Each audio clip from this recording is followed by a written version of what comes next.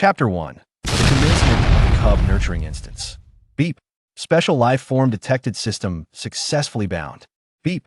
Life form's mental and vital energies are critically low. System automatically exchanges points. Beep.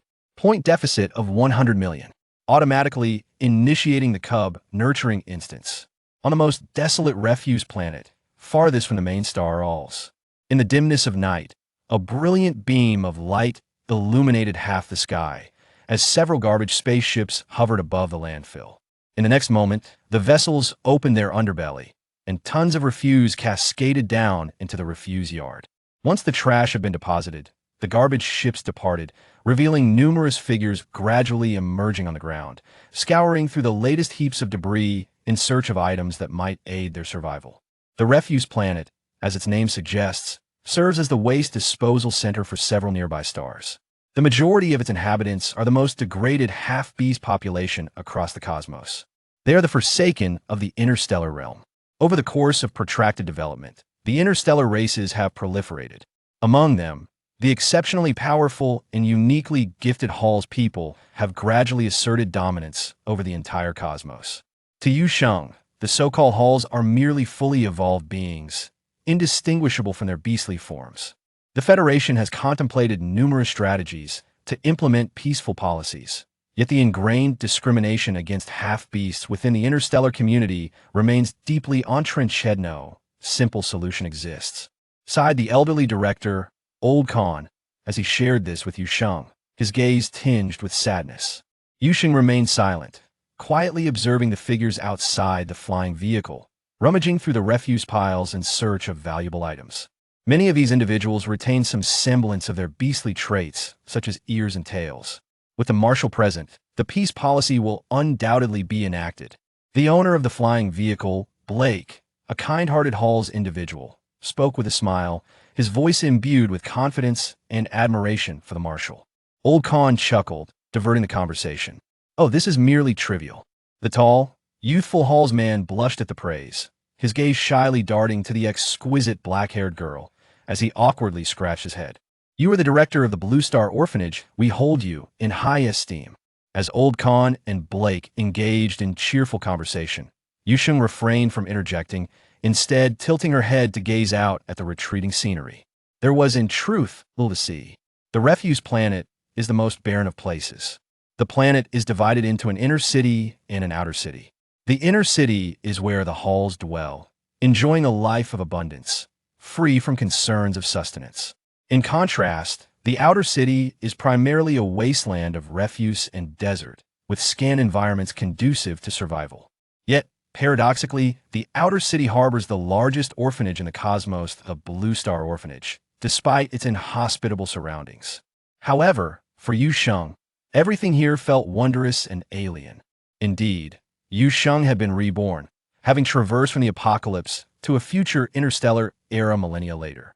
Even more bizarre was, recalling the cacophony of voices that had surged through her mind upon awakening, Yu Sheng couldn't help but furrow her brow slightly. According to the voice's self-introduction, it was a high-tech system, and it had expended a substantial amount of points to aid her resurrection. Thus, as compensation, Yu Sheng was tasked with completing a mission known as Cub Nurturing. Do not secretly scold, shout, Xiao can hear everything. Moreover, this system was extraordinarily lively. Yu Sheng exhaled a long, resigned breath. Xiao Sheng. After concluding his chat with Blake, Old Khan noticed the young girl lost in thought and couldn't help but remind her, we are about to disembark. Have we arrived? Only then did Yu Sheng realize that the flying vehicle had come to a halt in front of a dilapidated gate. The sign above the door appeared to have been crafted ages ago, hanging crookedly on the shabby entrance. The letters, worn by wind and rain, had faded significantly, barely revealing the words Blue Star Orphanage. Fortunately, having experienced the apocalypse herself, Yu Sheng was not overly perturbed by the orphanage's decrepit state. Her reaction did not go unnoticed by the elderly director, who, immediately moved to tears, reflected that in all his years, he had seldom encountered a young person who did not recoil in shock at the sight of the dilapidated orphanage. Thank you, Mr. Blake. The exquisitely beautiful black-haired girl, even when not smiling, exuded an air of aloofness, yet when she did smile, It softened hearts immeasurably. She was an extraordinarily adorable little girl, and no need for thanks. The young Hall's man instinctively scratched his head, grateful for the dim night, which concealed the flush on his cheeks. Should you require any assistance, do not hesitate to seek me out.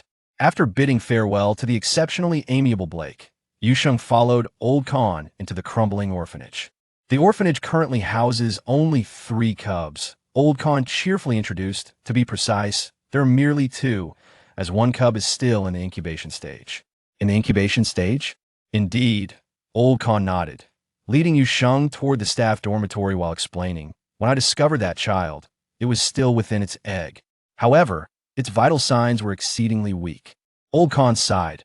One can only wonder if it will survive. Please let me. Release. You little rascal. Just as Yu Sheng was about to offer comfort to Old Khan, an uproar erupted from a nearby building. Old Khan's countenance shifted dramatically, and he sprinted toward the source of the commotion with a speed uncharacteristic of his age. After a moment's contemplation, Yu Sheng followed suit. After all, Old Khan had already rendered her a life-saving favor, and should anything untoward occur, she might be able to lend some protection. Upon reaching the room from which the noise emanated, they were struck dumb by the scene before them. In the dilapidated children's room, a brown bear cub clung fiercely to a person's arm, while nearby, a small inflatable pool lay, with a pale golden little mermaid weakly leaning against the edge of the airbag, its fish tail, dull in color, languidly floating on the surface of the water. Chapter 2. The cub is being bullied. Old Khan reacted more swiftly than Yu Sheng. Goose, release, he commanded sternly, striding forward in an attempt to separate the man from the bear. However, the normally obedient bear cub, Goose, had crimson eyes and stubbornly clung to the caregiver's arm, refusing to let go. The intense pain in his arm caused the man to briefly flash a glimmer of malice in his eyes. Ignoring Old Khan's presence, he raised his free hand, gathering a swirling mass of black energy, poised to strike the bear cub's head. One blow, and it could be fatal. Old Khan's focus remained on the bear, oblivious to the man's malice. Observing this unfold, Yu Sheng pursed her lips, her thoughts coalescing into action as a flurry of green leaves, formed from her abilities, hurtled swiftly toward the caregiver, striking his free arm with precision. Though she had been reborn, the essence of her wood-based powers remained intact. The man let out a pained cry as the black energy he had summoned dissipated. Simultaneously, Old Khan successfully pulled the bear cub away from the caregiver. A more intense throb of pain shot through the man's arm. Initially intending to discover what had injured him, he suddenly caught sight of a green leaf on the ground. He hastily disregarded his pain, quickly picking up the leaf and instinctively scanning his surroundings. Plants. There are plants. The refuse planet harbored the existence of greenery. He was about to strike it rich. Old Khan remained fixated on the bear cub, while the young girl he had brought along clearly lacked any abilities. The man, his thoughts racing, momentarily set aside the question of who had injured him and carefully pocketed the green leaf before fleeing the room. The man's reaction did not escape Yu Sheng's notice. She instinctively frowned, a peculiar sensation gnawing at her. This is perfectly normal. The refuse planet soil is barren, rendering the survival of green plants impossible. That green leaf you struck him with could fetch hundreds of star coins if sold. The voice of the system, Xiaojiu, echoed in her mind. Green plants cannot survive? Suddenly, Yu Sheng understood the source of the strange feeling that had accompanied her since arriving on the refuse planet. For throughout her journey, even within the orphanage, she had not encountered a single plant. But fear not, with Xiaojiu around, miracles are destined to unfold. Yu Sheng chose to ignore the system's antics and approached Old Khan and the bear cub. Though the little bear had been soothed by the old director, the remnants of its previous hostility lingered, as its black eyes regarded Yu Sheng with an unmistakable wariness. Its diminutive form trembled slightly, a manifestation of the tumultuous emotions swirling within. Yu Sheng pressed her lips together, instinctively concealing her trembling hands behind her back. Some individuals maintained a facade of calmness, yet internally, they were akin to groundhogs screaming in panic. Oh, the little bear, so incredibly fluffy, a tangible, petable fluffiness. Oh my goodness. Yu Sheng was an aficionado of all things plush. Regrettably, during the apocalyptic era, animals had undergone mutations, and despite her capability to interact with them, the grotesque appearances of the altered creatures repulsed her. However, at this moment, before her stood a diminutive ball of fluff. With great effort, Yu Sheng restrained her excitement, only to keenly observe an anomaly on the little bear's body. Clearly, the old director had also noticed. He withdrew his typically amiable smile, scrutinizing the little creature with utmost care. The thick fur concealed most of its wounds, yet the most severe injury had begun to fester, with flesh curling and matted with clotted black blood, a sight that was truly harrowing. The old director's lips pressed into a thin line, his chest heaving with suppressed anger, yet he retained his composure. Yuan, quickly, assist goes with treatment. Yuan was the sole living robot in the Blue Star orphanage, albeit an outdated model long since discarded by the market. Upon hearing his master's call, Yuan promptly retrieved a vial of basic healing solution and gently poured it over the little bear. The orphanage was impoverished, and the healing chambers available on the market were exorbitantly priced. Even though the old director felt a pang of regret, he could only resort to the healing solution for now, planning to take the bear to the inner city for a doctor afterwards. The only clinic on this desolate planet was situated in the inner city, and reaching it from the orphanage required nearly half an hour's drive. Despite Yuan's careful actions, when the healing solution was applied to the bear, the little creature could not help but tremble slightly, biting its lip tightly to stifle the immense pain. Yu. The injured cub halted the robot's further application of the solution, panting heavily as it struggled to raise its paw, pointing towards a small mermaid not far away. The old director glanced anxiously in that direction, but with the bear cradled in his arms, he could not attend to the mermaid. He could only cast a pleading look towards Yu Sheng. "I'll take care of it." Yu Sheng's hands, which had been hanging by her sides, clenched tightly. She glanced at the injured cub, still concerned for the little mermaid, and could no longer resist whispering a comforting reassurance. "You focus on healing, he'll be fine." Perhaps due to the firmness in Yu Sheng's tone, the cub paused momentarily, allowing Yuan to continue administering the healing solution. Under the dim light, the inflatable pool's water appeared somewhat murky, tinged with a hint of crimson. Noticing someone approaching, the feeble little mermaid lifted its head slightly, struggling to open its eyes. Yet beyond that, it could do nothing more. Gently, Yu Sheng cradled the mermaid in her arms. The nearly imperceptible weight only deepened the furrows on her brow. This was an extraordinarily beautiful little mermaid, with delicate features and golden hair that mirrored the hue of its fishtail. A mere glance revealed to Yu Sheng the mermaid's current frail state. Even the tail, which should have shimmered with brilliance, now appeared gory and disfigured due to the forceful removal of its scales. This was still a vulnerable cub. The memories embedded within this body conveyed to Yu Sheng that, in any species, cubs are the most treasured of beings. Even in apocalyptic times, the elderly and children were afforded a degree of special consideration. Yet now, before her, two injured cubs lay battered and bruised. Yu Sheng pressed her lips tightly together, a flicker of hostility flashing in her dark eyes. She felt she should not have let that person go earlier. Ding! Task 1 released. Please heal the 2 cubs 02. Upon completion, a small hoe and 2 packs of cabbage seeds will be awarded. Please complete the task promptly. You can do it. Though the voice of the system was mechanical, it was overly lively. Chapter 3 Task 1. Healing the cubs. Yu Sheng's wood-based ability possesses the power of healing. However, during the apocalypse, it was primarily employed to control mutated plants to attack zombies, making its use for healing quite rare. After comprehending the system's words, Yu Sheng instinctively glanced at the old director and the little bear cub. She was somewhat reluctant to showcase her abilities in front of others, a wariness cultivated during the end times. Yet, the light weight in her arms and the faint rise and fall of the little mermaid's chest conveyed a stark truth. If treatment did not commence soon, this little mermaid might very well perish.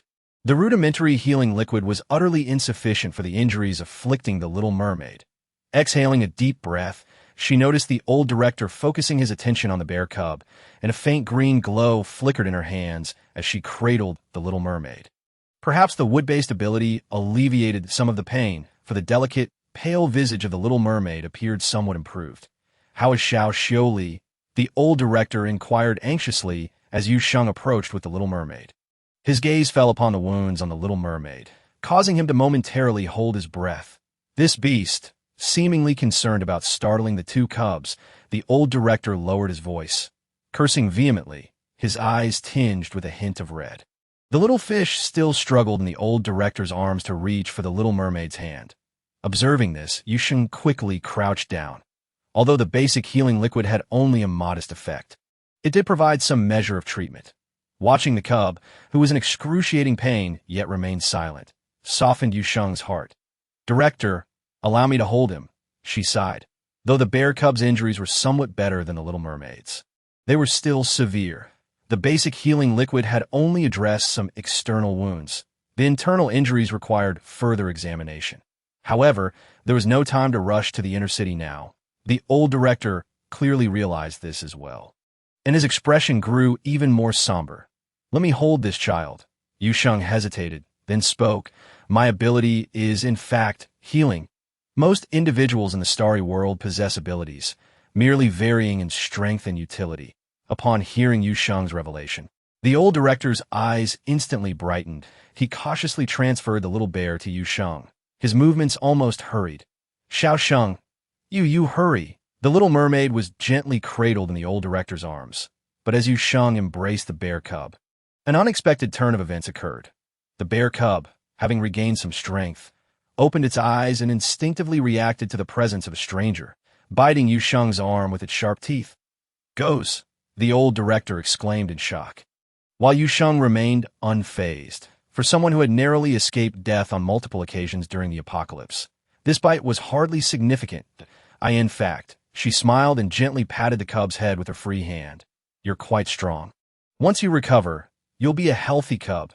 Perhaps due to Yu Sheng's gentle tone, coupled with the innate affinity of her wood-based ability, the cub's grip gradually loosened. It stared at Yu Sheng, its glistening black eyes reflecting a hint of confusion.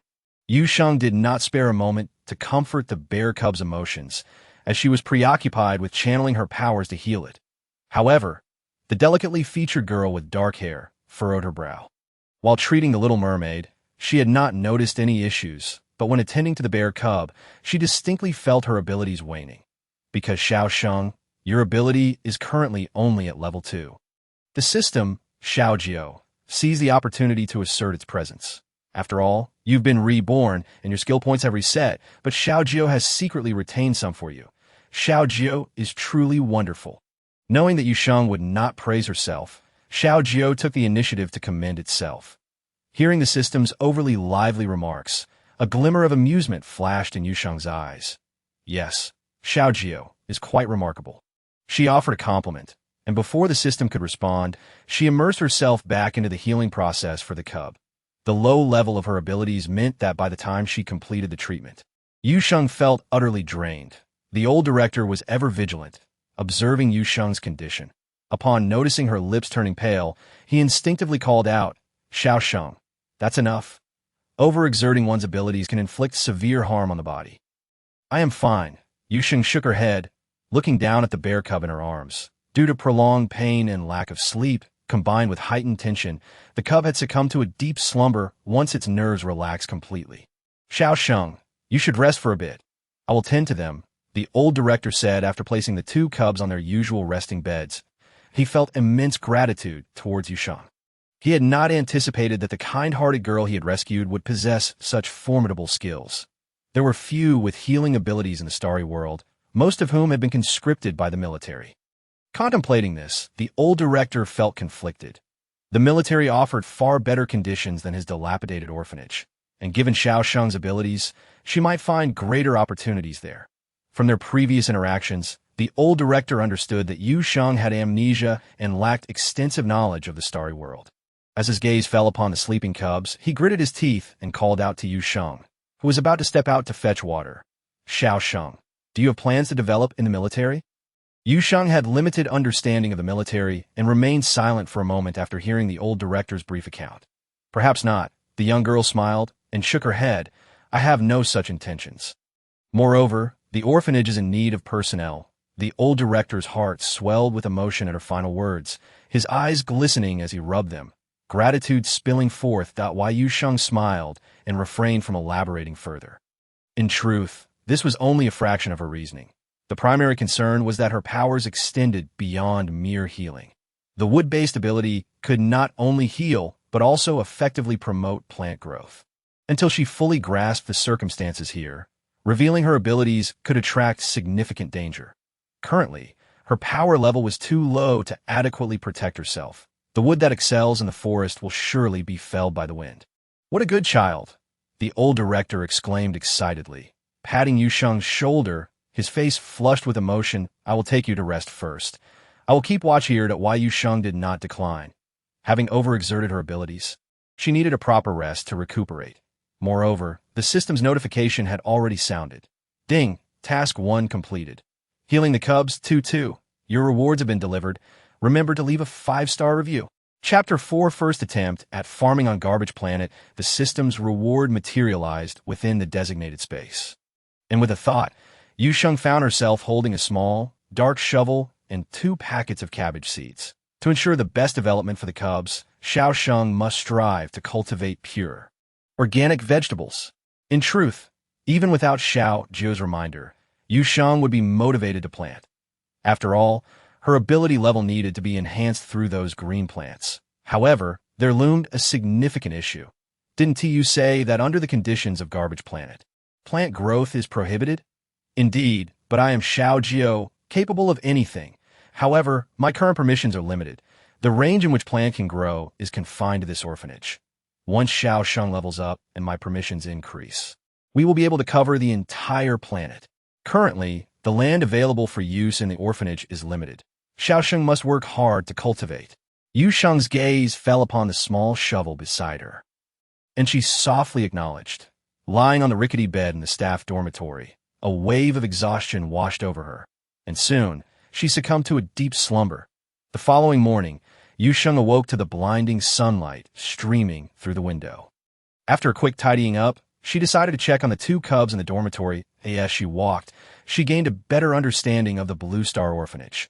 Aside from the separately designated dormitory building, classrooms, and a simple activity area for the cubs, the rest was a barren expanse of land. Fortunately, as the only orphanage on Garbage Planet, Blue Star Orphanage occupied a significant portion of the land. The old director had spent the entire night caring for the 2 cubs. How were they faring now? Upon seeing the 2 little cubs still in slumber, Yu Sheng lowered her voice to inquire. Much better, the old director sighed. Yesterday, Xiao Xioli had a fever, but thankfully, it subsided by morning. Why Yu Sheng nodded, but proceeded to use her abilities to nourish the bodies of the 2 cubs. This action did not escape the old director's notice. While he felt gratified, he simultaneously harbored deep resentment toward the previous caretaker. I truly was blind to have misjudged this ingrate. From the old director's narrative, Yu Sheng learned that the man from last night had been saved by the old director previously to heal the injuries he sustained. The old director had spent a significant portion of his savings. When he attended a meeting on the main star, he had entrusted the man to care for the 2 cubs in the orphanage. However, he never anticipated that the man would resort to violence and abuse simply because the 2 cubs were half-beasts. Yu Sheng listened in silence as the usually amiable old director berated the man for half an hour, his words devoid of repetition. Sigh. In the end, the elderly director let out a deep breath, lamenting his inability to manage the orphanage effectively, even struggling to recruit a single caregiver. This is not your fault, Yu Sheng consoled him. During these days, she had gained a profound understanding of the discrimination that interstellar people held against half-beasts. Most orphanages in the galaxy refuse to accept half-beast children, except for one on Blue Star. But now, you have my assistance. The young girl beamed, her smile capable of dispelling any gloom. Indeed, the old director removed his spectacles and wiped the lenses, attempting to hide the redness in his eyes. By the way, director, may I use the land here? Yu Sheng diverted the topic, glancing at the spacious grounds of the orphanage. Our orphanage is quite large. The old director nodded. You may use it as you wish, but what do you plan to do, little Sheng? I intend to try my hand at planting. The delicate, fair-skinned girl squinted her eyes playfully, shallow dimples gracing her cheeks, exuding an air of innocence. Yet this seemingly simple and adorable girl was audacious enough to propose such an outlandish idea. It was well known that throughout the entire galaxy, plant cultivation was largely monopolized by the nobility, that it wasn't that ordinary people were incapable of planting. Rather, the increasingly harsh conditions of the interstellar realm rendered the plants cultivated by commoners often immature. Thus, a mature plant required substantial financial and labor investments. Even meticulously nurtured plants contained a special substance harmful to mental energy, referred to as X by interstellar folk. In recent years, military research institutions had tirelessly sought environments conducive to plant growth, particularly looking for edible plants with low X content, but their efforts often proved futile. You have seeds. The old director hesitated, ultimately refraining from discouraging the girl's enthusiasm. Yes, Yu Sheng nodded, retrieving 2 packets of cabbage seeds from her pocket. I found these in my pocket yesterday, that I cannot recall where they came from. Everyone has their little secrets. Do you have enough? To Yu Sheng's surprise, the old director nodded and then expressed concern about whether she had sufficient seeds. I recall there are more seeds in the orphanage. I'll fetch some for you. With an abundance of seeds, perhaps one might indeed sprout miraculously. The old director, ever mindful of the tender hearts of children, fretted over this matter. Upon hearing this, Yu Sheng was astonished, especially when the old director genuinely produced several packets of seeds and willingly handed them all to her. In the interstellar realm, plants were quite valuable, and similarly, seeds held significant worth. Fortunately, the orphanage had plenty of land. The old director cheerfully patted Yu Sheng on the shoulder, encouraging her, "You should give a bold try." "All right, thank you, Grandpa Director." Yu Sheng felt a pang of emotion. Smiling radiantly at the old director, she suddenly recalled her own grandfather, who had toiled in the countryside his entire life, cherishing his few acres of land. Growing up alongside her grandfather, Yu Sheng had always enjoyed working in the fields. She suspected that her wood-based supernatural ability, awakened during the apocalypse, was linked to this experience. The title of Grandpa Director bridged the gap between them, and the old director's gaze toward Yu Sheng grew ever more affectionate. After encouraging her a few more times, he returned to care for the 2 young ones. With the small hoe rewarded by the system in hand, Yu Sheng surveyed the orphanage's environment, ultimately deciding to carve out a planting area in the innermost, most secluded part. One must admit, although Little Nine could be a bit nagging at times, the hoe it provided was quite effective. With a single strike, the originally gleaming metallic soil transformed into the familiar dark earth suitable for crop growth. Yu Sheng's eyes sparkled. If the previous oil had conveyed an aura of lifelessness, the current soil radiated vibrant vitality. Suppressing her excitement, Yu Sheng meticulously turned over the land she intended to plant, clearing away stones and breaking up large clumps of earth. She did not plan to plant extensively at first. Rather, she aimed to experiment with a small plot. Chapter 5. The curiosity of the young ones. Yu Sheng divided the cabbage seeds provided by the system into 4 portions. However, as she gazed at the prepared soil, she encountered another issue. I have no fertilizer. Typically, soil preparation and fertilization should occur a week before sowing, mixing the fertilizer evenly with the soil. Yet, all she had were the seeds. And from the old director's earlier remarks, it seemed that interstellar planting primarily relied on nutrient solutions, with fertilizers being seldom used. Yu Sheng couldn't help but facepalm. She had been so excited that she had forgotten this crucial detail. Products from the system are guaranteed to be of high quality. Little Nine chimed in. Little Sheng, using this hoe, you won't need to apply fertilizer. Really? Yes. Upon hearing this, Yu Sheng felt quite tempted. After all, the processes of tilling and fertilizing could be quite cumbersome, and according to Little Nine, her future farming endeavors would be much easier. Little Nine was truly remarkable. She praised her little system, as usual, then divided the newly cleared land into 4 rows, digging 5 3-centimeter deep holes in each row, placing a cabbage seed in each hole. When she held the seeds, Yu Sheng sensed the rich vitality emanating from them, incomparable to those given by the old director. You all must strive to grow well, Yu Sheng murmured. After covering all the seeds with a thin layer of soil, she clapped her hands, feeling quite pleased. Now, it was time to water them. Just then, the old director emerged, and upon seeing the radiant smile on the young girl's face, he couldn't help but chuckle. For him, Nothing was more worthwhile than witnessing a child's happiness. "Do you need assistance?" the old director cheerfully approached, but upon seeing the land before Yu Sheng, he gasped. Was it his imagination, or did this piece of land seem different from before? Yu Sheng, with a slightly forlorn expression, clasped her hands together. "Grandpa Director, do you have a watering can?" The little girl sighed internally. In this era of scarce tools, farming truly felt like an arduous journey. A watering can.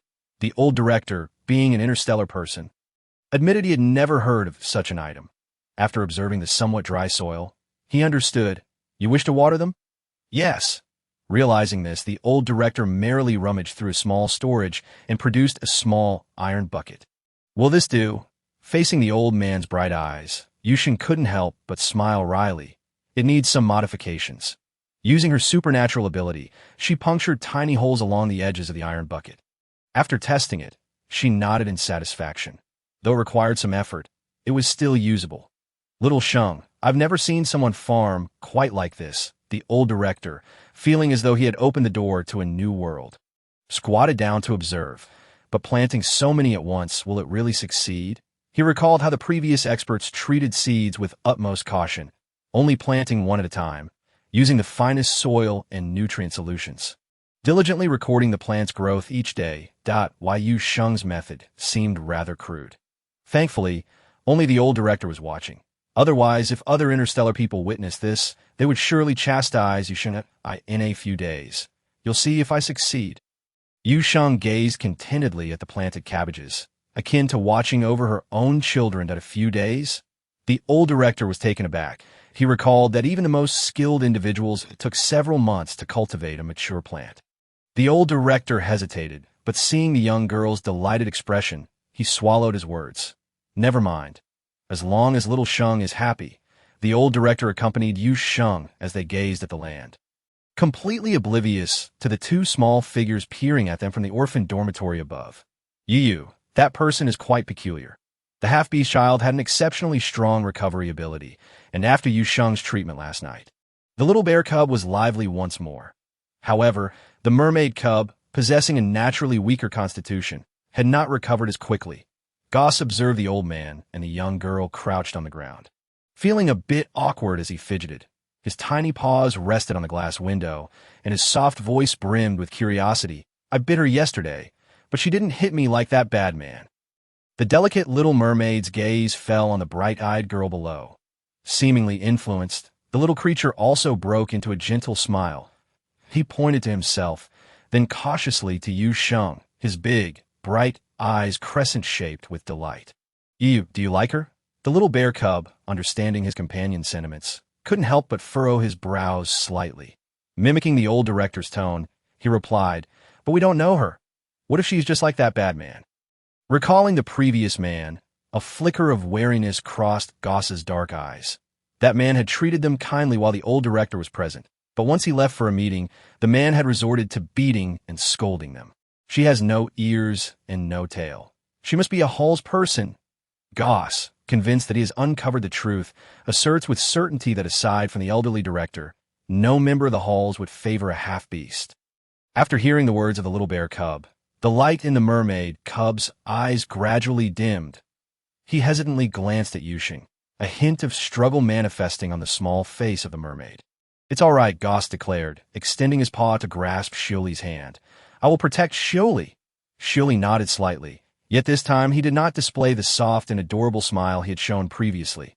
Meanwhile, Yu Sheng, after thoroughly watering the plants, clapped her hands in satisfaction, preparing to ascend the stairs with the elderly director to check on the two cubs. Throughout their journey, the elderly director briefly informed her about the circumstances of the two cubs. Goss had been discovered amidst a pile of refuse. That time, the small creature had scarcely been weaned and had been mercilessly abandoned in the rubbish. Such occurrences were regrettably common. Upon realizing their offspring were half-beasts, some heartless parents would choose to discard them. However, Goss was far better off than Shioli. Reflecting on the little mermaid, the elderly director sighed, his tone laden with compassion. Goss was too young to remember being abandoned, but Shioli was already cognizant of the world at that time. Perhaps the memory of being forsaken was too painful, leading the little one to retreat within himself and become increasingly reticent. Chapter 6. Yu Sheng's kindness after the elderly director's brief introduction. The two arrived at the door of the children's room. As the door swung open, both cubs turned in unison to face the entrance. "Grandpa Director!" Upon seeing his beloved elder, Goss exclaimed with joy. Although Xiuli remained silent, the crescent-shaped curve of his azure eyes and the gentle ripples caused by the flick of his fishtail revealed his delight. However, the two cubs' reactions towards Yu Sheng were notably colder, especially Goss, whose expression seemed to scream suspicious of strangers. Yu Sheng found the situation both amusing and understandable. "Are you feeling better?" The elderly director bent down to gently pat Goss on the head, his smile warm and inviting. "Yes, Goss feels much better." The little bear nodded vigorously. Sitting on the ground, his diminutive form reminded Yu Sheng of the cuddly bear plushie she had adored as a child. The elderly director was quite attentive to the two cubs. Although they had lost some weight, their spirits remained high. Particularly after being cleaned, the bear's fur appeared fluffy and fresh. "I want to hug you. I want to pet you." Yu Sheng cleared her throat, suppressing her inner exuberance. "Let me introduce you." The elderly director straightened up, cheerfully introducing Yu Sheng to the cubs. "This is Sister Yu Sheng. She will be coming alongside Grandpa Director to care for you." No sooner had he finished speaking than Yu Sheng clearly noticed Goss's wariness intensifying. Xiuli, while not exhibiting a strong reaction, allowed his smile to fade. "Goss," the elderly director acknowledged the cub's feelings. "Yesterday, Sister Yu Sheng used her abilities to heal you, even exhausting herself in the process. When someone helps you, what should you do?" "Thank you. Thank you." Goss glanced between the elderly director's slightly serious face and Yu Sheng, bowing his head and exclaiming loudly. The little creature, though small, had a surprisingly loud voice. "Beep, task 2. When the affection of the cubs, 02, the voice of Xiao Jiu announcing the task rang out. Yu Sheng, beaming, squatted down and could no longer resist the urge to ruffle the little bear's head. "No need to thank me." Goss froze. The moment Yu Sheng extended her hand, he instinctively shrank his neck. Yet due to the presence of the elderly director, he managed to suppress a stronger reaction, where her hand gently tousled his head. Goss blinked in confusion. This person's hand was warm, and her scent was truly delightful. For a fleeting moment, the little one felt an urge to nuzzle against that hand. Realizing this, Goss's face flushed red, thankfully hidden beneath his fluffy fur. Observing from the side, Xiuli was somewhat surprised and couldn't help but smile, his golden tail flicking gently. This beautiful sister, like Grandpa Director, was crouching down to speak with them.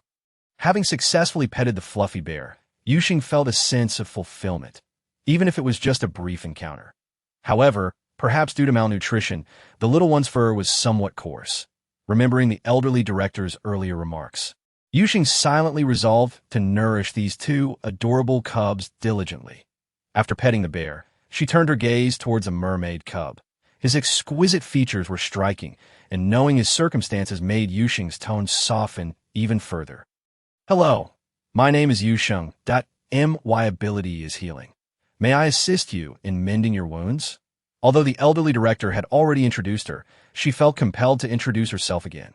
With a bright smile, Yu Sheng extended her hand. Upon hearing Yu Sheng's words, the mermaid's azure eyes widened slightly, seemingly in disbelief. His gaze fell upon Yu Sheng's outstretched hand. Xiuli recalled that during his moments of intense pain the previous night, it was this hand that had brought him warmth, alleviating his suffering. The little mermaid quietly observed Yu Sheng's hand, forgetting to even move his tail. Xiuli, the elderly director, watching anxiously from the side, wished to interject, but noticed Yu Sheng shaking her head. The elderly director fell silent, awaiting Xiuli's response. The children's room was enveloped in a hushed stillness, punctuated only by their gentle breaths. After a considerable pause, the delicate little mermaid blinked and shifted his gaze from Yu Sheng's hand to her face. His blue eyes, reminiscent of the sea, curved slightly, and the cub pursed his lips, lifting the corners into a soft, tender smile, revealing shallow dimples on his fair cheeks. He cautiously extended his hand, tentatively resting it upon Yu Sheng's. Yu Sheng remained still, simply encouraging Xiuli with her smile. Gradually, the little cub grew bolder, though his hand was so small that he could barely grasp Yu Sheng's fingers. However, the mermaid's eyes widened slightly, and unable to resist. He reached out with his other hand to hold Yu Sheng's fingers. So warm. Delight flickered in the depths of his azure gaze, and the little cub joyfully swayed his tail, creating ripples on the water's surface. Watching the smiling little mermaid, Yu Sheng felt her heart swell with happiness. The elderly director observed the scene before him with a hint of surprise, but more importantly, he felt a sense of relief. Goss, witnessing Xiuli's harmonious interaction with Yu Sheng, transitioned from astonishment to a sense of betrayed sorrow. How could Xiuli, who had previously smiled so beautifully only for him and Grandpa Director, now be so fond of this stranger? The members of the halls would never favor half-beasts. Surely, this hall member was merely pretending. The little cub pouted, refusing to acknowledge that he felt a tinge of jealousy. The elderly director, keenly perceptive, noticed the bear's awkwardness. He raised an eyebrow and said, "Goss, we have something important to attend to." Important? The little cub's attention was diverted, blinking with curiosity. Indeed, the elderly director cheerfully produced a fur trimmer, his tone light and airy. "Your fur is all matted. We need to tidy it up." The cub's expression instantly morphed into one of terror. Not that dreadful thing. He recalled how, during his childhood injuries, the elderly director would use that very device to remove his fur, leaving him looking like an unsightly little bear. Remembering the multitude of wounds on his body this time, the bear swiftly darted behind Yu Sheng, covering his head and pressing his small backside high into the air. As long as Goss couldn't see, he wouldn't turn into a hairless, ugly bear. Chapter 7. The cabbage seeds sprout. The cub's resistance was exceedingly apparent. However, for the determined elderly director, this made little difference. Leaning down slightly, he effortlessly lifted the bear, who was covering his head with his paw, still smiling. "Goss must be good.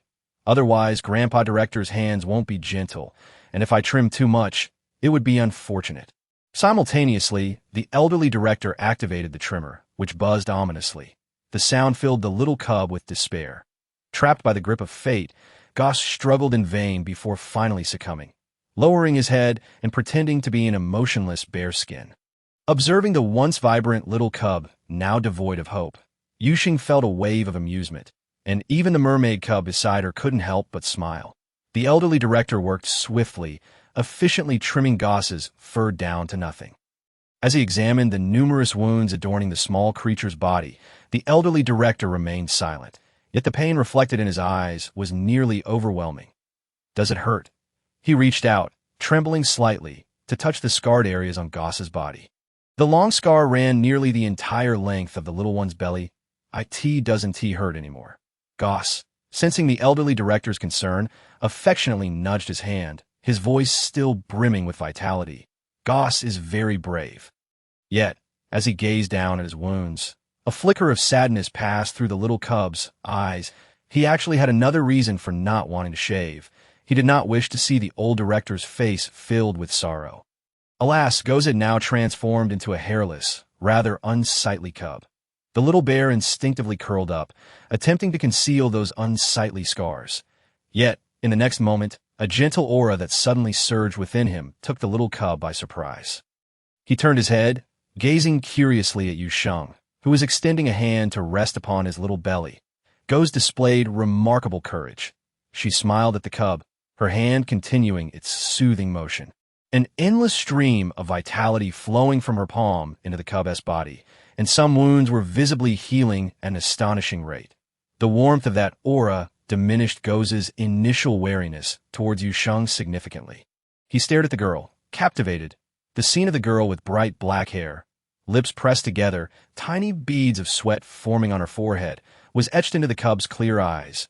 The cub, who usually held a strong aversion towards the Horus people, suddenly felt that this particular Horus individual was not so detestable after all. However, she still needed to be assessed. After all, he was the most mature cub in the orphanage, the little cub thought awkwardly. Yet his previously tense body relaxed considerably, even unconsciously inching closer to Yu Sheng. The old director observed all of this, a look of satisfaction gracing his face. Due to Yu Sheng's current low ability level, she could only assist in healing some of Goz's minor wounds. Feeling somewhat apologetic, Her heart lightened when she saw the little cub awkwardly utter, "It's all right," before turning his head away in a pretentious manner, prompting her to chuckle. Afterward, she also healed Xioli, only ceasing when her own abilities were entirely depleted. "You've worked hard," the old director said, a tinge of concern in his voice as he handed her a nutrient solution. "You haven't eaten anything since yesterday. You should have something first." Yu Sheng expressed her gratitude and drank it in one go. Yet, the flavor of the nutrient solution made her subtly wrinkle her brow. Wow, the old director actually gave the best-tasting one to that Horus person. It was supposed to be a reward for Goes? No, considering her effort, Goes generously decided to let her have it. The hushed conversation between the two little cubs did not escape Yu Sheng's ears. A faint smile graced her lips, but it quickly vanished. The best flavor. She glanced down at the empty bottle in her hand, feeling a deep sense of helplessness. To speak frankly, the taste of this nutrient solution was even worse than what she had consumed in the apocalypse. Nevertheless, Yu Sheng refrained from voicing her complaints, for the conditions in the orphanage were limited. Being able to fill her stomach was sufficient, and eating well was merely a distant dream. Thus, Xiao Shang must diligently cultivate her land to create more delicious dishes in the future. The system, Xiaojiu, offered its usual encouragement. Yu Sheng replied with a gentle hum, and after resting for a while, she rose to assist the old director in tidying the children's room. The orphanage was in disarray during the man's presence. As for the fur that had been shaved off the little bear, Yu Sheng happily collected it with Goze's consent, planning to craft a small bear when time permitted. The first day in the orphanage passed rather uneventfully, and Yu Sheng remarkably enjoyed a good night's sleep. Therefore, when she awoke, it was nearly noon. Remembering the cabbage seed she had planted the previous day, Yu Sheng tousled her hair, quickly composed herself, and dashed toward the vegetable patch. Although she knew that in just a day's time, the seeds would not have changed much, this was her first attempt in the new world, and coupled with the system's support, her heart brimmed with anticipation. However, before Yu Sheng could reach the vegetable patch, she spotted an old man and a little one squatting before her garden from a distance, particularly the little one, who was completely shorn of fur except for its head and tail. Appeared adorably awkward, if sensing the movement behind them. The pair turned in unison to face Yu Sheng, their actions perfectly synchronized. "What's wrong?" Yu Sheng slowed her pace, startled. She discerned shock and delight upon the old director's face. But why could she also see astonishment on the little bear's face? Yu Sheng found the situation amusing. "Xiao Sheng." Finally, the old director cleared his throat, his voice somewhat hoarse. "Come here and pinch me. Let me see if I'm dreaming." Otherwise, how could he explain the plethora of green that had suddenly appeared on the ground? Naturally, Yu Sheng did not comply. However, the little cub beside the old director did not hesitate to give the old man a gentle paw. The old director yelped, momentarily forgetting to admonish Goes, and jumped up, exclaiming loudly, "Xiao Sheng! They sprouted! The seeds you planted yesterday have sprouted." His tone was filled with more joy than if he had won a fortune in star coins. Yu Sheng could see it too. Tender green shoots were emerging from the soil, standing out strikingly against the barren expanse, a delicate yet vibrant green teeming with life. Chapter 8. The cub's affection. Yu Sheng's heart swelled with excitement. She had not anticipated that the seeds provided by the system would be so effective. System products are guaranteed to be of premium quality. Xiaojiu began to boast again, but this time, Yu Sheng nodded in agreement. These little sprouts undoubtedly instilled her with greater confidence. She crouched down, cautiously poking the tender sprouts with her fingertip. The softness she felt and the robust vitality coursing through them made her eyes narrow in delight. A radiant smile blossoming on her face. Watching Yu Sheng's actions, Goes felt an overwhelming sense of envy. He completely forgot his earlier intention to assess this Horus person, his sweet voice tinged with a hint of innocence. Sheng, can I touch them?" "Touch what?" Before Yu Sheng could respond, the old director was already frowning. "You little rascal. If you're too heavy-handed, what if you damage them?" In the old director's eyes, the little sprouts held a status even higher than Goes. The chastised little cub pouted, lowering his head, exuding an air of sorrowful need for hug. Yu Sheng chuckled. "It's all right. They're quite resilient." A gentle breeze rustled the little sprouts, causing their delicate leaves to tremble, as if in response to Yu Sheng's words. "Then, can I touch them?" After hearing Yu Sheng's reassurance, Goz's mood visibly brightened, his bright, sparkling black eyes filled with anticipation. Of course, Yu Sheng readily agreed. Grandpa Director, this is truly amazing, Goz exclaimed joyfully, having touched the sprouts, his tone brimming with delight. This made the old director, who had been watching enviously from the side, even more eager to join in. You can touch them too, Yu Sheng said, bemused. They're not that fragile. The little sprouts in the vegetable patch boasted plump leaves adorned with droplets of dew, presenting a sight that was quite pleasing to the eye. More importantly, Yu Sheng sensed a deeper resonance of her abilities among these little sprouts. This is truly a miracle, the old director marveled that cultivate such resilient plants on a garbage planet can only be described as miraculous. At that moment, the old director's gaze towards Yu Sheng grew notably warmer. Sheng, still lost in his excitement, Goz tugged at Yu Sheng's clothing with his tiny paw, asking in a sweet voice, "Can I bring Fishy to see?" Yu Sheng noticed how well-mannered the little ones had become under the director's guidance. Of course, she replied cheerfully, eager to share this joy with everyone. "I'll go bring Xioli down." Upon hearing Yu Sheng's words, Goz jumped up in delight. "Thank you, Sheng." The little bear hugged Yu Sheng's leg, its round, fluffy ears twitching, which made Yu Sheng's hands itch to touch them, seizing the moment when the little one was distracted. Yu Sheng gently rubbed Goz's ears, the soft texture almost causing her to lose her composure. "And no need to thank me, I'll go with Sheng." The excited Goz could hardly wait to share this happiness with his little friend. However, as he took a step forward, his short left paw accidentally tripped over his right paw, sending him tumbling forward, ending up on his back with his little belly exposed. Yu Sheng. She hurried to pick up the little bear, only to see him quickly stand up, looking dazed and confused, as if he too could not comprehend what had just occurred. She couldn't help but laugh, while the old director burst into hearty laughter beside them. The embarrassed little cub innocently scratched his head, still dazed. "All right, Goz, wait here, I'll go bring Xioli down." Yu Sheng suppressed her laughter, ruffled Goz's head, and made her way toward the cub dormitory. Xioli had been observing everything happening downstairs. He was the first to notice the tender green sprouts in the orphanage.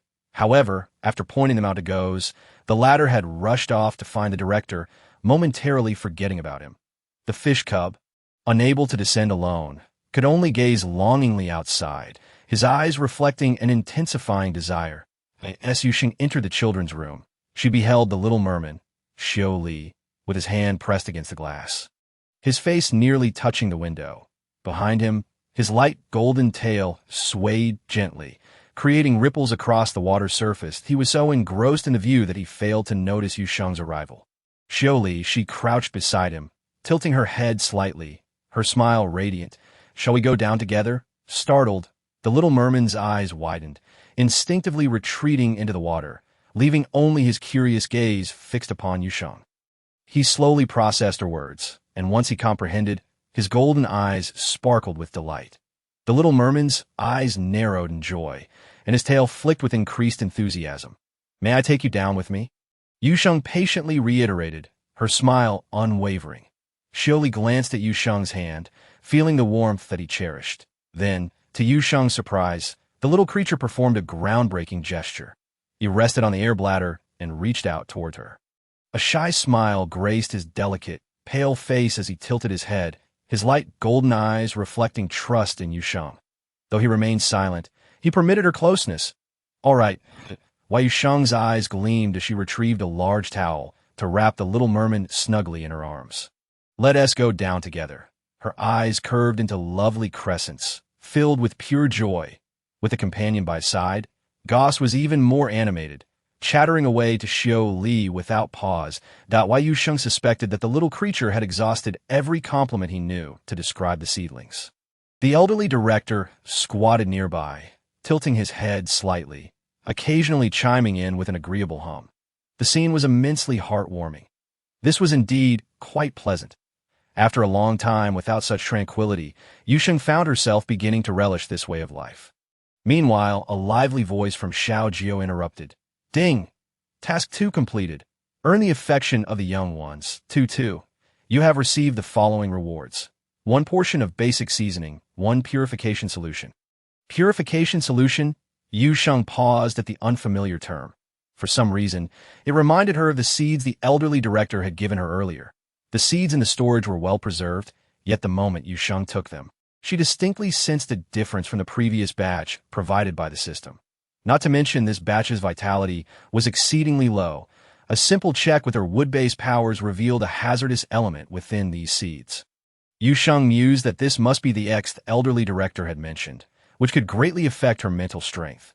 Initially, she had attempted to purify these seeds using her powers, but after exhausting herself and only managing to purify 3 seeds, she promptly abandoned that plan. Xiao Sheng? Xiao Sheng? Sheng Sheng? What's wrong? Yu Sheng suppressed the upward curve of her lips and cleared her throat. She only wishes to know when these cabbages will mature? The elderly director chuckled, shifting the focus to the still silent Xiao. To be honest, Yu Sheng wasn't entirely certain. Logically, cabbage seeds should sprout within 3 to 5 days, but given the system's seeds sprouted in a day, maturity shouldn't be too far off, perhaps in 20 days? She guessed. Then she noticed the brightening eyes of the old man and the 2 little ones in front of her. Sheng Sheng. Sheng Sheng. Can I water them? Goss eagerly raised his paw, excitement bubbling in his tone. Amused, Yu Sheng crouched down, teasing the soil with her fingers. Not yet. Given the current weather, watering them every 5 days will suffice. Overwatering would harm their growth. The 2 little ones nodded, though their expressions revealed a tinge of regret. But you can come and talk to them often. Yu Sheng smiled, striving to maintain a serious demeanor. This task is equally important, as a nurturing environment fosters the seedling's growth. With their limited activities in the orphanage, Yu Sheng aimed to encourage them to engage in pursuits that interested them. All right, Goss jumped up in exhilaration, while Xiao Li, though quieter, revealed his delight through the slight curve of his eyes. The elderly director, witnessing this scene, couldn't help but dab at his slightly moist eyes. The cabbages matured much sooner than Yu Sheng had anticipated. Early one morning, a resounding knock echoed on her door. Xiao Sheng. Xiao Sheng. Go see if the cabbages are ready. At the elderly director's call, Yu Sheng's sleepiness dissipated significantly. She swiftly got out of bed, tidied herself, and followed the elderly director to the vegetable patch in the garden. The cabbages huddled closely together, their deep green leaves and white stems forming the most beautiful morning tableau. Yu Sheng had never seen cabbages of such exquisite quality. Resembling fine jade, her eyes sparkled and her steps quickened. Sheng Sheng, the cabbages are ready. Goss spotted Yu Sheng and rushed over, wrapping his arms around her leg, his round ears twitching with excitement. Yes, Yu Sheng's eyes curved with joy. Yet, what thrilled her even more was the noticeable increase in her internal powers. Thankfully, she quickly quelled her excitement, carefully inspecting the cabbages to confirm their maturity before rolling up her sleeves to begin her work. It wasn't that she was overly excited. Rather, the nutrient solution she had consumed in recent days had led her to question her very existence. Now, upon seeing these fresh cabbages, she felt tears of gratitude welling in her eyes. Xiao Sheng, I'll help you. The elderly director cheerfully joined in, while Goss eagerly approached a cabbage, mimicking Yu Sheng's actions, wrapping his tiny paws around it and pulling with all his might. However, due to his small strength, Goss's face flushed red as he felt the soil loosen. Just as he began to beam with excitement at his progress, the cabbage was uprooted, sending him tumbling backward. Unfazed, he giggled as he scrambled to his feet. Clutching the cabbage he had pulled up, Yu Sheng's eyes twinkled. But as she casually turned her head, she noticed Xiao Li watching enviously. She paused for a moment to accommodate the little merman's view of the seedlings. The elderly director had found a small inflatable pool and filled it with water, where Xiao Li remained. Now that the trio was busy, Xiao Li could only watch eagerly from the side. Yu Sheng contemplated, then located a smaller cabbage, loosening the soil before approaching Xiao Li. Would you like to help us pull it up? Upon seeing Yu Sheng approaching, the little merman's eyes lit up with anticipation. Though they had not spent much time together, Xiao Li instinctively felt that this gentle person before him could fulfill all his dreams. The little merman bit his lip, opening his arms towards Yu Sheng. He hesitated, a trace of pain etched on his face. The small merman repeatedly opened and closed his mouth, as if grappling with a difficult decision. Yu Sheng sensed something and halted her steps. Patiently awaiting Xiao Li's next reaction, perhaps due to his long silence. The little merman's voice, though youthful, was tinged with hoarseness. The elderly director was so taken aback that he nearly dropped the cabbage in his hands. Xiao Li, you spoke? He hastily set down the cabbage and rushed to the little merman's side, his face flushed with excitement. Chapter 10. Xiao Li's progress. The elderly director's exuberance startled the little merman, causing him to shrink back, revealing only his glistening eyes, timidly observing the others. Grandpa Director, you frightened Xiao. I doubt why Yu Sheng chuckled, approaching Xiao Li. Look at me. I'm just so happy. The elderly director slapped his forehead, glancing at Xiao Li with an apologetic tone, though his joy was palpable. Did Grandpa Director scare you? Xiao Li, I apologize. I was just too thrilled. This is truly a miracle, the elderly director exclaimed, just like these cabbages. Our Xiao Li is also a miracle. Hearing the director's words, Yu Sheng smiled gently. No, this isn't a miracle. Her voice was soft, only audible to the little merman closest to her. Xiao Li looked up at the girl with dark hair and eyes. His own eyes curving in a small smile, he emerged from the water, extending his arms toward Yu Sheng. Indeed, it is due to our little Xiao Li's diligent efforts, is it not? Yu Sheng gently leaned down to embrace the little mermaid, whispering softly in his ear. For Yu Sheng, this was not a miraculous occurrence. From the outset, she encouraged the two younglings to engage in conversation with the seedlings whenever they had a chance. Goes, typically not a particularly loquacious cub, had transformed into quite the chatterbox when it came to conversing with the seedlings. Meanwhile, Xiao Li, who had always been by Go's side, could not help but feel the urge to emulate him after a few attempts. However, having previously shut himself off, reopening his mouth to speak proved to be a formidable challenge for him. This was not a miracle. It was Xiao Li's hard work. Our Xiao Li is truly remarkable. Yu Sheng's eyes crinkled with joy as she pressed her forehead against little Xiao Li's.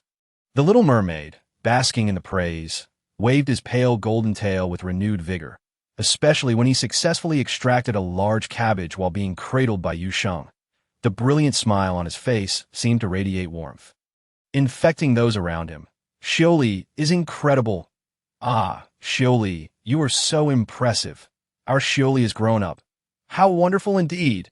As the praises from those around him washed over him, a faint blush slowly crept onto the little mermaid's cherubic face. He pressed his lips together, seemingly overwhelmed with shyness, and buried his head in Yu Sheng's embrace, his small hands clinging tightly to her neck. Refusing to lift his head, she first shook off the soil from the cabbage's roots before trimming them. Once everything was tidied up, Yu Sheng looked up to meet 3 pairs of sparkling eyes. How about this? I shall cook today and prepare a delightful meal for you all, Yu Sheng proposed with a beaming smile. Certainly, indeed, her suggestion received an enthusiastic agreement from Go's, and even the little mermaid could not resist playfully splashing the water with his tail. The old director nodded in approval, his smile wide. I shall fetch the finest nutrient solution. Today, we shall enjoy a splendid feast. Upon hearing the words nutrient solution, Yu Sheng instinctively felt a wave of discomfort. She had convinced herself that she could endure the meager ration she had consumed during the apocalypse until she tasted the nutrient solutions of the starry realm. Ahem, she coughed lightly, tactfully expressing her refusal. These cabbages are sufficient for our meal. A meal. The old director was momentarily taken aback, staring blankly at the high-quality cabbages, which, though untested, clearly possessed an exceedingly low level of the X element. He suddenly felt a pang of regret merely at the thought of wasting them. This is an utter squandering. Meanwhile, Yu Sheng, who was being perceived as wasteful, held fast to her conviction. These cabbages will last us several days. I plan to experiment with other seeds later to see if I can cultivate different plants for the nutrient solution. Yu Sheng sighed and began earnestly persuading the old director. Grandpa Director, the taste of these nutrient solutions is unpalatable and lacking in nutrition, which is detrimental to the growth and development of the 2 children that in the future, we can consume the vegetables we grow ourselves. Let us avoid these unless absolutely necessary. After Yu Sheng expounded her views extensively, emphasizing that nutrient solutions were not conducive to the youngling's development and that children ought to consume wholesome food, she managed to fluster the old director into a daze, leading him to agree that they would refrain from nutrient solutions whenever fresh food was available. The old director even found Yu Sheng's reasoning quite sound, completely forgetting that most interstellar beings had grown up on nutrient solutions. With the old director's mind successfully swayed, Yu Sheng breathed a sigh of relief and then inquired about the location of the kitchen. The kitchen? The old director blinked, a hint of embarrassment creeping onto his face. We previously relied solely on nutrient solutions, so we do not have a kitchen. Why, Yu Sheng? No worries, Xiao Sheng. You can exchange points for basic kitchen utensils. Xiao Jio's words undoubtedly brought great comfort to Yu Sheng. Oh, I still have points? She inquired curiously, having not heard anything about points in the previous rewards. You earn points each time you complete a task. However, you had accrued so many debts that I directly used them to settle your dues. Can I still exchange for kitchen supplies? Yu Sheng asked, a hint of concern in her voice. No worries, you can owe it. After all, you already have quite a bit of debt, so a little more won't matter. Yu Sheng found herself between laughter and tears, so this was what they referred to as a dead pig not fearing boiling water. Thank you, Xiao Jio. Not a problem. With Xiao Jio's assistance, Yu Sheng requested an empty room from the old director to serve as a temporary kitchen. The old director did not question where Yu Sheng had obtained her cooking tools. After a moment's contemplation, he suggested, how about this, Xiao Sheng? Take a look and see which room you would like. We may not have much, but we have plenty of empty rooms. Why Yu Sheng was amused by the old director's self-deprecating humor. After some thought, she chose a small room not far from the children's quarters to serve as a temporary kitchen. Once it's ready, I will come to fetch you all.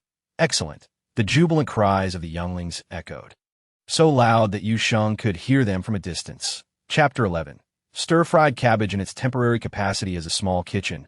The room, though sparsely furnished, was reasonably clean, reflecting the old director's attention to tidiness.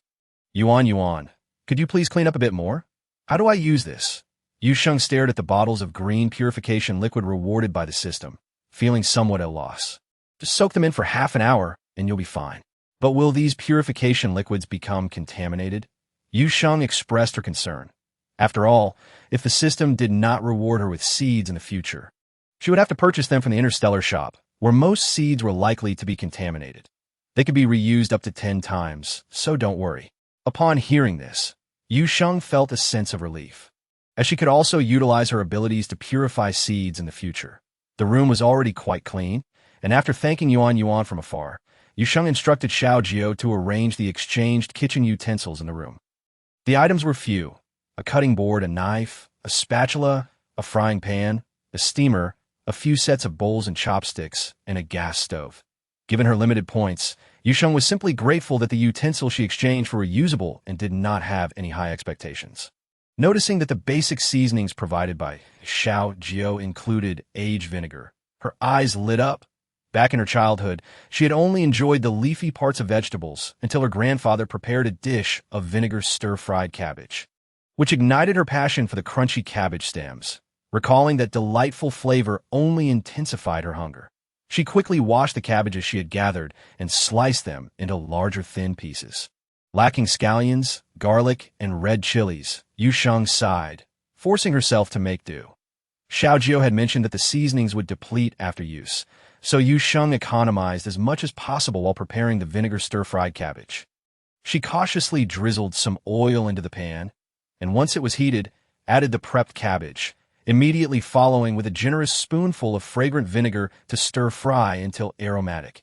After about a minute of tossing, she added soy sauce, sugar, and salt, ensuring everything was well mixed before pouring in another spoonful of vinegar. The enticing aroma soon filled the small room, making Yu Sheng instinctively swallow hard. The frying pan crackled delightfully, further whetting her appetite. Unable to resist, she pinched off a small piece to taste.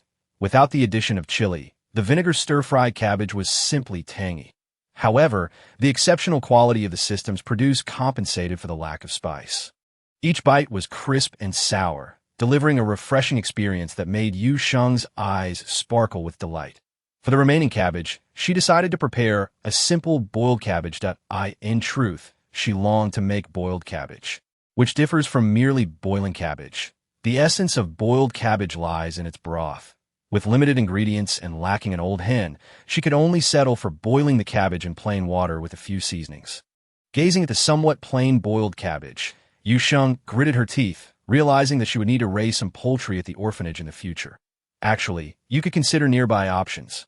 Xiao, Jiao interjected, sensing Yu Sheng's thoughts. Exotic beasts? Yu Sheng paused with the spatula in hand, suddenly recalling that interstellar beings were beastmen, and could not help but wonder, does this count as eating one's kin? The system humanely provided 6 points and patiently explained. Humans evolved from ancient forest apes, yet did they not still consume chicken, duck, fish, and meat with great frequency? Yu Sheng was momentarily speechless, finding the system's argument quite compelling, and decided not to dwell on it. Meanwhile, on the other side, Goes, who had calmed down thanks to the old director's reassurance, subtly sniffed the air, seizing the opportunity to dash towards the door while the old director was distracted. "What are you doing?" Despite his age, the old director's agility from his youth remained intact, and he swiftly scooped up the little cub. "Did I not tell you that Xiao Sheng is busy cooking for us, and that you should not disturb her?" But Grandpa Director, the little bear, cradled in his arms, looked woeful, especially as the increasingly tantalizing aroma wafted through the air, making his mouth water with longing to tea this moment. The fragrance had become increasingly intense. Even catching the attention of the elderly director, he twitched his nose, discreetly swallowed hard, and endeavored to maintain a serious demeanor. "You and Shuli stay here in the room, while I check on how Xiao Sheng is preparing." Seizing the opportunity before the cubs could react, the elderly director swiftly placed Gus in the crib and nimbly exited the room. Concerned that the 2 cubs might sneak out, he even took the time to lock the door, humming a cheerful tune as he left. Shuli and Gus exchanged glances. The small cub climbed down from the crib and quietly crouched beside the little mermaid, lowering his head as he sighed in a babyish voice. Grandpa Director truly no longer loves us. Indeed, adults only deceive children. He himself was clearly craving it. The little cub waved his tiny paws, but with all his fur recently shorn, he appeared adorably awkward. Shuli couldn't help but chuckle. The little mermaid's eyes sparkled, its tail splashing rhythmically against the water's surface. He reached out, grasping Gus's tiny paw, but his gaze kept darting toward the door. "Shuli, you want to go see Sheng Sheng too?" "Dante, you?" Gus noticed Shioli's longing gaze, his eyes lighting up. He shook his small head, adopting a tone of a little adult. "Sheng Sheng has worked so hard. We must go help her." Shioli was equally eager to go. "So, I'll take him along." "Yes, that's the plan." The cub clenched his tiny fist, puffing up as he attempted to lift the little mermaid. Despite his young age, he possessed more strength than most cubs. However, Gus was too small, and when he held Shioli, the mermaid's tail trailed on the ground. "All right, I'll go check outside first, and then call Sheng Sheng to come and carry you. What should I do if I'm too short to reach?" A plea for help, quite urgent indeed. Chapter 12. Seeking more ingredients, Yu Sheng was blissfully unaware of the happenings in the children's room. She gazed at the bowls of sweet and sour cabbage and boiled cabbage. Feeling somewhat helpless, it seemed the plan to completely avoid nutritional liquid would have to be postponed for a while longer. "Xiaojiao, does the system shop offer rice and wheat for exchange?" "Seeds cannot be exchanged. They can only be obtained as task rewards." "Don't worry, Xiao Sheng." Beep. Task 3 issued. Prepare dishes that the cubs and the elderly director will enjoy and earn their praise. 03. Upon the issuance of this task, a flash of inspiration struck Yu Sheng. The reward from previous tasks had been exactly what she needed. If she completed this task, would she then receive rice and wheat seeds? Just as she pondered this, a knock sounded at the door. "Xiao Sheng, do you need help?" "Grandpa Director, what brings you here?" "I wanted to see if there's anything you need assistance with." The elderly director chuckled, yet his gaze swept past Yu Sheng and landed squarely on the 2 bowls of dishes on the table behind her. "Did you make this, Xiao Sheng?" As the door swung open, the aroma wafted through the air even more pronounced. The elderly director, having experienced fine delicacies in his youth, found himself unable to resist the allure of the dishes before him. "May I take a look?" Seeing the elderly director's eager eyes, Yu Sheng couldn't help but smiled. "I've prepared these. Could you please help me carry them out?" "Of course," the elderly director exclaimed. Swiftly walking inside, he took a deep breath, savoring the aroma that filled the air, feeling the pangs of hunger intensifying within him, especially upon seeing the 2 bowls. With limited ingredients, She had simply prepared a sweet and sour cabbage and boiled cabbage. She had previously assumed that, without knowing how long it would take for the seeds from the elderly director to mature, it would be wise to ration the remaining cabbage. Yu Sheng intended to process the leftover cabbage roots later for seeds, ensuring the cultivation of the next batch. "All right, I'll go fetch it." The elderly director, unbothered, cheerfully agreed, and together they carried the bowls to the small dining area that I'll go call Shioli and Gus. The elderly director went to retrieve the nutritional liquid, while Yu Sheng decided to head to the children's room to summon the two cubs. Upon entering the small kitchen, their eyes lit up immediately. Gus released Yu Sheng's hand and dashed to the dining table, straining on tiptoes to inhale the enticing aroma. "Sheng, it smells so good." The little cub gulped, turning to Yu Sheng with starry eyes. "Then, Gus, be good and eat plenty, all right?" "Okay," the elderly director soon returned with the nutritional liquid. The two cubs, ever polite, despite the alluring colors and mouth-watering scents that nearly made them drool, waited patiently in their chairs for the elderly director as permission. "Go ahead," the elderly director chuckled, eagerly grabbing a serving of sweet and sour cabbage. One bite, and his eyes sparkled with delight. Crisp and tangy, it was utterly refreshing. Just that single mouthful made him feel as though he could drink several bottles of nutritional liquid. Meanwhile, the two little cubs were already busy serving themselves, scarcely able to spare a word. "Save some for me," the elderly director chuckled, both amused and exasperated, as he joined the fray for the dishes. The two bowls of cabbage were swiftly devoured, and even the last drops of broth were downed by the elderly director, alternating between soup and nutritional liquid, leaving Yu Sheng both amused and exasperated. Sheng, the elderly director, satisfied, let out a hearty burp and gave Yu Sheng a thumbs up. "Your culinary skills are more than sufficient to earn you a 5-star chef position on the main star." Gus, however, was already thinking about the future. "Sheng, will we be able to eat such delicious food again?" Having grown up in an orphanage, the cubs were accustomed to nutritional liquids. While they were filling, the taste was indescribably bland. "There will be more delicious food in the future," Yu Sheng replied, wiping Shioli's mouth with a smile. Remembering what Xiaojio had mentioned about the exotic beasts, she couldn't help but ask the elderly director, "Grandpa Director, are there edible exotic beasts in the desert?" "Edible exotic beasts." The elderly director paused, instinctively advising Yu Sheng. "Sheng, while some exotic beasts are indeed consumable, their meat tends to be dry and tough, making them quite unpalatable." Yes. Gus nodded vigorously in agreement with the elderly director. Gus has tried it before.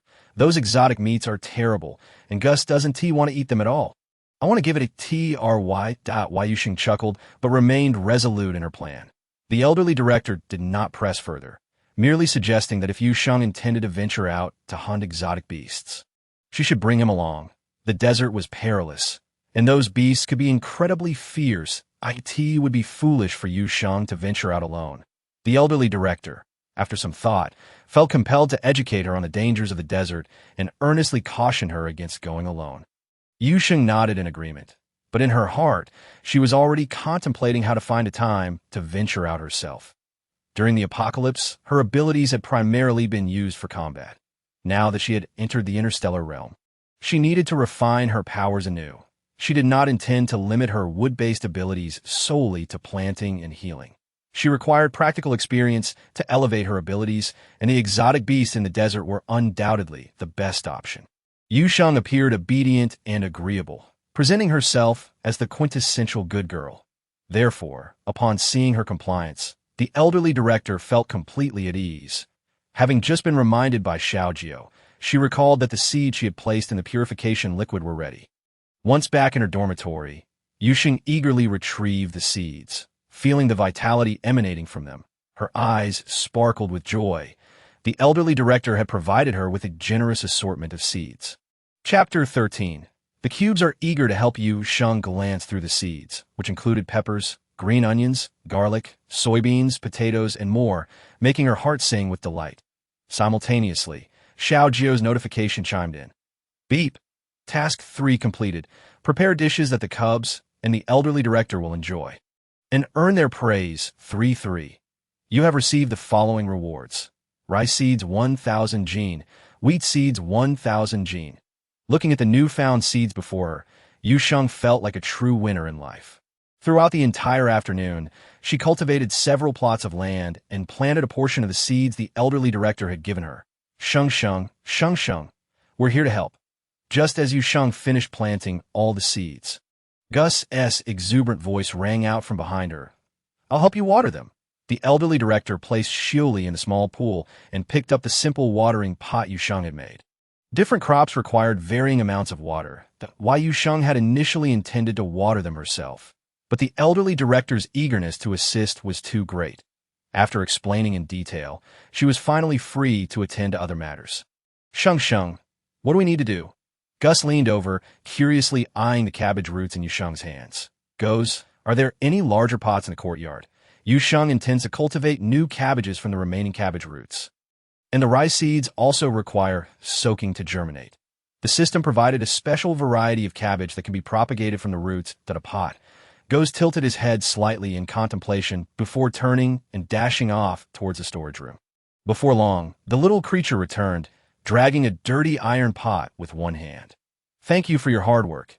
Yu Sheng, gazing at the greasy pot, affectionately ruffled Goza's little head in praise as she prepared to take the two pots for cleaning. Her sleeve was tugged by the little mermaid. What's wrong, Shioli?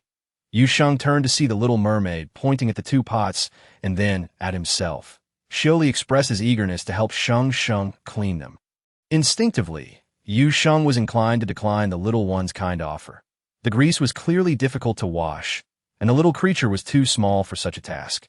Thus, she gently pinched Xiao Li's little face and politely declined, saying, Thank you, Xiao Li, but it's really not necessary. The little mermaid pursed his lips, his golden eyes reflecting stubbornness. The little one thought simply. The grandpa director was helping with watering, and Goz had found the pots. He wanted to assist Sheng Sheng too. While he pondered this, an indescribable energy began to swell within him, turning his fair little face a vivid shade of red. What was happening? Yu Sheng, startled, quickly set down the iron pot and reached out to touch Xiao Li's forehead. However, the next moment, she was amazed to see a small stream of water emerging from the little mermaid's delicate fingertips. The water flowed with remarkable intent towards the pot, and before long, the previously filthy pot appeared completely rejuvenated. Yu Sheng watched in astonishment at this transformation. Xiao Li. It was the little mermaid's first time utilizing his extraordinary ability. Once the pot was clean, his little face turned pale that he leaned against the cushion, somewhat dejected. Yet his golden eyes curved into a beautiful crescent, indicating his joy.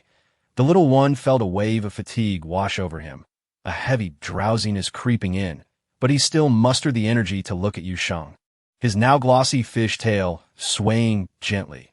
He was conveying to Yu Sheng that he could help too. Why Yu Sheng's heart melted at his earnestness.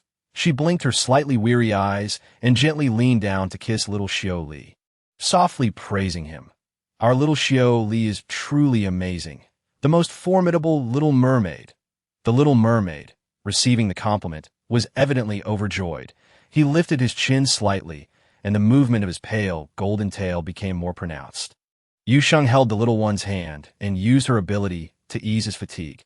Observing how he struggled to keep his eyes open despite being utterly exhausted, she couldn't help but smile. All right, the afternoon sun is warm.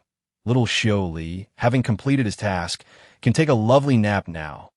The little mermaid was initially reluctant, but as Yu Sheng hummed a gentle tune and softly patted him, it wasn't long before he succumbed to a deep slumber. Xiao, she extended her index finger and softly shushed him, asking Goz to be quiet and not wake him.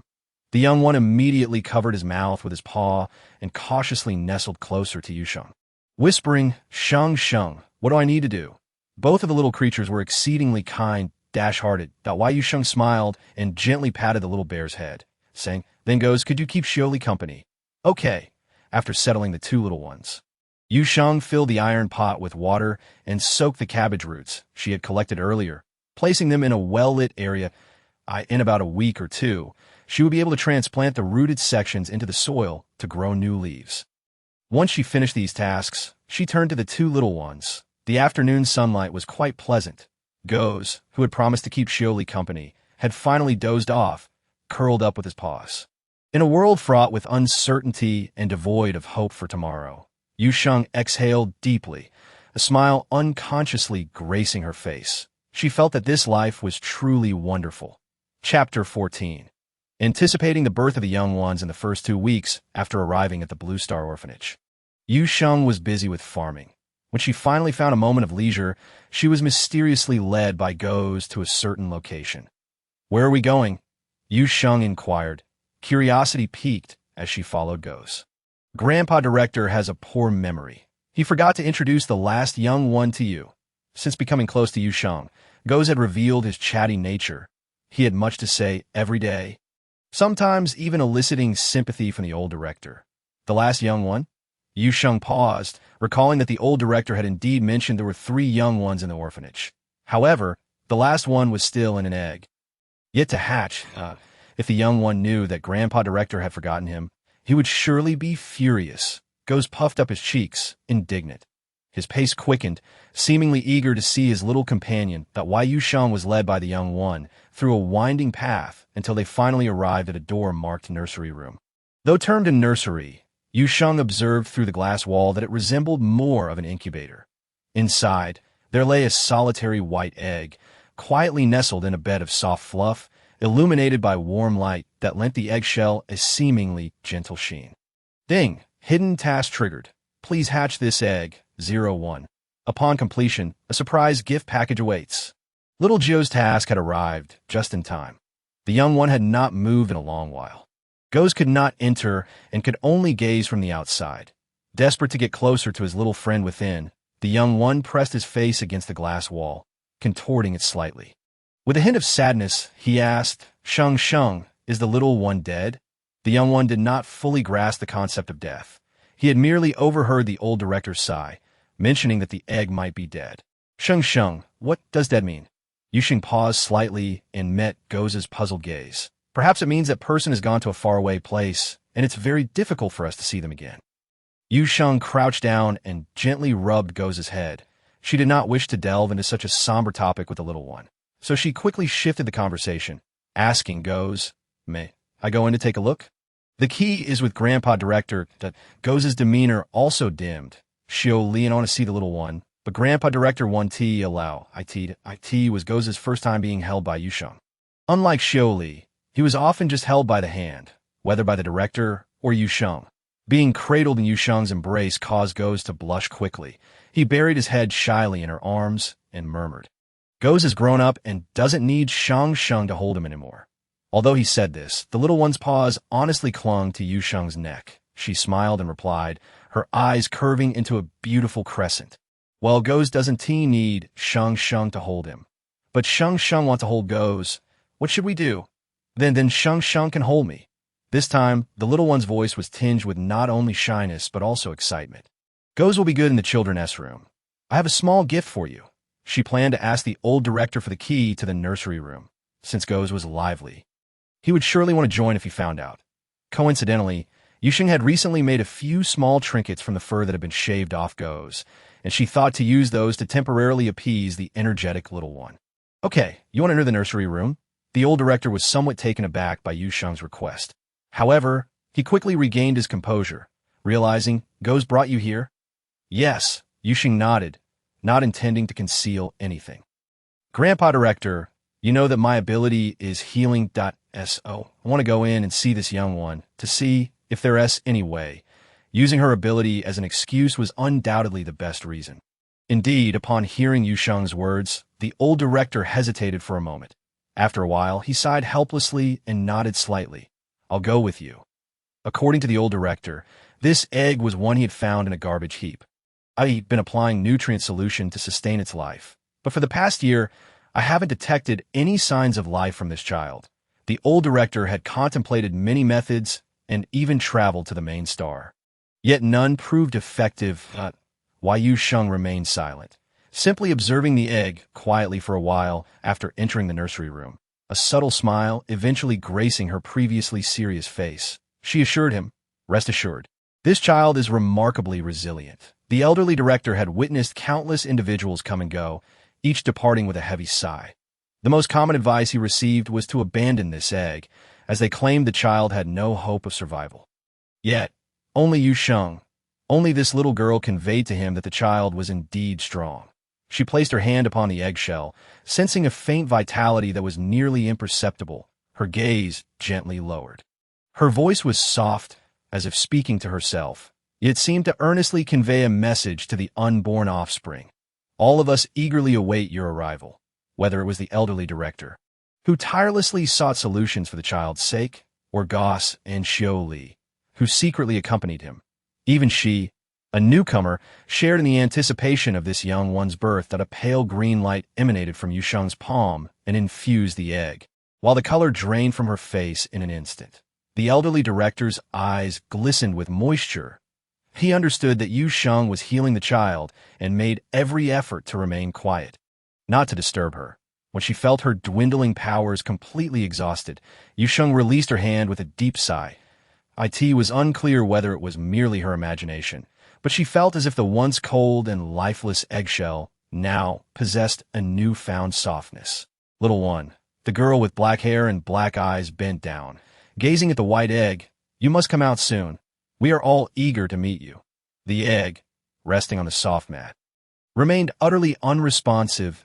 Yu Sheng smiled and, after spending a moment with the elderly director, departed from the nursery. The warm light in the nursery continued to glow, and the room remained enveloped in tranquility.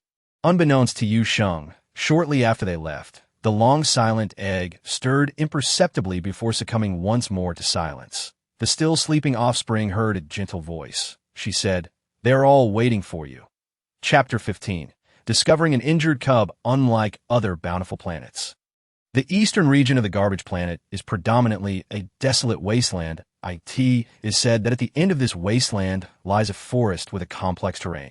However, this is merely hearsay, as no one has yet traversed the wasteland to reach the forest's end. The beasts here are ferocious, as the elderly director explained to Yu Sheng.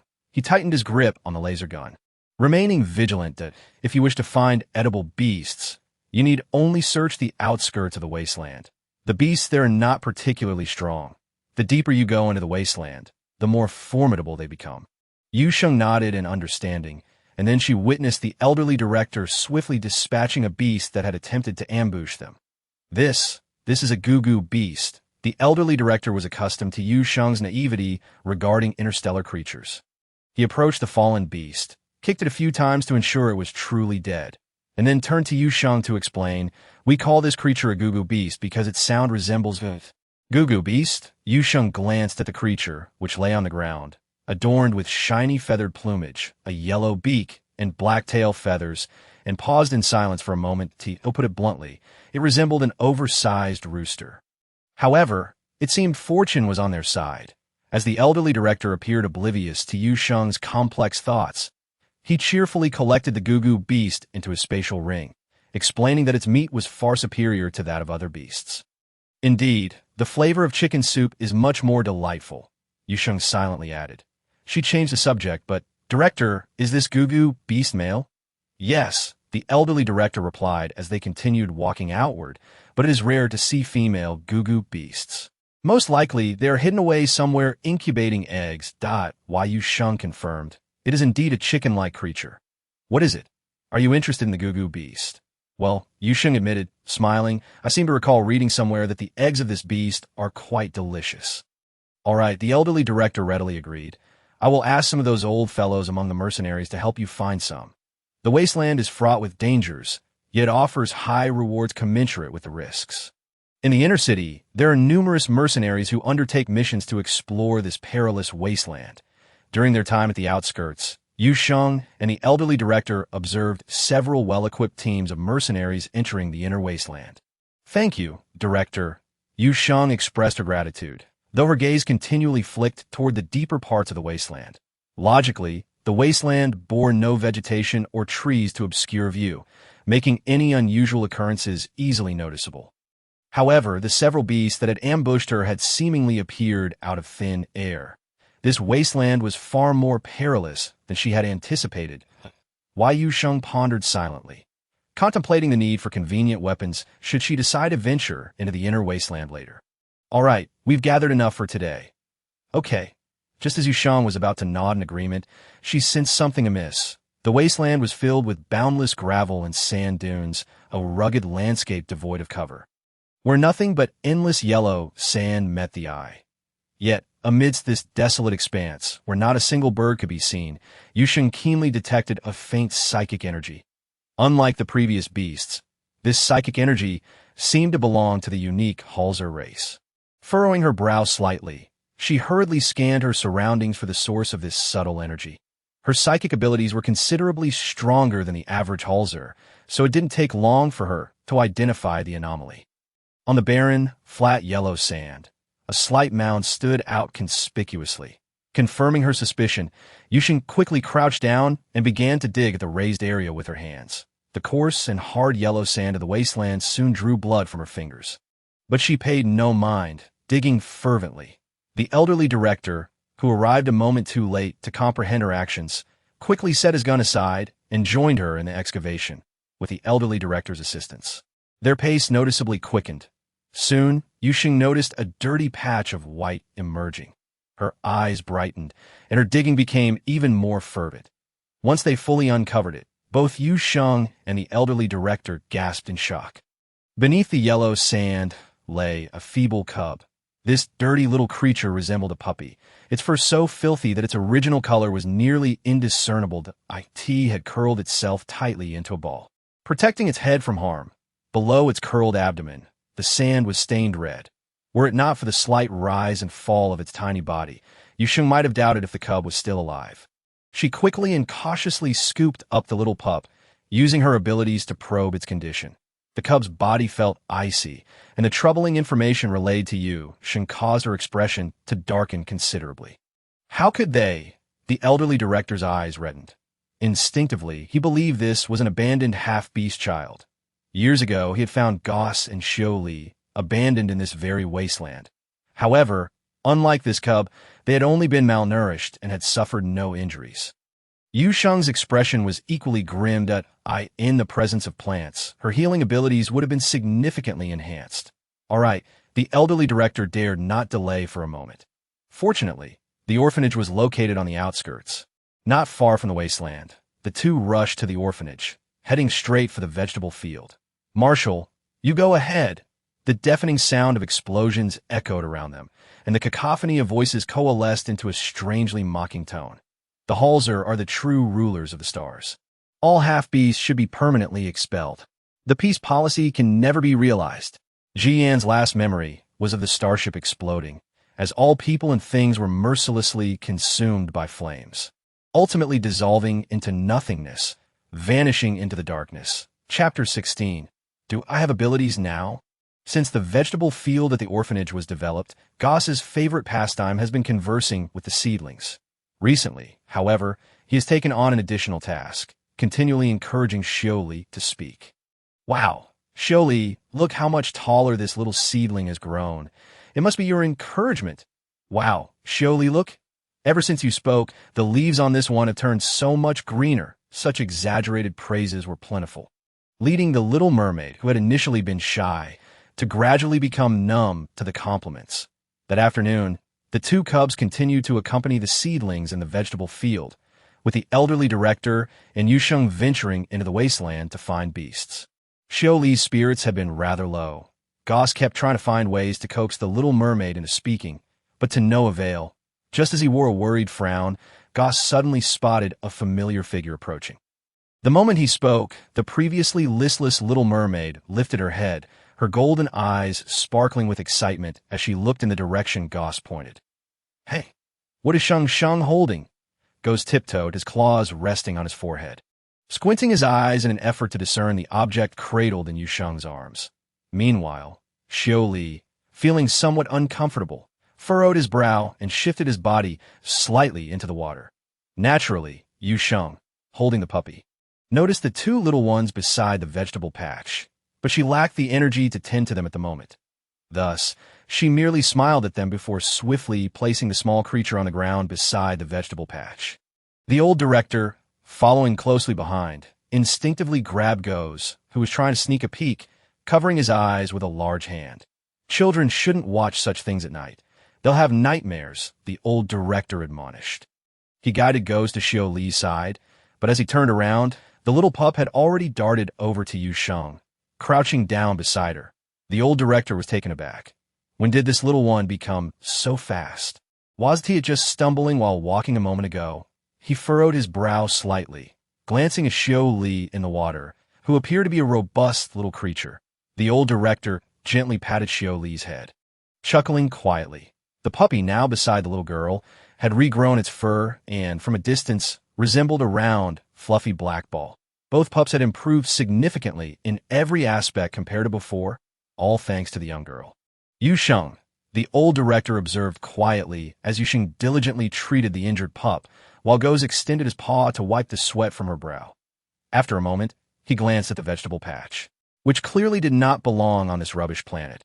A complex expression flashing in his eyes, he had grown old, resigned to being a useless person on this garbage star. But little Sheng was still so young. It seemed that the little mermaid sensed the old director's fluctuating emotions. She tilted her head thoughtfully and tugged at the old director's sleeve.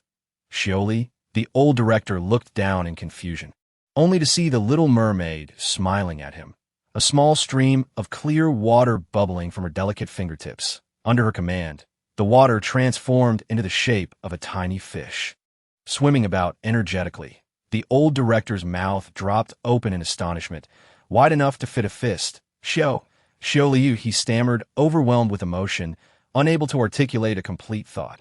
You can use your abilities? The primary reason for the discrimination against half-beasts by the Hall's people was their inability to wield their own powers.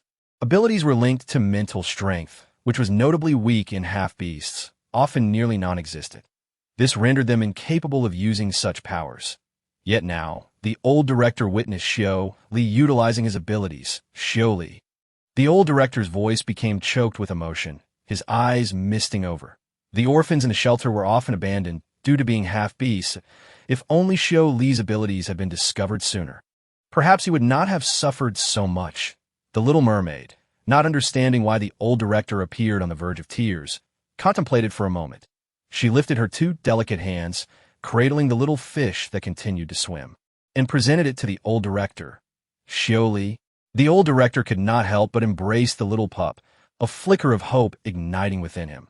Meanwhile, Yu Sheng was tirelessly channeling her wood-based abilities to the injured puppy on the ground.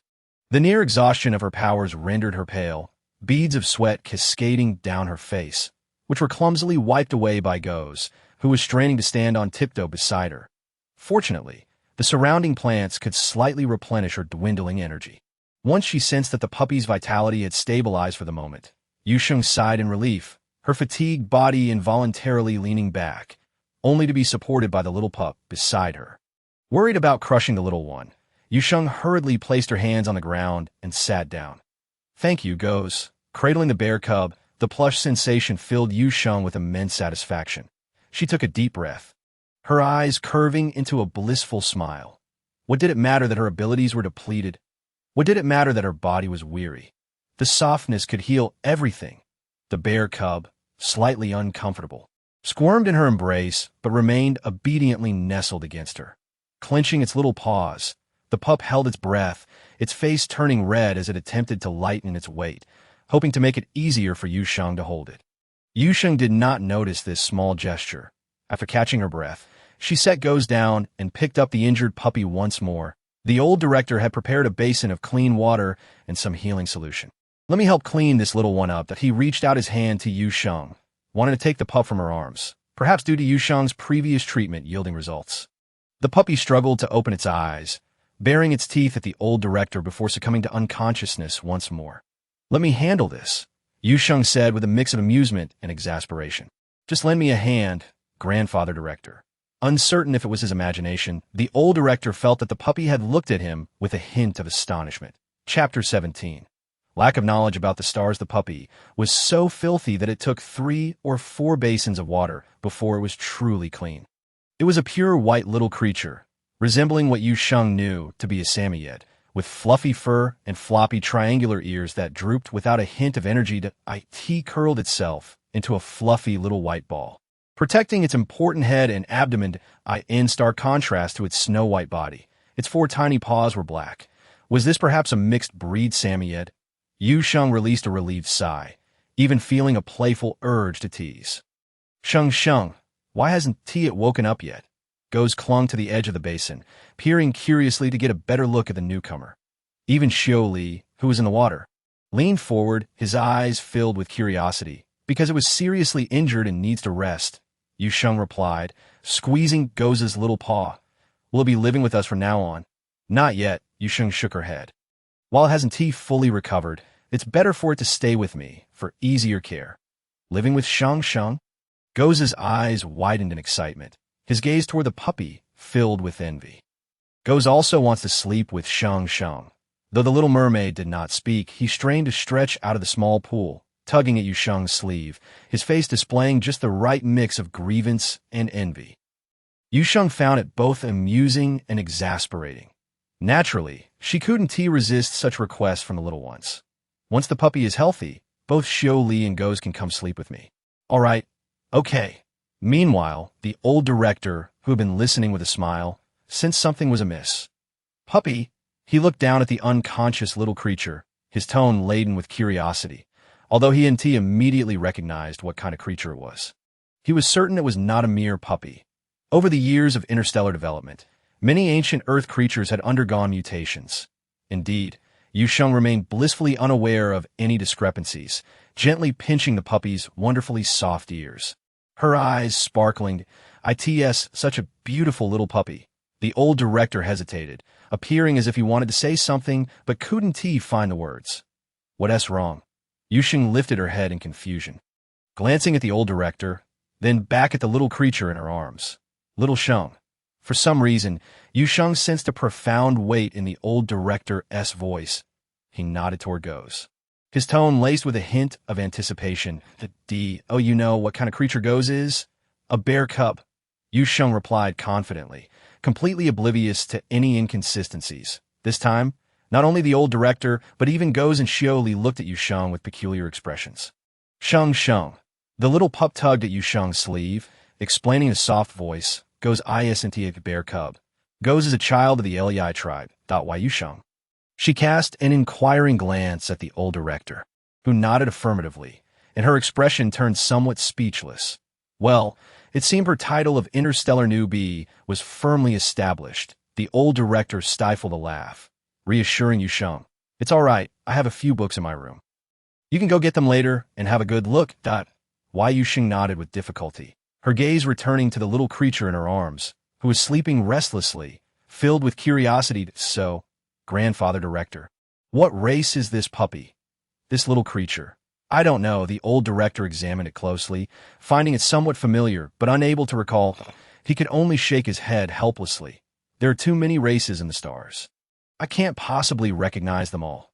Understanding dawned on Yu Sheng, and just as she was about to speak, a loud growl erupted from her stomach. She froze, looking down just in time to see Goz rubbing his belly, a silly smile on his face. The growl seemed contagious. As soon after, the little mermaid's belly also let out a resounding roar. He blinked slowly, his fair, delicate face flushing a bright crimson. The little one shrank back into the water, his bashful demeanor leaving Yu Sheng both amused and exasperated. Meanwhile, Goss, unabashed, scratched the back of his head and chirped in a babyish voice. Sheng Sheng. Goss is hungry. All right, Yu Sheng nodded, recalling the important task she had accomplished with the old director today. We caught a great number of exotic beasts.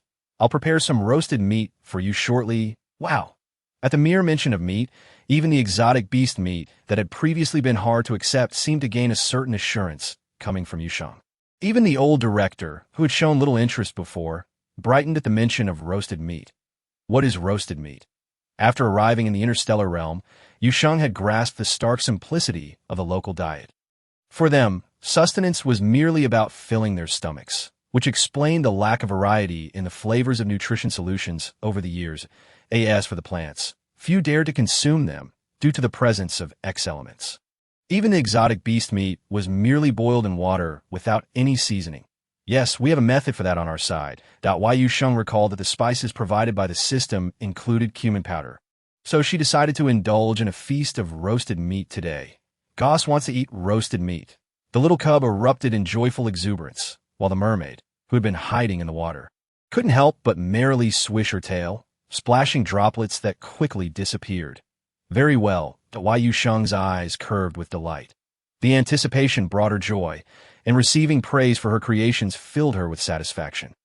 Hand this child to me. I'll feed him some nutrition solution later. The old director smiled, extending his hand toward Yu Sheng. This time, as the little cub remained unconscious, the transfer went exceptionally smoothly. The interstellar realm lacked the tools for roasting meat, so Yu Sheng had to improvise. She chose a spot not far from the vegetable fields for the roasting. Some vegetables had matured over the days, and she planned to pick some later for roasting. Goss trailed behind her like a little shadow, curiously asking questions. Yu Sheng patiently answered each one. I'll go help Sheng drag the exotic beasts over. The old director had placed the exotic beasts at the entrance. Just as Yu Sheng was about to decline, she saw the little cub dart out, completely depriving her of the chance to speak. Chapter 18. Preparations before roasting meat. With that thought, Yu Sheng decided to begin preparing the tools for roasting meat. She stacked some stones together, and just as she turned to gather more, she noticed that the previously dirty stones had become considerably cleaner. The most noticeable change was the large stone slab she had found for placing the meat, now gleaming under the sun's rays. Meanwhile, the little mermaid, Xiao Li, quietly observed, her small hands clasped behind her back, her delicate face slightly raised, her bright eyes fixed on Yu Sheng. Xiao Li is wonderful. Yu Sheng squatted down and embraced the little one, planting a hearty kiss on her cheek. Are you tired, Xiao Li? Yu Sheng remembered how the little one had once become pale from merely summoning a small stream of water. Xiao Li shook his head, grasping Yu Sheng's hand and pointing at the mature vegetables in the field, his eyes sparkling with delight. Xiao Li wants to help me wash the vegetables? Yu Sheng guessed. Sure enough, the little mermaid nodded vigorously. Watching the two sensible cubs in the orphanage, Yu Sheng felt her heart soften, overwhelmed with affection. According to interstellar calculations, these two children were merely 4 or 5 years old. Reflecting on her own childhood at that age, she had been doted on by her grandparents, incapable of doing anything, let alone assisting with household chores. However, Yu Sheng understood why the two little ones were so mature, abandoned from a young age. They feared being left alone, striving in every possible way to ensure their presence was valued. The old director would not abandon them, and their actions were simply a plea for Yu Sheng to remain as well. Xiao Li is great. Yu Sheng's eyes glistened with unshed tears. She ruffled the little one's hair, her tone earnest. I will not leave, I will stay here, growing up alongside Xiao Li and Goss. She squatted down, extending her pinky finger toward the little mermaid. Xiao Li looked puzzled, glancing from Yu Sheng's hand to her face in confusion. This is a method we have for making promises, Yu Sheng explained patiently, her eyes sparkling with warmth. Once we hook pinkies, the promise remains unchanged. So, does Xiao Li want to make a pinky promise with me? The little mermaid's pure gaze lingered on Yu Sheng's face for a long moment, before slowly shifting to her outstretched pinky. He pursed his lips and mimicked Yu Sheng, extending his own tiny pinky. Yu Sheng was taken aback. Xiao Li, the little one, lowered his gaze, offering Yu Sheng a soft, adorable smile. Does Xiao Li not wish to make a promise with me? Yu Sheng clearly understood the children's desire for her to stay, yet she could not decipher Xiao Li's gesture. Then she watched as Xiao Li vigorously shook his head, only to hesitate and nod slightly afterward. The movement so small, it was evident he was reluctant. This only deepened Yu Sheng's confusion. She wanted to inquire further, but the little mermaid pursed his lips, refusing to elaborate. Eventually, as her questioning intensified, his eyes brimmed with tears, causing Yu Sheng's heart to ache, prompting her to swiftly change the subject. She focused on soothing the little one. She failed to notice Xiao Li's quiet sigh of relief. Once she had calmed him down, Yu Sheng began her preparations. She used a small hoe to dig a pit in the ground, placing 2 large stones at the edges for support, and positioned the black stone slab atop them. The rudimentary grilling rack was complete. Yu Sheng clapped her hands, intending to ask the old director for some fire crystals, when she turned around to see a colossal exotic beast rushing toward her.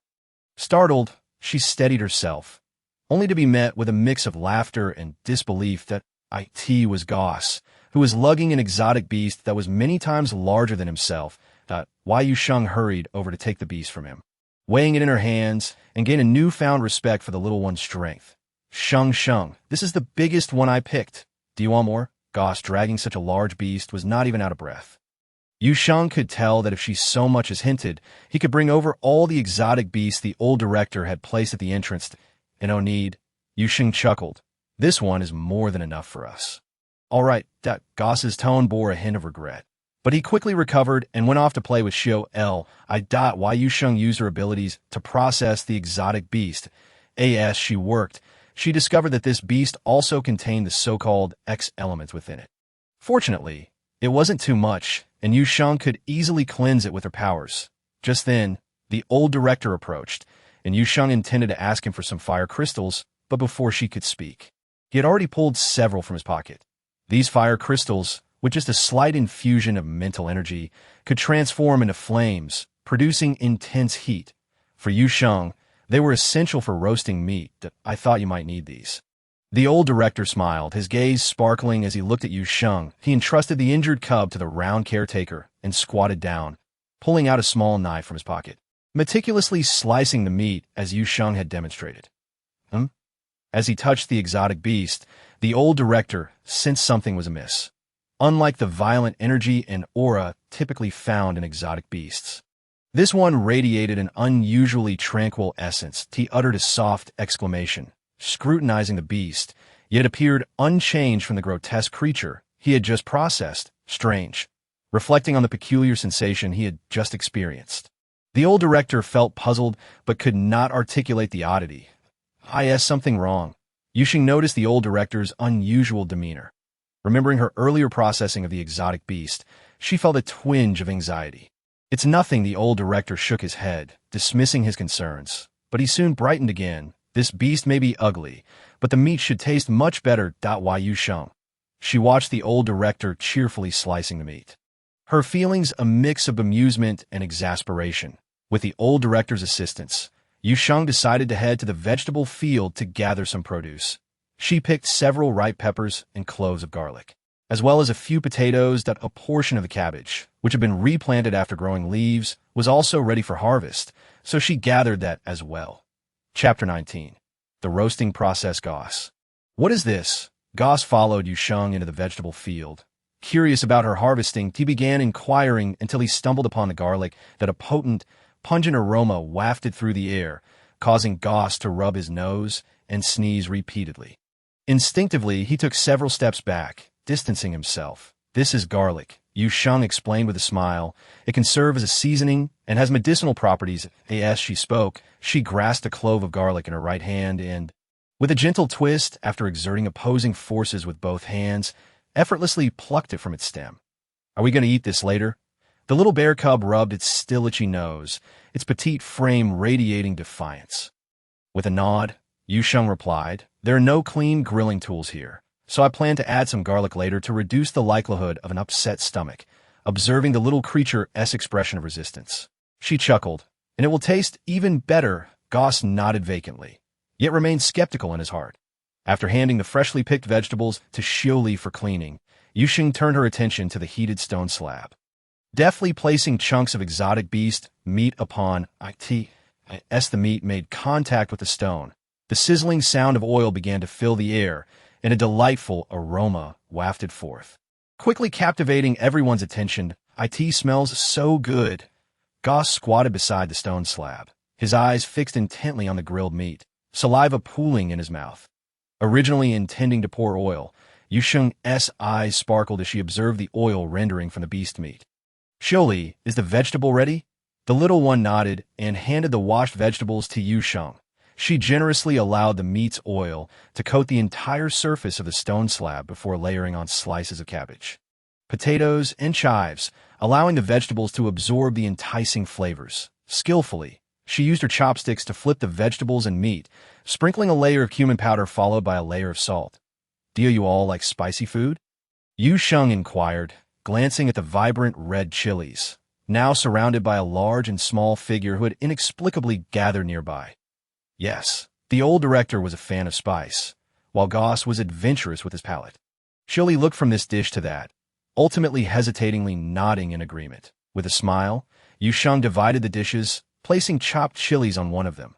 The oil on the stone slab continued to sizzle. the pungent and smoky aroma intensifying, teasing the appetites of those present. Fortunately, the orphanage was situated on the outskirts of the garbage star, with few visitors, and the protective barrier ensured that they remained unnoticed. The vegetables cooked the fastest. Yu Sheng deftly picked up the grilled vegetables and shared them, cautioning, "Be careful, they are hot." However, her warning went unheeded. Goss, awkwardly wielding his chopsticks, disregarded the heat and took a large bite, his eyes widening in surprise. The thinly sliced potatoes were soft and crumbly, their charred edges imparting a unique flavor that left a lingering satisfaction. "Actually, I prefer my potato slices a bit more charred." Seeing the little cub's astonished expression, Yu Sheng couldn't help but laugh. "Goss, try this piece." The already charred potato slice was slightly curled and glistening with oil. Goss took a bite. Unlike the previous texture, it crunched with a satisfying crack, deliciously crispy. "How is it?" Yu Sheng also sampled a piece, her eyes narrowing in contentment. It was indeed a familiar flavor. Delicious. Goss was soon overwhelmed with praise, eager to continue eating. Little Xiuli, unaccustomed to spice, preferred a milder diet. After tentatively tasting the vegetables, he found his eyes watering, a fine sheen of sweat forming on his brow. Yu Sheng had intended for him to have something non-spicy. But noticing Xiuli's pursed lips and his suddenly dim demeanor, she felt a mix of amusement and exasperation, quickly promising to prepare him a mildly spicy portion. "Little Sheng, when will the meat be ready?" Although the old director enjoyed the vegetables, for him, the meat was paramount. More importantly, if the vegetables tasted this good, how delightful would the meat be? Just the thought made him feel as though he might drool. "Let me check." Yu Sheng sliced into the exotic beast meat's surface, confirming the absence of any red, raw flesh, and with a gentle poke of her chopsticks, she ascertained that it was cooked thoroughly before nodding at the old director. "This batch is ready to eat." The meat's surface was golden brown, sizzling and fragrant, speckled with cumin and chili. The old director could hardly contain himself, taking a hefty bite. The exterior was crispy while the inside remained tender, releasing a rich, savory juice that made him wish he could swallow his own tongue with delight. Delicious. His eyes lit up as he gave Yu Sheng a thumbs up, then instinctively reached for the stone slab with his chopsticks. Seeing this, Goss let out a yelp and pounced forward. The somewhat mobility challenged Xiuli looked on anxiously, casting a pleading glance at Yu Sheng. "Don't worry, I saved some for Xiuli." Yu Sheng prepared a separate mildly spicy portion for the little one and had Yuan bring over a glass of water, saying, "Take your time eating. If it's too spicy, drink some water." This reminded Yu Sheng of the cola from the pre-apocalyptic days. The thought of grilled meat paired with cola was simply exhilarating. Sheng, the meat is almost gone." It was not just almost gone. It had indeed been devoured. The old director and little Goss still held their bowls, chopsticks raised, gazing pitifully at her. "It's all right. I'll keep grilling." Yu Sheng rolled up her sleeves, brimming with enthusiasm. Yin remained in a deep slumber. His body could not awaken, yet his formidable mental strength allowed him to perceive all sensations from the outside world. For instance, even without opening his eyes, his powerful mental acuity enabled him to clearly discern his current location. It was an orphanage on the garbage star, and he recognized an old acquaintance among the surroundings. However, why was this person not enjoying retirement on the main star, but instead managing this dilapidated orphanage on a garbage planet? Yin felt perplexed. As he pondered, an indescribable aroma swiftly enveloped his senses. The usually unbothered Marshal Yin suddenly felt his stomach growl fiercely. Chapter 20. Underlying dangers. Yin's mental energy quickly pinpointed the source of the tantalizing scent. The closer he drew, the more overwhelming the aroma became. The unique, smoky, spicy scent was unlike any food he was familiar with, tantalizing his aching stomach with every whiff. Yet soon, his attention was drawn to Yu Sheng, who was at the center of it all. This girl, enveloped in a haze of yellow sand, Yin distinctly felt his mental energy entwined with another gentle mental force, constantly mending and soothing his own. This force was powerful, yet devoid of aggression. The excruciating pain from his bodily injuries subsided rapidly under this mental energy's gentle care, his wounds healing at an astonishing pace, even the hidden scars from his past slowly recovering. Yet he had never encountered a type of mental energy with such restorative properties before. Moreover, how had the Federation not discovered such a talent? Ji Yan's gaze darkened, his confusion deepening. The next moment, however, his bewilderment was swiftly eclipsed by profound shock. He widened his eyes in disbelief, staring at the expanse of green before him, as if something within him had crumbled. Were these green plants? The existence of flora on the garbage star was astonishing. Ji Yan's mental energy could cover the entire orphanage, but until now he had been completely captivated by the rich and commanding aroma. Only just now noticing the vegetable garden, he extended a fragment of his mental energy to explore the plants, astonished to discover that, unlike the violent aura he sensed at the research institute, the energy emanating from these plants was remarkably tranquil. Yin suddenly felt an urge to ascertain the elemental content within these plants. For reasons unknown, he instinctively sensed that these plants would offer him a significant surprise. All the while, Ji Yan cast a complex glance at Yu Sheng, who was still grilling meat. Yu Sheng paused momentarily, her hand holding the chopsticks faltering. She furrowed her brow uncomfortably, instinctively glancing around. Little Sheng. What's wrong? The old director noticed her discomfort, but it's nothing. That fleeting sensation of being watched vanished, and Yu Sheng frowned, questioning whether she was merely being overly sensitive. However, her attention was soon diverted by other matters. Goss, didn't I say the meat isn't ready yet? You can't eat it, and why did you snatch from Xioli? Wah, Sheng cooks so slowly, Grandpa Director eats so much. Goss truly felt pitiful. The playful, feigned anger in the girl's voice mixed with the cub's pitiful cries and the old director's hearty laughter created a serene and joyful atmosphere within the orphanage. He thought to himself that he must recover soon. Meanwhile, in a clandestine underground chamber on the main star, Aura, a man concealed by a protective device, his features obscured, spoke with a hint of interest. With pale, slender fingers, he pinched a green leaf, his gaze fixed on the battered figure of a Hall's person before him. His voice as cold and sinister as a serpent. This what you found on the garbage star? Yes. If Yu Sheng were present, she would instantly recognize that the leaf clutched in the man's hand was the very same she had previously employed to attack the caretaker. The man captured by this group, a horse, sir, was none other than the caretaker who had escaped from the orphanage that fateful day. His face was so battered that his original features were unrecognizable, and in his eyes lay a profound fear as he gazed at the man before him. Oh! The man rose to his feet. The sound of his military boots thudding against the floor echoed distinctly in the basement. The caretaker Khan was evidently terrified by such noise. He desperately attempted to curl up, but his hands were restrained behind him, his face pressed firmly against the ground, rendering him utterly immobile. Don Garbage Star, could there still be the presence of green plants? Khan, you should be aware of the consequences of deceiving me. A voice, cold and mocking like that of a serpent, slithered into his mind. Accompanying the speaker's words, Khan felt the reality before him begin to blur. The horse, sir, pinned to the ground, suddenly exhibited a vacant stare. His voice turning mechanical and numb.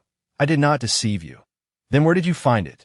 The Blue Star Orphanage. The orphanage. Upon hearing this, the man's interest waned instantly. He scoffed dismissively, carelessly discarding the green leaf. Yet, the next moment, he emitted a sound of intrigue. The man pinched his fingers, sensing a faint trace of spiritual energy, a flicker of contemplation crossing his gaze. Look into that Blue Star Orphanage, he instructed softly, unaware that one of his subordinates hailed from Garbage Star. The Blue Star Orphanage? Isn't that a place that harbors half-beast cubs? Half-beasts? The man raised an eyebrow slightly, signaling his subordinate to continue. Yes, indeed. The subordinate rummaged through his memories of the Blue Star Orphanage, recalling only 2 cubs, with the headmaster being a feeble old man with low spiritual energy. The entire orphanage was impoverished, lacking even decent childcare robots, appearing unfit for the growth of green plants. However, this orphanage is situated near the outskirts of the desert. Perhaps a mercenary happened to pass by and couldn't tolerate this fellow bullying the cubs? The man chuckled, conceding that there was some truth to that. Enough, there's no need to investigate further. Prepare well for what is to come.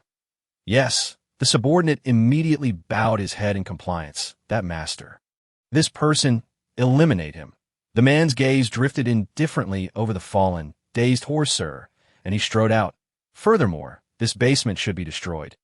Yes, since that day of grilling meat, Yu Sheng had been pestered by Gus every few days to indulge in barbecue. No way. Yu Sheng firmly refused, simultaneously pinching Gus's recently sprouted little belly.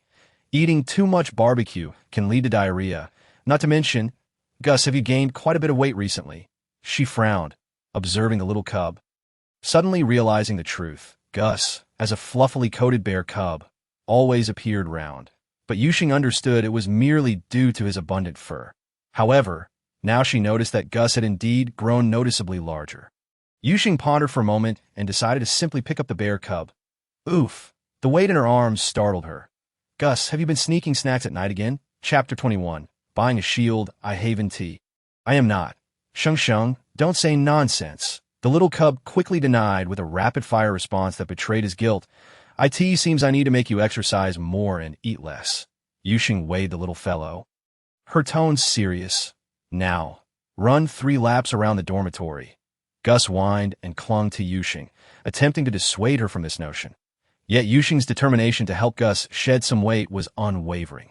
"Surely?" She raised an amused eyebrow, intending to check on another little cub, only to find that the little mermaid had already begun exercising of her own accord.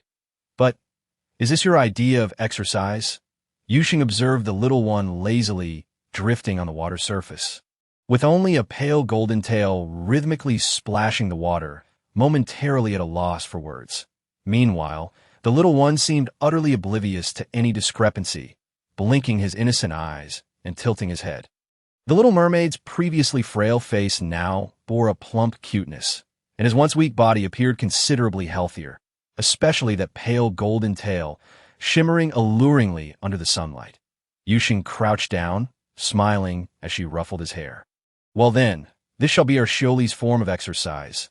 The little cub's large eyes brimmed with tears as he begrudgingly ran another lap.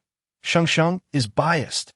The old headmaster now had an additional task, to wander through the vegetable garden occasionally, inspecting where needed watering. For him, aside from the 2 cubs and Yu Sheng, this vegetable garden was his heart's delight. The little cub they had rescued still lay unconscious. Yu Sheng devised various ways to nurse the little puppy back to health each day. Yet, for reasons unknown, despite feeling that the little cub's injuries had nearly healed, he remained unresponsive. The old headmaster suggested that perhaps the little cub had sustained damage to his spiritual energy, causing his prolonged unconsciousness. Matters concerning spiritual energy were beyond Yu Sheng's understanding. She could only visit the little cub daily, hoping for his swift recovery. The little one in the incubator was showing remarkable improvement. At times, Yu Sheng could even sense his desire to break free from his shell. Everything in the Blue Star Orphanage was progressing towards a brighter future. Task Release 4. Please raise the orphanage's defense level within 5 days. Just as Yu Sheng pondered why she hadn't heard from Xiaojio for some time, the system's task notification rang out. Defense level? Indeed, currently the orphanage's defense level is only level 3, making it susceptible to incidents if any ill-intentioned individuals were to arrive. Upon hearing Xiaojio's words, Yu Sheng smacked her forehead, feeling somewhat regretful. I actually forgot about this matter. The orphanage's most valuable asset was likely that vegetable garden. From the old headmaster's words, Yu Sheng gathered how precious green plants were on Garbage Star. Given the poor security on Garbage Star, if they encountered some ruthless individuals, Yu Sheng furrowed her brow tightly, realizing she had indeed grown complacent in her comfortable life, allowing her vigilance to diminish significantly. "Thank you for the reminder, Xiaojio, no problem. But how do I raise the orphanage's defense level?" Yu Sheng felt a bit sheepish. She could fight, plant, and heal, yet had no idea how to enhance the defense level. Furthermore, the old headmaster had mentioned that the orphanage possessed a shield. However, she had no knowledge of how to create such a shield. Wait, a shield? Yu Sheng's eyes lit up as she hurried to find the old headmaster. "You want to buy a shield?" The old headmaster expressed surprise upon hearing Yu Sheng's account. "Are you planning to move out? Every residence in the Starry Expanse is equipped with a shield. And the orphanage already is one. When Yu Sheng proposed to purchase a shield, the old headmaster instinctively assumed she intended to relocate. No. Yu Sheng shook her head, explaining, "I simply feel that the orphanage's shield level is too low." I wish to replace it with a higher one. The old headmaster immediately grasped the situation, nodding in understanding. It truly was time for an upgrade, and it was indeed my oversight. However, as he spoke halfway, the old headmaster couldn't help but frown again.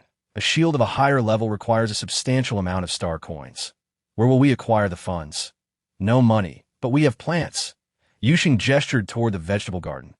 Though she was unsure where to find a trading place, there's a large underground trading market in the inner city.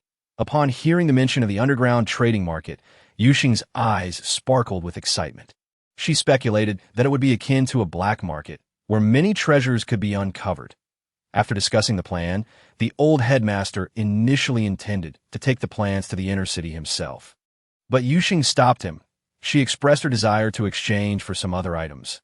And since the old headmaster was somewhat well-known on Garbage Star, she worried that attention would be drawn to the orphanage if he were recognized by someone with ulterior motives. The old headmaster hesitated upon hearing this. After much contemplation, he nodded and handed Yu Sheng a laser gun he always carried. Take this. Though small, it packs considerable power. All right.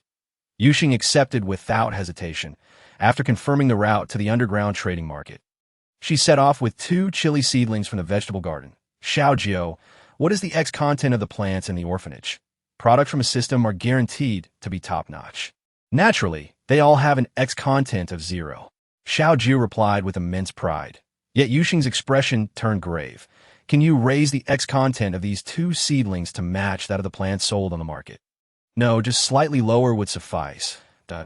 If she were to simply carry these 2 seedlings over, Yu Sheng could guarantee that by the time she stepped out of the underground trading market, those who sought to capture her would have already surrounded the entire marketplace.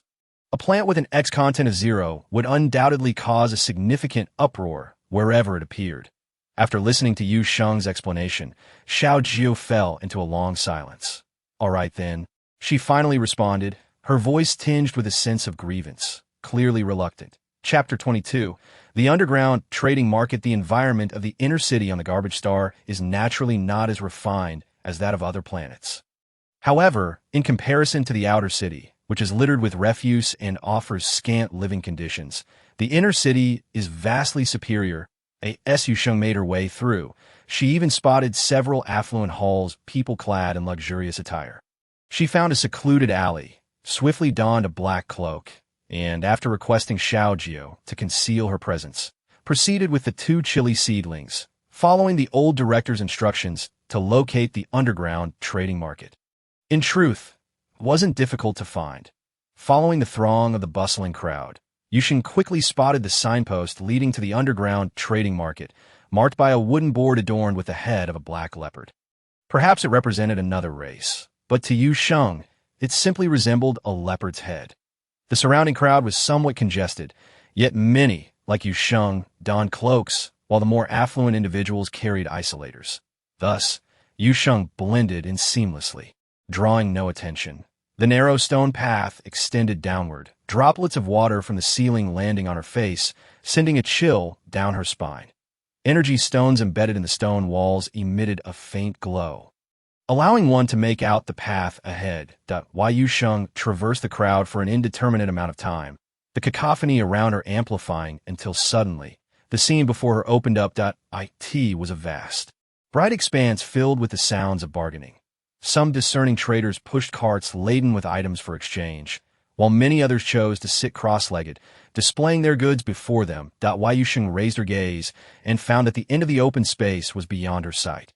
She settled into an inconspicuous corner, requesting paper and a pen from the vendor next to her, scribbling down high-level protective shield in exchange for a few words, and casually placed it before her, waiting in silence. Though Yu Sheng had considered directly exchanging with the vendors, the sheer number of stalls and the chaotic variety of items, coupled with the shrewdness of most stall owners, made her cautious about potential mishaps. Countless individuals traversed the area, many taking note of Yu Sheng's secluded corner and expressing interest in her offerings. However, most were merely there to gawk or to probe what she intended to trade for. To such inquiries, Yu Sheng merely played coy, skillfully deflecting their curiosity to in the apocalyptic era. Mastering the art of conversing with people and communicating with the supernatural became second nature to her. Consequently, Many who came out of curiosity left empty-handed, yet still wore smiles, prompting the vendor next door to cast a sideways glance at her that you've got some talent, kid. The vendor next to her was a half-beast man, robust and intimidating, with a scar running across his face. He seemed unbothered by being recognized, or perhaps felt secure enough in his own strength to remain unfazed in this underground trading market. Yu Sheng instructed Xiao Jiu to alter her voice, leading others to mistakenly perceive her as a youth. She smiled and offered no further words. In contrast, the vendor, Levi, became increasingly inquisitive, bombarding Yu Sheng with questions. Contrary to his rugged appearance, Levi was quite the chatterbox.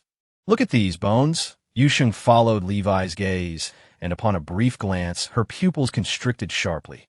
There lay a bone, pristine white, radiating a gentle, lustrous glow to others. It might appear as merely an aesthetically pleasing bone, but to Yu Sheng, the vitality and what energy contained within were sufficient to elevate her current ability level by at least 2 tiers. Suppressing her astonishment, she feigned nonchalance and remarked, "Brother Levi, this bone is quite exquisite." Levi scrutinized Yu Sheng closely.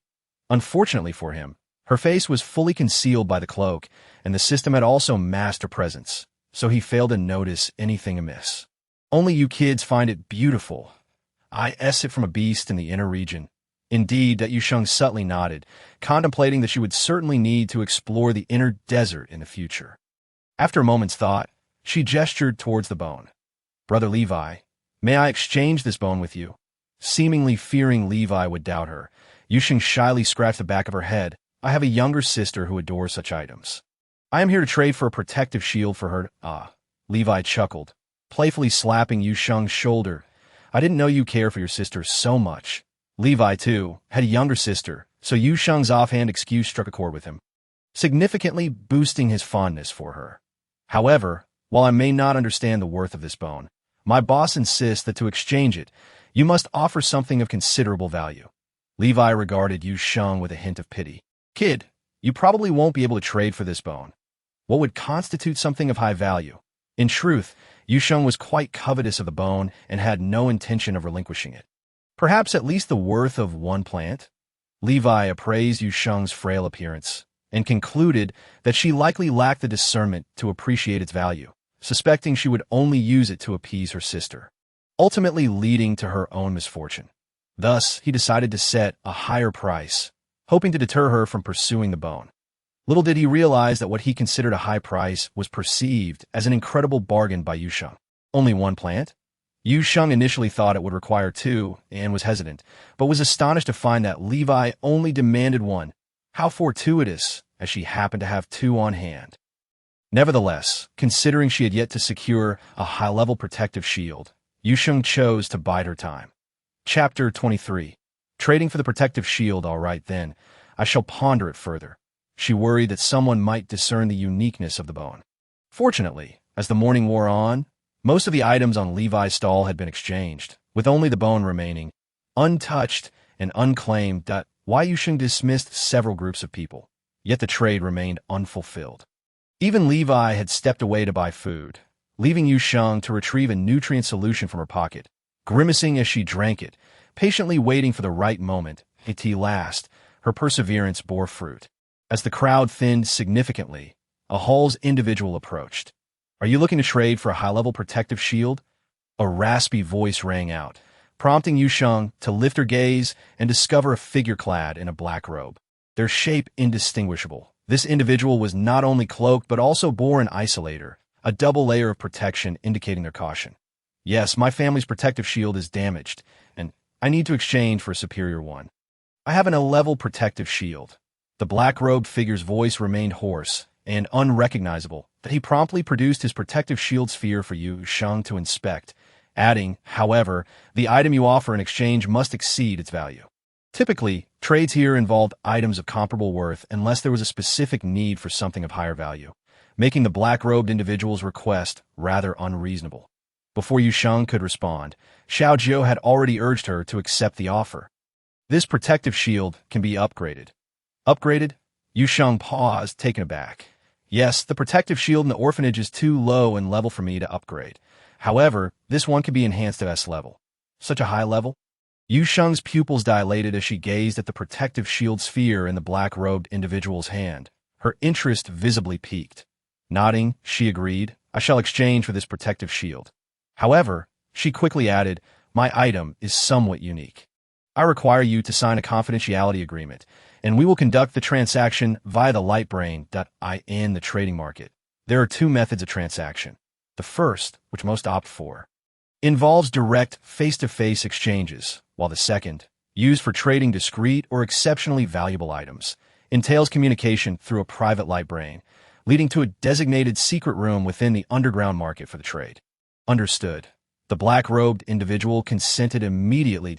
He produced his light brain, and after signing the confidentiality agreement, he and Yu Sheng proceeded towards the secret room.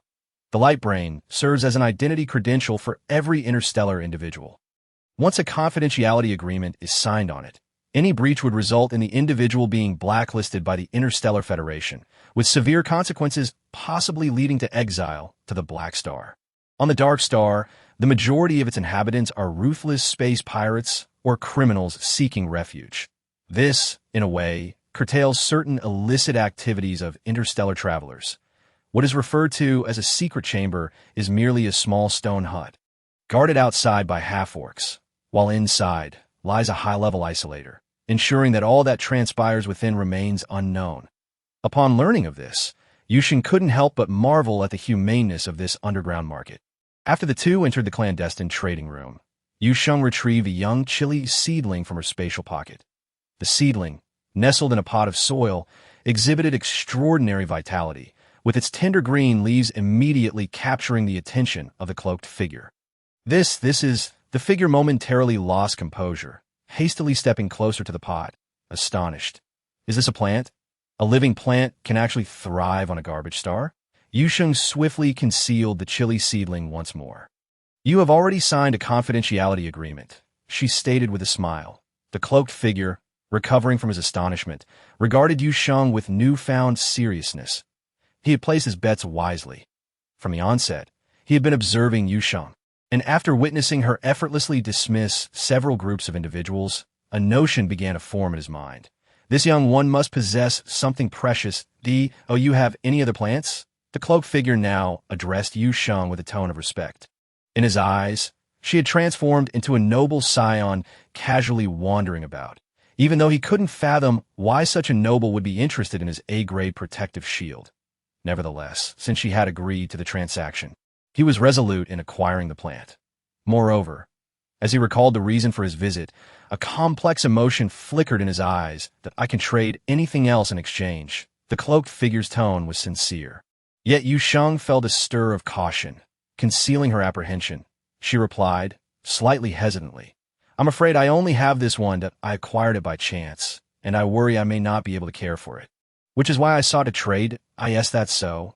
The cloaked figure, though skeptical, recognized the preciousness of green plants in the interstellar realm and chose not to press further. Then let us proceed with the transaction. Very well. After successfully exchanging, the cloaked figure did not leave immediately. Instead, he pulled out an apparatus resembling a detection device in Yu Sheng's presence. This is a machine used by interstellar beings to measure the X content within plants. Such tools are typically exclusive to those from the Federation's research institutions. Xiao Sheng, this individual is not to be underestimated.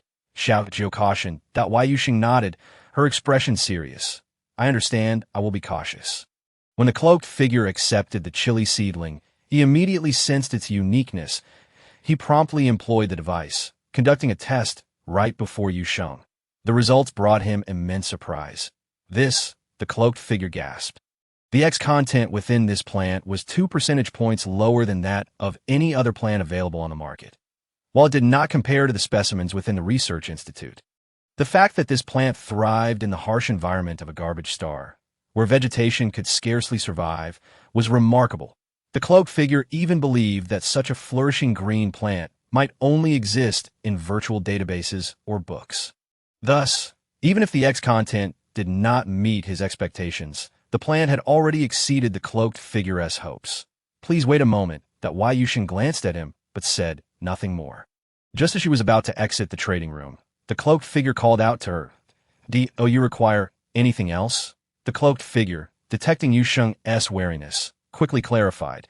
Your plant greatly exceeds my anticipated trade value. Therefore, I would like to offer you something in return. An need. Yu Sheng promptly declined, stating that their transaction was complete and there was no need to complicate matters further. With that, she exited the room. Leaving the cloaked figure behind with a sigh, he wished to forge a good rapport with her. But her vigilance was formidable. The cloaked figure smiled wryly, yet his gaze brightened upon seeing the green plant. Reigniting a glimmer of hope in his once dim eyes, he had a strong premonition that perhaps deciding to come to the garbage star was one of the wisest choices he would ever make. As he absent-mindedly picked at his teeth, he glanced up at Yu Sheng, cheerily asking, "Has the transaction been successful?" Upon his arrival, he noticed Yu Sheng had already tucked away the paper that indicated a high-level protective shield in exchange for something. "Yes," Yu Sheng affirmed, then pointed to the bone in front of Levi. "Brother Levi, you still haven't traded that bone. Why not trade it with me directly?" "Hey, you little rascal." Levi laughed heartily, noting that it was worth a plant. "Just be sure you don't regret it after the exchange and come crying to me. That I must warn you, crying to me will be of no use." Yu Sheng pursed her lips. Smiling, Levi scrutinized Yu Sheng with suspicion, leaning closer and lowering his voice. "I say, you wouldn't truly intend to exchange a plant for this, would you? You must know that green plants are a rarity on this garbage star." A rarity? Yu Sheng keenly seized upon this keyword. Since arriving on the garbage star, she had encountered several individuals, including the cloaked figure, who all claimed that there were no green plants to be found. Yet now, this mercenary was telling her that there were very few green plants. The difference of two words held vast implications.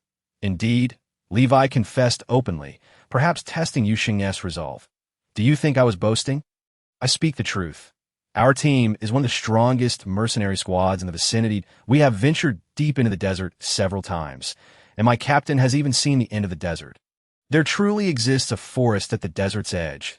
Yu Sheng recalled hearing the old dean mention the notion of a forest at the desert's end, but she remembered the dean's tone, which had been laced with sarcasm. "I suspect it's merely a mirage conjured by those dying.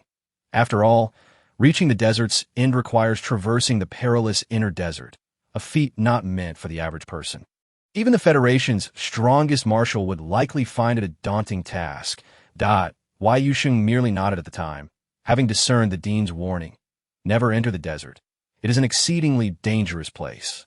Now, however, hearing Levi speak of the desert's end, she suddenly realized how to concoct a successful excuse for her seedling. "Brother Levi, let us trade." Her tone was earnest, devoid of any hint of jest. "You truly possess a plant?" Levi's expression turned serious as he scrutinized Yu Sheng with hawk-like intensity. "While I feel a connection with you, if you are deceiving me, I shall not spare you. Did I understand?" Yu Sheng nodded. "If I did not have it, I would not have initiated this conversation." Thus, 10 minutes later, Yu Sheng re-entered the secret chamber. The half-orc guards at the entrance cast her curious glances, wondering how this young one had acquired so many rare treasures for trade. "Do you really have a plant?" Once inside, Levi eagerly inquired, his eyes fixed intently on Yu Sheng, his tone filled with anticipation. Why Yu Sheng remained silent, producing another chilly seedling and extending it towards Levi. As he took the pot, his hands trembled with excitement. He exclaimed in disbelief, his eyes wide as saucers. "You actually have one?" Overcome with emotion, his voice cracked. Why Yu Sheng smiled, not feeling the need to elaborate. "So, Brother Levi, may we proceed with the exchange now?" "Trade, trade, trade. Anyone who doesn't trade is a fool." To Levi, admitting to being a fool was a fate worse than death. The two conducted their exchange amicably, and Levi regarded Yu Sheng as though she were an unsuspecting benefactor. "Hey, kid." He leaned in closer. "Do you have any more plants?" "None left. This one was a fortuitous find. A find." Levi silently lamented his lack of luck. "Yes," Yu Sheng confirmed. "My elder encountered a beast in the inner desert that happened to have a plant with it. They instructed me to come and trade today." "Your elder?" Levi's eyes widened in realization. No wonder he could not discern her identity or detect her aura. It seemed her family held some significance after all. This revelation led him to ponder whether her elder could identify the unique qualities of the bone. Upon reflection, Levi's sense of guilt diminished significantly. With a hearty pat on Yu Sheng's shoulder, he cheerfully declared, "From now on, If you have anything to trade, just seek out your elder brother Levi. I assure you. I will never deceive you. Yu Sheng responded with a smile. Levi, adhering to the rules, refrained from exchanging contact information, merely agreeing that if she wished to find him later, she could return to this stall. Chapter 25. Rescuing 2 younglings having acquired the desired items. Yu Sheng stored them within her system space and then sought out a secluded alley to remove her dark cloak, initially intending to exit the inner city.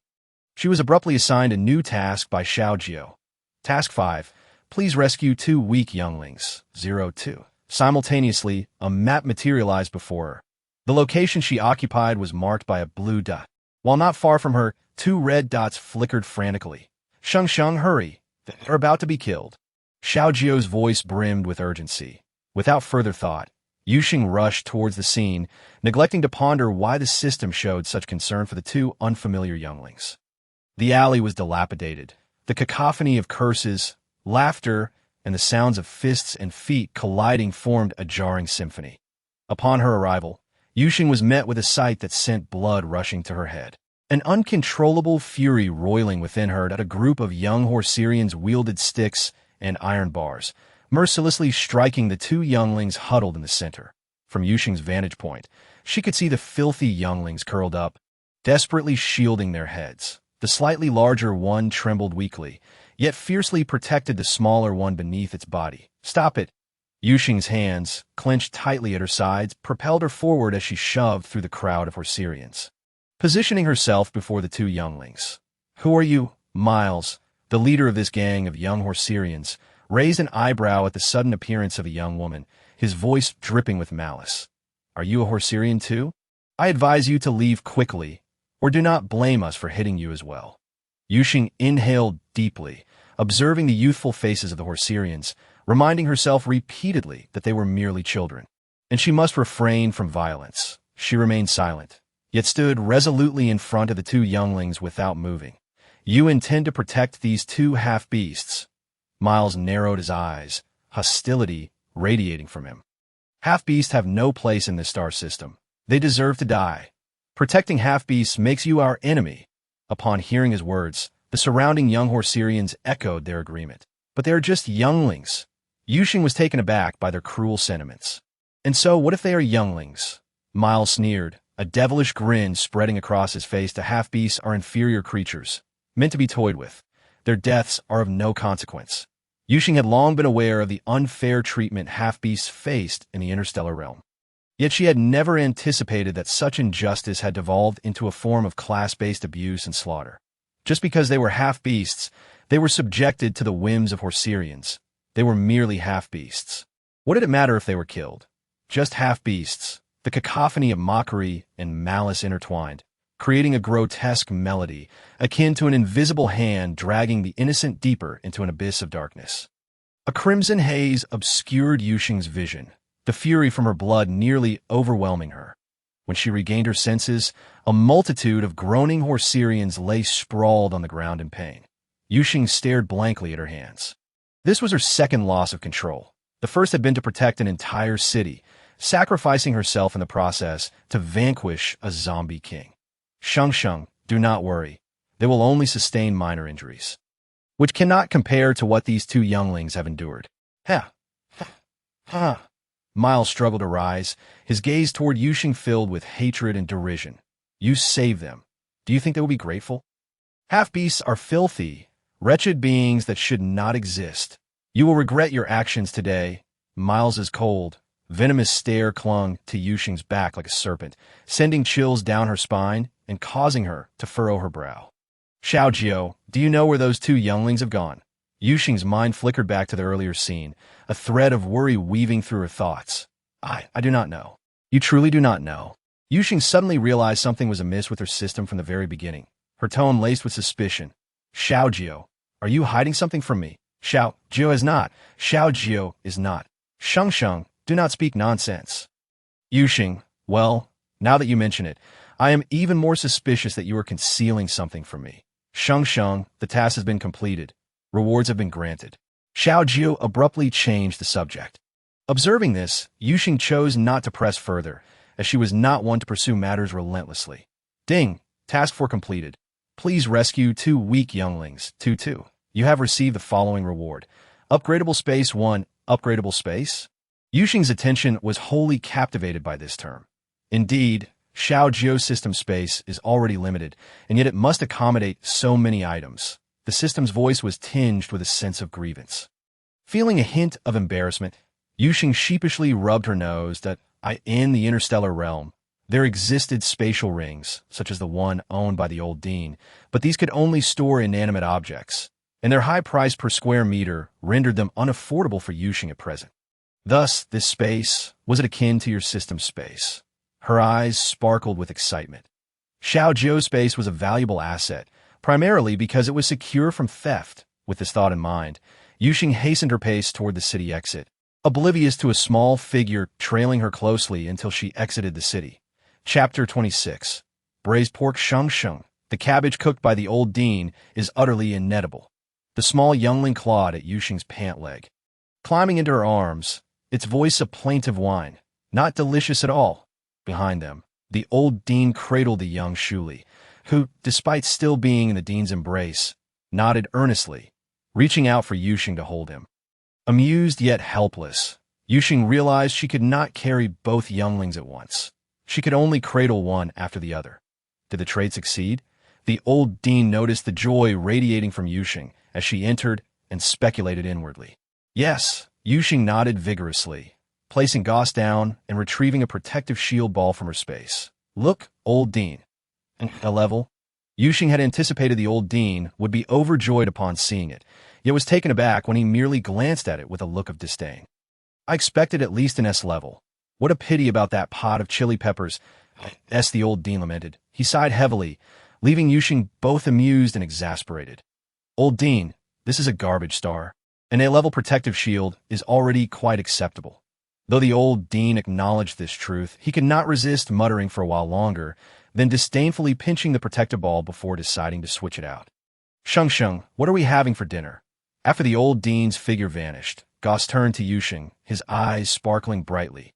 Braised pork, I suppose. Recently, she had spotted a beast resembling the pig she was familiar with, and her harvested star anise and Sichuan peppercorns were now ripe, perfect for seasoning. These were seeds provided by the old dean at tea times. Yu Sheng suspected that the person who gifted the old dean the seeds must be an undercover foodie. For most of the seeds, he gave her a mint for seasoning. Great. Although Goss was unfamiliar with braised pork, he had unwavering faith in Yu Sheng's culinary skills. Then hurry, Sheng Sheng. All right. Yu Sheng entered the small kitchen, slicing scallions, ginger, and smashing garlic to set aside. Sheng Sheng, what are you doing? Unbeknownst to her, Goss had already pushed Shuli into the small kitchen, the latter having become a regular fixture in their escapades around the orphanage since Yu Sheng crafted a small cart for him. I'm blanching the meat to remove its odor and simultaneously cleaning off any impurities. Otherwise, we'll be dirty, and both Shuli and Goss will suffer from stomachaches. Though half-beasts possessed excellent constitutions, capable of recovering from significant injuries as long as they weren't fatal. And diarrhea was a trivial concern for them. Yu Sheng still could not help but treat them like ordinary children. Why Yu Sheng smiled gently, her hands continuing their task as she took a moment to explain to the two little cubs. She placed the diced exotic beast meat onto a plate and added a small amount of oil to the frying pan. This is Sichuan pepper and star anise. Both excellent seasonings, she remarked. Stirring the contents with a spatula, a tantalizing aroma wafted through the air, prompting Goss to exclaim in delight. Once the fragrance permeated the room, Yu Sheng added scallions, ginger, garlic, and the chopped exotic beast meat. Wisps of steam rose, accompanied by a distinctive scent that made the two little cubs unable to resist swallowing hard, their eyes glued to the pan. Sheng Sheng, can we eat now? Goss asked eagerly. With a smile, Yu Sheng waited until the meat turned golden brown before transferring it to a steamer. Next, she began preparing the sauce, combining cooking wine, water, and rock sugar, then adding more cooking wine. Once the sauce was ready, she carefully poured it over the meat in the steamer and covered the pot. After a brief wait, the braised meat was finally complete. Yu Sheng bent down to pat the heads of the two cubs, seizing the opportunity to steam a few potatoes. Remembering the wheat and rice seeds she had stored, she felt it was time to prioritize their planting. Staple foods were indeed indispensable. Wheat, and rice can be grown in the space. I've already stored those seeds in the warehouse, she recalled. Upon hearing Xiao Jiu's words, Yu Sheng's eyes sparkled with excitement, eager to enter the space and take a closer look, after the little cubs asked 20 times if the braised meat was ready. The much-anticipated dish finally emerged from the pot. Wow, Xiao Sheng, what did you make today? It smells amazing. The old dean, having just finished setting up a protective shield, was drawn over by the enticing aroma, his voice brimming with barely contained excitement. Today, I made braised meat, Yu Sheng replied, looking down at the two cubs tugging at her legs, gazing up at the dish with longing. Grandpa Dean, please take Xiao Li and goes outside first. I can hardly move. All right, the old dean chuckled, lifting one cub in each arm and leading them away. The braised meat undoubtedly earned the esteemed status of the most delicious dish in the hearts of the cubs. Freshly cooked, the meat glistened golden, rich yet not greasy, sweet yet not overpowering. The layers of meat were distinct, tender, and succulent, bursting with flavor upon the first bite. The two little cubs devoured the dish, their mouths glistening with oil, and eventually slumped back in their chairs, their eyes still fixated on the glossy, savory sauce, instinctively licking their lips in a display of sheer desire. Naturally, the remaining sauce was ultimately shared between the old dean and Yu Sheng. Come accompany me for a stroll later, Yu Sheng chuckled, playfully patting Goza's little head. Thankfully, in this interstellar age, there were household robots. After finishing her meal, Yu Sheng left the remaining tasks to Yuan Yuan while she took the two little ones out for a walk. Though it was referred to as a stroll, only Yu Sheng and Goz truly walked.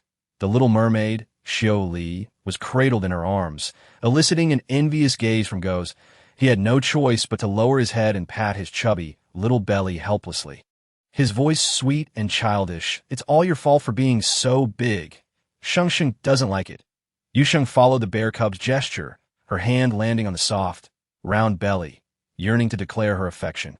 Yet, for the sake of the little cub's health, she suppressed the urge to indulge and turned her head away. The dean had mentioned that once Goz grew a little older, he could transform into a small boy. While chubby children were undeniably adorable, Yu Sheng wished for the little one to avoid becoming too plump. Chapter 27. Yu Sheng's space reward. The injured puppy now lay quietly on her bed. Yuan, you've worked hard today. Since Yu Sheng had ventured into the inner city, it was the robot Yuan who took care of the puppy. That it's nothing, Xiao Sheng has worked hard too. Yuan's voice was not the typical cold tone of a robot. It was said that the old dean had specifically chosen this cute voice while selecting the sound card years ago. Xiao Jiu? Coming. Whether it was Yu Sheng's imagination or not, she felt that her system's voice was somewhat breathless. But could a system feel tired? Yu Sheng pondered, though she did not dwell on the matter. For the tasks at hand soon captured most of her attention. What should I do now? The thought of the space reward made her pulse quicken. Focus and silently think. I want to enter the space, Xiao Jiu instructed. Following the guidance, Yu Sheng soon felt a peculiar sensation rising within her. When she opened her eyes again, she was no longer in her dormitory but in the so-called space. Yu Sheng's pupils dilated as she gazed in astonishment at her surroundings. Rather than a space, it felt more like a small world, reminiscent of the world before the apocalypse. In this small world, there was a stark contrast. Beneath her feet lay a lush green meadow, vibrant and full of life. However, aside from the grass and a babbling brook, there was little else. The surroundings were eerily silent, like a still painting. Yet, Yu Sheng lifted her gaze to the distance, where an abyss of black loomed. The darkness shrouded everything, obscuring what lay within and rendering the unknown territory inaccessible. Because your current space level is quite low, you can only unlock this portion of land as you level up. The unknown area can be accessed, Xiao Jiu explained. How do I level up? Yu Sheng inquired, intrigued by the concept. Continuously enhance your ability level, and your space level will rise accordingly, Xiao Jiu replied. Once the space level reaches a certain point, a surprise gift pack will be revealed. Yu Sheng nodded in understanding, a glimmer of contemplation in her eyes. During the apocalypse, her ability level had reached 10, with a peak being 12. However, after hitting level 7, she distinctly felt the increasing difficulty of further upgrades. Now that she had arrived in the interstellar realm, her ability level was merely a meager 3. The most troubling aspect was the matter of leveling up. In the past, she could enhance her level by hunting zombies for crystal cores, but now that she was in the interstellar age, the old dean had taught her methods to enhance her abilities. But perhaps due to her not being a native of this era, those techniques proved ineffective for her. She had attempted to improve through planting, but while the initial results were promising, the effectiveness dwindled as time passed. This was why she had been so eager to exchange for that white bone upon seeing it. Speaking of that bone, Xiao, can I absorb the wood energy from that bone here? You can, but I wouldn't recommend it, came the reply. Why? Yu Sheng asked, curious. That bone is a key. While absorbing it now would enhance you by a level, it would render the bone useless without a key, Yu Sheng pondered, wondering what it unlocked. This exotic beast was likely the guardian of that forest, but for some unknown reason, it was hunted. If you wish to access the forest at the edge of the desert, you cannot absorb that bone, Xiao elaborated. I only just detected this. Understanding dawned upon Yu Sheng as she nodded. Then never mind, I will focus on planting rice and wheat first. The seed produced by the system were not bound by time and were of excellent quality. Significantly reducing Yu Sheng's workload, she designated areas for rice and wheat in the space, sowing the sprouted rice seeds into the seedbed, covering them with soil, watering them thoroughly, and awaiting their growth. Once the wheat seeds were sown, Yu Sheng wiped her brow, feeling a bit fatigued. She hadn't planted much, and with the assistance of her wood ability, the process was much quicker than conventional machine planting. Observing the transformed appearance of the space, a sense of quiet pride swelled within her. She resolved to diligently enhance her abilities and unlock that unknown territory, planting even more. Go, Sheng. Xiao Jiu cheered her on. Time flowed differently in the space compared to the outside world. So after spending several hours within, only a few minutes had passed outside. Yet the physical fatigue was a tangible reminder that everything that had transpired was not a dream. Her eyes sparkled, especially upon seeing the little puppy curled up on her bed, and she couldn't resist reaching out to embrace the little creature, nuzzling against its body. Bye-bye. You must recover quickly. I'll prepare a feast of delicious treats for you. Yu Sheng pinched the puppy's velvety ears and couldn't help but squeeze its little paw pads, delighting in the tactile pleasure. The little cub had been well taken care of. Although still somewhat frail, its white fur was soft and fluffy, and as Yu Sheng drew near, she could smell the refreshing scent of soapberries. Yu Sheng could not resist the urge to bury her face in deep and inhale a breath, then tenderly kissed the little creature's ear. Bye-bye, you must wake up soon, although her body remained in slumber. The ethereal essence of the great Marshal manifested, gazing in astonishment at the black-haired girl in the room, showering affection upon his offspring. His fair complexion flushed crimson, the warmth creeping from his ears and cascading downwards. Though he could not feel it, Jian instinctively touched his ear, which radiated a heat of its own. He bit his lip, his long, thick eyelashes fluttering erratically, concealing the turmoil beneath. This person was utterly lacking in decorum. The great Marshal, who had never engaged with anyone outside of his mother and sister, found himself vexed and indignant. Chapter 28. Muon and Lai Si. This was the place where she and Lai Si had taken refuge. Navigating the filth and chaos of the refuse, Mu In lamented that her sense of smell had significantly diminished. Covering her nose, she agilely maneuvered through the heaps of rubbish. Lai Si, upon reaching their current abode, Muon called softly, and after receiving a faint meow, she ventured inside. It was a hollow storage space, barely accommodating the two small cubs. Lai Si, I found some nutrient solution. The battered little fox carefully picked up a tiny bundle from the ground and retrieved an expired nutrient solution from her pocket.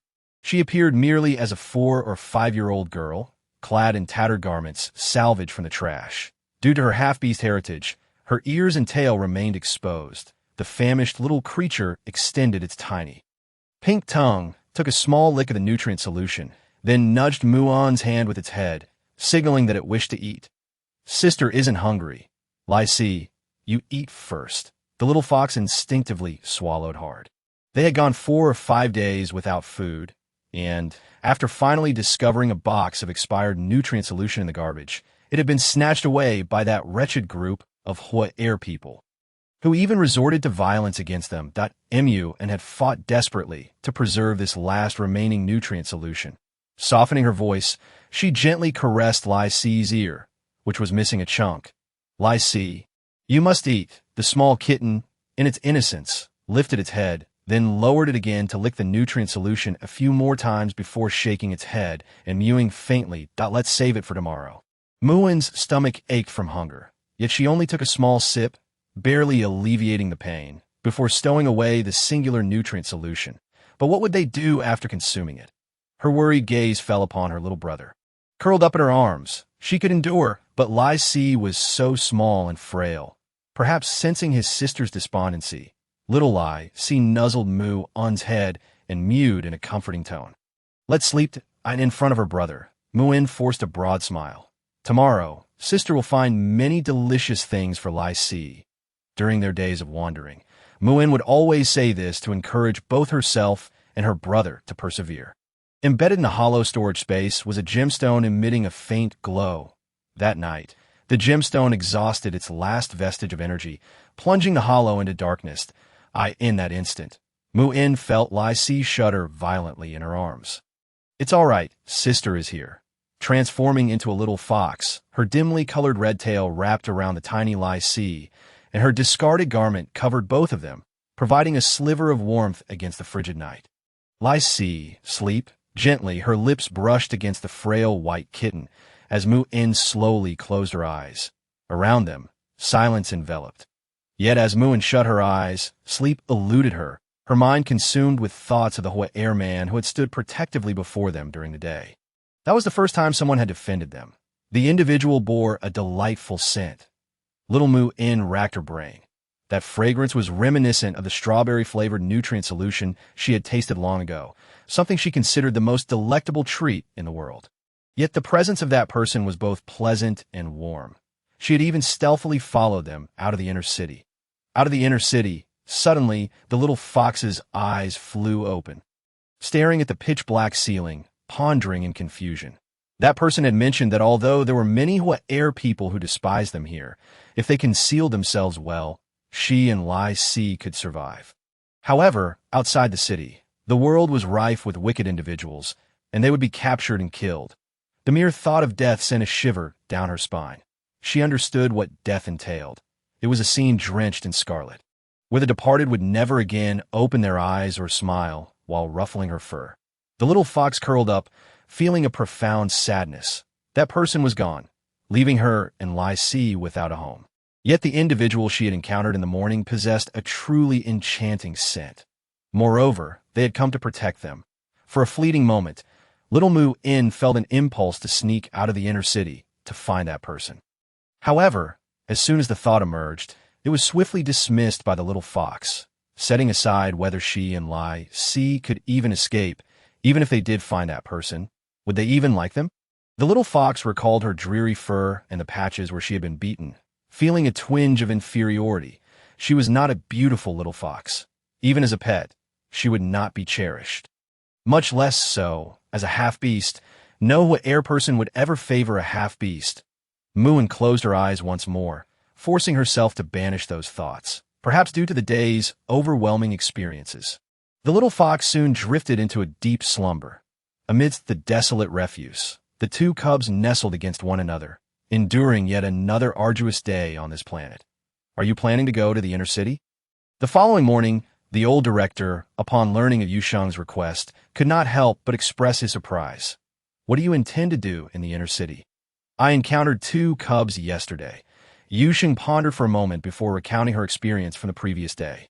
Reflecting on all she had witnessed, Yu Sheng felt a knot of frustration in her heart. I thought, perhaps I could help those two cubs.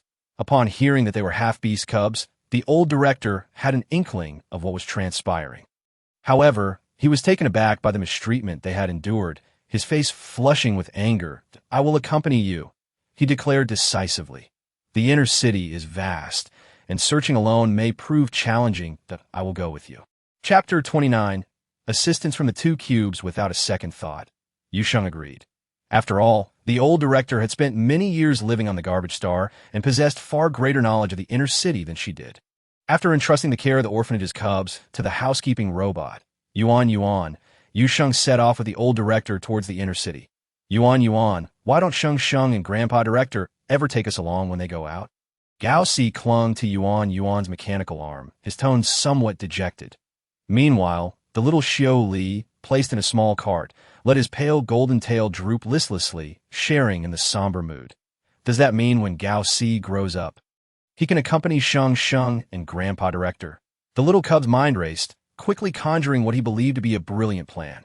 However, Gao Si was still merely a little cub. Yuan patted Gao Si's head, her display screen's eyes curving into a smile. That means it will be quite some time before you can accompany Sheng and Grandpa Director. Oh. Upon hearing this, Gao Si felt disheartened, his round little body emanating a gloomy aura. The fair and charming little mermaid listened to their exchange, tilting his head in curiosity. After a moment of contemplation, he extended his small hand to pat Gao Si's paw gently. Xiao Li, what's wrong? Having frequently assisted Yu Sheng with cleaning, Xiao Li had become increasingly adept at controlling his abilities. He gazed at Gao Si, extending his small, pale hand, a faint stream of water flowing from his fingertips. Though it quickly dissipated, he reached out with his other hand, this time producing a significantly thicker stream of water in his palm.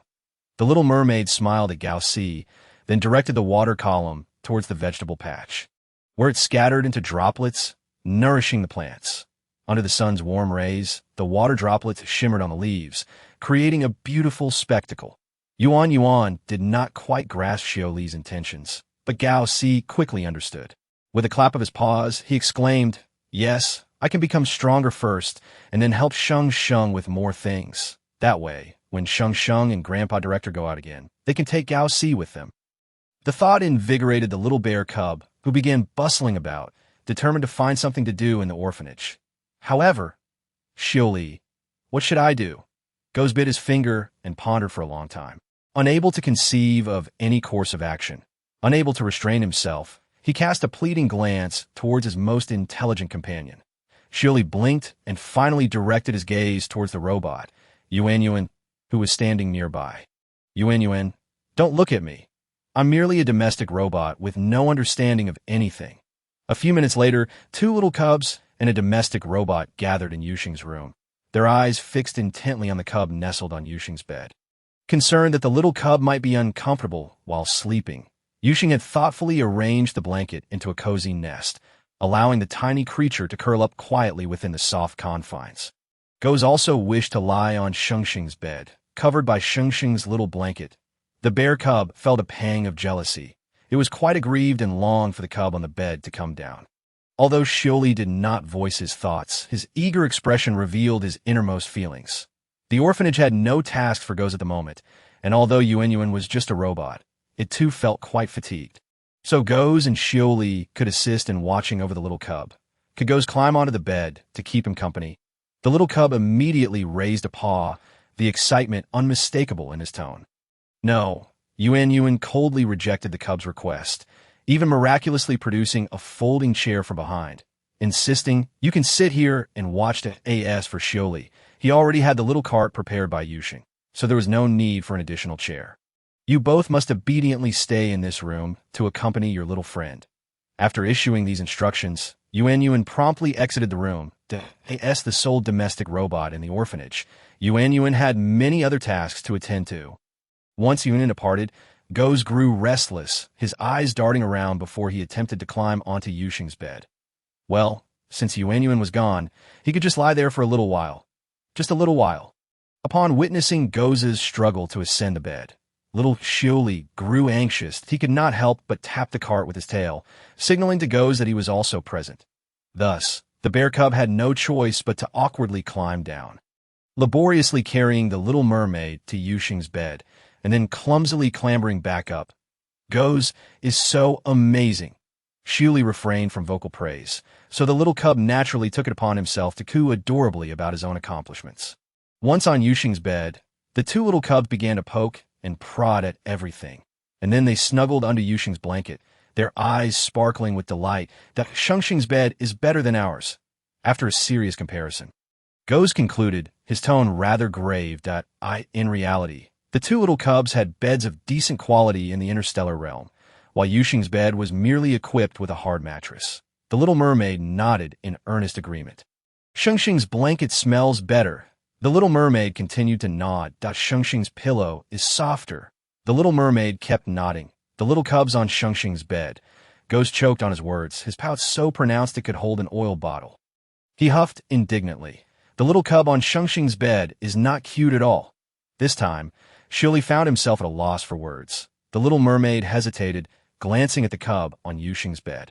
The fluffy little cub, with its soft white fur, looked particularly delicate as it curled up in the blanket. Its plush tail enveloped its body, resembling a snow-white ball.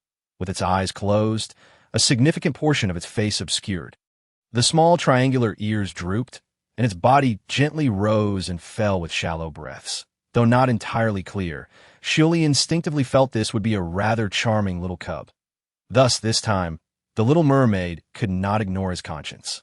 Goes, initially irked by Shili's lack of agreement, found his fierce disposition dissipating as his gaze fell upon the peacefully sleeping little dog cub. Never mind, Goes is a good baby. Goes admitted that the little cub was somewhat adorable. But just a little bit. Chapter 30. Ji-Yin awakens. Ji-Yin felt a cacophony surrounding him, causing a slight headache. Just as he hoped for silence, a heavy weight pressed down on him, nearly suffocating him. The Grand Marshal of the Stars opened his eyes, intending to speak, only to find himself with a mouthful of fur. Ji-Yin. As the surroundings gradually came into focus, the little dog cub struggled to extricate itself from the weight pressing down on it, only to turn and meet a pair of curious light golden eyes. Shili gazed at the newly awakened companion. Tilting his head slightly, Yin attempted to speak, but the words that escaped were soft. Adorable whimper. Ji-Yin. The Grand Marshal, who had never been this cute in his life, was taken aback. His snow-white form immediately stiffened, and the bewildered little cub looked utterly crushed, which only piqued Shili's curiosity further. Unable to resist, he extended a finger and poked. Just as Ji-Yin was regaining his composure, he found himself losing his balance at the gentle poke and tumbled into the piled-up blankets. Yan. The interstellar realm might as well be obliterated. Upon re-entering the inner city, guided by the elderly director, Yu Sheng took far fewer detours. However, they searched for a long time, even scouring the previous alley, yet still found no trace of the two little cubs. Even when the old director led Yu Sheng to the half-beastman gathering area in the inner city to inquire, they could not gather any information about the two cubs. Perhaps they were hiding. The old director sighed, trying to comfort Yu Sheng, who seemed somewhat downcast. It's all right. We will come every day to check. Perhaps we will encounter those two children.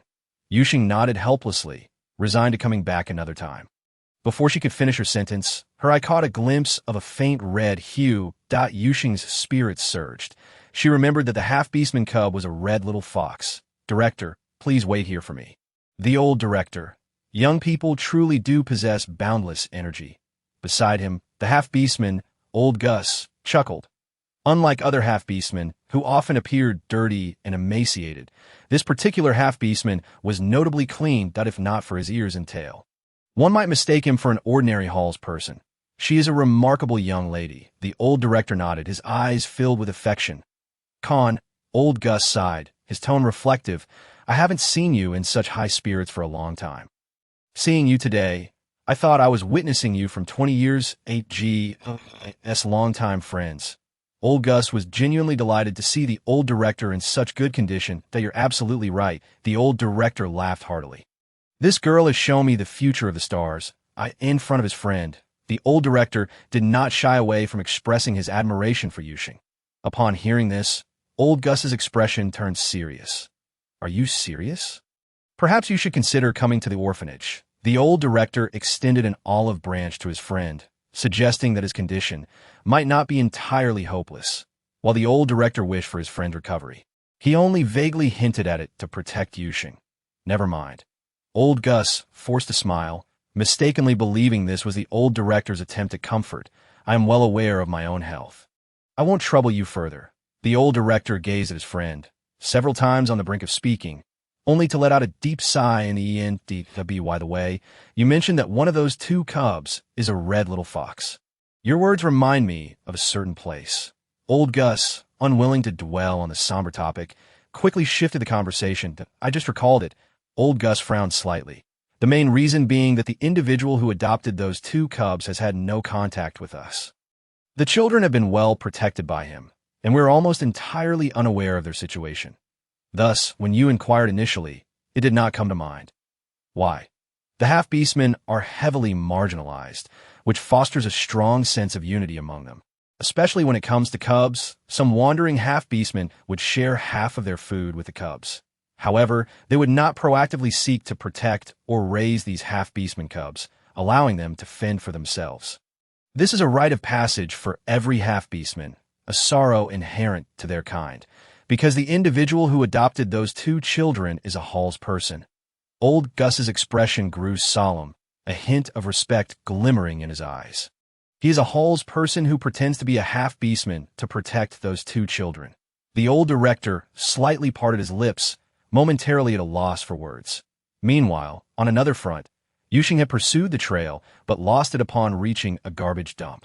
"Xiaojio, are you able to perceive the presence of those two young ones?" Yu Sheng recalled the peculiar way her system had reacted to the two cubs that day, tentatively voicing her question. It was you who asked Xiaojio, not Xiaojio who volunteered the information. Listening to the system, which seemed to have been holding back for quite some time, a flicker of confusion flashed through Yu Sheng's eyes. She nodded, affirming, "Yes, I did ask you. You should walk 100 meters forward, then take a right for 300 meters on your left side. There is an empty storage space, which serves as the temporary abode for the two young ones." "Thank you, Xiaojio." With the system's guidance, Yu Sheng swiftly located the hollow storage space. Gazing at the low and narrow entrance, she took a deep breath and softened her voice. "Hello, are you there?" As the words left her lips, Yu Sheng felt rather foolish. A slight flush creeping onto her face, the sudden wave of foreboding washed over her. She disregarded her reservations and immediately crouched down to peer inside. The hollow storage barely shielded against the wind and rain, its contents pitifully sparse. The tattered bowl, a long iron rod, and a worn piece of clothing lay quietly on the ground. Yet there were no cubs. How could this be possible? Before Yu Sheng could voice her confusion, Xiaojio exclaimed that Yu Sheng frowned, as if sensing something, and instinctively raised her head, catching a glimpse of 2 or 3 shadowy figures lurking about. Chapter 31. The two cubs captured Banson and Saxon were widely recognized as the most idle of the Halls. Yet one day, they were unexpectedly sought out by Myers. It should be noted that Myers' father was one of the higher-ups in the inner-city management. When Banson and Saxon were summoned, both were filled with trepidation that Myers' request was straightforward, to deal with 2 half-beast cubs, but the promised reward was exceptionally generous. Banson and Saxon had been devoid of funds for quite some time, and given that this task merely involved dealing with 2 inconsequential half-beast cubs, they readily accepted, feeling as though fortune had smiled upon them. Following Myers' instructions, they waited in the dump for an entire day. Yet not a single hair of the cubs was in sight. "Banson, do you think that young Master Myers is intentionally toying with us?" Saxon remarked, swatting away a bug on his arm. "This place reeks. Even half-beasts wouldn't choose to reside here, would they? Enough with your prattling." Banson, far more composed than Saxon, concealed himself in a dark corner, his triangular eyes keenly monitoring every movement within the dump. Once this deal was completed, the money would suffice for their indulgence for quite some time. The mere thought of the impending reward made Saxon smack his lips in anticipation. Truly, the young master from a wealthy family is quite extravagant. Noticing Saxon's eagerness to continue, Banson shot him a glare and admonished in a hushed tone, "Shut up, fool! I heard these 2 little beasts are quite perceptive. If you scare them off, I will ensure you regret it." As time ticked away, the stench from the surrounding dump became increasingly pronounced with the rising temperature. Just as Banson could hardly contain himself, a tiny flash of red caught his eye. "They're here." Banson swiftly suppressed Saxon's curiosity, his gaze alert as he watched the small red figure darting through the refuse before halting in a remarkably concealed corner, entering the hollow storage. The storage had but one exit. Banson's eyes turned cold and slick as a serpent, an ominous smile creeping across his face. "Saxon, it's time to pursue those little rascals." Mien struggled desperately, biting Saxon's arm in a panic. causing Saxon to instinctively fling her away, sending her crashing against the wall of the hollow storage. Myun laboriously rose to her feet, the small red fox panting heavily as she bared her teeth at the two halls. Huh, just a worthless cub, Saxon scoffed, raising his hand to strike Myun, only to be halted by Banson. His gaze towards the little cub was frigid as he casually tossed a small black ball at her. The moment the ball was thrown, it unfurled into a net mid-air, crackling with electricity. Myun, startled, instinctively attempted to leap away, but was ensnared by the net. The electrical current exploded against her fur, leaving singed patches and eliciting a pained shriek from her. Soon her struggles began to wane. She can't be dead, can she? Saxon gasped, panic creeping into his tone. Better dead, Banson replied, striding over to rudely grasp the little fox by her tail, stuffing her into a large bag. If she's dead, we won't need to exert extra effort to deal with her. The two nonchalantly exited the hollow storage. Banson, this task is too easy, Saxon exclaimed, already envisioning a future of indulgence upon receiving that generous reward. His tone brimming with excitement. Enough, don't be so pathetic. We'll find a spot to dispose of these two little beasts. The malicious glint flickered in Banson's eyes. He had thoroughly considered their actions. This dump was frequently visited by half-beasts from the inner city, that if they dealt with the cubs here and were discovered by those half-beasts, their lives would surely become fraught with complications. However, before they could exit the dump, a figure suddenly obstructed their path. The newcomer was none other than Yu Sheng, who had sensed something amiss. She eyed the two dubious halls with vigilance, her gaze falling upon the large bag they were carrying. The white bag's edges were stained with dark red fur and splattered with blood. That why Yu Sheng's gaze momentarily froze, her voice laced with a chill. Put down that bag. Who are you? You think we'll just drop it because you say so? Saxon frowned, glaring at Yu Sheng with indignation, his demeanor brazen. Banson squinted, his triangular eyes locking onto Yu Sheng with a predatory glare. After a moment, he raised his hand to restrain Saxon, a malicious smirk playing on his lips. So you are the Hall who protects the half-beast cubs? That young master mentioned that if he encountered a Hall woman protecting these two cubs, she should be dealt with as well. As thoughts of the exorbitant additional reward promised by Myers filled his mind. Banson licked his parched lips, his gaze towards Yu Sheng brimming with avarice. That you've stumbled right into the crosshairs. Banson casually tossed the bag to Saxon, and in the next moment his form surged, transforming from a normal human head into that of a ferocious wolf. Halls often opted for their beastly form during combat. However, with the advancement of interstellar civilization and the enhancement of mental prowess, such a transformation typically manifested only in lower-tier halls or those with weaker mental faculties. Banson, in his beastly form, emitted heavy breaths, a bloodthirsty glint flashing in his eyes as he lunged at Yu Sheng. Saxon refrained from intervening, believing Banson could handle the situation, just as a victorious smile spread across his face. The unfolding scene froze the expression on Saxon's face in an instant. This seemingly frail Hall woman did not even flinch.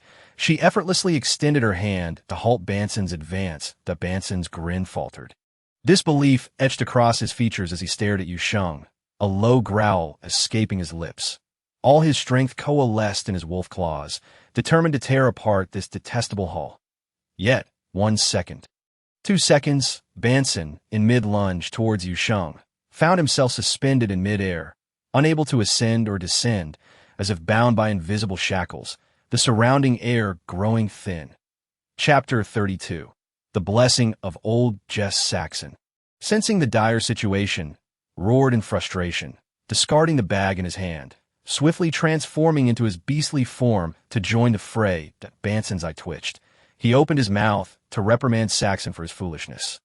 But it was too late. The two beastly halls were ensnared in mid-air, a comical sight indeed. Your mental strength has reached S rank?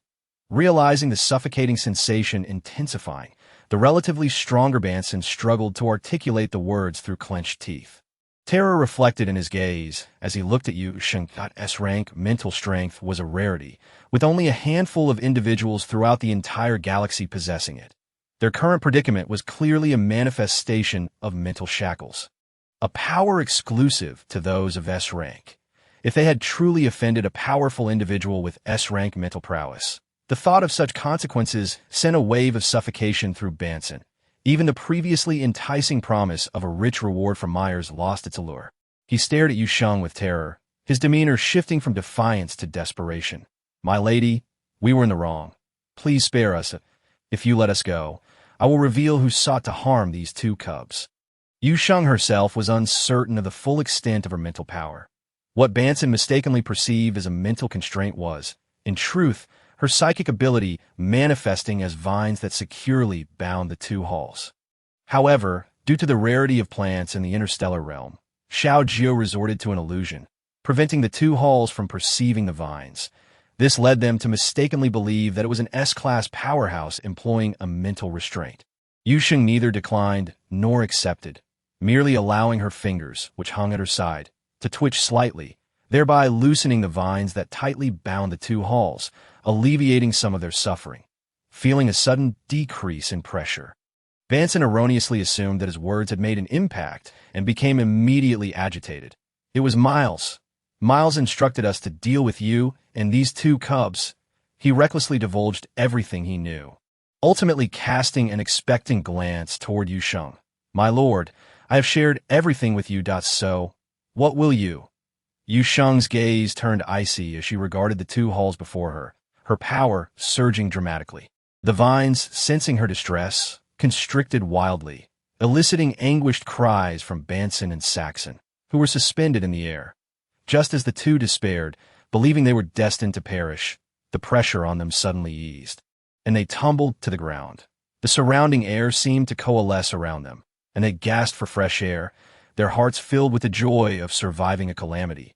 Yet, in the next moment, a sharp pain pierced their minds. Saxon fainted before he could utter a sound, while Banson, slightly stronger, experienced a moment of blurred vision before also succumbing to unconsciousness.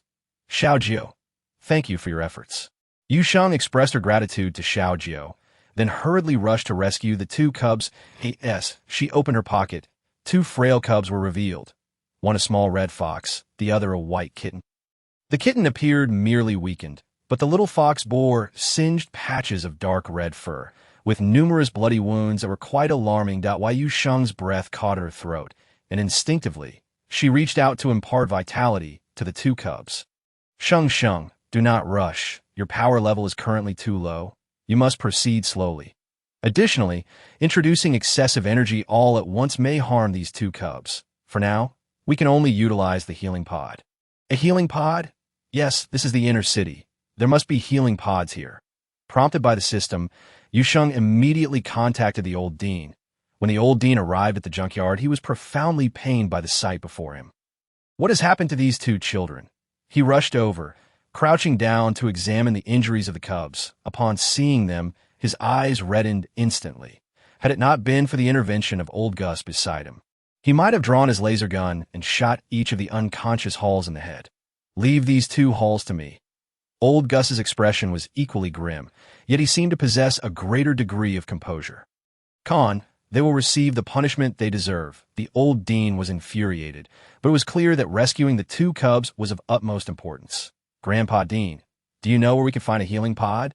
Yu Sheng struggled to maintain her composure, but her slightly hurried speech betrayed her underlying anxiety. "These two children are gravely injured and require immediate treatment in a healing pod at that moment." Yu Sheng remained oblivious to the fact that the previous puppy had sustained far more severe injuries than these two cubs, even though it had a significantly higher tolerance for her powers. "I have one available. It was that old half-beast who spoke up. I have a healing pod at home. You can take them there." While Yu Sheng was taken aback, her gaze instinctively darting toward the old dean.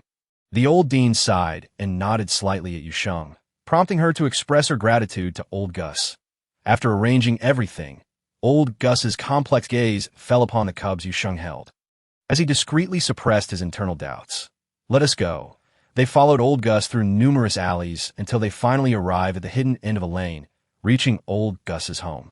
The old half-beast said little, swiftly retrieving the healing pod from his residence and instructing Yu Sheng to place the little fox inside first. The kitten appeared merely weak, with no visible injuries. "Thank you." Watching the little cub quietly lying within the healing pod, undergoing treatment, Yu Sheng finally felt a wave of relief and cast a grateful glance at old Gus. The old half-beast waved his hand dismissively, his tone filled with admiration. If we were to speak of gratitude, I must thank you that in this world, there are few who would extend their protection to half-beast halls. Old Gus regarded Yu Sheng with affection, saying, "Child, you are a kind-hearted person. Kind souls will always receive the favor of the god Kabisi." The god Kabisi? Yu Sheng was momentarily taken aback upon hearing this term for the first time. But she quickly deduced that it was likely the deity old Gus worshipped, so she did not ponder it further. Instead, the old dean's pupils constricted sharply, and he looked at his friend with a mix of astonishment and concern. Chapter 33. A beautiful dream. Old Gus was a Kabisi, and the innate ability of this race was to bestow blessings, since the old half-beast had encountered health issues over 20 years ago. He had not utilized his powers for a long time, especially not this highest level of blessing. True to form, old Gus's face paled considerably, and beads of sweat dotted his forehead. The old dean opened his mouth, wishing to speak, but upon seeing his friend's head shake, he could only helplessly relent. Yu Sheng remained unaware of the anomaly, her mind solely focused on the two injured cubs.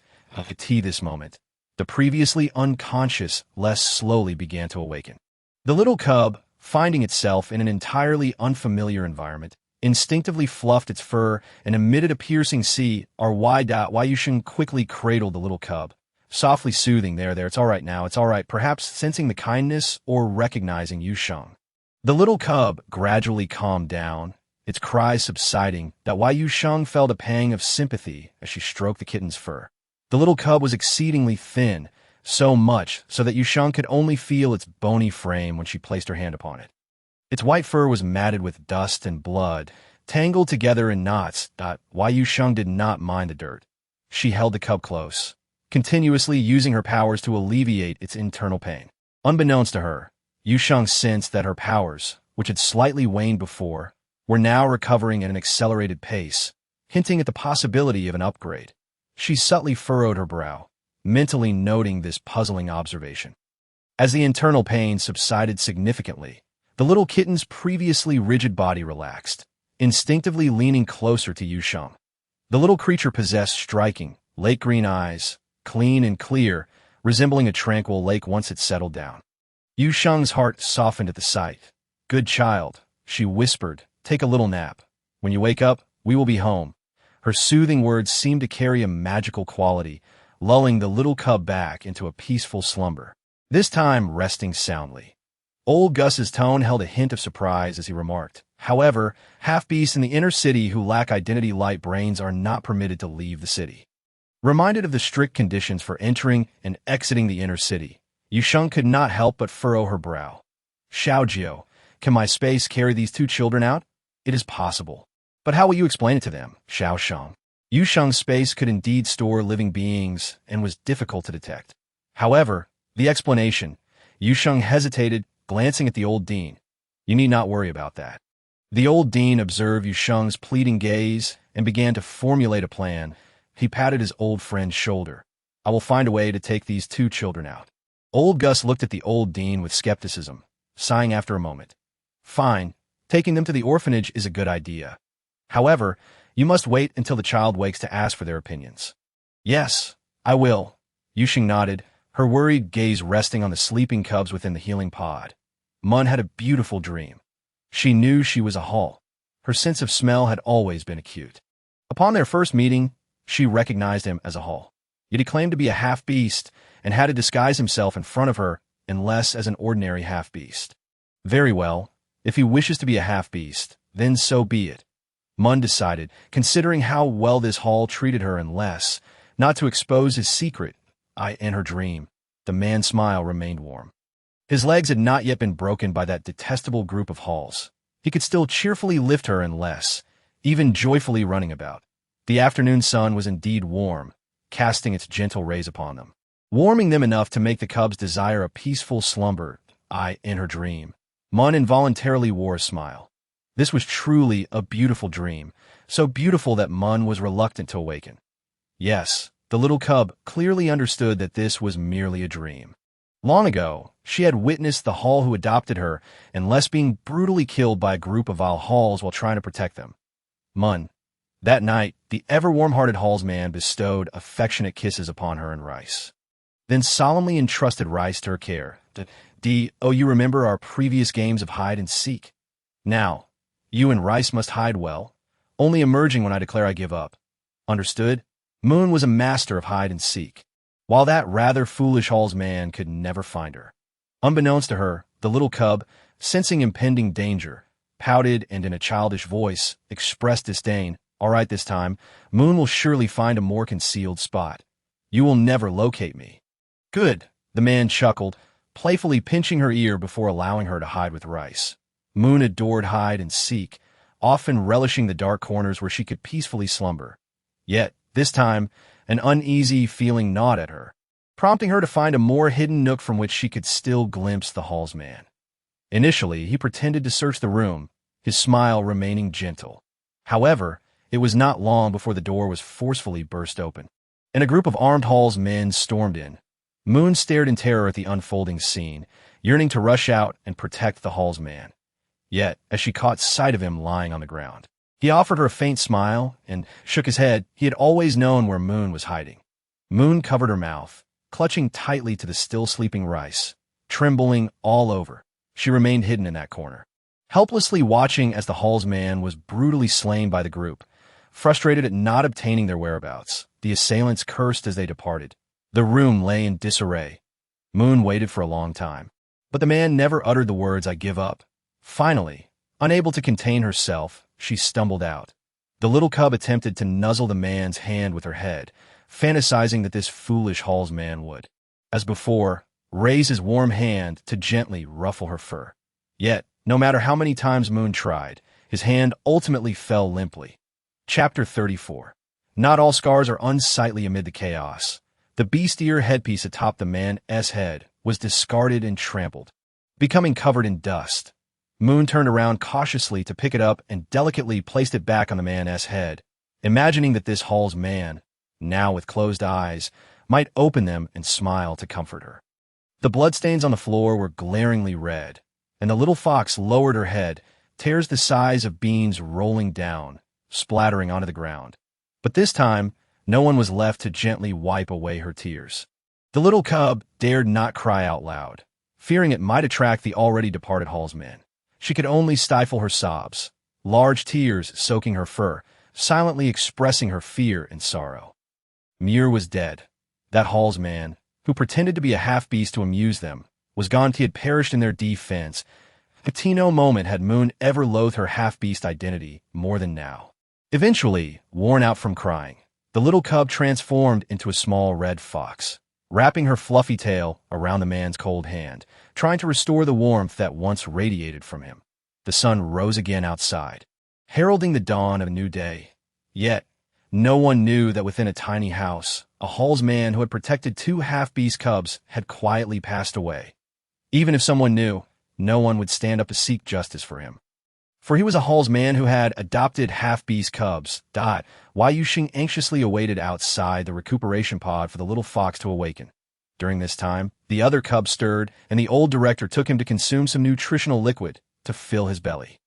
Watching the little creature struggle to hold the bottle with both paws, devouring the liquid ravenously, the old director felt a pang of sorrow. Unable to restrain himself, he ordered old Gus to release the two Hallsmen and gave them a severe reprimand. Meanwhile, Yu Sheng remained in the room, keeping the still unconscious little fox company. She noticed the cub's sweet smile as he dreamt of something, only to then break into silent tears. Each glistening tear brought a twinge of heartache to Yu Sheng. Time passed, and the pod's door swung open, revealing the young cub slowly opening its eyes. Yu Sheng joyfully approached, yet refrained from startling the cub. "How do you feel now?" Moon's mind felt foggy.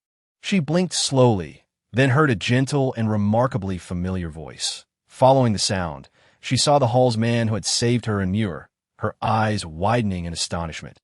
Yu Sheng stepped forward, intending to inquire further, only to find the little cub curling up, her large tail enveloping her tiny body. Yu Sheng paused, mistakenly interpreting this as a sign of fear, and softened her tone.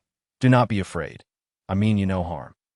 Moon understood that this pleasant Hallsman would indeed not harm her, yet Upon awakening, she noticed many patches of fur on her body were now bald and dark, rendering her quite unappealing. She was an unattractive little cub. Feeling disheartened, Moon curled up, pondering her plight. Yu Sheng offered comfort for quite some time, but saw no sign of the little fox lifting her head, confused and concerned about the cub's injuries. She felt at a loss. Sheng, this is a little cub who cares about her appearance. Finally spoke Xiaojio, unable to contain herself. Cares about her appearance? Yu Sheng was momentarily taken aback, instinctively glancing at the little fox's nearly bald tail and the patches of matted dark fur scattered across her body. This was indeed a little fox who cared about her appearance. Yu Sheng's heart melted in an instant. She squatted down, maintaining a respectful distance from the little cub, and gently smiled. Your injuries are not severe. With proper care, you will recover. Once healed, we will still be a beautiful little fox. Upon hearing the words beautiful, the trembling little cub paused slightly. She blinked her eyes and cautiously lowered her large tail, timidly revealing her eyes to secretly observe the warm, smiling Hallsman before her. This was the second Hallsman Moon had encountered, one who possessed a truly beautiful smile. Meeting Yu Sheng's gaze filled with warmth, Moon felt flustered, instinctively curling her tail around herself and burying her small head. You are the bravest little fox I have ever seen, and also the most beautiful. Yu Sheng smiled, her voice soft. She possessed an innate gentleness that made it easy for others to believe everything she said. Moon listened to Yu Sheng's words. Her heart quivered. After a while, the little cub timidly spoke in a faint voice tinged with a hint of hope. Is Moon a beautiful little fox? In truth, Moon was uncertain of her own race, but since this delightful Hallsman referred to her as a little fox, then she was indeed a little fox. Of course, Yu Sheng's dark eyes curved into lovely crescents as she nodded affirmatively. Moon is the most beautiful little fox I have ever seen, a truly unique little fox in the galaxy. However, the little cub's voice was filled with grievance and sadness. Moon does not have beautiful fur, and there are so many wounds. Moon is a very ugly little fox. Moon recalled how the other Hallsmen would mock her cruelly while beating her. Their jeers felt like invisible blades, deepening the insecurity within her. Yet Moon, Yu Sheng slowly approached the little fox, her voice tender. Not all scars are unsightly. This was the first time Moon had ever heard such a sentiment. She had always been met with ridicule, with people pointing at her ugly scars and calling her a monster. Never had she been told that not all scars were ugly. Moon, could you look at me? Please? Yu Sheng extended her hand towards the little cub, noticing how the little one trembled at her gesture. She smiled gently and rolled up her sleeve, and on her delicate, fair arm, a scar that nearly traversed the entire limb appeared particularly grotesque. Moon stared at the scar in astonishment, momentarily forgetting to conceal herself. This scar was earned while dealing with a very wicked person. Moon then witnessed the beautiful Hallsman smile softly, his tone impossibly gentle. Many years later, having grown into the galaxy's foremost warrior, Moon would often recall that night. The orange light cast a soft glow upon her profile, rendering her warm and pure. She would say, Moon, you are the bravest little fox. All her scars would ultimately become her honors, irreplaceable honors indeed. Chapter 35. An invitation to the orphanage. The old director was still outside, cradling a small kitten as he fed it nutritional liquid. The little creature, diminutive in size, struggled to grasp the bottle with its 4 tiny paws, swallowing the liquid greedily. In its haste, its cheeks puffed up adorably, evoking a sense of delight. The elderly director was somewhat restless, yearning to reach out and touch the small cub nestled in his arms. Yet he feared startling the delicate creature. Thus, he remained stiff, making an effort to hold the little one securely. Lays, a tender voice emerged, causing the director to notice the cub in his embrace, pausing momentarily before struggling to rise. Take it slow, take it slow. Observing the cub's eager movements, the director couldn't help but call out gently. Hey. As he cautiously shielded the little one, he turned with Lays in his arms and saw Yu Sheng stepping out from the room, cradling another recently awakened cub.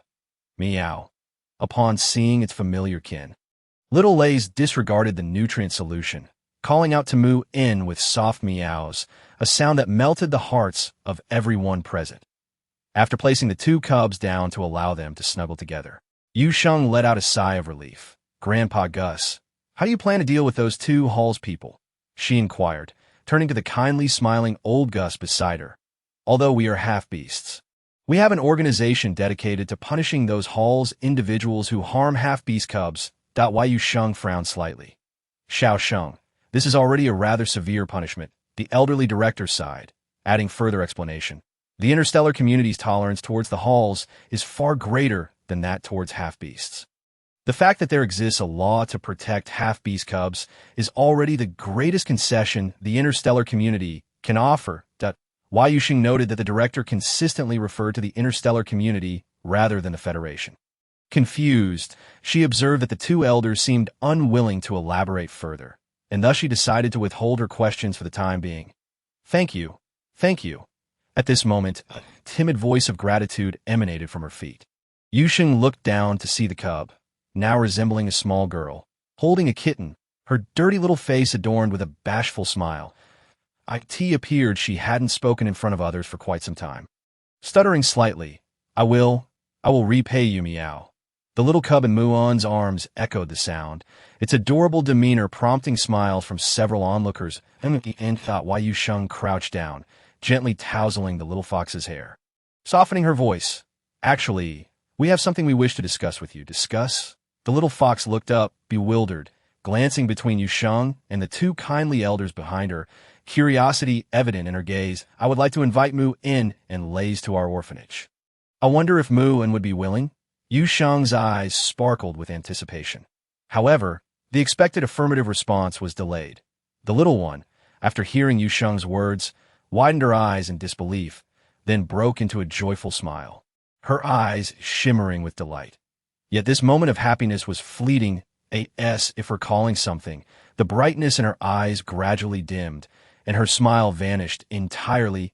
Yun took a half-step back with Lays, shaking her head sadly in refusal of Yu Sheng's invitation. This outcome astonished everyone, except for old Gus, who sighed, understanding. Why? Yu Sheng couldn't help but ask. At the orphanage, both Mu In and Lays would receive excellent care, and they wouldn't even have to go hungry. Xiao Sheng at Yu Sheng's word were cut off by the elderly director. Mun froze, biting her lip, her gaze cast down at her toes, remaining silent. Then I shall assume little Mu In has agreed. The elderly director crouched down, emulating Yu Sheng's posture. Mun is a very kind cub, and she is afraid that being a half-beast cub might bring us trouble, which is why she declined. Am I right? Yu Sheng was taken aback. Then she noticed the little cub stiffening, and after a moment, she imperceptibly nodded. It is also our fault for not clarifying this with Mu In, the director remarked, his smile deepening as he gently guided. Allow me to reintroduce ourselves. Our Blue Star Orphanage is dedicated to caring for half-beast cubs. Therefore, Mu In need not worry about causing us any trouble. Moreover, there are already two half-beast cubs at the orphanage. If Mu In and Lays were to join, Grandpa Director believes they would certainly be very happy. The director's words greatly swayed the little cub's thoughts. She raised her head, hesitantly looking at Yu Sheng, her gaze instinctively seeking reassurance. What Grandpa Director said is true. Yu Sheng felt elated that the little cub trusted her. She smiled. Currently, the orphanage has a little bear and a little mermaid. If Mu In and Lays come, you will have more companions. As for the little puppy, Yu Sheng chose to withhold that detail for now, uncertain of when that little one might awaken. Meow. Perhaps sensing the prospect of companionship. Little Lays nuzzled against Muon, letting out a soft mewl. Lays had spent most of his time sleeping in the empty chamber. Due to his frail condition, Mu In had not taken him along while foraging for food. Therefore, for Lays, the solitude of being left alone in the empty chamber was more distressing than his physical weakness. Lays, the little cub holding her brother, hesitated. Mu In stared blankly at Yu Sheng's outstretched hand. At that moment, her previously damaged sense of smell began to improve, and the delightful fragrance wafting around her caused the little one to nearly transform into her beast form, revealing her soft belly to that person. Yu Sheng patiently waited, not rushing her. The air around them grew still, everyone awaiting the decision of the two little cubs. After a long pause, the little fox tentatively extended her hand, gently placing it on Yu Sheng's. The lovely girl smiled, her voice ringing with long-lost joy. Okay, Chapter 36. The first meeting of the cubs among the line waiting at the orphanage's entrance was another little cub, struggling to walk steadily. I tell you, Sheng is truly the most beautiful person in the entire interstellar realm. Gus loves Sheng the most. Of course, Sheng loves Gus the most too. This was Gus's umpteenth time, reiterating this to Jian today. Naturally, aside from praising Yu Sheng, Jian seriously suspected that this was a way for the little cub to assert its claim. After letting out an adorable sound, Marshal Jian discovered that he could hardly walk. Ultimately, he was picked up by the little cub and placed in the stroller alongside the Little Mermaid, wheeled to the orphanage's entrance in the battlefield. The once formidable Marshal Jian now found himself in a state of shock, gradually succumbing to numbness, feeling almost lifeless. Moreover, there was a particularly cheerful Little Mermaid cub who continuously smiled at him. Throughout, Jian maintained a low-pressure demeanor, his small frame tense, while his mind raced with thoughts. He was unsure of what had transpired. While commanding his starship to return, he had suddenly encountered an ambush from another Zerg army, recognizing them as the Queen's elite guards. However, logically speaking, even if the Queen herself had arrived, his starship should not have been so quickly compromised. Moreover, before losing consciousness, he had vaguely seen another hidden starship launching an attack on his fleet. Jian's lips pressed tightly together, his expression grave. In truth, this had been somewhat within his expectations. Over a decade ago, when the Federation's authorities proposed policies favorable to half-beasts, extreme polarization had begun to emerge within the Federation. The Jian supported the peace policy and had strived for it. Yet it had rendered him a thorn in the side of many so-called conservatives. However, this was a battlefield concerning the future of the interstellar populace that it was unfathomable that someone could extend their reach into such a realm. Jian's expression darkened further, his agitation mounting to that moment. He felt another poke on his body. This time, lost in thought, he failed to notice, and with a thud, he fell to the ground, limbs flailing, gazing up at the sky. Jian thought, this interstellar realm could be destroyed outright. Oh, Bye is awake, spotting the little puppy lying on the ground. Yu Sheng's eyes brightened, her tone brimming with excitement. She set Mu-In down and dashed over to scoop up the still shocked little cub, her eyes sparkling with joy. Sheng, today Gus is taking care of Bye. The little bear beside her was also eager to join in, tugging at Yu Sheng's pant leg with a proud huff. Then Gus is truly amazing. Yu Sheng, cradling the little puppy, bent down to plant a kiss on Gus's large head. Meanwhile, Xiao Li, still seated in the stroller, felt a twinge of envy, his little tail gently thumping against the cart. Drawing Yu Sheng's attention, of course, our Xiao Li is being very good today. In Yu Sheng's embrace, the sweet scent enveloping Jian finally registered with him. Having never been so close to anyone, the Marshal's face instantly flushed, and he struggled desperately, attempting to escape this delightful hold. Bye. You have such strength, Yu Sheng giggled, tapping the little puppy's nose, tightening her grip slightly to prevent him from slipping away.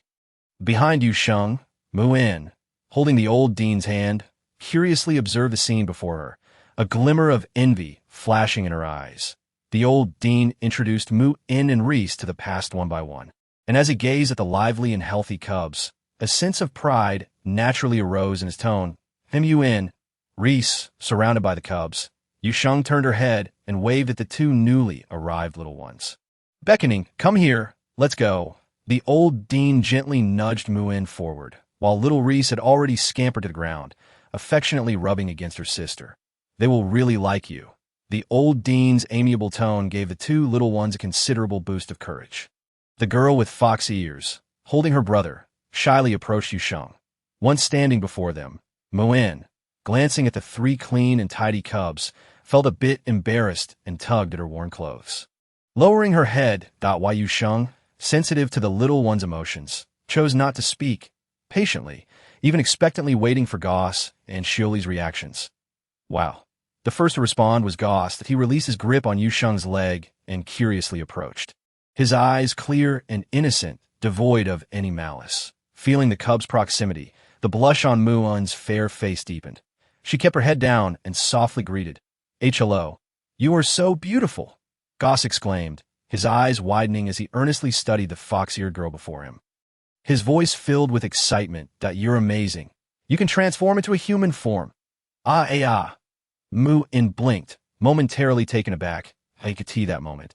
Goss could no longer resist and reached out his paw to rest on her arm, his eyes sparkling with curiosity. You can't transform into a human form? Perhaps Goss's enthusiasm eased Mu-in's earlier self-doubt, as she tilted her head slightly and quietly asked, "And oh." Mu-in became flustered by Goss's unexpected outburst. Worrying that her words might hurt the little cub, she instinctively crouched down. The little cub hesitated for a moment, then mimicking Yu Sheng's previous gesture, carefully placed a paw on Goss's head, gently rubbing it. Actually, it took a long time for me to learn to transform into a human form too. Chapter 37. Marshal G only wishes to die of shame and anger. Really? Indeed, as soon as these words were spoken. Goss immediately brightened up. He shook his ears, his tone excited. Does that mean if Goss grows a little bigger, he can also learn to transform into a human form? Yes, Mu-in nodded, watching as the little cub revealed a smile. Her heart finally at ease. Meanwhile, on the other side, perhaps due to a cat's innate interest in fish, after being set down by his sister, Reese rolled over and rushed toward Shioli, intrigued as he circled around the little mermaid's tail. He lifted his small head, cautiously observing Shioli. Initially timid, the little cub, upon realizing that Shioli harbored no malice towards him and even smiled warmly, grew bolder. He softly mewed, extending his paw to gently poke Shioli's fishtail. The pale golden tail instinctively flicked slightly, startling little Reese, who let out a meow, his fur bristling as he jumped back. Shioli found it amusing as well. He smiled, and his swaying tail settled down. Reese blinked his lake green eyes, and curiosity finally overcame the slight fear in his heart. He slowly edged closer to Shioli and continued to poke at the fishtail. This time, Shioli remained still. Meow, the little cub brightened up. After several attempts, seeing that Shioli showed no signs of impatience, little Reese could no longer contain himself and pounced onto the little mermaid's tail, meowing excitedly, observing the harmonious interactions among the cubs. The old dean approached Yu Sheng, unable to suppress a kind smile. This little one seems to be recovering quite well, the old dean remarked, noticing the slightly disheartened cub in Yu Sheng's arms. Chuckling softly, "Indeed," Yu Sheng replied, her eyes sparkling as she lifted the little one for the old dean's seat. "I just checked. He is a very healthy little cub." Marshal G, who had been an adult for quite some time, yet was still referred to as a little cub. The old dean chuckled, squinting his eyes as he carefully examined the little puppy. However, when he met the little one's pale golden gaze, he couldn't help but exclaim in surprise. There was an inexplicable familiarity about this cub. Sensing the old dean's intense gaze, Ji-yin tensed up, fearing his identity might be discovered. "Little Sheng, let me hold this cub." The old dean, growing increasingly convinced of his familiarity, reached out toward Yu Sheng. "Intended to take a closer look? This little one. Why does he resemble that individual so much?" All right." Yu Sheng paused and attempted to hand the little cub to the old dean. No, I absolutely cannot let old Khan discover my identity." Thus, in a moment of panic, Marshal G committed the most embarrassing act of his life. "Wah!" The little cub opened its mouth, letting out a soft, babyish cry, then began kicking its short little legs furiously to express its discontent. "Wah!" Upon hearing this sound, Yu Sheng's heart immediately softened, while the old dean, after a brief surprise, burst into laughter. He assumed he had perhaps overthought the situation, setting aside the fact that the individual would never come to the garbage star. Even if they did, it couldn't be in the form of a cub. Although the old dean was unaware of what form that individual took as a cub, he firmly believed that the mature Marshal G would never make such an embarrassing sound. Even in cub form, it seems the little one doesn't favor this old man. The old dean chuckled. "Well then, I suppose it's best if you hold him, little Sheng." "All right," Yu Sheng responded with a mix of amusement and exasperation. Casting a glance at the cub in her arms, her eyes tinged with a hint of maternal affection. So, the little one does make those adorable sounds. Temporarily escaping the crisis, Ji-yin reflected on the recent events, wishing only to die of shame. The robot Yuan had already gone to prepare dinner. A significant advantage of interstellar technological advancement is its complete convenience, particularly with household robots. Yu Sheng merely needed to input the recipe and specific steps. and Yuan would handle the ingredients and cooking according to her instructions, ensuring the taste would not fall short. Seizing the moment while Yuan prepared dinner, Yu Sheng took the two newly arrived cubs to bathe. Reese was under the old dean's care, while Yu Sheng led Mu In to her dormitory for a wash. Along the way, the little cub tightly grasped Yu Sheng's hand, yet her light steps revealed her excellent mood. In just a short while, Mu In had already formed two friendships. Thinking of this, the little girl couldn't help but smile, her beautiful eyes sparkling as her red fox ears twitched slightly. "Are you very happy?" "Yes," little Mu In nodded vigorously. She bit her lip, glanced up at Yu Sheng shyly, then quickly lowered her head, a slightly bashful smile gracing her face. "Sheng Sheng." The little fox imitated Goss's way of calling, her voice still soft due to shyness. Sheng Sheng." Yu Sheng paused, looking down at the shy little girl with quivering fox ears, and smiled. Yu Sheng responded repeatedly, her eyes gradually lighting up with joy. "Sheng Sheng, I really like it here." Upon reaching Yu Sheng's dormitory, the little fox stood at the door, gazing at the warm light within, her eyes suddenly feeling a bit misty. "Here, there is no struggle, nor the terrifying darkness. Here, there is warm light and the embrace that the cubs adore. This place fulfills all the little cubs' expectations of home. Then we'll move in and re-stay here from now on. Is that all right?" Yu Sheng held the little cub's hand, guiding her into the warm light, wishing for Sheng Sheng and the old dean to accompany Mu In and Reese as they grow up. "Okay, this time," little Mu In agreed very decisively. Perhaps because her inner insecurities hadn't yet dissipated, the little fox chose to maintain her human form during the bath. After assisting in removing her clothes and witnessing the scars that marred the little one's body, still shocking despite being scabbed over, Yu Sheng's heart ached to the brim. "It doesn't hurt anymore." The little fox nudged Yu Sheng's hand, understandingly comforting her. "This is a symbol of bravery, just like Sheng Sheng." Watching the little cub mimic her words to console herself, Yu Sheng smiled softly, gently scooping water with her hand to wash the little cub's body. "Sheng Sheng," observing the scars revealed as Yu Sheng rolled up her sleeves.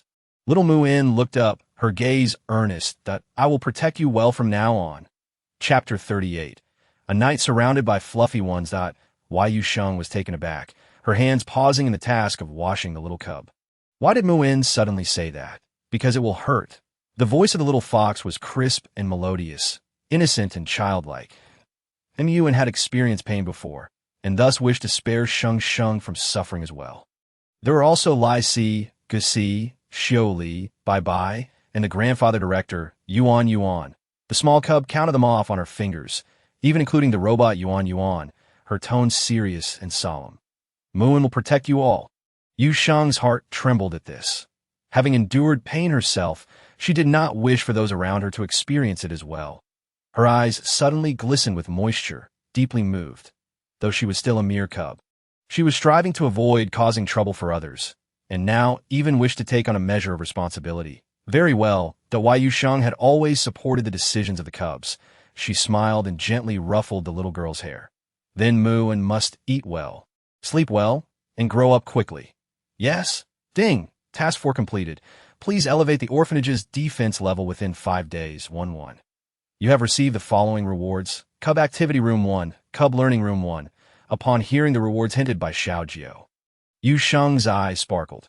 However, at this moment, the rewards provided by the system alleviated her immediate concerns. Wai Yu Sheng suppressed her excitement and patiently helped the little cubs cleanse themselves. After their bath, she took Mu In to the dining hall.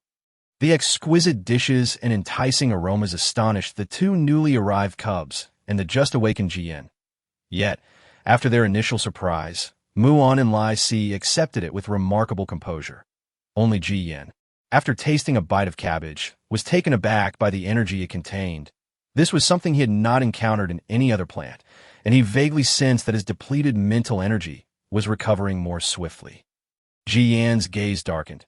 He felt the urgency to recover quickly and to contact his subordinates to ensure the protection of this orphanage, with Yu Sheng remaining the primary focus of that protection. Moreover, the protective shield around the orphanage.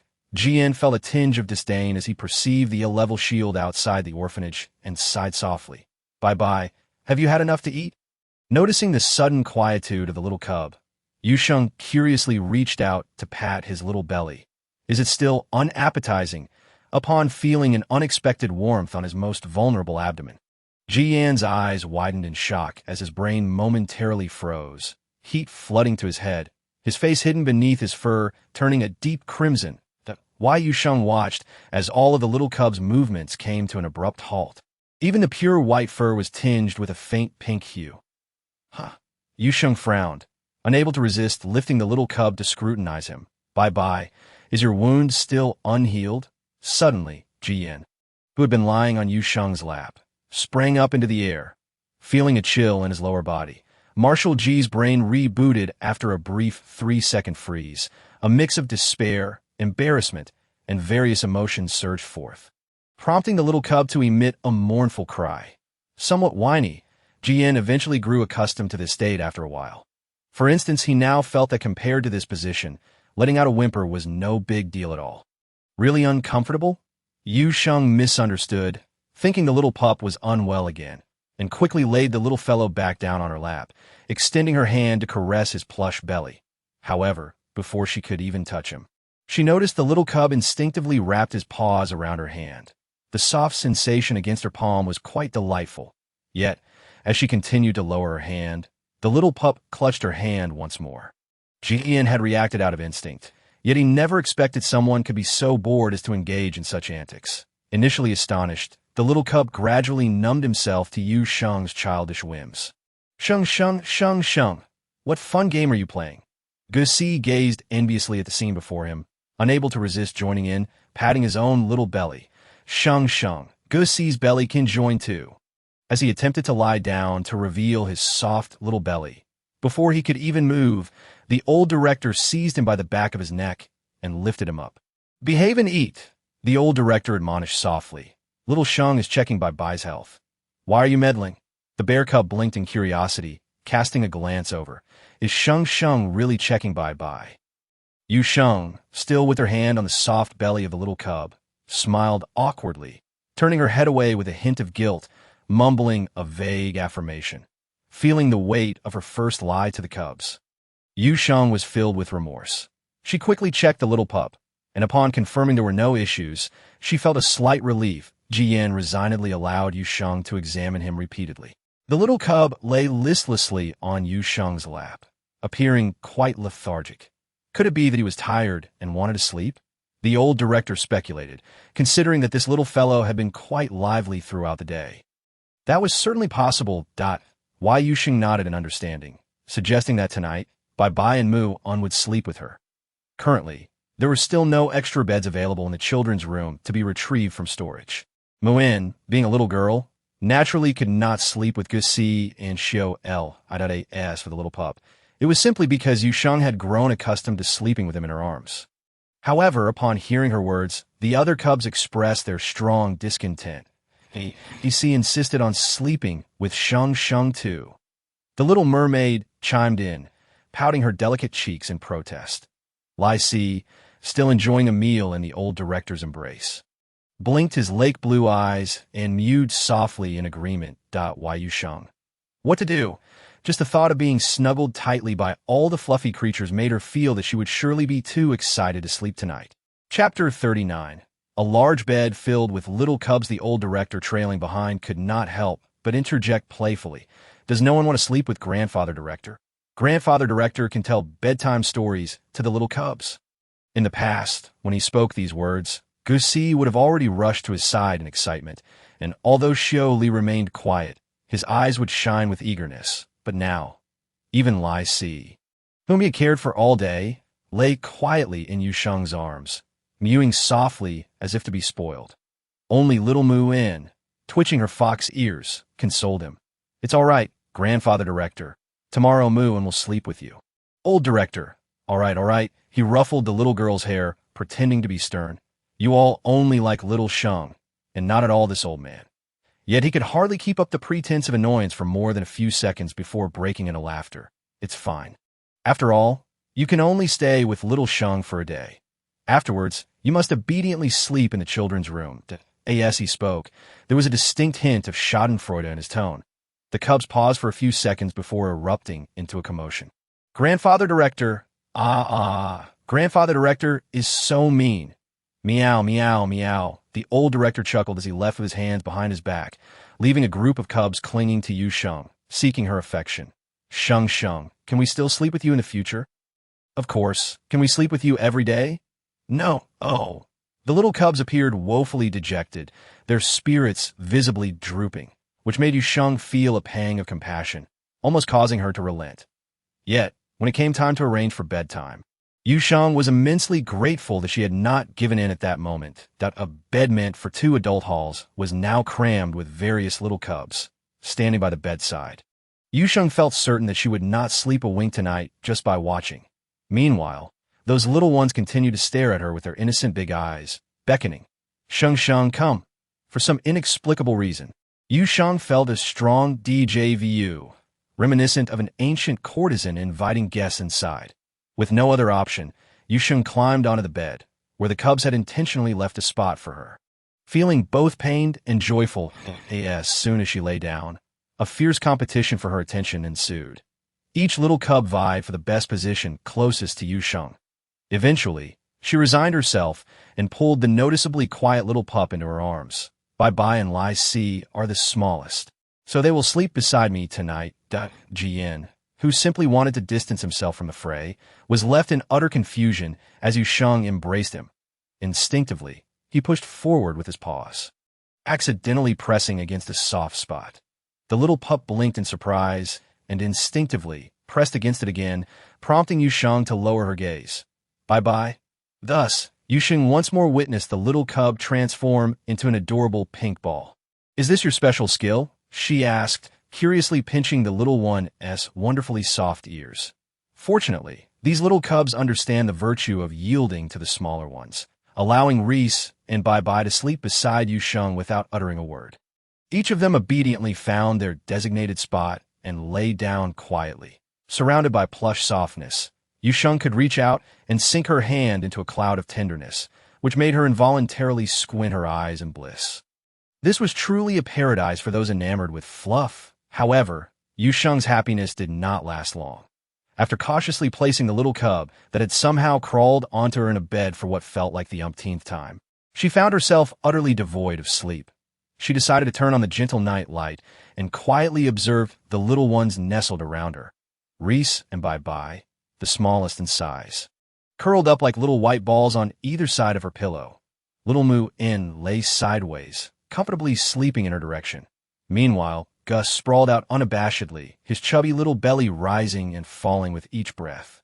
Among all the little ones on the bed, only Xiao Xiuli exhibited the best sleeping posture, while Yu Sheng gazed at the adorable bunch, a smile unconsciously spreading across her face.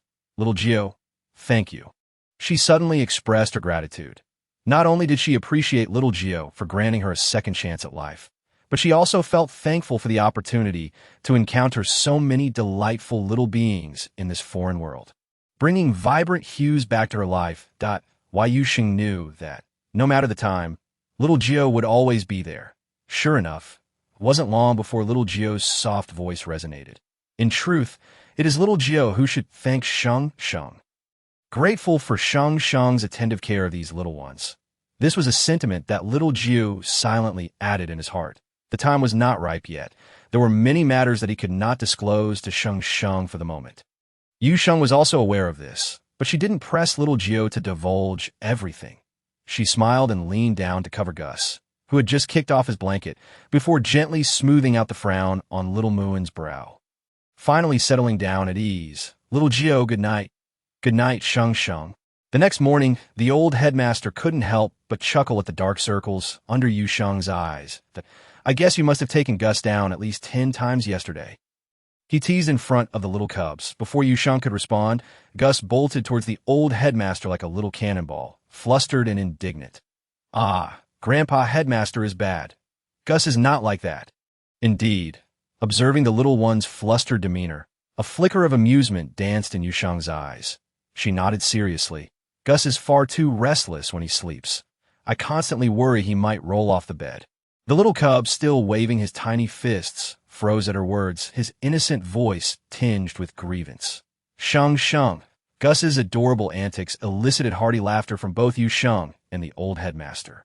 Chapter 40. Contacting his subordinates, the number of cubs at the Blue Star Orphanage had increased, making the enhancement of infrastructure a top priority. However, the equipment within the orphanage was mostly outdated, and purchasing a new batch would require a significant amount of star coins. Yu Sheng had contemplated making money by selling vegetables, but finding a suitable sales channel turned into a rather vexing task.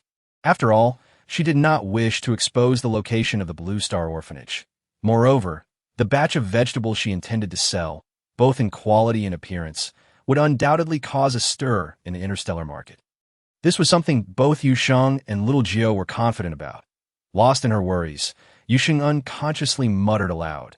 The little cub nestled in her arms, initially dozing with his eyes closed. Perked up his ears upon hearing her words, suddenly recalling something crucial he had forgotten. He had awakened for so many days, yet had not contacted his subordinates.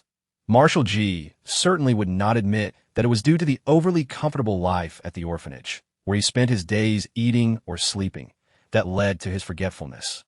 Upon hearing Yu Sheng's remarks, Ji Yin belatedly realized that the Blue Star Orphanage was indeed quite impoverished. During their time together, although Ji Yin had not grasped why Old Khan, the former general of the Federal Army, had fallen to such a lowly position as the head of a destitute orphanage on a junk planet, he had keenly sensed that Old Khan's mental state was troubled. Perhaps this was why Old Khan had resolutely withdrawn from the Federal Army 20 years ago. However, even after his resignation, given Old Khan's former status, the Blue Star Orphanage should not have been reduced to such dire straits. Ji Yin frowned, perplexed. Particularly striking was the moment he noticed Old Khan's brief expression of struggle when Yu Sheng voiced her difficulties. Old Khan remained silent for a long while before finally tenderly reassuring Yu Sheng that he still had a bit of savings and that they could discuss the matter further at a later time. Ji Yin immediately sensed something was amiss. With Old Khan's connections, he should not have been unable to reach out to interstellar merchants. Yet his current demeanor resembled someone who was evading or concealing something.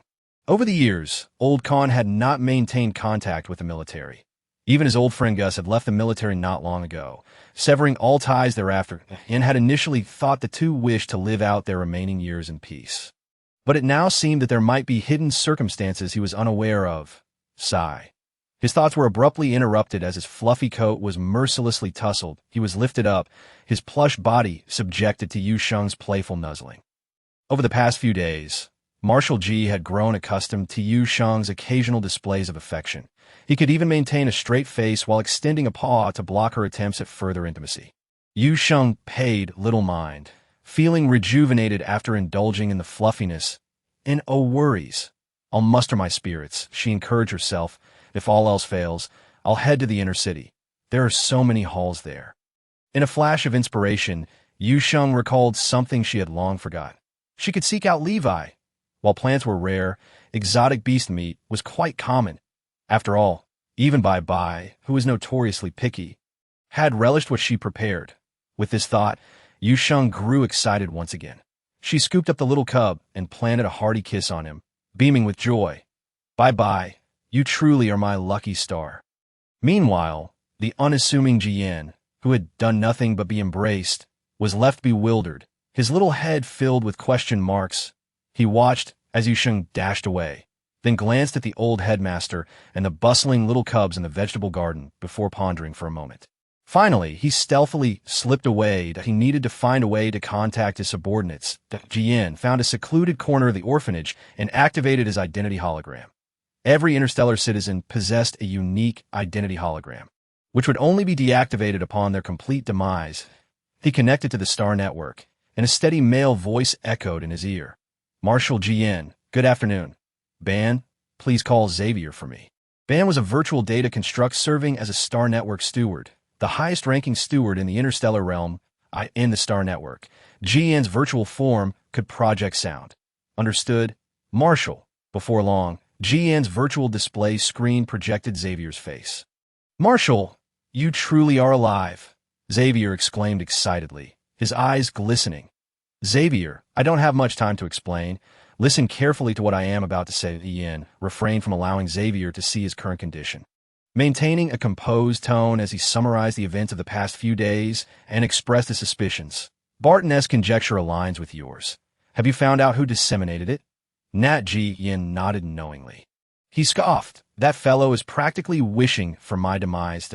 If Ji Yin represented the cream of the crop among the younger generation of the Federal Central and Progressive faction, then Nat was the puppet thrust forward by the conservative faction's old guard to oppose Ji Yin. However, in recent years, this puppet had grown increasingly bold, often provoking the dissatisfaction of the conservatives. But Ji Yin said solemnly, "Yes." The young major stood at attention and saluted Ji Yin respectfully. Yet, no sooner had 3 seconds passed than Xavier leaned in closer, curiously asking, "So, Marshal, where are you now?" The Marshal unilaterally severed the projection on Xavier's end, leaving him in a state of anxious curiosity about what had transpired on the Marshal's side. Prompted by this reminder, Ji Yin recalled another crucial matter he needed to address. "Xavier, make a secret visit to the Blue Star Orphanage on the junk planet. Remember, do not let anyone discover you." Ji Yin's ears perked up as he faintly heard the laughter of the little cubs and the old headmaster's calls. He hurriedly uttered this instruction before disconnecting the communication, leaving a bewildered Xavier staring blankly in place. "But, Marshal, there are so many junk planets in the interstellar realm. Which one are you referring to?" Chapter 41. Preparing to sell cured meat. Previously, the old headmaster had received an overwhelming number of exotic beasts at once, and Yu Sheng feared that they might spoil if left unattended. Thus, she decided to stir-fry a portion while preserving the rest as cured meat. After all, exotic beasts were not something one encountered every day, and she needed to make some preparations. Moreover, the flavor of cured meat was indeed delightful. Just thinking about it made Yu Sheng's mouth water. This is the second batch of cured meat prepared by Yu Sheng. The first batch was made in small quantities, just enough for the cubs and the old director to sample, which garnered unanimous praise. Only after receiving such commendations did Yu Sheng decide to proceed with the second batch. Now, before she has even tasted the second batch herself, is set to be sold. "Sheng Sheng, shall we stir-fry some cured meat for dinner tonight?" The ever-enthusiastic Goss, who has an affinity for all types of meat, had unknowingly trailed behind Yu Sheng. His eyes lit up as he watched her unhook the cured meat, and he swallowed hard before speaking. "No." Yu Sheng chuckled lightly, searching for something to store the cured meat as she explained to the little cub. "This is meant for sale." "Sale?" Goss furrowed his brow, immediately expressing his discontent. "Sheng, Goss hasn't had enough to eat yet. Why must you sell it?" "Can't we not sell it?" "Goss loves meat so much," he added, his expression turning pitiful as he gazed at Yu Sheng with his big, watery eyes, leaving her momentarily at a loss for words. However, if she didn't sell it, they would have no star coins, she patiently explained. "A new group of cubs has arrived at the orphanage, and there may be more little treasures in the future, so we need more star coins." Goss's eyes rolled around. "More cured meat?" "Indeed," Yu Sheng replied with a smile, successfully cheering up the somewhat dissatisfied little cub. Yet before Yu Sheng could finish packing the cured meat, the old director approached. "Once more that you're going to sell cured meat in the inner city." The old director came closer, his brow slightly furrowed. "You really don't need to work so hard." Xiao Sheng, he bit his lip, about to reveal that he had connections, but Yu Sheng interrupted him with a light laugh. "The daily expenses of the orphanage are substantial. While we are currently self-sufficient in food, we want to be able to support the equipment if more cubs arrive. Moreover, the orphanage's routine expenditures have been covered by your funds for years. I can't continue to rely on you after I arrived." Yu Sheng's tone was quite relaxed, but the old director understood that this young girl had sensed something and was trying to shield him from sorrow. "Xiao Sheng, thank you." The old director spoke earnestly, his eyes slightly reddening. "Thank you for everything you've done for the orphanage." Yu Sheng was taken aback and smiled gently. "I truly love the orphanage. I should be the one thanking you for bringing me here." The old director's eyes glistened with moisture, and he blinked, suppressing the pang of emotion, and smiled as he asked, "Is there anything you need help with?" "Well, I need help." Yu Sheng looked down at the packed cured meat, realizing that they might be short on meat and would require the old director to venture out to hunt some more exotic beasts. "That's no problem at all," the old director readily agreed. Then, with a hint of curiosity, asked, "So, Xiao Sheng, do you plan to sell only this cured meat?" No. Yu Sheng shook her head, a glint of mischief flashing in her eyes. "This cured meat can only be considered an entry ticket." Levi remained in his usual spot selling goods, but the stall beside him had been vacant for quite some time, with no visitors. Today, as usual, he lounged about, accompanied by the youngest half-orc in their group, Brooke. Brooke was restless by nature, often running around with the older members of the team when there were no tasks at hand. Today, it was Levi's turn to take Brooke out for a leisurely stroll. Noticing Levi glancing at the empty stall next door with a sigh, Brooke could no longer contain himself. "Levi, is the owner of the neighboring stall your crush?" "You little rascal, what nonsense are you spouting?" Levi retorted, playfully smacking the back of Brooke's head while shooting him a glare.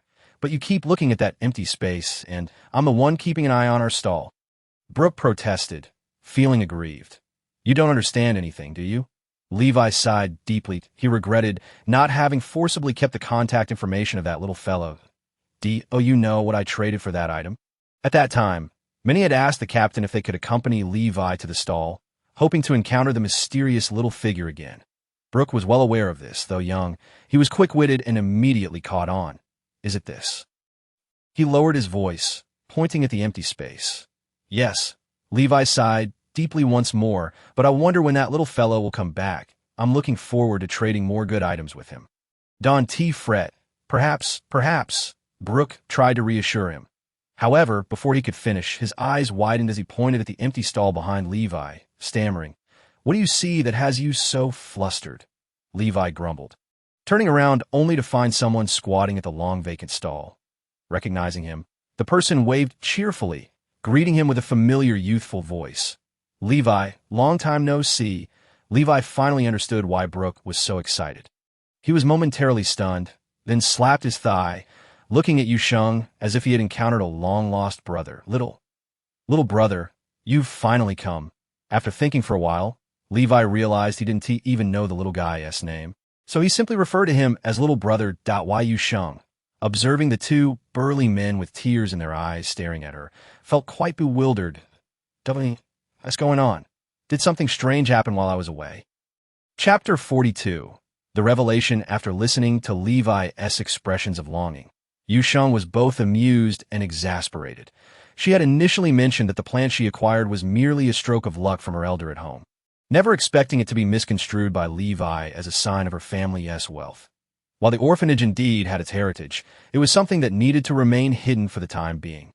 "All right, if my elder happens to find more plants in the future, I will be the first to come and trade with you, Levi." Although Yu Sheng had somewhat ambiguously agreed, it was enough to delight Levi. However, she was also a bit curious. While plants were rare for mercenaries like them, these plants, aside from their beauty and edibility, didn't hold much practical value. Pondering this, Yu Sheng casually inquired over surprise. Levi's expression changed instantly. He glanced around, ensuring that few were paying attention, before pulling her aside and lowering his voice. "Little brother, I'm only sharing this with you because you've given me that item that if you come across any plants in the future, be sure to keep it under wraps." "Why is that?" Yu Sheng asked, puzzled. "Is there a chance of someone stealing it?" "Not just stealing," Brooke interjected with a cold laugh. "There's even a possibility of murder to silence you." "You chatter too much," Levi scolded, giving Brooke a light smack on the back of the head. "There are too many eyes and ears here. Little brother, if you don't mind, let us discuss this outside." Yu Sheng had come specifically to find Levi, and now that she had the chance to gain some insider information, after contemplating for a while, she nodded. Once Brooke finished tidying up their stall, she followed the two half-orcs out of the underground trading market. As they walked, Brooke was extremely curious about Yu Sheng, bombarding her with questions. Soon, the trio arrived in front of a quaint villa. In a place as precious as the inner city, possessing an independent villa was indeed a rarity. Yu Sheng surveyed the surroundings, especially feeling increasingly astonished by the high-level protective barrier surrounding the villa. "I didn't clarify this earlier." Levi scratched the back of his head, his tone somewhat apologetic. "Although we are mercenaries, we also function as a team. This is one of our bases. If you don't mind, we can discuss matters inside. It's quite secure here." Yu Sheng composed her astonishment and nodded. Following Levi and Brooke inside, she immediately sensed a wave of danger. Instinctively, she sidestepped, and suddenly, a large black hole appeared where she had just stood. "Rex, put away your laser cannon," Levi shouted, startled. Once he confirmed that Yu Sheng was unharmed, he finally felt a sense of relief and gritted his teeth, yelling at the young man before him. "That kid isn't hurt. What are you worried about?" The young horser jumped down from the second floor with agility, approaching them with a mischievous grin, sizing up Yu Sheng.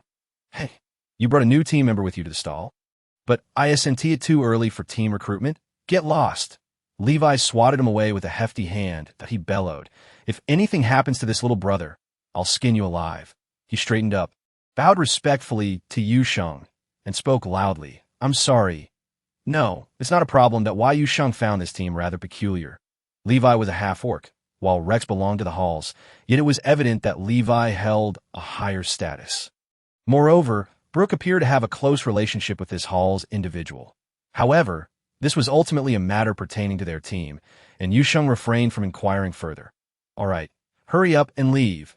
Levi waved his hand dismissively. But when he turned to Yu Sheng, his demeanor softened considerably. Come with me.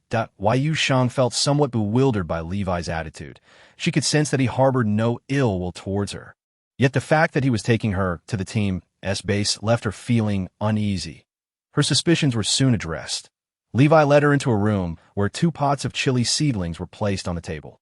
Yu Sheng frowned, her body tensing up instantly. Noticing her wariness, Levi quickly spoke to reassure her. You needn't be alarmed. We merely have a few questions for you and mean you no harm. Yu Sheng remained silent, her gaze fixed intently on the 2 pots of seedlings. These should all belong to you, correct? A deep, magnetic voice emanated from the doorway.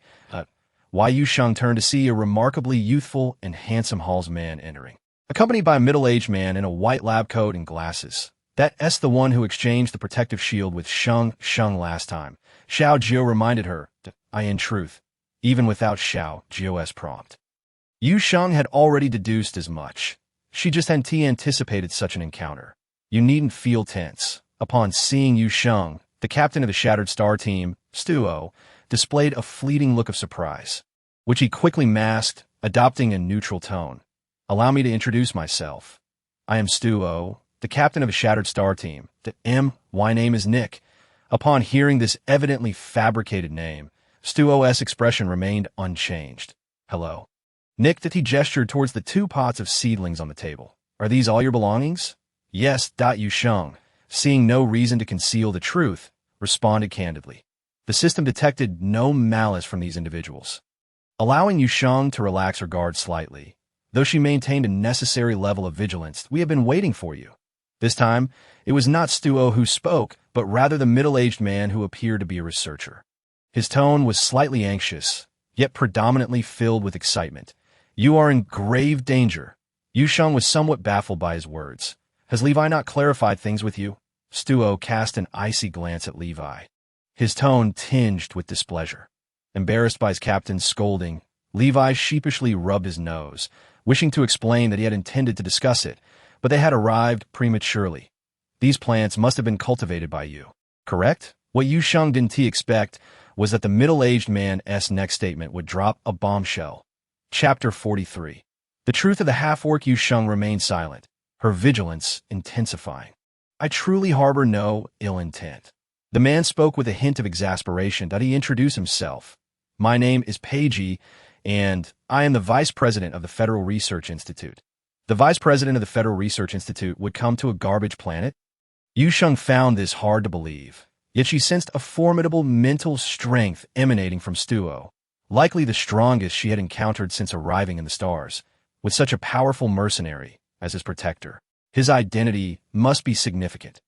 Even Xiao Jiu had previously mentioned that he was affiliated with the Research Institute, yet Yu Sheng never expected a vice president to appear so suddenly. She feigned ignorance. Maintaining a cautious tone, some events have transpired. Peiji began with a wry smile. What events? Yu Sheng's question was, in fact, rather impolite. Stuo furrowed his brow slightly, about to interject, but was interrupted by Peiji. First, tell me, are these 2 plants your cultivation? Once I have your answer, I will reveal what you wish to know. You need worry that I would harm you, for I have signed a federal agreement. Should I breach it, I would face severe consequences. Seemingly sensing Yu Sheng's lingering apprehension, Peiji promptly retrieved his holographic tablet, displaying the confidentiality agreement he had signed. After weighing the pros and cons in her mind for a moment, Yu Sheng quietly responded, yes. Stuo nodded slightly, casting a glance at Levi, who remained rooted in place. his task solely to protect Peiji. The individual before him appeared quite youthful, yet inexplicably instilled a profound sense of danger within Stuo. With Stuo remaining, Peiji said nothing further, seemingly placing his trust in him. Meanwhile, Levi, who had stepped outside, was left in a daze, his gaze towards Yu Sheng filled with astonishment. He could hardly believe that these two plants had been cultivated by this young girl. It was utterly inconceivable that such talent would not be in the research institute, but instead found on a garbage planet. Levi recognized the gravity of the situation, and when some individuals approached him for updates, he brusquely dismissed them. "Oh, be honest. I am essentially exiled to this garbage planet." Peiji spoke with a rueful smile, revealing his intentions to Yu Sheng. Why Yu Sheng maintained her silence, attentively listening as Peiji continued. "You must be aware of the peace policy, right? It was a policy enacted by the previous leader of the Federation for the benefit of the half-orcs. However, as you can see, even after all these years, the peace policy has yet to be successfully implemented. Especially now, with the Marshal missing, the Federation is rife with anxiety. The conservative faction is practically eager to eradicate all half-orcs during this tumultuous time. But what does this have to do with the plants?" Yu Sheng furrowed her brow, unable to comprehend how such political matters related to the plants she had cultivated. "It has everything to do with it," Peiji replied, adjusting his expression. You know why the Hall's people so vehemently ostracize the half-orcs. Is it not because the half-orcs possess inferior mental strength and lack abilities, hence facing discrimination? This was the most common rationale Yu Sheng had heard. "There are also Hall's individuals born without abilities," Peiji pointed out, implying that the truth lay deeper. Some half-orcs naturally possessed a profound affinity for plants. Affinity? This was yet another term new to Yu Sheng. The higher the affinity, the greater the survival probability of the cultivated plants, while simultaneously reducing the X content within them. Peiji's gaze shifted past Yu Sheng to the two plants behind her. "The two plants you have nurtured, I have only ever seen in books. Even the meticulously cultivated plant, known as Hope from the Research Institute, does not possess half the vitality of these 2,300 years ago. An interstellar explosion led to the near extinction of all flora across the planets. The plants that were subsequently cultivated exhibited increasingly high X content, with some even severely affecting ordinary people's mental strength, causing madness and ultimately leading to their demise. Numerous attempts were made to cultivate plants with lower X content, yet they all ended in failure. It was only when they discovered a select few half-orcs with an extraordinary affinity for plants that they realized these individuals could cultivate plants with an X content as low as 20. Thus, the battle commenced. Peiji's expression was laden with profound sorrow. "You must understand why the Halls consider themselves the dominant race in the stars, yet are overshadowed in this regard by the seemingly weaker half-orcs. There was even a deranged scientist who imprisoned numerous half-orcs to exploit this ability they possess. It was not until the Federation intervened that the persecution of half-orcs was curtailed. Moreover, the events of that time were concealed, and knowledge of the half-orcs' affinity for plants dwindled until it was nearly forgotten. This is unjust." Reflecting on the experiences of Goss and the others, a surge of inexplicable anger ignited within Yu Sheng. She emphatically reiterated, "This is unjust. Such is the nature of the world. Fairness is a mere illusion." It was Stuo who spoke this time, his voice icy as he fixed his unwavering gaze upon Yu Sheng. "Survival of the fittest. That is the reality." Why Yu Sheng was momentarily silenced, her expression darkening considerably. She found herself unable to refute his words. For having experienced the apocalypse, she understood the brutal truths of this world better than anyone. "I am aware of the injustice," Peiji sighed, "but there is no one to halt it. Unless a half-orc can cultivate plants with even lower X content, their status in the Federation will not improve. And the current situation will persist." "Why were you exiled to this garbage planet?" Yu Sheng inquired bluntly. "Because I sought to admit a half-orc student into the research institute." Peiji harbored no intentions of concealment. "That child was the most gifted individual I had ever encountered. I had originally thought that the antiquated minds of that group would consider the future of interstellar affairs." As Peiji continued, his expression darkened, and his tone took on a somewhat gritted quality. "If the Marshal were still alive, that child would undoubtedly gain entry to the research institute." Yu Sheng had heard the reverence and admiration in others' voices when they spoke of the marshal before, and a flicker of curiosity ignited within her. What kind of person was the missing Marshal Ji Yin, who supported the implementation of peace policies? Chapter 44. Facilitating transactions. Apologies, I digress, after calming his agitated heart. Pei Ji spoke with sincerity. The two plants truly astonish me. Why Yu Sheng nodded slightly, indicating her understanding of Pei Ji's feelings. However, why did you say that I am in danger? If you are a Hallsian, possessing such cultivation abilities means you must go to the research institute. But if you're a half-beast, once this matter is exposed, your days will be anything but peaceful. SDO's tone was cold as he inquired. So, little one, are you a Hallsian? Or a half-beast? His probing gaze seemed capable of piercing through layers of barriers, unveiling Yu Sheng's truest self. Like at the same time, Yu Sheng felt an indescribable mental pressure that rendered her complexion slightly pale. Sto, Pei Ji, sensing something amiss, hurriedly interjected, "Do not harm this child." The moment he spoke, Yu Sheng distinctly felt that inexplicable pressure dissipate. She looked at Sto with surprise, her eyes reflecting a glimmer of contemplation. Back in the apocalypse, she had honed her control over her powers through relentless fighting. Although this method was slow, it proved effective. Since arriving in this world, her power upgrades had progressed slowly, and opportunities for practice were scarce. The individual before her. For some reason, just moments ago, she felt an unsettling chill, as if someone were fixating on her. This sensation had not resurfaced since her ascension to an S-level ability user. I sincerely apologize. Sto was a bit too anxious. Pei Ji repeatedly expressed his apologies to Yu Sheng, his tone earnest. His demeanor alleviated some of Yu Sheng's previous discomfort. Thank you for informing me of all this, Yu Sheng stated firmly, but I will not go to the Federal Research Institute. Upon hearing Yu Sheng's words, Pei Ji smiled wryly. I do not wish for you to go to the institute. It has long since become corrupt, so it is better not to go. Thinking of his nearly genius half-beast student, Pei Ji's anger toward the Research Institute remained unabated, had it not been for this incident. He, the vice director of the renowned Federal Research Institute on the main star Alls, would not have rashly requested exile to a garbage planet that I merely... Pei Ji's face flushed slightly as he recalled his objective. I wanted to ask if you had any surplus plants. I wish to record more data. If possible, I would like to send it to that child. That half-beast? Yes, that child possesses a talent far surpassing my own in this area. I find myself unable to teach him anything further. Pei Ji's tone grew despondent. Then he remembered something and hastily added, Of course, if you are unwilling, then consider I've said nothing. Why Yu Sheng's previously stiff demeanor softened. She could see that this man genuinely cared for his student. And his words were heartfelt. Very well. Yu Sheng nodded, her tone gentler. I have a few pots at home that I'm experimenting with if you do not mind. Of course, I do not mind. Pei Ji's tone grew enthusiastic. I truly appreciate it. Thank you immensely. As he spoke, the vice director of the Research Institute took half a step back and bowed deeply to Yu Sheng, gratitude evident in his demeanor. This, in turn, made Yu Sheng feel a bit embarrassed. I am unsure how to express my gratitude. Yu Sheng's generosity left Pei Ji somewhat flustered. You may not value these mundane star coins. Initially, Pei Ji had prepared to offer star coins. However, upon seeing that she even had plants, he realized she might not care for such things.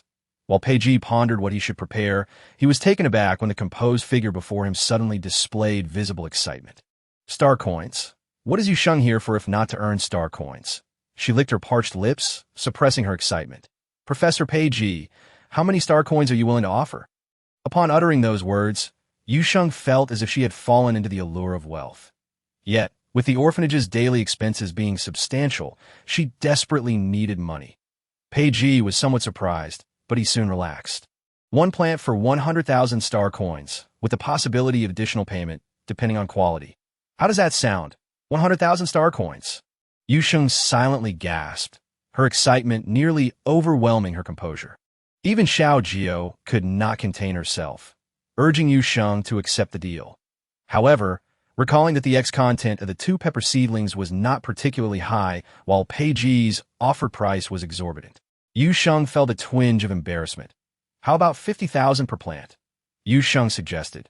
These two are not of exceptional quality, merely aesthetically pleasing, and do not warrant such a high price. Her words took Pei Ji by surprise. However, he quickly smiled wider. That price is not high, he explained, as most marketable plants start at 50,000. Yu Sheng. Thinking of the pile of plants at home, she suddenly felt a pang of heartache. The despair of possessing treasures yet being unable to sell them was truly disheartening. Very well, Yu Sheng nodded, but my capabilities are limited. I only have a few plants cultivated at home, so no problem. The authority of this transaction lies with you. Pei Ji's face bore a satisfied smile as he received what he desired. You may even terminate this transaction at any time. This deal, from any angle, favored Yu Sheng, granting her ample freedom. This card contains 200,000 star coins. STO handed Yu Sheng a star diamond card, and our transaction will be directly credited to this card. You can withdraw funds through the light brain. Good. Yu Sheng nodded, her gaze warming as she looked at the card in STO's hand. From now on, she would be a woman capable of spending for the orphanage. All right. Yu Sheng wished to conceal her identity, and this method was undoubtedly the best for her. After resolving the matter, STO escorted Yu Sheng out, while Pei Ji remained in the room to study the two plants. Yes, as soon as Yu Sheng exited the room, she was met with countless gazes from all directions. Are you all so idle? STO frowned, his tone icy. The moment he spoke, many of the scrutinizing eyes diminished. Levi struck Brooke, who stood beside him, on the head and cheerfully approached. Come on, little one, I'll escort you out. Brooke, unfazed by the hit, leaned in with curiosity. By the way, Nick, what did you come to the underground trading market for today? This question sparked a realization in Yu Sheng. She halted, a flash of inspiration igniting in her mind. Plant trading was not a sustainable venture, but beast meat certainly was. Moreover, this place was filled with mercenaries whose appetites were considerable. Chapter 45. Roasted Jerky. The mysterious boy in the black robe suddenly halted, turning to face a group of burly mercenaries. Although the boy's face was obscured, the mercenaries felt an intense unease, as if something valuable was about to slip away from them. Do you require beast meat? Upon Yu Sheng's utterance, several mercenaries visibly relaxed. She blinked in confusion, unsure of what was amiss. Beast meat? What would we want that for? Brooke replied boisterously, his tone laced with disdain. It's sour and dry. Even the least picky Jie wouldn't touch it. Get lost. The boys erupted in laughter. Yet clearly they were entirely disinterested in beast meat, mirroring the old director's previous attitude. Yu Sheng was familiar with their disdain. She smiled. I've processed the beast meat. Perhaps you might find it more to your liking? No matter how it's processed, beast meat remains insufferably unpalatable. Rex's face reflected his disdain as he waved his hands dismissively. Every fiber of his being radiating rejection. I want to eat it. The other mercenaries shared a similar sentiment, with only Levi and STO contemplating further. You could bring it out for us to see. STO calmly proposed. Yu Sheng smiled brightly and nodded slightly, and in the next moment, a piece of cured meat appeared in her hand. This meat from a strange beast? At a glance, it seemed spoiled. Brooke was startled by the dark, dry cured meat, his tone tinged with disdain. Little one, can this strange beast meat really be consumed? Even Levi seemed somewhat skeptical, though they were mercenaries and often endured hardships while on missions. They still preferred to indulge in good food when off duty. Could this unappealing strange beast meat truly be safe to eat? Only Stowe, who stood closest to Yu Sheng, slightly narrowed his eyes, choosing to remain silent. Being in proximity allowed him to catch the faint, woody aroma emanating from the strange beast meat, reminiscent of the so-called noble herbs used on the main planet, yet far more natural. Impressive, with the earlier reactions of the old dean and the cubs fresh in her mind, Yu Sheng remained remarkably calm in the face of the mercenaries' disdain for the cured meat. The culinary culture of Great China is profound and rich. Yu Sheng felt that the adage one should not judge by appearances perfectly encapsulated the essence of cured meat. You have a pot here. She was prepared to enlighten this group of interstellar individuals about the wonders of Chinese cuisine. A pot? The mercenaries exchanged glances, and, eventually, they all focused their attention on a chubby individual resembling a jolly Buddha, eliciting a glance from Yu Sheng, as well. I usually cook the strange beast meat during missions. The little chubby one remarked, patting his belly and grinning foolishly. You could say, I am the Yu Sheng, a human pot. However, it soon became clear why. The chubby fellow, Bill, possessed fire-related abilities, and his control over flames was impressive enough to draw a slight gasp of admiration from Yu Sheng. Watching him demonstrate the roasting of a piece of strange beast meat left her feeling somewhat envious. Such a skill would be invaluable for survival in the wild. You could try roasting this, Yu Sheng said, handing him a large piece of cured meat, adding reassuringly, just treat it like ordinary strange beast meat. All right, Bill nodded. The moment he took the so-called cured meat, a flicker of doubt crossed his eyes. As the cook of the team, he had roasted an innumerable amount of strange beast meat. Yet this piece felt entirely different, its essence unlike any he had encountered before. Perhaps this person had done something special to it. Nevertheless, this only heightened his inexplicable anticipation. As the licking flames consumed the strange beast meat, a peculiar fragrance began to permeate the room. The aroma was so overpowering that everyone felt as if their sense of smell was ensnared by its richness. Some mercenaries with particularly acute olfactory senses instinctively swallowed hard. The sound of gulping echoed throughout the room. Is this real? After a lengthy silence, someone finally broke the stillness, voicing disbelief. How could strange beast meat smell so delightful? This sentiment echoed through the minds of all the mercenaries. Having consumed strange beast meat for years, they had never encountered such a scenario. Just the scent alone made them feel as if they had been starving for years. A throng of eager eyes fixated on the piece of meat in Bill's hand, their expressions fierce and hungry like wolves eyeing their prey, causing Bill to tremble. Be careful. If that meat drops, I won't let you off easily. Bill, can you handle it? If not, I'll take over. Bill's slight tremble seemed to have stirred a hornet's nest as discontent rippled through the group. Yet their complaints were merely words, for they lacked fire-related abilities. As time passed, the aroma of the cured meat grew even more intoxicating, even drawing the upstairs Professor Pagey out of his room. Were you roasting?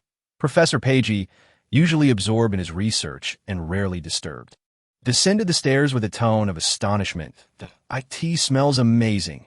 His gaze was immediately captured by the piece of meat in Bill's hand. Taking a deep breath of the fragrant air, he quickened his pace toward them. Is this strange beast meat? Observing the reactions of those around him, Yu Sheng felt a tinge of relief. After all, not everyone would appreciate cured meat. However, given the current situation, she surmised her trade was likely to succeed. Is it ready?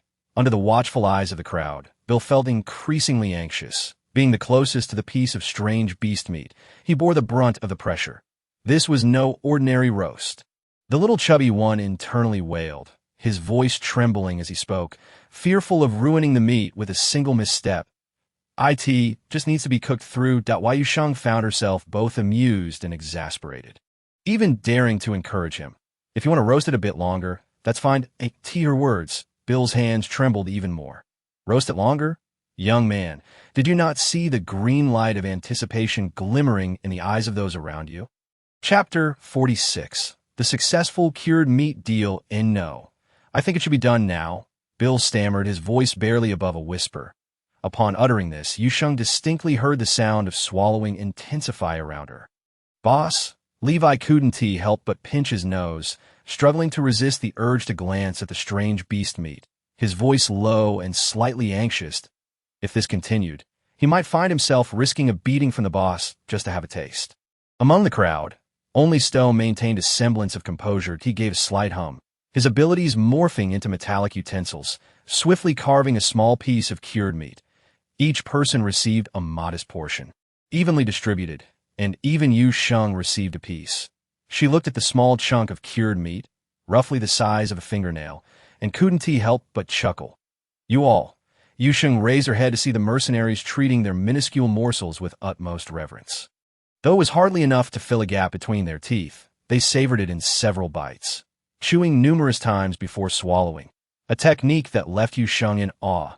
Their expressions were so sincere, as if they were dealing with something of utmost importance. Why, Yu Sheng? There is truly no need for such formality. The piece of cured meat in her hand garnered plenty of attention, eyes filled with anticipation and fervor. Nick, can I eat this? At last, Brooke broke the silence, claiming the final piece of cured meat. If looks could kill, Brooke would have been slain countless times. Ahem, Stowe cleared his throat, seemingly embarrassed for his team. Yet, recalling the exquisite flavor he had just experienced, he found the embarrassment trivial. Oh, you have more of that strange beast meat. This cured meat. As soon as Stowe posed his question, the previously raucous mercenaries fell silent, their ears perked, eyes fixed on Yu Sheng with unwavering focus. There is some, but not much prepared at the moment, that Yu Sheng explained, retrieving all the cured meat from her space. Due to the scarcity of strange beast meat, I could only make this amount for now. I asked that all? Rex smacked his lips, his tone tinged with regret. This amount isn't even enough for me. With so many mouths to feed in the team, it would take a mountain of cured meat to satisfy them. Levi delivered a firm smack to Rex's head, shooting him a glare. What nonsense are you spouting? I wish to purchase this cured meat from you. Stowe's tone was serious. If you require it, we can provide you with strange beast meat, asked the team leader. He hoped to enhance the living conditions of his brothers who faced death alongside him. They deserve some enjoyment. Good. Yu Sheng's eyes sparkled. The old dean had only allowed her to operate on the outskirts of the desert, and she was genuinely curious about the strange beasts within. After agreeing, the mercenaries erupted in cheers. That I can also share the method of making cured meat with you. Yu Sheng was not a selfish person, especially since she sensed that her trade with the Shattered Star team might continue for quite some time. Moreover, there was another significant reason. There were simply too many mercenaries in the team, and she felt she lacked the capability to produce such quantities of cured meat. Thus, she took the initiative to propose. Would you be willing to buy the method from us? Stowe's eyes widened in surprise. This time, he scrutinized the young individual before him, his opinion of him rising considerably. Nick, the usually stern Stowe, now bore a hint of a smile, teasingly stating, "You should know, if you don't share the method with us, you might earn more star coins later. But isn't food meant to be shared?" Yu Sheng replied with a smile. She genuinely didn't mind the specifics. Rather, witnessing the satisfied smiles of those indulging in delicious food brightened her mood. Moreover, I am not giving it away for free. You will provide appropriate compensation, and I will sell the method. It is a fair trade. Stuo nodded in agreement. Turning to Bill, I will transfer the star coins to that card as a token of my gratitude. This method of production is known only to Bill. Furthermore, should the cured meat sell successfully, you will receive 40% of the profits. What do you think? Inter-team trade occurs annually, and Stuo believed that perhaps this year, Broken Star could shine brilliantly at the trade conference. 40%. Yu Sheng expressed her surprise. She had not anticipated Stuo's sincerity to be so profound. With such a profit margin, would she merely have to stay at the orphanage and count money? However, Stuo misinterpreted Yu Sheng's reaction as dissatisfaction with the offer. Unfazed, he explained, this is primarily due to the large number of team members, leading to significant expenses for weaponry and medical care. If you're not satisfied, I can. No, I am very satisfied. Yu Sheng quickly interrupted Stuo. I merely found it a bit high at first, which took me by surprise. What is so high about it? Peiji laughed heartily, patting Yu Sheng on the shoulder while casting a fierce glare at Stuo. If it were me, I would definitely offer you 60%. That rascal Stuo is utterly taking advantage. Stuo felt helpless. Strictly speaking, if he indeed sold the cured meat, his profit would be minimal. After all, the trade conference took place on a distant planet, and the costs of space jump transportation were substantial. Otherwise, such conferences would not occur only once a year. You truly are a treasure. Nick. Even Peiji found it somewhat awkward, and Yu Sheng felt a twinge of discomfort as well. Nevertheless, she had no intention of revealing her identity. Transactions were transactions, and until she ascertained the character of the other party, Yu Sheng maintained a necessary vigilance. What have you all made today? It smells so good. A cheerful female voice echoed from the entrance of the villa. Yu Sheng turned her gaze toward the sound, only to freeze momentarily upon seeing a familiar figure, a female half-orc accompanied by a male Hallsian. The woman was dragging two large exotic beasts, her nose twitching as she savored the lingering aroma in the air, her brows knitting. What delicious food have you all been hiding from me? Yu Sheng noticed that as the woman spoke, every person's posture stiffened, including Stuo, the captain. Curiosity piqued, she observed Stuo clear his throat, feigning nonchalance. though Yu Sheng noticed he had anxiously clasped his hands behind his back. A stark contrast to the stoic captain she had previously encountered.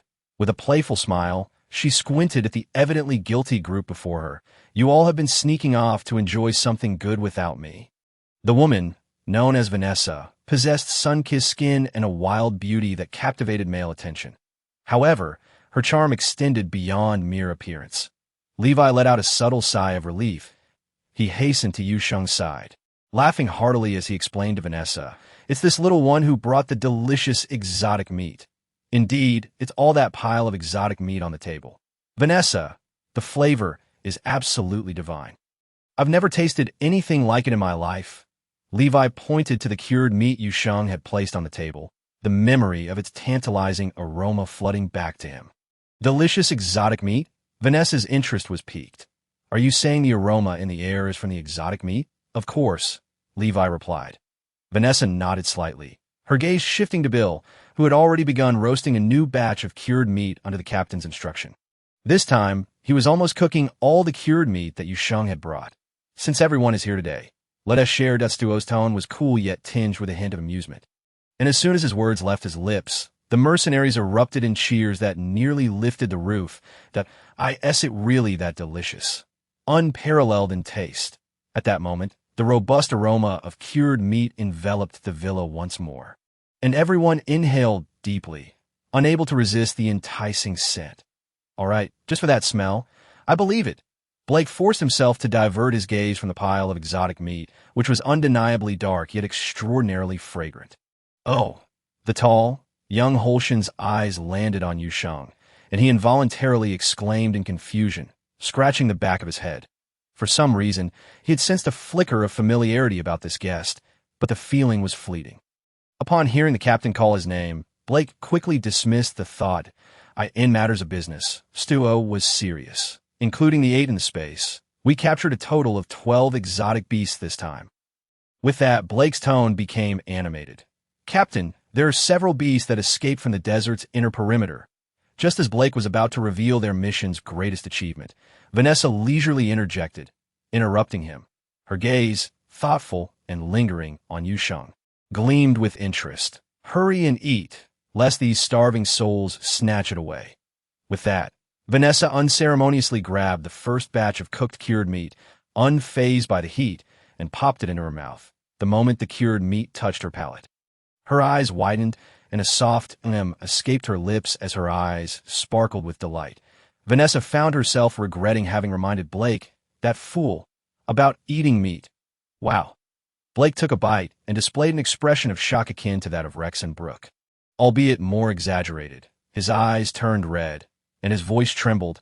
"I never expected to taste something so exquisite in my lifetime." Yu Sheng, even though she had already witnessed the mercenaries' devout reverence for the cured meat, seeing Blake's reaction now left her feeling an unspoken awkwardness. "All right, stop looking like you've never seen the world before." Levi playfully knocked him on the head, unable to conceal his joy. Nick mentioned he could provide us with a method to prepare this exotic meat. "So from now on, you can have as much as you want." Upon hearing this, both Vanessa and Blake turned their attention to Yu Sheng. The previous hint of wariness in Vanessa's gaze vanished entirely, especially after she heard Paige casually mention that Yu Sheng was the one who cultivated plants. Her expression was now filled with enthusiasm. "Little one, would you be interested in joining the Broken Star team?" Vanessa directly extended the invitation, a smile gracing her features as she regarded Yu Sheng. Join Broken Star? Yu Sheng was taken aback. She had never contemplated such an idea before. Indeed, Vanessa's tone softened, a stark contrast to her usual fiery disposition, causing those nearby to shiver involuntarily. "The Broken Star team is the strongest mercenary group on Garbage Star. In fact, even across the entire galaxy, our overall strength is above average. If you join us, you could live in the base." She gestured toward the villa, explaining that Broken Star had 3 such bases in the inner city. Moreover, the team receives monthly stipends, and you will encounter numerous opportunities while on missions. Yu Sheng's gaze fell upon the object in Vanessa's hand, her pupils narrowing in shock. Vanessa was right. Yu Sheng was indeed intrigued by these items. In her hand lay a seemingly unremarkable black stone. Yet akin to the bone she had traded earlier, this stone radiated with abundant life force, and wood-type energy. Yu Sheng forced herself to look away from the alluring stone, her voice tinged with an indescribable ache. I will think it over. These items were undeniably tempting, urging Yu Sheng to venture into the mysterious inner desert. However, she was also acutely aware of her limitations. At her current strength, she might not survive even halfway. But joining the Broken Star team would change everything. Their abilities and familiarity with the inner desert would ensure her safe passage, presenting an immense allure. Yet, she also harbored concerns. Yu Sheng understood that once she agreed to join the Broken Star team, the likelihood of her identity being exposed would increase. She was reluctant to reveal her connection to the orphanage. Vanessa, observing Yu Sheng's every subtle movement with keen eyes, briefly flashed a cunning glint.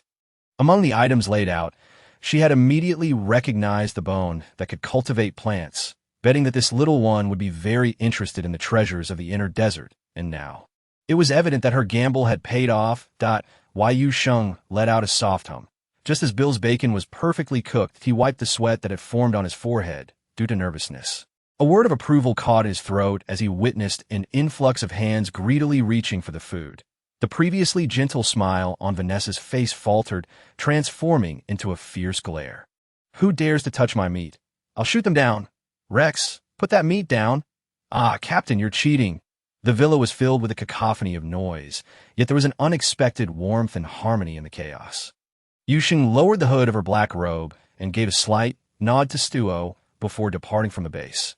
Moreover, clutching the star diamond card in her hand, Yu Sheng took a deep breath, suppressing her excitement. From this moment on, she too was a woman capable of spending on the orphanage. Her first destination was a specialty shop for custom therapy pods. Since the incident with Moon, Yu Sheng had come to appreciate the immense benefits of these pods.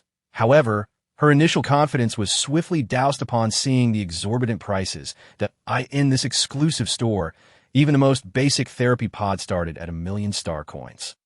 Adding the cost of the bacon-making recipe, her star diamond card only held a mere 500,000, and oh wonder therapy solutions were so popular. Sighing, Yu Sheng exited the shop feeling somewhat defeated and turned to the adjacent store selling therapy solutions. While she couldn't afford a therapy pod, she could still manage to buy some therapy solutions. After stepping back outside, she glanced at her star diamond card, now reduced to a mere 1,000 star coins, and sighed heavily. The road to making money was indeed long. On a long bench sat 2 little ones, while 3 more were in a cart, along with a chubby little robot. A delightful scene of orderly chaos. Yu Sheng's earlier gloom evaporated instantly, and her steps towards the orphanage quickened considerably. Sheng. Moon was the first to spot Yu Sheng. The little girl in a dress leaped off the bench and scampered towards her. Have you been waiting long? Yu Sheng slightly bent down, scooping up the little one rushing toward her. The sweet scent emanating from the girl made the fatigue of the day feel insignificant.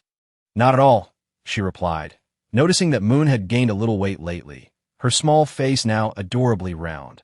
Moon nestled closer, affectionately rubbing her cheek against Yu Sheng's neck, and she didn't have to wait long. Sheng. Goss followed closely, tugging at Yu Sheng's pant leg, earnestly indicating that he too desired a hug and a kiss. Yu Sheng found it both amusing and endearing, happily taking turns showering them with affection. However, when faced with the tiny pup that was clearly resisting kisses, she couldn't help but glance at the pampered little kitten lies in Moon's arms, questioning whether these 2 little treasures had somehow mixed up their species. Nonetheless, Yu Sheng was always a fair and loving guardian.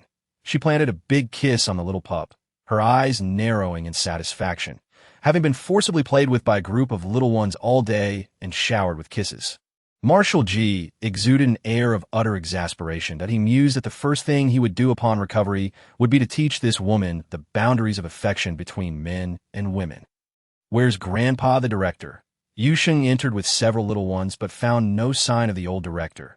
Grandpa the director is dealing with the exotic beasts at the thought of the delicious bacon. Goss couldn't help but swallow, his eyes fixed on Yu Sheng with unabashed longing. Deliver? Yu Sheng blinked. Which uncle are you talking about? That uncle is really tall. He has a gun hanging from his waist. So cool. Meow. Yin lay lazily in Yu Sheng's embrace, listening to the little ones babble excitedly, unable to resist glancing up at her. The little girl with black hair and eyes showed no signs of impatience. She quietly smiled at the innocent chatter of the small ones, occasionally correcting their errors with a soft tone. In suddenly recalled that no matter the circumstances, the little girl always gazed at the young ones with a calm and gentle demeanor, brimming with incredible tolerance, even though these little ones belonged to the lowest status of half-beast children in the galaxy. He slightly lowered his gaze, sensing something within his amber eyes was gradually melting away. Bye-bye. Did you help with the watering today? Lost in thought, Jian suddenly felt warm hands atop his head and snapped back to reality, hearing the little girl's melodious voice. Bye-bye is truly impressive. Accustomed to others praising his bravery, Marshal Ji felt his body stiffen at the unexpected compliment, his ears, hidden beneath his fur, turning bright red. The previously serene depths of his gaze flickered and feeling somewhat uncomfortable. Jian instinctively nestled closer to Yu Sheng. However, upon realizing this instinctive action, the usually composed Marshal froze. Had he just done something only a young one would do? Yu Sheng, unaware of the little pup's mixed emotions of embarrassment and indignation, gently pinched its delightfully soft ears, her voice laced with laughter. Bye-bye is so cute. Having often heard praise for his bravery, Jian had only been complimented on his cuteness a handful of times. All by Yu Sheng. The earlier feelings of embarrassment were inexplicably soothed by her cheerful tone and the fragrant scent of grass, and would surrounding her help him regain his composure. He cast a sidelong glance at the group of little ones still chattering around Yu Sheng, knowing deep down that she saw him merely as another little one, that although he felt a strange sense of dissatisfaction, he resigned himself to the notion that being a little one was acceptable. After all, it had been ages since he'd taken a break. Such a multitude of exotic beasts, surrounded by the little ones. Yu Sheng entered and was taken aback upon spotting 4 large exotic beasts sprawled across the floor. The size of one beast rivaled the 2 they had previously hunted. These creatures were all from the inner perimeter of the desert, far superior to those from the outskirts. The old director noticed the astonishment in Yu Sheng's eyes and chuckled, explaining as he measured the beast with his knife, contemplating the best angle to approach. From the inner perimeter, Yu Sheng's ears perked up, recalling Goss's incessant chatter about the laser gun-wielding Hallsian. Her curiosity piqued as she asked, "Who sent them?" "An old friend from my mercenary days," the old director replied, skillfully plunging the knife into the beast without a single drop of blood splattering. "I don't know if you've heard of the Star Shatter Squad." "I am quite familiar with them." Yu Sheng. Not only had she heard of them, but she was also quite acquainted. Amused, she thought about her peculiar connection to the Star Shatter Squad. After a moment's hesitation, she gently placed the little pup down, patting Moon on the head and instructing her to take her brothers out to play first. Soon, the room was left with just the old director, Yu Sheng, and a floor strewn with exotic beasts. "What's wrong?" Noticing Yu Sheng's hesitance, the old director raised an eyebrow. "Did something happen today?" Suddenly recalling that Yu Sheng had gone to the inner city to sell bacon, he mistakenly assumed she was upset about unsold goods and offered reassurance. "It's fine if the bacon didn't sell. The little ones love it, and you can keep it for yourselves." "No," Yu Sheng quickly clarified, realizing the old director had misunderstood. After contemplating for a moment, she decided to probe a bit. "Grandpa the director, what do you think of the Star Shatter Squad? They're quite impressive." The old director replied, though puzzled by her sudden inquiry. However, recalling Yu Sheng's nature of repaying kindness, he soon understood. "They're perhaps the cleanest mercenary group I've encountered. The overall strength of the Star Shatter Squad is notable in the galaxy, especially their captain, Stuo, who is an S-grade psychic.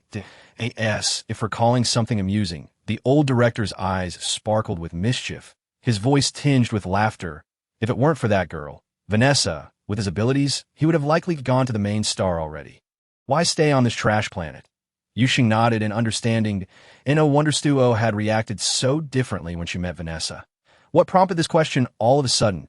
Nothing much, just that Vanessa invited me to join the Star Shatter Squad. Hearing the old director praise the squad so highly, Yu Sheng felt a wave of relief wash over her. Initially hesitant, seeing the old director speak of them as family eased her doubts significantly. Moreover, if she joined the Star Shatter Squad, the little ones at the orphanage would receive even better protection. They invited you to join. The old director, initially oblivious, nodded absent-mindedly, while continuing to deal with the exotic beasts. However, as the conversation hung in the air, he suddenly came to a realization. The words that followed swallowed back down, his eyes widening in astonishment. "What did you just say?" At that moment, Yu Sheng also drew the knife she carried with her. Crouching down to assist the old director in dealing with the strange beasts on the ground, and patiently reiterated, "Today, Vanessa invited me to join the Shattered Star Squad." With a clatter, the iron knife in the old director's hand fell to the ground with a dull thud. "Vanessa invited you to join Shattered Star?" The old director's voice rose sharply, incredulity evident. "Xiao Sheng, what on earth did you do today?" It certainly wasn't to sell cured meat. Seeing the old director's imposing demeanor, brimming with righteous indignation, Yu Sheng felt a pang of regret for having mentioned it. "Well, if you don't clarify this today, don't even think about going to the inner city in the future." The old director's words cut off all further discussion. Left with no choice, she recounted the events of the past few days to him. To her surprise, what a serendipitous turn of events. Upon hearing that the two saplings Yu Sheng had traded ended up with the Shattered Star Squad, the old director's expression grew somewhat nuanced. "I was initially hesitant." Yu Sheng chuckled lightly, her tone quite relaxed, "but seeing how familiar you are with the squad members, I feel much more at ease." The old director nodded thoughtfully and shared his own plans from earlier. "Your abilities are outstanding. I had been contemplating introducing you to the Shattered Star Squad. The security on Garbage Star is quite poor, and danger lurks at every corner. With the Shattered Star Squad's protection, your safety is essentially assured. I had planned to take you there myself, only to discover that you had already infiltrated their ranks ahead of time." Chapter 50. The ongoing revelation. The old director patted Yu Sheng's shoulder with a hearty laugh, pride unmistakable in his voice. "Truly, you are remarkable, Xiao Sheng." The old director, having never married, regarded the orphans in the shelter as his own children. Now, with Yu Sheng's arrival, witnessing the thoughtful and caring nature of the young girl only deepened his affection. Flushed with embarrassment from the praise, Yu Sheng shyly pressed her lips together. "However, that stout fellow is only giving you a 40% profit, which is rather ungracious." The old director grumbled in discontent. "When have I ever had such exquisite beast meat? No, it should be said that no one in the entire star system has tasted such fine beast meat. You even sold them the method of preparation." No, I must confront Stott. He needs to raise the price." With that, the old director rolled up his sleeves, resembling a bear parent ready to defend their child from perceived injustices. Leaving Yu Sheng both amused and exasperated, she quickly intervened, winking at the old director. "Though I shared the method, if they simply use the beast meat as is, the flavor cannot compare to our own preparation." Yu Sheng had just recalled that before crafting her delicacies, she had used her powers to cleanse the impurities within the beast meat. Only by doing so could the resulting dish be so delectable. The old director paused, then immediately grasped the implication, a mischievous smile spreading across his face. Indeed, to create truly delicious cured meat, that would require a different price. Observing the old director reveling in his newfound advantage, Yu Sheng found herself at a loss, unsure whether to pity the Shattered Star Squad. After all, the beasts on the ground had only just been delivered to them. Nevertheless, seeing the old director's spirits lifted as he hummed a cheerful tune while processing the beast meat, Yu Sheng could only shrug in resignation. Indeed, it was no wonder people referred to him as an old child. The following day, the old director personally escorted Yu Sheng to the Shattered Star Squad's base. Initially, Yu Sheng had intended to go alone, but the old director was not reassured, convinced that the savvy members of the squad would take advantage of her. Amused yet warmed by his protectiveness, Yu Sheng followed along. Throughout the journey, the old director repeatedly emphasized that she should not overexert herself and that in the face of danger, she should remain hidden behind the mercenaries. After all, they were tough and resilient, unlikely to perish easily. Had it not been for his injuries from years past and his dwindling abilities, the old director would not have wanted Yu Sheng to join the Shattered Star Squad for protection.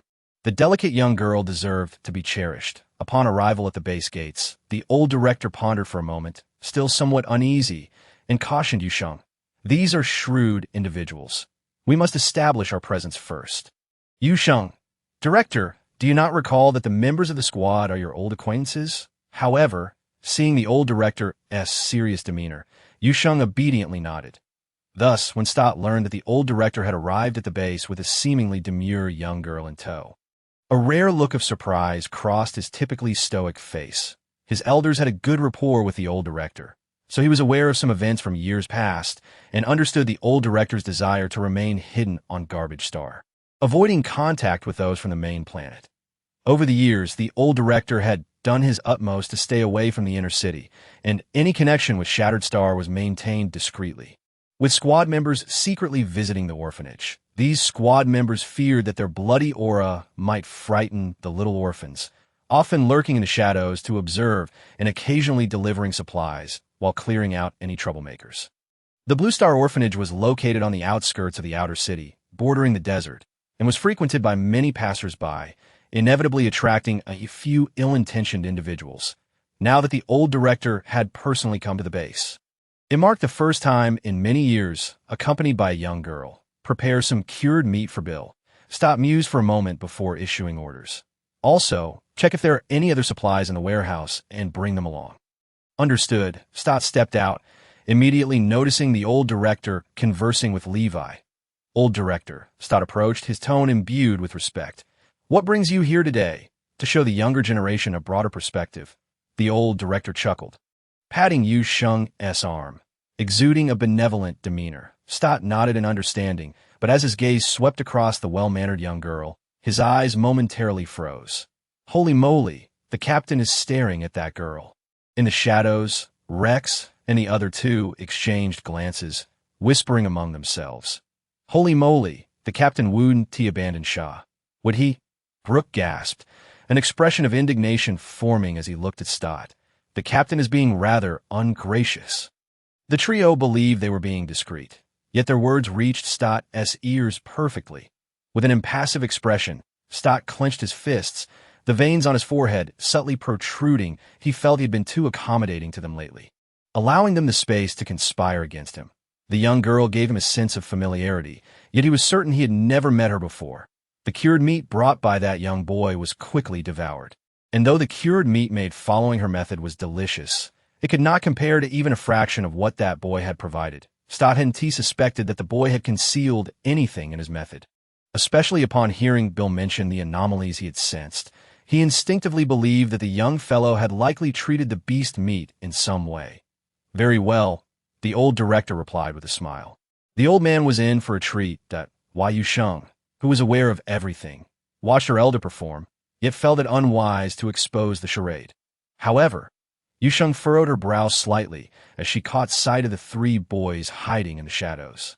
Oblivious to the fact that they were visible, their faces displaying anger, discontent, and hostility, which she found perplexing. Their animosity became even more pronounced after Stott handed her a piece of cured meat. Yu Sheng. Is the cured meat in the squad portioned? Did she inadvertently take their rations? Chapter 51. Vanessa's intuition, what are you three sneaking around for?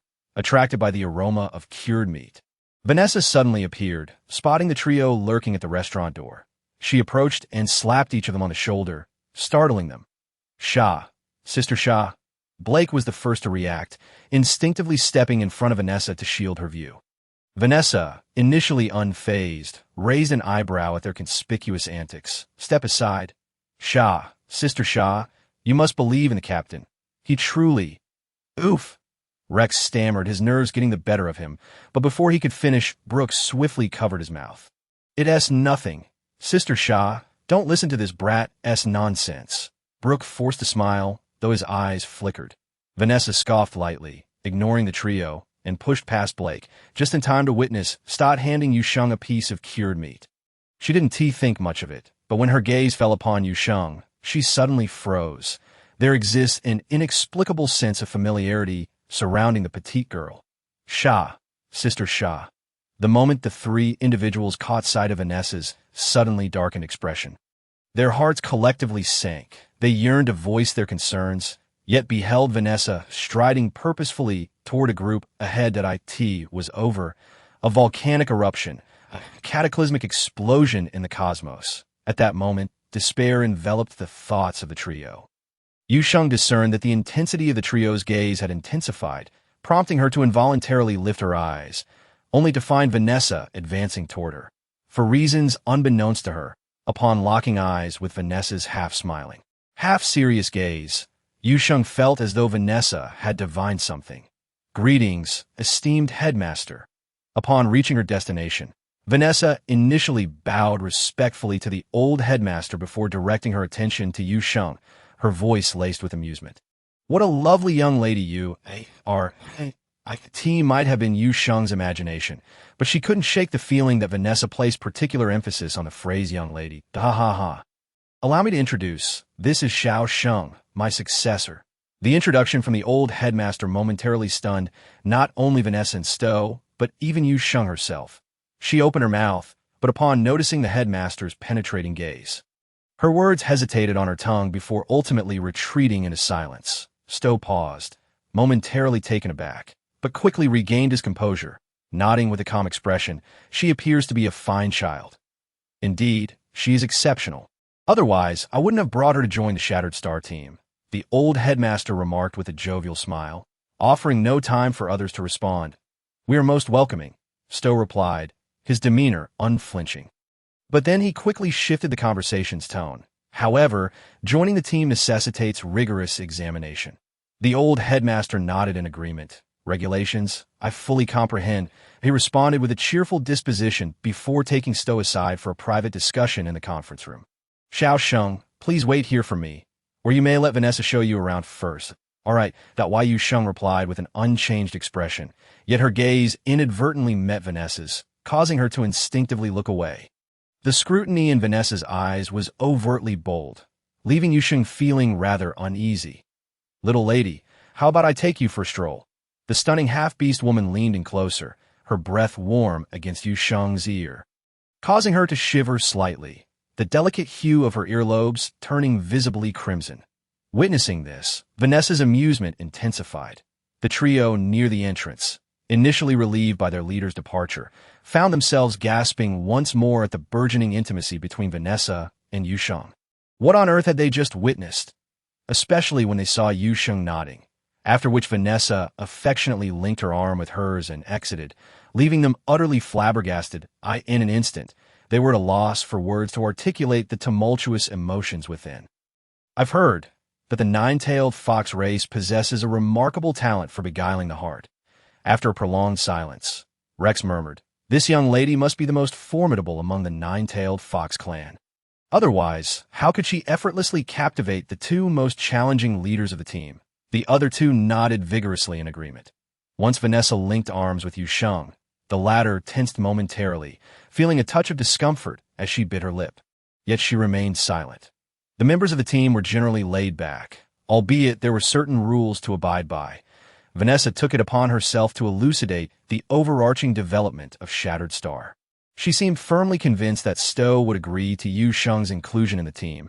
Thus she began to apprise Yu Sheng of some regulations that in essence, there were 3 primary points. First, the team forbids any form of internal conflict. Should such behavior be discovered, the team reserves the right to exile the perpetrator to the Black Star. Second, each member is required to complete a minimum of 6 missions per month, and these must be undertaken with fellow team members. Of course, if one wishes to team up with others, the team will not impede, though such missions would not count toward the mandated 6. With a casual flick of her hair behind her ear, Vanessa exuded an alluring wildness. Third, each member must submit 100 honor points monthly as developmental funds for the team. Honor points are accrued based on mission rewards, the more challenging the task. The greater the honor points. Moreover, the more honor points amassed within the team, the faster one's advancement and the better the benefits enjoyed within the team. Yu Sheng nodded in comprehension. This structure bore resemblance to the team system she had encountered in the apocalypse. The team boasted 3 bases, and Vanessa's smile took on an enigmatic quality as she remarked, "Perhaps you are already aware." Her tone was light, almost teasing, yet it caused Yu Sheng's body to tense up once more. This individual undoubtedly harbored knowledge of something. Maintaining her composure, she replied, her expression innocently pure. "Indeed, I heard the headmaster mention it before my arrival. Shattered Star truly is impressive." Vanessa smiled silently before continuing. "Currently, the team comprises 20 sub-teams. While the numbers are significant, not everyone can reside within the base. as the surrounding crowd gradually diminished. Only Yu Sheng and Vanessa remained.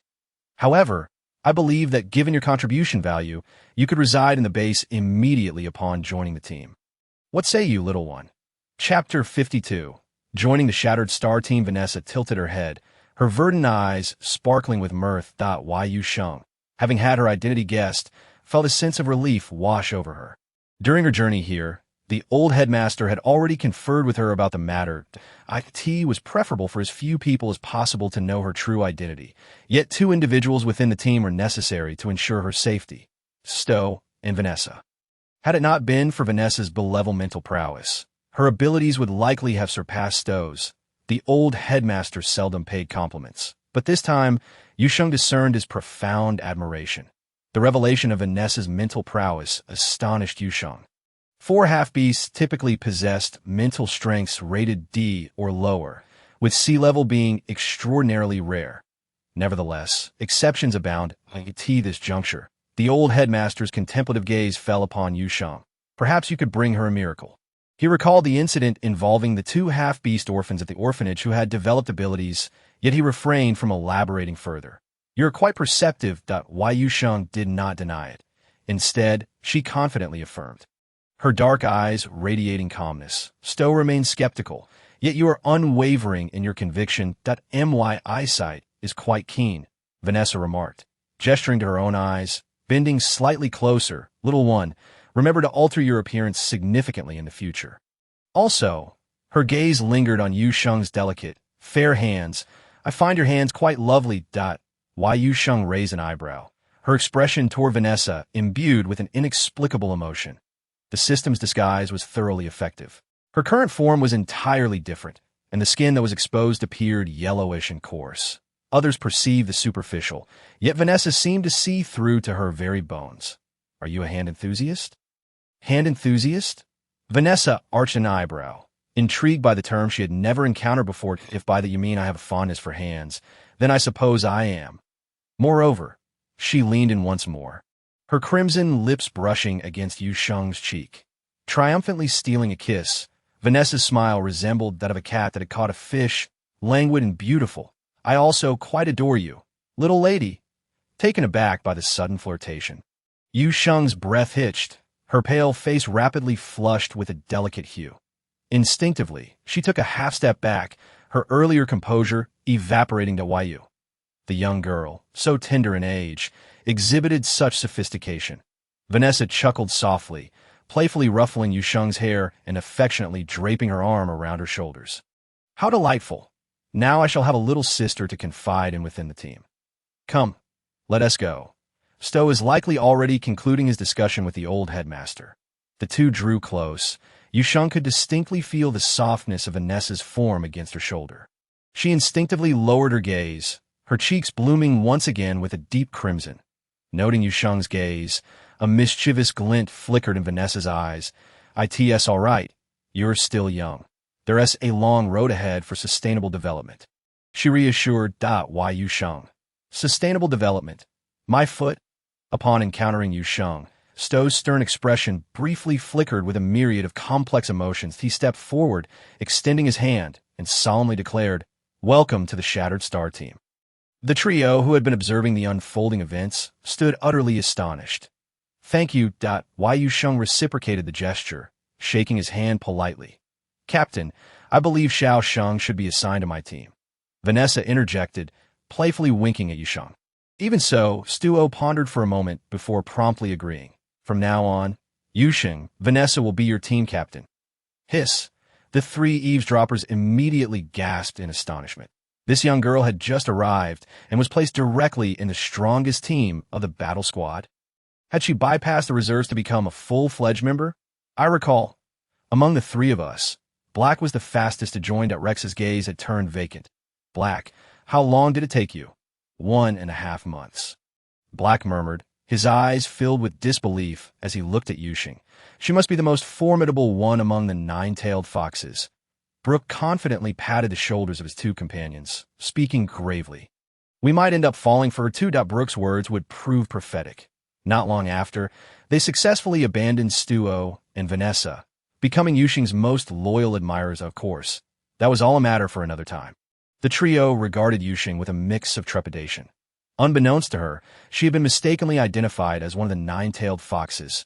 Upon hearing Stuo's arrangement, she had no significant objections. Instead, Stuo, you've finally done something commendable. Vanessa laughed heartily, unabashedly planting a big kiss on Yu Sheng in front of everyone, her face beaming with joy.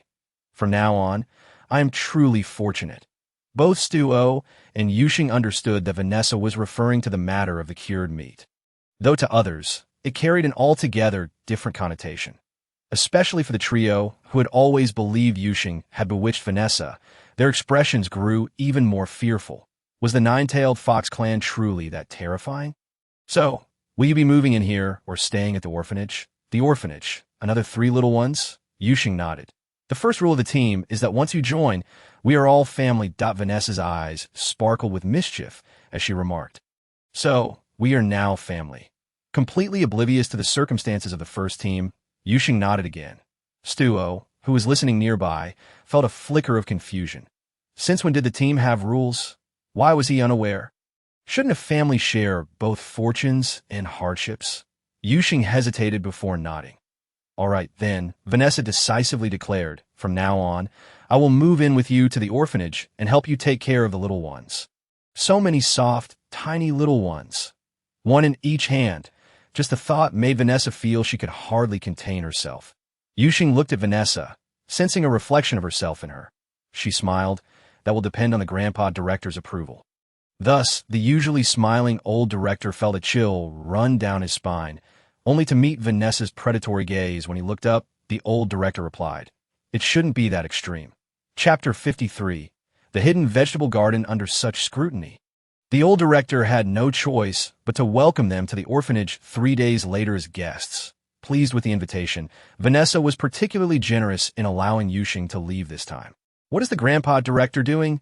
A few little ones peeked in, observing the old director rummaging through things and making a mess of the room, their small brows furrowed.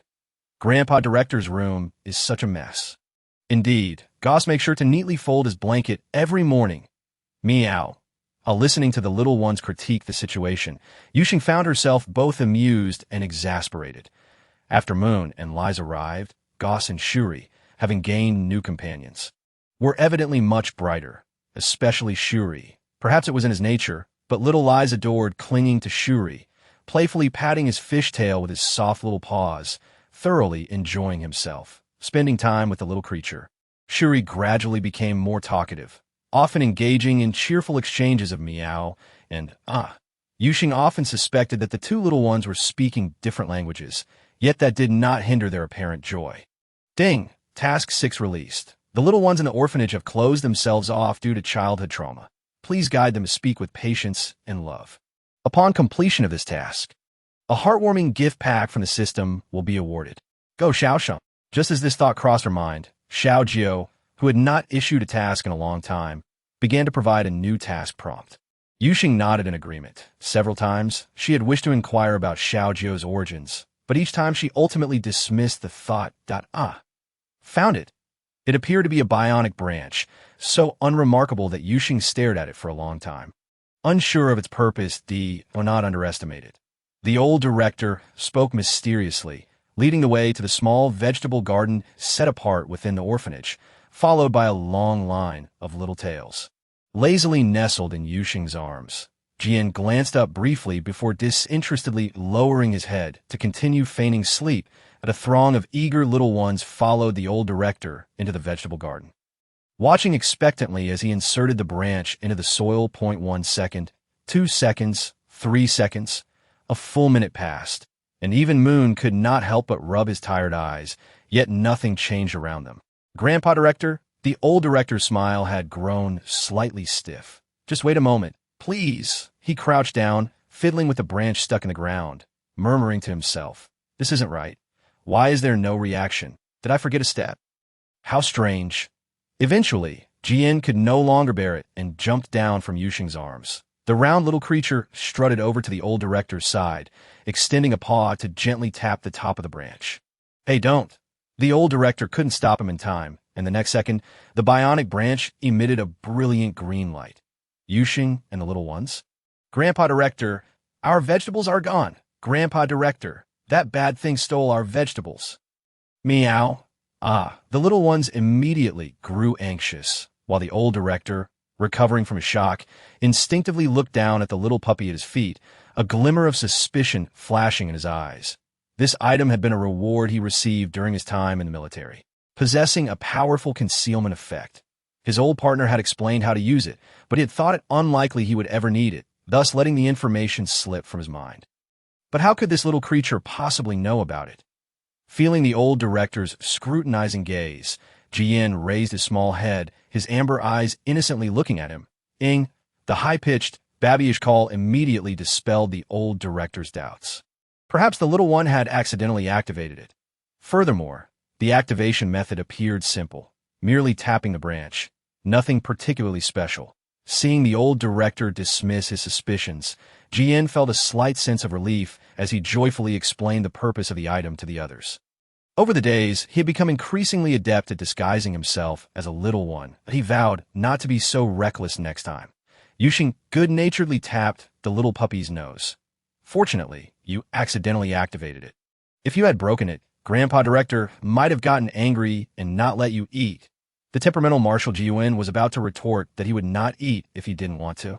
But the next second, he remembered Yu Sheng's excellent cooking, and his body instinctively swallowed hard, promptly abandoning his defiant thought. Forget it. Food was still necessary. Watching the chastised little puppy lower his head with a somewhat glum expression, Yu Sheng's smile deepened. Teasing the little one was truly the most delightful pastime. All right, the old director clapped his hands, his tone quite excited. Now we can invite them. Only then did Yu Sheng belatedly grasp the old director's intention. However, she soon found herself in a humorous predicament, raising a critical question. But we can't just invite them over and serve them nutrient solution, can we? Not to mention the guests, the little ones at home would not accept it. Indeed, as soon as her words fell, the little ones' faces turned pale with terror, glancing at the old director with pitiful eyes, as if anticipating being forced to drink the nutrient solution at any moment.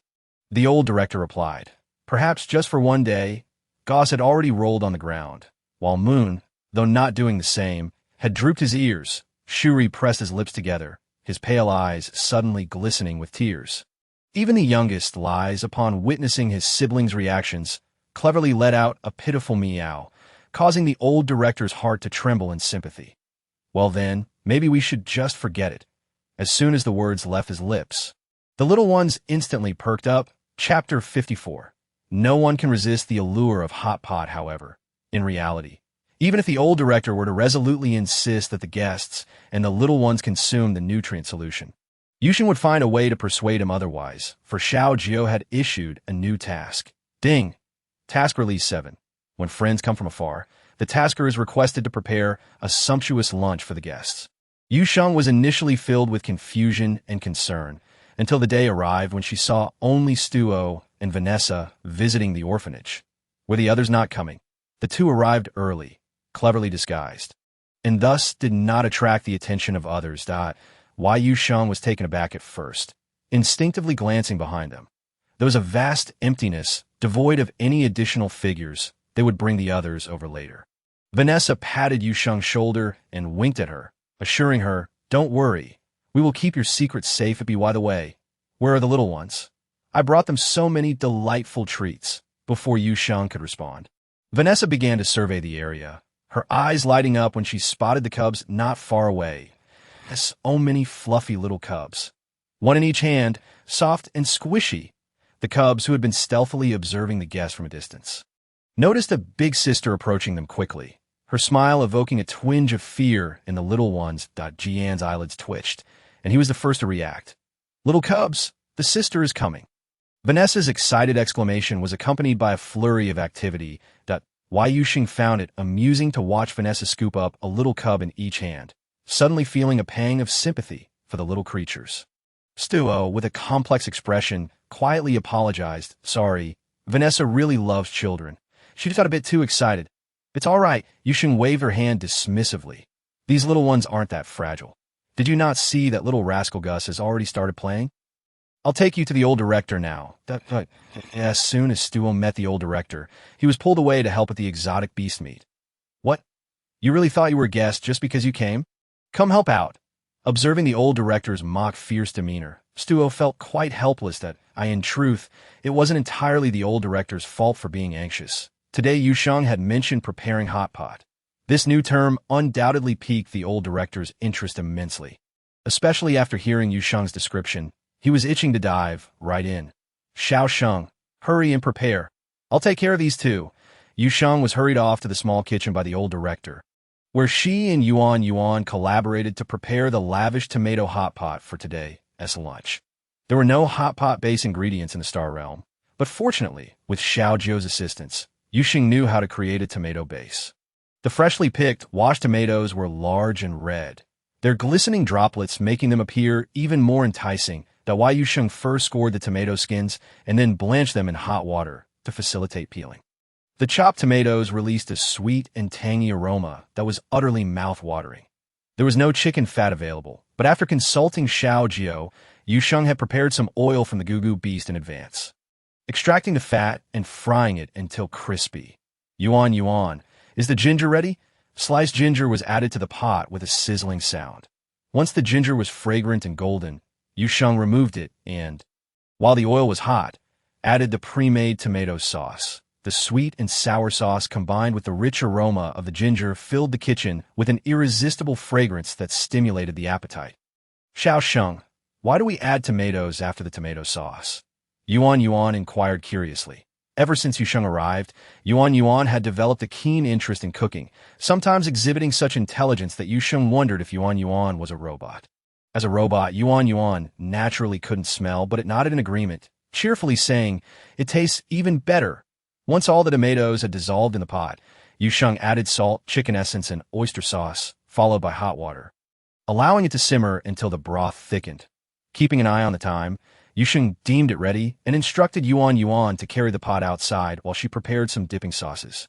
A hot pot without dipping sauce is utterly devoid of soul.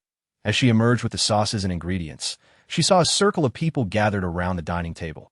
Upon her arrival, they all turned in unison to gaze at her, their eyes filled with a longing for the culinary delights. Xiao Sheng, Vanessa sighed, her tone brimming with envy.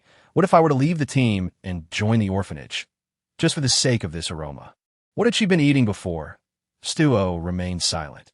Although the old director had prepared him somewhat for this, he couldn't help but feel his pupils constrict and his demeanor become dazed as his gaze fell upon the bowls of green onions and plump vegetables in Yu Sheng's hands. And they were about to feast. Stuo was suddenly overwhelmed by the same impulse as Vanessa.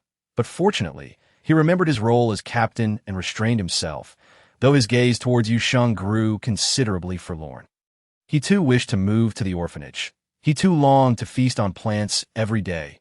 This desire intensified as Stuo began to indulge in the hot pot. Yu Sheng was unaware that the two leaders from the team were harboring thoughts of betrayal. At that moment, she was explaining how to eat hot pot. You absolutely cannot eat anything that isn't cooked, she admonished the eager little cubs, particularly Gus, who had a history of mischief. The bubbling broth in the pot exuded steam and fragrance, rapidly filling the room. You can put in whatever you wish to eat, Yu Sheng said with a smile, as she picked up a thin slice of meat and placed it into the pot, explaining, for this kind of meat, once it has completely changed color and is no longer red, you can take it out to eat. Be careful not to touch the pot. It's very hot. Just as Yu Sheng finished speaking, she heard Vanessa let out a sharp gasp as a large red mark quickly spread across her hand. It's all right. It's just a little burn. Vanessa hurriedly interrupted Yu Sheng, who was about to fetch ice. Her tone dismissive, her eyes glued to the boiling hot pot, eagerly waiting to scoop up the cooked food. Yu Sheng couldn't help but laugh at the scene. Chapter 55. The true reason for Peiji's arrival at Garbage Star. Do you want it spicy? Considering that the old director enjoyed spicy food, Yu Sheng had specifically prepared some spicier dipping sauce.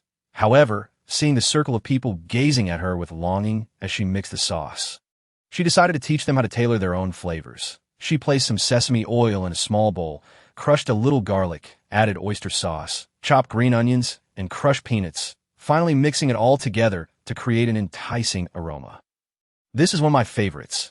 If you enjoy spicy food, you can add some millet peppers. Yu Sheng introduced the dipping sauces to them, clarifying that there were no strict requirements. It was all about personal taste. Of course, the flavor of the tomato broth is already quite rich, so those who prefer a sweet and sour taste can forego the dipping sauce.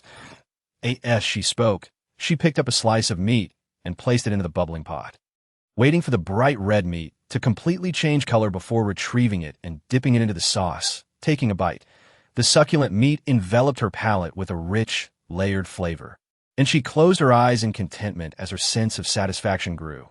The others, witnessing Yu Sheng's expression, couldn't help but swallow hard, one by one imitating her actions, filling the dining table with a lively atmosphere. Plates of vegetables and meat were tossed into the hot pot, steam rising and the aroma becoming overpowering. Initially, Stuo felt somewhat constrained, especially since he thought it inappropriate to snatch food from the little cubs. However, as the meal progressed, he could no longer suppress his cravings. The allure of the hot pot was simply irresistible. To Yu Sheng's surprise, Vanessa turned out to be quite fond of cilantro when she first introduced it. It had been met with unanimous rejection from the entire Blue Star orphanage. Yet today, a whole plate of cilantro was devoured by Vanessa. However, one notable regret from the entire hot pot experience was that Yu Sheng did not get to enjoy the beef tripe, nor had she found a suitable alternative. Thankfully, the other exotic beast meats temporarily compensated for this shortfall. After an indulgent hot pot meal, everyone left feeling satisfied, patting their full bellies and letting out contented burps. Yu Sheng busily wiped the mouths of the little cubs, who were all covered in grease, obediently sitting in their chairs while she cleaned them up. What kind of interstellar delicacy is this? Vanessa's eyes remained fixed on the pot, murmuring to herself. Although her stomach was already quite full, she felt she could still eat more. Suddenly, she turned to Yu Sheng, her gaze intense. "Xiao Sheng, what is it?" Yu Sheng looked up from cleaning the cub's fur, meeting Vanessa's fiery gaze. "Marry me." The next moment, Vanessa's shocking declaration caused Stuo, who was still drinking water, to choke. Cough, cough. The usually composed Captain Stuo found himself momentarily flustered. Hastily interjecting, "Vanessa, you, or I can marry you." Vanessa completely disregarded the gazes of those around her. She rushed over, tightly grasping Yu Sheng's hand. "I believe we will have a wonderfully happy future. I will venture out to hunt exotic beasts for money, and you can stay home and create these delicious meals." Just the thought of such a life made Vanessa feel as though she might faint from happiness. However, before Yu Sheng could respond, the circle of little cubs grew restless. Once cherished friends who frolicked together suddenly morphed into villains intent on snatching away Sheng, igniting a sense of vigilance among the cubs. "Sheng belongs to us. You shall not take her away. You too shall meet an unfortunate end. Meow." Meanwhile, Jian was more forthright. The small white puppy leapt directly into Yu Sheng's embrace, successfully thwarting Vanessa's approach. This little cub refused even my slightest touch. Vanessa's attention swiftly shifted, her tone dripping with envy. "I brought so many delightful treats to bribe him, yet he pays me no mind." Bye-bye, with a rather shy disposition, remained unperturbed, while Yu Sheng chuckled as she gently stroked the fur of the little cub in her arms. But soon her hand halted. She furrowed her brow slightly, leaning in to sniff. "Bye-bye, you have developed quite the odor." Jian, who had been feigning slumber, immediately bristled. "I am not. Do not speak nonsense. I am the epitome of cleanliness. I wash thoroughly every day. There is absolutely no odor on me." Amused, Yu Sheng suggested, "Since we had hot pot today, it's time for each of you to have a bath." "Are we giving the little treasures a bath?" Vanessa's eyes sparkled at the prospect. She rolled up her sleeves, her tone eager. "I'll do it. I'll wash them." "All right," Yu Sheng nodded, informing the old director before leading the little cubs to the washing area. Meanwhile, Stuo had diligently teamed up with Yuan to clean the dishes and tidy up the table. "Why has Pei Ji come to the garbage planet?" The old director approached Stuo, his brow slightly furrowed. Despite not being well acquainted with Pei Ji, he was aware of the latter's high standing within the Federation. Although merely the deputy director of the Research Institute, Pei Ji's research achievements and significant contributions to the Federation rendered him a person of great protection. Regardless of where he was, most notably, Pei Ji shared a close relationship with the Marshal. Yet this very individual had been exiled to the garbage planet, accompanied only by Stuo's discreet protection. Stuo paused in his dishwashing. And after a lengthy silence, he revealed a shocking piece of information. The marshal has gone missing. What did you say? The old director's pupils constricted sharply, his voice rising in alarm. When did this happen? Half a month ago. Stuo's expression darkened. On the return journey after our battle with the Zerg, we were ambushed by the Queen's elite guard. The army suffered heavy losses, and the marshal vanished without a trace. Elite guard? The old director's frown deepened, his unease intensifying. How could the Zerg's elite guard? Perhaps it was not just the elite guards. Stuo clenched his hands at his sides. If it were merely the elite guards, then Barton would not have hastily relocated Professor Pei. The half-B student was merely a facade. Barton meticulously orchestrated Pei Ji's transfer to the garbage planet primarily for the latter's safety. The main planet is on the brink of turmoil. The old director grasped Stuo's implication, sighed deeply, and his posture seemed to sag considerably. General Khan, why did you choose to withdraw from the military back then? Stuo could not help but voice his curiosity. Perhaps if you were here.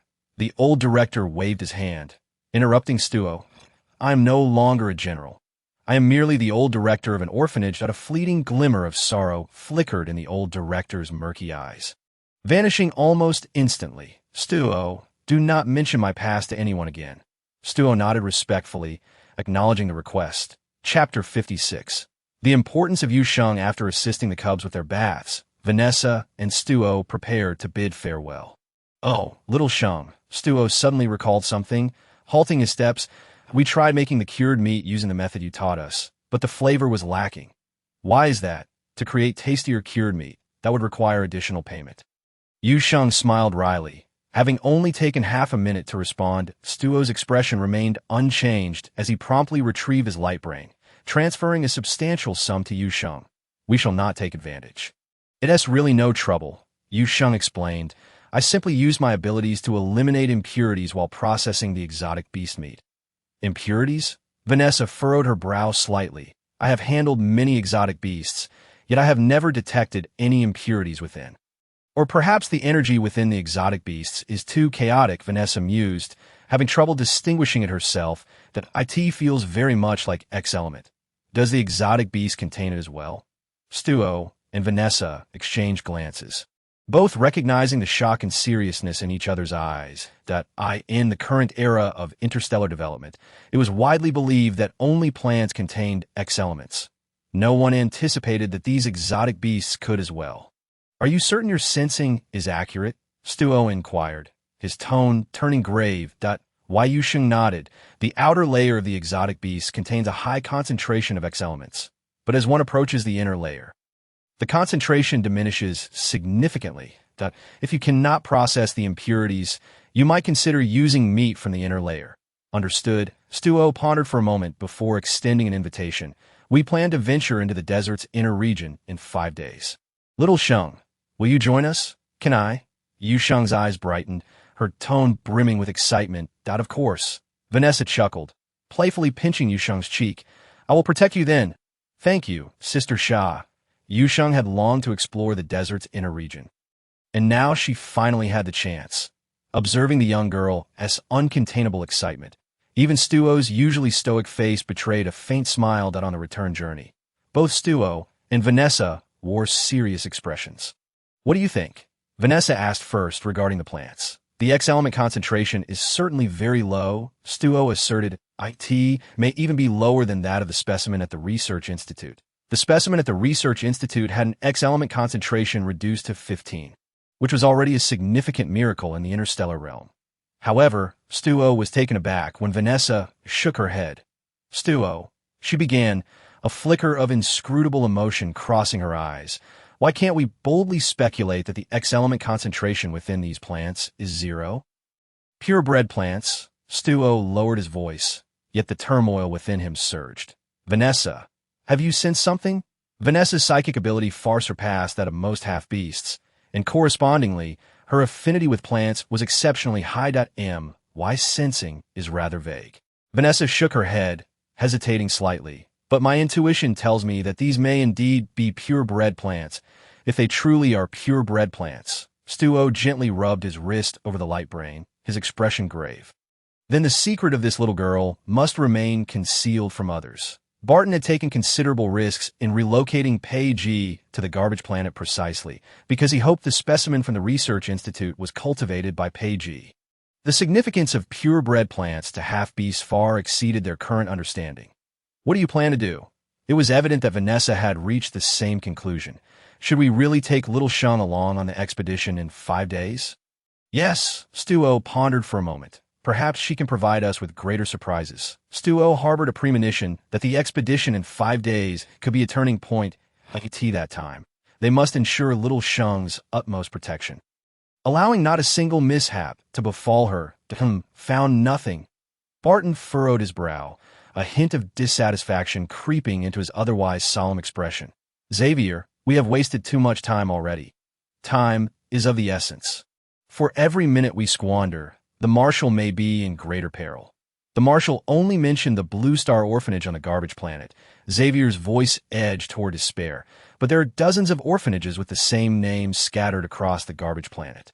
There's another place. Barton's gaze fell upon a garbage planet on the star network. I recall there is also a Blue Star orphanage there. Perhaps the Marshal may be there. Are you referring to the garbage planet where you sent Professor Pei? Xavier leaned in curiously. Is Stuo there as well? Barton affirmed with a low hum, then activated the hovercraft, setting the destination to garbage planet B062 unbeknownst to them.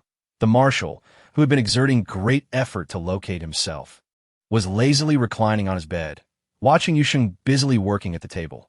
Naturally, Jian saw no need to remind him. After all, compared to sleeping alongside the noisy cubs, he found it far more comfortable to rest beside Yu Sheng.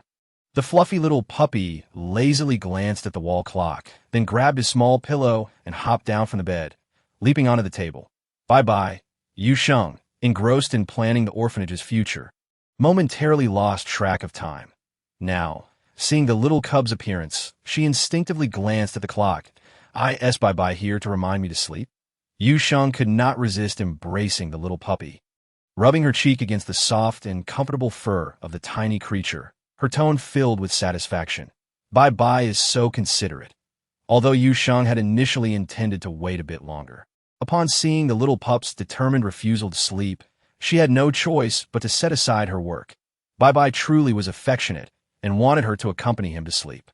Yu Sheng gently patted the puppy's head, her voice laced with laughter. Jian glanced at her but chose not to respond. Once the young girl lay down, he quietly curled up into a ball. Perhaps owing to exhaustion, it wasn't long before Yu Sheng's breathing became long and steady. In the darkness, Jian opened his eyes, intently gazing at the sleeping visage of the young girl before him, unconsciously inching closer to her. Once he found a comfortable position, he slowly closed his eyes. Chapter 57. Fragrant Rice Ding. Task 7 completed. A friend from afar has arrived. Please prepare a sumptuous lunch for the guests. 1-1. Congratulations. The tasker has received the following rewards. Permanent laser gun, X1. Fully equipped medical kit, X1. Yu Sheng was taken aback by the promptness of this task reward, perfectly aligning with her future plans for venturing into the desert's inner regions. She briefly tested the laser gun, noting its immense power but also the significant consumption of abilities it required. Given her current level of abilities, she could only fire 4 shots in a short span, with recovery necessitating even more time. The medical kit contained medical gauze, wound bandages, hemostatic scissors, and other emergency supplies. Little Sheng, the rice and wheat in the space have matured. Do you want to take a look? So soon, Yu Sheng was astonished, and upon entering the space, she was utterly stunned by the scene before her. In a small patch of wheat field to the east, the wheat ears were plump and golden, resembling a golden ocean. Meanwhile, in the rice paddies to the west, the rice plants rustled against each other, producing a gentle melody that was refreshing to the heart. As far as the eye could see, the ripe rice looked like a blanket of gold. With a bountiful harvest of rice, the prospect of fragrant, delectable rice was certain. Moreover, wheat could not only be ground in a flour for various buns and dumplings, but could also be fermented to create beer. The interstellar cuisine was lacking, with even drinks being quite monotonous. Just the thought of it made Yu Sheng's stomach rumble with anticipation. A cluster of golden rice ears swayed slightly in the wind, each grain full, and even some had split open, revealing the enticing white rice within. What delighted Yu Sheng even more was that the black mist in the space seemed to have dissipated somewhat. Initially, she thought it was an illusion, until Xiao Jiao informed her that due to the plant's maturity, the usable land in the space had indeed increased. Great, time to harvest. Yu Sheng rolled up her sleeves, her eyes sparkling with uncontainable joy. Sheng, I'm here to help you, did a voice chime from beside her, and Yu Sheng looked down in confusion, only to discover a little child clad in a belly band.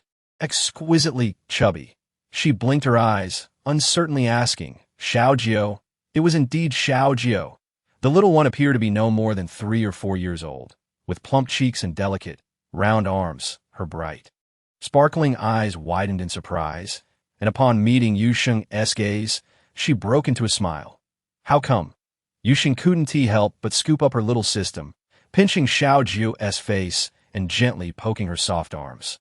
A pleasant milky fragrance emanated from the child. Xiao Jiao allowed Yu Sheng to play with her, speaking with a hint of pride, because Xiao Jiao has leveled up. However, Xiao Jiao's level was still quite low, allowing her to appear only within Sheng's space. Once Xiao Jiao's level increased further, she could accompany Sheng outside. That's wonderful. Yu Sheng beamed at the rosy-cheeked child, her joy growing. Xiao Jiao, how old are you? I was just created not long ago, so if calculated by your human years, I'm only 3 or 4 as Xiao Jiao spoke. She effortlessly wriggled out of Yu Sheng's embrace, her round eyes sparkling as she took in the bountiful scene before her. Sheng, Xiao Jiao is here to help you harvest. Yu Sheng responded with delight. Being a system, Xiao Jiao was certainly no ordinary child. With a slight wave of her chubby little hand, a small patch of heavy rice was harvested, neatly stacked on the ground. Yu Sheng had not planted much, so the harvesting was completed swiftly. Not minding the dirt, she plopped down on the grass and began to shell the rice. In the interstellar realm, there were no specialized machines, so everything had to be done in the most primitive way. The chubby little girl sat down beside her, imitating Yu Sheng as she learned to shell the rice. Each bundle of harvested rice was heavy, exuding the fragrance of abundance. Yu Sheng weighed a handful, estimating it to be several pounds. The golden rice ears were laden with enticing grains that, with a gentle flick, revealed the pure white rice beneath, presenting the most tempting sight. Sheng, it smells so good. Xiao Jiao exclaimed, excitedly waving her chubby little arms, grasping a few plump, sparkling grains of rice, her tone brimming with enthusiasm. The rice produced by the system was large and beautiful, emanating a faint, delicate fragrance. Although the task was not overly laborious, the sheer volume of work was daunting. Fortunately, time flowed differently in the space compared to reality. Yu Sheng spent several hours shelling the rice, and soon a mound of bright, glistening, enticing rice piled up like a small mountain. Xiao Jiao, demonstrating great initiative, had already fetched several glass jars, diligently helping Yu Sheng pack the rice that smells divine. Xiao Jiao gazed longingly at the rice contained in the glass jars, a glimmer of envy in her eyes. Xiao Jiao wants to eat too. Can you eat? Yu Sheng raised an eyebrow, intrigued. I couldn't before, but now I can. Xiao Jiao beamed with a radiant smile, her round eyes twinkling as she looked at Yu Sheng, her voice carrying a hint of supplication. Sheng, understood. I will set aside a portion just for you.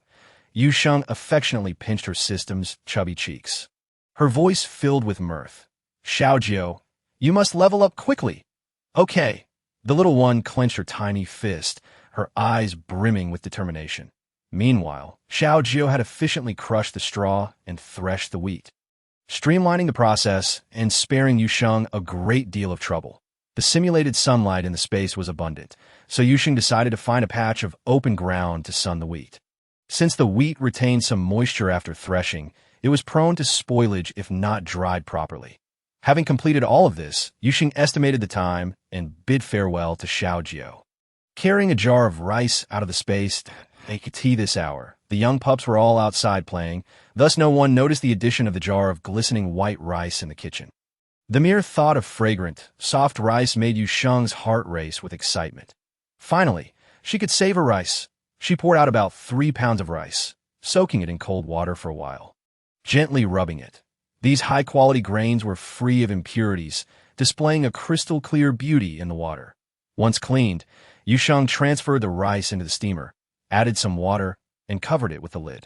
The steamer was placed on the gas stove, and she turned the heat up to begin cooking the rice. Chapter 58. Stuffed bell peppers and potato, stir-fried green beans, Sheng. Should we deal with the rice husks? Just as Yu Sheng set down the pot, she heard Xiao Jiu's soft voice. Remembering the rice husk she had yet to process, Yu Sheng slapped her forehead and quickly called out to Xiao Jiu. You stay here. These husks can be used to brew vinegar. The initial seasonings rewarded by the system were limited, and some items she still needed to prepare herself. All right. Yesterday, there were some leftover vegetables and meat from the hot pot. Yu Sheng pondered for a moment and decided to make a few delectable dishes. When she was at her grandfather's house, Yu Sheng had a penchant for meat while shunning vegetables, prompting her grandfather to devise ways to create delightful meals. Under her grandfather's guidance, even the eggplant, which Yu Sheng despised most, seemed to take on a newfound deliciousness, considering that there were several little ones in the orphanage who were not fond of vegetables. Yu Sheng planned to make potato, stir-fried green beans, and stuffed bell peppers. She began by preparing the sauce, mixing 2 tablespoons of light soy sauce, half a tablespoon of dark soy sauce, and 1 tablespoon of oyster sauce together, adding a touch of sugar and an appropriate amount of starch, then finally incorporating half a bowl of water. The green beans and potatoes were stir-fried until cooked. Then she added some small chili peppers along with the essential ingredients, scallions, ginger, and garlic. Once an enticing aroma wafted from the pot, Yu Sheng poured in the pre-prepared sauce, producing a delightful, sizzling sound. The sauce quickly enveloped everything in the pot, and the glistening potatoes and green beans shimmered enticingly, while the aroma boldly permeated the entire small kitchen. Sheng, it smells amazing. Ever since Xiao Jiu had taken on a physical form in the space, he had become more sensitive to these delightful aromas. He wiggled his little nose, taking a deep whiff of the fragrance, nearly salivating. Once it's done, I'll set aside a portion just for you. Okay, beside her, Yuan had already chopped the meat into fine pieces as instructed by Yu Sheng, while the bell peppers were washed, dried, and had their seeds removed. With Yuan's assistance, cooking had become significantly easier for Yu Sheng. Thank you, Yuan. After Yu Sheng cheerfully expressed her gratitude, she added chopped scallions, ginger, salt, sugar, and starch to the minced meat, followed by a splash of cooking wine, oyster sauce, and soy sauce, swiftly stirring the mixture. Sheng.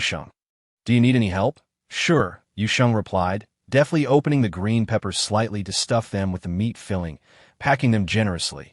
Great. Soon, over 20 green peppers filled to the brim with meat were neatly arranged together. Without adding oil to the pan, Yu Sheng patiently placed the prepared green peppers inside once the temperature warmed slightly, laying them side by side. She set the heat to low, occasionally pressing them gently with a spatula and flipping them to prevent the surface from burning, as that would spoil their appearance. Once the green peppers developed a tiger skin texture, Yu Sheng poured in the sauce she had prepared earlier for the potato and bean dish, covered the pot, and let it simmer until the sauce was reduced. While the sauce thickened, Yu Sheng prepared a few lighter dishes. Meanwhile, the rice had finished steaming.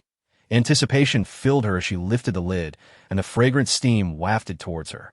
Taking a deep breath, she gazed at the perfectly cooked rice, unable to suppress her while Yu Sheng picked up a small bite with her chopsticks to taste. The alluring fragrance instantly filled her mouth. The flavor mild and tender, yet pleasantly chewy.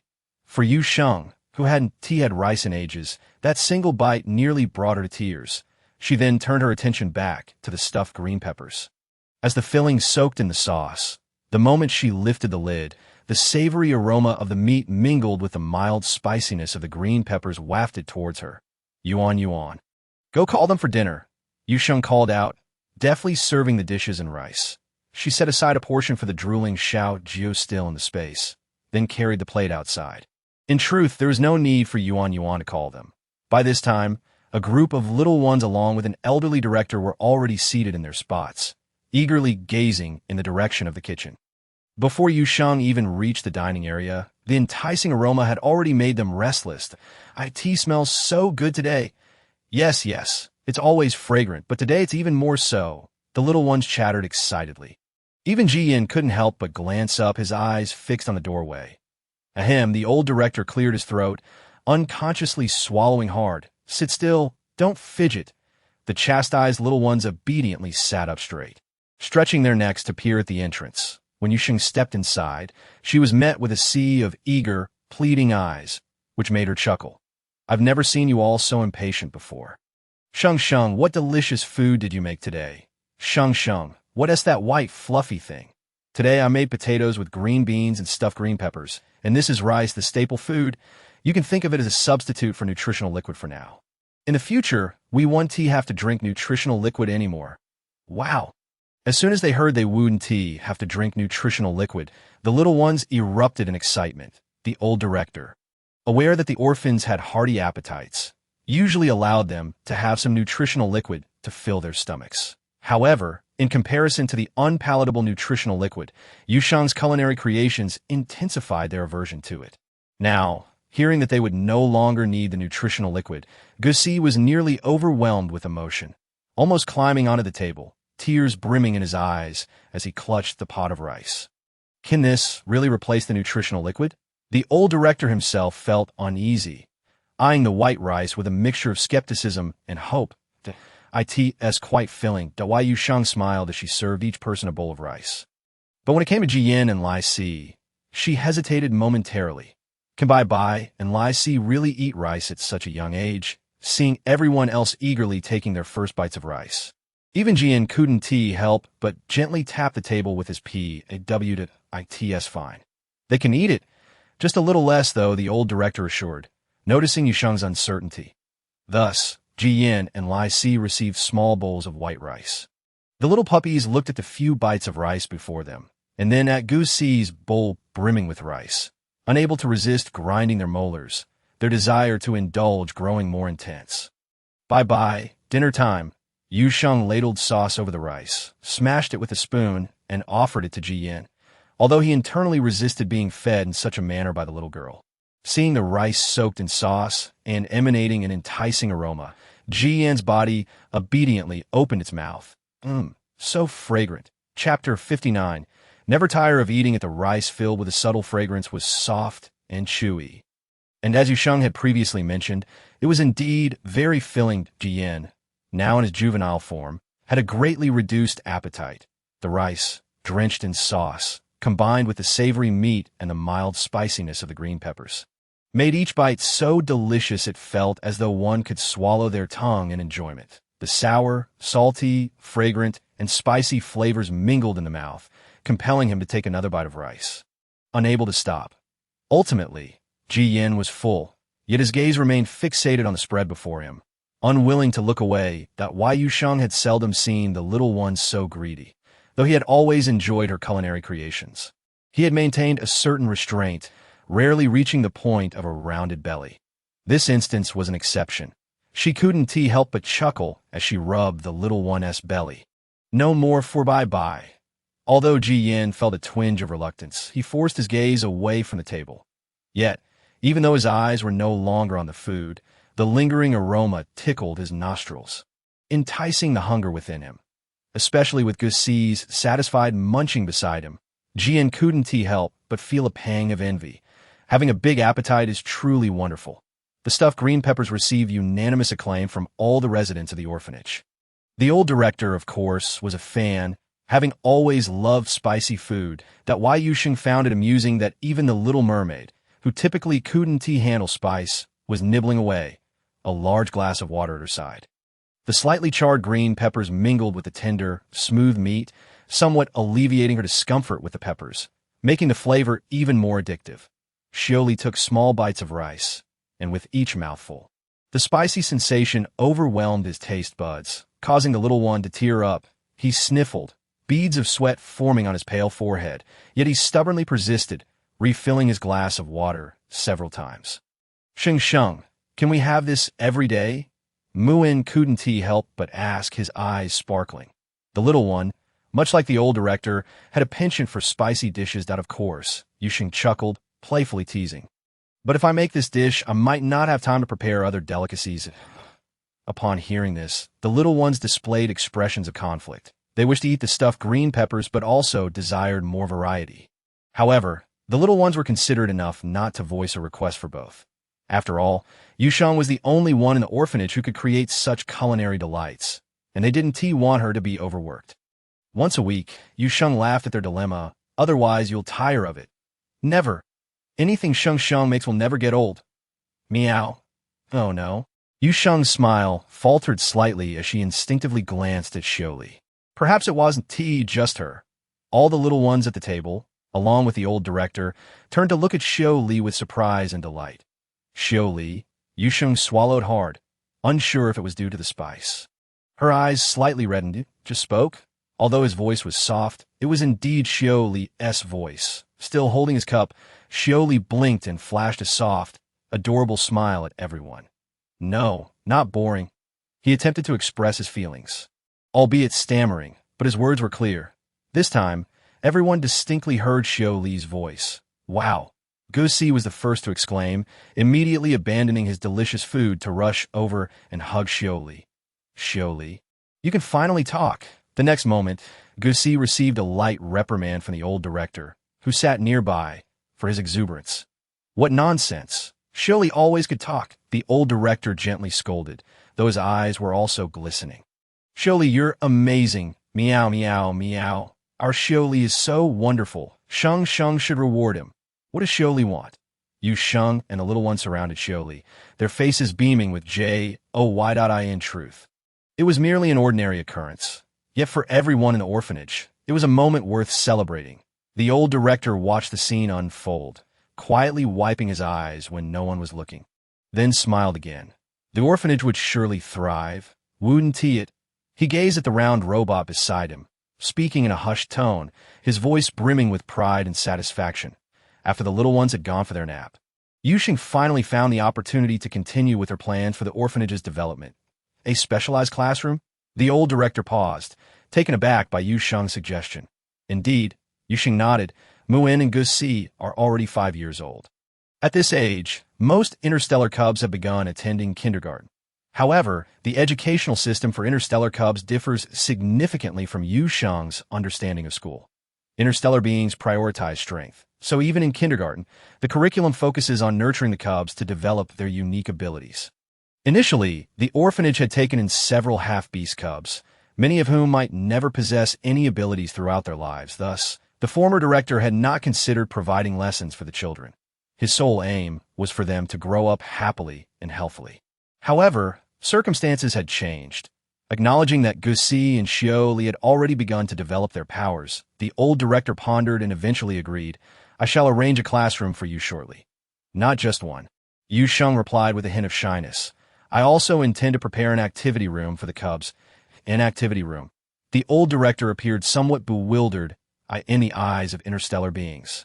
Enhancing strength is of utmost importance, so opportunities for play were scarce during the early years of Cub's life. Over the past few days, Yu Sheng had come to realize that this was quite inappropriate. Although she wasn't a professional educator, she understood that a balance between work and play was essential for maximizing a cub's potential. Yes, Yu Sheng affirmed, I plan to cultivate the orphanage's cubs through a different approach. Chapter 60.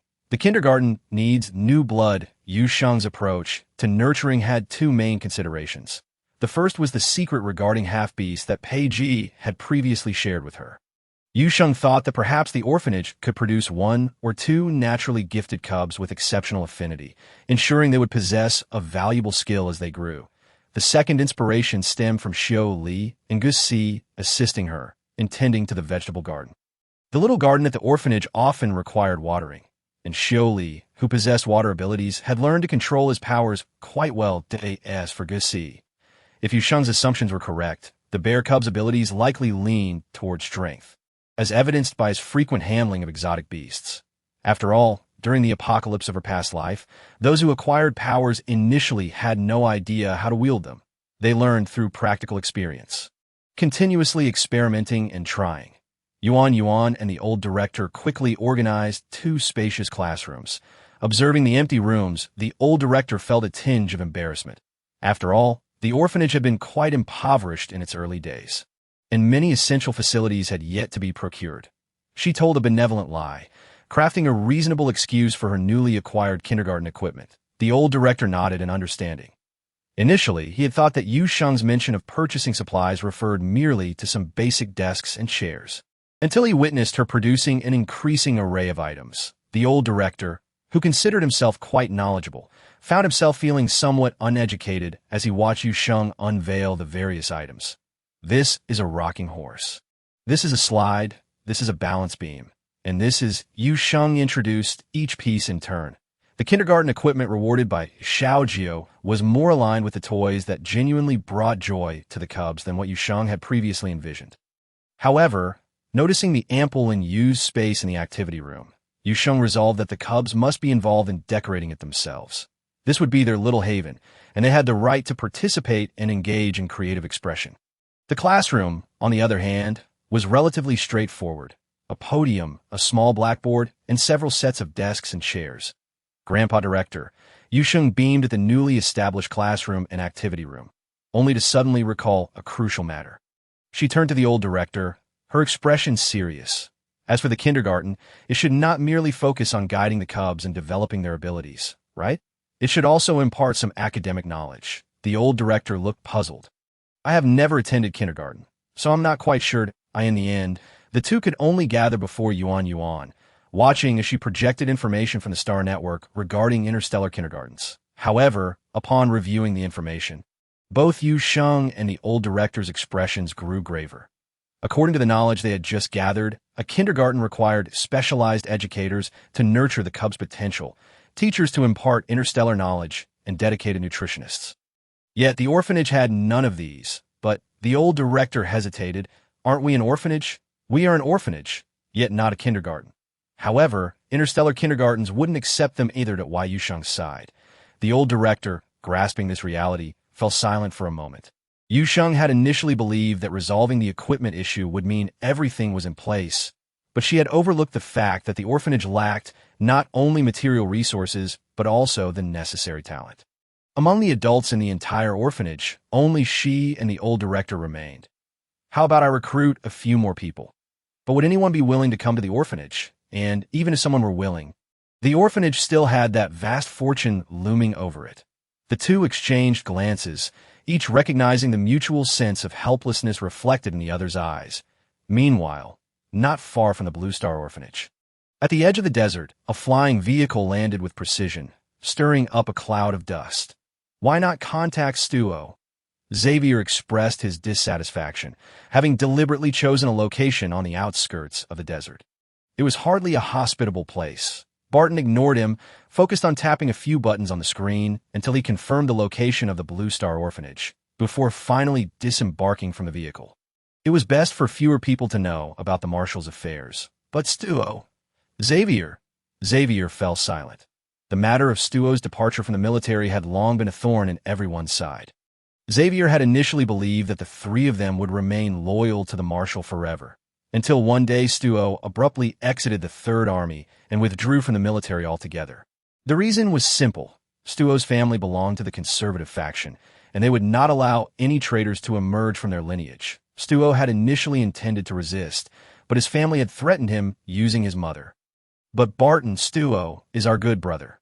Xavier couldn't help but speak up, feeling suffocated by the situation. That I know that Barton's side, his expression softening. But Xavier, you must understand that from the moment Stuo left the military, every one of his actions has been constrained by his family. Otherwise, he wouldn't have come to this forsaken planet. Let's go. Barton patted his shoulder and gazed ahead, a mysterious glimmer flashing in his eyes. I have a feeling we will encounter the Marshal this time. Let's hope so, Xavier murmured softly. The two had not walked long before they arrived at the Blue Star Orphanage. The orphanage's facade had undergone significant renovation. The previously dilapidated sign had been replaced with an iron plaque newly crafted by Yu Sheng and the cubs. The plaque bore the words Blue Star Orphanage in elegant, pleasing characters, accompanied by the tiny paw prints of the cubs, each delicate but bursting with vitality. Barton hesitated as he gazed at the transformed entrance, then looked down at the tattered display on his light brain, questioning whether this truly was the Blue Star Orphanage. Chapter 61. Their Marshal has turned into a cub? Why not knock on the door? Xavier fell a step behind. Puzzled by Barton's motionless stance at the entrance, he brazenly pressed the doorbell, mocking Barton. You can't possibly still be shy, can you? Barton ignored him. Remaining silent as he waited at the door to IT was the old director who answered. He had just stepped out to check the vegetable garden and the cubs when he heard the doorbell ring. Coming, coming, the old director cheerfully opened the door, only to be met with the sight of Xavier and Barton standing there. Xavier and Barton exchanged glances, both equally shocked and surprised. They had seen the Blue Star Orphanage's director on the Star Network and had assumed it was some unfamiliar Halls person. The retired General Khan had come to the garbage planet to serve as the director of an orphanage. "What can I do for you?" The old director, not recognizing the two young men, felt an inexplicable sense of familiarity emanating from them. Our flying vehicle broke down and is parked at the edge of the desert," Barton interjected, maintaining his composure as he lied smoothly, "so we came to see if there were any materials nearby to repair it." The old director nodded in understanding. "I do have some scrap materials over there. Young man, please wait here, and I'll see if I have what you need." The old director had repaired flying vehicles in his younger days, so he had a rough idea of the necessary materials. "All right," Barton replied solemnly. Xavier remained silent, observing the surroundings of the orphanage with curiosity, in stark contrast to the dilapidated and impoverished image portrayed by the media. The reality of the Blue Star Orphanage is considerably more promising. Perhaps it is merely Xavier's illusion, but he cannot shake the feeling that upon the opening of the orphanage's grand entrance, he is enveloped by an unmistakably soothing atmosphere. How peculiar indeed a Barton's slight nod reflects his awareness. His level of mental acuity surpasses that of Xavier, rendering his perceptions even more acute. Yet the orphanage appears sparsely furnished, bearing an air of neglect. Bye-bye. You must not run away." Just as Barton contemplates, a youthful voice pierces through his thoughts. Following the sound, his gaze falls upon the white cub at the forefront, causing his pupils to constrict sharply, leaving him momentarily frozen.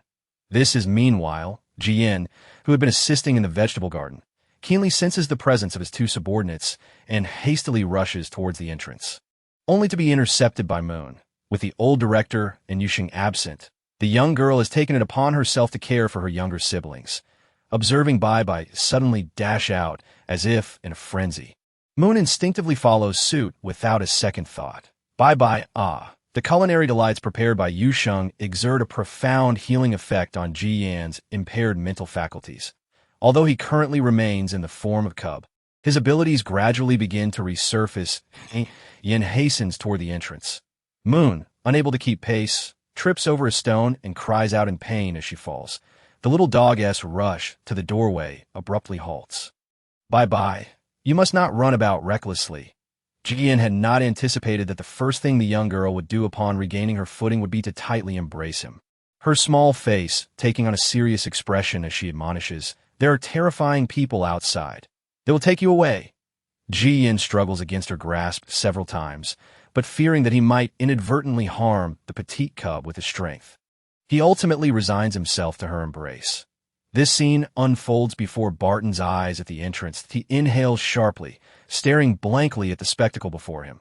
The renowned and formidable Marshal, capable of rending the insectoid foes asunder with his bare hands, now ensnared in the arms of a diminutive cub. No, that's not the crux of the matter. The real question is, why has the Marshal been transformed into a cub? As Barton's most trusted confidant and loyal subordinate, he had once been fortunate enough to glimpse an aged photograph of the Marshal's cub form. Reluctantly, he struggles to accept this reality. However, the Blue Star Orphanage, when the Marshal reached out to them, he did not activate the virtual projection, and the familiar mental signature emanating from the cub. All these clues coalesce into a singular truth. The Marshal has inexplicably transformed into a cub. Barton feels disoriented, as if his very essence is unraveling. What an adorable cub! Xavier, having never witnessed the Marshal's cub form, nudges his companion. "Barton, look, that little cub is truly enchanting." Barton's usually stalwart demeanor visibly quivers. Yes, Xavier scrutinizes the scene further, unable to suppress the urge to stroke his chin. But why does this cub seem so familiar? Even the typically stern Barton cannot help but internally scoff. He is desperate to enter the orphanage, yet as he takes a step forward, the sentinel robot stationed nearby raises its weapon. "Who are you?"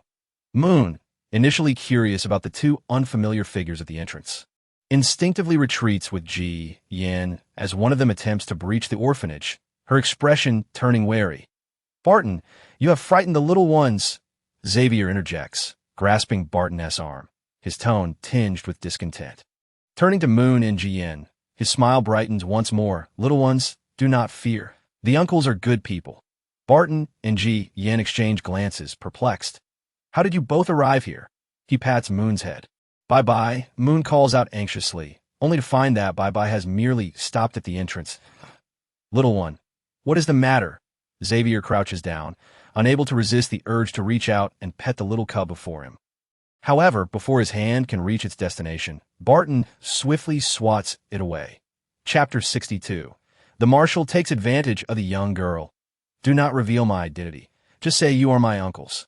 Realizing the severity of old Khan's mental deterioration, Ji Yan directly conveys his commands through mental communication. To outsiders. It appears as though the little cub is curiously gazing up at the two strangers. He transmits this message simultaneously to both Barton and Xavier. Barton, already privy to the truth, does not exhibit significant surprise. Conversely, Xavier gasps in shock, staring at the little cub before him. Surely he did not mishear. That was the voice of his marshal, correct? But why does the voice of his esteemed marshal emanate from this small cub? Wait, why does this cub increasingly appear so familiar? Especially with that idiotic expression. Though momentarily dazed, Xavier is not entirely oblivious. After a few seconds of contemplation, he recalls Barton's earlier peculiar behavior, leading him to a disheartening realization. The adorable little cub before him, whom he had praised, is none other than his marshal.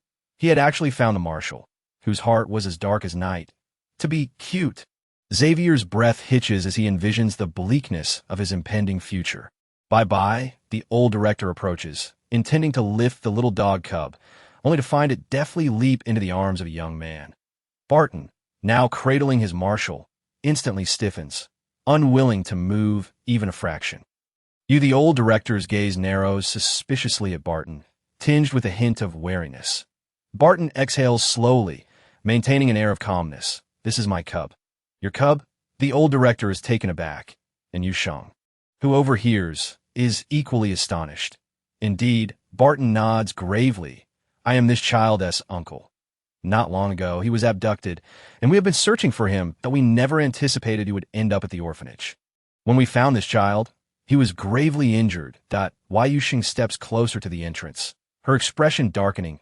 "If you are indeed the child's guardians, why did you fail to protect him properly?" The vivid memory of rescuing the little cub from the blood-soaked scene lingers in her mind.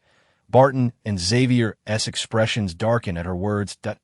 "Why apologies," he murmurs. "It was our negligence." Yu Sheng dismisses his apology, her gaze fixated on the little cub in Barton's arms.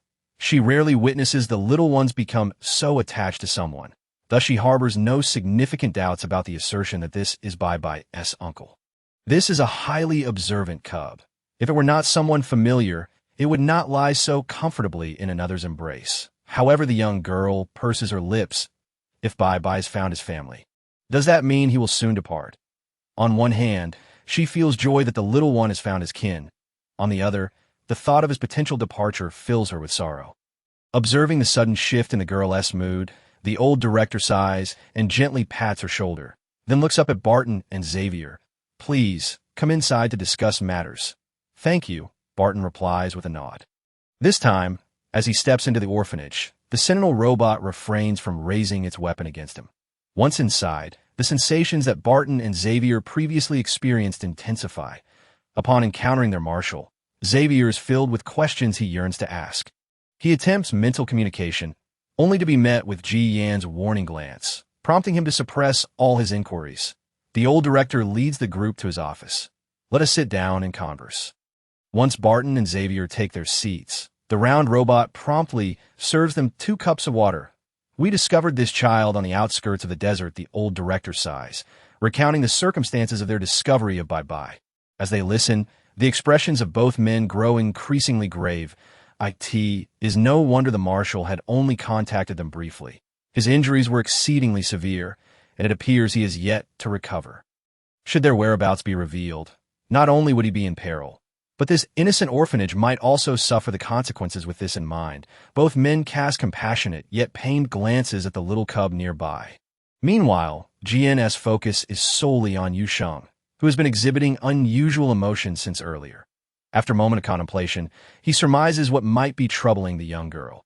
Recalling how other cubs typically comfort her when she is upset, he hesitantly approaches, gently nudging her hand with his fluffy little head. Why Yu Sheng, caught in her internal struggle, is suddenly interrupted by a tickling sensation on the back of her hand. Looking down, she finds the little cub gazing up at her with calm amber eyes. He appeared to be hesitating, then lowered his head to gently lick the back of Yu Sheng's hand. That a soft and moist sensation enveloped her, accompanied by a tender itch that stirred her heart. Yu Sheng was somewhat taken aback. The little cub, usually so serious, rarely initiated such intimacy with her. Yet, she quickly regained her composure, her dark eyes curving into a charming crescent. She picked up the little cub and affectionately nuzzled him. Whispering, "Thank you, bye-bye," the face of GN, nestled beneath the fur, flushed a deep crimson. However, this time he did not push Yu Sheng away. The little cub hesitated for a moment before extending his soft paw to pat Yu Sheng's hand, seemingly to comfort her.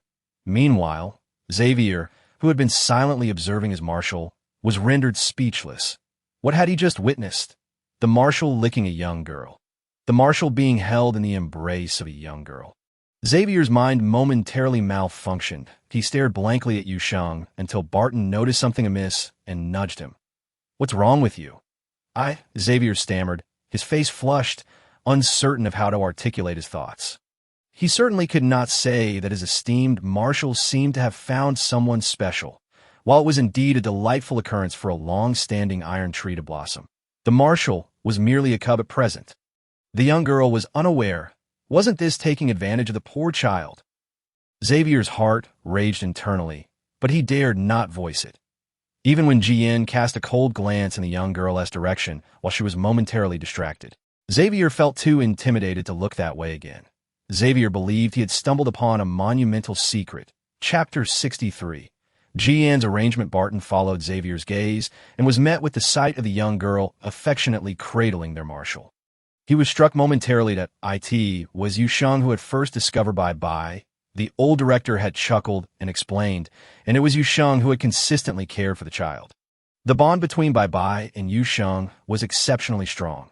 Even at night, Bai needed Yu Sheng to accompany him to sleep. Wait, she needs to accompany him to sleep. Upon hearing this from the old director, both Barton and Xavier felt rather unsettled. That meant their relationship was indeed quite close. Barton was the first to regain his composure and managed a somewhat dry laugh. When Bai is at home, he doesn't get close to others. Not only did he not get close, but Barton and Xavier had accompanied their marshal for many years without ever witnessing him treat anyone with such special regard. Even with the old marshal and his wife, the marshal would never reveal his true form to be held by them. Speaking of the old marshal, Barton's expression turned serious as his gaze shifted back to the cub nestled in the girl's embrace. The old director took a sip of tea, smiling without uttering a word, but it was Yu Sheng who broke the silence. GN noticed as she asked this question, the young girl tightened her grip around him. The ears hidden beneath the fur turned crimson, and for a moment, his heart raced with an unsettling rhythm. The little cub bit his lip and reached out a paw to pat the young girl's hand. Naturally, forgive him. This title is truly difficult to utter. Could we have a moment to speak with this child? Barton asked politely, maintaining his composed demeanor. Of course, the old director nodded, leading Yu Sheng out of the office, leaving the cub and the other two men behind.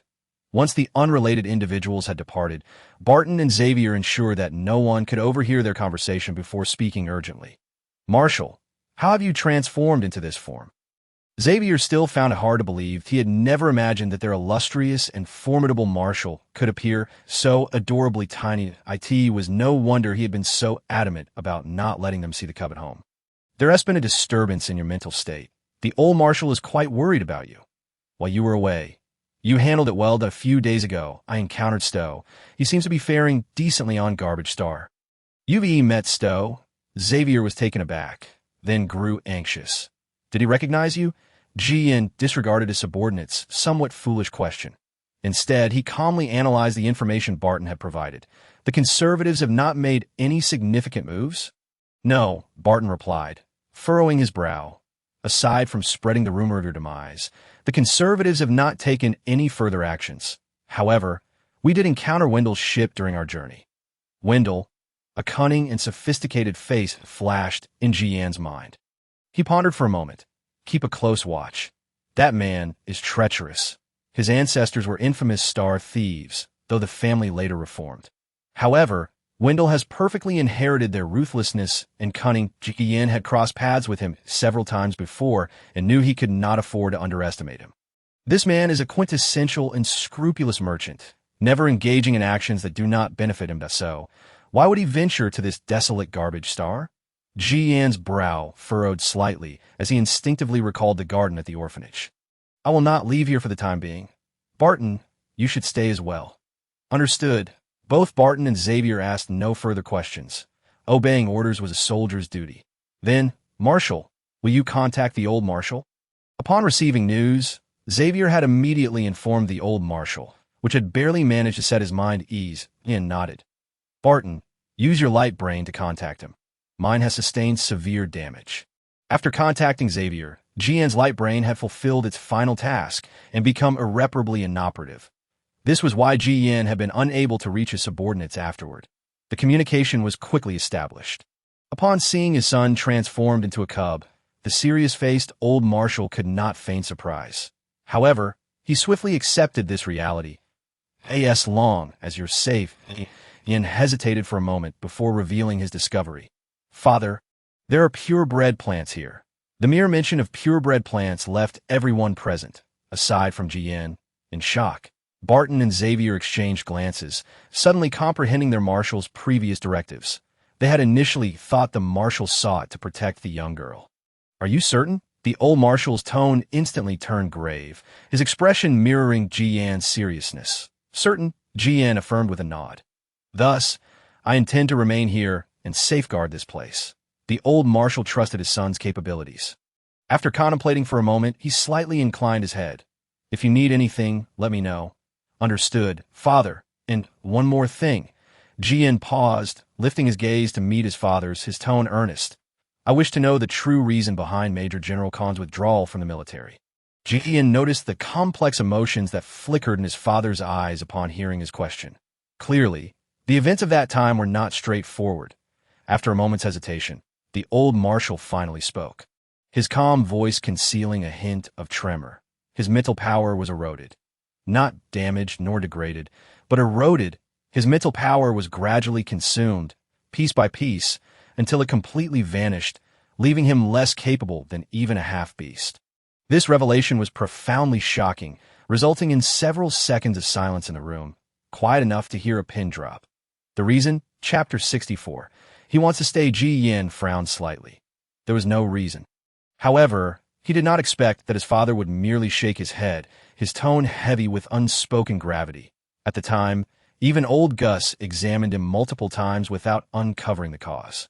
Ultimately, old Gus, who had the most contact with Khan, was also found to have his mental power eroded. Thus, Khan voluntarily withdrew from the military, severing all connections. Infection? A sudden flash of insight crossed Jian's mind. A term leaping forth. Perhaps it could be described that way.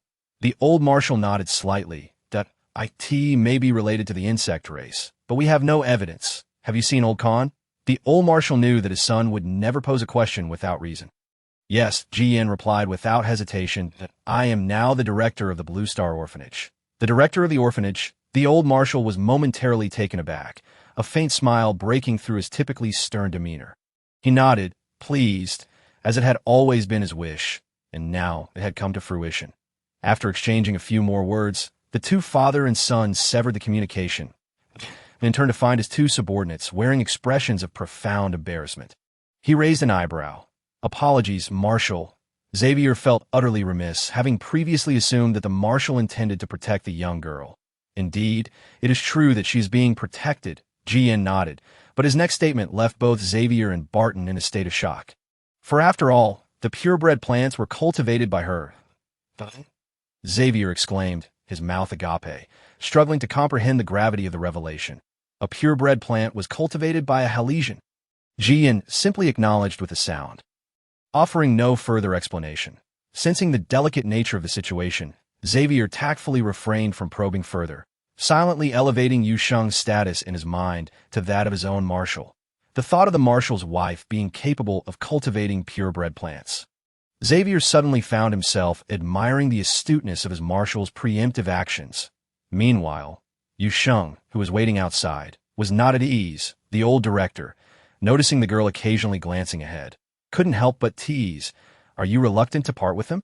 Yu Sheng pursed her lips and offered a somewhat bashful smile. "I feel quite sad whenever any child from the orphanage leaves." Indeed, the old director sighed. "But little Sheng, parting is an inevitable part of life. You must grow accustomed to it. Perhaps one day, someone will wish to adopt these children that might provide them with a better future." Why Yu Sheng fell silent, her gaze dimming considerably. The old director sighed again and gently patted the girl's shoulder in consolation.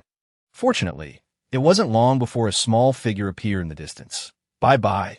Yu Sheng's eyes brightened as she took a few steps forward, crouching down to extend her hand to welcome the little cub. Jian nimbly leaped into Yu Sheng's embrace, finding a cozy spot to nestle into. Behind them, Barton and Xavier averted their eyes, unable to bear witness to the sight. The stoic marshal, now adorably playing the role of a cub to win the girl's affection. It was a sight that elicited a thrill. "Old director, miss you." Barton approached the two with an attitude even more respectful than before. "Are you leaving?" While the old director felt a twinge of reluctance. He understood that the little cub indeed had family, and life at home would be far better than in the orphanage. No, he shook his head. The current situation at home is rather complicated. Leaving bye-bye here would be safer. Barton spoke vaguely, and at once, Yu Sheng conjured an image of the little cub enduring a dark life filled with strife and scheming within a large family. Her heart aching more for Jian.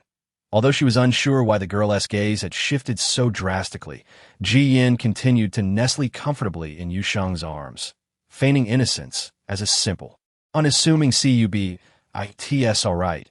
I will take good care of him." Yu Sheng's eyes sparkled with determination, as if assuring Barton of her intentions, faced with the girl's pure and radiant gaze. Barton hesitated, finding it difficult to articulate the complexities of his emotions. He suddenly felt as though he had become an accomplice in deceiving an innocent young girl. Moreover, clearing his throat, Barton awkwardly inquired, "May I ask, is the orphanage still accepting new members?" Upon hearing this, the old director and Yu Sheng exchanged glances, both eyes glimmering with a spark of interest, unaware of their prior concerns regarding the lack of people at the orphanage. Barton hastily introduced himself, fearing the old director might refuse. "I can do anything." The young Hallsian, appearing fierce and cold on the outside, now looked quite pitiful in his eagerness to stay. Why Yu Sheng hesitated, for she knew little about this Hallsian before her. Other than being Bye-Bye's uncle, she had no insight into his character or temperament. Meanwhile, the little cub in her arms seemed to gently scratch her hand, as if urging her to make a decision. Why Yu Sheng glanced hesitantly at the old director. "Could I see your hollow brain identification?" When it came to recruiting new members for the orphanage, the old director shared Yu Sheng's concerns. Not to mention the welfare of the children, the orphanage's vegetable garden was also not something to be easily discovered.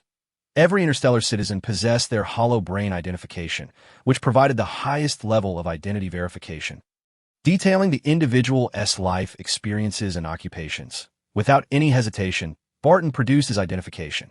However, being a member of the military, his occupation was initially concealed. He had temporarily changed it to retired veteran before leaving. Yet the old director did not delve into Barton's profession or experiences, merely assessing the interstellar classification.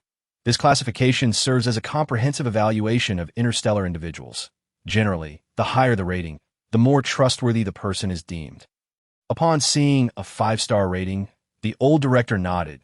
"If you have any reservations, I am willing to sign an interstellar confidentiality agreement," Barton proposed, offering a solid assurance to stay. Very well, the old director finally felt somewhat reassured. "Follow me." Barton followed the old director. Xavier, left behind, felt a pang of sympathy as he caught the marshal casting a disdainful glance in his direction when the girl wasn't looking. "Marshal, have you forgotten the profound bond we forged while fighting side by side on Castle Planet?" Chapter 65. Barton turns out to be a military personnel, and so Barton was allowed to stay, while Xavier cast a sympathetic look at him before departing. Though the cubs were undeniably adorable, their rambunctiousness could challenge even the bravest warriors on the battlefield. Additionally, the orphanage was truly impoverished, lacking even a decent supply of nutritious liquids. Xavier patted his good friend on the shoulder, his tone solemn. Barton remained expressionless, brushing off Xavier's hand. However, each time Xavier later recalled this scene, he felt that it was he who deserved the sympathy and pity. Little did he know, this orphanage held many hidden depths. Of course, that was a tale for another time. Within the orphanage, there were 5 little cubs, including Bye-Bye, and one still nestled within an egg. But rest assured, they're all well-behaved, not mischievous children. This is the staff dormitory. The conditions may be somewhat rudimentary. The old director led Barton on a brief tour, providing a simple introduction to the orphanage's circumstances. Barton nodded slightly, grasping the layout of the place. However, when the old director guided him to the small vegetable garden, Barton hesitated. What's wrong? Although the old director maintained a calm facade, his heart raced. This vast expanse of vegetable garden was concealed by him in, nothing, Barton replied. The marshal had mentioned that purebred plants were present. If he guessed correctly, they should be here. Don't you do anything else? It seems a bit odd to leave it empty. He casually raised the question. The old director relaxed, smiling as he explained, due to insufficient funding, such empty spaces are not uncommon in the orphanage. Barton nodded in understanding. By the way, where is Miss Yu? Meanwhile, Yu Sheng was in the kitchen, contemplating how to prepare dinner that evening. Logically speaking, as Barton was a relative of one of the cubs and a newly appointed employee at the orphanage, his first meal should be a lavish one, as it was a welcome feast. But Yu Sheng gazed at the pile of vegetables and meats in the kitchen, caught in a dilemma. Should she prepare a vegetarian feast or a meat feast? The soft, plaintive voice of Xiao Jiao echoed in her mind. "I want to eat rice. Why?" Yu Sheng imagined the little one's pitiful expression. "Then I will make you a special portion later." All right. After all, Xiao Jiao was in her space, and Barton wouldn't see. The system remained silent for a while before hesitantly asking, Sheng, does that mean we have to hide the vegetables when Barton is around?" "Not exactly hiding." Yu Sheng chuckled. "Until we ascertain this person's character, it's best to be cautious." The little system remained silent for a moment, then seemed to make a significant decision. Sheng, it's all right. That person is trustworthy." Yu Sheng blinked. "What do you mean?" "It's just that person is from the military." "The military?" Yu Sheng's mind sparked with realization. She was already aware of this point that Xiao Jiao had reminded her of earlier. Previously, Stuo had informed her that if the vegetables were to be sold, it was best to go through military channels. The military had stringent confidentiality and could provide the utmost protection, ensuring the orphanage's safety and reliability. It would be best if you could get in touch with the Marshal's people. Stuo contemplated for a moment. Speaking earnestly, the Marshal will undoubtedly prepare everything thoroughly. Although Yu Sheng had agreed at the time, she held little expectation. After all, not to mention the Marshal, even reaching out to military personnel was a challenge. Stuo appeared somewhat conflicted, ultimately sighing and patting her shoulder. Perhaps like the old director, he harbored unspoken concerns, though Yu Sheng did not dwell on it. However, now that Xiao Jiao had revealed that Barton was indeed a military man, moreover, he is a trusted aide of the Federal Marshal, Xiao Jiao added. Sheng, this is a great opportunity." Yu Sheng was taken aback. "The Marshal's confidant? Does that mean she could—" A hint of hesitation crossed her mind. After all, with military protection, the orphanage would undoubtedly be safer. After some contemplation, she resolved to contact Stowe and Vanessa first. "Who did you say?" Upon hearing the entire story, a flicker of surprise flashed across Stowe's eyes. "Burton? Is he the Burton I know? Just a moment." He replied, deep in thought, that "I'll head to the orphanage right away." The hurried communication from the holographic device was abruptly cut off, leaving Yu Sheng blinking in confusion. Why did she feel that Captain Stowe's reaction was so intense? Just as Burton was about to follow the elderly director to identify the young ones, the doorbell of the orphanage rang out again. What an eventful day. The elderly director raised an eyebrow. His tone laced with surprise. It's unusual for visitors to come to the orphanage. Burton silently trailed behind the elderly director. As the door swung open, "Stowe, rushing in, was taken aback to see a familiar figure standing behind the elderly director, his pupils constricting sharply as he struggled to maintain his composure. Ew. He opened his mouth to speak, but upon noticing Burton shaking his head, he immediately swallowed his words.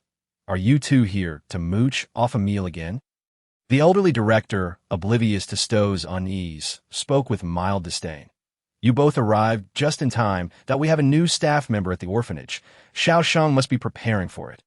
Well, we certainly arrived at a fortunate moment. Vanessa's eyes lit up with excitement. She rushed into the orphanage, looking around eagerly. Where's Yu Sheng? I'll go help her. I think there's a good chance you'll end up causing her trouble, the elderly director remarked. Come on, take me to find Yu Sheng. Stowe deliberately slowed his pace, walking alongside Burton. The marshal has turned into a youngling? Throughout the journey, Stowe pondered many thoughts. If this Burton was indeed the Burton he knew, the only reason for his presence would be that the marshal was on Trash Planet and currently in a position that made it inconvenient for him to meet others. Piecing together various occurrences, Stowe's mind began to form a bold and incredible hypothesis. Burton glanced at him, then back at Vanessa, who was animatedly conversing with the elderly director ahead. Chapter 66. Sweet and sour ribs and mouth-watering chicken. Vanessa was completely trustworthy.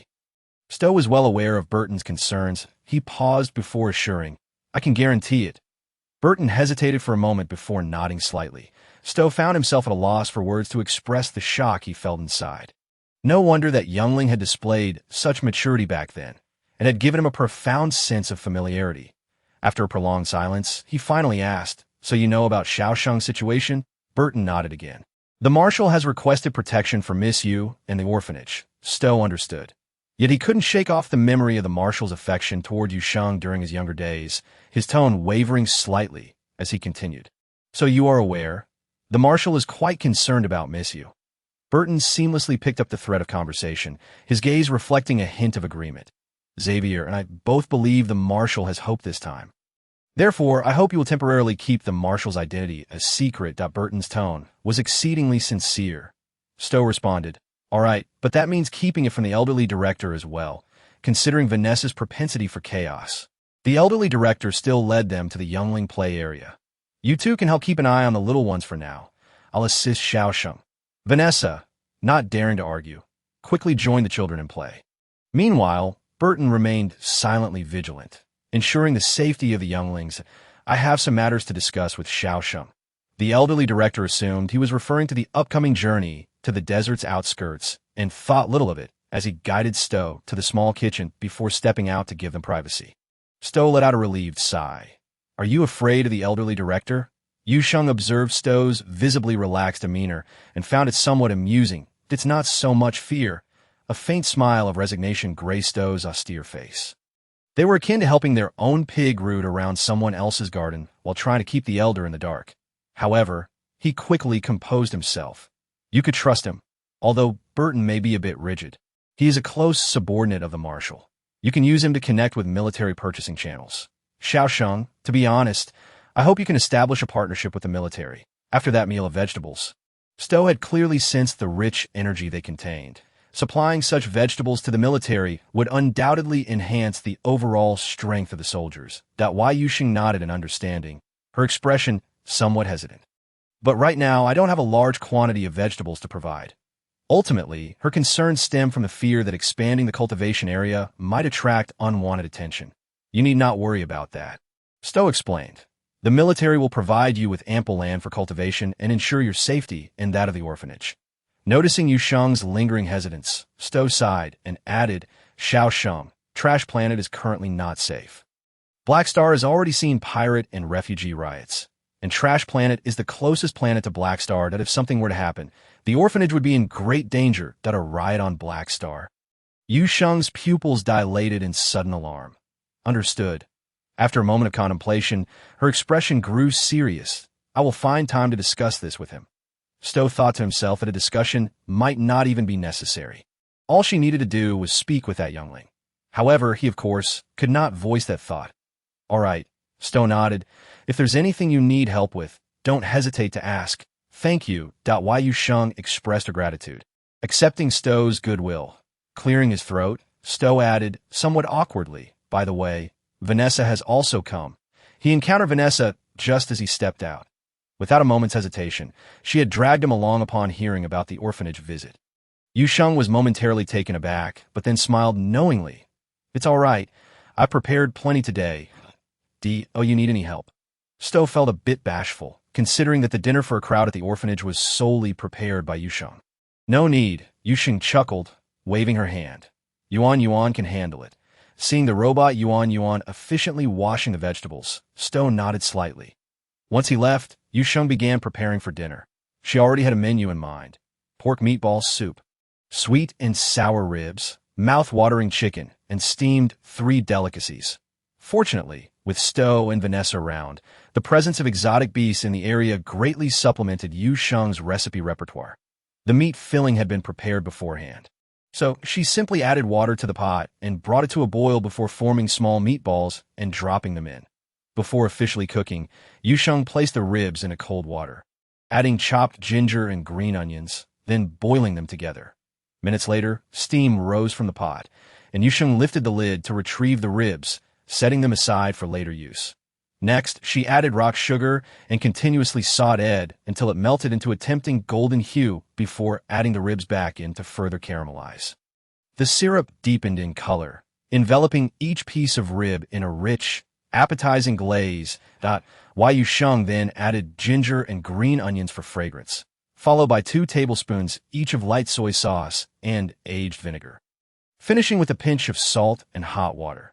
The pot filled with the enticing aroma of meat, the bubbling broth releasing an irresistible fragrance. Covering the pot, she simmered on low heat for 10 minutes. Ensuring the meat became tender, in the meantime, she began preparing the mouth-watering chicken. The process was straightforward. Once mixed with the sauce, it was ready to serve. The Gugu beast was quite large, but considering the number of people, Yu Sheng ultimately decided to use half of one. After the chicken was cooked, it was immediately placed in ice water, and once cooled, it was taken out, chopped, and plated. The essence of mouth-watering chicken lay in the sauce. Yu Sheng added the previously dried chilies to a pot with no water and sautéed until moisture was released. After a minute or 2, she removed them. Yuan, Yu Sheng called to the robot with a bright smile. Could you help me grind these chilies into powder? Chapter 67. He feared he might be ill gladly. Yuan quickly ground the sautéed chilies into chili powder. Yu Sheng mixed the chili powder with chicken powder, salt, toasted sesame seeds, and pepper, stirring to combine before setting it aside. Hot oil was poured into the pan, sizzling as it heated. The prepared ginger slices, star anise, and Sichuan peppercorns were added, releasing their fragrant aroma into the oil. After the spices infused the oil, Yu Sheng used chopsticks to remove them. She then mixed fragrant vinegar and light soy sauce in a 2:3 ratio, adding a handful of crushed garlic, followed by vinegar, salt, and the previously prepared chili powder, stirring well before drizzling in sesame oil. The aroma wafted through the air, soon filling the kitchen with the mouth-watering scent of the sauce. The tender, pale meat of the Gugu beast was sprinkled with chopped scallions, and finally, the carefully prepared red oil was drizzled over the sliced chicken. Thus, a visually appealing dish of mouth-watering chicken was completed. Meanwhile, the sweet and sour ribs were nearing readiness. Yu Sheng waited until the sauce thickened before lifting the lid of the pot. The broth within had transformed into a sticky consistency, with the ribs thoroughly absorbing the sweet and sour sauce. The sauce's reddish hue shimmered enticingly under the kitchen lights. The final dish, steamed 3 delicacies, was quite simple. Yuan had already assisted in cooking the eggplant and potatoes, leaving Yu Sheng to merely chop the green peppers into cubes. Add a few slices of red chili, and finally mix in some soy sauce, salt, and walnut oil. Yuan, could you help serve these dishes? Although there were only 4 dishes, each was quite substantial. Yu Sheng felt that carrying them all by herself would be somewhat overwhelming. In the small dining area, the cubs, the elderly director, and Vanessa were already prepared, eagerly gazing at the doorway. Even the normally composed and steady Estio could not help but glance outside repeatedly. Barton, a newcomer to the orphanage, furrowed his brow in confusion. In his recollection, such a large gathering for dinner was a rare occurrence. After all, matters easily resolved with 1 or 2 vials of nutritional liquid hardly warranted the expenditure of so much time. Moreover, with so many cubs present, Barton mistakenly assumed that Yu Sheng was preparing some exotic beast meat. In this place, there was an abundance of such creatures. Observing the cub's eager expressions, especially one named Gussie who was already drooling, Barton decided against competing with the cubs for food. After all, he had consumed plenty of exotic beast meat in the past. However, considering the orphanage's poverty, he surmised that the children seldom had such opportunities. With this thought in mind, Barton took out a vial of nutritional liquid from his spatial ring. The moment he did so, everyone at the dining table turned their heads in unison, their eyes transfixed on him, or rather, on the vial in his hand. Barton nearly dropped it. He felt an oddity in their gazes. The honest man hesitated before extending the vial forward, a strawberry-flavored nutritional liquid. "Would you like some?" He thought the little ones must be hungry. So he decided to produce several more vials of various flavors. To his surprise, the cubs shook their heads vigorously, their eyes filled with aversion towards the nutritional liquid in Barton's hand. Vanessa, however, smiled, though her expression seemed somewhat mischievous. "You can have a nutritional liquid if you're hungry." Even the elderly director nodded seriously, his smile warm and kind. "Young people tend to get hungry. If you're hungry, go ahead and have some nutritional liquid. We have no strict rules here." Barton suddenly found himself perplexed by the situation. He instinctively glanced toward his commander, only to find Ji-in not even sparing him a glance as he jumped off his chair and strode towards the door. "As your brother, let me give you a piece of advice." Finally, Sto, unable to bear it any longer, patted Barton's shoulder, his tone earnest. "Save your appetite. Throw the nutritional liquid as far away as you can." After some contemplation, the honest man ultimately decided to heed his brother's advice. If it turned out to be exotic beast meat, he would eat less and leave more for the cubs. Once Ji-in exited the dining room, he headed towards the small kitchen. The closer he got to that room, the more intense the enticing aromas became. The little dog cub approached the small kitchen and raised its paw to knock on the door. Yu Sheng was tidying up the small kitchen's mess. She preferred to clean up immediately after cooking, exhibiting a slight tendency towards perfectionism. Tea this time, she was also waiting for the meatball soup to simmer to perfection. "Bye-bye. What brings you here?" Yu Sheng gazed curiously at the suddenly arriving little cub. However, she did not immediately squat down to embrace the little one, merely smiling with her eyes crinkled. "I have oil on my hands right now, so it's not very convenient to hold you." Ji-in remained silent, rummaging through his spatial ring for a while before emerging with a delicate green bracelet in his mouth and jumping onto the counter. He lowered his head slightly to place the bracelet on the smooth surface and then pushed it gently towards Yu Sheng with his paw. This for me." Yu Sheng looked at the bracelet in surprise. It appeared to be woven from soft vines, with a green energy stone embedded in the center. Although the design was simple, it immediately captured Yu Sheng's affection. The little cub nodded earnestly, his serious expression contrasting with the fact that his ears, hidden beneath his white fur, were blushing fiercely. Both the bracelet and the energy stone were exceedingly precious. The bracelet's vine was something he had found in the depths of the desert, known for its resilience. Ji-in had tested it against the hardest metals in the galaxy without leaving a mark. This was his first venture into the desert's interior, where he discovered a near-pure species of plant. The energy stone embedded in the center was a gift from his parents upon his coming of age, containing vitality capable of swiftly replenishing the mental strength and life force of an S-class Hallsian. Yu Sheng was unaware of the story behind the bracelet. She assumed it was merely a beautiful trinket. Appreciating the cub's sentiment, she did not refuse. "Wow, I really like it."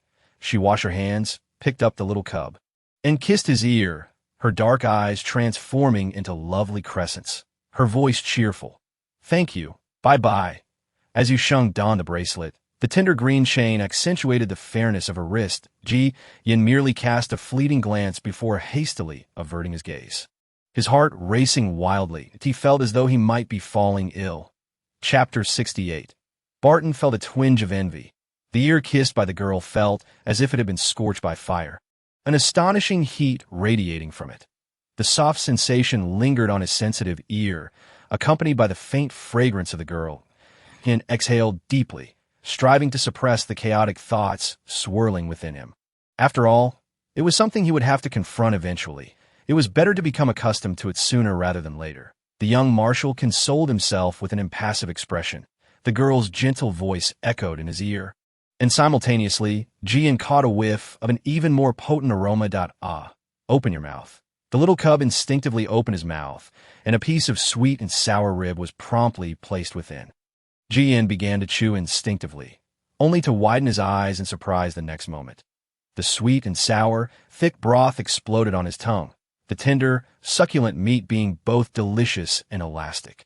Perhaps due to being immersed in the broth, even the bones carried a sweet flavor. The meat was cooked to perfection, tender yet not greasy. With a slight bite, the delectable meat separated cleanly from the bones. Is it delicious? Yu Sheng propped her chin on her hand, watching the little cub's astonished expression, unable to suppress her own smile, a sense of satisfaction welling up within her, and was even reluctant to swallow the meat. The sweet and sour flavor spreading within his mouth, enticing him to produce more saliva. The sudden growl of his stomach echoed distinctly in the otherwise quiet kitchen, that Yu Sheng froze for a moment before she couldn't help but chuckle softly. Jian, blushing from being laughed at, buried his head in his paws, refusing to look up. All right, Yu Sheng gently patted the little cub's belly, then along with Yuan, carried the dishes and rice outside. I can't hold you right now. Bye-bye. So just follow me. Jian remained silent, but jumped down and closely followed Yu Sheng. The cubs in the small dining room could hardly contain their excitement. Bye-bye is so cunning. Goosey exclaimed loudly, his tone filled with envy. I also want to go find Sheng. Maybe I could get to eat something first. It must be said that when it came to the art of sneaking food, Goosey was quite clever. The little cubs also wanted to sneak away, but they were stopped by the elderly director, who had realized what they were up to. Vanessa directly scooped up two little ones, playfully ruffling their fur, smiling brightly. No, we must wait patiently for Xiao Sheng to come. The cubs drooped their heads in disappointment, their stomachs growling more insistently. However, not long after, Yu Sheng returned with Yuan, carrying the dishes.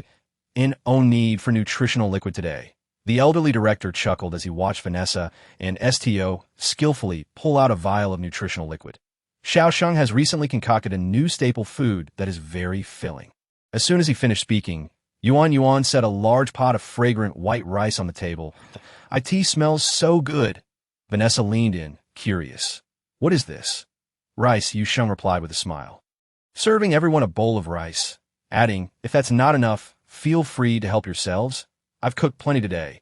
This is pork meatball soup, this is sweet and sour ribs, this is mouth-watering chicken, and this steamed 3 delicacies. She introduced each dish in turn. Mouth-watering chicken. Upon hearing that particular term, everyone at the dining table paused momentarily. They looked at the exotic beast meat coated with a layer of red oil, uncertain of how to proceed with their chopsticks. After a long pause, Vanessa finally managed to utter, "That's all right. I can accept Xiao Sheng's mouth-watering dish." Cough, cough, cough. Yu Sheng almost choked on her own saliva. She found herself in a rather ridiculous situation, exclaiming, "Though this dish is called mouth-watering chicken, I assure you it is not literally made with saliva. Just the thought of that is utterly unacceptable."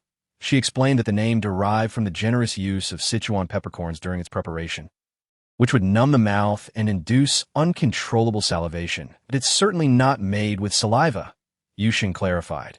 Upon hearing this, the crowd visibly relaxed, each individual eagerly lifting their chopsticks to indulge in the delectable dishes before them. Button stood there, stunned. He gazed at the enticing array of food on the table, momentarily lost in thought. Wasn't it said that the Blue Star orphanage was impoverished? Why then, were they feasting on meals far superior to those of the most elite nobility? Instinctively, he glanced towards his marshal. A bowl of food had already been set before the small white puppy, reserved just for him by a little girl amid the frenzy of others clamoring for food.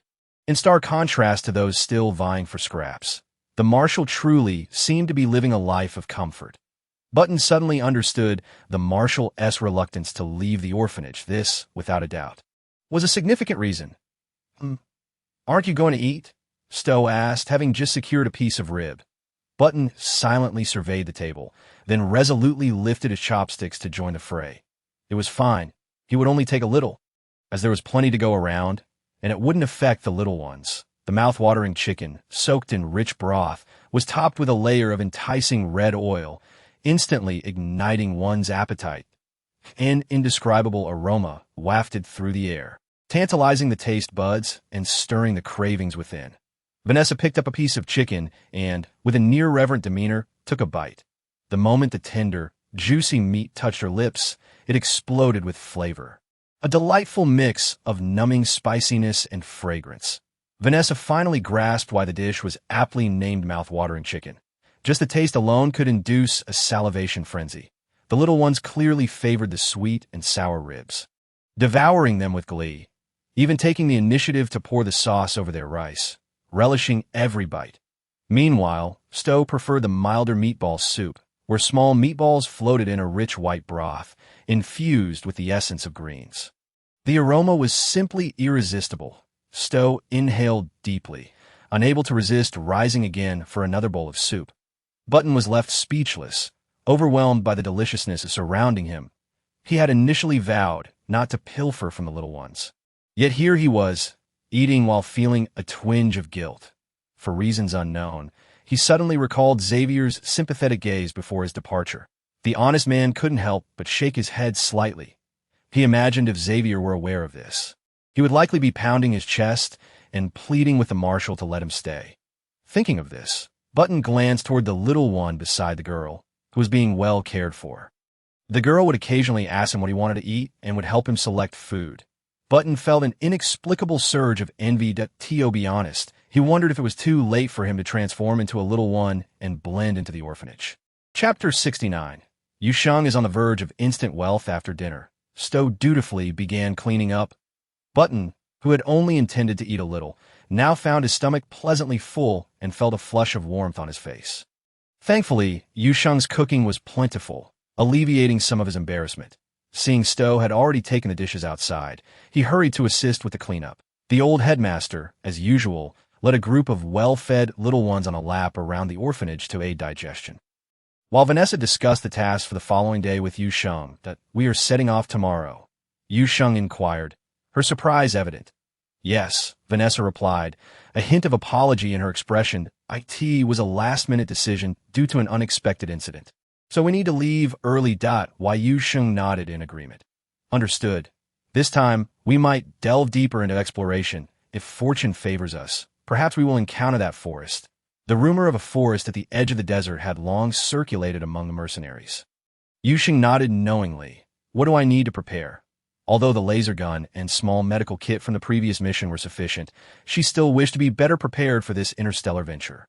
You don't need to prepare anything. The team will distribute supplies to each member. Only our team will go tomorrow, but this mission will be relatively challenging, so Stowe will accompany us. Vanessa licked her lips, her eyes brightening. If you truly wish to prepare, you might consider bringing your little kitchen. Although eating plants will be impossible, I still yearn for delicious exotic meat. Yu Sheng couldn't help but laugh at Vanessa's gluttonous demeanor. All right, I shall bring it along. We only need to take a pot. The rest we can gather on site. Worst case, we can resort to primitive methods and have some barbecue. Seeing Yu Sheng's eager acceptance, Vanessa felt a bit shy. Rest assured, you won TB working for free. There'll be honor points awarded later. Thank you, Sister Shah. The unexpected reward of honor points was a pleasant surprise for Yu Sheng, and she did not refuse. Get some rest tonight. We leave at dawn tomorrow. We will come to the orphanage to pick you up. Vanessa patted Yu Sheng's shoulder, offering a reminder before happily running off to find the little ones. In the orphanage, Vanessa had two great joys. One was savoring Yu Sheng's culinary creations, and the other was playing with the fluffy little ones. Even the usually good-natured Xiao Li sometimes couldn't help but scold her playfully. But Vanessa could easily coax the little ones back into joy, continuing their carefree play together, hardly resembling a cold-hearted mercenary. Having just finished cleaning, Stowe still bore traces of water on his hands. Xiao Sheng, we need to talk. Beside Stowe stood Button, whose expression was somewhat serious. Yu Sheng understood immediately. They likely wished to discuss collaboration with the military. They found a room to sit down, and Button began earnestly. Though his tone was a bit stiff, Yu Sheng nodded knowingly. I assent to your military busy. She recalled that soldiers typically remain stationed at their posts. Am on leave. Button's body stiffened momentarily. He truly struggled with lies. However, Yu Sheng paid little mind. After all, Button's speech was generally monotone unless he was familiar with someone, making it difficult to detect any stiffness in his tone. Do you need to check on the plants? She inquired. Since they were to collaborate with the military, Yu Sheng believed it appropriate to offer some goodwill, such as allowing them to inspect the quality. However, she was taken aback when Button shook his head. The dishes prepared tonight were made with the plants you cultivated, correct? Button queried, why Yu Sheng nodded. Yes, though the variety is still limited, we mainly lack seeds. You need not worry about that. The Research Institute has plenty of seeds.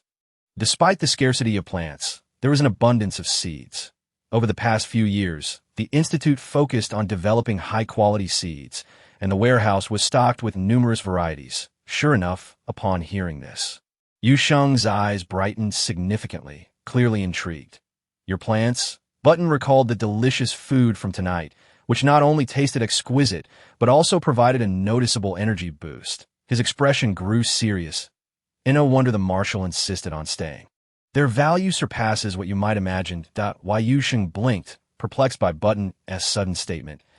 I have a rather unusual request. Suddenly, Button's expression shifted, and his tone grew hesitant. What is it? If you intend to cultivate plants on a large scale, could you consider prioritizing the Research Institute's base on the main planet? Just moments ago, the Marshal had contacted him through a special military channel, requesting this. The defenses on the main planet were significantly stronger.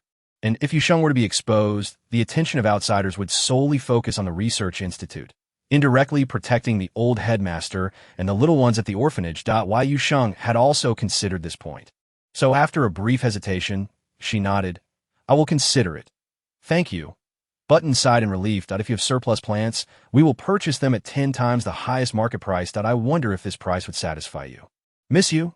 10 times? At Button's declaration, not only was Yu Sheng astonished, but Stowe, who was merely a witness, was equally shocked. In the interstellar market, the highest price for plants was 100,000 star coins per pound. 10 times that would mean 1 million star coins per pound. Yu Sheng gasped, suddenly envisioning herself becoming fabulously wealthy overnight. Even Stowe couldn't help but smile. Xiao Sheng, you're likely about to become one of the wealthiest individuals in the galaxy. The price for purebred plants is beyond what you can imagine, Button remarked, unable to suppress a smile. Yes, oh hi. Yu Sheng hesitated. Shouldn't you consult with the Marshal first? Button contemplated that the price offered by the Marshal was originally higher. Yet he had slightly lowered it, fearing she might refuse. However, he could never voice such thoughts. As for purebred plants, we hold the prerogative of decision-making. With a composed expression, Button elaborated, moreover, there are certainly many wealthy individuals on the main star. Observing Button's nonchalant demeanor, Yu Sheng fell silent for a moment, suddenly feeling a twinge of sympathy for the affluent on the main star. Very well, she nodded. Then let us embark on a pleasant collaboration. The next morning before dawn, Yu Sheng stealthily exited the orphanage. The need for stealth stemmed from the fact that upon learning of her impending departure for several days, the typically well-behaved little ones had erupted into a commotion. Watching the tear-streaked faces of the children, Yu Sheng felt a mixture of heartache and amusement. She could scarcely recall the hour at which she had finally lulled them to sleep. After being awakened by Xiao Jio in the morning, she gingerly rose from her bed, careful not to disturb the slumbering cherubs, feeling akin to a thief. Vanessa had long been waiting at the door. Observing Yu Sheng's cautious demeanor, she couldn't help but chuckle. Are you not acting like a thief? Yu Sheng thought of her anxious journey and felt quite helpless. Let us go. Everyone is already ahead. Following Vanessa, Yu Sheng arrived at the assembly point for their squad, where familiar faces greeted her. The team leader, Stowe, alongside Vanessa, was well known, while the vice captain was Levi, with team members including Brooke, Rex, Blake, and a strikingly aloof young lady, and further introductions were necessary, as all had previously met. With a smile, Vanessa draped an arm over Yu Sheng's shoulder and gestured toward the young lady. Her name is Clara, Rex's sister. Quite the character. Why Yu Sheng sensed an underlying meaning in Vanessa's final remark. The next moment, she understood why Vanessa had characterized Clara in such a manner. You are the one who shattered Blake's record for joining the team. As soon as Vanessa's words fell, Clara stepped forward. Her voice icy. Blake, mentioned by Clara, scratched his head in embarrassment. Brooke and Rex were already in a state of eager anticipation. That should be correct. After all, Having joined the squad after merely 2 encounters, Yu Sheng thought Clara's comment was not entirely unfounded. Clara pursed her lips, took a half step back, and then bowed slightly to Yu Sheng. Why Yu Sheng blinked, momentarily bewildered by the young girl's actions, only to witness a shift in Clara's gaze as she raised her head. Simultaneously, the sixth sense honed in the apocalypse instantly issued a warning. Why Yu Sheng's expression hardened, and she instinctively dodged as a sharp ice blade whizzed past her, crashing to the ground and melting into a puddle. Just as Vanessa prepared to intervene, Stowe restrained her. "Let us observe first," he stated in a low voice, his gaze toward Yu Sheng laden with significance. He believed the young girl would surprise them. Seeing Yu Sheng effortlessly evade the attack, a flicker of surprise crossed Clara's eyes, and her expression turned more solemn. Subsequently, a barrage of sharp, chilling ice blades descended upon Yu Sheng, leaving her no respite. "Hiss," Brooke gasped, elbowing Rex. "Why did your sister get so serious so quickly? Didn't she say it was merely a test?" Clara was entirely a warrior at heart. Upon hearing about this matter, she had developed a keen interest in Yu Sheng. However, they understood the boundaries and only intended to conduct a simple test. Yet unexpectedly, Clara had become earnest at this moment. "Surely she isn't being serious?" Rex remarked casually. "My sister hasn't even showcased her full capabilities." However, his words were abruptly stifled by the scene before him. His eyes widened in disbelief as he rubbed them, questioning if it was merely an illusion. Did she evade all of it? How is that possible? "My sister's attacks are so dense." Rex opened his mouth, wanting to speak, but noticed the seriousness etched on the faces of those around him, leading him to silently close his mouth. That Clara's attacks were indeed relentless. Yet Yu Sheng disowned a flaw in her assaults: their predictability. Perhaps she was intentionally holding back, yet this allowed Yu Sheng to quickly respond and pinpoint weaknesses, seeing her strikes fail to land on Yu Sheng. Clara subtly furrowed her brow, her expression finally turning earnest. He could see that moment.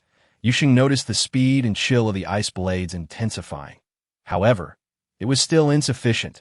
Yu Sheng narrowed her eyes, successfully identifying a blind spot amidst the ice blades, and swiftly advanced toward it. Clara would be defeated. Stowe crossed his arms and calmly stated, "Clara will lose." Vanessa and Levi nodded in silent agreement, their gazes affirming his words. Indeed, before Clara could launch her next wave of attacks, Yu Sheng had already reached her side, the barrel of her laser gun aimed directly at her.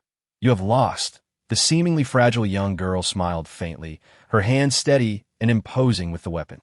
The surrounding ice blades abruptly halted and cascaded to the ground, sinking into the dry yellow sand, vanishing from sight. Clara relinquished her offensive, gazing unflinchingly at Yu Sheng. Why Yu Sheng lowered her gun and smiled. "Have I passed your test? You have provided us with an immense surprise," Vanessa remarked, her face alight with satisfaction. To identify Clara's flaw in such a short time. "Xiao Sheng, you have exceeded everyone's expectations. However, I hope you do not take it lightly, for this mission is indeed perilous." As she spoke, Vanessa's expression turned serious. Why Yu Sheng, however, remained unfazed. "It's fine," she said, stowing her laser gun in her spatial ring. "I understand. Now, are you all convinced?" Vanessa patted Yu Sheng's shoulder, her eyes casting a disdainful glance at the wide-eyed young men. "We should set off. Remember, stay close to Levi and remain vigilant." Vanessa cautioned earnestly. "Yes, this time. I shall lead the team," Levi declared, shedding his usual nonchalance and adopting a serious demeanor, his beard framing a stern expression. "Ensure your weapons and gear are ready. We depart in 10 minutes. Xiao Sheng. Here are your weapons and equipment." Vanessa handed Yu Sheng a storage wristband. This wristband contains essential survival supplies. Return it after the mission concludes. Why Yu Sheng nodded, accepting the wristband and scanning its contents. A basic medical kit, a laser gun, a row of nutritional fluids, and a few pieces of exotic beast meat. The supplies were minimal, even modest, yet Yu Sheng had not anticipated a mercenary mission to afford a luxurious standard of living. While Yu Sheng was inspecting her supplies, Clara was also sizing her up. "This girl appears quite weak." Clara's initial assessment of Yu Sheng echoed her thoughts. Like Brooke and the others, Clara felt no discernible fluctuation of extraordinary abilities emanating from Yu Sheng. Such a phenomenon typically indicated two possibilities: either a lack of mental power or that her mental power was significantly superior. Blake's mental power was rated B, while Clara's also stood at B. Clara certainly did not believe Yu Sheng to be devoid of mental power, which implied this individual must possess a mental power level exceeding A. As this realization dawned, Clara's gaze toward Yu Sheng ignited with fervor, eventually causing Yu Sheng to feel an odd intensity. She raised her head and met Clara's gaze. The typically aloof girl appeared momentarily taken aback, then awkwardly tugged at the corner of her mouth, revealing what could perhaps be termed a smile. Although Yu Sheng did not grasp Clara's intent, she nonetheless reciprocated with a friendly smile. Soon, the 10 minutes elapsed, and the squad boarded the magnetic levitation vehicle arranged by the team, setting forth toward their destination on such a dilapidated and impoverished planet as Garbage Star. The magnetic levitation vehicle undoubtedly qualified as a luxury. At this moment, Yu Sheng began to comprehend the status of the fractured star team on Garbage Star. Do not be anxious. Recalling that it was Yu Sheng's first mission, Stowe unexpectedly offered a word of comfort. This typically taciturn leader only displayed more verbosity within the orphanage than in the hearts of the team members. He was undoubtedly the most formidable, yet also the least attuned to human sentiments. Nevertheless, this unworldly captain was now comforting a young girl. He pondered for a moment, his expression grave. If anything goes awry, try to stay close to me and Vanessa. Vanessa, seated nearby, nodded earnestly as well. Stowe's voice was low, yet the confines of the magnetic levitation vehicle were limited, and most squad members were resting with their eyes closed, ensuring his words resonated clearly with everyone. Truly a rare occurrence. The trio exchanged glances, each discerning the shock and affirmation reflected in the other's eyes. Indeed, this young girl, Yu Sheng, must be the most formidable member of the nine-tailed fox clan. Yu Sheng smiled, graciously accepting Stowe's goodwill, though she privately felt that such opportunities might be scarce. Contemplating the experiences that lay ahead, a sudden spark of combativeness ignited within her. Perhaps it was Clara's unexpected strike earlier that had rekindled the fervor she once felt while battling alongside her teammates in the apocalypse. "Captain, what can we expect in the inner desert?"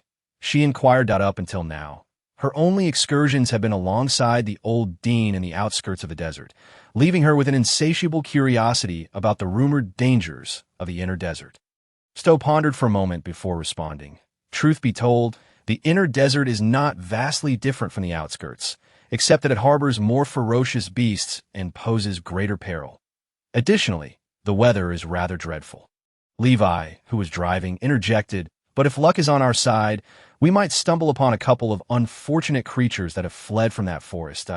Yu Sheng nodded in understanding, recalling the bone and the stone from earlier. "All right, gentlemen, let's tidy up. We need to disembark." Before long, Vanessa's voice rang out, her gaze fixed intently ahead, a mysterious smile gracing her lips. "Today is truly fortuitous. We've encountered a horde of little rodents." Yu Sheng was momentarily perplexed by Vanessa's words until they alighted from the maglev vehicle and spotted a group awaiting them at the entrance to the inner desert.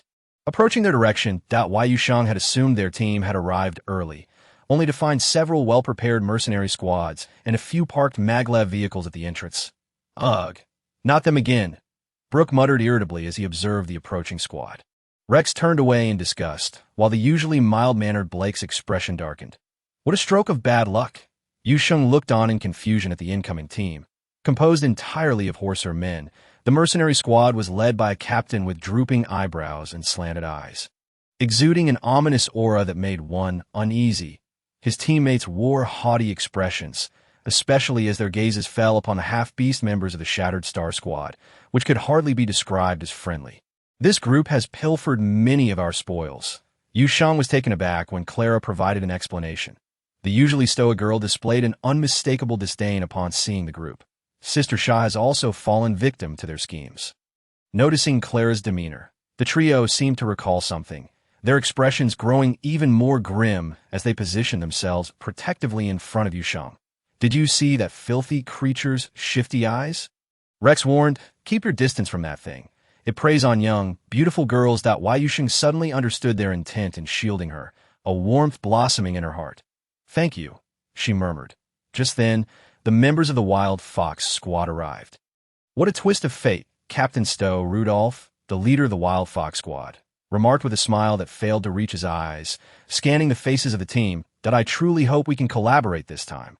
Yet, despite his words, the disdain in his gaze was palpable. Until you change your perspective, I see no potential for collaboration between us, Stowe replied, his expression unyielding and his voice icy. That is hard to predict. Rudolph retorted, his gaze sharp and venomous. After leaving those words hanging, he led his team away, as if his sole purpose in approaching was to deliver that insipid remark. Chapter 72. Entering the inner desert nevertheless. It must be said, this encounter thoroughly disgusted the members of the Shattered Star Squad. The visible aversion on the faces of the young individuals was impossible to conceal. Vanessa chuckled. All right, let us not lower ourselves to the level of a bunch of rodents. Moreover, Vanessa scoffed lightly, her smile now laden with deeper meaning. Perhaps this is a fortuitous opportunity. Stowe glanced at Vanessa, his eyes betraying a hint of resignation. However, the younger members remained oblivious to their leader's abnormalities, engrossed in sharing grievances about the vile deeds of the Wild Fox Squad. Last time, Rex and I happened upon Carter, who was harassing a young girl, Brooke recounted, unable to suppress a glare at the Wild Fox Squad. Oblivious to his own unappealing appearance, that poor girl was terrified to tears by that scoundrel. Thank goodness you live in the outer city. You don't have to encounter such filth often, Rex added earnestly. Nodding in agreement, the young individuals seemed to have found a new outlet for their grievances, especially as Yu Sheng listened intently without a hint of annoyance, which endeared her to them even more. Are we not going in now? After waiting for some time, Yu Sheng, noticing the captains had yet to make a move, couldn't help but ask with curiosity, we'll need to wait a bit longer. Blake explained, the entrance to the inner desert has yet to open. Rushing in could lead to complications. Complications? Levi chimed in with a grin, inching closer to the young group that I certainly don't want to remain a mere backdrop. He subtly gestured towards the two individuals standing off to the side, successfully joining the chorus of complaints. You might not be aware, but when we enter the inner desert, our landing spots are randomly assigned. In other words, you have no idea where you will end up. The desert is vast, unimaginably so. Moreover, the scenery remains unchanged. It could take at least 3 to 4 days to navigate your way out of the inner desert. Levi continued, crossing his arms as he nodded towards the squad ahead. However, this may entice more people to take risks. The dangers are matched by the potential rewards. They're all a bunch of reckless fools. Yu Sheng nodded in understanding, her gaze shifting to the so-called entrance. In truth, she could hardly discern any difference. It was still a sea of yellow sand. Merely humanity amidst the expanse of a solitary metal sign stood defiantly amidst the golden dunes, as if to ensure that no one would overlook the entrance, clearly marked with the characters for entrance. There were no grand gates, no barriers, no energy fluctuations, nor even a discernible dividing line. Without that small sign, one might never realize this was the threshold to the inner desert. After another 10 minutes had passed, Yu Sheng felt the surrounding crowd growing restless. Concurrently, the entrance began to exhibit anomalies that a powerful surge of energy rippled through the air, prompting everyone to notice the stark difference, as the previously unremarkable sandy expanse now bore an unsettling quality. All right, gentlemen, it's time for us to set forth, Levi stated, his smile fading as he fixed a serious gaze on the path ahead. Stay close. Don't wander off. We won't be responsible if you do, Vanessa jested, lightening the tense atmosphere. Although Yu Sheng remained silent, she heightened her awareness of her surroundings as they neared the entrance. An uncanny feeling intensified within her. She couldn't shake the familiarity of the energy surge, yet she couldn't pinpoint its source. Most significantly, Yu Sheng sensed a faint resonance of wood-based powers woven within this energy, almost identical to her own abilities. How peculiar. While many possessed similar powers, each individual's manifestation, essence, and fluctuations were unique, that why Yu Sheng instinctively glanced at those around her. Their expressions were inscrutable, perhaps due to habit or, more likely, an unawareness of the phenomenon. As they stepped through the entrance, an overwhelming pressure descended upon Yu Sheng, momentarily robbing her of breath. Yet, just as swiftly, this weight dissipated.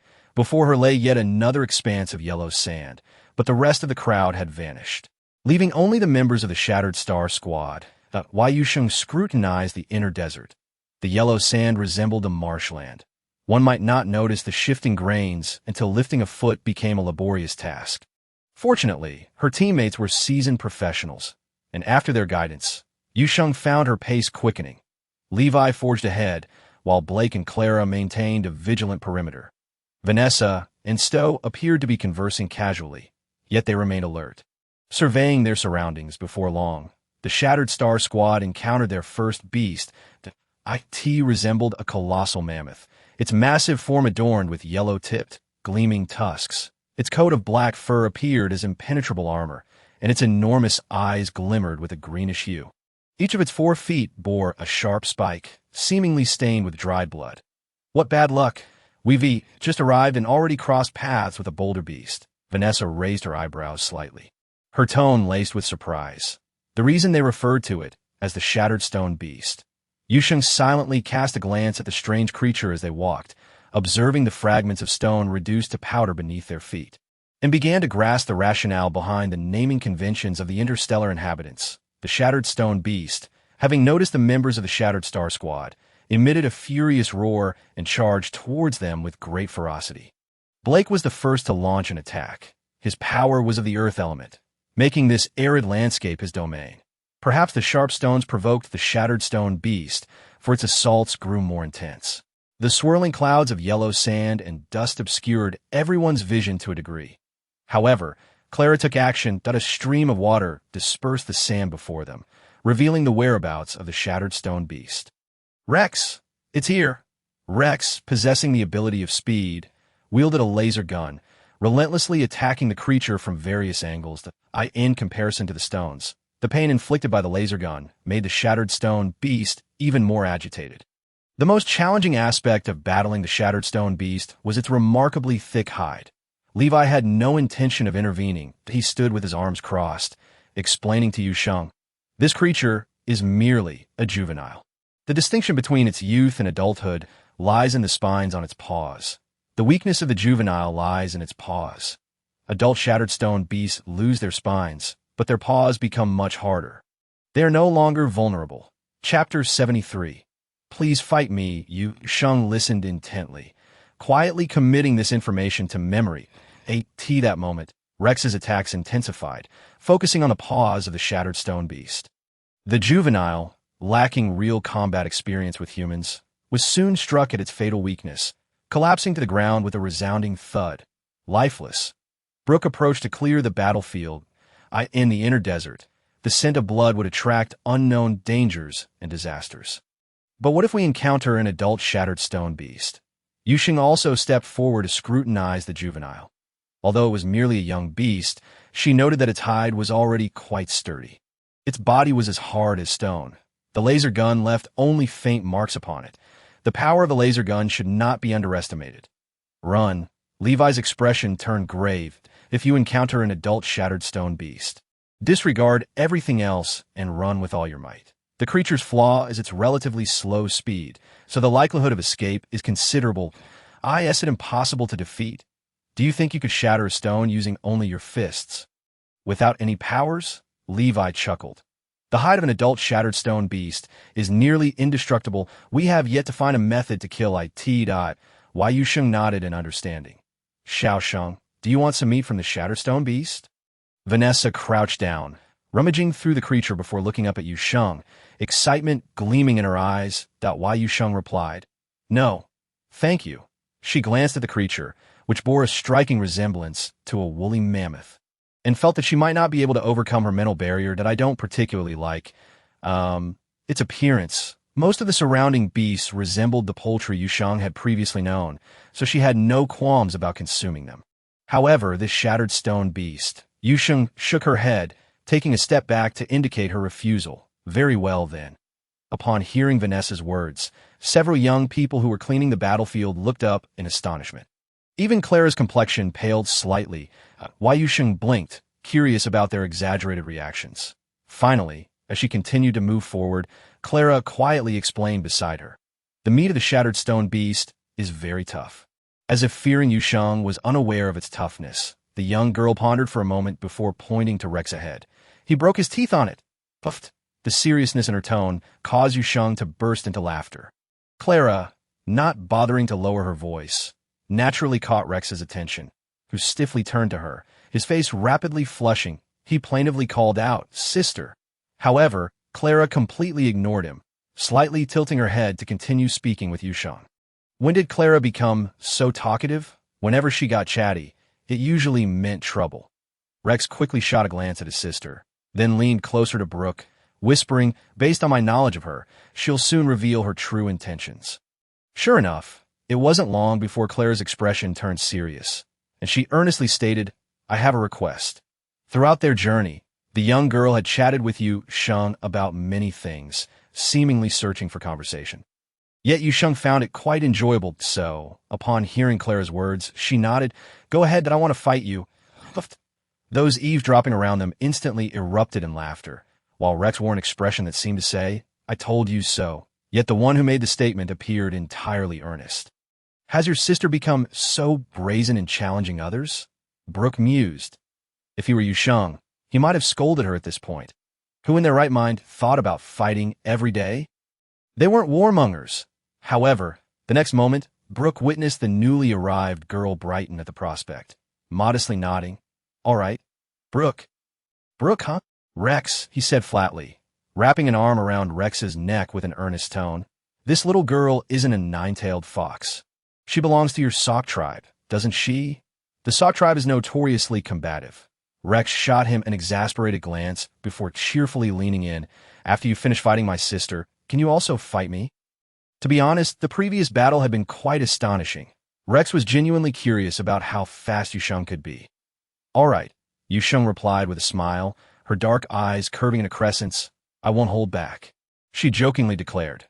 Rex laughed, flicking the stray hairs from his forehead, his tone slightly proud. "I won't lose." Clara remained silent. She merely watched as her brother occupied the space beside Yu Sheng, then silently kicked out at him without mercy. "Ow. To be honest, I want to spar with her too." Blake observed the gentle smile on the girl standing beside Clara, a flicker of flame igniting within him. Brooke glanced this way and that, discreetly taking a half-step back. Among the entire squad, he doubted he was the only one who was the most normal. Xiao Sheng. Stowe approached Yu Sheng, his expression as placid as ever in the next battle. "Regardless of the beast we encounter, your primary responsibility will be to attack." That why Yu Sheng didn't find anything amiss with Stowe's statement. She nodded in agreement, but Clara furrowed her brow. "Captain, beasts are different from humans." Unable to refrain from speaking up, she added this remark. "Beasts are different from humans." Chapter 74. Yu Sheng's first battle. Clara could discern that the two captains in the squad aimed to cultivate Yu Sheng's abilities. But this clearly transcended mere training. It was a reckless invitation to injury. Stowe remained silent, his gaze directed at Yu Sheng, seemingly awaiting her response. "I'll give it a try." She smiled brightly, adding, "If I can't handle it, I'll just retreat behind you." The young girl shrugged, her tone light-hearted. "After all, my escape skills are quite strong." That a fleeting glimmer of amusement flickered in Stowe's eyes. He nodded slightly and quickened his pace to join Vanessa. "That is a beast." Clara's voice carried a rare note of disapproval. "Perhaps I'll get lucky and encounter a relatively weak beast to practice against." Yu Sheng reassured her with a smile that there's always a first time for everything. "When we first fought beasts, we either collaborated as a squad or had Levi lead us." Blake stepped closer to Yu Sheng, his brow slightly furrowed. "It's too dangerous for the captain to send you alone against a beast." Though Blake had to admit that this young girl was indeed stronger than they were, the beasts in the inner region were no trifles to tackle. That why Yu Sheng was taken aback by the concern expressed by these individuals, even detecting a hint of disapproval regarding their esteemed captain's orders. Perhaps her astonishment was too evident, for the young, amiable Hallsman couldn't help but blush slightly. "Well, we're all members of the same squad now." Although they initially harbored dissatisfaction with her joining the team, they are now united as comrades. It seemed as if something cold had melted in their gazes. That why Yu Sheng offered a reassuring smile and said, "It's all right. I have a plan." However, fortune was not on Yu Sheng's side. Before long, the fragmented star squad encountered their second monstrous beast, the sand dune long-tailed lizard. The desert served as the natural habitat for such creatures. allowing them to easily conceal themselves within the dunes and deliver a lethal strike when their enemies were unsuspecting. The most troublesome aspect was its tail, thick and elongated. Once ensnared by the tail of this beast, the barbed end secreted potent venom, swiftly rendering its prey near death. Fortunately, amidst their misfortune, they encountered a solitary sand, dune long-tailed lizard rather than a pack, that Yu Sheng's demeanor shifted as she was called aside by Stowe. Not far off, the cunning and malevolent beast scrutinized the squad, seeking an opportune moment to strike. Everyone assumed Stowe would abandon his earlier decision. Yet to their surprise, the cold-hearted captain merely stated that if it became too strenuous, they should withdraw promptly. Withdraw promptly? Even Vanessa furrowed her brow disapprovingly, remarking, "That's not what you told me before." Both of them understood Yu Sheng's significance, yet Stowe was allowing this young girl to confront such peril. This was undeniably reckless. She was not a fragile flower confined to a greenhouse. Stowe observed the young girl's silhouette with an inscrutable emotion flickering in his eyes. "Before coming here, she sought me out." "Sought you out?" Vanessa glanced at him with mild surprise. "Yes," Stowe nodded slightly. "She requested to spar with me." Upon hearing this, Vanessa couldn't help but chuckle in disbelief. Is she truly not a member of the Saw clan? Who can say? A faint smile crossed Stowe's face, though it vanished almost instantly. "Let us see. If the situation deteriorates, I will intervene immediately." With Stowe's assurance, Vanessa nodded, feeling somewhat reassured. Yet while they conversed, Yu Sheng, who was assessing the beast, was far from calm beneath her composed exterior. Nevertheless, her experience battling zombies and zombie-like creatures in the apocalypse prevented her from appearing as frantic as a novice. This sand dune long-tailed lizard was evidently more cunning than the previous rock beast. Its pair of green, glistening eyes darted around before finally resting on Yu Sheng, evaluating the capabilities of this youthful adversary. Soon enough, the sly beast initiated its assault, in the blink of an eye. The sand dune long-tailed lizard vanished from sight. Based on Blake's earlier description, Yu Sheng surmised it had burrowed into the sand. Within the dunes, the lizard was akin to a fish submerged in water. The surroundings fell eerily silent. The flat dunes exhibited no undulations, merely the calm before the storm. Yu Sheng took a half-step back, fully unleashing her unique wood-based abilities. Her powers not only resonated with plant life, but, more crucially, communicated with vitality itself. As long as something was alive, Yu Sheng could sense it. Quickly, she pinpointed the position of the sand dune long-tailed lizard. She swiftly retrieved the squad's energy gun and decisively fired at a dune located 150 meters to her right.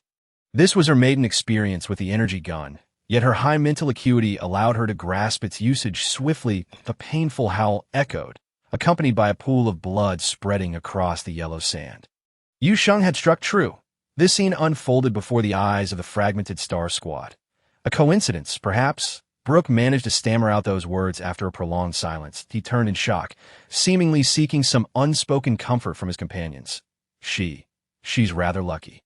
The wounded sand dune long-tailed lizard quickly regained its composure, diving deeper into the sands to launch another attack. However, no matter where it hid, Yu Sheng consistently located the creature's lair with unwavering precision. Firing accurately each time, she fired a total of 5 shots, all hitting their mark. The expressions of her comrades gradually turned grave. If the first was mere happenstance, what about the subsequent 4? She could sense the location of the sand dune long-tailed lizard. Stowe spoke softly, yet the light in his eyes began to shine brighter. Her mental prowess, Chapter 75, Slaying the Beast. Her mental capacity likely surpassed S rank. Stowe instinctively wanted to voice this thought, but he managed to restrain himself in time. He glanced at those around him. Everyone's attention was fixed on Yu Sheng, and no one noticed his unspoken words. Stowe paused, redirecting his gaze to the composed young girl. Despite encountering such a beast for the first time, her every movement exhibited no trace of panic. Her grip on the gun was impeccable, and even after a series of powerful shots, her arm showed no signs of trembling. This young girl could potentially become an exceptionally skilled mercenary. For reasons unknown, this thought suddenly surfaced in Stowe's mind. Perhaps he was not alone in this sentiment. However, In reality, Yu Sheng's condition was not as favorable as her companions imagined. Her ability to sense was encountering interference, to be precise, in this desolate expanse, devoid of life aside from the sand, dune long-tailed lizard, and the members of the fragmented star squad. Yu Sheng detected many faint yet persistent signatures of vitality. They seemed to surge from all directions. Although not particularly strong, their convergence significantly impacted her judgment. In light of this, to locate the sand dune long-tailed lizard, Yu Sheng was compelled to expend greater energy. Moreover, the considerable power of the energy gun and the intensity of her shooting left her arm aching. She could not continue like this. Yu Sheng's countenance tightened as her mind raced, devising a plan to deliver a decisive blow to the beast. Yet the sand dune long-tailed lizard proved exceedingly cunning, lurking deep within the dunes. Even if the energy gun could breach the sand to strike it, the damage inflicted was considerably mitigated by the thick sand. Yes, thick, akin to a quagmire. Taking a half step back, Yu Sheng began to formulate a plan in her mind. Meanwhile, the members of the fragmented star squad observed as the previously precise Yu Sheng began to exhibit signs of fatigue. Her subsequent shots all missed their target. The tail of the sand dune long-tailed lizard surged from the sands, nearly ensnaring the young girl several times. "Captain, we must go to her aid," Blake urged, his brow furrowed with concern. This is her first real battle, and the energy gun is incredibly draining, but if she continues like this, she may very well exhaust herself. Stowe's gaze remained fixed on Yu Sheng. After a long pause, he finally spoke in a low voice. Wait a moment, he felt that the young girl's fatigue was becoming too apparent. "Captain," Blake attempted to voice his concerns, but Levi intervened. Shaking his head at the young members of the squad, be patient. With Levi weighing in, Blake relented for the time being, though his gaze remained glued to Yu Sheng, poised to rush to her side at the first sign of trouble. Yu Sheng feigned exhaustion, and after narrowly evading several strikes from the sand dune long-tailed lizard's tail, she keenly sensed that the beast was growing increasingly impatient. The creature's attacks became frantic, even attempting to expose itself. Yu Sheng awaited this opportunity. Finally, as she stumbled and fell while dodging an attack, the sand dune long-tailed lizard could no longer contain itself. Bursting forth from the dunes, its massive form lunging towards Yu Sheng from behind. Its speed was astonishing, and with the concealment of the dunes, the beast's sudden emergence was utterly unpredictable. Yet, Yu Sheng could sense it all. She swiftly pivoted, raising the energy gun with a speed that belied her apparent fatigue. This time, her target was clear. The eyes of the sand dune long-tailed lizard. As the beast closed in, Yu Sheng displayed no signs of panic. Everyone watching held their breath in anticipation. Vanessa even considered rushing to Yu Sheng's side. Yet her feet remained rooted in place. The lizard's final wail echoed as its colossal body crashed to the ground with a thunderous boom, dust swirling around them so thickly that they could scarcely see Yu Sheng's position. Eventually, Yu Sheng emerged from the swirling dust, covering her nose and waving her hands to disperse the surrounding sand. Everyone stood in stunned silence. What had just transpired? They had only seen the sand dune long-tailed lizard lunging at the young girl. But what had followed? When Yu Sheng finally stood before them, the group remained in a daze. "Captain, I completed the mission." The young girl's face broke into a radiant smile, her voice feigning calmness, though her excitement was palpable. A newcomer on her first mission had slain a sand dune long-tailed lizard without sustaining any injuries throughout the ordeal. Indeed, a matter worthy of pride and exhilaration. However, this is simply astonishing. "Well done." Storr was the first to react. He nodded, his gaze towards Yu Sheng filled with satisfaction. "This beast belongs to you. When the team ventures out to hunt beasts, the creatures must ultimately be submitted to the team and the guild. Particularly, the beasts found in the inner regions often drop some rather unique items. Compared to other mercenary squads, the Shattered Star team is quite lenient. Aside from the beasts and resources submitted to the guild, Storr allowed the distribution of the rest among the team members. "Thank you, Captain." Yu Sheng's eyes sparkled. In truth, she had also intended to request this beast from the captain, although the sand dune long-tailed lizard appeared rather unappealing and seemed inedible. Its toxic tail piqued Yu Sheng's interest in the past. During the apocalypse, a member of her team possessed poison-related abilities. That individual had subsequently infused their poison into Yu Sheng's plant control, enhancing her plant's offensive capabilities and rendering them a lethal threat. This had led Yu Sheng to develop an interest in toxic entities. Let us go see what interesting things this creature has to offer. Levi cheerfully patted Yu Sheng on the shoulder and made his way toward the sand dune long-tailed lizard. After all, it was a sand dune long-tailed lizard. This cunning creature was not easy to hunt. It is worth noting that the team had only managed to take down 2 or 3 sand dune long-tailed lizards, each time resulting in the acquisition of numerous valuable items. Levi clicked his tongue several times, feeling that this young girl, Yu Sheng, was likely to strike it rich this time. Such sand dune long-tailed lizards typically dropped energy stones from beasts. Brooke spoke with a hint of envy, though he did not harbor any jealousy. The captain giving you this beast means that any energy stones obtained will also belong to you. Yu Sheng, you are truly remarkable. Chapter 76, Do You Need a Little Brother? Yu Sheng smiled, attributing it merely to good fortune. Good fortune is also a form of strength. Vanessa approached, wrapping an arm around the young girl's shoulders, and asked with a grin, "How did you know that the creature's weakness lies in its eyes?" She recalled that no one had previously mentioned that the sand dune long-tailed lizard's weakness was in its eyes. How did this young girl come to know this? Was it a lucky guess, or did she deduce it from the brief battle? "I merely speculated," Yu Sheng replied candidly. "The sand dune serves as its protective barrier, safeguarding only the most vital parts. Its tail is the most advantageous attack area, while its head remains concealed within the sand dune, just as the weakness of the rock beast lies in its paws, which are adorned with spikes for protection. I surmise that the weakness of the sand dune long-tailed lizard should be in its head, and the eyes are the most vulnerable spot." The young girl shyly smiled. "Perhaps I was just lucky to guess it right away." "Very impressive." Vanessa gave Yu Sheng a thumbs up, acknowledging her ability to maintain a remarkably calm mind during combat, a quality essential for an outstanding mercenary. Yu Sheng felt a bit bashful from the praise. Meanwhile, not far away, Levi, who was inspecting the corpse of the sand dune long-tailed lizard, suddenly let out an exclamation of surprise. The volume of his voice caught the attention of the Shattered Star team, prompting them to wonder what was happening. As a few members approached, they discovered Levi's face, adorned with a scruffy beard, had turned a deep shade of our eth. Didn't seem like anger. Rather, it appeared to be excitement. "You little rascal!" Upon seeing Yu Sheng approach, Levi grinned widely, his envy unmistakable. "Your luck is off the charts." The others were momentarily taken aback by his words. Then their gazes shifted to the sand dune long-tailed lizard. Brooke examined it curiously for some time.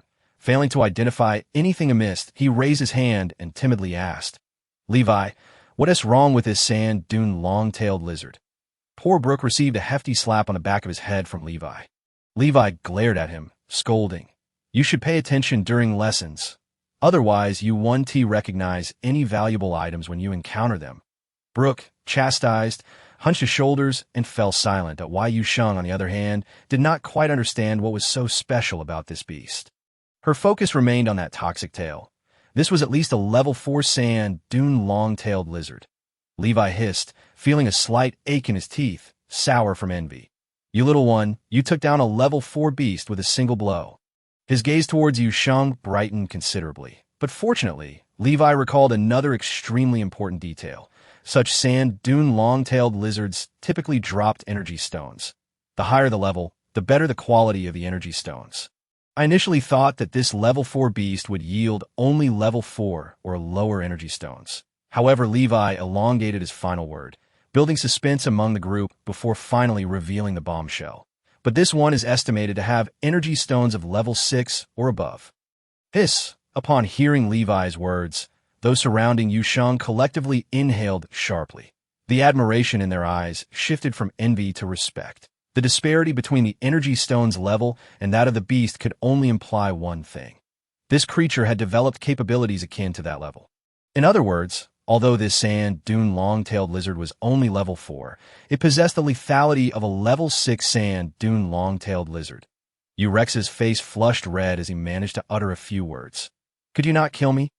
He recalled his earlier intention to challenge Yu Sheng to a duel. But now, witnessing this scene, Rex suddenly remembered Yu Sheng's previous statement, "I want to go easy on you." The thought sent a chill down his spine. Nevertheless, Backing out of the challenge was not an option. The brave and fearless Sock tribe would never miss an opportunity to duel. It was clear that Rex was not the only one thinking this. Clara nearby was already showing signs of eagerness. Blake stifled a laugh, patting his friend on the shoulder in a teasing manner. Actually, you could choose not to challenge her. That is impossible. Rex immediately rejected the suggestion, but soon his spirits waned. I think I should contact the best healing pod first. Rex's remark elicited laughter from the Shattered Star team. Ahem. Levi frowned, displeased that the entire focus had shifted to Rex. He could not help but cough heavily, drawing everyone's attention back. Of course, a level 6 energy stone wouldn't shock me that much, all right. Let us hear what you have to say quickly. So we don't keep these young ones waiting. Vanessa interrupted with a smile. She had regained her composure after the initial shock. After all, this young girl was capable of nurturing pure plants.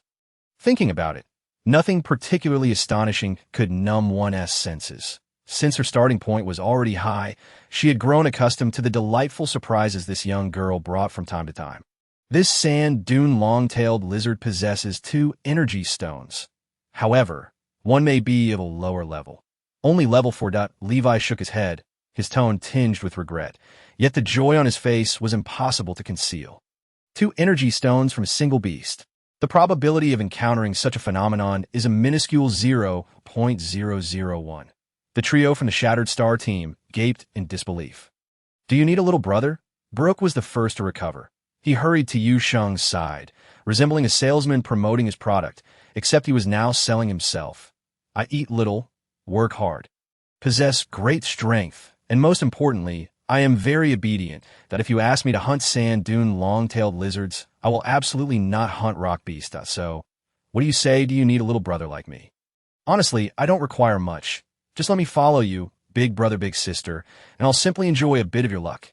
Yu Sheng blinked, still taken aback, when suddenly Clara sent Brooke flying with a kick. A genuinely flying sort of kick. Why Yu Sheng couldn't help but worry about whether he would get hurt.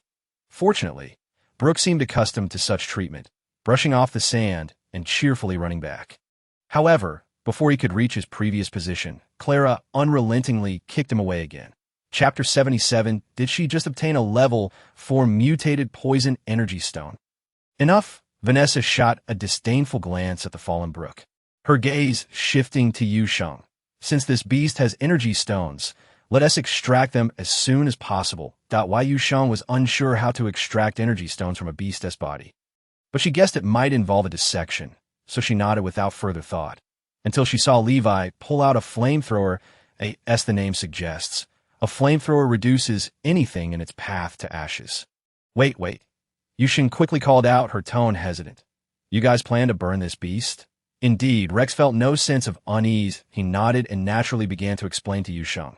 These energy stones are essentially a part of the bodies of the exotic beasts. Only after they're completely burned out can one obtain these energy stones. Completely burned out? What about her poison? Yu Sheng's hesitant gaze fell upon the robust tail of the sand dune long-tailed lizard. Her eyes filled with conflict. The energy stones could enhance her powers, while the toxins might render her abilities even more formidable. Yet, regardless of either option, Yu Sheng was unwilling to relinquish them. What's wrong? Stott noticed her inner turmoil. Captain, Yu Sheng clenched her teeth, pointing at the lizard's tail. Could we sever that tail and then incinerate it? A flicker of hope stirred within her. Perhaps this way she could have the best of both worlds. However, Stott's subsequent words shattered Yu Sheng's delightful reverie. Without a portion of it, the energy stones would lose their purity, and their quality would considerably diminish. Oh, what a disheartening reality. If you have other uses for it, you may leave it as is. Stott glanced at the young girl, speaking calmly. After all, the ownership of this exotic beast lies with you. We are merely offering a suggestion. Not that I have any other use. Yu Sheng sighed, feeling somewhat embarrassed as she scratched her head. I just have my eye on the poison of this sand dune long-tailed lizard. Her words elicited a chorus of gasps from those around her. Had they been blind to the truth? This was no delicate girl in need of protection. She was a being far more terrifying than Stott and Vanessa combined. What sane person would wish to handle the poison of such a creature? Yet here was this girl, intrigued by it. As they pondered this, several sets of eyes involuntarily gravitated towards the lizard's thick tail. It was at that moment they shockingly discovered a secret. Apart from the tail, every other part of the sand dune long-tailed lizard bore marks from energy gunfire. This girl, had she been targeting its tail from the very beginning? Unbeknownst to them, sympathy for the fallen sand dune long-tailed lizard surged within the group. Poison? Vanessa kicked the lizard disdainfully, her tone dripping with contempt. If you want poison, I can find you a more suitable one later. The poison of this creature can generally be neutralized with common antidotes, although it may temporarily incapacitate you. However, that is hardly sufficient. The others, they had been mistaken. Vanessa was still the boss. Really? Yu Sheng's eyes sparkled, her earlier despondency replaced with excitement. Then let's burn it. All right. Levi had been standing by with the flamethrower, eagerly awaiting Yu Sheng's command that a wave of heat surged forth. Soon, the sand dune long-tailed lizard was reduced to ashes. Among the remnants, a green energy stone and a dark yellow energy stone stood out vividly. Your luck is quite remarkable. Levi smacked his lips, momentarily at a loss for words to express the complexity of his feelings. Finally, after a while, he could only utter, I suspect you might be an interstellar being. Why Yu Sheng mused that she certainly did not qualify as an interstellar being. After all, if one were to be precise, she should be considered an ancient earthling. However, she refrained from voicing this thought, knowing that Levi's comment was undoubtedly meant to highlight her exceptional fortune that a level 4 mutated poison energy stone and a level 6 earth energy stone. After a brief moment of astonishment, Stott nodded in satisfaction. Little Sheng, you are quite fortunate. More than fortunate, this is simply extraordinary. Hearing Stott's words, the other members of the Shattered Star team went wild. Poison type, a level 4 poison energy stone. This girl must be the reincarnation of a lucky koi from ancient Earth. Is there a problem with that? Unfortunately, Yu Sheng truly lacked knowledge of the interstellar realm. She gazed at the envy and jealousy in the eyes of those around her, then glanced at the peculiar glowing green energy stone on the ground, momentarily unsure of its true value. Do you know how many known poison energy stones exist in the interstellar realm? Levi carefully cradled the level 4 energy stone in his hands, while the level 6 earth energy stone lay neglected to the side. He handed the energy stone to Yu Sheng, though a flicker of reluctance crossed his gaze as he did so. How many? A total of 5. No, with the one in your hand, it should be 6. Observing Yu Sheng casually clutching the energy stone, Levi felt a pang of sorrow welling up within him. He forced himself to look away, his tone laden with grief. This is an incredible treasure. Yu Sheng blinked, confused. So, what is its use? Poison energy stone. If she absorbed it, could she then acquire the toxins of the sand dune long-tailed lizard? Upon seeing the sparkling eyes of the young girl. In recalling her earlier words, Vanessa could almost guess what was on Yu Sheng's mind. She burst into laughter, mercilessly shattering Yu Sheng's fantasies. Don't hold your breath. So far, no Hallsian person or half-beast has been able to withstand the energy of a poison energy stone. Does that mean it cannot be absorbed? Instantly, a look of disdain crossed Yu Sheng's face as she regarded the energy stone in her hand, prompting Levi to nearly succumb to the urge to give her a playful smack on the head. Poison energy stones typically only form within exotic beasts that contain toxins. However, even if a beast meets the toxin requirement, it is still quite rare for it to produce a poison energy stone, which adds to its scarcity.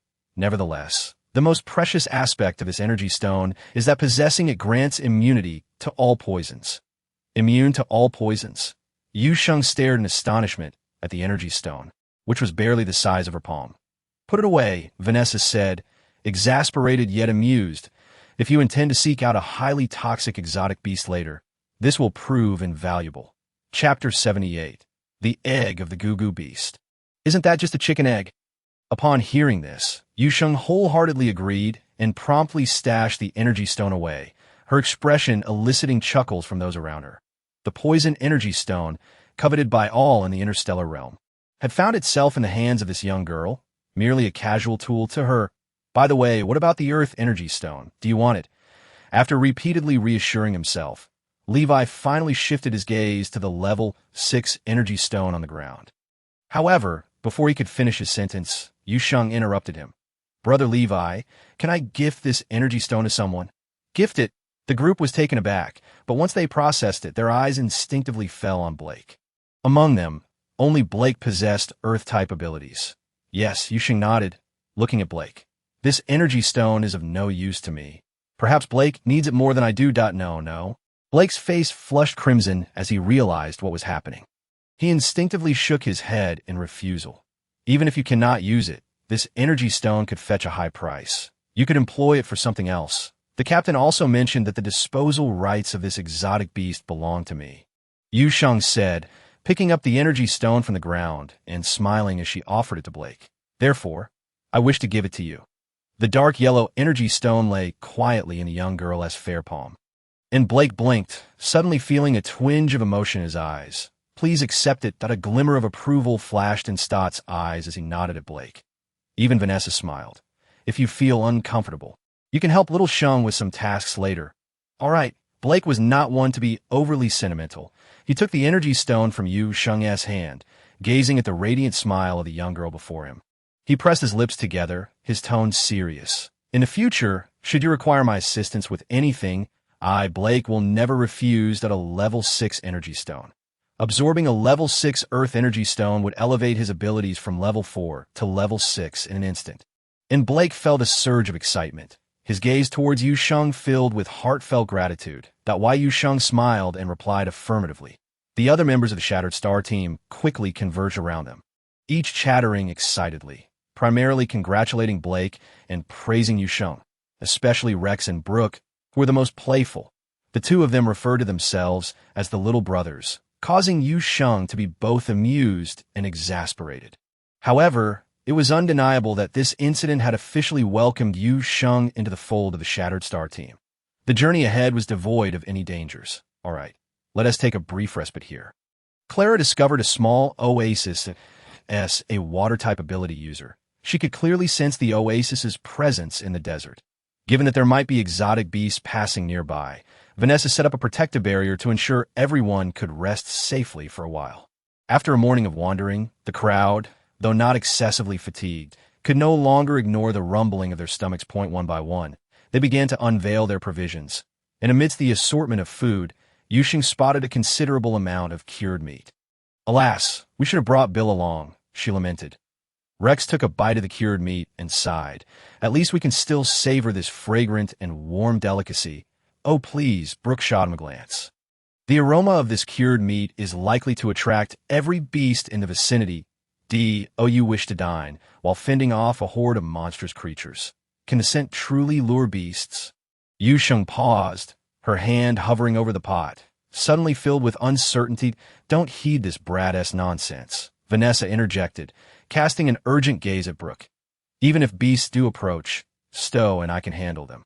Just focus on preparing lunch. Heaven knows how long she had awaited this opportunity. Yu Sheng cooking for them, without having to cater to a bunch of little ones.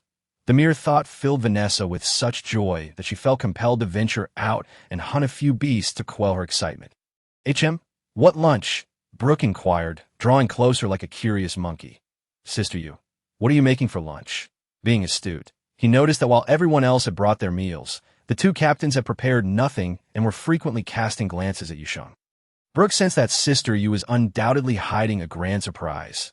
Just something simple, Yu Sheng replied with a smile, retrieving a small stove and a tiny iron pot from her spatial ring. After all, one must bring along some rudimentary cooking tools for outdoor survival, especially since Vanessa had specifically requested it beforehand. Stowe and I have already gathered the ingredients. Upon seeing Yu Sheng's preparations, Vanessa's eyes sparkled with delight. She promptly produced a selection of exotic beast ingredients from her spatial ring, her tone exuberant. Just follow your lead. We have plenty of these. Yu Sheng surveyed the array of exotic ingredients on the ground. Bemused, what does one do when faced with a voracious eater? Naturally, one must conquer this gourmand with superior culinary skills. Her gaze fell upon a gugu beast, which resembled a rabbit, and then her eyes widened at the sight of several pale yellow, round eggs scattered on the ground. Sister Shah, what are those? She asked excitedly, pointing at the eggs. But how did I bring these out? Vanessa clicked her tongue, expressing disdain. They're hard as rocks. Who knows what's inside? Gugu beast eggs? That means, could this be indirectly considered chicken eggs? Gazing at an egg nearly the height of her calf, Yu Sheng's mind raced with thoughts of delectable dishes made from eggs. Her mouth watering at the prospect. Oh, what earthly delight! Could these be made into something delicious? Vanessa glanced at Yu Sheng, then couldn't resist kicking the egg on the ground, her tone skeptical. With such a hard shell. Can they truly be cooked? Just as Yu Sheng was about to stop Vanessa, she noticed that the Gugu beast egg, despite being kicked, showed no signs of cracking. She realized that before embarking on her culinary adventure, her first task would likely be to figure out how to break this thing open. Chapter 79. Scallion Omelette. Yu Sheng gazed at the exceptionally sturdy shell of the Gugu beast egg, momentarily lost in thought. Wow, this egg is indeed tough. Rex rubbed his sore wrist, circling around the eggs several times before pulling out his energy gun, eager to try shooting it. How about I take a shot? No. Yu Sheng quickly interjected, a single shot would render it inedible. Let us think of another way. Little Sheng, are you sure whatever you make from this will taste good? Vanessa, who had been watching, suddenly spoke up. Her tone earnest. Yes, Yu Sheng stammered, nodding. It's going to be a new delicacy that I see. Vanessa's expression turned serious as she rolled up her sleeves, as if preparing for something monumental. She retrieved a quaint-looking knife from her spatial ring. Upon seeing this knife, the expressions of the members of the Shattered Star team grew peculiar. Even Stowe appeared hesitant to speak. All right, where shall I make the incision? Vanessa waved the knife slightly, the dark red energy stone in her hand shimmering with a faint glow, drawing Yu Sheng's gaze repeatedly. Sister Sha, that knife? Oh, Vanessa casually glanced at the knife before her gaze shifted to the Gugu beast egg, her enthusiasm palpable. It's called Flame, my weapon. Anyone who names their weapon indicates its extraordinary value. Sister Sha had once used Flame to slay an 8th-level beast. Brooke leaned over to quietly explain the knife's significance to Yu Sheng. Beasts were classified into 12 levels, and higher-level beasts were typically protected by slightly weaker ones.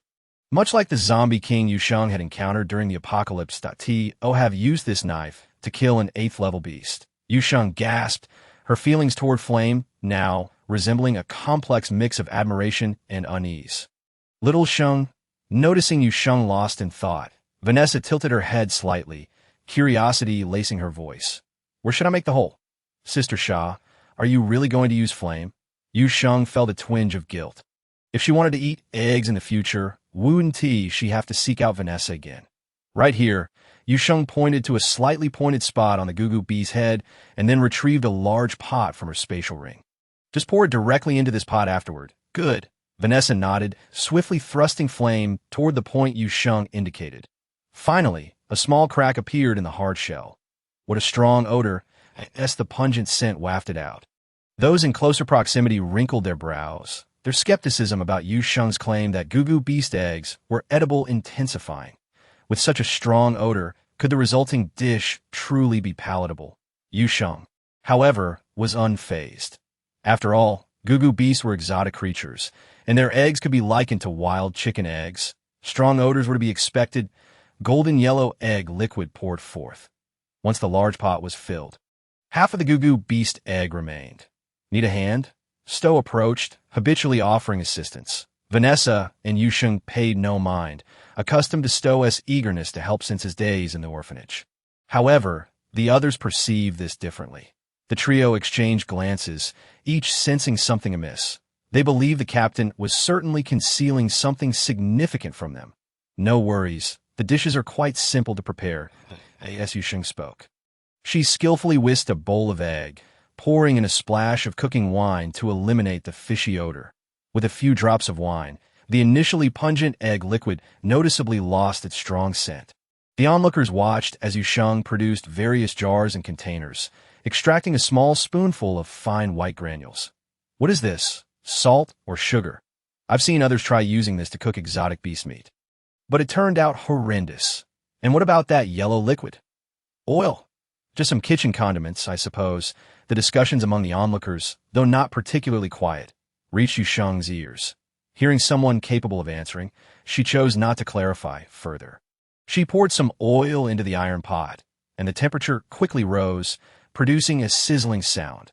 Once the oil reached the right temperature, Yu Sheng promptly poured in the well-beaten egg liquid, which soon transformed into a golden, fluffy omelet. The subtle aroma of eggs mingled with the fragrance of scallions, filling the air. Rex, Brooke's gaze was glued to the iron pot, his tone serious. Pinch me. Am I seeing plants? Or maybe you should pinch me. Is this really edible vegetation? Rex's voice sounded somewhat dreamlike. Is this truly something we can eat? Clara, without hesitation, kicked away the two fools obstructing her path. Be quiet. The two immediately fell silent. Before long, an indescribable fragrance enveloped the air. So delightful, Brooke murmured, salivating. Little Sheng, is it ready? Vanessa instinctively pulled out her chopsticks, anxiously tapping her foot beside her. She believed that anything in Little Sheng's hands would be a culinary masterpiece. The Goo Beast, looking rather unappealing, had yielded such delicious-looking eggs, just a little longer. Once the golden omelet developed a slight char, Yu Sheng finally plated it. A nearby group of individuals had already equipped themselves with a pair of chopsticks each. Initially, both Brooke and Rex contemplated using their hands to grasp the food, but in the next moment, the captain began distributing the prepared chopsticks. The two exchanged a knowing glance, instantly understanding. Both captains had undoubtedly already savored the delectable dishes crafted by Sister Yu. Chapter 80. Clinging to Yu Sheng's leg, the fragrant aroma wafting through the air had rendered the onlookers unable to contain their anticipation. As soon as Yu Sheng's platter was brought over, one by one, they clutched their chopsticks and hastily stuffed the food into their mouths, heedless of the heat. The crispy exterior and tender interior of the egg burst with flavor at the first bite, flooding their taste buds with an indescribable satisfaction. Could it truly be this delicious? I apologize, I can no longer look down upon the Goo Beast. Its status in my heart has soared immensely. Delicious. Xiao Sheng, the Goo Beast egg is so tender. It surpasses the meat I had last time. Vanessa felt herself utterly captivated by the exquisite taste of the Goo Beast egg. She resolved to seek out the Goo Beast in the future. However, as soon as Vanessa voiced her thoughts, the previously engrossed crowd suddenly seized upon the key phrases. Last time? Meat? Sister Shah, did you sneak off to enjoy delicious food without us? Confronted by their inquiries, Vanessa's smile faltered, and she promptly pulled over Stuo, declaring with conviction. Stuo went too. Ask him. The group turned their gazes towards Stuo, only to look away in the next instant. Forget it, the captain is still not someone to provoke. Yet, in that brief moment, Vanessa had devoured the entire plate of scallion scrambled eggs by herself. Where's my Goo Beast egg? I had such a large plate of Goo Beast eggs. Sister Shah. I challenge you to a duel. Of course, there were those more astute, like Brooke. He had already taken the initiative to dash over to Yu Sheng, chopsticks in hand, with an overly ingratiating smile. Sister Yu.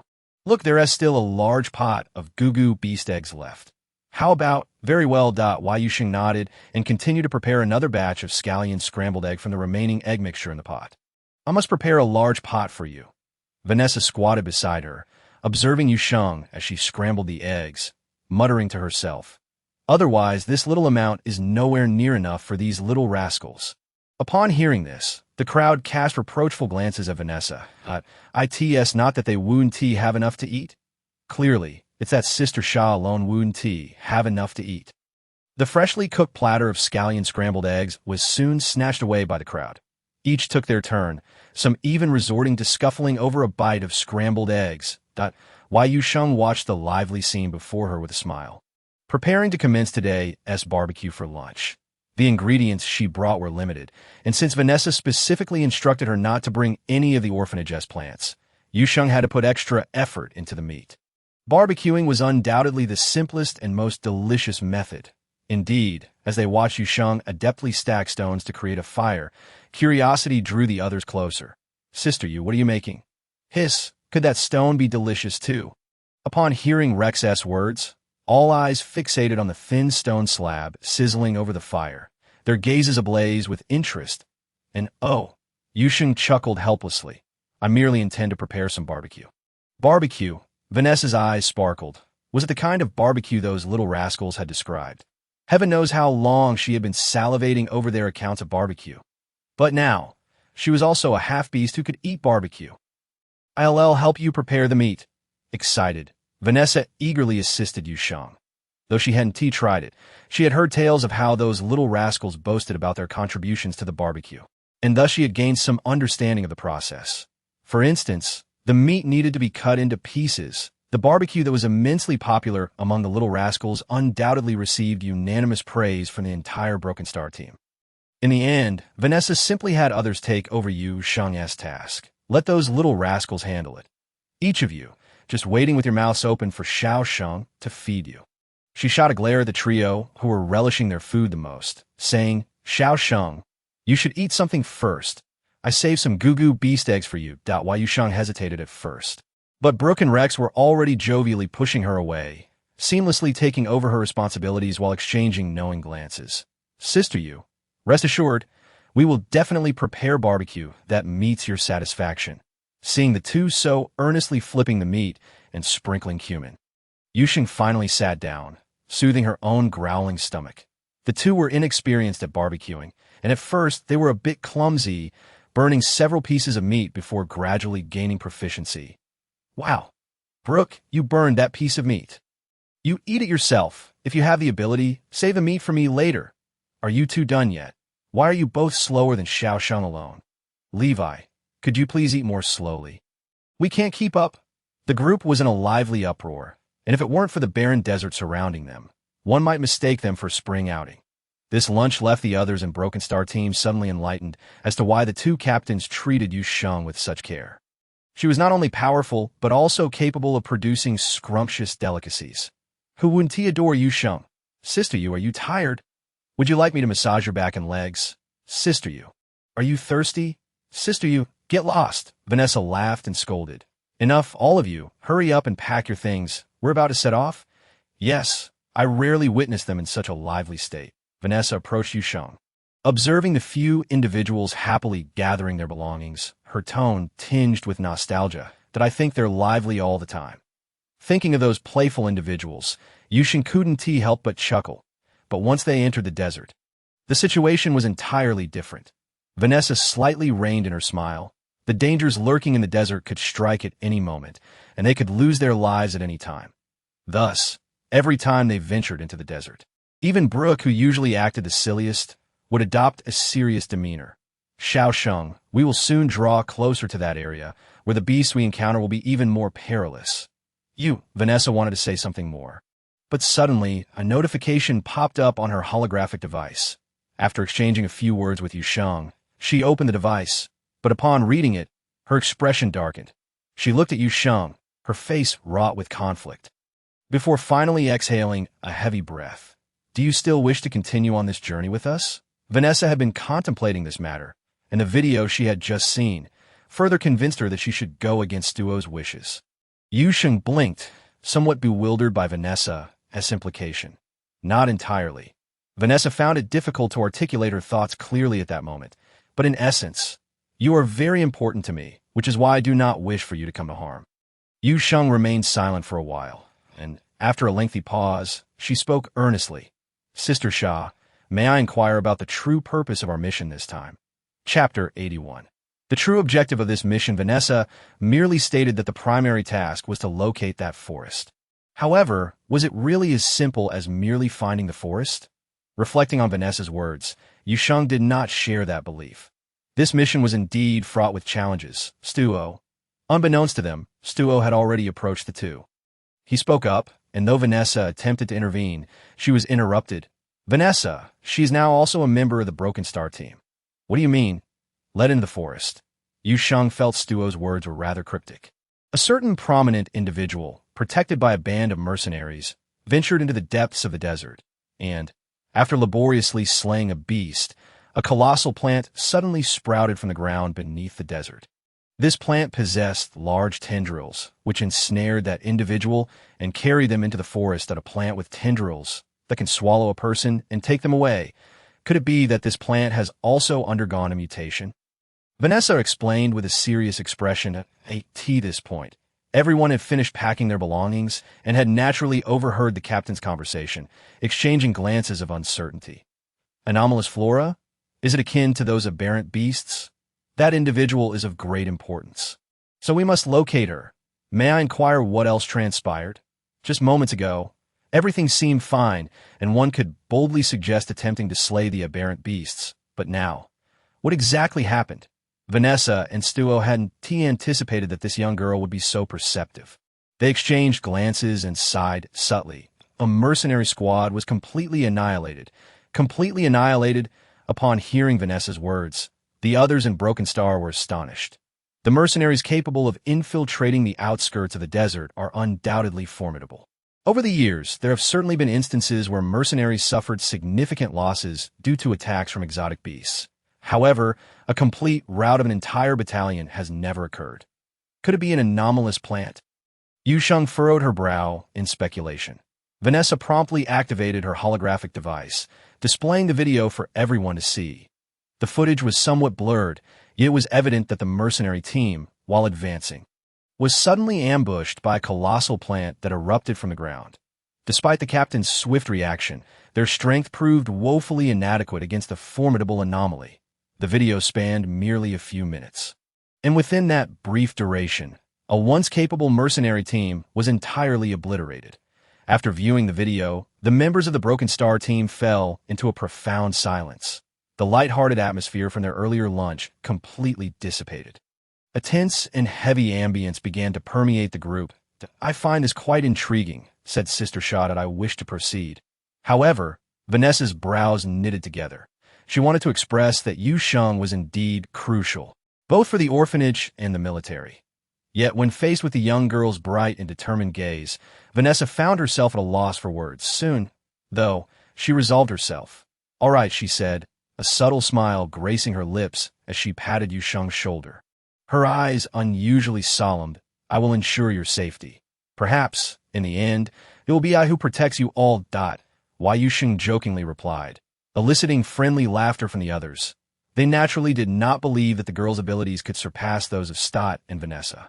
Yet her words lightened the weight on their hearts considerably. In truth, it was indeed Yu Sheng who ultimately saved every member of the Broken Star team. But that is a tale for another time. Having learned of this incident, the Broken Star team maintained heightened vigilance as they continued their journey, especially regarding the ground beneath their feet. Unconsciously, the group surrounded Yu Sheng, who was deep in thought, her mind racing as she reflected on her previous encounter with the sandy-tailed lizard. She recalled a faint, yet omnipresent vitality that she had sensed. Could there have been other exotic beasts present at that time? This notion was swiftly dismissed by Yu Sheng. If that were the case, Stott, with his S-class spiritual power, would surely have detected them. What, then, could it be? Mission 8. Please rescue Hetty and gain her trust. At that moment, the prompt from Xiao Jiao echoed in her mind. Hetty? Yu Sheng paused, quickly realizing that this must be the significant figure Stott had mentioned. Who is Hetty? She is the Imperial Princess. Xiao Jiao explained in a childlike voice, and one of the few in the Empire who advocates for peaceful policies. The Empire. This was the first time Yu Sheng had encountered the term. The Empire and the Federation have historically been antagonistic.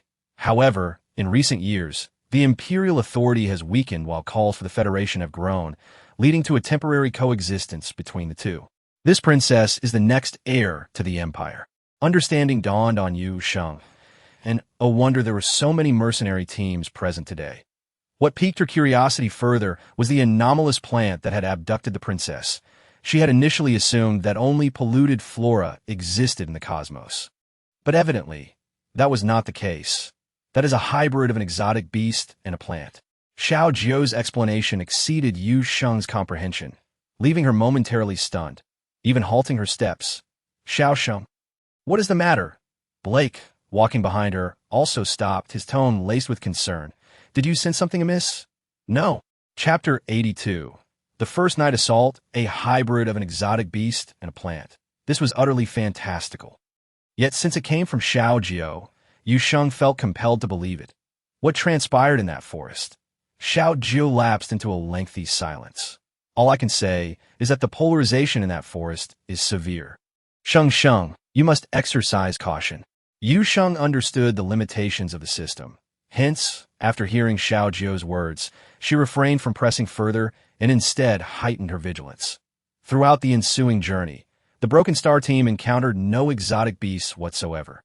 The tranquility felt ominous, an unsettling calm that was utterly inconceivable. Rex's expression darkened first. Even when we selected the least inhabited territory, we have never experienced an entire afternoon without sighting a single exotic beast. The territorial instincts of these beasts were intensely strong. Anyone daring to tread upon this desert would invariably come under attack. Moreover, for these beasts, individuals possessing spiritual abilities, such as the Halls, were undoubtedly a more delectable prey. "Stay alert." Stott's visage mirrored Rex's unease, his apprehensions mounting. The anticipated assault struck abruptly in the dead of night. The group took turns keeping watch, and the newcomers, including Yu Sheng, were treated with kindness as they were encouraged to rest first. Yu Sheng accepted their goodwill, feeling genuinely fatigued after her inaugural mission. Yet in the midst of slumber, she was suddenly jolted awake by indistinct rustling sounds. She swiftly threw back the curtain and stepped outside. "Why are you awake so soon?" Vanessa teased lightly upon seeing Yu Sheng emerge. "But it's not your turn to keep watch just yet, young lady." Why Yu Sheng merely smiled faintly, moving closer to Vanessa to listen intently. Just as Vanessa opened her mouth to speak, Stott raised a hand, silencing her. The rustling grew more pronounced, akin to the scraping of chains across the ground, accompanied by faint, mournful wails. Such sounds, in the stillness of the night, became starkly pronounced and chilling. Why Yu Sheng instinctively glanced at Vanessa and Stott, only to be taken aback by the puzzled expressions on their faces. "You can't hear it? What sound?" Vanessa's instinctual question was quickly followed by a change in her demeanor as she dashed towards the rear tents. "Wake up!" The awakened members swiftly gathered their belongings, preparing for action. "Sister Shah, what is happening?" Vanessa remained silent, her gaze fixed intently on Yu Sheng. "Xiao Sheng," is the sound still present, although she and Stott could not hear it. They placed their trust in Yu Sheng. In this realm, even the slightest hint of danger was crucial. The noise intensified. Why Yu Sheng's eyes darted around, ultimately landing on Clara, her pupils dilating in alarm. "Clara, move away." Receiving the command, Clara quickly sidestepped, and almost instantaneously, a vine as thick as a person's body surged from the ground with ferocity. The group had no time to be astonished, swiftly transitioning into a combat-ready stance. Beneath the piercing moonlight, the robust vine glimmered with a metallic sheen, evoking a deep-seated chill within them. That anomalous plant, preparing for battle. Stott barked, swiftly retrieving his energy gun from his spatial ring. The beam of light cutting through the darkness as it hurtled towards the vine. Concurrently, several other equally massive vines erupted from the earth, clearly targeting the members of the Broken Star team. What in the world is this? Blake barely evaded a direct encounter with a vine, thanks to the quick reflexes of his companion, who yanked him back just in time, firing his energy sniper rifle at the encroaching tendril.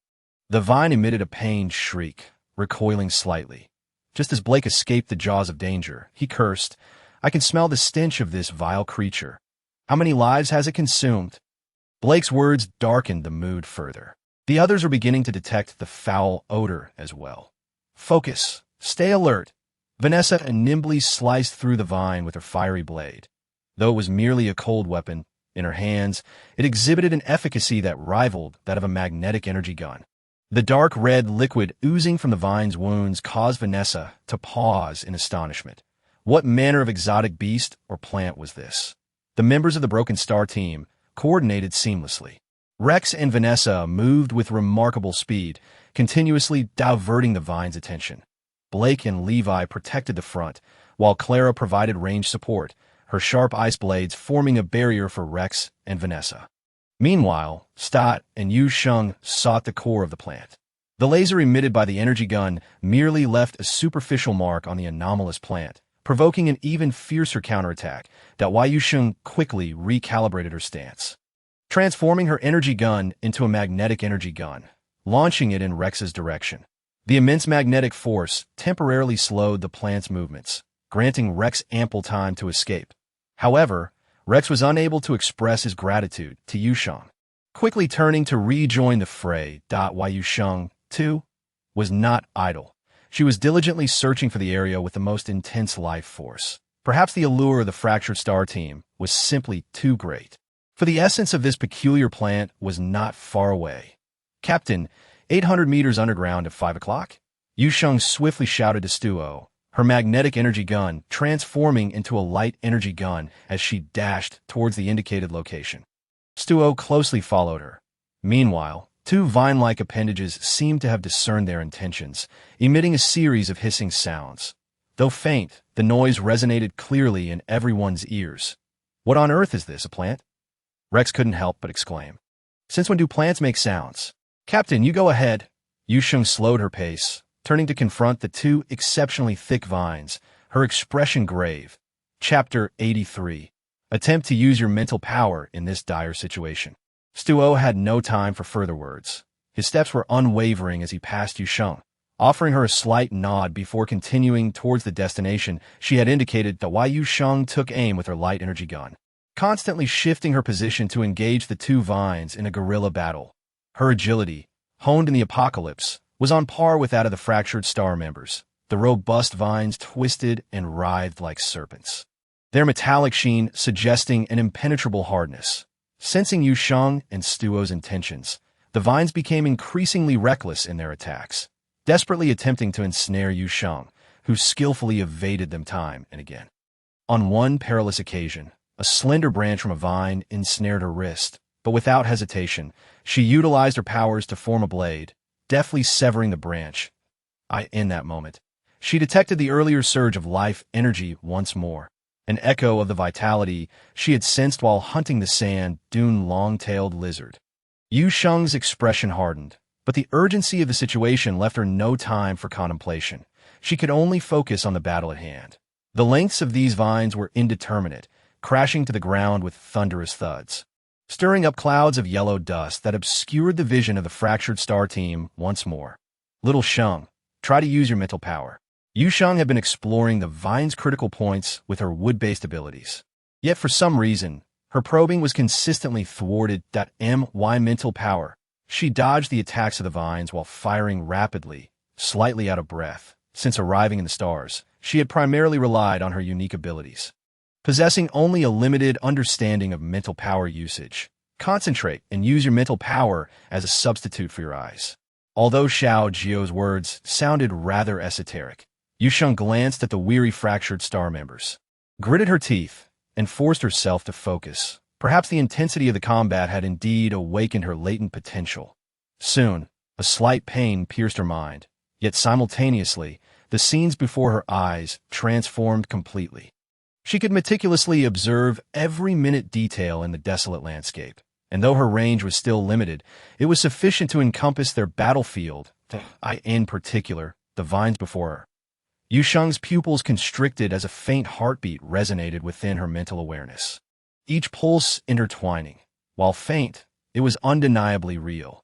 She heard numerous heartbeats, as if each vine possessed its own beating heart. Her perception, all movements appeared to be in slow motion, allowing her to keenly observe the vines' twisting trajectories and their careful protection of their vulnerabilities. The center, the critical points of these vines are located at their midsections. Yu Sheng shouted, raising her light energy gun without hesitation and firing a beam towards the center of the vine. This time, the struck vine's attacks visibly slowed, instinctively shielding its vulnerable center. This was truly effective. The others, witnessing this scene, were invigorated and began to follow Yu Sheng's lead, launching fierce assaults on the vine's midsections. Meanwhile, Stuo had accurately located the spot Yu Sheng had indicated. The ground, concealed beneath the yellow dust, appeared flat and devoid of any immediate danger. Stuo's expression was grave as he prepared the energy cannon, unleashing a powerful surge of mental energy that surged forcefully into the earth below. This was a common tactic employed by S-grade ability users for mental attacks. The concealed creature beneath the surface was thoroughly incensed. The ground began to tremble, and the yellow dust swirled, shattering the previous tranquility as if something were about to burst forth from the earth. Stuo aimed his energy cannon at the rising ground and fired without hesitation. The close-range attack maximized the cannon's effectiveness, and combined with Stuo's S-grade mental power control, its potency was significantly amplified. The hidden plant beneath the surface emitted a pained wail, and the previously raised ground gradually subsided. Simultaneously, An unfamiliar mental attack surged violently from the ground, striking Stuo, who was closest to the source. However, with his S-grade mental power, he was able to withstand the onslaught. Yet, the fractured star members nearby were not faring as well. Their mental power was inherently low, particularly with several half-beasts among them. The intense impact of the mental attack left everyone disoriented, their minds throbbing painfully, and some nearly dropped their weapons as the mental attack struck. Yu Sheng instinctively attempted to block it. Stuo's face paled instantly as he turned to glance at his team. Such a mental assault could undoubtedly devastate a half-beast. Yet, contrary to his expectations, while the fractured star members were affected by the mental shock and appeared unwell, they showed no signs of life-threatening danger. This greatly surprised Stuo. However, he had no time for further contemplation. His usually stoic demeanor shattered as fury welled up within him. Stuo, an S-grade ability user and former military personnel, drew all the fire towards himself, allowing the fractured star team a moment of respite. The last time he had seen such fury from the captain was when Sister Sha was injured. Rex was covered in grime, blood, and sand, looking utterly disheveled. Yet he still managed to jest, his tone reflecting complete trust in Stuo. "Shut your mouth this time." It was Clara who spoke up. She glanced at her brother, her delicate features pale. Soon, all disturbances ceased, and the battlefield returned to the tranquility it had held when they first arrived. Is everyone all right?" Stuo's expression darkened. He retracted the energy cannon and surveyed the fractured star members. "Nothing serious, just minor issues. If we face it again, I'll make that cursed thing cry for its mother." "Captain, are you all right?" Chapter 84. She does not understand the use of mental power, seeing that everyone spoke with a relaxed demeanor. Stuo's tension eased slightly. However, this was soon replaced by a plethora of questions. For instance, why would a plant emit a mental attack? And why, despite others suffering from the mental assault, did it seem they were not gravely harmed? At that moment, Stuo's gaze fell upon Yu Sheng, who had just arrived from the farthest distance, but a mere glance caused the usually composed captain's pupils to dilate in shock. In Stuo's eyes, Yu Sheng radiated an overwhelming mental power. Such potent mental energy, nearly tangible in its intensity, he had only witnessed once before. In his former superior, the youngest and most formidable marshal in the history of the Federation, Jian. Yet now, this almost monstrous mental power was manifesting in a young girl. Although Stuo had previously suspected Yu Sheng's mental prowess, witnessing it firsthand left him momentarily speechless as the fractured star members, having shared a light-hearted moment, noticed their captain staring at Yu Sheng in a daze. They inquired, "Captain, what's wrong with you? We all know Xiao Sheng is beautiful, but staring at her like that is terribly impolite." Brooke and Rex chimed in, their tone playful. While Yu Sheng looked up in mild confusion. "Well done." Upon hearing this, Brooke and Rex's expressions froze. They exchanged bewildered glances, their eyes reflecting their uncertainty. "Captain, what do you mean?" It was Vanessa, the one who understood Stuo best, who grasped his implication first. "That mental attack, just now. Was it you who blocked it for us, Xiao Sheng?" Though framed as a question, Vanessa's tone conveyed certainty, as her words hung in the air. The other members of Fractured Star began to connect the dots. Recalling the sudden mental attack they had almost forgotten, the half-beasts among them, Brooke and Levi, gradually adopted serious expressions. Mental attacks are undoubtedly the most perilous form of assault for these half-orcs. Those with slightly weaker abilities may have already lost all combat effectiveness, or even met their demise. Yet here they stand, vibrant and full of life. This is due to the fact that when they were previously attacked, they experienced only a fleeting moment of hazy pain, which soon dissipated, even less severe than the injuries inflicted by the previous vines, leading them to subconsciously forget the experience. Yujia. Brooke was the first to react, rushing over to grasp Yu Sheng's hand, his eyes brimming with tears, as if he were gazing upon long-lost parents. "Yujia, thank you for saving my life. From now on, this life of mine is yours. You can command me," slapped the burly half-orc uncle. Usually fierce in demeanor, looked at Yu Sheng with utmost seriousness and expressed his gratitude. The captain had been at a distance when the sudden mental assault caught them off guard. Without Yu Sheng, they would have been hanging by a thread. However, as the protagonist, Yu Sheng found herself momentarily perplexed by the gratitude of those around her. What was that? She timidly raised her hand, a look of confusion on her face. Was that really me? Upon hearing her words, the group fell silent, instinctively glancing towards Stuo. The members of the Shattered Star team thought simply. They trusted their captain and had no reason to doubt his judgment. Yet the young girl's bewilderment seemed genuine, leaving them to ponder what had truly transpired. Stuo, equally taken aback, responded, "You don't realize that your mental strength protected them?" Yu Sheng gave a dry laugh, awkwardly scratching her face. "Is that so?" Sensing the doubt in her tone, Stuo regained his composure. Yu Sheng blinked, finally noticing the strands of mental energy surrounding her. Stuo surmised he had uncovered the truth of the matter. You can regard it as your unique ability. However, mental energy is far more precious. Damage to your abilities may only result in a loss of combat effectiveness, but damage to your mental energy could lead to brain death. Stuo's tone was grave. Meanwhile, the others from Shattered Star began to clean up the aftermath, while Stuo and Vanessa stayed behind to impart knowledge regarding mental energy to Yu Sheng. Through their conversation, they discovered that Yu Sheng was utterly ignorant about mental energy. Her shallow reservoir of knowledge seemed even inferior to that of the smallest cubs in the galaxy. Having been repeatedly mocked as a galactic novice, Yu Sheng turned her head away from the amused expressions of the two veterans. Exuding an aura of despondency that clearly indicated she wished to be left alone. "It's all right." Vanessa stifled her laughter and patted Yu Sheng's shoulder. "You can consult Stuo about anything you don't understand. No one on this trash planet is more familiar with the usage of mental energy than he is." Stuo suppressed a smile in his eyes, pondering for a moment before speaking. "Currently, the only equipment available to test mental energy exists on the main planet." Yu Sheng, unfamiliar with the situation, nodded in acknowledgement. She was indeed quite curious about her own mental energy level. Vanessa, however, cast a surprised glance at Stuo. Most planets possess machines for testing mental energy levels, but the one on the main planet, that one was specifically designed to test 3S-level superpowered individuals. Chapter 85 Yu Sheng's Discovery. Vanessa, deep in thought, concealed her astonishment. It was at this moment that Blake's call drew the attention of the captain.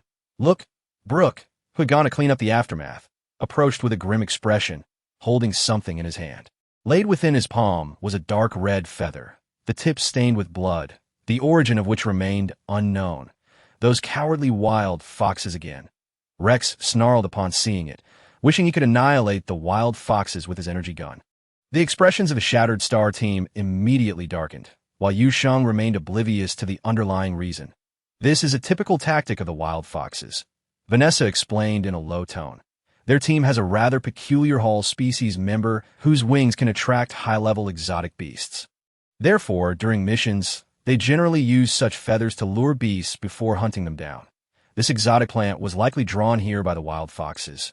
But doesn't that thing only attract exotic beasts? Does it also work on plants?" Brooke furrowed his brow, perplexed. "What exactly is it?" "A hybrid of exotic beasts and plants." Yu Sheng, who had been silent until now, suddenly spoke up, after personally battling that exotic plant. She could distinctly sense that it was no longer merely a plant. However, she was unsure what had transpired to give rise to such a creature. To Yu Sheng's revelation, the members of Shattered Star were taken aback. Yet they did not question her, for had it not been for Yu Sheng's warning at the onset of the battle, they would likely have met the same fate as the previous mercenary team, suffering total annihilation.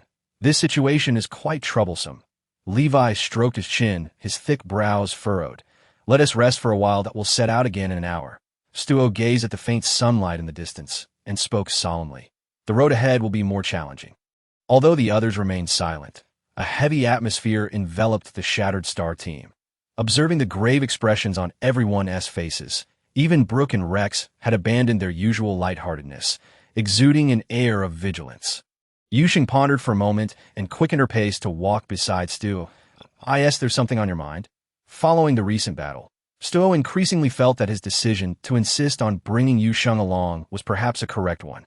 Had it not been for her youth and lack of practical experience, he might have considered allowing her to temporarily lead the Shattered Star team. Noticing the seriousness on Yu Sheng's face, Stuo opened a barrier to isolate the outside noise and prevent their conversation from being overheard. He had a premonition that what Yu Sheng was about to say would be of utmost importance. Captain, I have a hypothesis that why Yu Sheng hesitated briefly before expressing the feeling she had experienced during her battle with the sand dune long-tailed lizard. Thus, I suspect that this exotic plant has likely been lurking beneath this desert all along. Yu Sheng's gaze fell upon the sand beneath her feet, her expression grave. Stuo did not expect Yu Sheng to deliver such explosive news. Are you certain you didn't misinterpret? This information is crucial. And Stuo could not help but seek confirmation again. There is no mistake. Yu Sheng replied with certainty. My ability is somewhat related to plants. I determine the location of that sand dune long-tailed lizard by sensing its vitality. At that time, the vitality puzzled me, and I sensed the same vitality from that exotic plant afterward. Something capable of hiding beneath the desert. Stuo suddenly recalled a key point. You mentioned that this is a hybrid of an exotic beast and a plant. So, do you think that exotic beast could be the sand dune long-tailed lizard? To my knowledge, the only creature capable of concealing itself beneath the desert is the sand dune long-tailed lizard. Furthermore, the way those vines emerge from the ground, with their main body hidden beneath the yellow sand, is strikingly similar to the combat style of the sand dune long-tailed lizard. Stuo and Yu Sheng simultaneously realized this, exchanging shocked glances. Therefore, at that time, Yu Sheng licked her dry lips, realizing that the scene did not consist solely of that one sand dune long-tailed lizard. Others had likely combined with plants to form new monsters. And that particular one was likely spared from fusion due to its unique nature. The more Yu Sheng contemplated, the more apprehensive she became, feeling increasingly fearful. Had they encountered that exotic plant directly, what would have happened to the others? All right, we cannot ascertain the full truth of the situation just yet. Don't worry too much. Perhaps things are not as dire as we imagine. Stuo patted Yu Sheng's shoulder, his tone carrying a hint of reassurance. However, despite his words, he still retrieved a gray crystal from his spatial ring and handed it to Yu Sheng. This is a teleportation crystal. If you encounter danger, just crush it, Captain. Yu Sheng instinctively wanted to return the teleportation crystal, but she was stopped. Remember, your life is more valuable than all of ours combined. Stuo's tone was serious yet earnest. Why Yu Sheng pressed her lips together, her eyes brimming with unshed tears. Seeing the young girl's eyes redden, Stuo sighed softly, his tone softening. Xiao Sheng, those who work as mercenaries have always understood that their lives are at stake. They were well aware of this before coming here, but Stuo felt a pang of guilt as he continued. Ultimately, it is I who led you into this perilous situation. All right, make sure to rest for a bit. We will be departing soon. Why Yu Sheng murmured in response, her heart feeling heavy. Once Yu Sheng departed, Stuo stood silently for a moment before connecting to his light brain. He briefly described the situation here and sent it to the mercenary guild, then hesitated for a moment before ultimately forwarding the report to Barton. After completing these actions, Stuo gazed at the dawn sky and let out a deep sigh. The main star's mercenary guild was shrouded in a heavy atmosphere due to the continuous reports of devastating losses among mercenary squads. In the conference room, two distinct factions had emerged. We cannot continue to search blindly, as it will only lead to further loss of talent. The guild's vice president, Micah, was flushed with anger. He stood up forcefully, his tone intense. I demand the intervention of the military. Chapter 86. A crisis. I object. The opposing voice came from another vice president of the mercenary guild, Yivli, who had always been at odds with Micah. His eyes, sharp and cunning like a serpent's, revealed a cold smirk. His Majesty entrusted this arduous task to us precisely because he does not wish to alarm the federal military.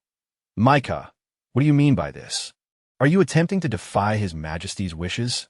Yivli was a staunch imperialist. The empire's strength had significantly diminished, and even the military was in disarray, lacking power, falling short even of some mercenary groups. The current emperor was acutely aware of this, which was why he concealed the truth and tasked the mercenary guild with locating the empire's little princess. The mercenary guild had always been known for its willingness to undertake any job for the right price, regardless of which side it served. Micah, infuriated, chose to ignore him and directed his gaze toward the guild president, Morkas, who had remained silent throughout. Recently, relations between the Empire and the Federation had grown tense. Morkas finally spoke, though his words subtly conveyed his disapproval of any connection with the federal military. Let us wait a moment. However, before he could finish, the door of the conference room was forcefully burst open by a Hallsian, who rushed in, panic-stricken, clutching his holographic device, neglecting even to greet anyone that he was responsible for liaising with the mercenaries. President, it's bad. Captain Stowe from the Broken Star Squad has sent an urgent message. Simultaneously, he activated the projection on his device, and Stowe's message appeared before everyone in the conference room. Based on various indicators from the battle, we suspect this may be a hybrid of flora and aberrant beasts. The video concluded with Stowe's serious expression. The mercenaries lack experience in combating these aberrations, so I request the intervention of the federal military and the deployment of new weaponry. This battle poses a danger far exceeding everyone's expectations. Micah's complexion had worsened since viewing Stowe's message. President, he inhaled deeply. I request assistance from the federal military in the name of the Theodore family. The Theodore family was among the most prominent noble families on the main star, and Micah was the vice president of the guild as well as the younger brother of the family head. Moreover, Stowe was Micah's own nephew, with Micah invoking the name of the Theodore family. Yivli's expression immediately shifted. He clenched his teeth, suppressing his words. Morka's also appeared grave. After a moment of contemplation, he finally nodded. I will contact the military right away. Yes. Micah's furrowed brow finally eased a bit, and a hint of relief crossed his face. The urgency of the situation left him little time for further words, and he hurriedly departed with the liaison officer. Meanwhile, at the Blue Star Orphanage, Sheng had been gone for quite some time. On a bench beside the garden sat a row of fluffy younglings. Goss sighed, his demeanor reflecting a weariness beyond his years, as he made the old director and Barton feel the weight of his burden. When Sheng left, we were still unaware. Miuento rested a fluffy, white kitten on her knees. She stroked her brother's fur, her little brows furrowed tightly. I want tea sleep next time. Meow. Little Lays agreed with his sister's sentiment, letting out a soft, reproachful meow. Barton stiffly held the little mermaid, his expression stern, hesitant to speak. It was his first time cradling such a soft youngling. Within the military, Barton was referred to as the second marshal. Yet at this moment, he appeared as awkward as a novice on the battlefield, his body tense, as if he were cradling not a youngling but a heavy bomb. Just then, the little mermaid, feeling uncomfortable, squirmed, prompting Barton to adopt a posture of alarm, causing Jian, who stood nearby, to turn away, unable to bear the sight. He lazily rested his head on his paws, listening to the younglings' chatter, maintaining an outward calm while internally nodding in affirmation. This woman had actually slipped away while they were asleep. How outrageous! When Yu Sheng left, even Jian had not noticed. He had been sleeping far too soundly. Thus, when Jian awoke to find the space beside him already cold, his shock was rivaled only by the day he learned of Barton and Xavier's relationship. The old director listened to the younglings' complaints with a hint of schadenfreude that moment. Barton's holographic device incessantly alerted him to an urgent incoming message. He furrowed his brow slightly and looked at the old director. Could you please hold on to Yuri for a moment? Of course, the old director took the little youngling from Barton and gently poked the little mermaid's nose. I have never seen you so close to anyone before. It was indeed surprising. The old director had initially thought that among the younglings, the one most fearful of Barton would be the typically shy and timid little mermaid, Yuri, yet it turned out that the little one was the most fond of him. Little Yuri blinked, affectionately wrapping her tiny hand around the old director's neck, giving a soft sound of agreement. The little mermaid still preferred to speak little, but she had improved significantly compared to before. Barton stepped into a secluded corner to open his holographic device. Upon reading Stowe's message, his expression instantly turned grave. He quickly packed away the device and sought an excuse to leave with Jian. Is something wrong? Yes, Barton informed Jian of the information he had received, his tone serious. Marshal, should we contact Xavier? He must have received the news as well. Jian spoke in a low voice. Matters of this nature would not go unreported to the military by Morkas. Compared to the aberrations in the desert, Jian was more concerned about Yu Sheng's safety. She was simply too special. Before the military personnel arrived, he had to ensure that little girl was brought to safety. Understood, Barton instinctively stood at attention, then immediately began to make contact. Chapter 87. The Dilemma of Broken Starweight. Jian called out to Barton, "Let Xavier head to the orphanage first. This time I will go along." "Marshal?" Barton was somewhat taken aback, his expression growing serious. "Marshal, your body is yet to recover, and it would be exceedingly dangerous to venture into the desert's inner regions recklessly. And one knows that place better than I do." Jian's tone brooked no argument. "This is an order." Barton understood. The situation for the Broken Star Squad was dire. The aberrant plant they encountered seemed merely a prelude to the perilous undertaking ahead, as they soon faced aberrant beasts of a significantly higher caliber than those encountered during previous missions.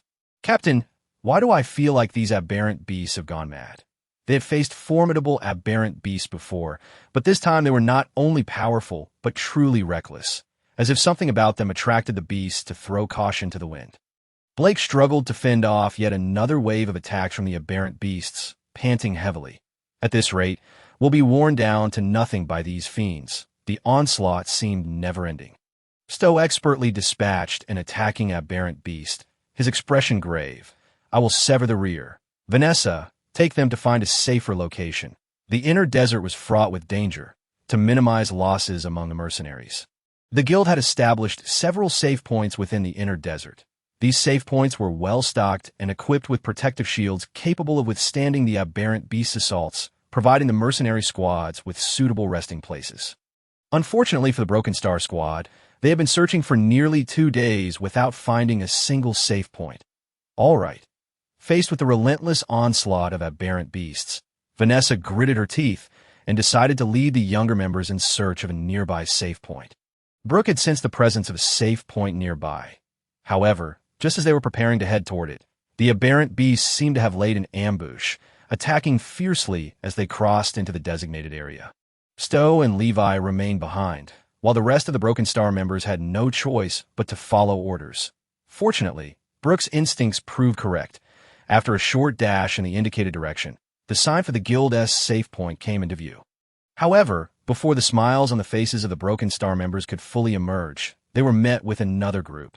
Members of the Wild Fox Squad. They had blocked the entrance to the safe point. "It's Captain Vanessa." The leader of the Wild Fox team, Rudolph, appeared utterly unfazed to encounter Shattered Star here. His gaze lingered on the team leader, Vanessa, his eyes glistening with a predatory intensity. "It seems the Wild Fox and your Shattered Star are indeed fated to cross paths." Vanessa furrowed her brow, choosing to ignore him. Her priority was to escort the young members of her team to a safe point. However, that safe point was already occupied by the Wild Fox. For Shattered Star to gain entry, it seemed they would have to. Carter's beady eyes gleamed with a lascivious light as he shamelessly appraised Vanessa and Clara, a sinister smile playing at the corners of his mouth. "What are you staring at, you wretch?" Rex, known for his fiery temper, could barely contain his anger that he attempted to charge forward but was restrained by Vanessa. "There's no such thing as occupying a safe point," she said coldly, fixing Rudolph with a steely gaze. Suppressing her rising fury, "I kindly ask you to step aside. This the attitude of Shattered Star when seeking assistance." Among the Wild Fox ranks was a female member named Karina. In a universe where female mercenaries were scarce, Karina, though of the Hall's race, could never measure up to Vanessa. This disparity deepened her jealousy and resentment towards Vanessa, building towards an inevitable eruption.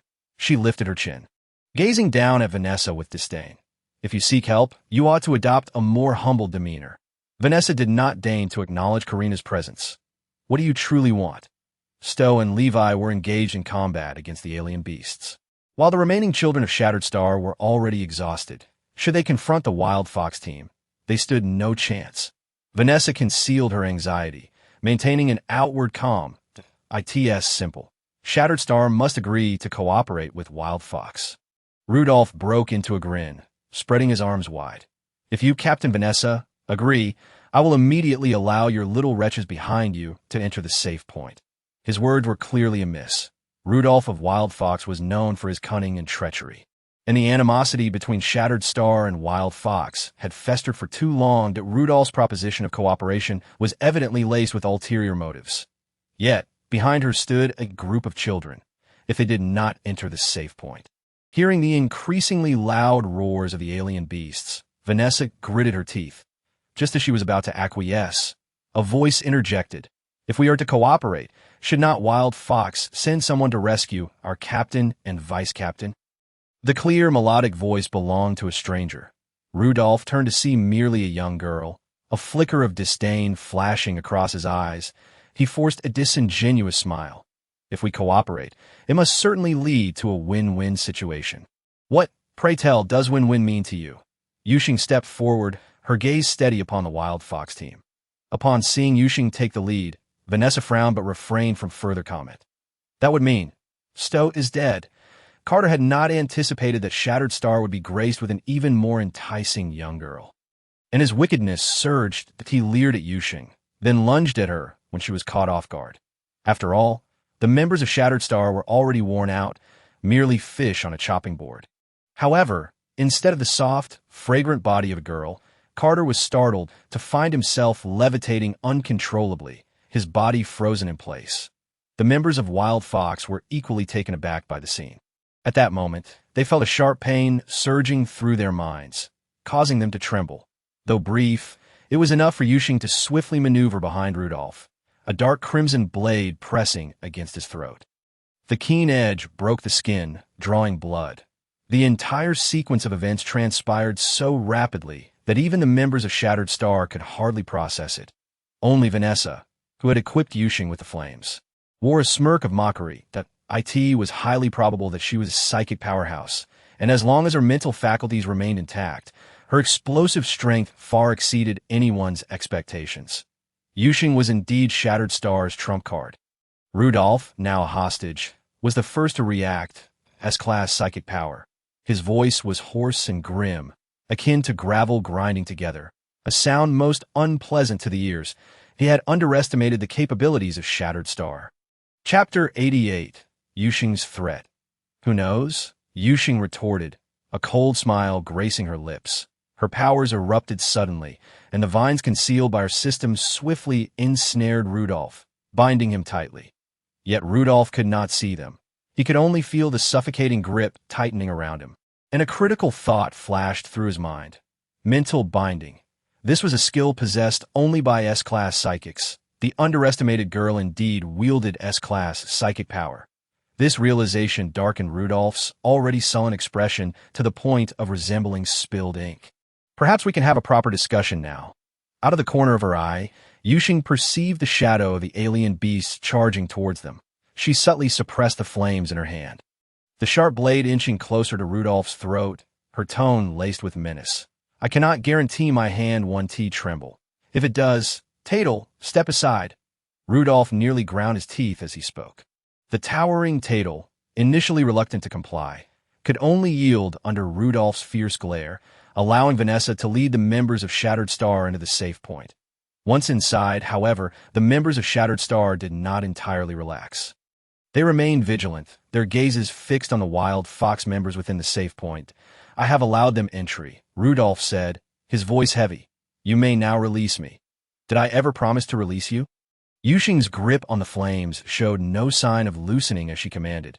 Have the Wild Fox members assist. Forcing Rudolph's team to rescue Stowe, their sworn enemy, was akin to dragging Rudolph's reputation through the mud.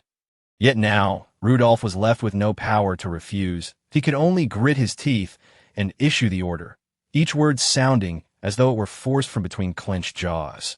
Knowing the peril Stowe and Levi faced, he commanded nearly 3/4 of Wild Fox to assist. Observing the diminished numbers within the safe point, Yu Sheng narrowed her eyes, suppressing her growing suspicions. Rudolph never imagined he would be so thoroughly outmaneuvered by this young girl.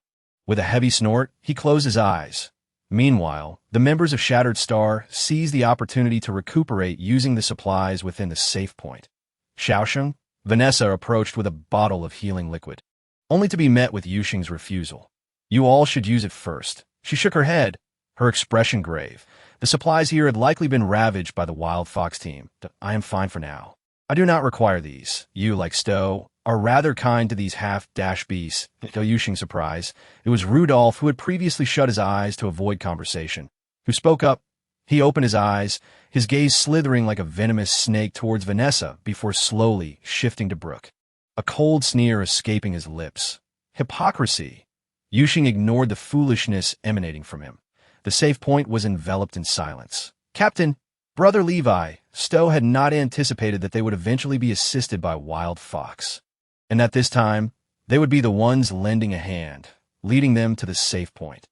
Initially distrustful of the Wild Fox members, Stowe and Levi had no choice but to follow closely behind them as the alien beast pursued relentlessly. Once they entered the safe point and beheld the scene within, a flicker of surprise flashed through Stowe's eyes. He nodded slightly towards Yu Sheng, then took the healing liquid offered by Vanessa and drank it down in one gulp. The safe point was equipped with the highest grade healing liquids in the galaxy, though most of these premium supplies have been squandered by the Wild Fox team. The few remaining vials, while not of the highest quality, were still sufficient that Yu Sheng's gaze fell upon Levi and Brooke, who were the most severely injured AS half-beasts. Their recovery abilities were inherently slower than those of the Hall's race. High-grade healing liquid, she exclaimed sharply. Oh, not push your luck. The one to speak up was Karina, her voice piercing. She glared at Yu Sheng, her chest heaving with indignation. She would never part with high-grade healing liquid for the members of Shattered Star, least of all for these low-bred half-beasts. However, before Karina could finish her tirade, the members of Wild Fox inside the safe point distinctly felt a wave of mental pressure. This was the mental pressure emanating from Stowe.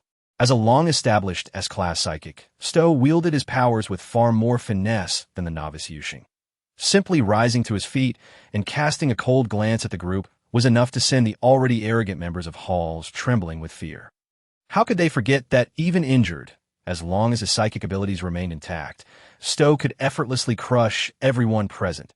Moreover, their captain was still in the hands of the young team member. Before Rudolph could utter a word, the group from the Wild Fox trembled as they obediently relinquished the supplies they had previously plundered. The daily provisions placed by the safety point were limited, leading most mercenary teams to unwittingly reach an unspoken agreement. Whoever arrived at the supply point first would take only what they absolutely needed, leaving the remainder for other mercenary teams that might arrive later. Teams like Wild Fox, who greedily seized the majority of the supplies, were truly contemptible. The advanced healing potions surrendered by Wild Fox were partially utilized by the Shattered Star team, while the rest were returned to the original supply point. Leviathan, having endured a claw strike from a beast, leaned pale against Blake, sweat dripping from his forehead due to the pain. Fortunately, these advanced healing potions promptly treated his wounds. Stowe's signal. Yu Sheng released the binding powers she had on Rudolph. She swayed slightly but was quickly supported by Vanessa, who had been watching her closely. Are you all right? Vanessa's eyes brimmed with concern as she observed the young girl's pale complexion. She immediately brought the advanced healing potion to Yu Sheng's lips. Feeding her in small sips, I'm fine, Yu Sheng replied, a mix of humor and exasperation in her tone. That I'm just a bit fatigued. It's nothing serious, that I'll be all right after a short rest. Are those beasts outside related to you?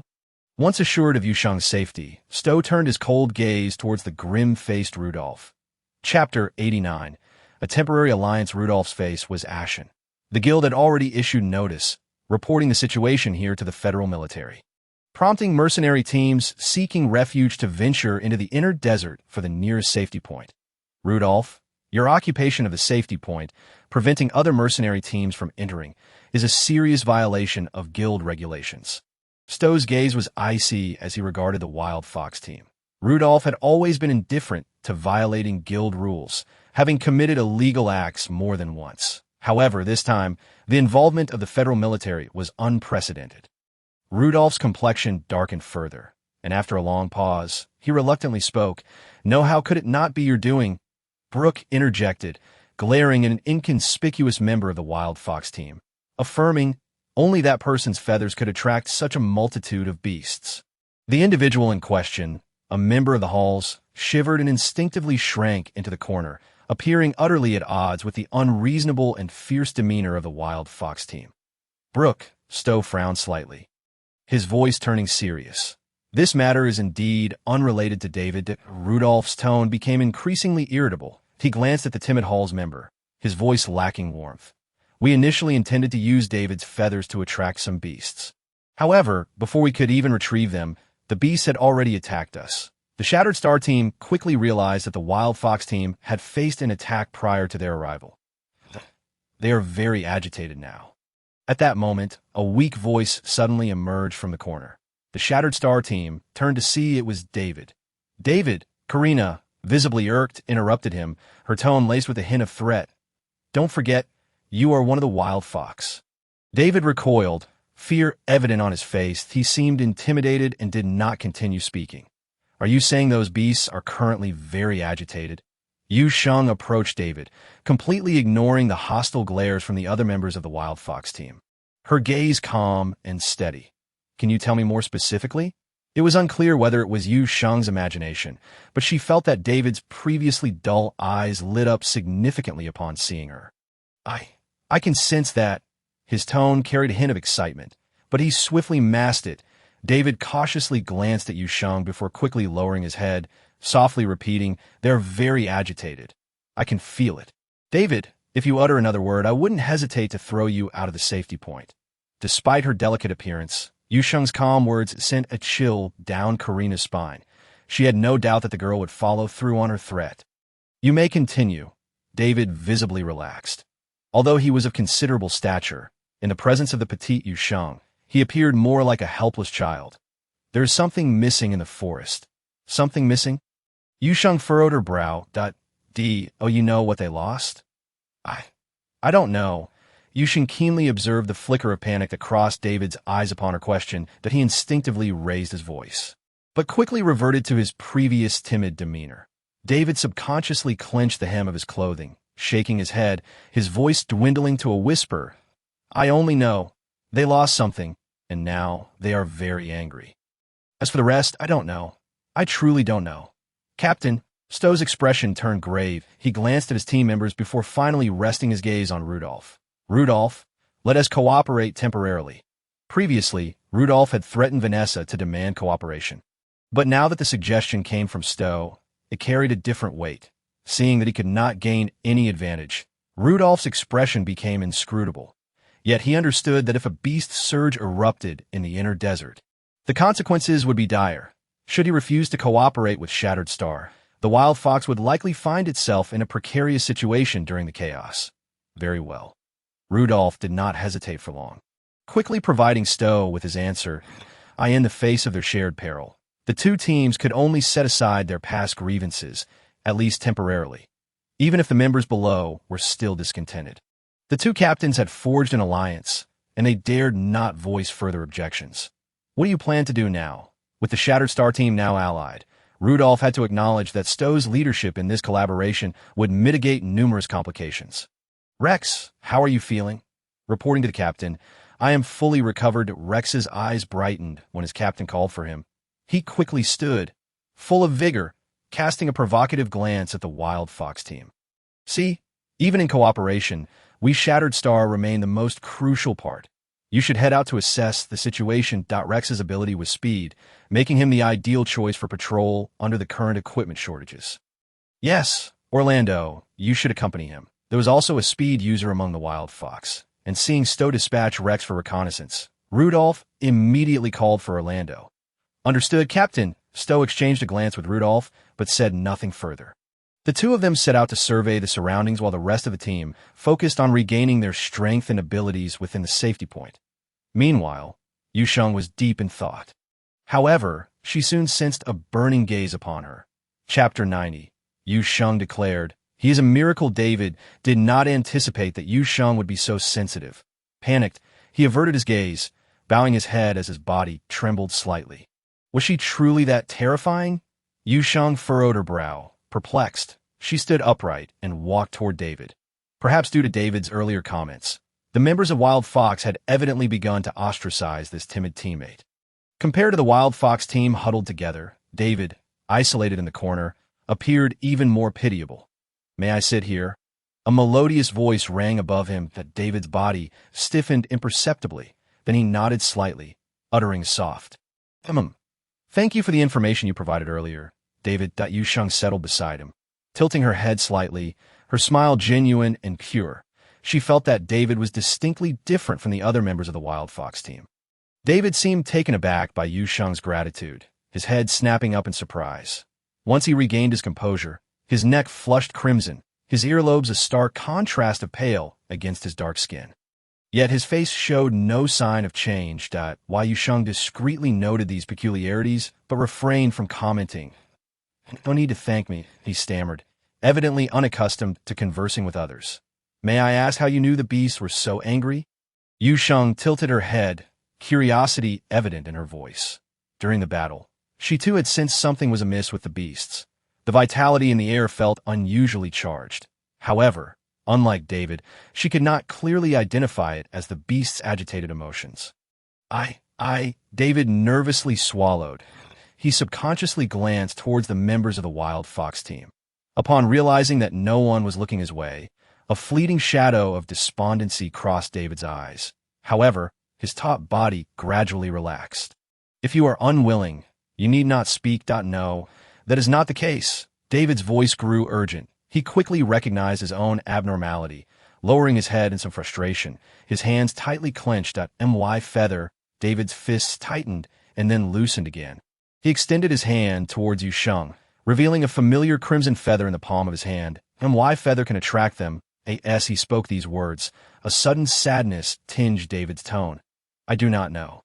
But I can feel it. I can feel it." He was slightly out of breath, his sorrowful eyes suddenly gazing at Yu Sheng with a hint of expectation, as if waiting for her affirmation. Yet, at that moment, Yu Sheng's attention was entirely focused on the vibrant red feather, oblivious to David's unusual demeanor. Compared to the feather that Blake had found while cleaning, the red feather in David's hand emitted a more potent aura, leaving Yu Sheng profoundly shaken. She recalled a statement made by Xiao Jiao. "I can only tell you that the polarization in that forest is severe. Sheng, you must be cautious." Suddenly, Yu Sheng began to grasp what Xiao Jiao meant by polarization. From David's feather, she sensed a rich essence of the X element, accompanied by another pure vitality. It was a vitality that she could only feel in the garden of the orphanage. Although these should represent two opposing auras, they were now blending together. Almost perfectly. "David," Yu Sheng exhaled deeply, her gaze towards him unusually earnest. "I think perhaps you are a miracle." David's eyes, once dim, dulled further, seeing that the young girl before him remained unresponsive. He mistakenly assumed she would mock him like the others from Wild Fox. David had indeed informed his comrades in the Wild Fox team from the outset. However, they did not believe him. They scoffed, claiming he was merely spouting nonsense. How could the beasts possess emotions? They are merely an inferior race abandoned by the stars. David wished to refute them. Yet, all his counterarguments gradually faded into nothingness amidst the laughter of the Wild Fox group. A miracle. This was a term David had never encountered before. More accurately, he had never heard anyone use it in reference to him. Even if his feather could attract the beasts, a feat unique in the stars. He was taken aback for a moment and cautiously asked, "Are you referring to me?" The extreme humility in David's tone suddenly pricked Yu Sheng's heart. She smiled gently. "Indeed, I believe you are a miracle. David, to be able to sense the emotions of the beasts, I think you might be the only one in the stars capable of such a feat." The tranquility in his demeanor, akin to the aura surrounding her, offered David boundless hope. His nose felt slightly tinged with bitterness. He blinked and, not quite adeptly, managed to muster a smile, his tone unmistakably buoyant. Thank you. Although the members of the Wild Fox team were engaged in conversation at a distance, they occasionally cast glances towards the corner where Yu Sheng and David appeared to be deep in conversation. Upon witnessing their lively exchange, Karina gritted her teeth, her voice sharp. That traitor David. He should have perished under the onslaught of those beasts. Be quiet, Karina. This time, it was another female member of the Wild Fox team, Clister, who spoke up. Her presence was subtle, yet she held the position of vice captain.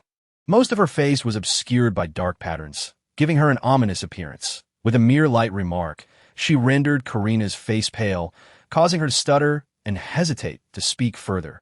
"Rudolph, what was your impression earlier?" Though Rudolph was the captain of Wild Fox, Clister spoke to him in a more commanding tone. Although the Fractured Star and Wild Fox had reached an agreement, both teams had unanimously activated their scramblers. "We cannot allow her to continue growing. Considering Yu Sheng's earlier confinement of him, a flash of ruthlessness crossed Rudolph's eyes. Stro has the Theodore family backing him. We cannot take action, but this young girl.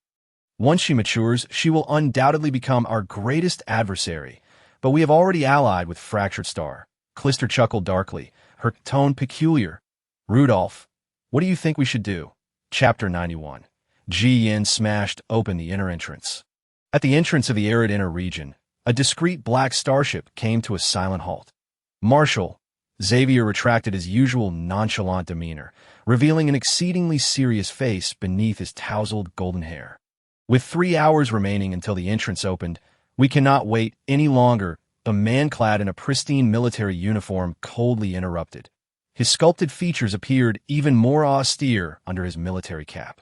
His narrow eyes slightly squinted, the depths of his pupils glinting with a frigid gleam.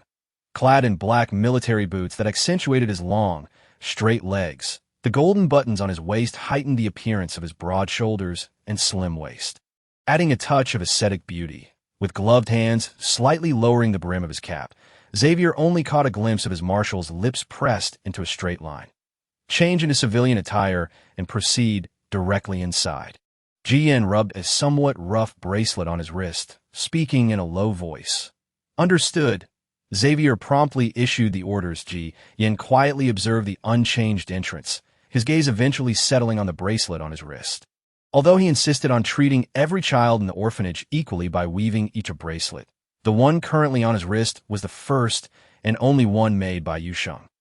It was a pity he could not show this young girl his military attire. A fleeting sense of regret flickered in Ji Yan's eyes. Soon replaced by concern, he pressed his lips together and, after swiftly changing into understated civilian clothes aboard the starship, stepped down first. By the time Xavier led the 12 members off the starship, Ji Yan had already smashed open the entrance to the arid inner region. It was a genuine smash, one accomplished through the crushing force of his psychic energy. Xavier gazed at the scene of devastation before him and could not help but draw in a sharp breath. Had his marshal's psychic power advanced again? Proceed. Ji Yan disregarded the astonished expressions of his subordinates behind him, leading the way into the entrance, his typically steady footsteps betraying a hint of urgency. Nearby, all the beasts had vanished as if they had never been there, leaving no traces or scent behind. This was not a good sign. The beasts have completely disappeared, Carter shouted, his chubby face quaking.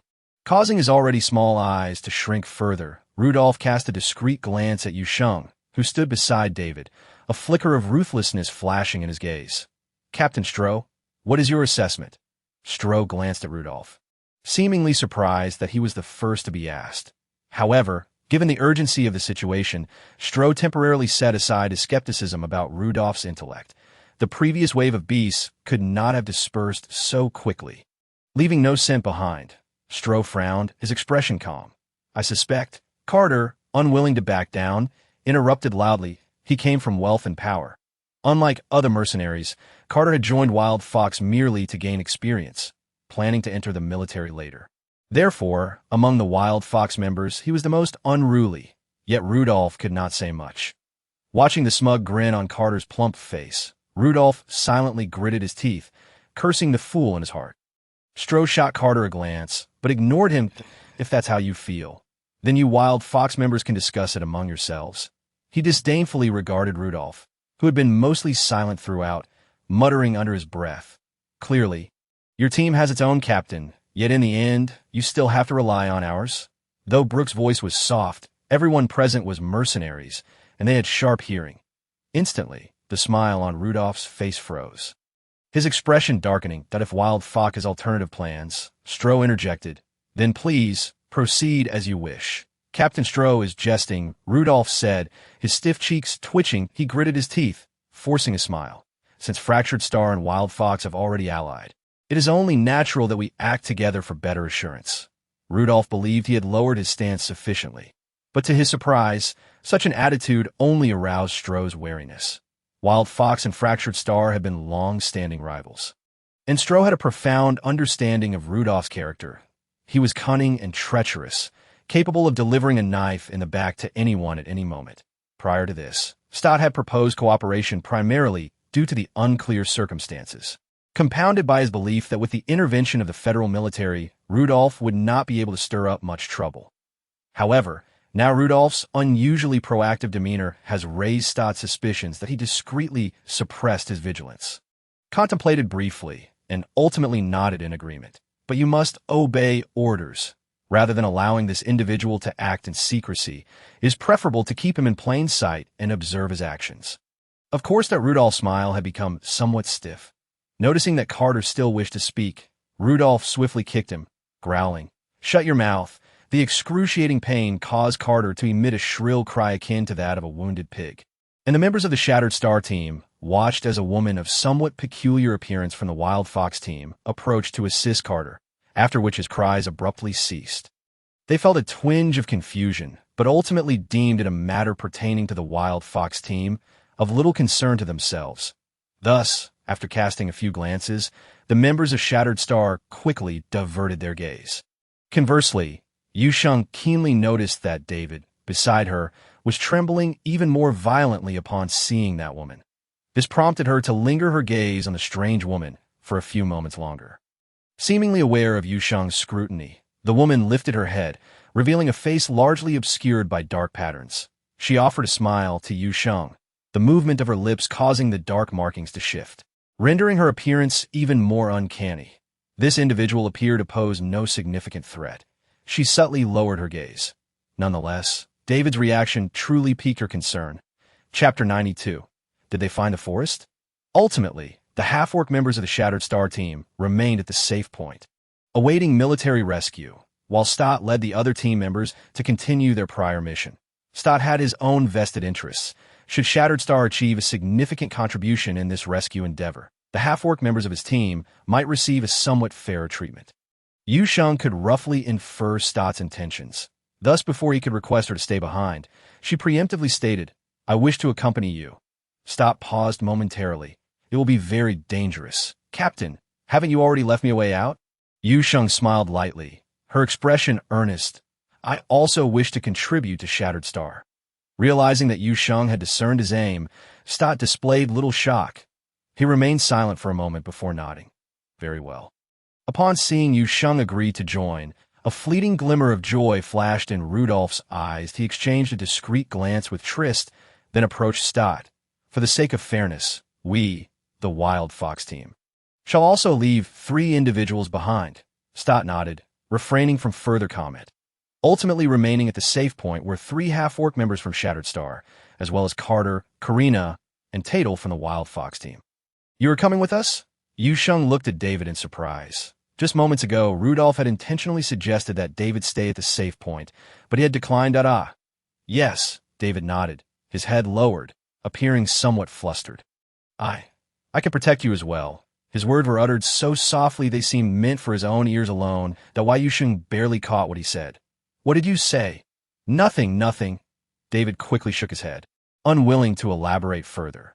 Meanwhile, Rudolph was already impatiently calling David over.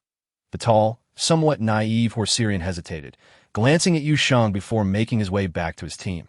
Just before he sidestepped past her, Yu Sheng noticed his lips move slightly. "Be careful." Yu Sheng deciphered David's warning and found herself momentarily stunned. However, at that moment, David had already joined the Wild Fox team, leaving her no opportunity to inquire further, compelling her to cultivate a heightened sense of vigilance in her heart. Once they departed the safe point, the vast desert indeed proved as eerily silent as Rex had previously suggested.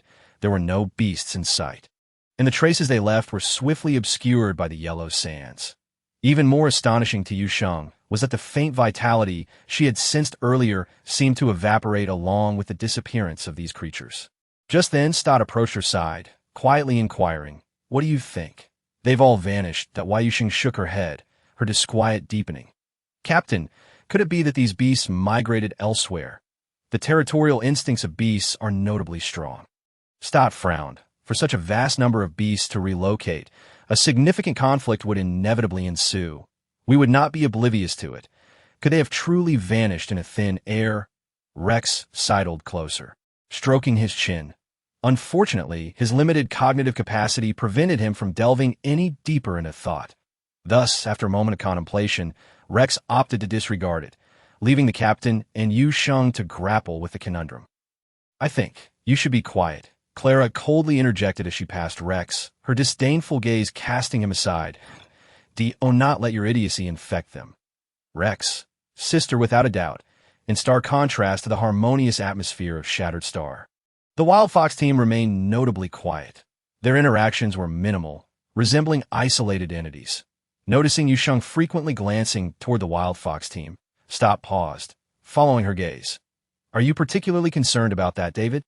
Yu Sheng replied with a soft affirmative. He is different from the others in the Wild Fox team. Stott appeared somewhat surprised by her certainty.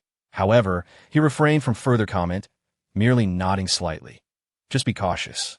He is, after all, one of the Wild Fox team. Rudolph is not one to easily placate." Perhaps David harbored no ill intentions, yet Rudolph and the Wild Fox might seize the opportunity to stir trouble. Yu Sheng nodded, indicating her understanding. The two teams traversed for a considerable duration, yet encountered no signs of anomaly. Stott maintained his composure. However, the continued silence from the Wild Fox team intensified his unease. This foreboding sense was validated as dusk approached, bringing with it concealed dangers. The sudden gust of wind swept through the desert, swirling sand and obscuring the vision of both teams as they pressed onward. Stott was compelled to halt their advance, seeking refuge from the elements. "Captain, I see a forest, a forest." Upon the utterance of those words, both teams erupted in excitement. "Are you certain you aren't mistaken?" Even Clara's tone grew animated. Fortunately, the forest was not too distant from their current location. After struggling through the wind and sand for an indeterminate time, a vibrant splash of green suddenly emerged before them that a lush forest, brimming with verdancy, stood in stark contrast to the yellow sands, forming a clear demarcation between two disparate worlds. Everyone burst into jubilant exclamations. Yet, immediately following her initial elation, Yu Sheng furrowed her brow. Something was amiss. She sensed no vitality emanating from this forest. Yu Sheng scrutinized the forest, her unease escalating with each glance. Identifying the species of trees, she finally discerned what was amiss. In such an inhospitable environment as the desert, broadleaf vegetation could not possibly thrive. "Wait!" Yu Sheng halted Rex, who was eager to advance for a closer inspection, while Orlando from the Wild Fox team had already rushed forward in excitement. The anomaly occurred at that precise moment. Just as Orlando's hand was about to make contact with the outermost tree, several tendrils suddenly erupted from the ground. The metallic sheen of the tendrils culminated in a bulging mass, from Yu Sheng's perspective. She could even see serrated edges within. What on earth is this? The first to charge forward, Orlando was caught completely off guard and was instantly torn apart by these tendrils. All present were left in shock at the horrifying scene. Chapter 93. The ultimate objective of the Wild Fox team. This is that ghastly entity we encountered before, right? Both teams immediately assumed defensive stances, yet after a prolonged wait, they received no further attacks from the peculiar tendrils. The wind and sand behind them had ceased at some point, leaving a serene scene ahead. As if nothing had transpired, Stott appeared contemplative. He swiftly retrieved a beast from his spatial ring and hurled it toward the spot where Orlando had just stood. And it was at this moment that the anomaly occurred. This an area of effect attack. Clara couldn't help but exclaim. The others fell silent. With such elusive tendrils present, entry into this forest was an impossibility. "Let us rest here for a while and deliberate our strategy."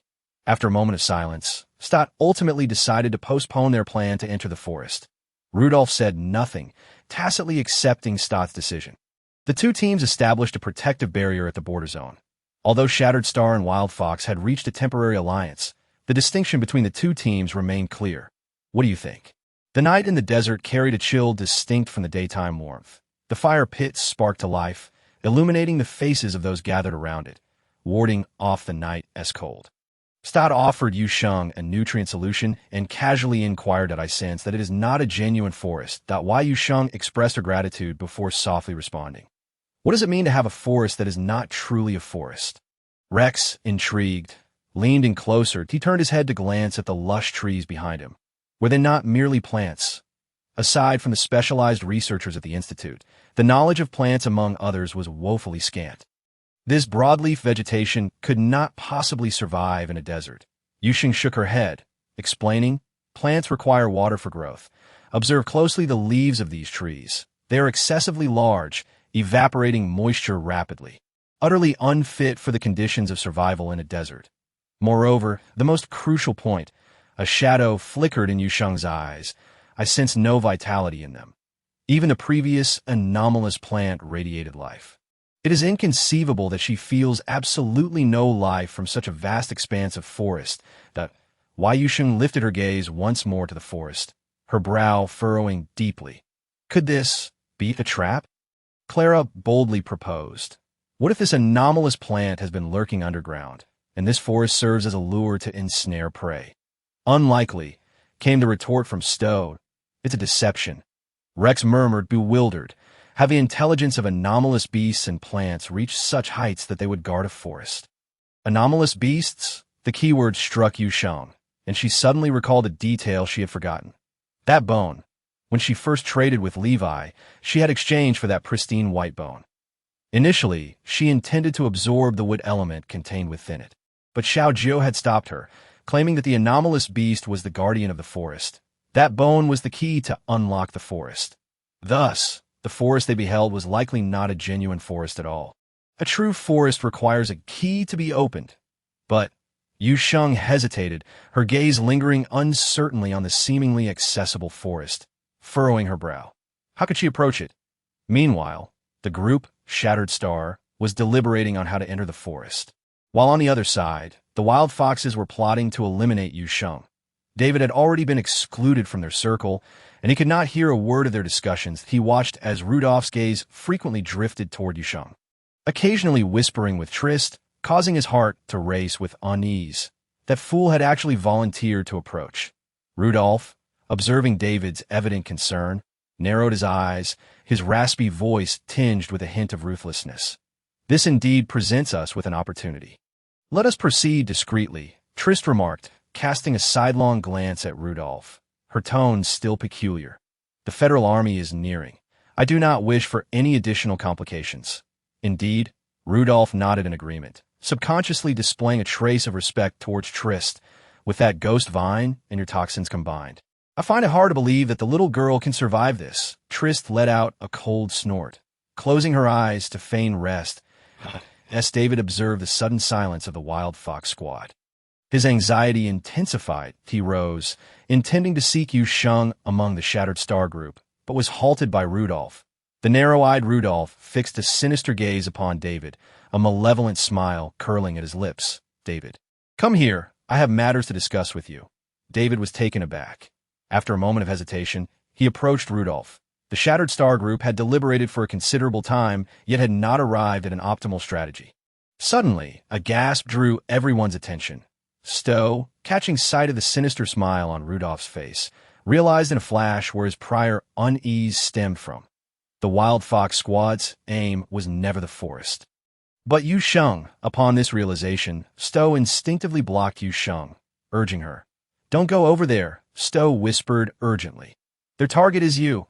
Stopped in her tracks, Yu Sheng pressed her lips together, her gaze falling upon David, who was being pushed forward by his teammates. He attempted several times to turn and look at the Shattered Star group, but managed to suppress the urge. It seemed he understood their intentions, but was unwilling to allow them to succeed.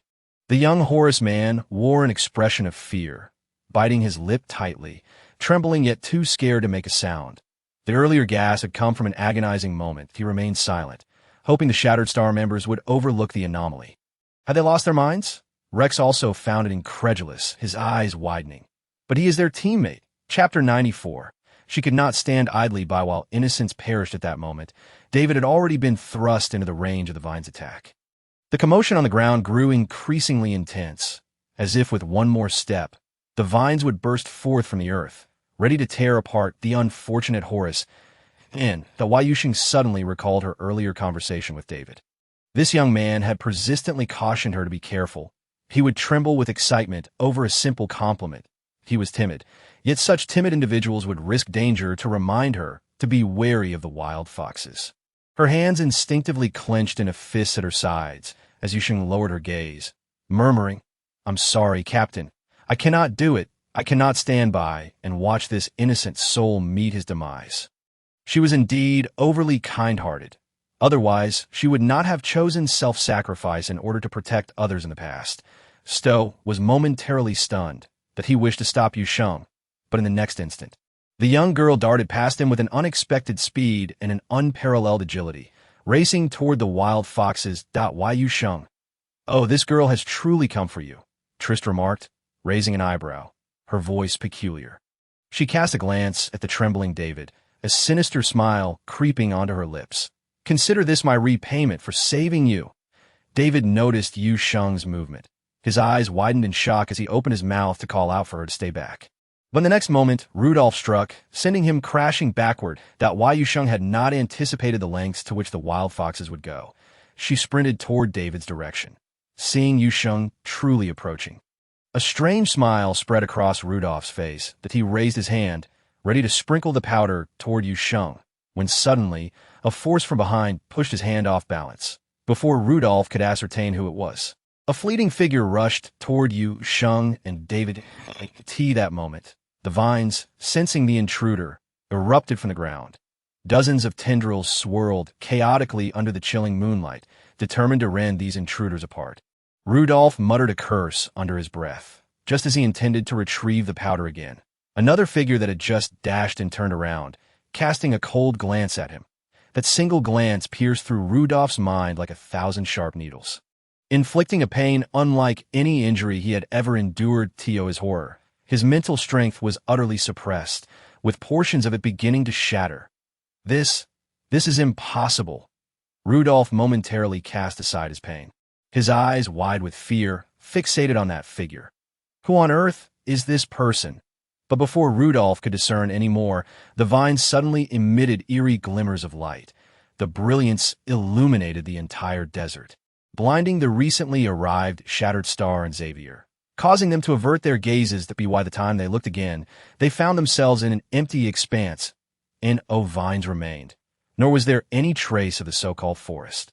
Before them lay nothing but an utterly ordinary desert, as if all that had transpired was merely a figment of their imagination. What has happened? Hastening to arrive only to find their commander's silhouette, Xavier was utterly perplexed. Then he noticed Stowe, whose expression was far from pleasant. Xavier inquired, astonished, "Stowe, how did you end up here?" Stowe, with a face as dark as thunder, ignored Xavier at once, his gaze locked onto the dazed Rudolph, who had ceased to use any powers, and he swung his fist toward him. Rudolph cried out in pain, doubling over. It was not over. In a fit of rage, Stowe cast aside his previous calm demeanor, unleashing his mental power, rendering Rudolph utterly defenseless as he rained down punishing blows upon him, executing a one-sided beating. Meanwhile, the other wild fox members, after recovering from their shock, attempted to rush forward but were intercepted by Rex and Clara. Both wore grim expressions, their eyes blazing with fury as they regarded the wild fox squad as if they intended to devour them whole. Xavier was equally stunned by Stowe's violent outburst. He intervened, raising his voice. "The commander has gone in too." This statement successfully caused the enraged Stowe to regain his composure. He turned, his expression grave. "What did you just say?" "I said the commander just dashed in there too." Xavier's words came out through gritted teeth. He could not fathom why their typically composed commander would engage in such reckless behavior. After spotting the mercenaries at a safer distance, he did not immediately arrange for a withdrawal, but instead chose to gather information from the Shattered Star members before recklessly advancing deeper. With no other option, Xavier hurried to catch up to his dismay. He arrived just in time to witness his commander following the young girl into the fray. What on earth is happening? Xavier was only inclined to utter profanities. However, he noticed that Stowe's grim expression had softened slightly, and he even exhaled a sigh of relief. With the marshal here, Xiao Sheng will be fine, Xavier replied. No, the person has disappeared. How can that be considered fine? Meanwhile, Rudolph was completely dumbfounded. He had not expected that the one who had rushed in was actually Marshal Jiyan of the Federation Army. Trist had repeatedly warned him to avoid any entanglements with the military, but now, could they simply disregard it? After receiving a beating, Rudolph was so furious that he only wanted to curse. Clearly, the other two had no intention of letting him. The mastermind, off the hook. The people from the Wild Fox were temporarily detained by the Federation Army, and they would face execution once they exited the desert. The primary task now was to ascertain the whereabouts of the three individuals. STO took the lead across the boundary, yet nothing unusual occurred. He even used his powers to dig enormous pits, but there were no traces left by the anomalous plant. The Marshal had yet to recover. Xavier gritted his teeth, furious. What the hell is going on? They expanded the search area, and STO's expression was equally grim. This damned thing could not escape the desert. At that moment, Yu Sheng, who was the focus of everyone's concern, felt as though she were on the brink of suffocation. She vaguely sensed that she was being ensnared by those vines, dragged along beneath the ground. All around her was pitch darkness, save for a single snow-white bone in her hand that emitted a faint, shimmering light that it was something Xiao Jiao had suddenly placed in her hand. Yu Sheng had no idea how long she had been underground until a glimmer of light appeared ahead, and the scene before her suddenly became clear. Chapter 95. Are you by Bai's father? Yu Sheng laboriously pushed aside the fallen leaves on her body, propping herself up slightly to survey her surroundings. Upon recognizing the scene before her, Yu Sheng's eyes widened in astonishment. Towering ancient trees soared into the sky, vines cascaded down, gently undulating. Before her lay a vibrant expanse of green, and beneath her feet was moist soil. Enormous stones were completely engulfed in verdant vines, which tightly wrapped around them. These were not the aggressive, anomalous plant vines she had encountered before, but rather the normal flora she was familiar with. Not far from her was a clear stream winding deep into the forest. The water flowed gently, crystal clear. The vine that had brought her here had vanished, and aside from the sound of water, there was an eerie silence. Wait! There were two other people. Yu Sheng suddenly recalled that she had initially rushed towards David, and later, someone had shielded her beneath their body. She hurriedly began searching for David and the other individual. Before long, she unearthed a person from a nearby pile of leaves, compared to Yu Sheng, who was merely dirty. This man was covered in numerous gruesome wounds that he possessed a strikingly handsome visage. But Yu Sheng's attention quickly shifted to his injuries. She furrowed her brow, vaguely recalling that this person had likely shielded her from most of the attacks when the vines had attacked. Although she did not understand why he had come to her aid, she felt a sense of indebtedness. Sighing, Yu Sheng slowly channeled her wood-based powers into the unknown man. At the moment the powers flowed into the man's body, Yu Sheng's eyes widened in surprise, feeling a strange sense of familiarity. Furrowing her brow, she struggled to recall the source of this inexplicable familiarity, ultimately giving up. The man's wounds, though alarming in appearance, were not as severe as they seemed, and he soon began to regain consciousness. As Ji-in opened his eyes, he was greeted by the sight of Yu Sheng half kneeling beside him, tending to his injuries, leaving him momentarily stunned. You're awake. Perhaps due to the forest's ambience, Yu Sheng's drained powers quickly replenished. Noticing that she did not recognize him, Ji-in felt a little relieved, but he propped himself up, but the movement caused him immense pain, and he grimaced. Oh, you need help? Although he asked, Yu Sheng hesitated to extend her hand. She still held a degree of caution towards the stranger. However, Ji-in pursed his lips, feeling a sudden discomfort. If he were in his juvenile form, this woman would undoubtedly rush over, concerned about his well-being. Now that he was restored, she treated him like a mere stranger.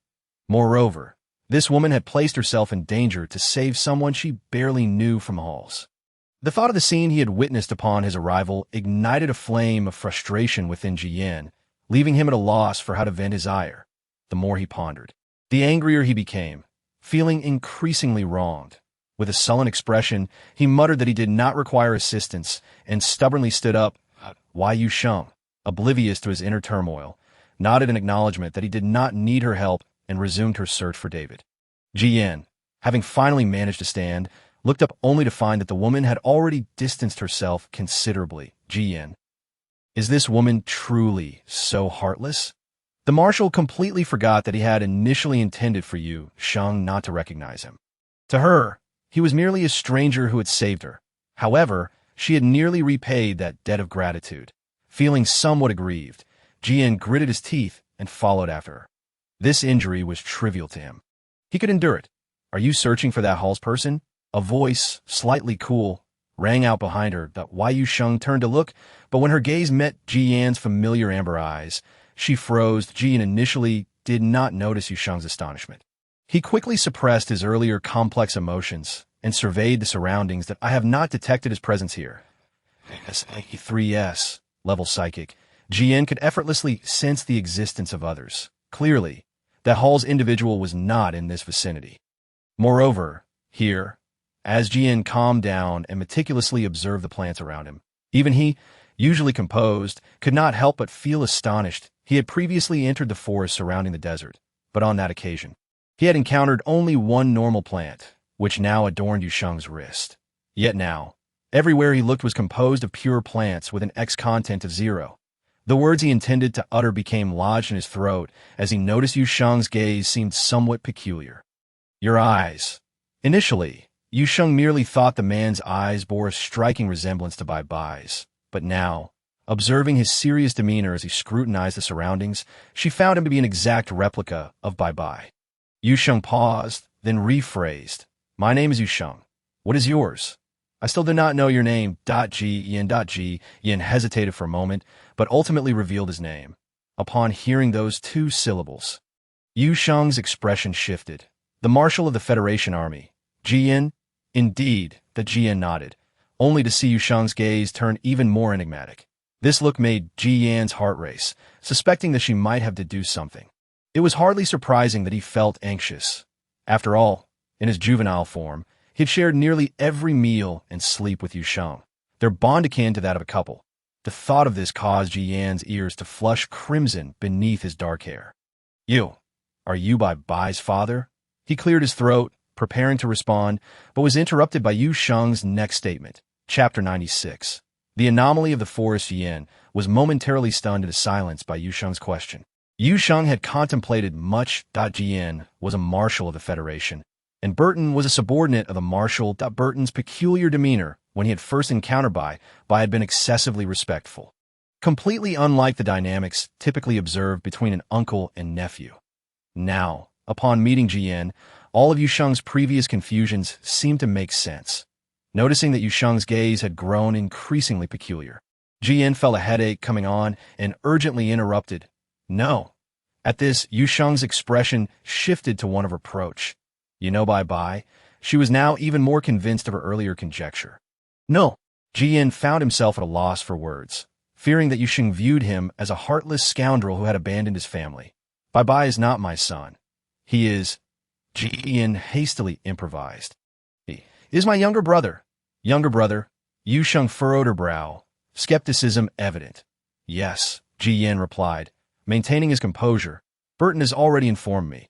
I am very grateful for your care towards him. Miss you. The young woman scrutinized Ji Yan for a while before she slightly nodded, her previous wariness diminishing. I apologize. I misunderstood earlier, and no harm done. And he subtly sighed in relief. But he added, Miss you, I am somewhat surprised that you managed to deduce my relationship with Bai so quickly. Yu Sheng smiled somewhat shyly. In truth, it was primarily because I was quite familiar with Bai that I felt you bore a resemblance to her just now. By the way, you mentioned earlier that David is not here. What does that mean? I can sense something. Why Yu Sheng blinked, her expression one of bewilderment and innocence. The 3S mental power could easily detect the presence of other Hallsians. Yet, Ji Yan's surprised words abruptly halted. He suddenly recalled that the young girl before him was truly oblivious to the extraordinary gift she possessed. Moreover, it was highly likely that her understanding of mental power was minimal at best.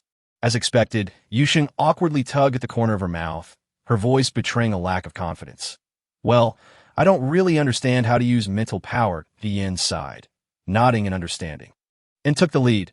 Let us go. We'll find someone first, and I'll explain it to you in detail along the way. Yu Sheng, accustomed to feeling embarrassed, sighed in response, and fell in step with Ji Yan. After all, Stowe only possessed S-level mental power, and his comprehension of higher-level mental powers naturally paled in comparison to Ji Yan's. As Yu Sheng searched the forest for David's trace, while listening to Ji Yan's explanations, she suddenly felt a sense of enlightenment. You might try using your mental power to perceive this forest. Ji Yan abruptly halted. He surveyed the surroundings and stated, This should be the place. Good. Yu Sheng nodded. Rather than searching blindly, it would be wiser to first determine a direction. She attempted to apply the method Ji Yin had previously taught her, focusing and concentrating, gradually expanding her mental power. This time, Yu Sheng could distinctly perceive the respiration of the plants. A miniature map of the forest materialized in her mind, detailing every nook and cranny. Meanwhile, as Yu Sheng practiced, Ji Yin fully unleashed his own mental power to seek out the presence of the Orient. In the midst of her exploration, Yu Sheng suddenly sensed an overwhelming surge of mental power. Her eyes widened slightly, instinctively glancing at Ji Yin. The tall young man stood quietly, an undeniable presence that commanded attention. He appeared engrossed in his detection, oblivious to Yu Sheng's scrutiny. Compared to the fine threads of mental power that manifested beside Yu Sheng, Ji Yin's mental power resembled a vast, tumultuous ocean. Unfathomable in depth. Why Yu Sheng exhaled deeply. This person is truly formidable. Following her initial shock, a greater sense of determination began to swell within her. Soon, however, Yu Sheng sensed something amiss, from her initial clumsiness to her later ease. She had thoroughly searched the outer forest, but had failed to detect David's presence. Abruptly, she turned to Ji Yin, only to find a similar gravity on his face. You didn't find anything either? Ji Yin shook his head. He cast a glance at Yu Sheng, hesitating momentarily before speaking. You don't need to address me with honorifics. Huh. Yu Sheng was momentarily taken aback, her expression one of confusion. Ji Yin lightly coughed, slightly turning his head. No need for formalities. You can just call me by my name. All right, okay. Yu Sheng was taken aback, not quite grasping why he would suddenly make such a statement. Although I haven't sensed the presence of the Orient, Ji Yin swiftly changed the subject, his expression serious. However, I have detected the presence of a half-beast. Indeed, Ji Yin nodded lightly, his gaze fixed on a particular direction. We can go take a look. Perhaps we will uncover something. Why Yu Sheng naturally had no objections.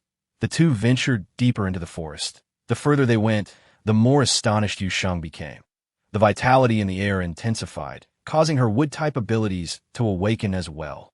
She even discovered numerous plants suitable for use as seasonings. Yet, reminding herself that finding David was the priority, Yu Sheng stifled her impulse to gather them. Although Ji Yin led the way, his attention was also divided towards Yu Sheng. Noticing her fidgety demeanor, observing the conflict and desire on her face, Ji Yin imperceptibly smiled. Good. As expected, Yu Sheng's eyes brightened considerably. She was indeed easily satisfied. The two walked for quite some time, but still had not reached Ji Yin's intended destination.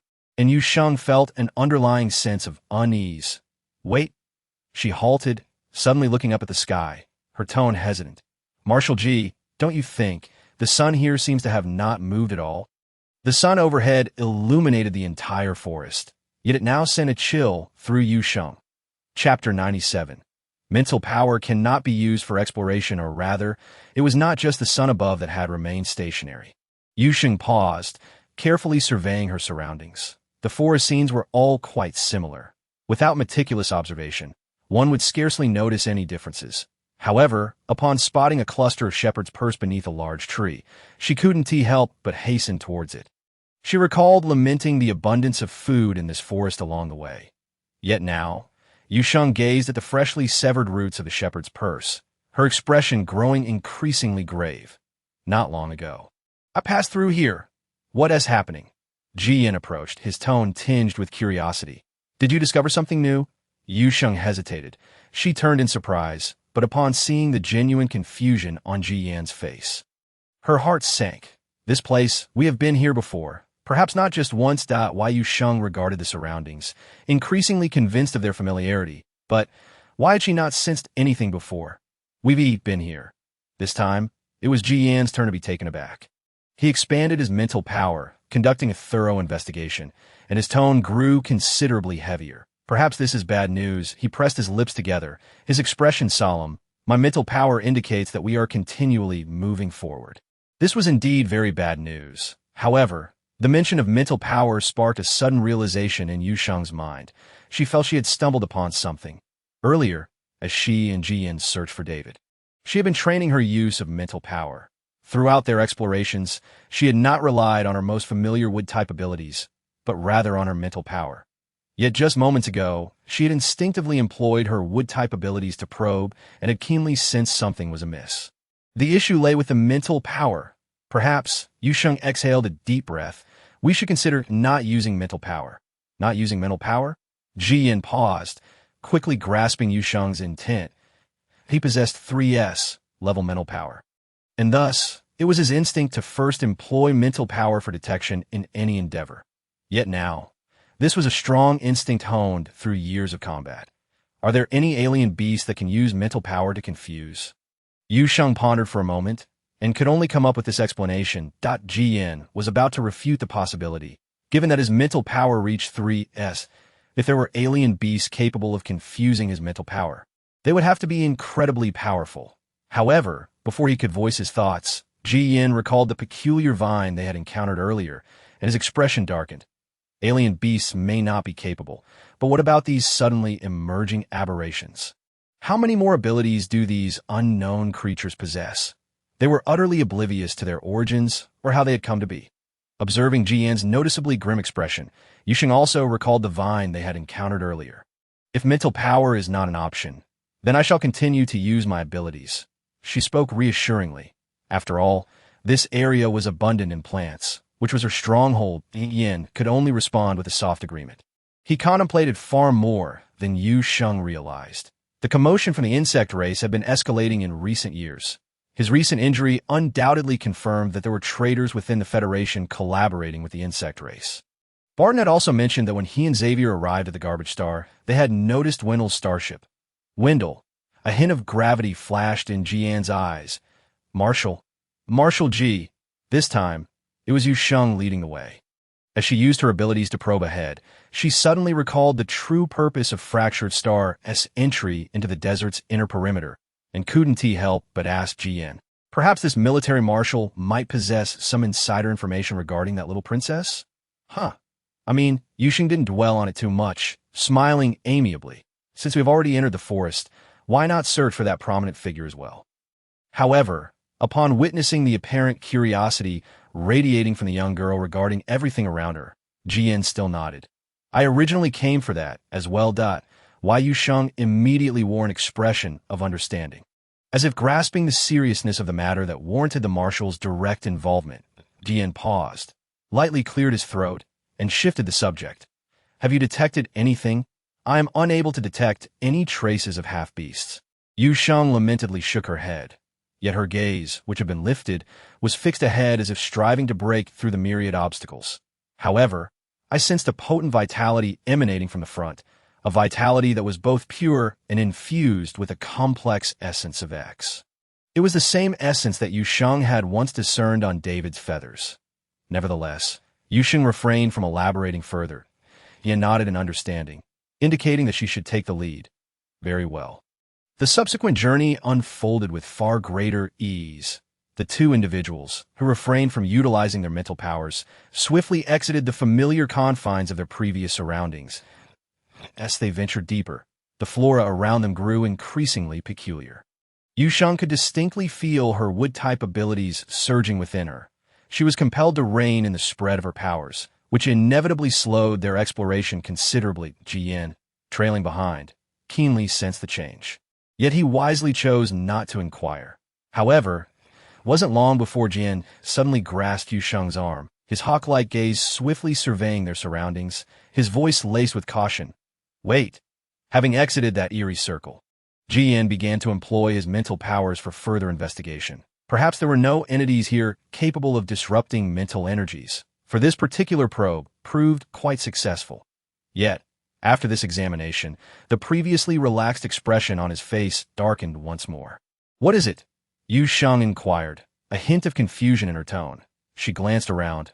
The trees in this dense forest were more closely packed, yet they flourished more abundantly, the wide and narrow leaves layered upon one another, blocking the fierce sunlight to the point of near impenetrability. The surroundings grew dimmer, accompanied by a noticeable drop in temperature.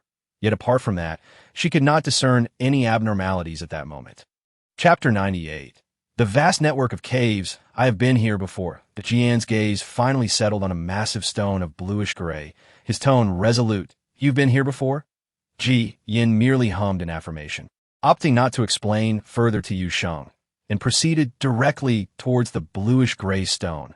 Upon seeing the mark he had carved into the rock, the furrows on his brow deepened. He had indeed been here before.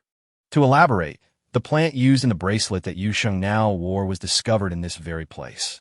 Yet he distinctly recalled that when he had first arrived, there had only been one nearly pure species of plant here. All others were petrified specimens. Those petrified plants had completely hardened, devoid of any vitality. However, Jian turned to face Yu Sheng, his tone grave. Xiao Sheng, can you confirm that all the plants here are pure species? Yu Sheng was intrigued by the latter part of Jian's statement. Momentarily oblivious to his affectionate address, she meticulously examined the surrounding flora, nodding. They are pure species, devoid of any essence of X. That is indeed peculiar. It has been merely a year since he last discovered this vine. Could it be that in just 1 year's time, all the petrified plants in this area have regained their vitality? As this thought crossed his mind, Jian instinctively dismissed it as he recalled a crucial point. When Jian had first attempted to enter the forest's interior, he had only traversed the outermost edges. Merely reaching this outer area had caused him significant damage to his mental powers, highlighting the dangers of this forest. Yet now, both Yu Sheng's abilities and his mental powers were unequivocally indicating that they were advancing deeper into the forest. What has transpired? Yu Sheng, following closely behind, also approached, her gaze lingering on the seemingly ordinary massive stone, and inhaled deeply. Then relayed to Yu Sheng the events that had transpired previously, though he omitted the detail regarding the vine that had become the basis for Yu Sheng's bracelet. You mean this should have been the forest's outer edge? It would be disingenuous to claim that Yu Sheng was not surprised. This forest was indeed growing increasingly bizarre. Let us proceed. Ultimately, it was Ji Yin who regained his composure first. However, this time, he instinctively positioned himself in front of Yu Sheng. You will lead the way from here on. He forged a path ahead for Yu Sheng, maintaining a safe distance to ensure that he could protect her at the slightest hint of danger. Yet, the deeper they ventured, the heavier the atmosphere grew around them. Along the way, they encountered numerous traces and droppings of otherworldly beasts, some of which were quite fresh. However, they did not come across a single beast. I heard from Vanessa of the Fractured Stars that all the creatures in the desert have vanished. Yes, Yu Sheng nodded. I initially speculated that they might have entered the forest, but now it seems. Now it appears that the reality is far more complex than they had imagined. They exchanged a glance, each perceiving the wariness and gravity reflected in the other's eyes that we are close. Why Yu Sheng tensed. Her vigilant gaze fixed ahead, whispering a warning. Before them lay a vast natural cave. Thorny vines grew rampantly at the entrance, forming natural barriers that deterred intruders from delving deeper. The dark cave yawned ominously, resembling a ferocious beast with its mouth agape, silently awaiting its prey to wander in. Everything was imbued with an aura of unknown peril. Shall we proceed? Ji Yin slightly turned his head to glance at the young girl beside him, his tone calm as he inquired. Yes, without a moment's hesitation, Yu Sheng nodded affirmatively, even feigning nonchalance, for after all, they had come all this way. Having arrived, how could they not venture in to justify the weighty atmosphere they had endured? Ji Yin subtly curved his lips. Very well. Fortunately, Yu Sheng's spatial ring contained numerous energy stones, and she casually produced one to serve as a guiding light. However, Ji Yin could not help but twitch his lips at the sight of the pile of fire crystals on the ground. He was well aware of their purpose, yet he had not anticipated that the young girl had amassed such a significant quantity. Noticing Ji Yin's gaze fixated on the fire crystals carelessly discarded during her search for energy stones, Yu Sheng offered an awkward smile. These are convenient for starting a fire. Ji Yin nodded in understanding, then suddenly remarked, Do you need more? What? These, Ji Yin gestured towards a fire crystal still in Yu Sheng's hand, his tone devoid of any ulterior motive. These are merely low-grade fire crystals, and using them to roast beast meat would require a considerable amount of time. Why Yu Sheng blinked, and upon hearing this, she regarded the pile of fire crystals with a hint of disdain. No wonder it takes so long to cook meat. It turns out that the low grade is the reason. I have many high-grade fire crystals over there. Ji Yin continued, maintaining his composure as he took the energy stone Yu Sheng had been using for illumination and stepped into the cave. Do you need them? as he walked away from Yu Sheng. His back turned to her. The young girl remained oblivious to the unnatural blush that appeared on his face. Yes. Yu Sheng's eyes brightened, and she immediately agreed, genuinely expressing her gratitude. Marshal G, you truly are a wonderful person. Accompanying her in a search for someone, and now offering her high-grade fire crystals, this Federation Marshal was nothing like the cold and unfeeling figure others claimed him to be. Indeed, such rumors were utterly unreliable. Unaware of the implications of being labeled a good person, Jian merely allowed a subtle smile to betray his contentment. Upon entering the cave, the smiles on their faces vanished, replaced by vigilant expressions as they scanned their surroundings. The light emitted by Ji Yan's energy stone barely illuminated a portion of their path, while the darkness beyond still concealed unknown dangers. Do not stray too far from me. Although he could sense Yu Sheng's presence beside him, Ji Yan felt compelled to reiterate his caution. Understood. Yu Sheng nodded in acknowledgement, then softly spoke. I can feel that we're getting closer to that essence. Ji Yan slightly inclined his head. The terrain here was intricate, with each fort presenting different choices, resembling an expansive network of layers. For some inexplicable reason, Yu Sheng was reminded of the underground trading market in the inner city. Chapter 99. The vast nest similarly labyrinthine. Some of the forks even evoked an inexplicable sense of familiarity in Yu Sheng. Which way shall we go next? Ji Yan halted his steps, quietly inquiring. The young girl furrowed her brow as she surveyed the 4 passages before them, her expression slightly troubled. The essence had abruptly vanished without warning. Perhaps it has sensed our approach, Ji Yan, with a knowing tone. Stepped forward, concentrating as he observed, finally pointing towards the middle passage. We'll take this one that I detected the scent of the half-dash beast.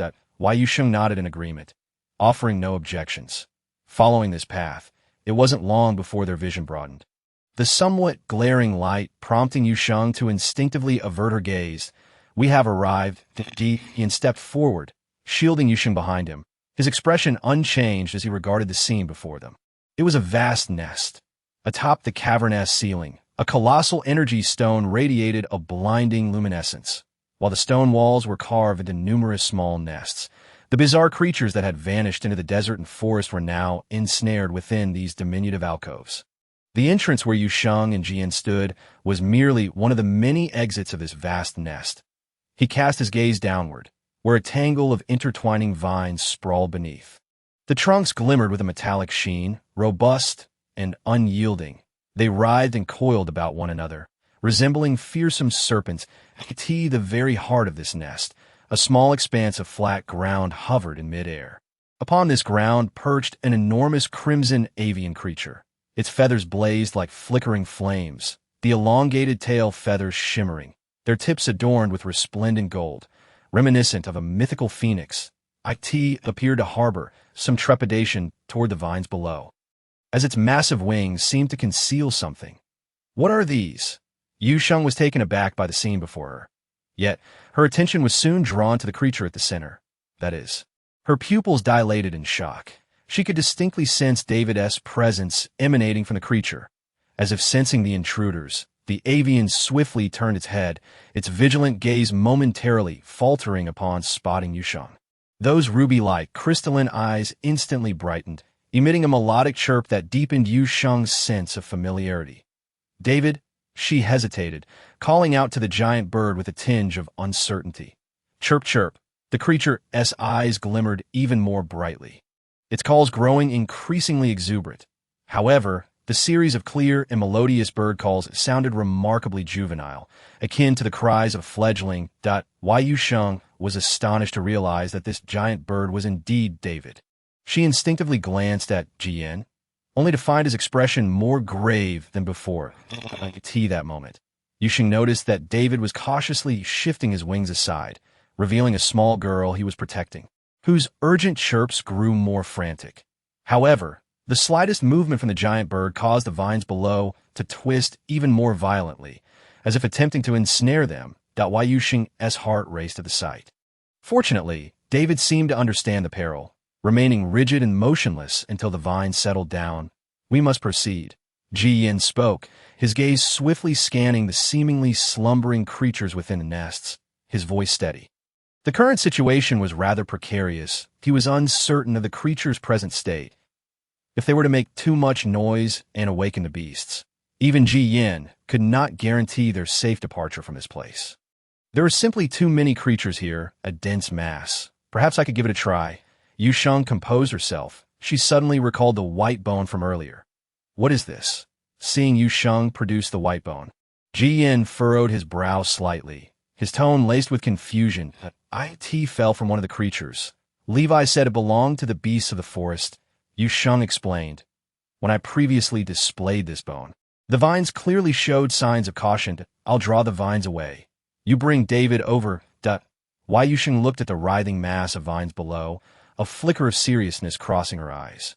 In the next moment, the bone was snatched from her grasp. Why Yu Sheng? I'll distract them. Jian's tone was calm, yet brooked no argument. Stay here. Why Yu Sheng frowned. She wished to assert that her abilities were most attuned to plants. But Jian offered her no opportunity for rebuttal. In the blink of an eye, a colossal white beast materialized before Yu Sheng. The tips of its slightly curved brown horns gleamed with a hard sheen. This imposing creature, entirely snow-white, possessed long, powerful limbs, resembling an enlarged version of Bai. The beast tilted its head slightly, its amber eyes quietly assessing Yu Sheng, before it spoke in human tongue. You will remain here to support them. Yu Sheng instinctively nodded, still somewhat dazed, until Ji Yin leaped down with the bone. The immense, fluffy creature in that fleeting moment, Yu Sheng almost reached out to touch the delightfully soft fur. Fortunately, the last remnants of her composure deterred her from such an impolite gesture. The massive, plush beast leaped against the stone wall, instantly drawing the attention of all the vines below. They surged upward, attempting to ensnare the agile creature and devour it. Yin moved gracefully, landing with silent precision. Several times, the vines attempted to ensnare the gigantic beast, only to be deftly evaded by him. Why Yu Sheng forced herself to avert her gaze from the heart-stopping scene, focusing instead on the flat ground at the center. David, can you try to fly over? David awkwardly shifted his wings, hesitating in response to Yu Sheng's request. Noticing his reluctance to take flight, merely testing his wings, Yu Sheng suddenly felt an ominous premonition. Could it be that David cannot fly? David, Yu Sheng softened her voice, extending her hand toward him. Be bold. I will catch you here. David glanced at Yu Sheng, who was reaching out to him, then looked down at Ji Yin, who was still leaping to divert the vine's attention. Finally, he gritted his teeth and let out a small chirp. Chapter 100. The young of the Cure tribe. He cautiously picked up the girl he was protecting, gently placing her on his back, and tentatively stood up. That moment, all the vines were fixated on Ji Yin, momentarily neglecting David. He let out a small sigh of relief and approached the edge of the flat ground. However, when David looked down at the height, he instinctively took a half step back. Too high. Chirp, chirp, he called out anxiously to Yu Sheng, his body trembling slightly. Why Yu Sheng was equally anxious. The attacks from the vines below were growing increasingly intense, and several noticeable blood streaks had appeared on Ji Yan's massive white form. That we must act swiftly. David, no matter what happens, do not move. Chirp, chirp. After receiving David's assurance, Yu Sheng began to carefully channel her abilities, transforming into massive vines that entwined around David. Ji Yin fortuitously turned his head toward Yu Sheng, witnessing the scene where the vines were cautiously wrapping around the giant bird as it brought them over. However, he quickly turned back, a glint of coldness flashing in his amber eyes. He swiftly used his sharp claws to sever the vines, his evasive movements becoming even more agile. David, try to fly. I will catch you here. The green vines ensnared David's claws, Yu Sheng's tone encouraging. You can do it. Great bird, you must attempt to fly. Just then, the girl named Heidi, nestled on David's back, suddenly stirred awake. The pale-faced girl reached out to touch David's feathers, her voice soothing. You can do it. Perhaps bolstered by the encouragement, coupled with the sense of security provided by Yu Sheng's controlling vines, David gritted his teeth and began to flap his wings. However, just as David was nearing his destination, a tremendous roar erupted, causing the entire cave to tremble. David reached the flat ground, but Heidi fell from his back. Chirp. David's eyes widened in terror. He wanted to rush down, but was held back by Yu Sheng's vines in the next moment, The massive white beast leapt up, securely catching Heidi and safely landing on the ground, transforming into human form at that moment. The unconscious girl was cradled in Ji-Yan's arms. "We must leave. A riot may ensue here."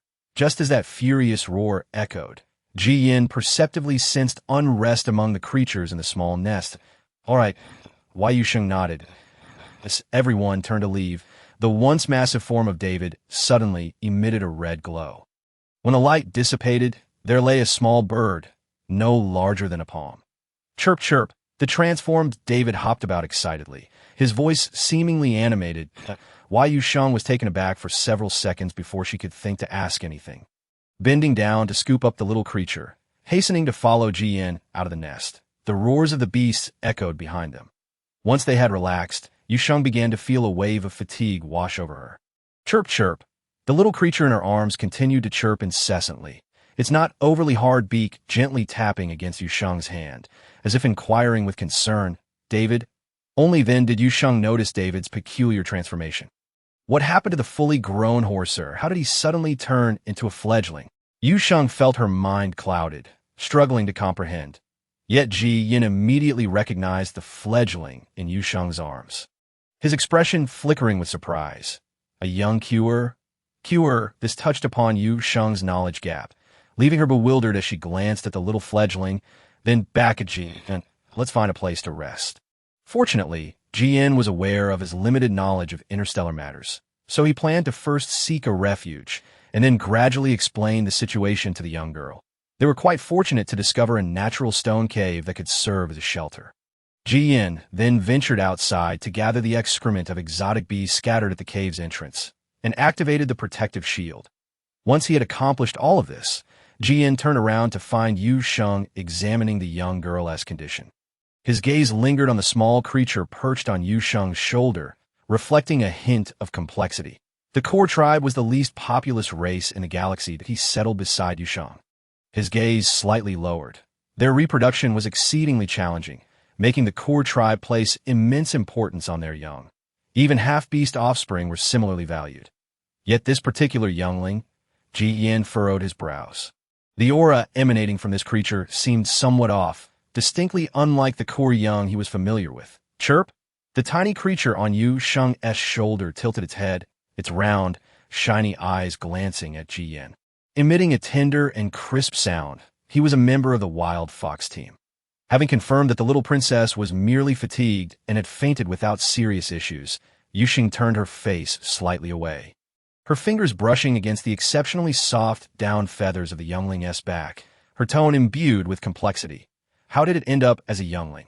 David appeared to relish Yu Sheng's touch, flapping its wings lightly several times, and nuzzling its small head affectionately. "Let me take a look." Ji-Yan extended his hand towards Yu Sheng, wishing to take the somewhat peculiar core youngling into his care. However, the little creature, sensing Ji-Yan's approaching hand, shrank back slightly, its ruby-like eyes betraying emotions of timidity and fear. Yu Sheng could even detect the slight tremor of the youngling's body. "David, Marshal G only wishes to examine your health." She gently stroked the little creature's back feathers, her voice soothing and assured. "He will not harm you." Perhaps reassured by Yu Sheng's tone, David chirped softly, appearing less frightened. Hesitating for a moment, it finally leaped onto Ji-Yan's palm. Flapping its wings, Ji-Yan pressed his lips together, maintaining a serious facade, yet in reality, his body stiffened momentarily. This youngling appeared remarkably fragile. He employed his mental power to assess the creature's condition, his expression growing increasingly grave, a flicker of suppressed anger evident between his brows. "Is there a problem?" Yu Sheng's brows furrowed, observing the youngling in Ji-Yan's hand, a hint of concern creeping into her gaze. This was indeed a core youngling. Ji-Yan suppressed his emotions, his voice tinged with anger. "But it has been maliciously induced to mature." Chapter 101. David, the maliciously induced youngling. Maliciously induced. The David who had transformed into a youngling seemed to respond with a hint of confusion. Noticing Yu Sheng's gaze upon him, he chirped softly, his round, glistening eyes fixed on her, a tuft of fluff atop his head, rendering him particularly endearing. Ji-Yan's gaze shifted to this youngling, who remained oblivious to the events unfolding around him. Originally merely a youngling, he had been force-fed maturation agents, resulting in his abrupt transition to adulthood. Furthermore, the accumulation of these agents within him suggested a high probability that he had been forcibly administered the maturation agents while still in the egg. It was uncertain what this little creature had endured upon falling into this forest, but the effects of the maturation agents had diminished considerably, allowing him to revert to his original juvenile state. However, the damage inflicted upon his body by the maturation agents was severe, significantly affecting the youngling's future growth, if fortune did not favor him. Jian closed his eyes, his voice laced with uncontainable anger. He is likely to remain in his juvenile form indefinitely. With a drastically shortened lifespan, Jian seldom spoke at such length, indicating the extent of his indignation regarding this matter. Yu Sheng pursed her lips, unable to suppress the trace of hostility that crept into her beautiful features. David had mentioned that his feathers attracted exotic beasts. The members of the wild fox team relied on his feathers to hunt large numbers of these creatures. She spoke in a low tone, her hands clenched tightly at her sides. While mature core feathers indeed possessed this effect, younglings did not. This was likely the reason why those individuals had maliciously induced this core youngling. Yu Sheng remained silent for a long moment. I'll take a look at him. Wood-type abilities flowed around the core youngling, as waves of malevolent, dark energy resisted Yu Sheng's probing.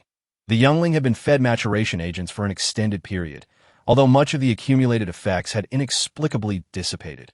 The damage already inflicted posed considerable challenges for Yu Sheng. I will handle the situation with the wild fox team. Yu Sheng replied softly, gently stroking David's soft back feathers.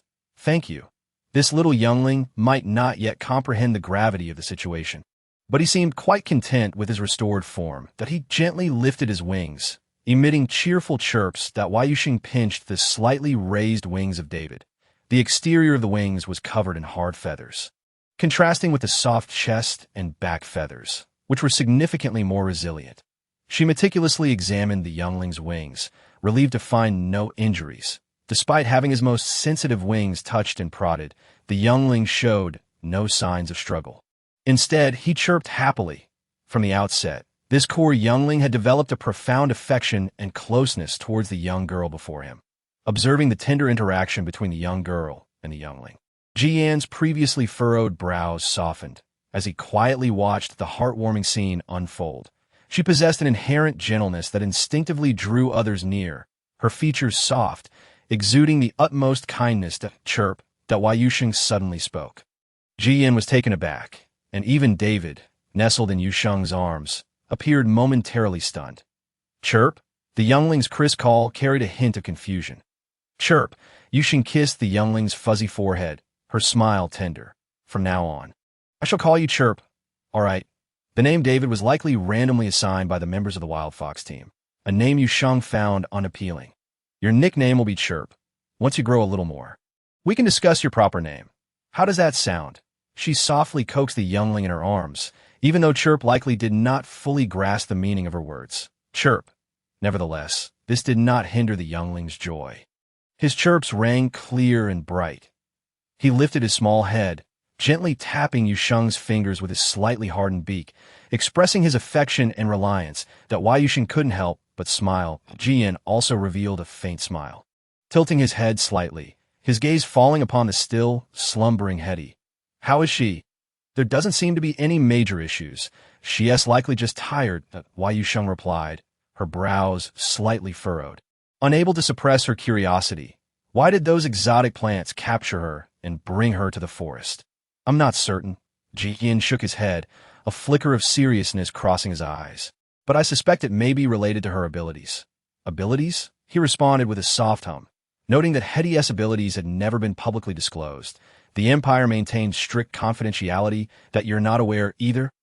Yu Sheng questioned, a hint of surprise in her tone. Jian paused, then spoke with a tone that bore a trace of pride. My mental power has reached level 3S. Yu Sheng understood, her gaze towards Marshal Ji, reflecting a complexity of emotions. Ahem. Jian coughed lightly, slightly embarrassed, then shifted the topic.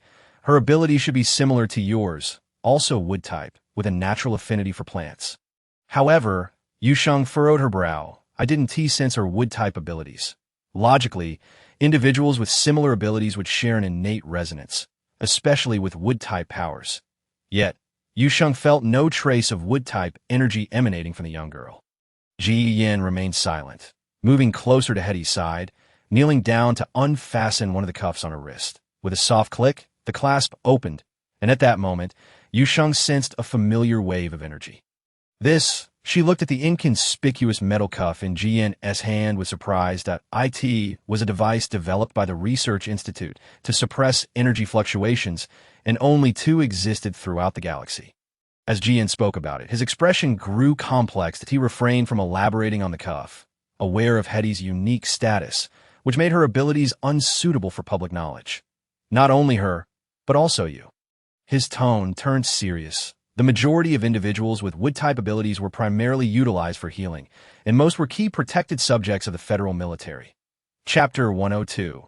Imperial Princess Hetty. These individuals were safeguarded not only for their healing capabilities, but also because wood-type abilities held the highest potential for plant affinities. Ji Yin briefly mentioned something. After a pause, he added, I will arrange for Xavier to lead a small team to ensure your safety. Yu Sheng did not overly refuse, and after expressing her gratitude, she began to retrieve her kitchen utensils. Halfway through, she suddenly recalled something. This level of protective shield should prevent any odors from escaping. Right? Ji Yin immediately discerned Yu Sheng's intentions. I will go out to find some food.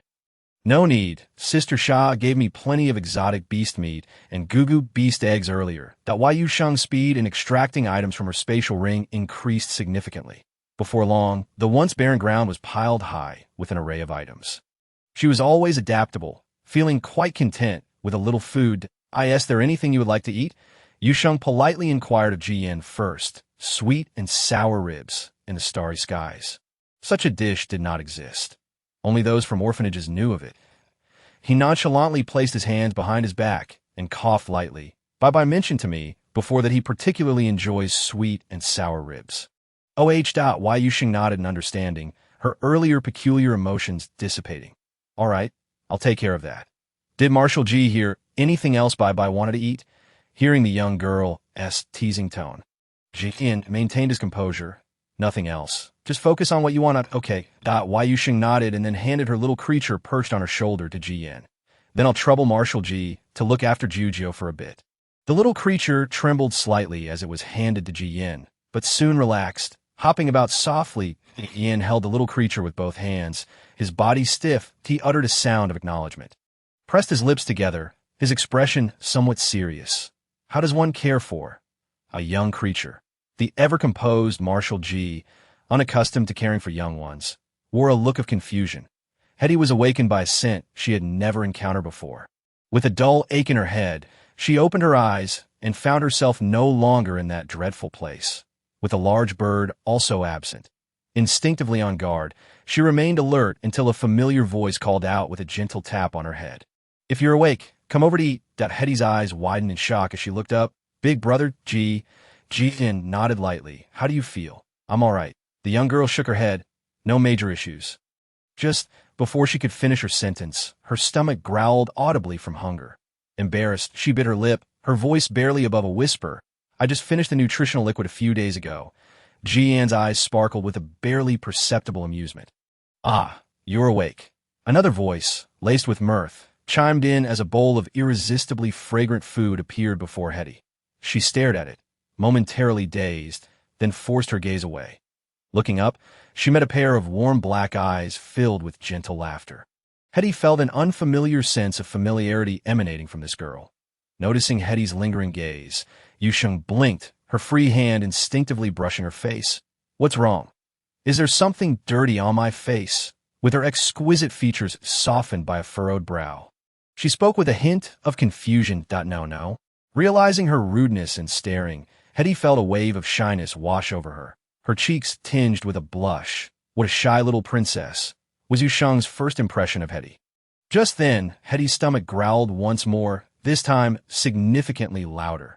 Instinctively, she covered her belly, lowering her head even further, reluctant to meet anyone's gaze. Yu Sheng's smile broadened. If you're hungry, you need to eat, she said, offering a pair of chopsticks. My cooking is quite good. Would you care to try? Faced with the enticing aroma of the food, Hetty swallowed reflexively. Hesitating, she glanced at Ji. But if you're not keen, I'm not full either. Ji feigned reaching for the bowl and chopsticks Yu Sheng held, but Hetty was quicker that a tender, sweet bite of the sweet and sour ribs entered her mouth, and having grown accustomed to various flavored nutritional liquids, Hetty's eyes widened in delight, her eating pace quickening as if fearing Ji might snatch her food away.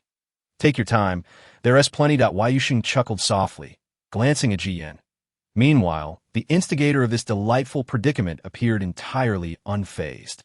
As if nothing had transpired, the little princess seemed truly famished, finishing the bowl of food entirely.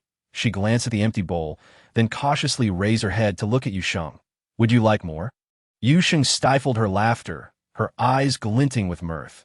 Hetty felt a rush of heat to her face, yet could not resist the allure of the food. She lowered her head, almost imperceptibly nodding, her voice as soft as a whisper. By the time she reached her third bowl, despite still being hungry, Hetty merely licked her lips, painfully refusing Yu Sheng's kind offer. She had already eaten too much. The young girl looked at her noticeably protruding belly with concern. What a self-disciplined little princess, was Yu Sheng's second impression of Hetty. Thank you very much. Rejuvenated, Hetty stood and performed a refined, courtly gesture towards Yu Sheng. Though it appeared somewhat awkward, every move resembled a well-rehearsed elegance. Just then, Jian playfully tapped her head again. This is not the imperial palace. Jian's tone remained flat, and you bear no responsibilities here. Hetty hesitated, but visibly relaxed. Yu Sheng observed the interaction between the two with surprise. She had initially understood from Xiaoju that the relationship between the Empire and the Federation was quite strained. However, it seemed their bond was rather amicable. Jiujiu, the little creature that had been perched on Jian's shoulder, flapped its tiny wings, clumsily flying over to Hetty's side.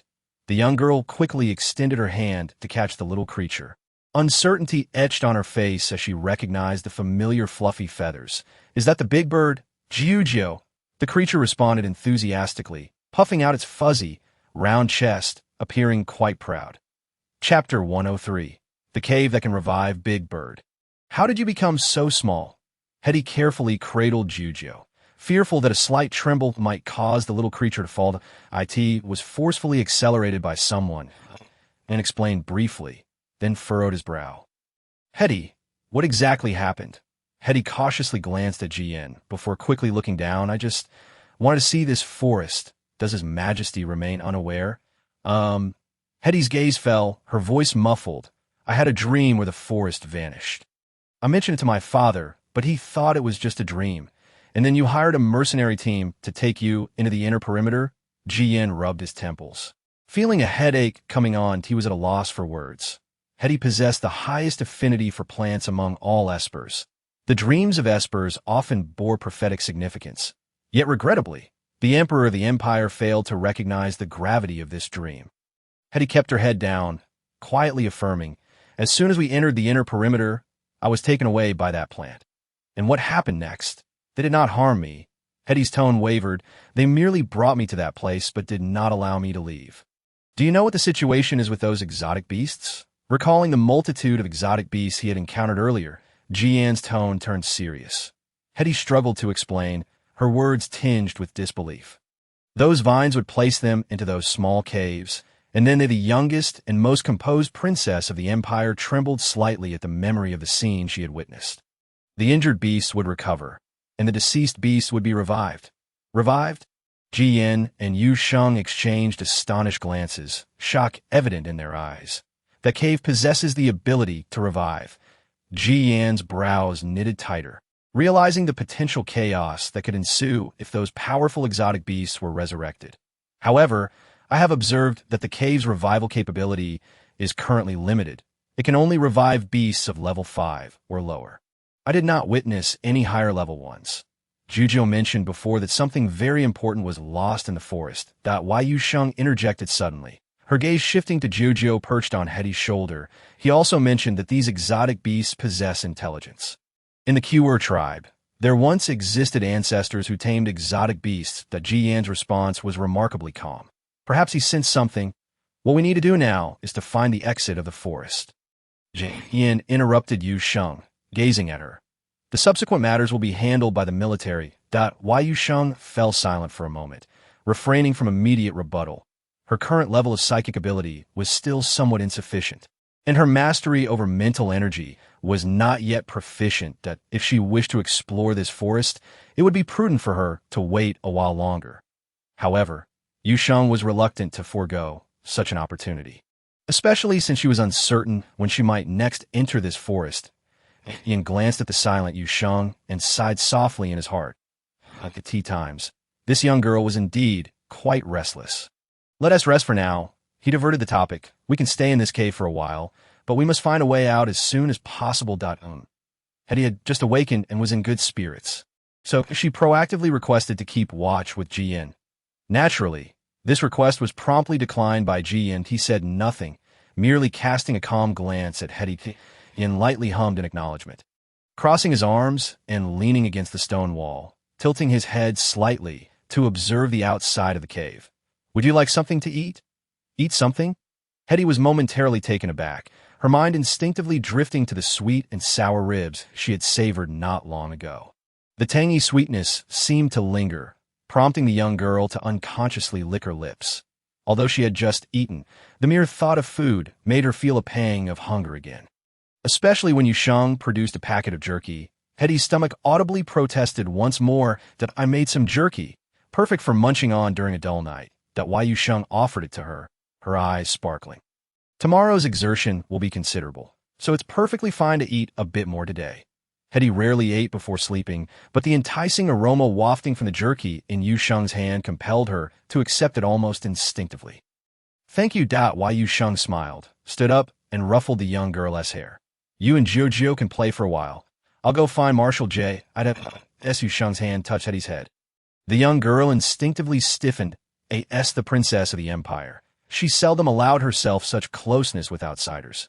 Every gesture of hers was closely scrutinized. Hetty had been raised to achieve perfection in all aspects. With no one close by her side, let alone friends. She had been confined since childhood, and this furtive escape was perhaps the most audacious act she had committed in all these years. Hetty had grown accustomed to such a life, yet upon encountering Yu Sheng, she found herself inexplicably yearning for connection with this fellow wood element psychic. Jiu. The Kure tribe's young chick gently pecked at Hetty's fingers with its light-colored beak, its round, dark eyes fixed on the jerky in her hand. Jiu. Hetty's eyes suddenly brightened. After all, there was no one else here, and for the moment, she did not wish to assume the role of the imperial princess. You can't eat too much, otherwise it will be uncomfortable when you sleep at night. She gently stroked Jiu's soft back feathers and tore off a small piece of jerky, first feeding it to her little companion. Jiu, the chick, finally tasting the jerky, happily squinted its eyes and emitted a series of crisp chirps. Hetty also tore off a small piece and took a bite. The savory flavor burst in her mouth, and the chewy jerky grew more delightful with each chew. Tomorrow's consumption will be quite large, so eating a bit more today should be fine, right? The young girl's gaze fell upon the 2 bags of differently flavored jerky that Yu Sheng had left behind, and after murmuring a few words, she joyfully began to share with Jiu. Chapter 104. A new reward transmission point. Would you like to try some? Hetty teased. Oh, Marshal G has grown eyes at the back of his head. After spending the day together, Yu Sheng had become somewhat more familiar with Ji Yin. She cheerfully approached his side, her tone lightly mocking. Why Yu Sheng nodded in understanding. She still struggled to utilize her psychic energy effectively. Shall we not take a break? There is too much to do. I don't wish to sleep, just why Yu Sheng walked straight to the cave entrance, gazing out at the silent forest. Taking a deep breath, however, she had forgotten that Ji Yin had deliberately scattered the excrement of exotic beasts at the entrance to mask their presence. Cough, cough, cough. She began to cough vigorously, quickly covering her nose.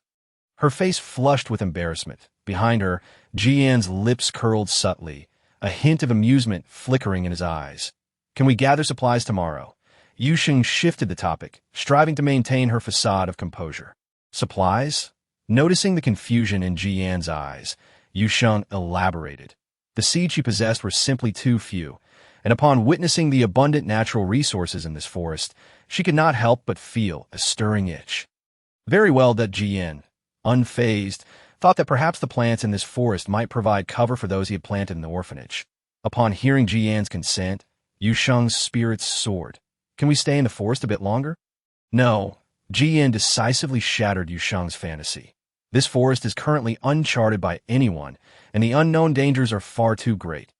Moreover, Jian's gaze fell upon the two young chicks behind Yu Sheng.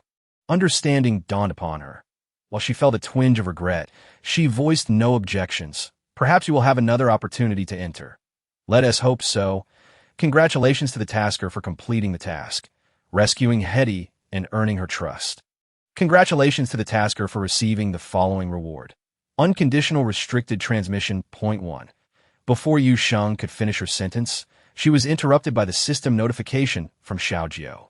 As the content of the reward registered, her eyes widened in disbelief, her expression momentarily frozen. An unconditional restricted transmission point. Does it mean what I think it does? Indeed, this transmission point allows you, Sheng, to enter this forest, but it requires a powerful individual with a 3S psychic level, other than you, to establish the passage. A 3S psychic level? Realization struck Yu Sheng as her gaze fell upon Ji Yan beside her. Wasn't he a ready-made candidate? What happened? Ji Yan furrowed his brow slightly, his tone laced with curiosity. Marshal Ji, I would like to discuss a collaboration with you. Why Yu Sheng struggled to suppress her excitement. Smiling brightly, the system's reward was undoubtedly a tremendous temptation. However, the moment the conditions for its activation were revealed, it served as a cold splash of water on Yu Sheng. If this transmission point could indeed teleport individuals into the forest, then the solitary possessor of such a treasure would inevitably become a target for the entire galaxy. She could not bear the risks that would ensue. But what if she collaborated with the military? What? Ji Yan instinctively straightened, his tone growing serious. He understood this young girl well and knew that if she wished to discuss a collaboration, it must involve a challenging yet unmissable opportunity. Indeed, upon hearing Yu Sheng's proposition, Ji Yan found himself momentarily stunned into silence by the revelation. You mean you can establish a transmission point here? He had previously contemplated the idea of a transmission point. However, constructing one required a significant amount of resources and specialized personnel. Yet, this forest was shrouded in mystery, and no one could ascertain whether they could find their way back after leaving. Above all, Ji Yan was concerned that the existence of a transmission point would disrupt the delicate ecosystem of this forest, which housed some of the galaxy's rarest pure plant species. The cumulative concerns led Ji Yan to instinctively reject the notion of building a transmission point. Yet now, Yu Sheng claimed she could devise a way to construct one without affecting the forest at all. Yes, Yu Sheng nodded, but I may need your assistance to establish it. Why Yu Sheng had braced herself for Ji Yan's probing inquiries, yet she was taken aback when he merely fell silent for a moment before agreeing to the terms. What do you need from the military? I need the qualification to enter the forest at any time, and Yu Sheng's brow furrowed slightly. I hope that the creator of this transmission point will be the military. I understand. Ji Yan nodded in comprehension that he swiftly weighed the pros and cons of the situation, ultimately arriving at the most prudent decision. Can I designate the transmission point at the Research Institute? The Research Institute. The Military Research Institute specialized in studying pure plant species, making this forest an ideal subject of research. Ji Yan explained. Moreover, you cannot remain on garbage star indefinitely. Why Yu Sheng hesitated momentarily. Barton had previously mentioned that garbage star was not safe. If she intended to cultivate plants on a large scale, the best place would indeed be the Military Research Institute on the main planet. There exists a vast expanse of land, along with an abundance of seeds. Previously, Yu Sheng hesitated about moving to the main star due to the desolation of the garbage planet. However, with the advent of a teleportation point, she now has the opportunity to step into the forest at any moment, making the prospect of relocating to the main star perhaps a more favorable choice. In an instant, Yu Sheng's mind raced with thoughts. Finally, she nodded in agreement.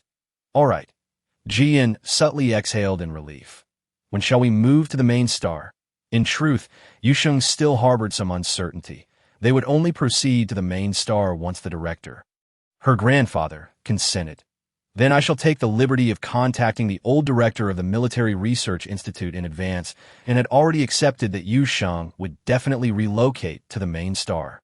Even contemplating suitable locations on the main star for the establishment of a new orphanage akin to Blue Star.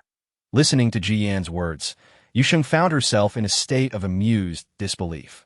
Nevertheless, she eagerly anticipated her journey to the main star and refrained from elaborating further. Chapter 105. Level 10 Beast. Yu Sheng initially expected Ji Yan to inquire more about the teleportation point, such as the reasons behind its construction. Yet, he remained silent. After hearing Yu Sheng's request, he merely nodded slightly. Tomorrow, we shall seek a suitable location. Ultimately, Yu Sheng concluded that perhaps there were indeed numerous talented individuals in the galaxy. It was possible that Marshal Ji had encountered someone even more extraordinary than herself. However, Ji Yan harbored some suspicions, particularly regarding the rice Yu Sheng had produced in the orphanage. The orphanage did not cultivate any so-called rice. Yet Yu Sheng had magically conjured several jars of it from the small kitchen. Ji Yan sensed that this young girl held many secrets, but as she chose not to disclose them, he pretended to be unaware. Rest well. We have much to accomplish tomorrow. Ji Yan's tone softened. I will keep watch here. While Yu Sheng hesitated briefly before nodding. Then please wake me in the latter half of the night. She could not possibly allow Ji Yan to stand guard all night. All right. Ji Yan smiled slightly in agreement. Perhaps knowing that Ji Yan was keeping watch allowed Yu Sheng to enjoy an unusually restful sleep. By the time she was roused, she felt somewhat dazed that it was already daytime. I'm sorry. After getting ready, Yu Sheng spoke somewhat sheepishly. I had promised to keep watch during the latter half of the night. No worries, Ji Yan replied, glancing at the girl with a stray tuft of hair standing on end, a smile dancing in his eyes. I intentionally refrained from waking you. Why Yu Sheng was taken aback. Blinking in surprise, before she could ponder further, Ji Yan had already moved past her towards the two young creatures behind them. You two stay here for now. Do not wander off. In the presence of Hetty and Jujio. Ji Yan's tone lost its earlier gentleness. You know how to use a gun. If a beast attacks, shoot immediately. Ji Yan produced a light energy gun and handed it to Hetty. You need me to teach you? Ji Yan raised an eyebrow, casting a glance at Hetty without saying much more. The two quickly prepared to set off. It was only when Ji Yan's presence had completely faded that Hetty let out a long sigh of relief. Jujio, the Q'er tribe juvenile, still unaccustomed to flying, flapped its chubby little wings, its round eyes curiously observing Hetty. The young girl crouched down, habitually stroking her companion's soft feathers, whispering, Jujio, this uncle is very fierce. You mustn't provoke him. Yet, recalling Ji Yan's unexpectedly gentle demeanor towards Yu Sheng, a flicker of doubt crossed Hetty's eyes. However, she quickly cast aside that fleeting confusion, for Jujio had clumsily flown back to where they had rested the previous night, struggling to drag out several packs of jerky from beneath the animal hide. Jujio, the little creature proudly puffed out its tiny chest, its cheerful call laced with a hint of triumph. The Hetty's eyes sparkled with excitement. Jujio, you're amazing. Jujio. Meanwhile, Yu Sheng had not walked far before she found herself in need of a break. I think. We can pause for a moment. While Yu Sheng gazed at the vast expanse of greenery before her. Hesitantly speaking, Ji Yan glanced back at the cave they had recently departed from, but chose not to comment. Instead, he stopped, moving to a nearby tree to extend his mental energy and scan the surroundings. Yu Sheng's eyes lit up. She promptly retrieved a small knife from her spatial ring and began to carefully gather the plentiful ingredients strewn across the ground. Wild ferns, shepherd's purse, purslane, fish mint. As Yu Sheng identified the ingredients, her hands moved with increasing agility. Marshal Ji, today we shall feast on many delicious dishes. He unconsciously lifted the corners of his mouth, his mood noticeably brightening. The previously awkward title of Marshal Ji now carried a touch of charm. Yu Sheng did not harvest everything. She squinted her eyes in satisfaction, filled with anticipation for what lay ahead. What perilous beast-infested forest. This was clearly a treasure trove of natural ingredients. Are you ready? Noticing that the young girl had paused, Ji Yan approached, scanning the wild herbs on the ground while silently memorizing their appearances. Yes, Yu Sheng clapped her spatial ring, her voice still brimming with excitement. A bountiful harvest. Then let us continue onward. All right, With Ji Yin acting as a human detector by her side, the two encountered little in the way of large beasts on their journey. Meanwhile, Yu Sheng buzzed about like a diligent little bee, continuously foraging for ingredients that I can't wait to establish the teleportation point. I could see this moment. Yu Sheng's mind was solely focused on that singular thought. Ji Yin, perhaps sensing her eagerness, proactively inquired, "Do you have a location in mind?" Those words felt like a bucket of cold water poured over her, successfully cooling Yu Sheng's fervor. Not at the moment, she shook her head. The terrain here was too constricted, and the dense distribution of beasts made it unsuitable for constructing a teleportation point. Ji Yin nodded in agreement. Suddenly, a thread of mental energy, keenly attuned to its surroundings, detected a powerful and unfamiliar presence. Ji Yan's expression hardened. Instinctively, he pulled Yu Sheng closer, swiftly taking refuge behind a massive tree. The cloaking device activated instantly, concealing their presence. Yu Sheng also sensed that something was amiss. In the next moment, her pupils dilated in shock as a colossal beast materialized in the very spot they had occupied moments ago. Locking eyes with the creature's bell-like gaze, Yu Sheng's body froze. This beast was entirely different from those she had encountered previously. These creatures possessed intelligence. They harbored a myriad of emotions. Yu Sheng recalled David's earlier words. And now, that statement resonated through the presence of this beast. It bore the appearance of a wolf. Its sleek, dark blue-black fur, both smooth and resilient, with long, powerful limbs. It lowered its head slightly, sniffing the air, perhaps still detecting the unfamiliar scent, emitting a low and dangerous growl from its throat. Suddenly, a peculiar pattern on its back captured Yu Sheng's attention. The white markings twisted downwards, forming an oddly shaped design. As Yu Sheng stared at that pattern, it became increasingly familiar. That was a level 10 beast, Ji Yin whispered urgently in Yu Sheng's ear. Chapter 106. Use your mental energy to forge a powerful weapon. Ji Yan's countenance grew serious.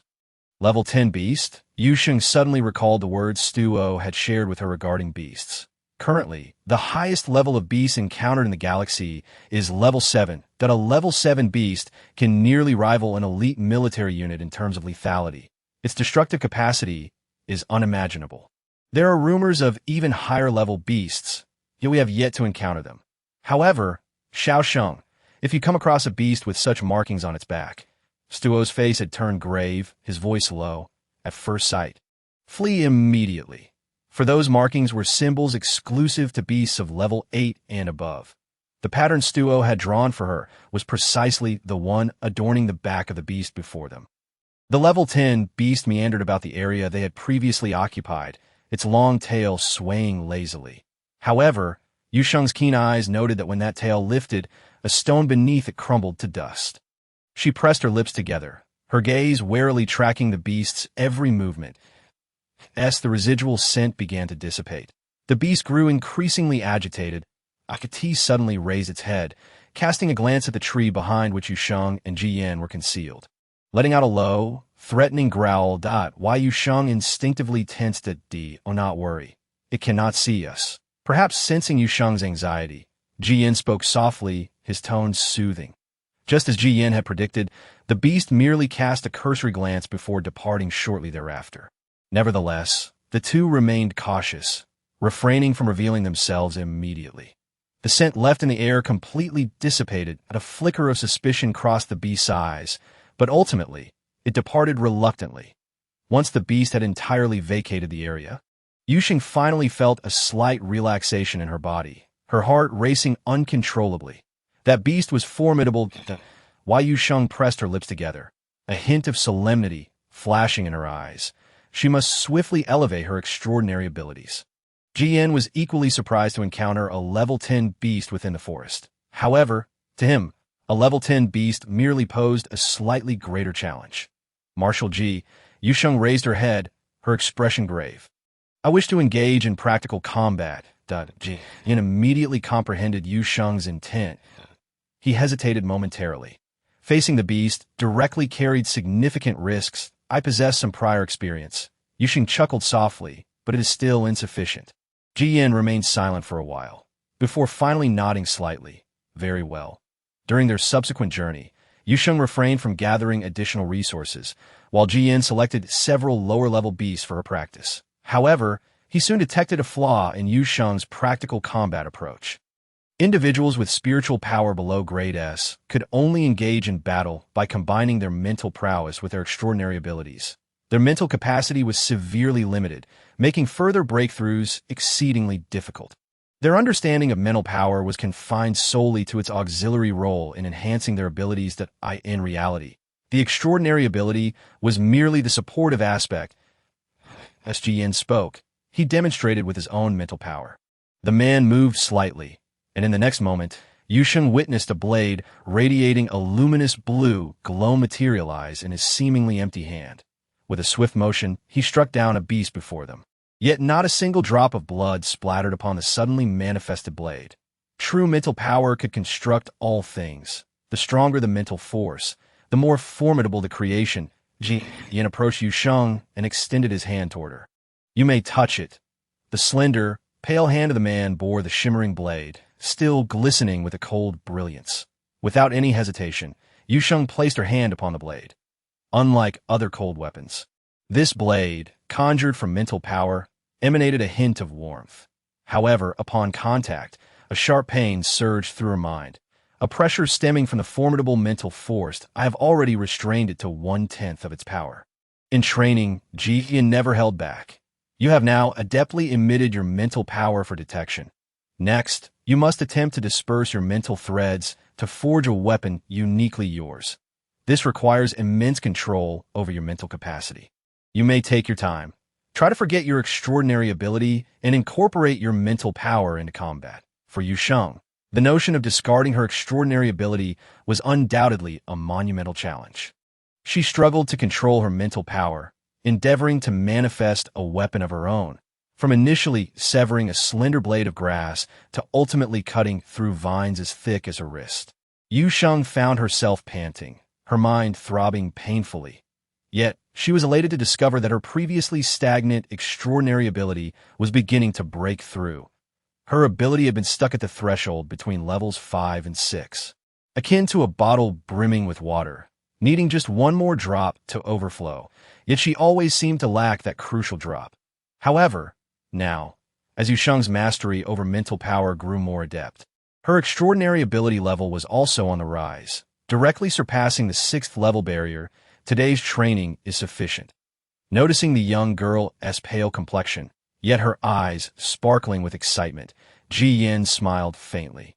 "It seems you have gained something else." "Yes." Yu Sheng's face radiated uncontainable joy. "I am truly grateful to you."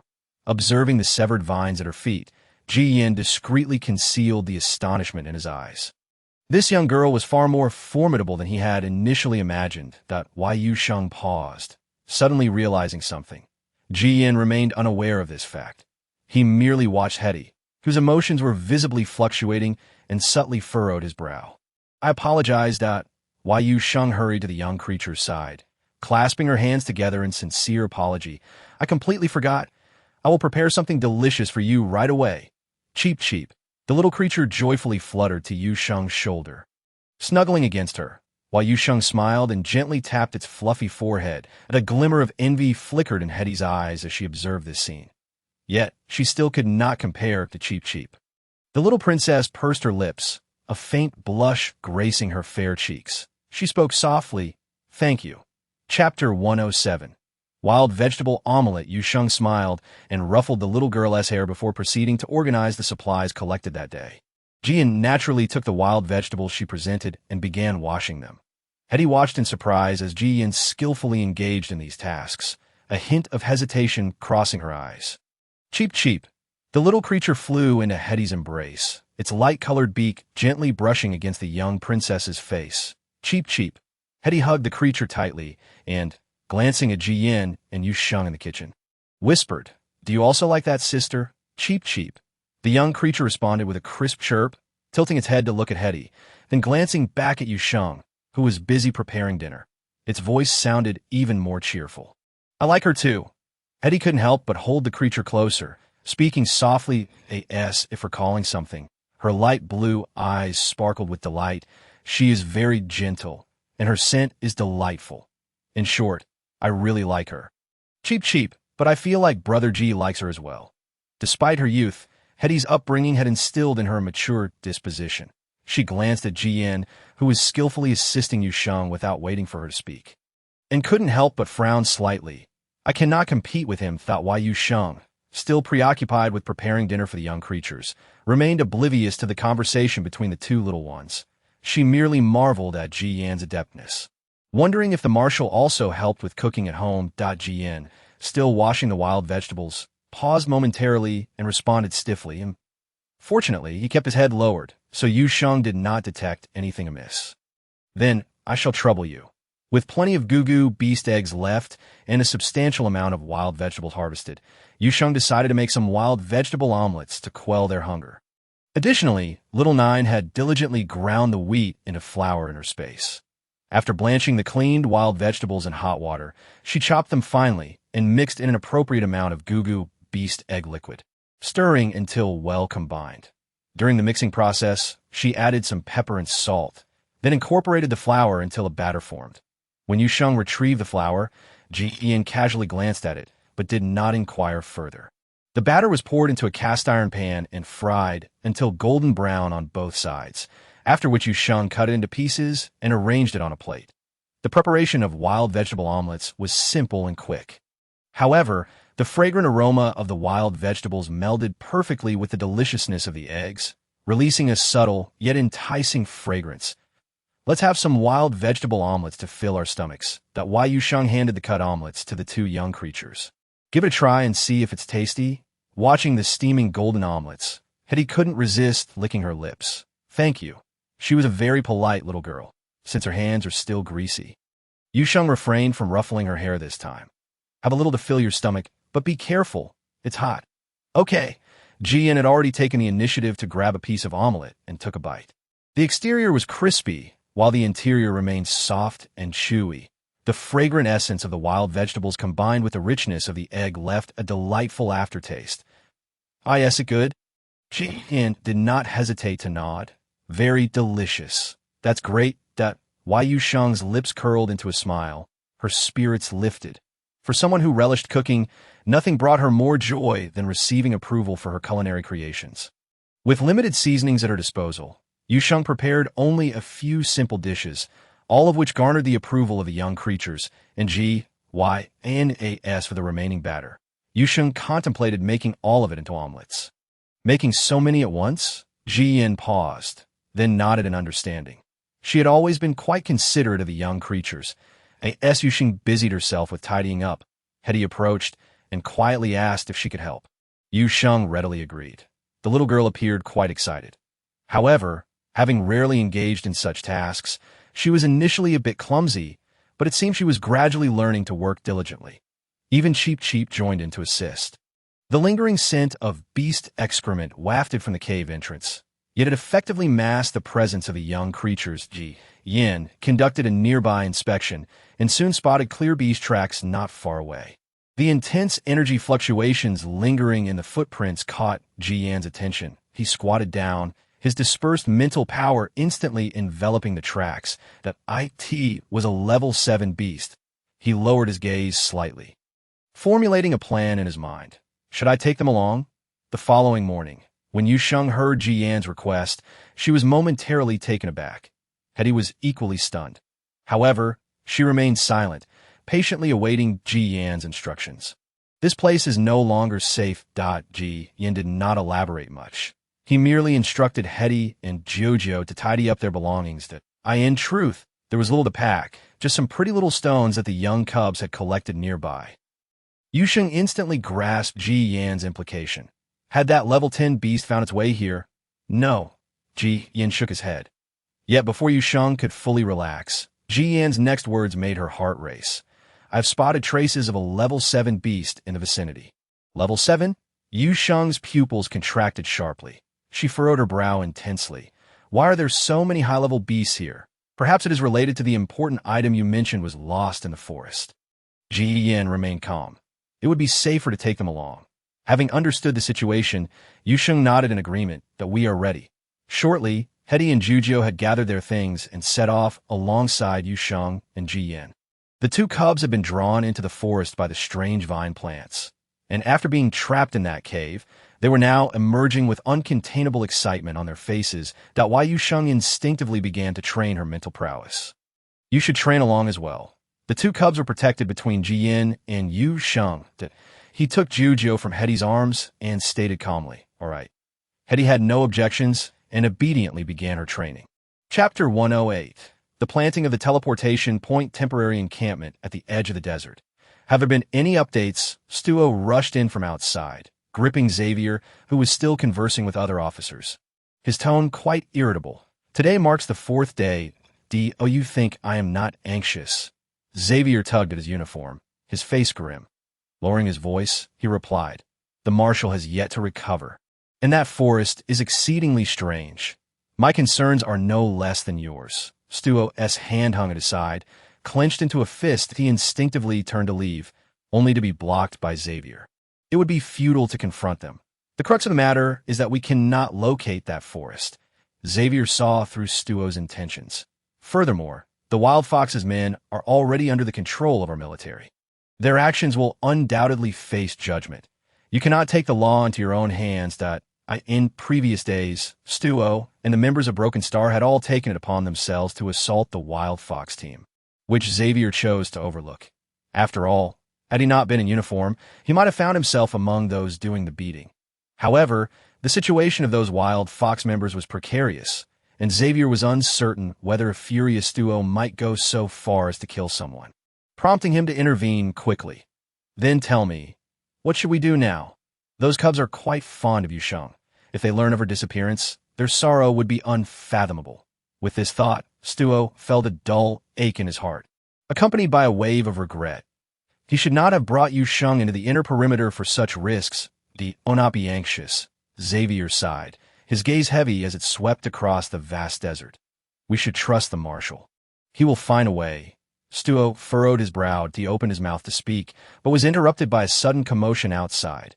"General, a small team we dispatched encountered an attack by strange plants in the north." "Strange plants?" Stuo and Xavier exchanged glances, surprise evident in their eyes. Immediately mobilized to support, Xavier decisively commanded, "Lu, take the energy bombs and head out." "Yes, I'll join as well," Stuo interjected quickly. Xavier did not refuse. And soon the entire Broken Star team, having learned of the news, set out alongside the military. Yu Sheng and her companions had already been trapped in this forest for 4 days.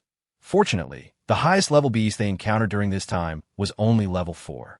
And they faced no significant dangers. Yu Sheng had managed to fill her spatial ring to capacity, even borrowing from Ji Yin.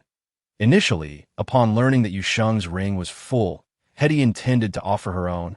But Ji Yin swiftly handed his ring to Yu Sheng first. Observing the grateful smile on Yu Sheng's face, Hetty fell silent, realizing that she could not compete with him on the 4th day. They entered a small valley. There's actually a valley. Seeing the gentle undulations of the terrain before her, Yu Sheng's eyes brightened considerably.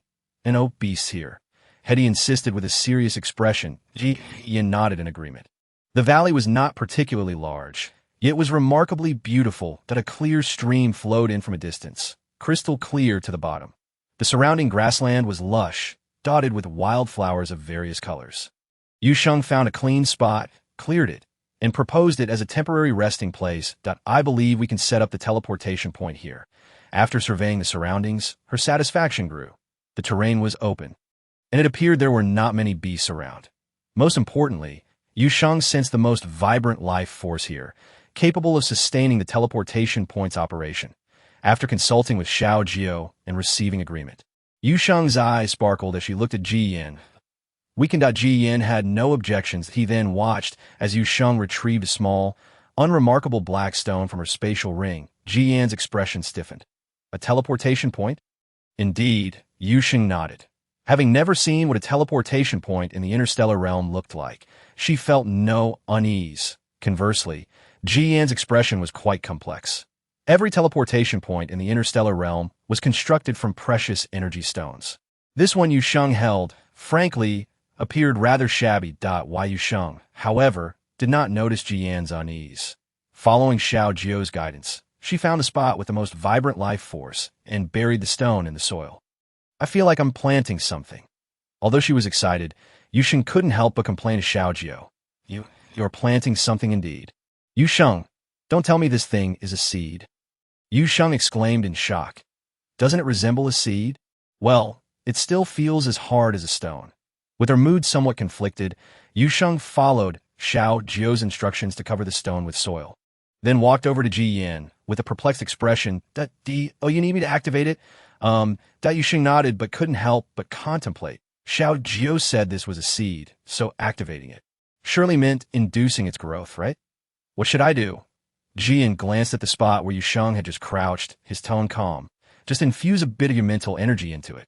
All right, Duddy nodded and began to channel his mental energy according to Yu Sheng's instructions. Just as Ji Yan's mental energy enveloped the point, the previously inert stone suddenly emitted a green glow. Amidst this green light, a tender sprout shakily broke through the soil and rapidly grew into a small tree, ultimately blossoming into a lush, towering tree. Yu Sheng. Ah, it truly is a seed. Yet she could not help but acknowledge that the tree harmonized beautifully with the valley, providing an excellent cover in many respects. Jiujiu could no longer contain itself and flapped its wings, eager to fly up to the branches, while Hetty curiously reached out to touch the tree's sturdy trunk. It is so beautiful. The verdant tree stretched its branches freely in the sunlight, each leaf glimmering enchantingly. The vibrant life force from the tree melded seamlessly with the existing vitality of the valley, creating a stunning sight. Chapter 109. They can leave the entire tree stood tall, its broad canopy spreading outward, exuding a vigorous vitality. It was precisely at the moment when the life force of the teleportation point and that of the valley intertwined that Yu Sheng keenly sensed the energy fluctuations around them. At the same time, Jian sensed something amiss, as if sensing a change. He lifted his gaze toward the north. The sky, previously shrouded in a thin mist, appeared to have torn open, revealing a faint glow overhead. That was the energy bomb used by the military for communication. We can leave. The others, who had been observing the teleportation point, paused at Ji Yan's announcement. In the next moment, Ji Yan transformed, his beastly form, a massive, fluffy white creature, standing before Yu Sheng, its soft fur instantly captivating her. Climb on. The great beast crouched slightly, lowering its body. It turned its head, speaking in a calm tone. Climb on? Yu Sheng hesitated, glancing uncertainly at Ji Yan's back. Yes, Jian looked toward the north. Your speed is too slow. I will carry you away. Yu Sheng understood.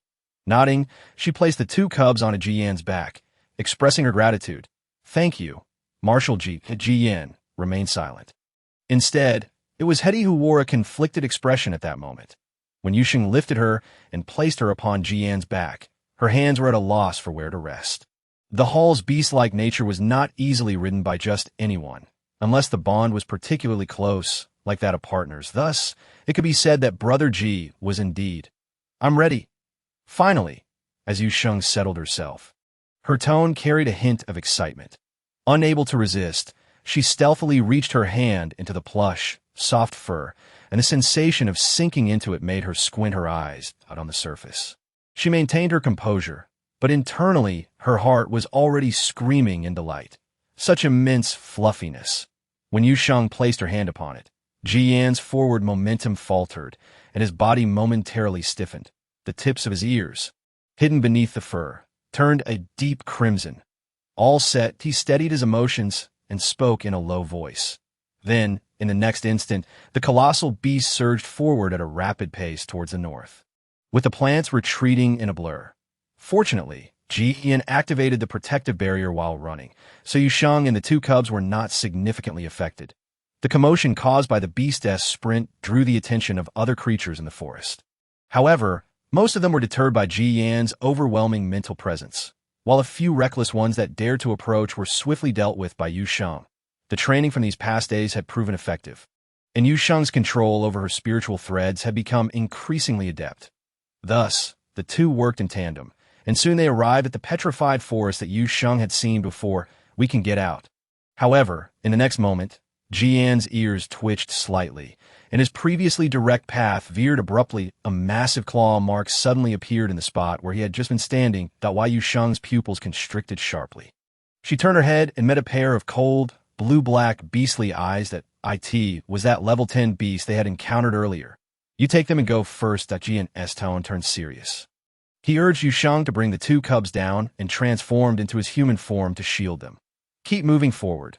Xavier and the others will be waiting outside. Roar. The level 10 beast suddenly let out a deafening roar. And at the same time, numerous other beasts sprang forth from both sides. Yu Sheng scanned the area and gasped in shock. The weakest among these creatures were at least level 5. We must get them out, Jian calmly stated, then charged towards the beast. Gritting her teeth, Yu Sheng quickly led Hedi and Jiao towards the forest's exit. Along the way, several beasts attempted to block their path, but all were ensnared by Yu Sheng's controlled vines. The light ahead grew increasingly brighter, and Yu Sheng could almost smell the dry, desolate air of the outside desert. Meanwhile, Xavier and Sto, who had collectively eliminated the unusual plant vines, did not linger, continually detonating energy blasts that erupted into brilliant flashes in the air. As each second ticked by, everyone's hearts raced with tension. This was the only connection they had to the forest after all these days, just when the group began to feel that their hope was about to be extinguished. The petrified forest they had seen before unexpectedly appeared before them. It's the forest. The members of the Broken Star team immediately became exhilarated. They wanted to rush into the forest, but Xavier stopped them. Don't act rashly. He exhaled a deep breath, his gaze fixed firmly on the petrified forest ahead, his tone grave. What if you enter and the forest disappears again? Last time, the forest vanished right after it took those 3 individuals. Indeed, upon hearing Xavier's statement, Sto raised his hand to halt the actions of the Broken Star team. I will wait for 10 minutes. He looked at Xavier, his tone leaving no room for negotiation. If there is no anomaly after 10 minutes, I will lead my team in a search for them. Xavier understood Sto's stubbornness. He gritted his teeth, but ultimately refrained from arguing. Time passed slowly. Everyone's eyes remained glued to the forest's exit, unwilling to miss any slightest sign of movement. 10 minutes soon ticked by. A look of determination flashed in Sto's eyes. Let us move. Yes. Just as the Broken Star team was about to approach the forest, a voice suddenly rang out. Someone is coming out. Xavier reacted quickly and rushed over, but the Broken Star team was even faster. Xiao Sheng! Xiao Sheng! The team hurried to greet Yu Sheng, their voices filled with excitement.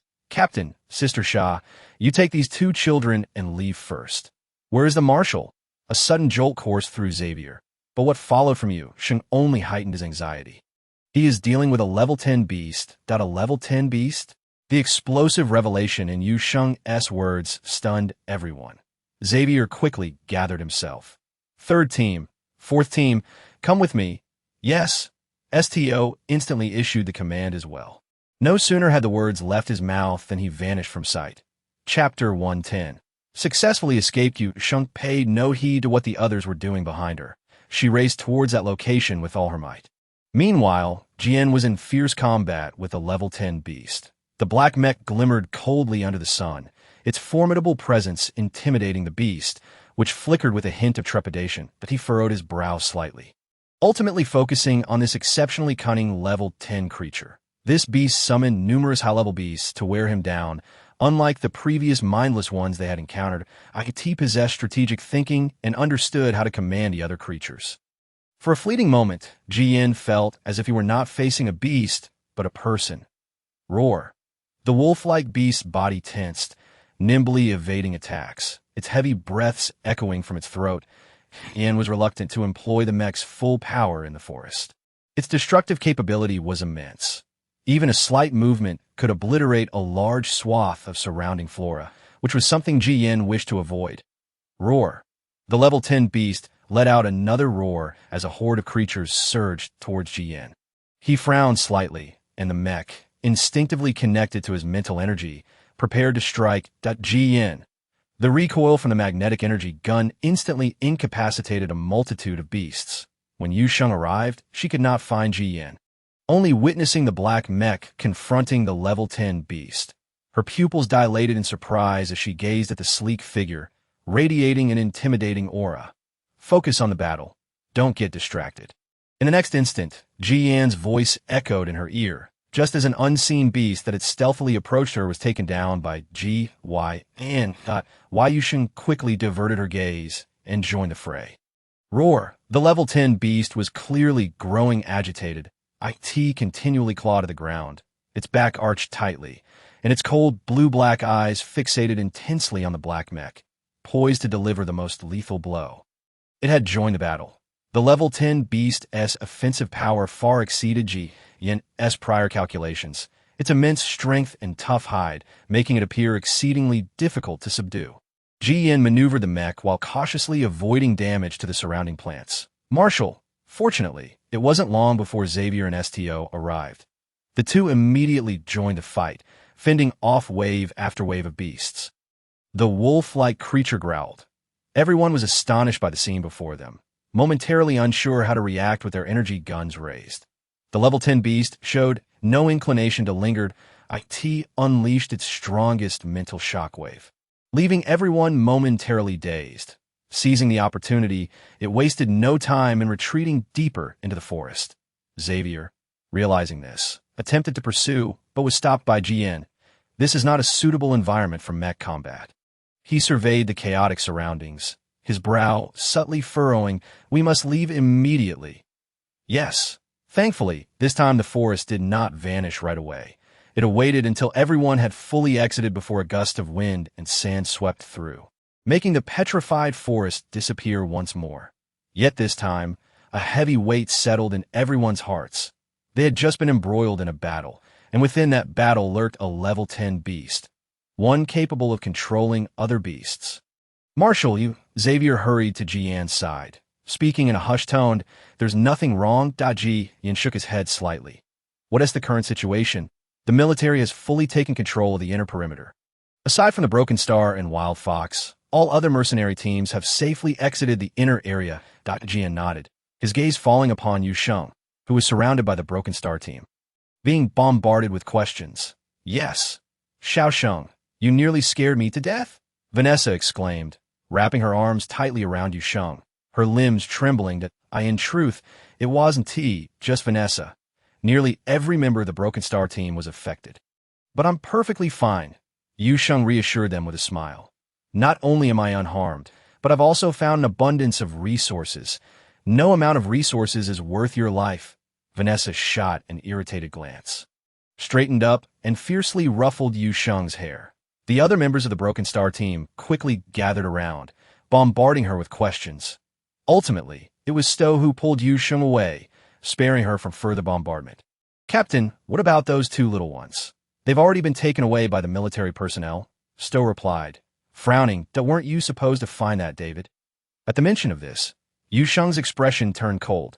She recounted everything that had happened with Gio to the members of Broken Star. As expected, they all rolled up their sleeves, preparing to give those wild foxes another thrashing. I knew those people were heartless, but I never imagined they could be so cruel. Blake, usually the mildest of them all, was seething with rage. How could they bear to harm such a tiny cub? I should have just killed those wretched creatures back then. No, Stowe interjected, but it's strange. The abduction of a cub is certainly a major incident among the Cure tribe. Yet, I haven't heard of any disturbances from them. Rex couldn't help but ask. Upon hearing this, the others from Broken Star furrowed their brows. Finally, Stowe spoke. Let's wait and see how the military arranges things. To be precise, it was the Broken Star team that completed the mission, Yu Sheng added. However, her comment drew a disapproving frown from Stowe. This honor belongs solely to you. You need not consider us. Chapter 111. Sheng is coming back. Indeed, this is all your achievement. The other members of the Broken Star team chimed in, encouraging her. Yu Sheng smiled, but chose not to elaborate, for she had already made up her mind. Eventually, Vanessa wrapped an arm around Yu Sheng and cheerfully remarked, "It's been several days since I've had your cooking. I'm absolutely craving it." Hiss. Just the thought of Yu Sheng's delectable dishes left the others speechless, their gazes fixed eagerly on the little girl who was surrounded by them. "All right," Yu Sheng replied cheerfully. "Why don't you all come to the orphanage tomorrow? I've gathered quite a bit of supplies this time." The day after tomorrow, Vanessa replied with a grin. I reckon you'll be swarmed by those little rascals all day tomorrow. There was an undercurrent of jealousy in her tone. She wanted to cling to little Sheng too. Who wouldn't adore a sweet, soft girl who could whip up delicious meals? Yu Sheng couldn't help but chuckle at that. By the way, what about the Marshal? Yu Sheng initially intended to inquire about the two cubs, but turned to find that Ji Yan was already gone.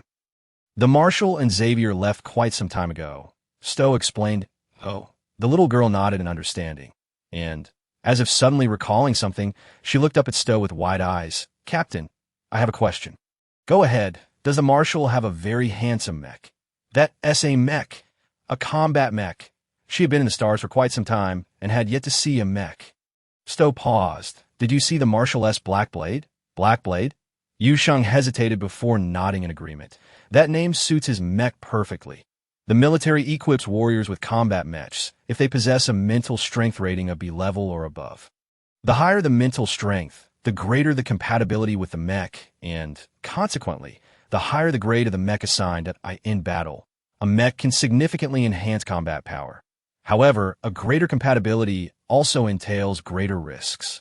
If a mech sustains severe damage, the user's mental strength will suffer double the harm. Stowe elaborated for Yu Sheng while the trio nearby leaned in with eager interest. Little Sheng, did you really see the Black Blade? ISNT, incredibly handsome. When a Marshal's Black Blade emerges, do those alien beasts flee in terror? I want to see the Black Blade too. Just a glimpse would leave me utterly satisfied. In the stars, whenever anyone spoke of Marshal Jian of the Federation military, they invariably mentioned his mech, the Black Blade. It was said that the Black Blade was one of the few top-tier mechs specifically designed for SSS-level mental strength, requiring not only the user to have formidable mental strength, but also a compatibility rating of SSS with the mech. After all, the highest-tier mechs possess a consciousness of their own and can choose their masters autonomously.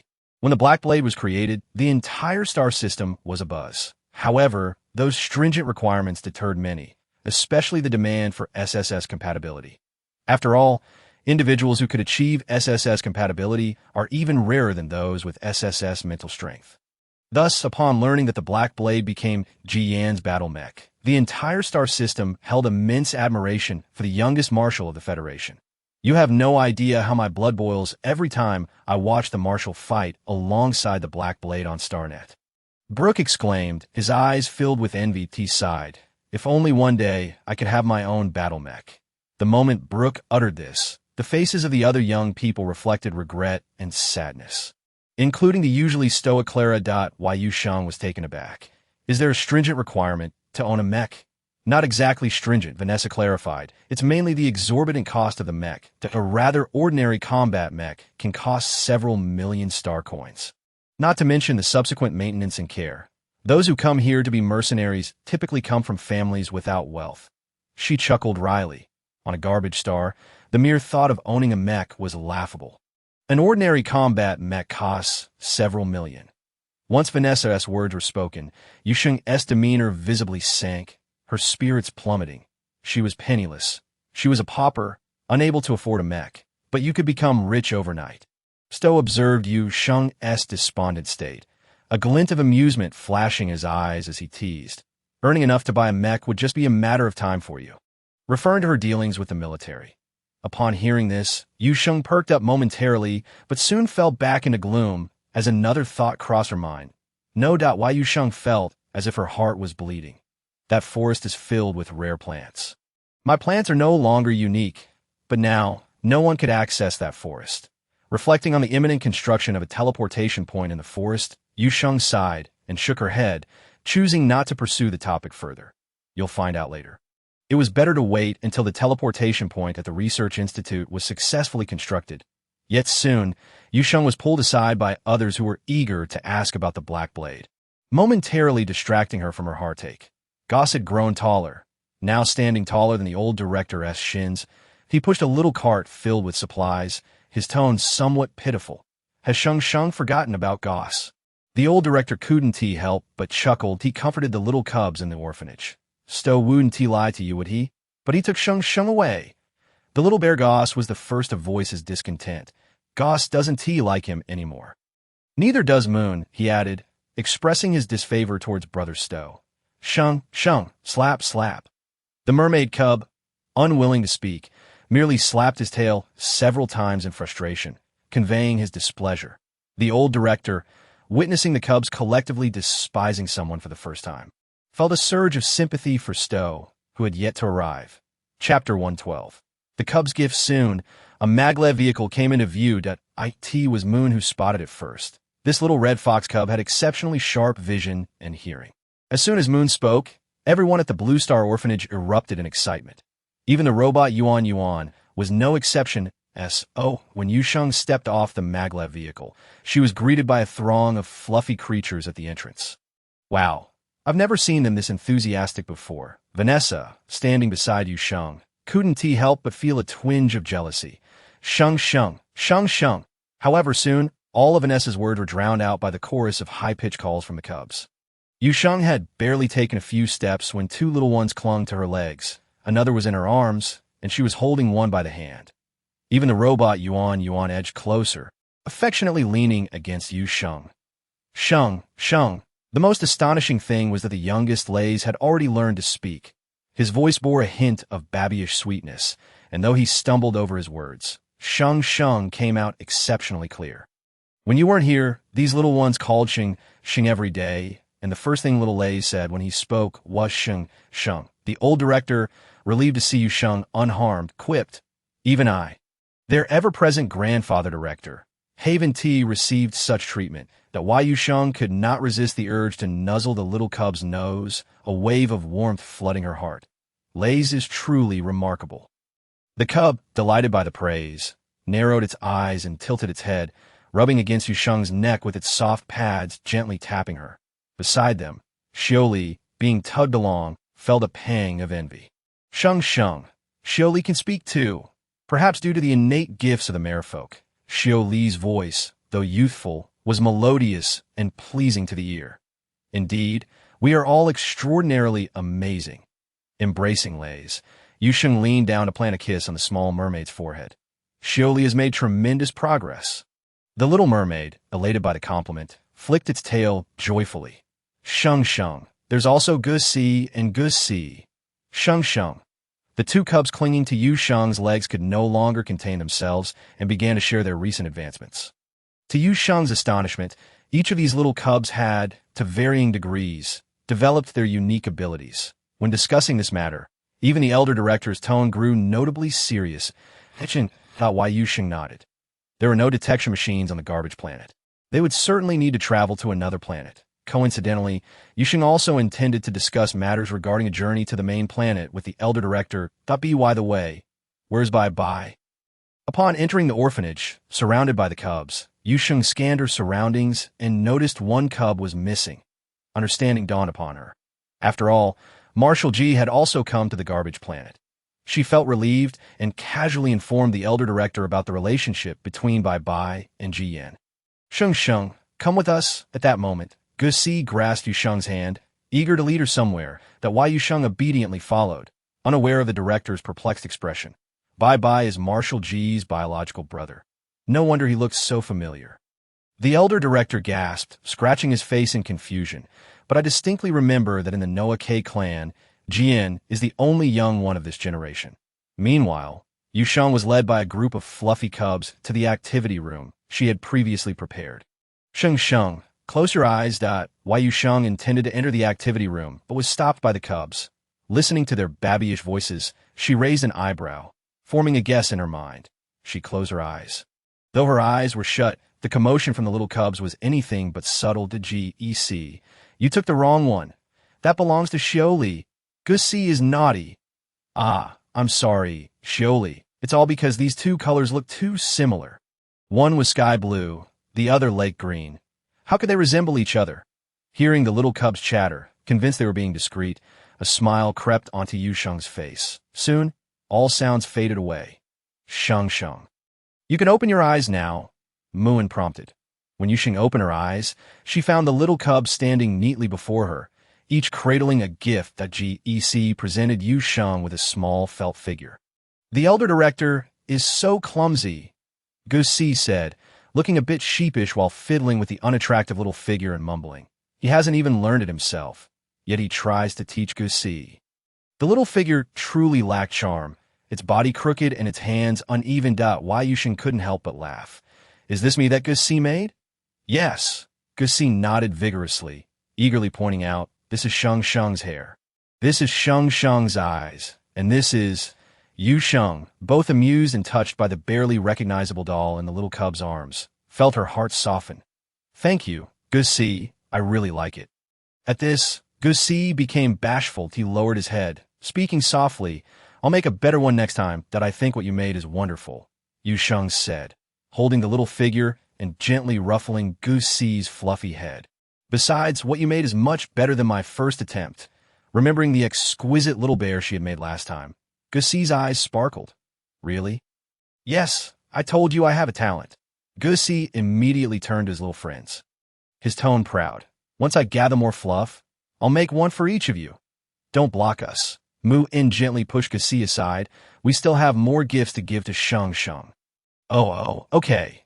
The little mermaid Xiaoli gifted a necklace made from its shed scales. The tiny, pale golden fish scales sparkled enchantingly under the sunlight, offering a delightful tactile sensation that Yu Sheng instinctively reached to check the little one's tail to confirm that these were indeed shed scales.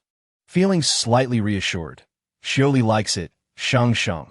The little one nestled against Yu Sheng's neck, its slightly cool face rubbing against hers, creating adorable dimples on its fair cheeks. What an angelic darling! Yu Sheng's heart melted like butter. The smallest Lays presented a sky-blue stone.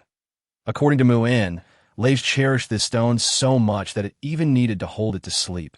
Chapter 113. New Life, New Hope. Mun gifted a small knife. This was made by Mu-In. Mu-In had worked on it for quite some time. Before Mu-In could say much, the other cubs began to chatter excitedly, their tone filled with admiration for this eldest cub. The black blade was somewhat rough, with a crooked sheng etched faintly into the handle. Yu Sheng could vividly imagine the little cub secretly laboring to craft this knife, and her nose suddenly felt a bit tingly. Thank you, Mu-In, she said, squatting down to gently embrace this small, yet mature-hearted cub. I really love this gift. Being held, Mu-In's fluffy ears twitched shyly, and its large red tail swayed energetically. Actually, we have another gift. The little girl shyly spoke, her cheeks slightly flushed. Then Yu Sheng was led by this group of fluffy cubs into the activity room.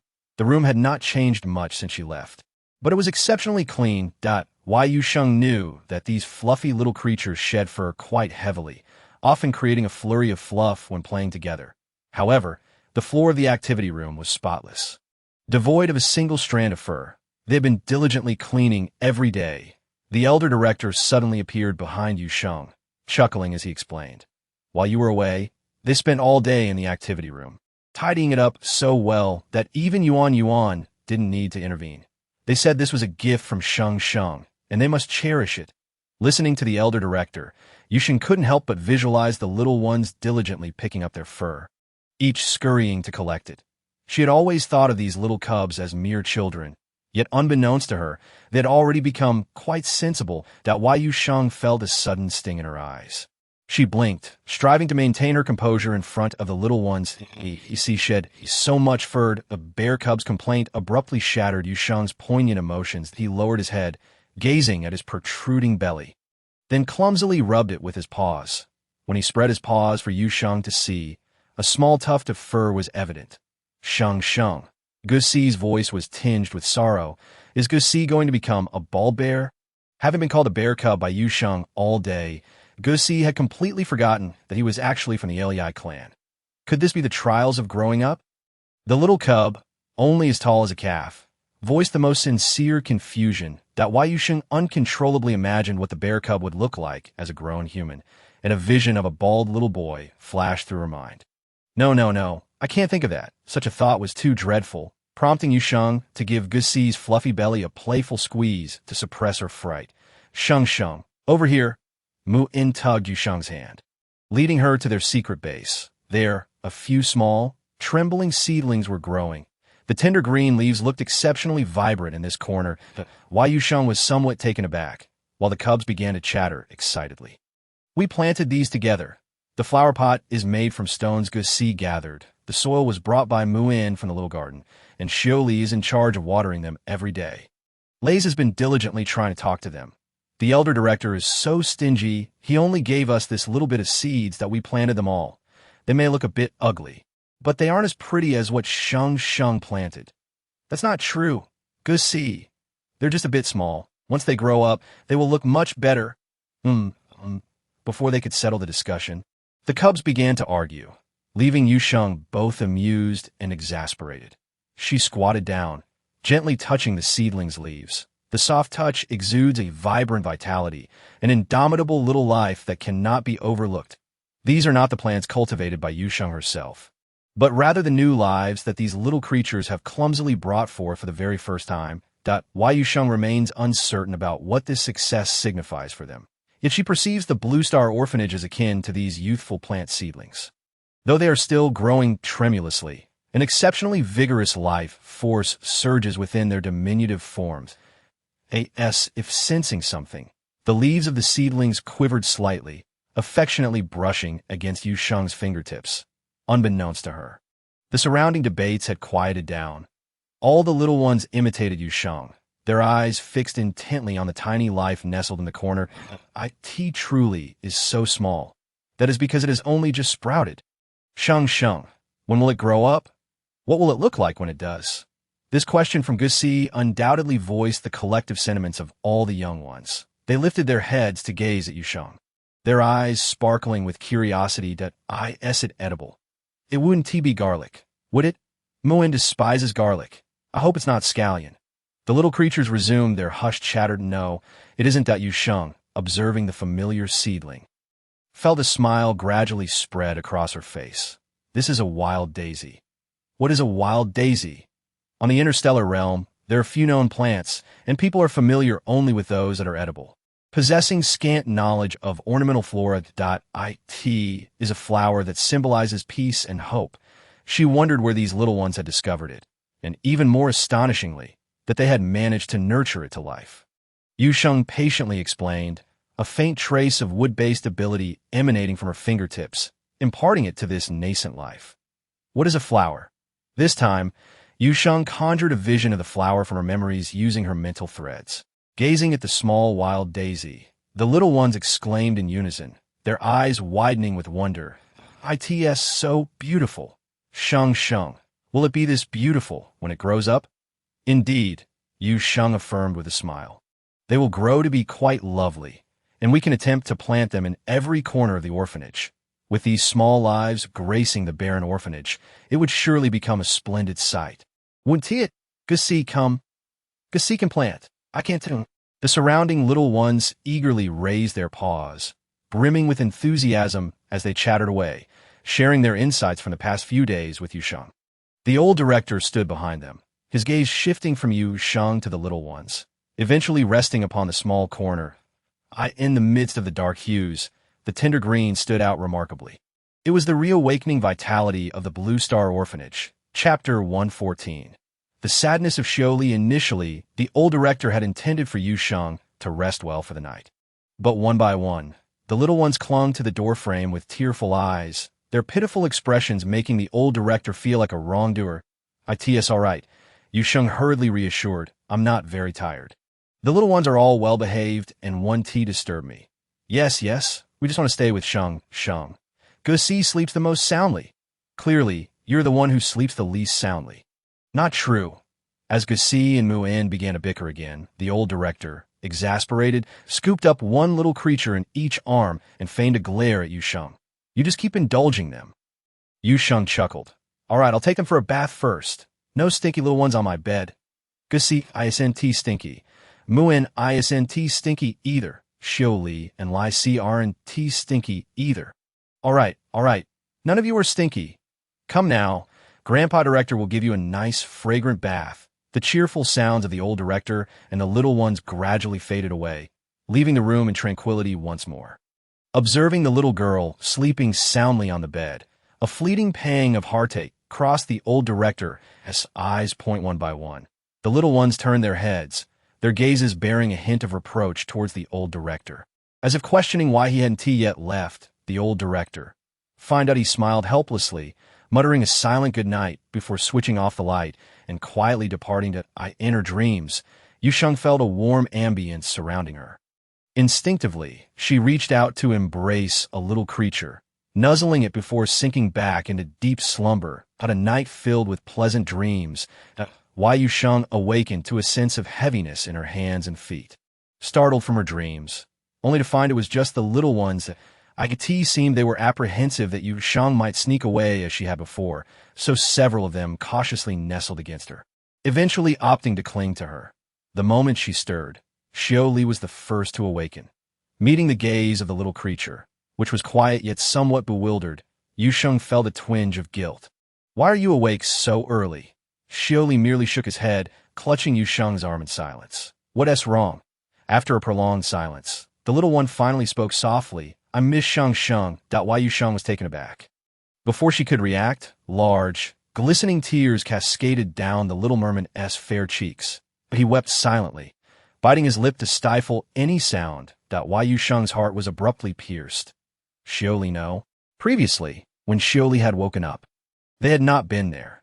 Now, with the little ones able to articulate their feelings, despite still stammering, Yu Sheng paused.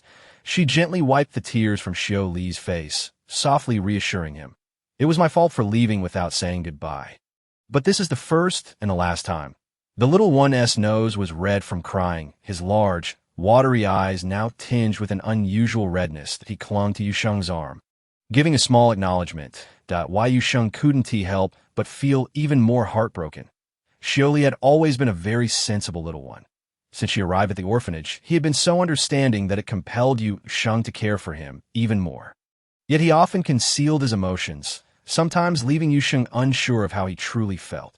Now, witnessing Xiao Li's tears, Yu Sheng cradled him, planting a kiss on his cheek. "Xiao Li, this time it was Sheng Sheng who was wrong. From now on, whenever I go out, I will always inform you, and I will never leave without a word again. All right?" Sheng Sheng and Grandpa Director both cherish Xiao Li. They will never abandon our little Xiao Li. Gusi also loves Xiao Li very much. So does Muon, Xiao. Unbeknownst to her, the surrounding little ones had all awakened, surrounding Yu Sheng and Xiao Li. Upon seeing his friend awake, Xiao Li sniffled, lowering his head to hide his current state. This time, it was indeed Sheng Sheng's fault. Gusi stood up on the bed, paused behind his back, and proclaimed with an air of authority, "Look, you made Xiao Li cry." Yu Sheng suppressed the heartache on her face, expressionless as she playfully flicked Gusi on the forehead. "Can Xiao Li sleep a little longer?" Yu Sheng noticed the dark circles under the little one's eyes. Her heart filled with compassion. This time, Sheng Sheng will stay with Xiao Li and absolutely will not leave. Xiao Li will see me the moment he opens his eyes. All right? Presumably fearing that when he next opened his eyes, Yu Sheng would no longer be there. The little merman had stayed awake all night.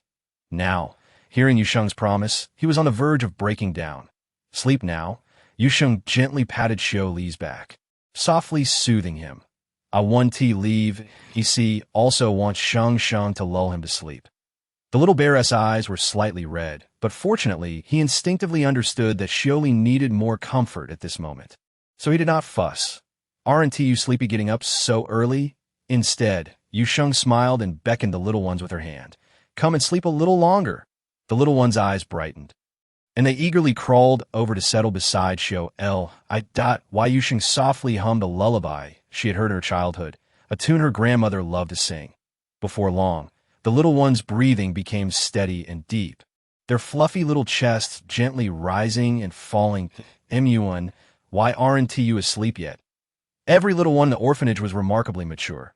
They understood that Bai was different from themselves. Bai had a family.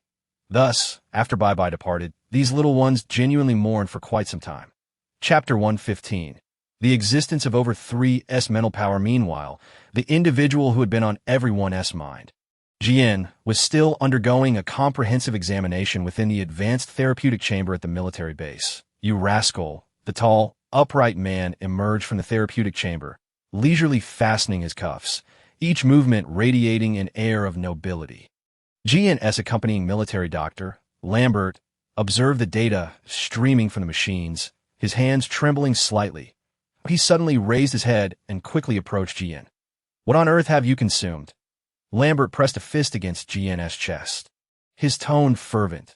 Not only have the previous hidden injuries healed significantly, but your mental power has also advanced. My heavens, GN, could it be that you're truly becoming the sole genius among geniuses in the galaxy with a mental power exceeding 3S? GN cast him a sidelong glance, revealing little surprise. Have you finished your examination? Then may I take my leave? Leave? Lambert was almost beside himself, eager to thrust the data into Ji Yan's face. Over 3S. Over 3S. Do you comprehend what this signifies, Ji Yan? He shook his head, pacing the room, his demeanor animated as if he were a mad scientist. This means your Black Blade can undergo further upgrades.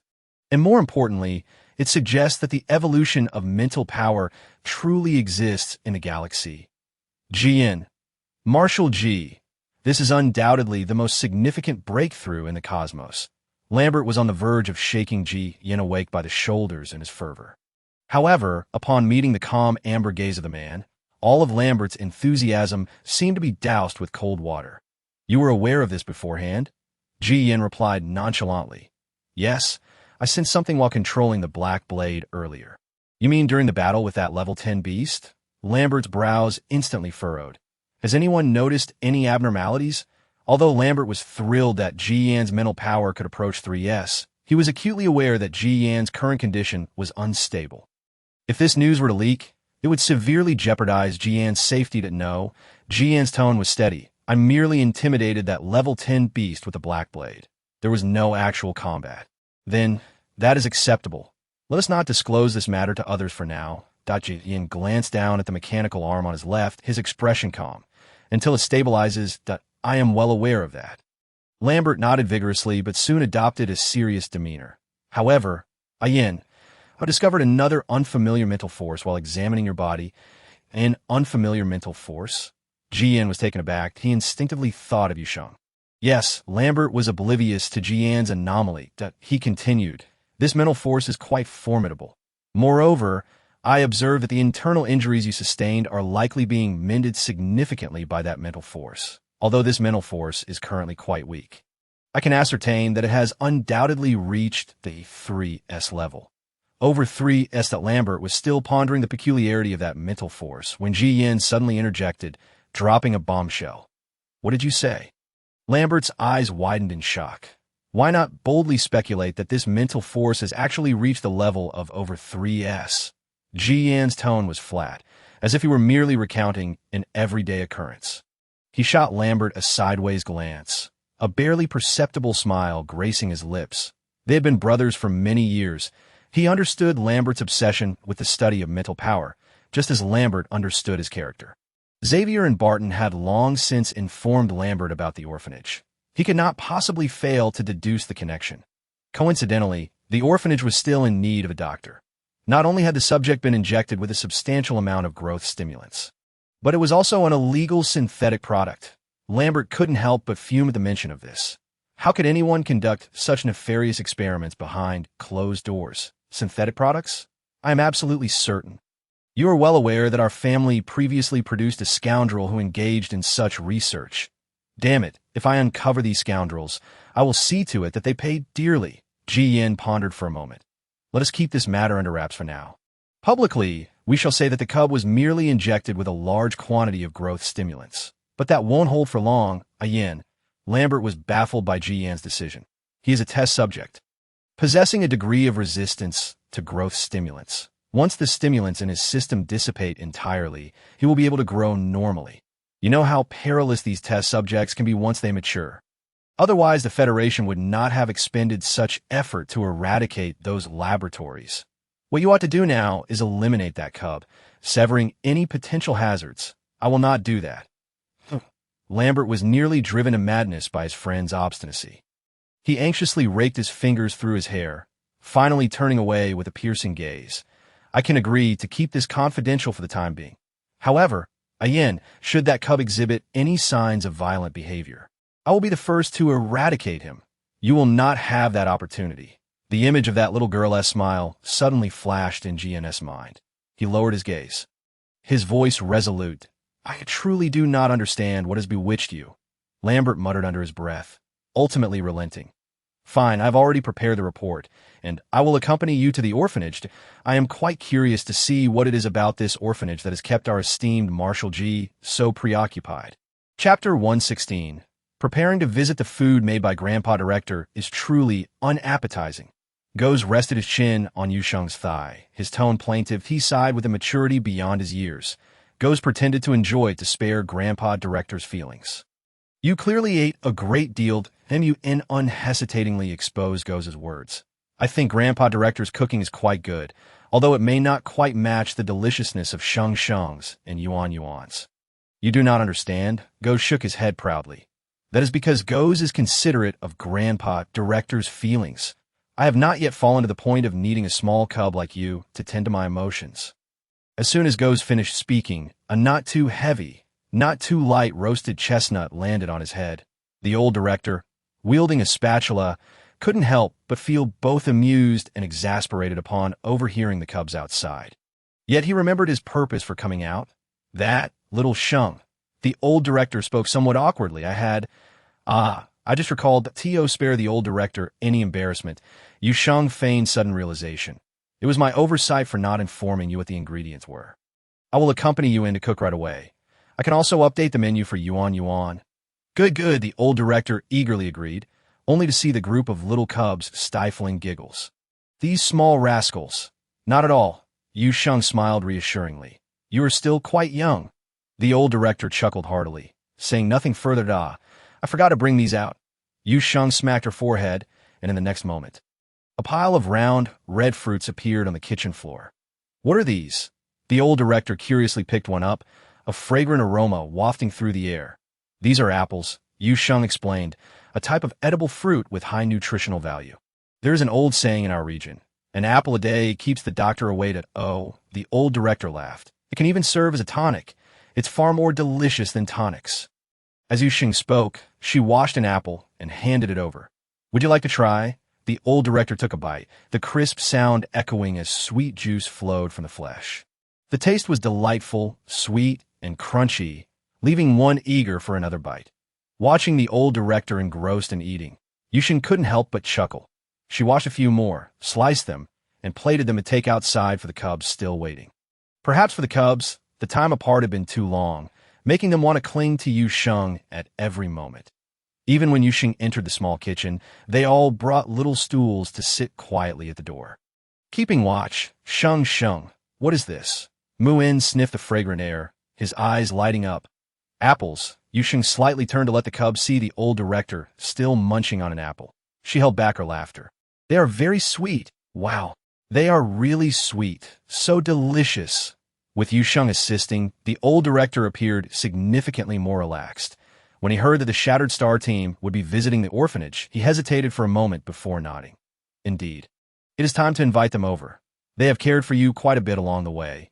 We ought to express our gratitude.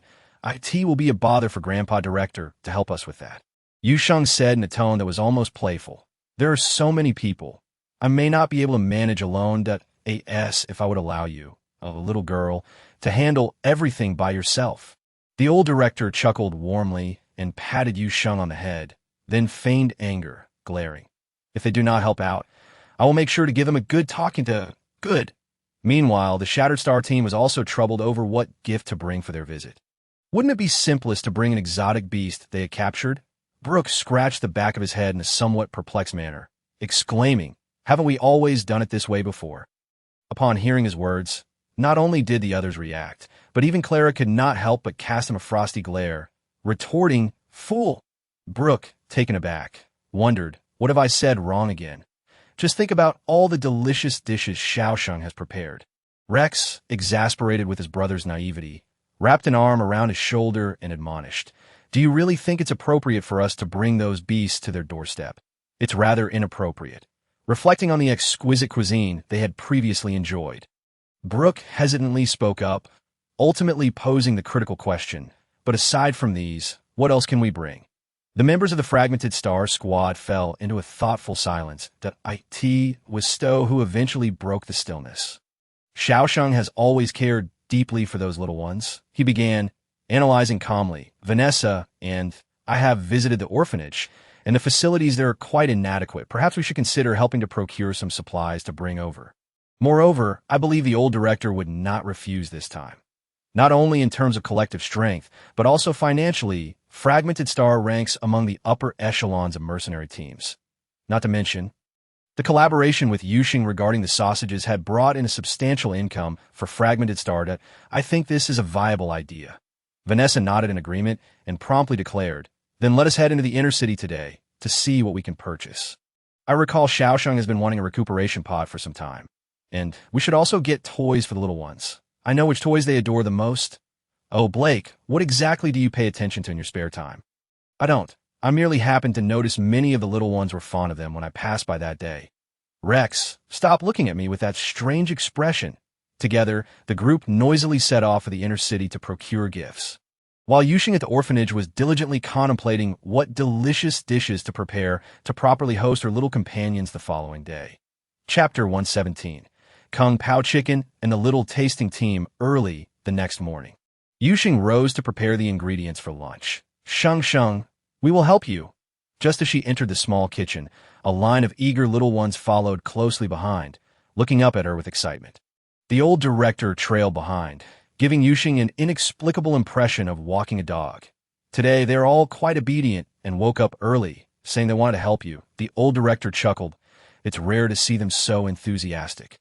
Sheng, if you need assistance, let these little ones lend a hand. All right, Yu Sheng replied with a smile. Could you help me wash these vegetables? Of course. Roundy brought over a small stool, while Moon and Gus stood on it, diligently rinsing the vegetables by the sink. Meanwhile, Shuri, possessing water manipulation abilities, sat on a small cart, surrounded by vegetables needing cleaning, while less seriously inspected them. Each had their designated tasks and worked earnestly. Sheng, what can I do? The old director joined in, watching Yu Sheng's skilled knife work with admiration. Grandpa Director can prepare a few of your signature dishes. Yu Sheng's eyes sparkled as she complimented. The dishes you made yesterday were absolutely delicious. I'm certain the captain and the others will love them. Indeed. Hearing this made the old director's eyes light up, and he promptly rushed over to compete for a workspace with Roundy.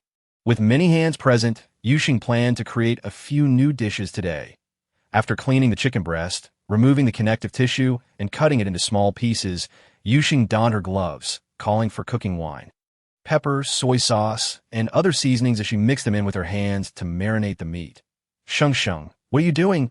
The little ones, intrigued by everything, soon abandoned their vegetable washing and tiptoed around Yu Sheng to watch. I am giving this meat a massage. Although a trivial task, the little ones couldn't help but exclaim in awe, each eager to assist Yu Sheng with the massage. But the vegetables aren't clean yet. Little ones should see things through to the end. Gus protested, turning to the old director and making a face, only to get caught. Startled, the little one quickly turned back, pretending to be focused on washing vegetables. Since chicken breasts tend to be quite dry, it is essential to marinate it thoroughly. With her workspace taken by the old director, Roundy could only stand by Yu Sheng, watching her actions. Coincidentally, Yu Sheng intended to teach Roundy some techniques. While explaining, she added the reserved egg whites from the cuckoo beast mixed with starch into the meat. Adding starch along with these egg whites can make the stir-fried meat more tender. Got it, Sheng. Roundy nodded in acknowledgement. The green onions and carrots were chopped to match the size of the meat, while the garlic and ginger were minced for later use. It's a pity there are no peanuts. But it's not a significant issue. Next came a sauce preparation that I prefer a sweeter flavor, so I will add an appropriate amount of water, followed by sugar, rice vinegar, soy sauce, starch, a pinch of chicken essence, and salt to create the sauce. A 1-to-1 ratio of sugar and vinegar yields a better taste. Once everything was ready, Yu Sheng heated the pan, adding the marinated chicken, stirring until it changed color, then setting it aside. This dish requires high heat throughout. Stir-frying the chicken until it changes color is sufficient, as overcooking would render the chicken tough and less tender. All right. Roundy quickly noted these important points. Although previously, Yu Sheng had input recipes into Roundy's control panel for convenience. The dishes Roundy prepared ultimately lacked a certain freshness, as even the little ones remarked that they were somewhat bland. This was, in part, due to the robot's overly precise measurements, so Yu Sheng decided to let Roundy observe her cooking, making it easier to explain certain nuances and ingredient handling, that we can save this oil adding Sichuan peppercorns, dried chilies, and minced garlic and ginger to enhance the aroma. These are quite common seasonings. Yu Sheng skillfully sought add the ingredients. Under the high heat, a fragrant, spicy aroma wafted through the kitchen. Achoo! With her keen sense of smell, Moon felt a tickle in her nose and couldn't help but sneeze. Rubbing her nose, she quietly moved to a spot further away from Gus. Once the heat was just right, Yu Sheng added the previously cooked chicken, stirring well before pouring in the sauce, which sizzled in the hot, tea that moment. The previous spiciness was balanced out, and an enticing fragrance enveloped the small kitchen. So fragrant, the little ones were now utterly distracted from their tasks. They resisted the temptation, finishing their respective jobs before gathering around Yu Sheng, gazing up with eager eyes. They said nothing, merely staring at her with their adorable expressions, leaving Yu Sheng both amused and exasperated. "You all are really—" She shook her head helplessly, then used her chopsticks to place a small piece of chicken on each of their plates. "Then I entrust you to be my little tasters, and see if it tastes good." For the little ones, these freshly stir-fried chicken pieces were just the right size for a single bite. The tender meat, with a hint of spiciness and a touch of sweetness, burst with flavor in their mouths. "So delicious!" Gus's eyes twinkled as he puffed out his little belly, mimicking an adult as he cleared his throat. "Sheng, I ate too quickly just now and didn't really taste it. Can I have another?" "This time, I promise to savor it." The other little ones paused, quickly chiming in to tease Gus for being so sly. Yet despite the teasing, they too claimed they had eaten too quickly and had not fully appreciated the flavors. "I was wondering why you little rascals were so eager today." The old director approached, wielding a spatula, playfully tapping each of them on the forehead, chuckling. "So it turns out you all came to the small kitchen to steal food." "Not at all." Moon raised her head slightly, asserting, Sheng said we could be her little tasters, we'll give our opinions." Quite perceptive for their age, the little ones showed considerable understanding. The old director chuckled. All right. Once you've helped out, hurry and go play.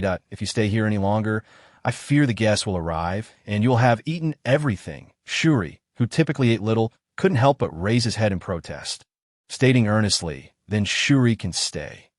Chapter 118. "They might be starving. Wow, Shuri, you've become quite cunning too." The other little ones chimed in once more, and the chatter resumed, each claiming they didn't eat much and could offer valuable feedback.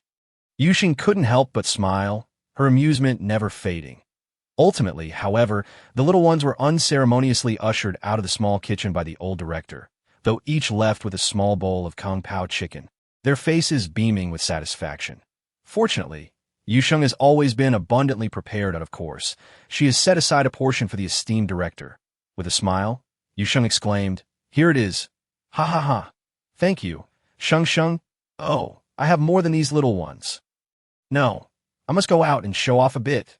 The old director, content, carried his bowl outside to dine with the little ones, his proud demeanor prompting Yu Sheng to reflect on how much of a child he still was at heart.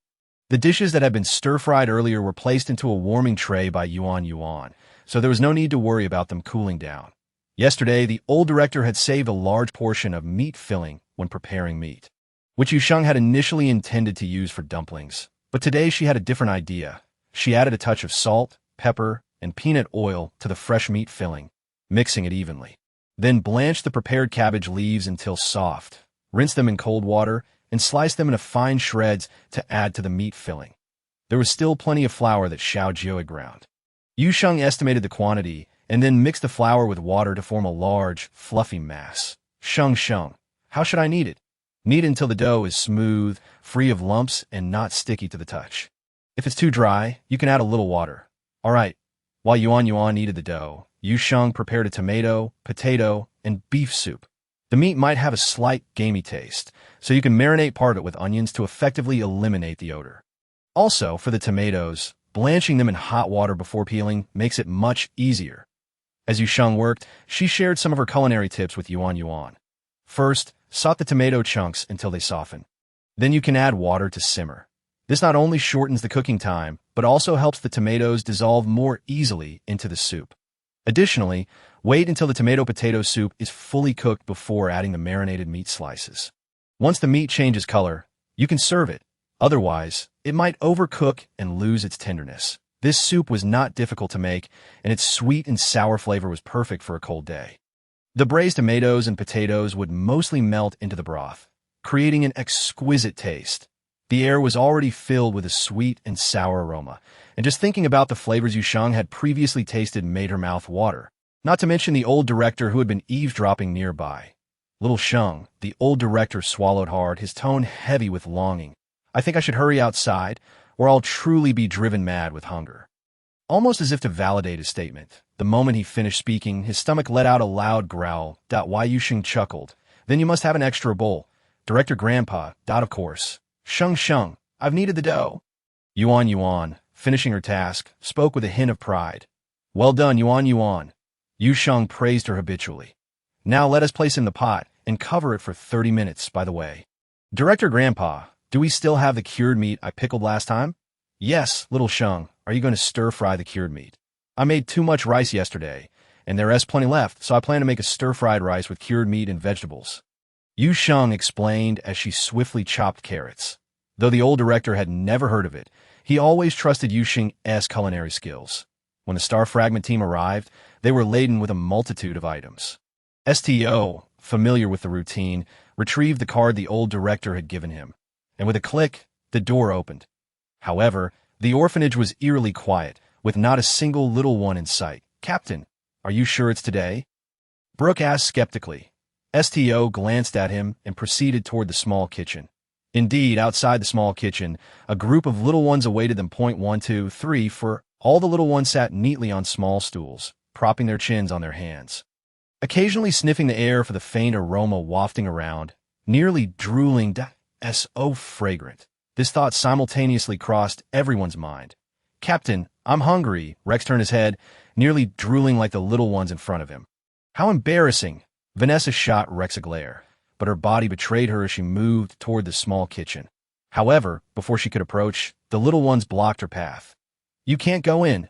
Moon spread his arms wide in front of Vanessa. The tiny one sighed, his tone sorrowful. The director Grandpa kicked us out. That's because you would sneak snacks in the if you wouldn't sneak snacks too, Sha. Goes also stepped in front, his tone filled with disdain. He unceremoniously called out Vanessa's intentions. Clearly, Sha, you sneak more? Hey, you little bear cub. Having spent too much time with Yu Sheng, Vanessa began to call Goes a bear cub as well. She lifted the little bear and playfully poked at his belly. Eating so much, no wonder you look chubbier that you're talking nonsense. The director Grandpa said that's a symbol of happiness. Goes protested vehemently, struggling as he continued. Before Sheng arrived, Goes wasn't this chubby. This is a symbol of happiness. In truth, the little ones did not mean anything by what they said, but to the Star Fragment team, it reflected the hardships the little ones had endured, filling their gazes with compassion. Shuri, this group is quite strange. Moon murmured, feeling somewhat awkward under their scrutiny. The mare child pondered for a moment and replied solemnly, they might be starving. Chapter 119. The little ones are upset with STO. You all arrived so early? When the old director emerged, he was greeted by the sight of little ones in a standoff with a group of adults that, of course, it was likely that the little ones were the ones blocking the adults. He chuckled. What are you all doing here? Come help out. Those that don't work today, 1 tea, get any treats. Vanessa confidently headed toward the kitchen. I'll help little Sheng prepare the beast meat. Yuan has already helped. Then I'll wash the vegetables that we've already washed them for Sheng, Vanessa retorted. Then I'll just stay next to little Sheng to serve tea and water and help her relax a bit. Vanessa's tone was unusually serious, which earned her disdainful looks from the little ones. Don't even think about it. We 1 tea let you sneak in for a snack. Goes, having been set down, immediately wrapped his arms around Vanessa's leg, while Moon followed suit with the other. Goes is right. I didn't tea sneak in. I just wanted to help. Helping with taste testing isn't allowed either. The little ones were quite the clever little ones. All right, the old director waved his hand. You all can help me take care of these little ones, and when the time comes, gather in the dining hall. With that, the old director strolled leisurely into the small kitchen. The members of the Star Fragment team fell silent for a moment. Why can the old director go in? Finally, the usually composed ST who couldn't help but voice the burning question. Because the director Grandpa said he is helping Sheng cook, the Star Fragment team collectively fell silent. Oh no, we've eaten the consequences of not knowing how to cook. When the old director entered, Yu Sheng was preparing to make cabbage and meat-filling pancakes. Had they arrived so early? The commotion outside naturally drew Yu Sheng's attention. They brought a lot of things, the old director chuckled. I caught a glimpse. Wow, there are quite a few of the little one's toys. That Vanessa girl is trying to sneak in again, but the little ones blocked her at the door. The old director shared the amusing scene he witnessed upon leaving with Yu Sheng, bringing a smile to her face. All right, let us put everything away first. Didn't he linger outside the small kitchen, as they had brought so many items that it wouldn't be fair to leave it for the old director and Yu Sheng to organize.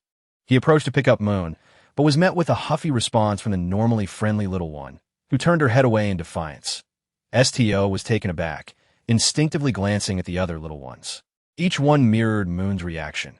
The youngest, Lays, confused, imitated his siblings by licking his paw and turning his head away. Having never encountered such a situation, felt somewhat at a loss. Have you become universally disliked?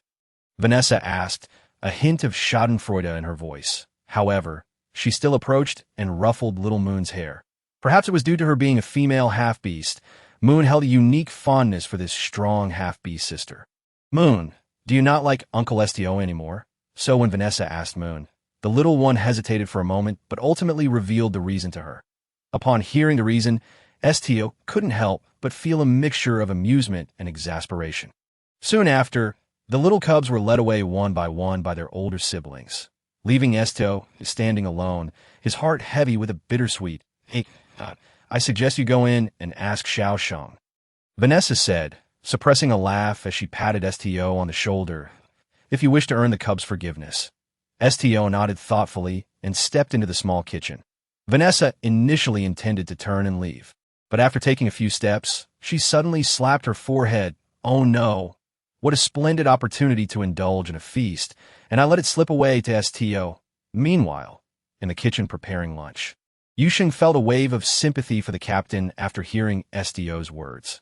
Although it was indeed her influence that caused the drastic change in the cubs' attitudes, it did not deter Yu Sheng from relishing the moment. What should I do now? The stoic Sto furrowed his brows, feeling utterly a loss in such a situation. It's quite simple, Yu Sheng replied casually as she handled the ingredients. The little ones are quite soft-hearted. If you speak to them earnestly, they will understand. Besides, did you not bring them a plethora of toys today? Will they truly forgive me? Sto fretted, recalling the cub's sudden cold demeanor, but Yu Sheng, stifling a chuckle, reassured him. They are very well behaved. Captain, let me share a good tip. When conversing with these little ones, crouch down to their level. Although they are young, they appreciate this egalitarian approach. Sto recalled how even Vanessa had crouched down to engage with the cubs, and hesitantly nodded in agreement. After Sto exited the kitchen, the elderly director could no longer contain his laughter. These clever little rascals have turned their frustration towards Sto instead of you. Indeed, Yu Sheng's smile widened. If one were to consider it, the captain is rather innocent in this matter. Sto, unaware of the conversation between Yu Sheng and the director, walked forward with a serious expression. Before long, he came upon the sight of the cubs joyfully playing with the members of the Broken Star team. Captain! Captain! The exuberant team members waved at him, beckoning him to join in their fun. Sto acknowledged them with a grunt and approached. Upon seeing him, the cubs paused their activities and instinctively turned their heads, only to be surprised when Sto crouched down before them after a moment's hesitation. Xiao Sheng is now an adult, bearing many responsibilities. Even if it weren't me, another captain would still need to go on missions with you, Sto stated with a stern face, pausing before continuing. The members of the Broken Star team couldn't help but facepalm at Sto's words. Captain, do you think they can comprehend such explanations? This is also Xiao Sheng's decision. If you truly care for her, you must respect her choices. Chapter 120. A serious explanation to the cubs. Sto had previously managed to placate the younger members of his family with mere treats and toys. However, the cubs at the Blue Star Orphanage were different. For some reason, the thought struck Sto with sudden clarity that Yu Sheng's earlier advice echoed in his mind. Explain things to the cubs in an equal manner. After a moment's hesitation, Sto opted to engage the cubs with explanations, despite the likelihood that they might not fully grasp his words. Observing their captain half-crouched and earnestly explaining to the cubs. The team members exchanged glances at a loss for words. Captain, all this talking might be futile. Rex could no longer hold back and approached STO, clutching one of the cubs' toys in an attempt to intervene. Yet, unbeknownst to them, the previously silent cubs had turned to face STO, attentively listening. Rex was taken aback. Could these little ones possibly understand? But Sheng said they would only be gone for 3 or 4 days. Shuri quietly chimed in, "We've been waiting for such a long time."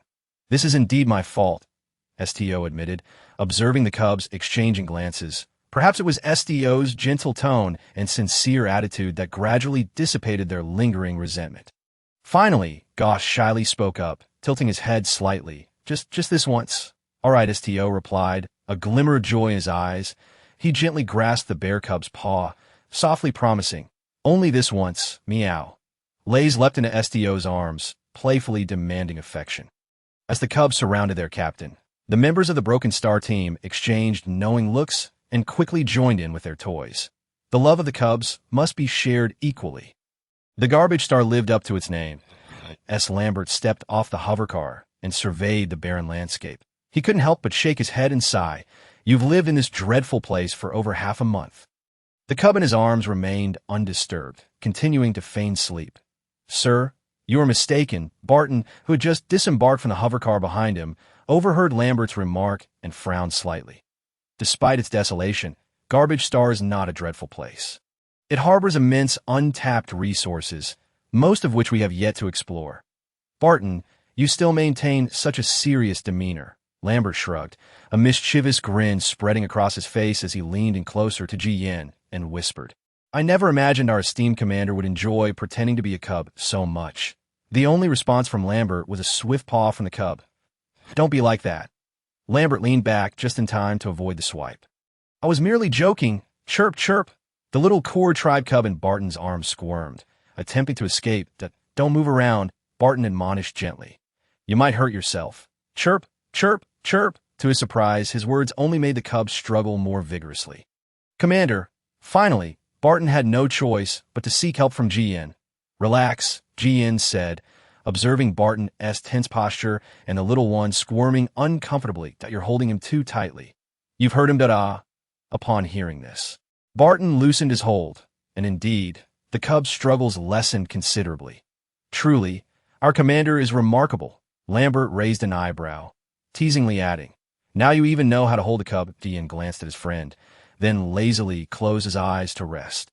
"Indeed, I have learned more than you who have been single for an eternity." "Damn, having someone worth noticing is impressive." Under Barton's guidance, they soon arrived at the entrance of the Blue Star Orphanage. "Wait!" Lambert suddenly adopted a serious expression. Halting Barton's hand before he could press the doorbell, he stood still, slightly tilting his head to sniff the air, where a tantalizing aroma lingered, his gaze fixed intently on the orphanage's entrance. "Ring the bell. There's something delicious." The previously composed Lambert, who had expressed disdain for Garbage Star, now exhibited an eager intensity. Barton and Ji Yen exchanged bewildered glances. How did he catch that scent from so far away? Soon, the sound of the doorbell echoed throughout the orphanage. "I someone visiting today." Vanessa remarked with surprise. "That I'll go check. You all keep an eye on the little ones here." Given the director's discreet nature, it was unlikely he would invite anyone other than the Broken Star team to visit. However, upon STO opening the door and seeing the visitor, his astonishment was palpable. "General Lambert, please call me the esteemed physician." Lambert stifled the urge to push past STO and enter, smiling warmly. "Are you enjoying some new flavor of nutritional liquid?" "Nutritional liquid?" STO paused, then responded with utmost seriousness. "No, esteemed physician. Discussing nutritional liquids in the Blue Star Orphanage is a disrespect to the institution. With Xiao Sheng here, what hardships could they possibly endure?" Lambert pondered, astonished that anyone on Garbage Star could boldly make such a statement. He wanted to retort, but the increasingly rich aroma in the air compelled him to swallow his words. "Ahem." Lambert cleared his throat, adopting a serious demeanor. "I would like to speak with the director here." However, the cub in his arms scoffed, leaping from Lambert's grasp and confidently striding ahead. The commander's personal physician. "It is imperative that I stay close to ensure his safety at all times." Lambert hurriedly uttered these words, neglecting the expressions of the other two individuals, and quickly followed suit. Barton, Mr. Lambert possesses commendable medical skills.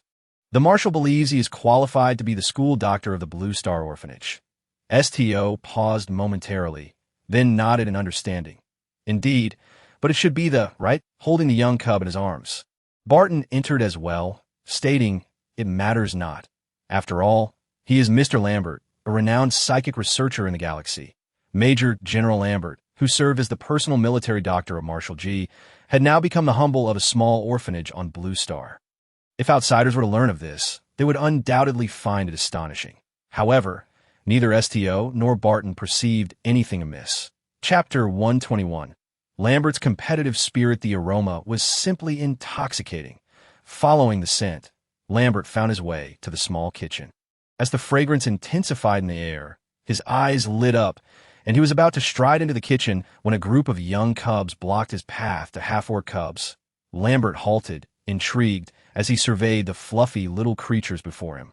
Yet, soon enough, his gaze became fixed, culminating in a state of disbelief. How can this be possible? Lambert stammered, momentarily at a loss for words, as he found himself forgetting the alluring scent, crouching slightly to reach out to the nearest cub. Goss. However, before he could make contact, Moon, swift as lightning, pulled the tiny cub away, issuing a low growl of warning at this unfamiliar figure. I could see that moment. Moon stood protectively in front of the other cubs, safeguarding his siblings behind him. Just as Ji-Yin was expelled from the kitchen by Yu Sheng, he stumbled upon Lambert's actions and, without hesitation, swatted at him with a potted owl. "Wow, bye-bye. You are quite impressive." "Bye-bye." Lambert covered his face, casting a peculiar glance at Ji-Yin, who was encircled by a throng of cubs, suppressing a laugh that was becoming increasingly difficult. "Dear children, you have misunderstood." Gradually regaining his composure amidst the initial shock, Lambert softened his tone. "I am bye-bye's uncle. I was simply unable to resist your cuteness." Lambert endeavored to wear a gentle smile, yet the group of cubs remained unyielding, their eyes filled with suspicion. Even Goss boldly addressed bye-bye. "Is this truly your uncle? He looks quite ugly, not at all comparable to Uncle Barton." Lambert, "Little cub, I suggest you choose your words wisely. Who could possibly be less appealing than Barton's deadpan face?" Meanwhile, Barton and STO, arriving just in time, overheard this remark, their expressions turning complex. "I didn't expect Goss to actually like you," STO remarked, patting his brother's shoulder, his tone oddly tinged with envy. Barton felt a tumult of emotions as well. After all, during their time at the orphanage, Goss had always sparred with him, yet it seemed he harbored a fondness for him beneath it all. However, Barton's moment of sentimental reflection was fleeting. As Goss proclaimed defiantly, "Though Uncle Barton is also quite ugly, he is far more handsome than this strange uncle." "Barton?" STO puffed, yet Lambert's mood did not improve that he pointed to his own nose. Astonished, "Take a good look at my flawless face. How on earth am I less attractive than that deadpan face of Barton?" Silently, Barton, standing behind Lambert, lowered his head, his expression devoid of emotion as he stared at him. At this moment, Lambert remained blissfully unaware. For heaven's sake, even cubs should possess a sense of normal aesthetics. He was on the verge of recounting his glorious history back on the main star to these cubs. However, the cubs merely glanced at Lambert. Then in unison, they looked up at Barton standing behind him. "I still think Uncle Barton is a bit more handsome." Yes, although Uncle Barton appears fierce, he is indeed better looking than this odd uncle. The little cubs chattered away, convinced they were speaking softly, completely unaware that their words were clearly heard by the adults present. Even STO could not suppress a smirk of schadenfreude as he observed the two individuals in front of him. However, he was taken aback when the cubs redirected their comments towards him. "I think Uncle STO is also somewhat ugly." STO? Was he now a subject of ridicule? Ultimately, the little cubs reached a unanimous conclusion. Still, Sheng is the most beautiful. STO and Barton were unfazed, as they were well aware of the fervent admiration this group of cubs held for Yu Sheng. However, Lambert was oblivious. He furrowed his brow, an inexplicable desire for competition surging within him. "Who is this Sheng you speak of?" Upon hearing someone inquire about Sheng Sheng, the cubs became animated, their attitudes toward Lambert improving significantly. Sheng Sheng is the most beautiful person. Sheng Sheng makes so many delicious dishes. Sheng Sheng is super gentle. Sheng Sheng, Sheng Sheng. In any case, Sheng Sheng is just the best. We absolutely adore her, the cubs clamored in excitement, each attempting to introduce Sheng Sheng to Lambert, but their limited vocabulary constrained them to repeating a few adjectives. However, when one little cub proclaimed that the food made by Sheng Sheng was the best in the galaxy, Lambert lifted his chin slightly, pride swelling within him as he retorted, "Impossible! Absolutely impossible!" At that moment, Lambert had completely forgotten that he was initially drawn by the enticing aroma. He spoke with pride. "The finest chef in the galaxy belongs to our family. The delicacies he creates are unparalleled. Moreover, he has developed unique methods for preparing plants. You cannot fathom the delightful sensory feast that steaming green leaves can offer." Furthermore, the newly developed flavored nutrient liquids he had created often sold out upon release. As Lambert spoke, his demeanor resembled that of a peacock displaying its resplendent plumage. Yet, the cubs merely blinked in confusion. Nutrient liquid? Is it that terribly unpalatable kind? Yes, the very one that even Yuan Yuan finds distasteful. Wow, we haven't had that in ages. Indeed, this strange uncle actually believes nutrient liquid is delicious.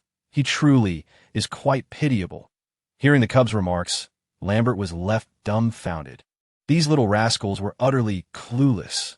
Who among the galaxy would not express envy upon hearing of the finest chef in the galaxy, the esteemed Mr. Otis, being part of their family? Yet, to these cubs, it seemed he was merely lamenting his consumption of nutrient liquid, and that he was to be pitied. Once more, Lambert's insatiable competitive spirit flared up. He retrieved a selection of his favorite flavored nutrient liquids from his spatial ring, glancing at them with a tinge of regret before pushing them forward. "Try these. They are my absolute favorites. They are worth their weight in gold." To his dismay, the cubs collectively took a step back, their voices resolute. "We want to eat them." Lambert. These little brats lacked appreciation. Jian glanced at his friend, unable to resist delivering another swat. Ow. Chapter 122. The youngest sister. "What are you all doing standing around here?" Just as Lambert tirelessly attempted to persuade the cubs to sample his nutrient liquids, the door to the small kitchen swung open, the fragrant aroma intensifying to a gentle female voice resonated. Yu Sheng and Yuan Yuan emerged, carrying the prepared dishes, instinctively raising the plates slightly to avoid collision with the throng. "Sheng Sheng, Sheng Sheng." Upon seeing Yu Sheng, the cubs eagerly gathered around, their calls becoming increasingly sweet. "Chirp, chirp." In the midst of his chorus, a clear voice caught Yu Sheng's attention. "Chirp, chirp, chirp, chirp." A little cub gently nudged Yu Sheng's fingers with its light-colored beak, emitting a series of crisp chirps. It was then that the orphanage cubs noticed their new companion. "Wow, Sheng Sheng. Who is this?" They clustered around, tilting their little heads, curiously examining the tiny cub in Yu Sheng's arms. "This is Chirp Chirp." Yu Sheng smiled, stroking the soft feathers on Chirp Chirp's back. "From now on, he will be your youngest brother." At that moment, Lambert was struck dumb upon witnessing Yu Sheng's entrance. More precisely, it was the sight of the plate of food in her hands that left him in a daze. "Those are plants, right? Green plants, right? How can an orphanage on a garbage star have access to so many plants? And why have they prepared such an extravagant feast?" In a stupor, Lambert heard Yu Sheng explaining to the cubs that the Cure tribe cub was their youngest brother. And without a second thought, he interjected, "She is a girl." Huh. In that moment, Yu Sheng successfully drew attention to the presence of a stranger. This little core cub was a female. Lambert forced his gaze away from the exquisite and seemingly delectable food, swallowing instinctively as he feigned composure to explain that a little girl. Yu Sheng was taken aback, instinctively looking down at the core cub nestled in her arms. The little creature appeared bewildered, gazing up at her in confusion. Upon noticing that Yu Sheng was also watching her, the cub chirped joyfully, flapping her tiny wings with increased vigor. Yu Sheng couldn't help but smile. Having initially assumed that David was a man, she had thought this was a male cub. Turned out our chirpy friend was a little sister. "Chirp." Yu Sheng laughed, gently tapping the cub's head, her tone entirely unremarkable. Meanwhile, the other cubs gathered around.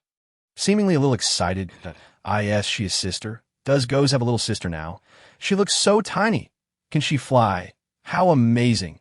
Yu Sheng crouched down to allow the group of little cubs a better view of their newly arrived sister. Perhaps overwhelmed for the first time by so many cubs surrounding her, the little one instinctively curled closer to Yu Sheng, her wings folding in. Chirpy, these are your older brothers and sisters. They will take good care of you from now on. Chirp, Chirpy, still somewhat puzzled, couldn't resist curiously observing the other cubs. Sheng, can I touch her? As the only little girl among the cubs, Moon was filled with immense joy and excitement upon learning there was finally a little sister. She curiously examined the newcomer, her tone eager. You can ask Chirpy, Yu Sheng replied with a warm smile. So, Chirpy, I touch you? The little girl's fox ears twitched as her eyes sparkled with anticipation. Looking at Chirpy, the little cub also curiously peeked out from Yu Sheng's embrace. She tilted her head, glancing at Yu Sheng's encouraging smile, hesitating for a moment. However, no one rushed her. All the cubs awaited Chirpy's response with bated breath. Chirpy! Finally, after a brief hesitation, the little creature nuzzled her beak against Moon's finger, granting permission for the young girl to touch her. Moon's eyes lit up. Mimicking Yu Sheng's earlier actions, she cautiously extended her hand to stroke Chirpy's fluffy head, then gently caressed her soft-back feathers. Oh, comfortable. Moon's tone grew more animated. Sheng, Goes want to touch the little sister too. Let me touch. Then you all should ask Chirpy yourselves. You may only touch her after receiving her consent, Yu Sheng replied, releasing her embrace and allowing Chirpy to flutter her little wings and fly into Moon's arms, feeling nervous for holding such a tiny cub for the first time. Moon stiffened, glancing helplessly at Yu Sheng. Relax, besides, Chirpy can fly. Moon nodded heavily, though her hold on Chirpy remained cautious. Chirpy, may I touch you? One by one, the little cubs politely formed a line, asking for Chirpy's consent. And after receiving her approval, they carefully reached out to stroke her head. Chirpy is so obedient. Her fur is so soft. Lambert watched the impeccably well-behaved little cubs before him, feeling a sense of disorientation. Where had the troublesome cubs that had previously angered him gone? Meanwhile, Chirpy began to familiarize herself with her new companions. She turned her head to observe this one and that one, finally chirping joyfully and flapping her little wings, soaring onto Bye-Bye's back. Witnessing Chirpy approach Bye-Bye so willingly, the cubs looked on with expressions that seemed to indicate Bye-Bye's undeniable prowess, causing Yu Sheng to stifle a laugh. It was at this moment that Yu Sheng's gaze fell upon Lambert, who had been lingering nearby. Mr. Lambert is here to apply as the orphanage's doctor. Barton interjected swiftly to prevent Lambert from saying anything inappropriate. A doctor? Yu Sheng blinked, her eyes casting a doubtful glance at the young man before her, who was dressed in a flamboyant manner with brightly dyed hair. Frankly speaking, she had yet to sense even a hint of doctorly demeanor from him. Lambert noticed Yu Sheng's scrutinizing gaze, and his competitive spirit flared up. You may question my character, but you cannot doubt my medical skills. Yu Sheng. What to do? Now, I am even more suspicious. Chapter 123. This is the true first chef of the interstellar realm. What are you still standing there for? Fortunately, it wasn't long before the old director arrived, breaking the momentary awkwardness that he chuckled. If you don't come over soon, that group of young people will drag you away. With not everyone present yet, the members of the Fractured Star team could only wistfully gaze at the delicious food laid out before them, unable to eat. The feeling of merely looking at food they couldn't touch was almost unbearable. All right, Yu Sheng replied, though her gaze hesitated as it fell on Lambert. Sensing Yu Sheng's look, Lambert shivered. He could no longer afford to prove his medical expertise. As the enticing aromas beckoned him, and he instinctively swallowed, the tea quickly moved in front of Yu Sheng, grasping her hand fervently, his eyes sincere and passionate. Beautiful. Ow. Bye-bye. Yu Sheng quickly embraced the little cub attempting to claw at Lambert again, her tone turning serious. How can you grab people so carelessly? Quickly apologize to this uncle. GN remained silent, his gaze fixed menacingly on Lambert's mischievous hands. Lambert suddenly felt a chill run down his spine. He forced a dry laugh. It's fine. Bye-Bye didn't use much strength. I'm okay. Yu Sheng glanced at the bloodstains on Lambert's hand, pursing her lips with an apologetic tone. I'm truly sorry. Let me take you to get that bandaged. No, no, no. Lambert hurriedly waved his hands in refusal. What a joke. If this little girl were to bandage me, I would likely not survive leaving this orphanage. Lambert clicked his tongue, casting a playful yet mischievous glance at Jian when no one was paying attention. He hadn't expected that the marshal's jealousy would be so intense. Jian nestled in Yu Sheng's embrace, casting a warning glance at Lambert. But your hand, it's just a minor issue. Lambert casually waved his hand. In the next moment, he covered the injured hand with the other, a faint white light illuminating their surroundings.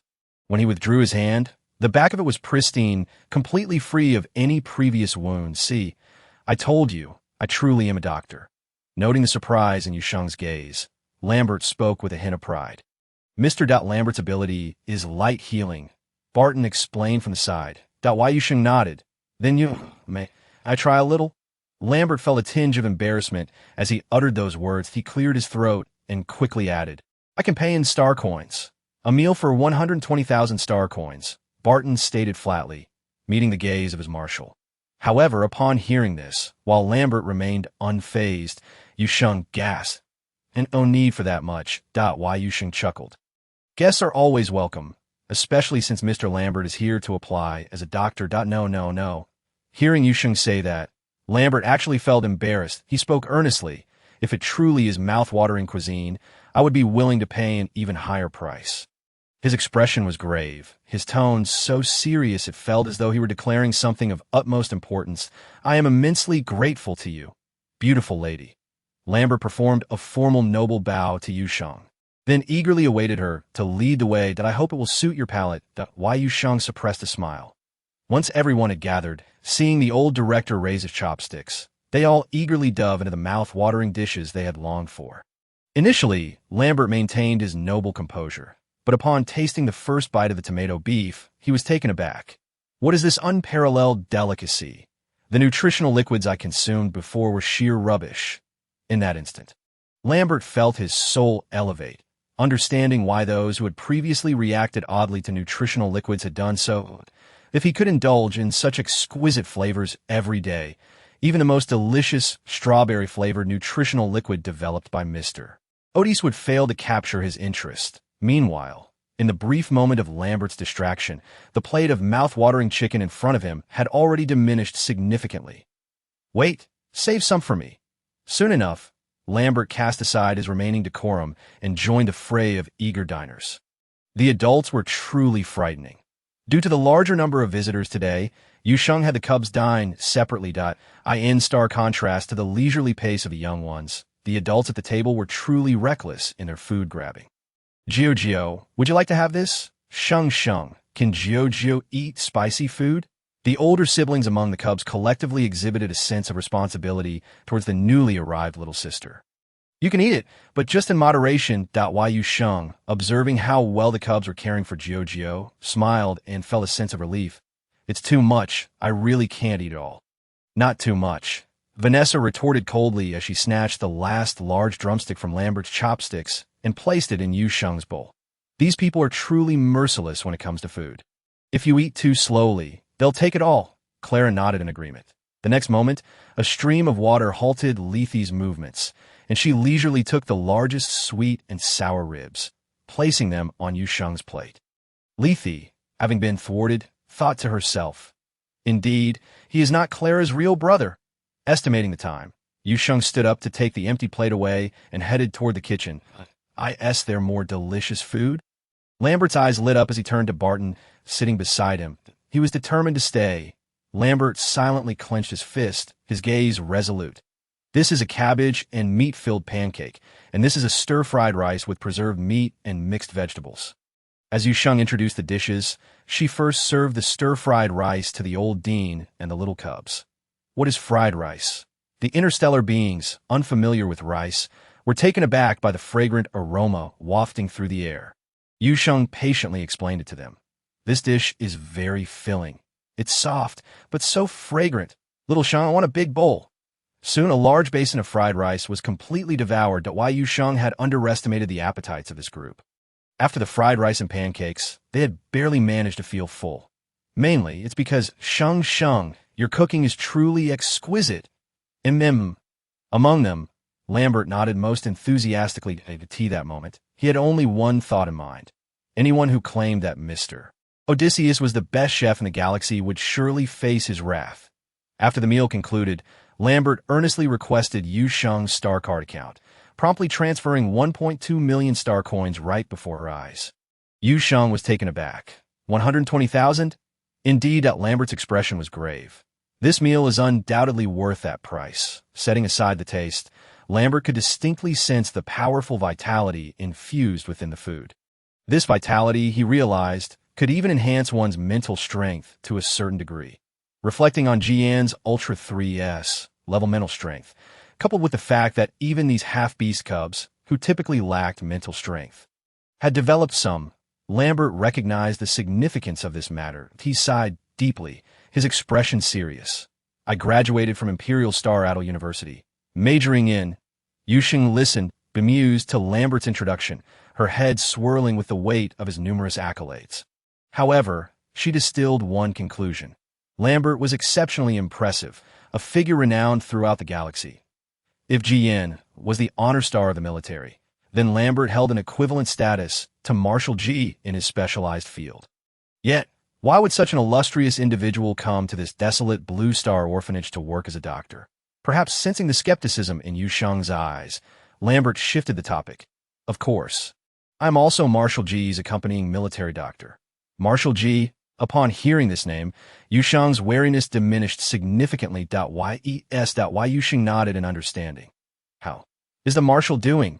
What about his injuries? The Marshal is not in serious condition. Not to mention not being in serious condition, he was currently disguised as a cub, enjoying free meals and affection. However, Lambert dared not voice this thought.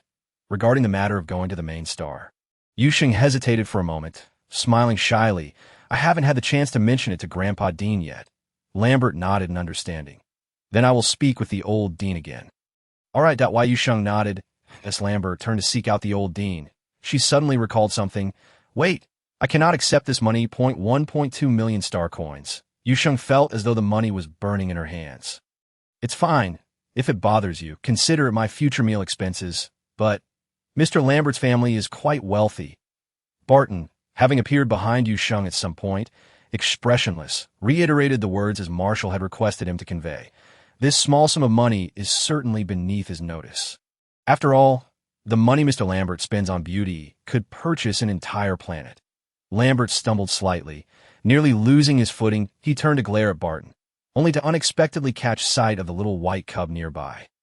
As if sensing Lambert's gaze, the cub lazily lifted its eyes to glance at him. Lambert, Jian, you are truly ruthless. However, Yu Sheng wished to say something more, but in the next moment, she felt a weight in her arms. Meow. The little cub nuzzled against Yu Sheng's neck, calling out in a soft, delicate voice. Barton kept his gaze forward, striving to appear invisible. The Marshal said he is currently occupied with many matters and cannot attend to you. So he is entrusted by to your care for the time being. That is not a problem. Yu Sheng nodded. She pinched the little cub's paw, her eyes smiling. Bye-bye. Did you miss me? The little cub couldn't speak, so it merely patted Yu Sheng's hand with its paw. After playing with bye-bye for a while, Yu Sheng remembered the earlier matter to be by the way. What about the little princess? You saved Princess Hetty, and the Empire will offer a significant reward thereafter. Barton did not disclose to Yu Sheng that her reward would far exceed what the Emperor originally promised, as this was a request made by Jian. Also, Barton paused, casually activating a shielding device to prevent their conversation from being overheard. God knows how astonished Barton was upon learning that a teleportation point could be established within the forest. Especially when he discovered that this teleportation point was provided by Yu Sheng, elevating the young girl's significance to unprecedented heights. She would become the hope of the galaxy, the new hope for all plants. She could alter the state of interstellar plant growth. All right, Yu Sheng nodded, indicating her understanding. There is one last thing. Dean Reed of the Research Institute wishes to meet you. The Dean of the Research Institute? Upon hearing this title, Yu Sheng instinctively frowned. This reaction was not entirely unfounded, as since joining the Fractured Star, Her interactions with Professor Peiji had grown closer. She admired Professor Peiji's dedication to research and his efforts for the half-beasts. So upon learning that he faced exclusion from those in the research institute, especially from the dean and certain researchers, it was difficult for Yu Sheng to harbor any fondness for them. If not for the fact that besides the forest and the orphanage, only the research institute's plants could provide the operational energy for the teleportation point, Yu Sheng would have been quite unwilling to set the teleportation point at the research institute. Dean Reed was the father of Vice Dean Peiji and the former head of the research institute. Prior to their arrival, Barton had already anticipated Yu Sheng's sentiments regarding her rapport with Professor Peiji, so it was not difficult to guess the young girl's emotions. Indeed, upon hearing this, Yu Sheng's expression brightened considerably. "But why does the old dean wish to see me?" Yu Sheng asked curiously. "I am not entirely certain. But the marshal suspects it may relate to the old dean." "Grandpa Dean?" Barton nodded. "Dean Reed and Major General Khan are close friends, so—" Wait, Major General Khan." Yu Sheng grew increasingly perplexed, unable to restrain herself from interrupting. "Are you saying Major General Khan is Grandpa Dean? You didn't know?" Seeing the young girl's expression of confusion, which did not seem feigned, Barton was somewhat astonished. However, he quickly realized, perhaps Major General Khan did not wish to mention his past in the military. After exiting the military 20 years ago, he had virtually severed all connections on the main star. That why Yu Sheng genuinely wanted to inquire further, but Barton hesitated, ultimately suggesting that she ask the old dean personally. "The matter was somewhat complex, so I apologize, Miss Yu, but I cannot directly disclose this information to you." Hearing Barton say this, Yu Sheng could only nod in understanding. "Then when shall I meet Dean Reed?" "That is not urgent for now," Barton explained. "The old dean cannot leave the main star for the time being, so we will wait until you arrive on the main star to find an opportunity to meet." "All right," Yu Sheng did not object too strongly. After bidding farewell to Barton, she hugged Jian and went to find the other cubs, as she had promised to make desserts for them. As Barton gazed at the marshal nestled sweetly in the arms of the young girl, a sight he had witnessed numerous times before, he felt a profound impact each and every time. He could only hope that when the truth eventually came to light, the marshal would not suffer too greatly. Lambert had successfully secured his place at the Blue Star Orphanage. Upon receiving this news, the little ones at the orphanage reacted with considerable resistance, especially upon learning that Lambert was a doctor. In the cosmos, most individuals opted for healing pods when injured. However, many of the young ones were rather delicate and required more attentive care. Thus, doctors specializing in the health of younglings were particularly sought after in the interstellar realm. "What is a doctor?" When the elderly director personally led Lambert over to make introductions, the young ones blinked in confusion at the unfamiliar term, followed by murmurs among themselves that "I know this." Moon chimed in, recalling his previous encounters elsewhere. "Doctors are terrifying, terrifying." Gus exclaimed, Indeed. I saw many little ones brought to tears by them. They use long, sharp instruments to jab the younglings, and they cry out loudly." The usually bold little fox trembled slightly, fear evident in his tone. In short, doctors are very frightening. Upon hearing this, all the young ones were taken aback, their gazes towards Mr. Lambert shifting to something decidedly less favorable. Mr. Lambert was not. Indeed, Lambert regarded the delicate, fragile younglings before him with a smile typically reserved for villains. "So, you must— oh, Before Lambert could finish his sentence, he was caught in a clawed grasp. "Bye-bye is amazing. Look at Bye-bye."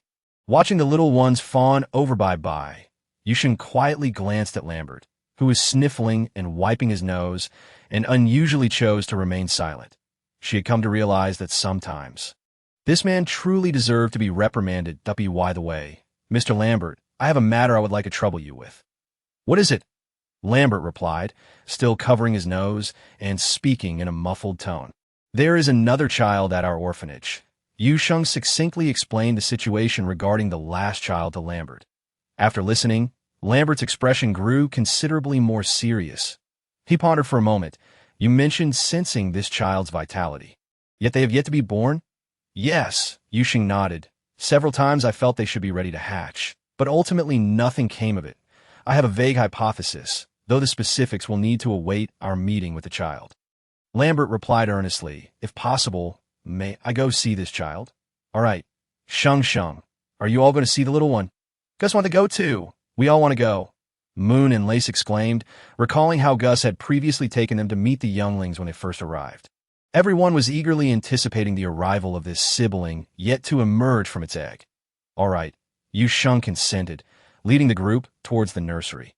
Fortunately, the members of the Shattered Star team had already departed beforehand.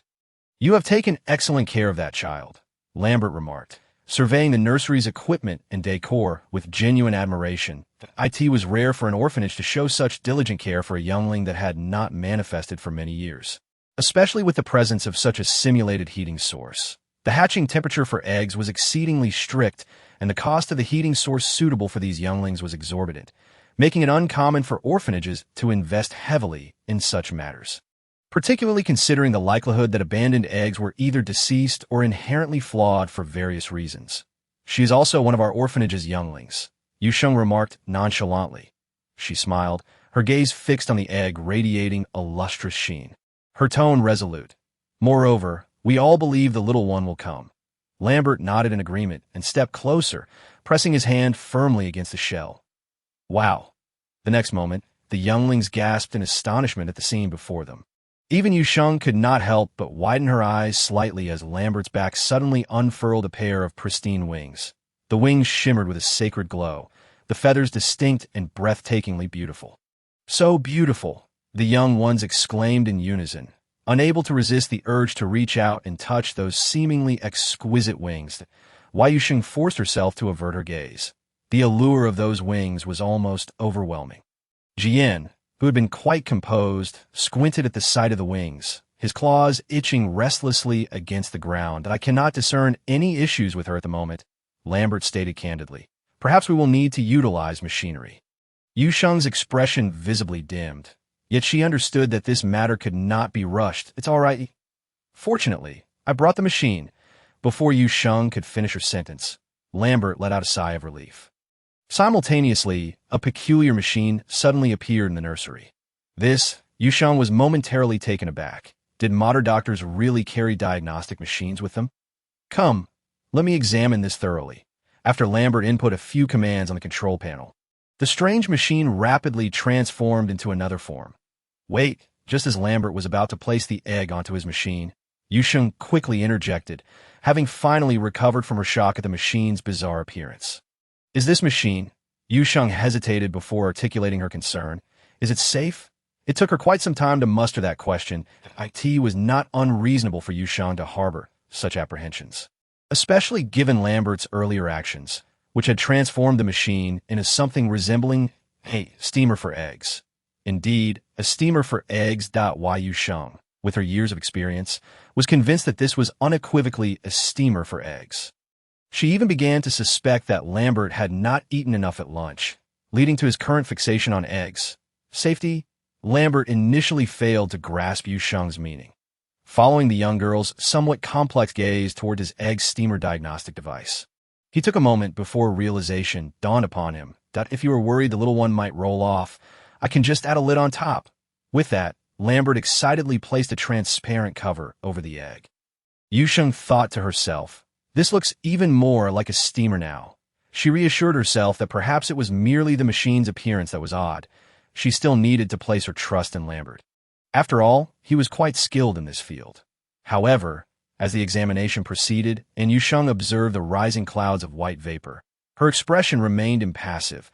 She was beginning to suspect that Lambert might have been a bit hungry at lunch, hence his fixation on eggs. Fortunately, despite the machine's peculiar appearance and methodology, its practical effectiveness was impressive. Lambert frowned as he scrutinized the myriad data displayed on the screen, his expression growing increasingly grave. Is the little one in danger? His overly serious demeanor caused Yu Sheng to feel a tightening in her chest. The good news was that the youngling was physically and mentally healthy, presenting no issues. Lambert let out a long sigh of relief. But the bad news was the energy required for the little one to awaken was immense, and it was evident that the orphanage lacked the substantial energy needed to support the youngling's awakening. Energy? Yu Sheng suddenly recalled her previous attempts to channel some wood-based abilities, which had momentarily strengthened the youngling's vitality. She felt she was beginning to understand. Yes, without sufficient energy to support this youngling's awakening, There was a high likelihood it would remain in slumber indefinitely. That if you don't... Lambert intended to say something further, but his words halted abruptly as he caught sight of the suddenly refreshed data. He turned around, continuing to scrutinize the data, scrolling across the screen, his brow furrowing deeper by the second. This youngling could actually communicate with him. Lambert found it hard to believe. He rubbed his eyes vigorously. Yet the peculiar numerical combinations on the display remained unchanged. Father, mother, my heavens! Lambert could not help but murmur, what kind of youngling is this? He had been unable to discern the youngling species with his abilities. And even the most sophisticated diagnostic instruments in the cosmos had failed to identify its kind. That Mr. Lambert. What is happening? Lambert turned to face Yu Sheng and the younglings, who looked on with concern. Perhaps you might find it incredible. Lambert softened his tone, striving to make his voice sound more normal. Just a moment ago, this cub communicated with me through the device. The cub spoke with you? Yu Sheng made a concerted effort to suppress the excitement and urgency in her tone. What did the cub say? He uttered just 2 words. Lambert glanced at Yu Sheng, slowly beginning to speak. Father, mother. Father and mother. Yu Sheng was taken aback. The cub is looking for its parents? This is no trivial matter. The old director mentioned that he found this egg in a refuse heap. The number of vagrants on a garbage planet is immense, compounded by the daily influx of people, making it impossible to have a search target. However, Lambert did not share this outlook. You previously mentioned that you could use your abilities to enhance the vitality of this egg. Yes, that Yu Sheng did not conceal the truth. My ability is of the wood element, which also possesses healing effects. Initially, I approached it with a mindset of merely trying, but to my surprise, it succeeded. Lambert nodded, his gaze reflecting understanding. After a moment of contemplation, he suddenly spoke. Perhaps I have discerned who this cub wishes for as its mother. Yu Sheng momentarily failed to grasp the meaning. But upon meeting Lambert's gaze, she hesitated, pointing to herself. Me? Based on your earlier description, this egg was likely a half-dead one. He had no perception of the outside world. If the situation worsened, it could have become a truly dead egg. Yet your abilities awakened its vitality. Lambert nodded, analyzing. For the cub, it trusts and relies on your abilities, likely perceiving you as its mother. Why Yu Sheng felt somewhat disoriented.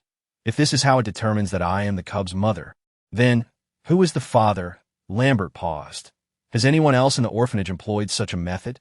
It should be no. Why Yu Sheng pondered carefully, then shook her head with certainty. After all, the cub cannot accept everyone's abilities. Yet, unbeknownst to anyone, the white cub amidst the others suddenly stiffened upon hearing this exchange. That is indeed peculiar. Lambert stroked his chin, his brow furrowed. This cub must have developed an affinity for the abilities of 2 individuals. Coincidentally, 1 male and 1 female. Hence the misconception of them being its parents. You mentioned that apart from you, there was no one else. But there is Goss, before Lambert could finish his sentence. The chubby bear cub eagerly raised its small hand, speaking with pride. Goss has also touched the cub. So has Shuli. I have also held the cub. The little cub, eavesdropping on the adults' conversation, mistakenly thought they were asking who had touched the egg cub and eagerly raised their hands. Bye-bye has touched it too. Moreover, Bye-bye spent the longest time touching it.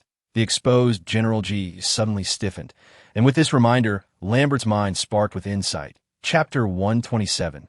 Lambert has gone mad, having known General Ji Yen for many years. Lambert considered himself a notorious frenemy. Yet, at this moment, he began to seriously contemplate whether confronting Ji Yen about his identity would lead to him being chased or not. Ultimately, Lambert resolutely abandoned the idea of exposing him. After all, even the most ancient iron tree blooms only once in a millennium. Upon hearing this, Yu Sheng's eyes lit up. It is essential that you and another person simultaneously channel your abilities into this cub. Perhaps this energy could sustain the cub's emergence. Lambert, now aware of the truth, spoke with a nonchalant demeanor. Why Yu Sheng furrowed her brow slightly. But I am unaware of who the other person is. That other person is right here, isn't he? Lambert's gaze landed on the cub with ill intentions, only to receive a warning glare in return. This was something he could only dare to ponder internally. Thus, Lambert cleared his throat. There is another method. What? Two individuals with a psychic strength of 3S can guide the immense energy within this cub's body when it came to serious matters. Lambert retracted his previous lightheartedness, adopting a serious tone. When I examined this cub, I discovered a vast energy sealed within. If external conditions cannot provide it, perhaps we can guide this cub to utilize its own energy, thereby breaking free from the shell. Of course, this must be done swiftly. The longer we delay, the more elusive the hope of the cub hatching becomes. I understand. Yu Sheng nodded in comprehension. Compared to the first method, the second one evidently holds greater promise. Yu Sheng herself is likely of 3S psychic strength. And as for the other, she might consider seeking Jian. Observing Yu Sheng visibly relax, Lambert, though unaware of the reason, cautioned, do not rush. We can find Jian for the 3S psychic strength. While we currently lack one with 3S, according to your abilities, you may also suffice. Upon uttering this, Lambert discreetly cast a proud glance toward Jian. See, how excellent a brother's assistance can be, Lambert. This brother can be discarded. And no worries. You can speak freely about anything toward this young lady, who is likely to become his friend's wife. Lambert donned a gentle smile, his tone tender. Just then, Yu Sheng hesitantly inquired, do you know where I can quickly test for psychic strength? I seem to, perhaps also possess 3S psychic strength. Lambert's smile froze. Lambert's expression gradually faded. Lambert began to question his existence. What did you just say? He struggled to maintain his calm demeanor, yet his voice trembled uncontrollably. Lambert gasped, forcing a smile. What did you just say? Your psychic strength is what? Lambert felt he might be aging. Otherwise, how could he be experiencing auditory hallucinations? I think I might possess 3S psychic strength. Upon witnessing Lambert's astonished expression, as if the very stars were collapsing, Yu Sheng began to doubt whether she had misspoken earlier. After a moment's hesitation, she clarified, I have not been tested, but General Ji mentioned it previously. Ji Yin said this? What nonsense. This is precisely 3S psychic strength. Why bother testing with machinery? Ji Yin is a human-shaped detector. Lambert was so incensed he wanted to curse. Damn, Ji Yin is truly outrageous. The emergence of a person with 3S psychic strength on the garbage planet. And he didn't report it to the military. Such a young girl should at least have 2 elite teams assigned for her protection. Moreover, she possesses what abilities and can cultivate pure plants. Lambert inhaled sharply, feeling a pang of pain in his teeth, wishing to bite the cub. Thus, Yu Sheng observed Lambert, who, after a revelation, stood as if struck by lightning for a moment. Then his expression darkened. His teeth clenched. Eventually, in a fit of madness, he reached out towards Bai, resulting in an inevitable flurry of squeals. Ultimately, it was Yu Sheng who, unable to bear it any longer, bent down to pick up Bai, exclaiming with a mix of laughter and tears, Mr. Lambert. Only then did Lambert regain his composure. However, once calmed, he began to ponder deeper implications. After Ji Yin was injured, he recuperated at this orphanage. The old director, General Khan, had chosen to leave the military due to the erosion of psychic strength. Thus, the only one who could assist Ji Yin in healing. Lambert's serious gaze fell upon Yu Sheng. He recalled that when he was still speculating about that unfamiliar level of psychic strength, Ji Yin had confidently declared it to be Super 3S. That initially, Lambert thought there might be some external personnel at the orphanage, but he never anticipated. Damn it! Lambert silently cursed, glaring irritably at the little cub in Yu Sheng's arms. Then, somewhat vexed, raked his fingers through his hair, his tone impatient. Is there a more spacious area here? There's a vast expanse behind. Why Yu Sheng regarded Lambert, who had suddenly grown agitated, with some perplexity. Recalling how Lambert had casually produced that device earlier, she blinked and hesitantly asked, You wouldn't happen to be carrying a psychic strength testing machine with you, would you? According to what Stuo mentioned, that machine is exceedingly precious. Even the few testing machines on the main planet have dedicated personnel for maintenance and protection. Surely, Mr. Lambert should not be affluent enough to carry such a machine with him. Right? Yu Sheng could not help but feel a bit dazed. Lambert shot her a sidelong glance, emitting a faint, disdainful snort. Before long, in the vast expanse behind the Blue Star Orphanage, under the watchful eyes of a multitude, Lambert proudly, albeit with a hint of modesty, unveiled his prized invention, the self-developed mental power detector, second only to the renowned Starlight machine. As a researcher of mental capabilities, how could he possibly refrain from carrying such an essential device? Chapter 128. Is the machine malfunctioning? The machine. The crowd gazed at the somewhat garish color scheme, their emotions a complex tapestry. That I made this. Lambert, oblivious to the subtle disapproval in their tones, swelled with pride. The only individual present who shared Lambert's peculiar taste was perhaps Goss. Wow! The little cub exclaimed, scampering towards the machine, eager to touch it out of curiosity. However, halfway through his reach, Goss abruptly halted, turning to Lambert with sparkling eyes. His voice particularly sweet. "Uncle Lambert, can I touch it?" This was the first instance since Lambert's arrival at the orphanage that a young cub displayed such warmth towards him. Consequently, Lambert felt a surge of elation. "Go ahead." "It's very sturdy." The crowd collectively pondered. Can one truly describe a machine as sturdy? Yet the little cub remained unperturbed. Upon receiving permission, he confidently reached out to touch the machine's cold exterior, exclaiming in wonder, successfully gratifying Lambert's ever-expanding vanity.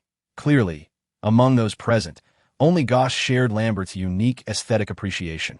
After all, when Lambert enthusiastically invited the other cubs to join him, they all uniformly shook their heads in rejection.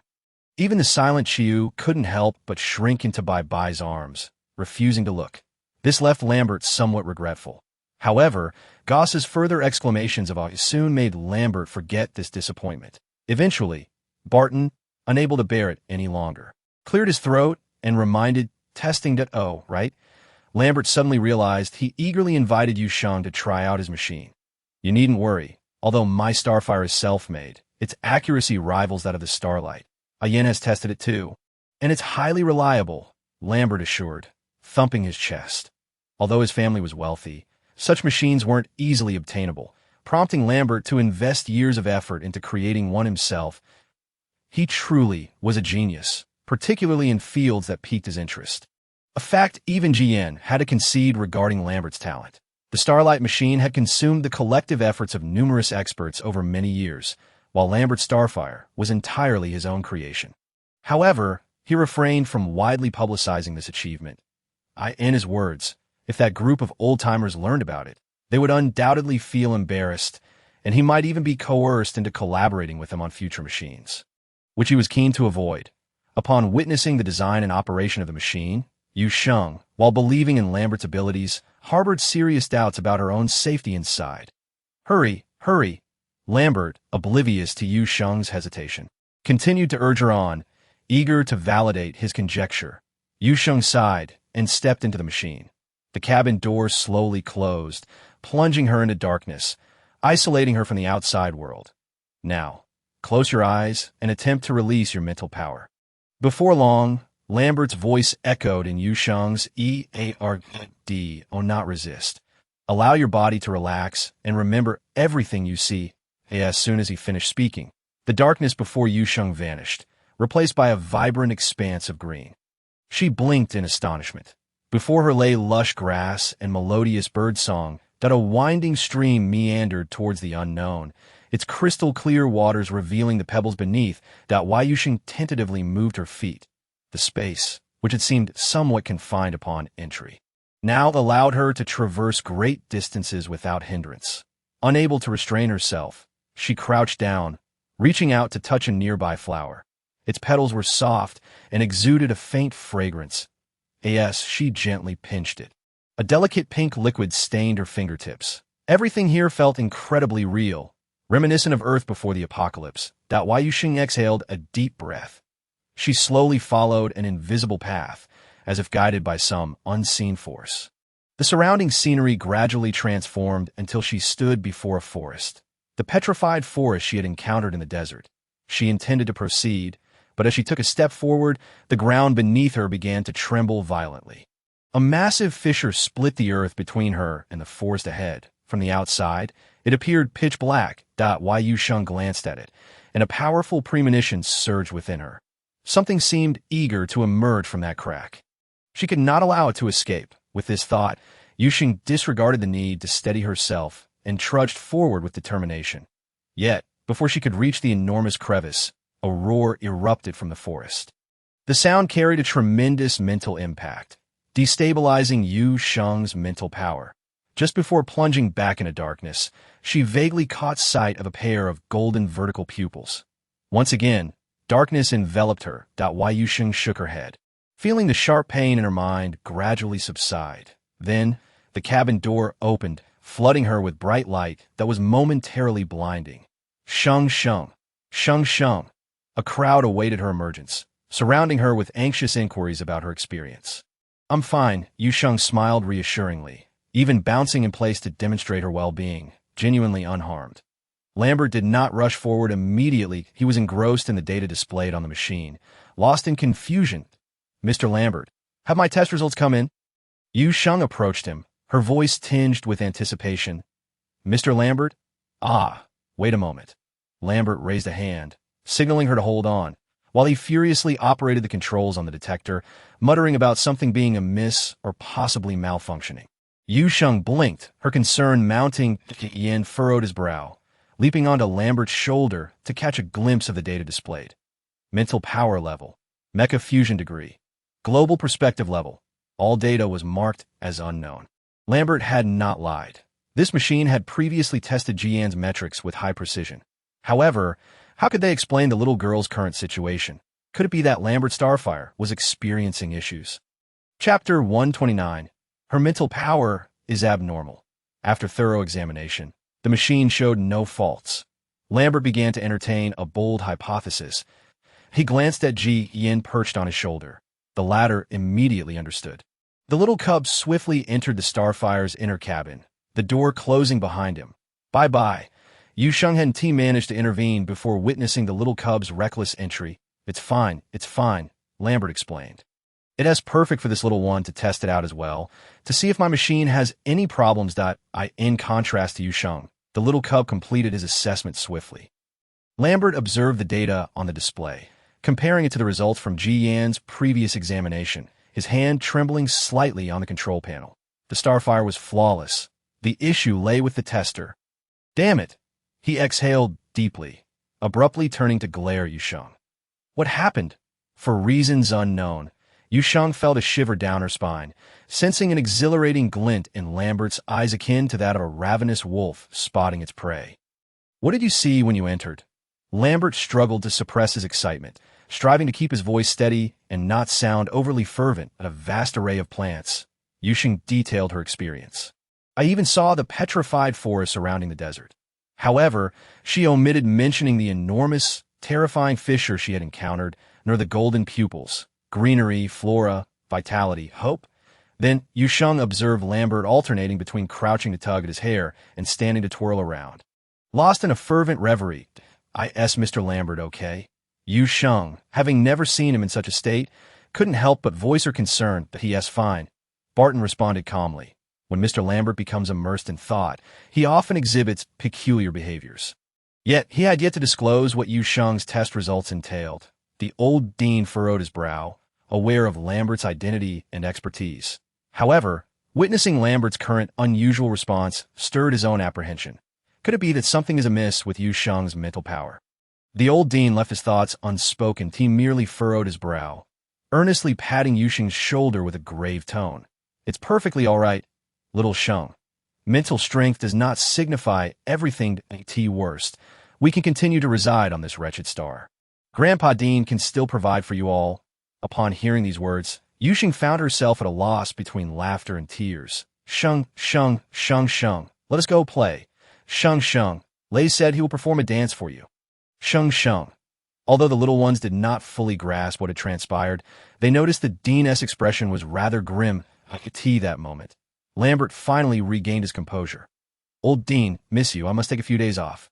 Lambert, who had just begun working at the orphanage, felt a twinge of guilt for asking for leave on his very first day. However, the extraordinary circumstances surrounding Yu Sheng rendered him incapable of focusing on anything else. All right. The old Dean nodded, but could not help but inquire, is there truly an issue with little Sheng's mental strength? This is the first time I have encountered such a situation. Upon Lambert's revelation, the Dean's spirits plummeted. With a quiver in his voice, he reassured Yu Sheng. Do not worry, my dear. Grandpa Dean will find a solution to it is merely a problem. You will surely recover. Recover? Lambert's expression turned somewhat peculiar. Forgive my candor, but I believe there is no situation in the entire galaxy more favorable than that of Miss Yu. The old dean appeared somewhat bewildered. Was it not said that little Sheng's mental strength was compromised? I previously used this device to assess Yan's mental strength level. You know, Yan is 3S in mental strength at Yan truth. During that assessment, Yan's mental strength had already approached beyond 3S, yet Lambert had only vaguely mentioned. Bai has also undergone testing, and the machine functioned properly. When individuals entered for testing, the scenes each perceived varied, primarily depending on their mental strength level. Those with lower mental strength might see merely a stone or a small object, while those with higher levels would observe grander entities. However, the fact that Miss Yu could perceive an even more expansive life system was sufficient evidence that her mental strength had indeed reached the 3S level. The old dean was left dumbfounded. He had been contemplating how to console the young girl, only to be struck by the stunning news that his little girl possessed a mental strength level of 3S. Yu Sheng had heard Qian mention it before, so she was not overly surprised.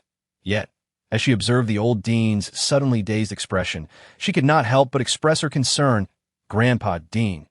Little Sheng. The old dean, regaining his senses, grasped Yu Sheng's hand tightly, tears glimmering in his eyes. Your mental strength is perfectly fine. You are 3S. How wonderful. With 3S, no one will dare to bully you. As he spoke, his voice choked with emotion. Overwhelmed by joy. Seeing the misunderstanding clarified, Lambert excused himself hastily. That man left in quite a rush. I still had so many questions. By the time the old dean recalled Lambert, he had already exited the orphanage. Unable to suppress a chuckle, he muttered to himself, Mr. Lambert must be eager to unravel the mysteries of my mental strength. Yu Sheng soothed him with a smile, while Jiyan and Barton exchanged knowing glances. Old dean, Bai led a group of little ones off to play, and Barton cleared his throat, speaking earnestly. The matter of Miss Yu being 3S in mental strength must remain confidential for now. I understand. After the initial excitement, the old dean composed himself, recognizing the significance of this information. Currently, Yu Sheng lacked the ability to protect herself. Prematurely revealing her mental strength level would only invite unforeseen dangers. There is another matter. The Marshal wishes for Miss Yu to join the research institute on the main planet. Upon hearing this, Yu Sheng paused. Looking at Barton in surprise, she had been contemplating how to broach the subject. Chapter 130. The truth behind their withdrawal from the military. Barton maintained his focus, feigning ignorance to Yu Sheng's gaze at the main planet. The old dean was momentarily taken aback, his expression shifting to one of concern. However, he quickly reconciled with the idea, nodding in agreement. Indeed, there are far too many individuals coming and going on this wretched star. Little Sheng cannot receive adequate protection here. I could see the research institute on the main planet. She can pursue her interests while ensuring her safety. The more Yu Sheng listened, the more uneasy she felt. She could not help but interrupt. If you all are not going, then I shall not go either. Little Sheng, the old dean frowned, his tone turning serious. Do not jest. I am not jesting. Yu Sheng clung to the old dean's arm, displaying a rare childlike charm as she pouted. Since I arrived here, I have always been with you and the little ones. In my heart, you are my family. I will not agree to abandon my family to go to the main planet alone. But such a large orphanage cannot be relocated. The old dean chuckled in amusement. He playfully tapped the little girl's nose and said, You go first. Once I find a suitable place, I will bring the children to join you. So, as long as there is a place, you will go to the main planet with me. Grandpa Dean, Yu Sheng's eyes lit up with hope. Of course, the old dean had not considered the implications, or perhaps he simply did not believe Yu Sheng would find a place. He nodded. The main planet boasted a much better environment, especially since the little ones now possessed mental strength. Going to the main planet was undoubtedly better than remaining on this garbage star. Yin mentioned, he has a place. Yu Sheng exclaimed without a second thought. He has a place? The old dean paused, immediately grasping the situation. You little girl, have you been in cahoots with them all along? Ahem. Yu Sheng stuck out her tongue, attempting to feign innocence. Regardless, you promised me, Grandpa Dean. When did I promise you? The old dean chuckled at her audacity. But Yu Sheng retorted confidently, "You said that as long as there is a place, you will follow me to the main planet. I want to take no for an answer. Oh, you little rascal." After all, there was a small vegetable garden at the orphanage. The old dean contemplated for a long time upon hearing this. Eventually, he seemed to relent. Nodding slowly, "Very well, but I must first consult an old friend of mine. I ask Grandpa Guess." Upon hearing this, Yu Sheng's eyes brightened. "Grandpa Dean, why not invite Grandpa Guess to join us?" Whenever Yu Sheng visited the inner city, old Guess was always there to assist. Moreover, he often visited the orphanage to check on the little ones, making him quite familiar with everyone there. Guess, Barton, who had been listening, stiffened at the mention. Indeed, that individual was also on this garbage star. "I thought the same," the old dean sighed. However, his stubborn nature, the old dean sighed deeply. He had intended to persuade the old fellow to come to the orphanage last time, only to be met with refusal. The old dean understood old Guess's concerns. He feared that he might bring unnecessary trouble to the orphanage. Perhaps this time could be different. "I will ask him another day." Reflecting on his evasion for over 20 years, the old dean could not help but let out a long sigh. He had been grappling with how to convince his obstinate old friend. The next day, when the old dean saw the tall, young man standing at the door, he was momentarily taken aback. Major General Khan. Though the young man at the door was not in military attire, his demeanor still radiated an air of unattainable grandeur. He nodded slightly, his voice cool and composed. The old dean dazedly ushered Ji Yin into the orphanage, and upon learning that Ji Yin had come to accompany him to find old Guess, the old dean's expression turned serious. He led Ji Yin into his office. "I have learned the truth from my father regarding that incident." As soon as they entered, Ji Yin spoke first. He raised his gaze, calmly looking at the old dean. "However, I believe this is not the primary reason for which you two have spent years hiding your identities in this forsaken star." He did not make any other gestures. Yet his momentary presence bore an intensity that made the old dean feel as if he were in the presence of the former marshal. The young marshal indeed possessed a keen insight. After a lengthy silence, the old dean finally spoke, his expression resembling one who had just exhaled a long-held breath, as if a secret had finally found an outlet. "The reason we left back then was partly due to mental degradation. Additionally, we harbored suspicions that we might have been implanted with eggs." "Eggs?" Ji Yan's brow furrowed, his expression turning grave. This revelation surpassed all his previous understandings. "You do not believe it, do you?" Old Khan chuckled bitterly. "Initially, neither old Guess nor I believed it. However, on a certain day, when a creature from the insectoid race crawled out from my wound, I was compelled to acknowledge this grim reality. Within me, insect eggs had indeed been implanted, and possibly more than one. I contemplated confessing to the military and ending my life. Yet every time I attempted to utter the truth, my body would seize uncontrollably, making any thought of suicide utterly futile." Recalling the past, old Khan's hand clenched tightly on the table, as if he were desperately suppressing all his emotions.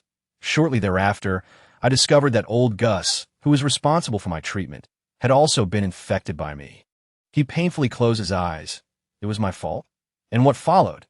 Afterward, old Gus and I left the military, ultimately finding that the living conditions on the garbage planet effectively stifled the growth of the insect eggs within us. Ji Yan's brow furrowed increasingly tighter. Back then, it had merely been a simple battle against the insectoid race. Do you remember if anything else transpired? The starship? Ji Yan's lips pressed into a straight line as he suddenly recalled that the issues with the starship had occurred before his injury. Indeed, there had been internal collusion with the insectoid race within the Federation. Chapter 131. The gift Ji Yin brought to the younglings. However, this matter was of great significance, and now Ji Yin had no concrete evidence, so he could only suppress his thoughts. "Then why can you now reveal the truth from that year?" The young man sitting on the sofa sat upright, exuding an aura of authority without anger. The old dean paused for a moment, then smiled. "There's nothing to hide anymore. It's mainly because I've sensed my mental strength beginning to recover slowly. Although the pace is slow, some latent injuries are gradually healing. Most importantly, I feel that the insect eggs within me have vanished." As he spoke, the old dean's expression grew increasingly serious. After his first encounter with the plants cultivated by the young girl, He had distinctly felt a refreshing sensation he hadn't experienced in a long time. Subsequently, he was astonished to notice that his eroded mental strength was beginning to restore itself. Indeed, a flicker of understanding passed through Ji Yan's mind. He nodded, refraining from further inquiries, and instead proposed another request. "Are you going to persuade General Gus today?" "Yes." "Then I shall accompany you. You too?" The old dean was somewhat surprised. He quickly waved his hand, indicating that it was unnecessary for Ji Yan to personally make the trip for such a trivial matter. Yan remained silent. That a few minutes later, in the small kitchen of the Blue Star Orphanage. "You mean Marshal Ji is going to accompany you to find Grandpa Gus?" Yu Sheng, who was preparing some favorite dishes for the elderly, expressed her astonishment upon hearing this, that indeed, I in front of the younger generation. The old dean no longer maintained his previous calm demeanor. He sighed. "This young man, doesn't he know how to restrain himself? I suspect that neither old Gus nor I will enjoy our meal with him around." Conversations between two elders typically involved closing the door, enjoying some light dishes, sipping a little wine, and speaking candidly. Yu Sheng was quite shocked to learn that there was alcohol in the interstellar realm. But after tasting a concoction that resembled a blend of various nutritional liquids, she decisively abandoned the notion that there could be normal food in space. That it seemed she feared it might affect their appetite for the dishes. She couldn't help but chuckle. "I think Marshal G is just accompanying you to persuade Grandpa Gus. He won't stay long." That cannot be said lightly. The old dean immediately adopted a serious expression. "Little Sheng, you do not understand the impact your cooking will have on the interstellar people. Not to mention others. Those young members of the Fractured Star Squad come running to the orphanage every day just to mooch off meals. Right? No. The old dean slapped his forehead, decisively urging Yu Sheng. "Little Sheng, prepare a bit more today. I can't have him competing with two old men for food." Yu Sheng found this even more amusing. Yet she skillfully prepared extra portions. Meanwhile, in the Younglings' activity room, after leaving the old dean's office, Ji Yan instinctively headed toward the activity room. When he looked down at a group of little ones, he suddenly realized, "Who are you?" Goes, clutching a ball, looked up curiously at the tall uncle before him. Chirp, chirp. In contrast, Choo Choo instantly recognized Ji Yan, her eyes lighting up as she flapped her little wings and flew into Ji Yan's embrace. Ji Yan instinctively caught the little girl. Bye-bye. Xiu Li, sensitive to energies, pursed his lips, looking somewhat confused. He was not Bye-bye. Bye-bye was a little youngling.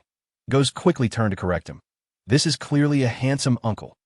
For some reason, hearing the compliment from Goz's lips, Ji Yan inexplicably felt a sense of relief. He remembered how this group of little ones had previously driven Lambert to the brink of fury.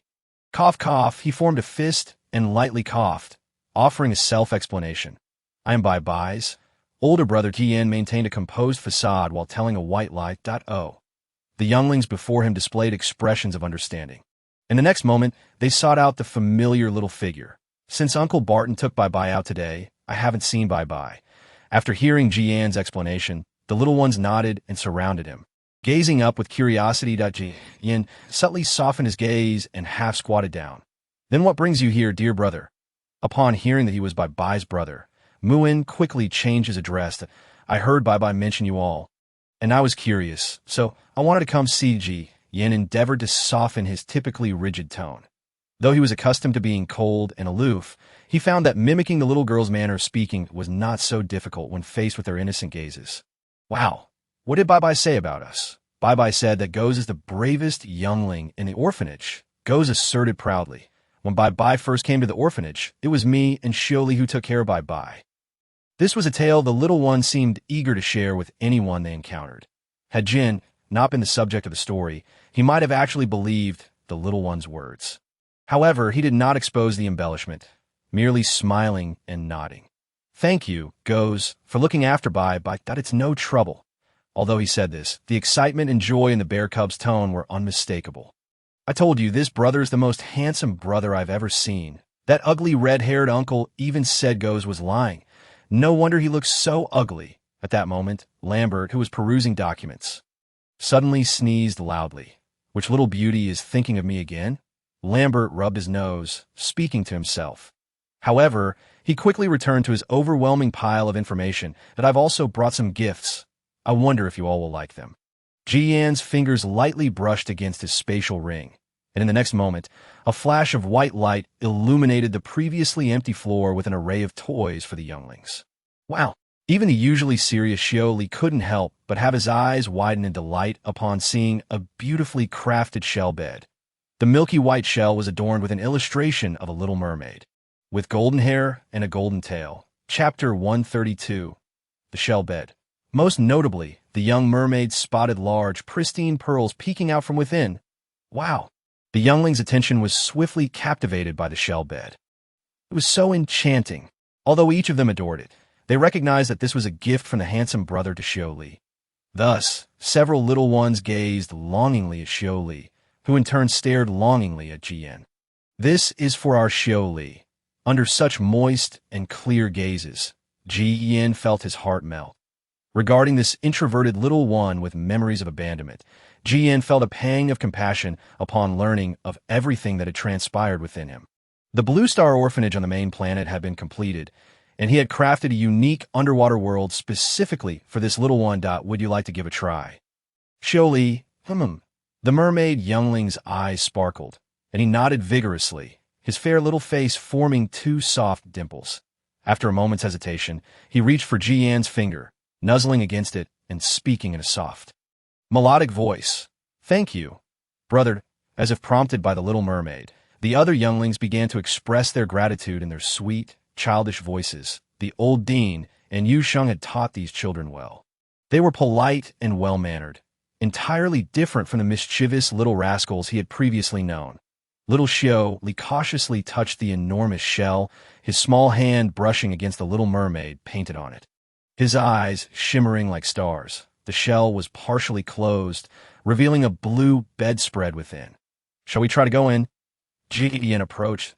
He slightly bent down, lifting the shell, and turned his head to look at the little youngling. Xiao nodded earnestly. He reached out his hand toward Ji-Yan, his gaze filled with eager anticipation. Perhaps having learned how to cradle younglings from Yu Sheng in the forest, Ji-Yan gently lifted the little mermaid and carefully placed it into the shell bed. The bed was soft and plush, akin to sleeping on a cloud of cotton. Unable to resist, the mermaid cub patted its cozy blanket, its eyes curving into beautiful crescents. However, it did not wish to revel in this joy alone. Instead, it looked up at Ji-Yan and asked, "Can we all join in?" Ji-Yan understood the little one's intent, wishing for its companions to share the space. Of course. This is yours now, Ji-Yan replied with a smile. He then watched as the little Xiao patted the spot beside it, its fishtail wagging enthusiastically. The surrounding cubs cheered, yet they did not immediately leap onto the shell bed. Instead, they approached Ji-Yan. Gazing up at him with eager eyes, for reasons unknown, they felt an inexplicable warmth towards this somewhat unfamiliar older brother. Ji-Yan smiled softly. One by one, he lifted the little cubs and placed them onto the shell bed. Knowing these little creatures prefer to huddle together, he had specially arranged for the bed to be slightly larger. Meanwhile, Muin had transformed in her little fox form. So soft, so comfortable, and it smells delightful. The cubs on the bed eagerly touched the blanket and poked at the shell, tumbling over one another in glee. Seeing this, Ji-Yan couldn't help but feel his spirits lift. He leaned down to press a corner of the bed, and suddenly a vast ocean was projected onto the pearly shell. Wow! This further astonished the little cubs. They found cozy spots, lying back to gaze at the projection, occasionally gasping in a Yu Sheng, having prepared lunch for the old director, made her way towards the cub activity room.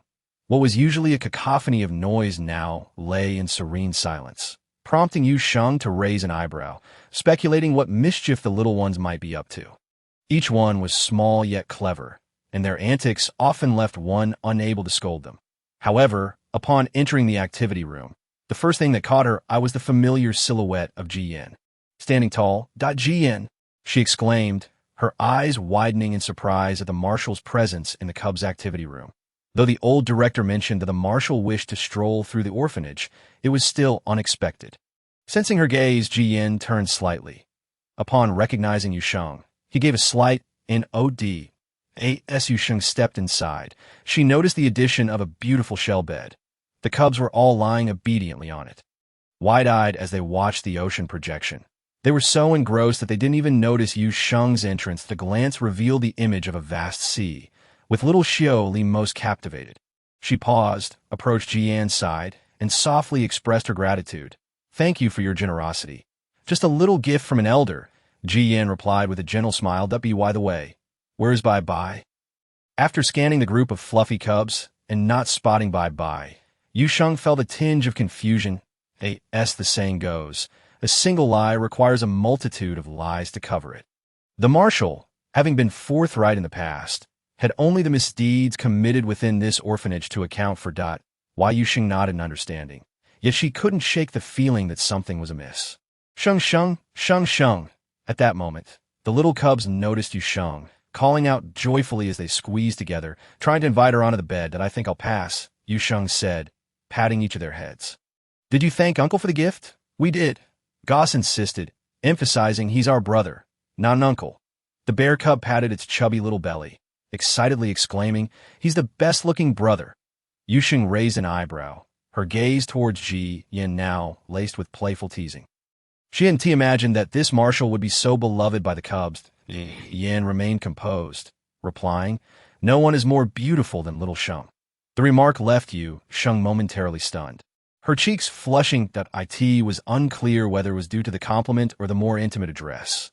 Indeed, the cubs remained oblivious to any awkwardness, insisting that Sheng Sheng was the most beautiful being in the entire star system. Each one a little flatterer, Yu Sheng chuckled. "All right, rise and tidy up. It's time for lunch." "Okay." Jian initially intended to accompany her, but Yu Sheng's next remark halted his thoughts. "By the way, your lunch is with the old director." Jian paused, puzzled. "Why must I go find him at lunchtime?" Chapter 133. System Mal. Yu Sheng was, of course, unaware of Jian's internal musings. Once they set off for the inner city, she planned to lead a group of little cubs into a midday slumber. Typically, these little ones would insist on playing for a while before settling down. However, this time, after lunch, they obediently sat on their little stools, gazing at Yu Sheng with eager eyes. "Want to sleep on the shell bed?" Yu Sheng quickly discerned their thoughts, a smile gracing her lips. "You like it that much?" "Yes, it's so lovely." At the mention of the shell bed, the cubs erupted into excited chatter.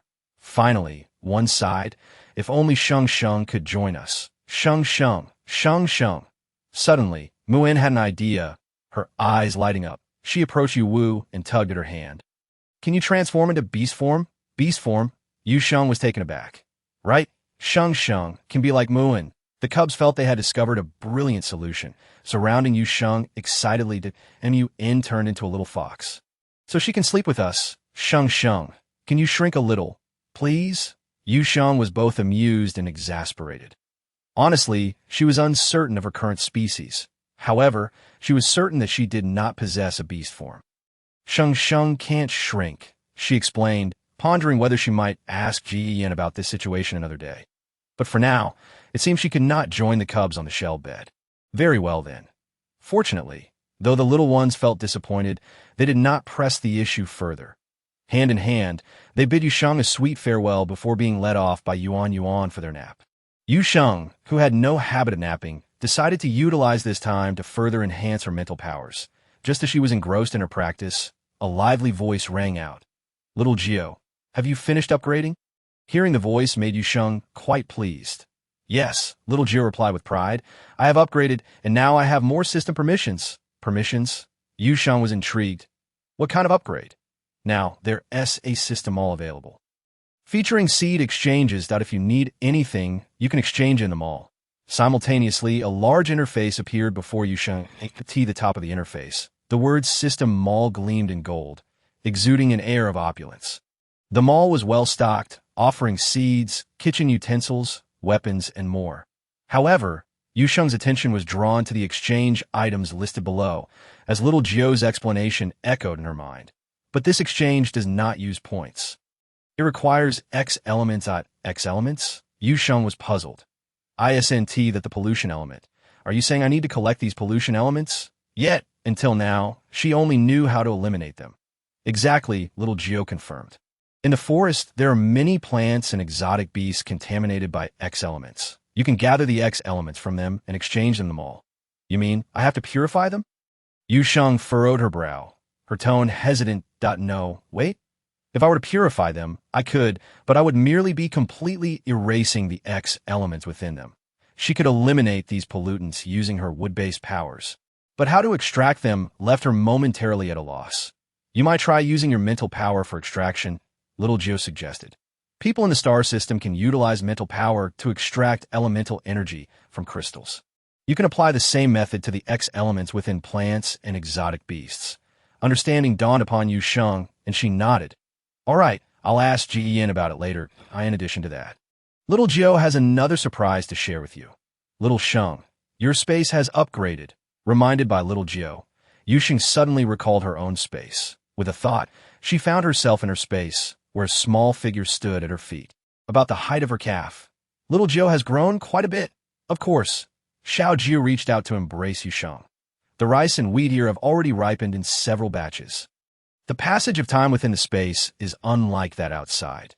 Yu Sheng hadn't visited for quite some time, and the crops within had matured multiple times. However, upon observing the newly planted crops in the fields, Yu Sheng realized that Xiao Jiu had taken care of everything for her. She pinched the chubby little face of her system affectionately, her tone warm. This time she entered, Yu Sheng could distinctly sense that the vitality in her space had intensified, and the usable area had expanded many times over. Yet, what delighted her the most was the discovery of an apple tree not far off. The vast expanse ahead was a fruit orchard. Xiao Jiu introduced, for now, there's only one fruit tree gifted by the system. Seedlings could be exchanged in the shop and then planted in that orchard. The small wooden cottage up front was also a gift from Xiao Jiu after the upgrade. In the future, when you feel tired, Xiao Sheng, you can go inside to rest. As Yu Sheng listened to Xiao Jiu's introductions, she meticulously examined her upgraded space. Eventually, she paused in front of a large area shrouded in black mist. Whether it was merely Yu Sheng's illusion, she felt that the black mist seemed to have lightened somewhat. The higher the space level, the more these black mists will expel new land. The land for this orchard is the latest to be expelled by the black mist. Understanding, Yu Sheng nodded. She hadn't eaten many apples herself, having given most of them to the cubs and the old director. But now, her space also had an apple tree. Xiao Jiu will help you pick apples. Great! Soon the basket on the ground was filled to the brim with apples. Xiao Jiu, would you like to have some caramel apples? Yes. Xiao Jiu's eyes lit up. Yu Sheng selected a few large, red apples, while the rest she stored in a special cabinet for preservation. After washing, she peeled and diced the apples, then dipped them into the prepared starch mixture to coat them evenly. Chapter 134. Infinite Development. Heating oil in a pan, she added the apples when it reached about 60 heat, frying them until they turned a beautiful golden color, before transferring them to a plate to set aside. She then poured out the oil from the pan, added a bit more oil and sugar, simmering until the sugar melted into a thick syrup, which she then quickly mixed with the fried apples. The golden caramel apples were served on a plate, and Yu Sheng forked a piece in her mouth. Though it was hot, the outer layer was crispy while the inside remained soft, with strands of melted sugar. Caramel apples are best enjoyed hot and swiftly, so Yu Sheng had timed it perfectly for the cubs to wake from their afternoon nap. She set aside a small plate for Xiao Jiu before heading to wake the cubs. However, when Yu Sheng arrived, the little ones were already awake, staring curiously at the projections on the shell. How can they still not tire of it? Yu Sheng placed the caramel apples on a small table beside her, chuckling as she spoke. Get up quickly, I made you a little dessert. Food? Upon hearing it was something to eat, the cubs, who had been reluctant to leave their beds, quickly scrambled up. This is apple. Muin took a bite, his tone uncertain. Yes, this is called caramel apple, sweet and delicious. Yu Sheng propped her chin on her hand, smiling as she watched the cubs munch, their cheeks puffed out. Sheng, did the director grandpa get any? Halfway through, Gussie seemed to recall something, lifting his head with curiosity. This needs to be eaten hot, so I didn't save any for director grandpa. As soon as Yu Sheng said this, the little cub's eyes lit up decisively. Then, Sheng, could you make some for director grandpa later? Hearing the excited tone of the bear cub, Yu Sheng raised an eyebrow, intrigued. Why? Because director grandpa is so bad. The little cub stated firmly. Director grandpa always describes to me the delicious food he has eaten, but Gussie has never had it. However, everything Gussie has eaten, director grandpa has already tasted, So Gu Si has decided to tease Director Grandpa this time. Yu Sheng couldn't help but laugh at the reasoning of the little one. Then I simply won't make any for Director Grandpa. Just for you guys, how about that? She playfully teased the little cubs. Gu Si hesitated for a moment before shaking his head decisively. That won't do. If Director Grandpa finds out, he'll definitely be very sad. Director Grandpa is much greedier than Gu Si.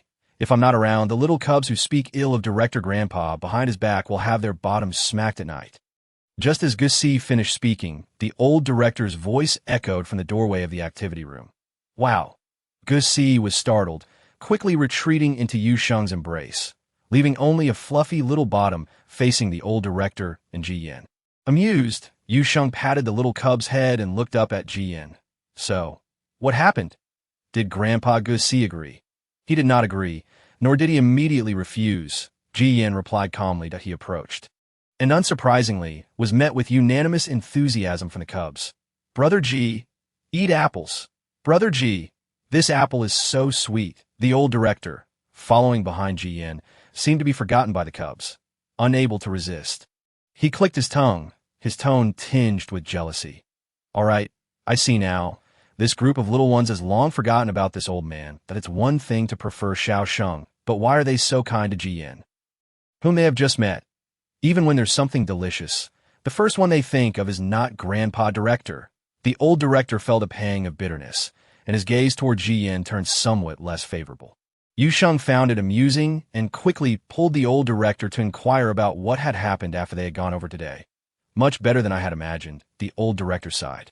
Old Gu Si is quite stubborn. Thankfully, Marshal Ji was with me today. Although he did not immediately agree, he did not completely oppose it either. I wonder what that old fellow is so conflicted about. As he spoke, the old director couldn't help but feel irritable that he frowned. Marshal Ji and I made things clear. Yet it seemed he recalled something he couldn't disclose to Yu Sheng, and the old director paused, finally letting out a sigh of resignation. Forget it, we'll go again tomorrow.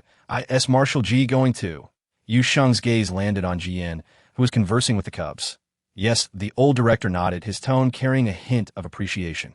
As expected of a marshal, he is entirely different from us old brutes who only know how to fight. If it weren't for him today, I probably would have really quarreled with that old stubborn head.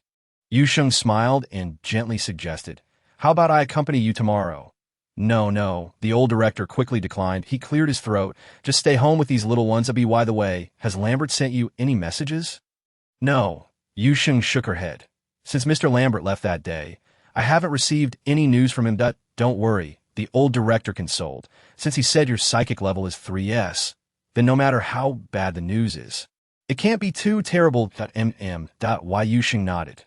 Meanwhile, Lambert, after several days of dejection, finally found a direction. However, this notion was somewhat outlandish. After considering it, he decided to contact his mentor, the most renowned psychic research academician in the entire star sector, who also possessed 2S psychic abilities. Dr. Lu Xian. Do you think that could be an anomalous 3S psychic ability? After listening to his student's theory, Dr. Lu Xian fell silent for quite some time. Lambert, that is indeed a 3S psychic ability. Lucien unceremoniously interrupted his student's speculation. As someone with 2S psychic abilities, you should understand how terrifying the control over the psyche is for those above S level.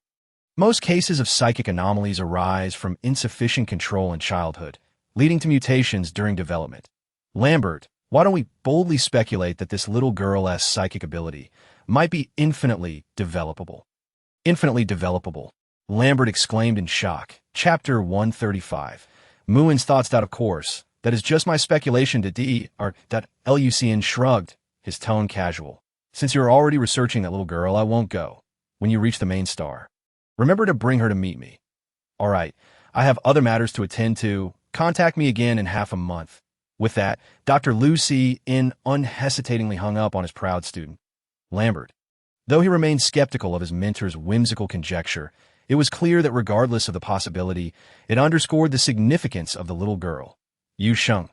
TSK, it seems that this little rascal Ji Yin has struck gold. Why do I smell so awful? Yet upon seeing the familiar figure surrounded by the little ones, his expression fell instantly. How is he here? No, That it's not right. Point one ought to ask why this fellow, isn't remaining in his juvenile form at the orphanage. Or has his pretense of being a cub been discovered during his absence? In an instant, Lambert's mind conjured up a dozen ways to prove that he had no relation to Ji Yan, ensuring that the young lady Yu Sheng would not direct her ire towards him and cast him out of the orphanage. However, the imagined anger and resentment never materialized. Yu Sheng merely stroked the soft fur of the cub in her arms and glanced up at Ji Yan, exclaiming softly. Marshal Ji was accompanying the grandfather director to persuade Grandpa Jess. Lambert nodded in understanding. So, the discovery had yet to occur. He then cast a sidelong glance at Ji Yan, his tone laced with mischief. By the way, miss you. Why have I not seen by his home? Lambert's words were abruptly cut off by Ji Yan, who approached from behind. Furrowing his brow slightly, he cast a vigilant glance at Lambert while Yu Sheng was distracted, his voice devoid of any discernible emotion. Have you received an answer? Upon hearing this, Lambert's face fell once more. Not yet. He waved his hand dismissively, exasperated. Although my teacher's speculation remains unconfirmed, it is fortunate that you all understand the benefits of the situation. Ji Yan nodded slightly, his gaze shifting to Yu Sheng. Xiao Sheng, I have something I wish to discuss with you. Discuss what? Lambert's eyes sparkled. Are you talking about love? In the next moment, before Yu Sheng could fully comprehend Ji Yan's action, a claw mark had already appeared on Lambert's face, identical to the one Bai had left before. Only this time, it was a larger version. Ah, it is indeed a family resemblance. Yu Sheng suppressed her laughter, watching Lambert tend to his own wounds as he glared at Ji Yan. This had become a habit, Ji Yan spoke in a calm tone, nearly provoking Lambert to the point of wanting to bite someone. Ahem. What is it you wish to discuss? Yu Sheng quickly interjected, diverting the attention of the two. Have you ever considered sending these cubs to school? The moment Ji Yan uttered this, Yu Sheng paused, then fell into a prolonged silence. Is there a school willing to accept half-beast cubs? She said with a wry smile that Yu Sheng had indeed contemplated the possibility of sending these cubs to school before. But the old director had reacted just as she was now. The discrimination against half-beasts in the Star Realm is severe, so much so that these half-beast cubs are often abandoned, and no school is willing to accept them. I was thinking, if possible, I could spend extra money to hire someone to teach these children at the orphanage. Yu Sheng sighed deeply, smiling. After all, money can move mountains. I can simply spend more when the time comes. There might be a place. Ji Yan nodded. He was naturally aware of this, which is why he had already devised solutions before discussing it with Yu Sheng. Upon hearing this, Lambert immediately grasped Ji Yan's intention. Indeed, there's a place that can accept half-beast cubs, but where? Upon hearing that a school was willing to accept half-beast cubs, Yu Sheng's eyes lit up, failing to notice Lambert's suddenly complicated expression. Holt's Military Academy. Military Academy? Yu Sheng was taken aback, instinctively glancing towards the group of cubs not far away. After pondering for a moment, she shook her head. No, they're still too young. Moreover, several of the cubs' personalities are not suited for a military school. After hearing Yu Sheng's explanation, Ji Yan's expression softened slightly, but he shook his head, a faint smile flashing in his eyes. It's not that they all must go, just that one little fellow is quite interested. Interested in the military academy, Yu Sheng instinctively thought of a name. Are you referring to Muin? As the eldest sister among the cubs, Muin has always taken care of her younger siblings with great diligence. Yu Sheng made this guess because she had seen the little cubs several times cling to Vanessa, eager to learn some combat skills. She's an excellent child. Ji Yan paused. Her character is very resolute, and her goals are clear. Yu Sheng looked towards the cubs not far away. Coincidentally, Muin was looking over in their direction, her expression tinged with worry. When she noticed Yu Sheng's gaze, the little one instinctively lowered her head, appearing as if she had done something wrong. Yu Sheng called the little cub over. The young girl trotted up to Yu Sheng, glancing at Ji Yan out of the corner of her eye. You see, he is useless. Yu Sheng couldn't help but chuckle. She picked up the young girl, her tone devoid of reproach. Do you wish to attend the military academy? Yu Sheng could distinctly sense that upon her question.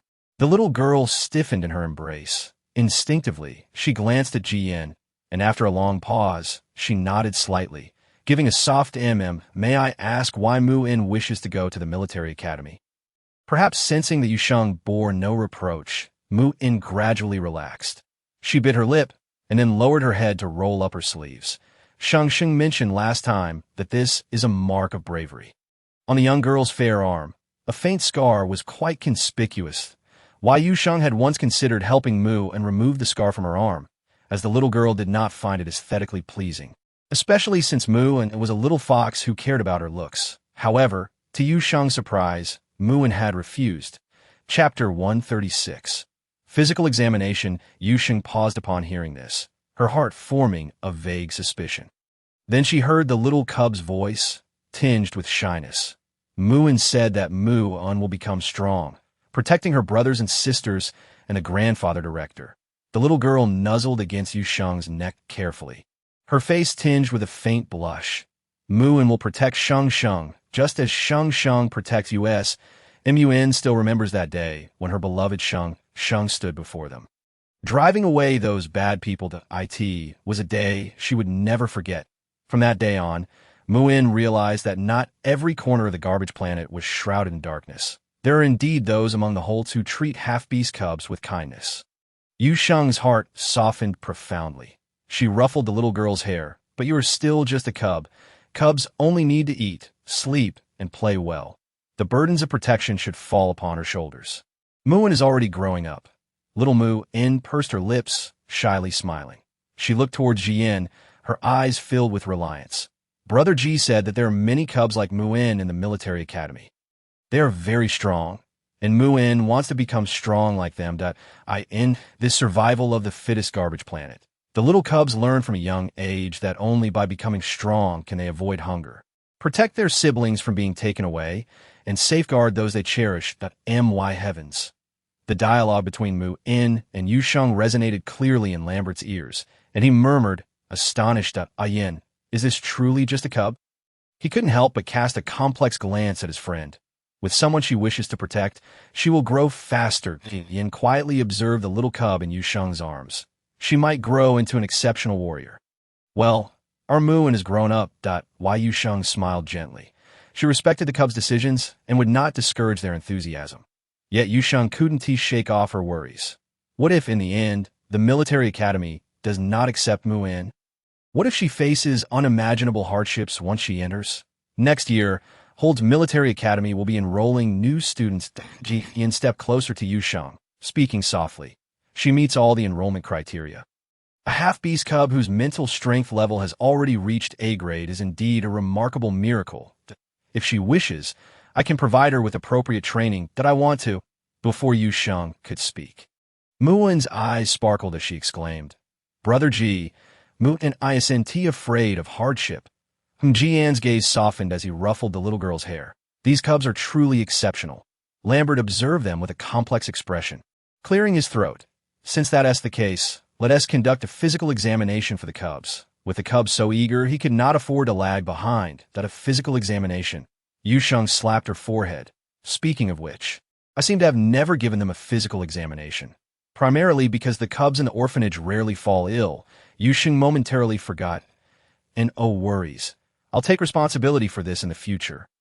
Lambert patted his chest in affirmation, his tone brimming with inexplicable excitement. Yu Sheng was somewhat perplexed by Lambert's excitement, until the following day when she witnessed him conducting health checks on the cubs.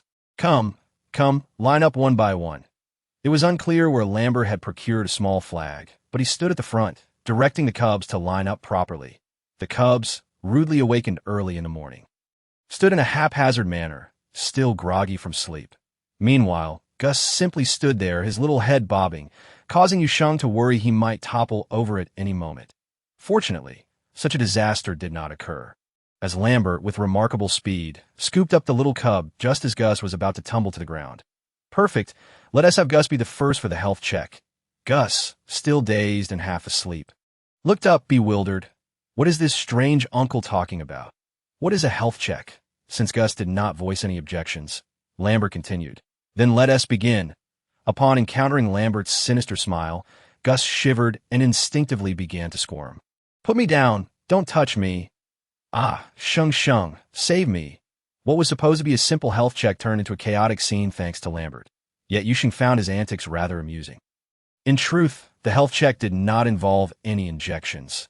It merely required the cubs to enter a machine for scanning, after which various data would be produced. However, the machine, Yu Sheng's gaze fell upon it, and she quickly averted her eyes, finding it rather ghastly, and no matter how one looked at it, it resembled a steamer.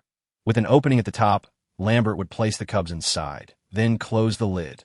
It was undoubtedly a steamer. How reliable was this doctor, really? All right. Next out as Gus emerged from the machine, he appeared utterly distressed. Once Lambert set him down, the little bear cub darted towards Yu Sheng, his fur bristling in fear. Tears and snot streamed down his face, presenting a pitiful sight. Sheng Sheng Wu. It was terrifying Wu.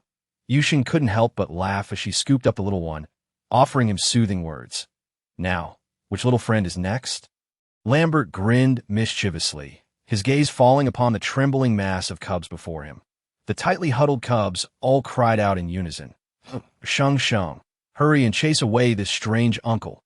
Ultimately, it was not Yu Sheng who expelled Lambert, but Jian Wu. Before he could utter a word, a swarm of cubs lunged at him, tugging at his pants, their cries ringing out loudly. Even Xiao Li's eyes turned red, gazing up at Barton with tearful longing for a hug.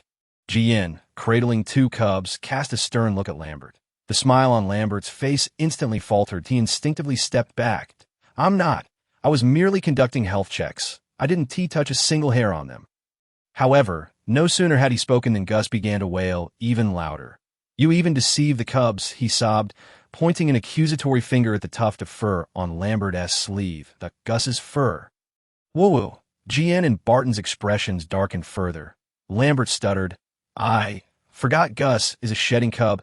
It seemed he hadn't practiced with Gus in quite some time. Once Ji Yin had calmed the cubs in his arms, he spoke in a steady voice, a doctor. Lambert had always considered himself a gentle intellectual, although his mental strength was rated 2S, who said that a 2S mental strength had to engage in battle. However, that night, Lambert once again reevaluated his own potential. It turned out that in moments of near despair, one could indeed unleash extraordinary abilities. He had managed to dodge 2 of Ji Yan's attacks, although the third attack had him knocked to the ground. But that was not the main issue. Why were those little cubs merely watching while he was being pummeled? Ji Yan, don't you think this might set a poor example for the children?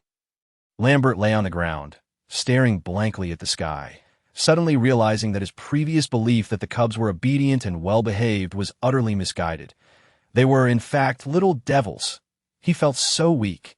Indeed, Muin felt that Ji Yan had barely exerted any effort. It was likely what the old director had referred to as playing the victim? What nonsense! Lambert could clearly hear the cubs whispering, believing they were being discreet, yet their words left him choking on his own blood. These cubs were utterly insufferable. Get up once you've rested, Ji Yin said, approaching Lambert, his gaze lowered to regard his friend. A hint of amusement flickering in his eyes that he knew Lambert was typically weak in terms of physical endurance, but he anticipated he would be this feeble. Lambert grumbled, that uncle is being unreasonable. Even the cubs know to get up and continue after resting. Lambert, I realize why this rascal wants the cubs to watch. After an exhausting session, Lambert felt as if he had plowed hundreds of acres. Fortunately, the orphanage's meals greatly compensated for his wounded spirit. However, as he slumped in a chair, it suddenly dawned on him, wait, today I was conducting health checks for the cubs, doing my job. What reason does Ji Yin have to make me practice? Upon hearing Lambert's genuine confusion, Ji Yin paused in wiping the cubs' mouths, a fleeting smile crossing his features, and no particular reason, just wanted to practice. Lambert. Years of brotherhood wasted on the desert sands, but Lambert was aware that he was an intellectual. An intellectual's role was to subtly engage in sarcasm in reality. Ji Yin had only stayed at the orphanage for 3 days, during which he had persistently persuaded old Gus, ultimately succeeding after multiple attempts. Yu Sheng, upon hearing this, couldn't help but glance at Ji Yin. However, her concern was not about how many days Ji Yin would remain, but rather about bye-bye. As expected, upon hearing this, Ji Yin stiffened. Since he was facing away from Yu Sheng, she did not notice anything amiss. She nodded in understanding and casually inquired, will you come again? Ji Yin didn't need to look up to sense Lambert, his teasing gaze upon him. Yu Sheng smiled and replied, "The cubs all like you very much. Not just like, but among those they knew, their fondness for Ji Yin likely only ranked below Yu Sheng's, perhaps even just slightly above the old director." The heat in Ji Yan's ears gradually subsided as he smiled, his eyes sparkling with delight. "They are quite adorable." And thus, their conversation concluded. Point one continued to wipe the cubs' mouths, while the other began to tidy up. As they prepared to depart for the main star, the orphanage, though appearing empty, had quite a bit to pack. Lambert observed the two, who had exchanged a few words and then returned to their tasks. A profound sense of confusion clouding his mind. The young lady is shy and doesn't know how to speak, yet GNU, a perpetual bachelor, can't find any conversation either. No wonder you're single. Cough, cough. Lambert cleared his throat loudly, shifting his chair closer to GN, a rather strange smile gracing his face. I have some good things to share. No need. GN shot him a glance, unceremoniously interrupting Lambert's words. She is different. Lambert clicked his tongue, shaking his head, unable to suppress his lamentation about how the old house was ablaze, the fire only growing more intense. Jigo, are we really going to the main star? Muin asked, swinging his little legs from the chair. Why Yu Sheng had not concealed this from the cubs. The orphanage was not solely comprised of her and the old director. Thus, she had consulted each of the cubs before deciding to go to the main star. Didn't you all agree? Ji Yin responded softly with a gentle HUM. Is the main star fun? Questions from the cubs poured forth one after another. Is there a new Blue Star orphanage on the main star? On the main star. The inquiries continued until Xiao Li pursed his lips and looked up at Ji Yin earnestly. Are there cubs there? As soon as he posed a question, nearly all the cubs fell silent. Turning to gaze at Ji Yin, realizing the implication behind Xiao Li's words, Ji Yin understood that he was referring to half-beast cubs like themselves, in truth, half-beast individuals were not numerous on the main star. As they had largely been relegated to the garbage star, Ji Yin did not wish to deceive the cubs. Hence, he gently ruffled the soft fur of the little cubs. Not many, but there are some. Then, Muin asked, wringing his clothes anxiously, will anyone bully us? During their time in the inner city, Muin had heard of the main star. It was a gathering place for the Halls, who were not fond of half-beasts. Muin had known this since a very young age. Therefore, when Yu Sheng asked if they wanted to go to the main star, Muin had hesitated for quite some time. However, she had overheard the adults mention that it would be better for Sheng Sheng to go to the main star. Therefore, for the sake of Sheng Sheng, she could temporarily set aside her minor unhappiness. Chapter 138. A slight impression to know, the cubs, having received Jian's assurance, once again beamed with joy, their radiant smiles devoid of any hint of gloom.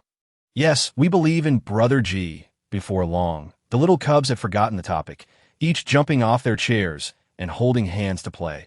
Observing the obedient demeanor of the young cubs, Lambert silently ground his teeth. Why were these little rascals so angelic in front of Ji Yin, yet turned into little devils before him? It was simply irrational. Lambert pondered for quite some time, but could not comprehend how things had come to this. So he couldn't help but inquire with GY, and, as a result, Ji Yin merely lifted his gaze to Lambert, and, after a prolonged pause, replied earnestly, perhaps it's because you are unattractive. Lambert, why did he even ask this dog of a man? Upon learning that Yu Sheng and the cubs were soon to move to the main star, the members of the Fractured Star Squad were initially taken aback, then congratulated them with enthusiasm. There was no overwhelming sense of reluctance. Just in time, I have something to discuss with you, Stowe said, his eyes brightening upon seeing Yu Sheng, a hint of a smile breaking through his usually stern expression. The Empire and the Federation have permitted the half-beast members of Fractured Star to reside on the main star. Thus, barring any unforeseen circumstances, we should be headed to the main star around the same time as you. Hearing this news, Yu Sheng was elated. No wonder I felt they weren't truly reluctant. I was a bit saddened. How could there be no reluctance at all? Rex instinctively placed his hand on Yu Sheng's shoulder, only to be sharply swatted away by Clara.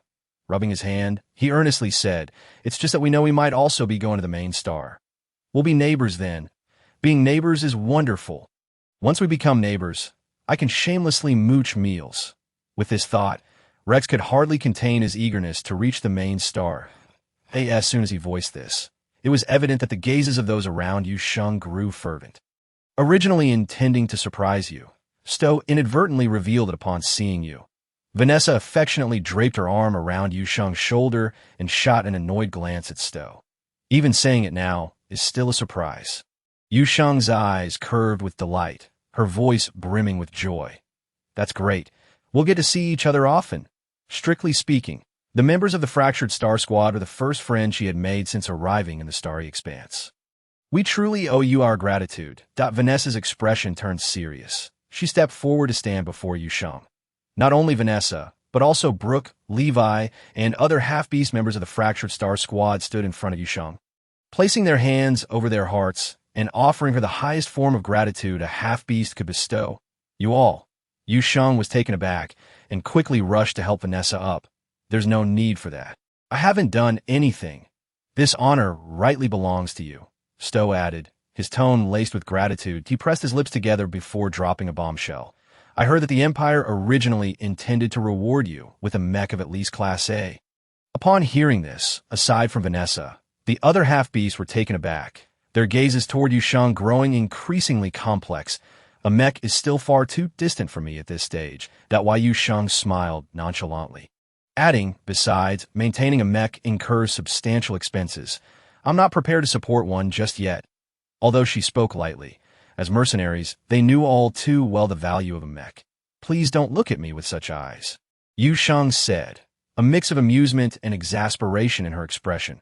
Her beautiful black eyes curved into lovely crescents. Tilting her head, she remarked, For me, the opportunity one have now is the greatest reward. They had been granted the chance to move to the main star, which meant that for both Vanessa and the others, the path ahead would be much broader. They would not be confined to this tiny, desolate star, shackled for a lifetime. Yet, Yu Sheng felt acutely aware of how little she could currently do. She let out a barely perceptible sigh. You have already helped us immensely. Vanessa ruffled the young girl's hair, her voice gentle. Since you provided us this opportunity, we will not let you down. Little Sheng, from now on, Fractured Star will be your strongest support. Forget it, with your meager skills. Hey, Rex, if you're not convinced, let us have a match. The boisterous voices of the young boys erupted around them, filling the air with vitality and energy. That why Yu Sheng smiled as she watched everything unfold. Little Sheng, come with me. Stowe suddenly called out to Yu Sheng, signaling for her to follow him. All right. The two made their way to the room where Yu Sheng and Stowe had first met. Inside, Professor Pei Ji had been waiting for quite some time. I told you to bring little Sheng here quickly. Yet you dawdled. Pei Ji shot a disapproving glare at Stowe. But upon seeing Yu Sheng, his expression transformed into a warm smile, showcasing his remarkable ability to change moods. Little Sheng, you go to the main star?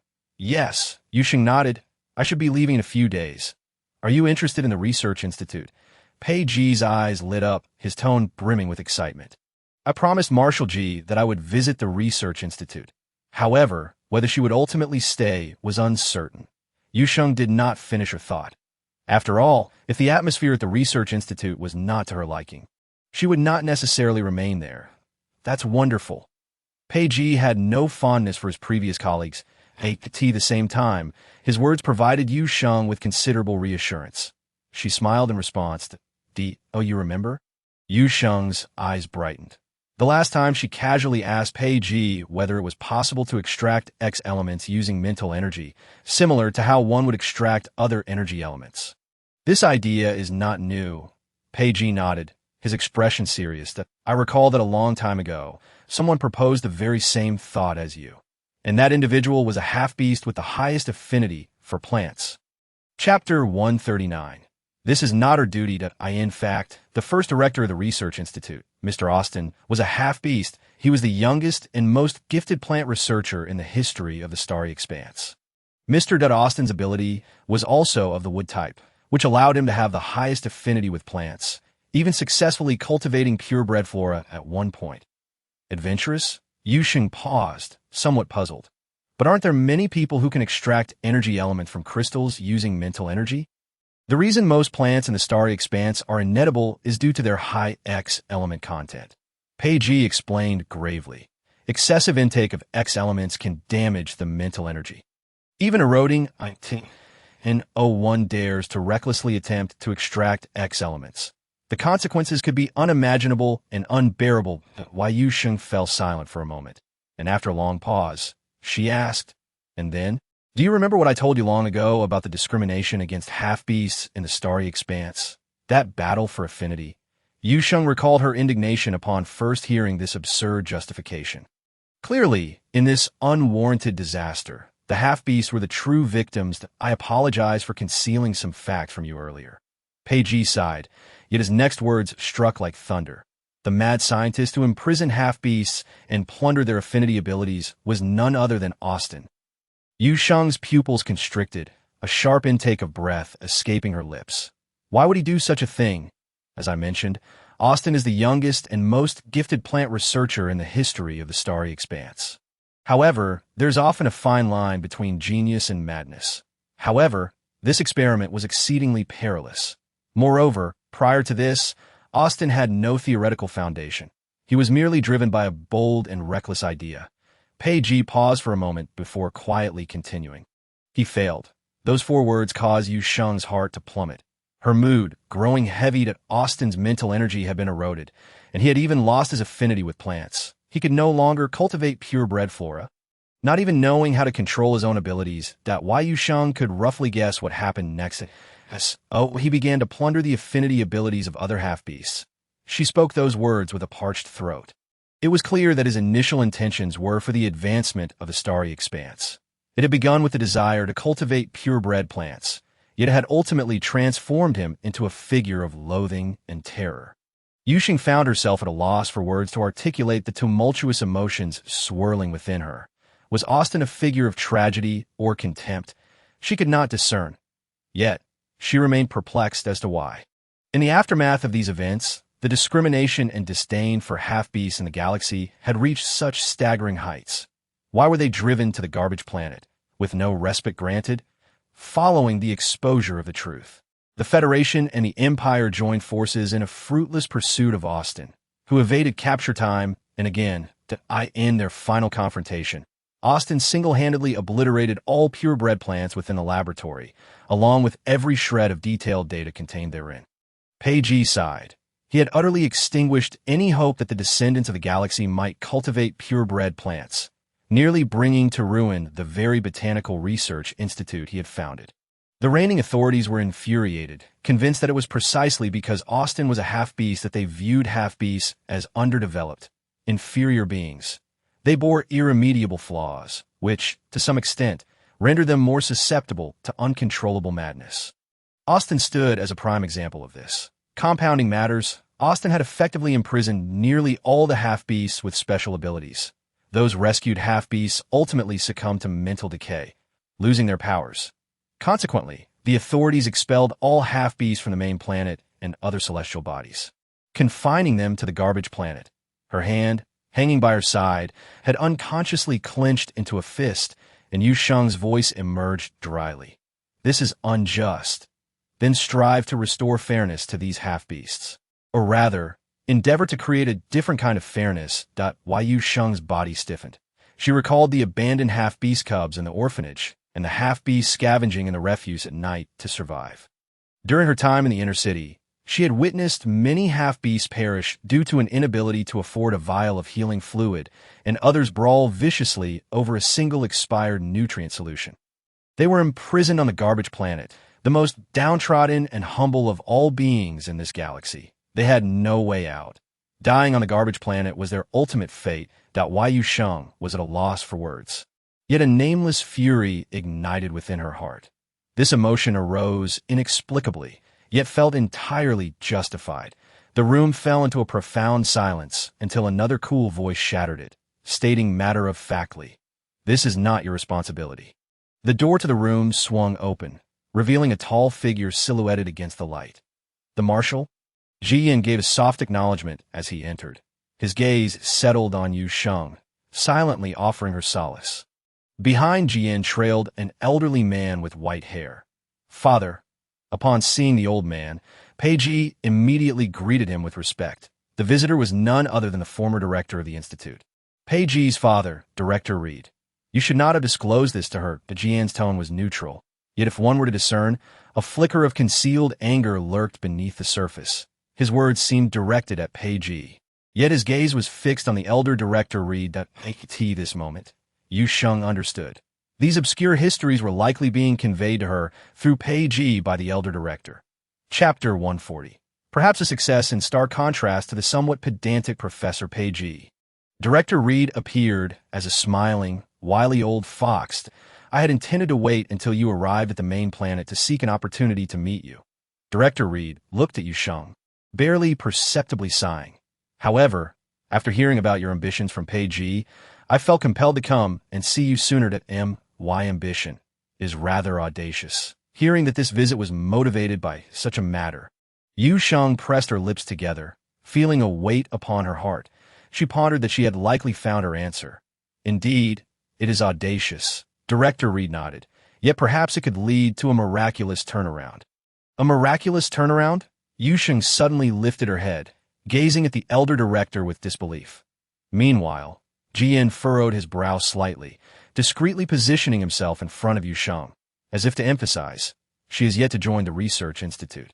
I do not intend to do anything. Director Reed stroked his long beard, smiling with a hint of profundity. You need not be so protective. I have no intention of harming the young lady. The underlying meaning in his tone was too apparent, prompting Yu Sheng, concealed behind Jian, to suppress a cough. Jian's body stiffened momentarily. Elder Director, what do you mean by a miraculous turnaround? To alleviate the awkwardness. Yu Sheng quickly interjected to change the subject. Although Austin had destroyed a significant portion of the experimental data, some remnants remained. Director Reed regarded Yu Sheng, his gaze imbued with significance, and the surviving data indicates that his experiments may have been successful. Successful? This revelation undoubtedly shocked most of those present in the room. But Father, you never mentioned this to me. Among them, Pei's reaction was the most intense. You never inquired of me. The elder director chuckled. You presumed all the data had been obliterated. You did not ask, hence I could not elaborate. After all, this was a scandal from the Institute's past. Pei fell silent, refraining from voicing the question of why he was only disclosing this today. Director Reed fixed his serious gaze upon Yu Sheng. I did not come here for you to undertake anything further, but rather to specifically invite you to serve as an associate researcher at the Botanical Research Institute. Associate researcher? Now, it was Yu Sheng's turn to be astonished. She had anticipated that should she join as a researcher, she would likely start as a research assistant or intern if she even gained entry. Yet she never expected the former director would. Do you think that is too low? However, Director Reed misconstrued her surprise. He frowned slightly. Given your plant cultivation abilities and your contributions at the teleportation point, you could easily become a full-fledged researcher. Yet there are a few old sticklers in the Institute. If you find this position unsatisfactory, I can... No, Yu Sheng hastily clarified. I do not find it too low. Rather, I feel it is already quite high. She smiled bashfully. In truth, you need not go to such lengths. I feel my abilities do not warrant this position. That why Yu Sheng spoke honestly. After all, her proficiency stemmed solely from her wood elemental abilities, allowing her to discern the characteristics and preferences of plant growth, enabling her to cultivate certain purebred plants. However, when it came to theoretical knowledge, Yu Sheng was utterly ignorant. N01 in the Institute had been able to cultivate purebred plants. To her surprise, it was Jian who spoke up. He appeared to casually glance at Yu Sheng before quickly averting his gaze. If you are unworthy, then those in the Institute are even less so. Cough, cough. The elder director Reed and Professor Pei both erupted into coughs at Jian's remark. Yet it must be acknowledged that the young man's assertion was indeed factual. He is not wrong. Director Reed admitted with a mix of amusement and exasperation, were it not for the need to keep these two matters under wraps. You might have been able to assume the directorship yourself. The elder director's words were sincere. Therefore, young lady, would you care to join our research institute? Director Reed smiled like a cunning fox. The data left behind by Austin can only be found in our research institute. This statement undoubtedly struck a chord with Yu Sheng. She was indeed intrigued by the extraction of X elements. After all, given the survival conditions in the galaxy, no one could guarantee that the plants cultivated would remain purebred and untainted by X elements in the years to come. Only through the extraction and study of these elements might this issue be eradicated. The Botanical Research Institute falls under the jurisdiction of the Federation. Suddenly, Jian, who had been listening quietly, interjected, "If you're interested in these matters, my authority allows you to access the information without needing to join the Institute." What is this? This is blatant self-serving behavior under the guise of public interest. Director Reed immediately fumed, his face turning red.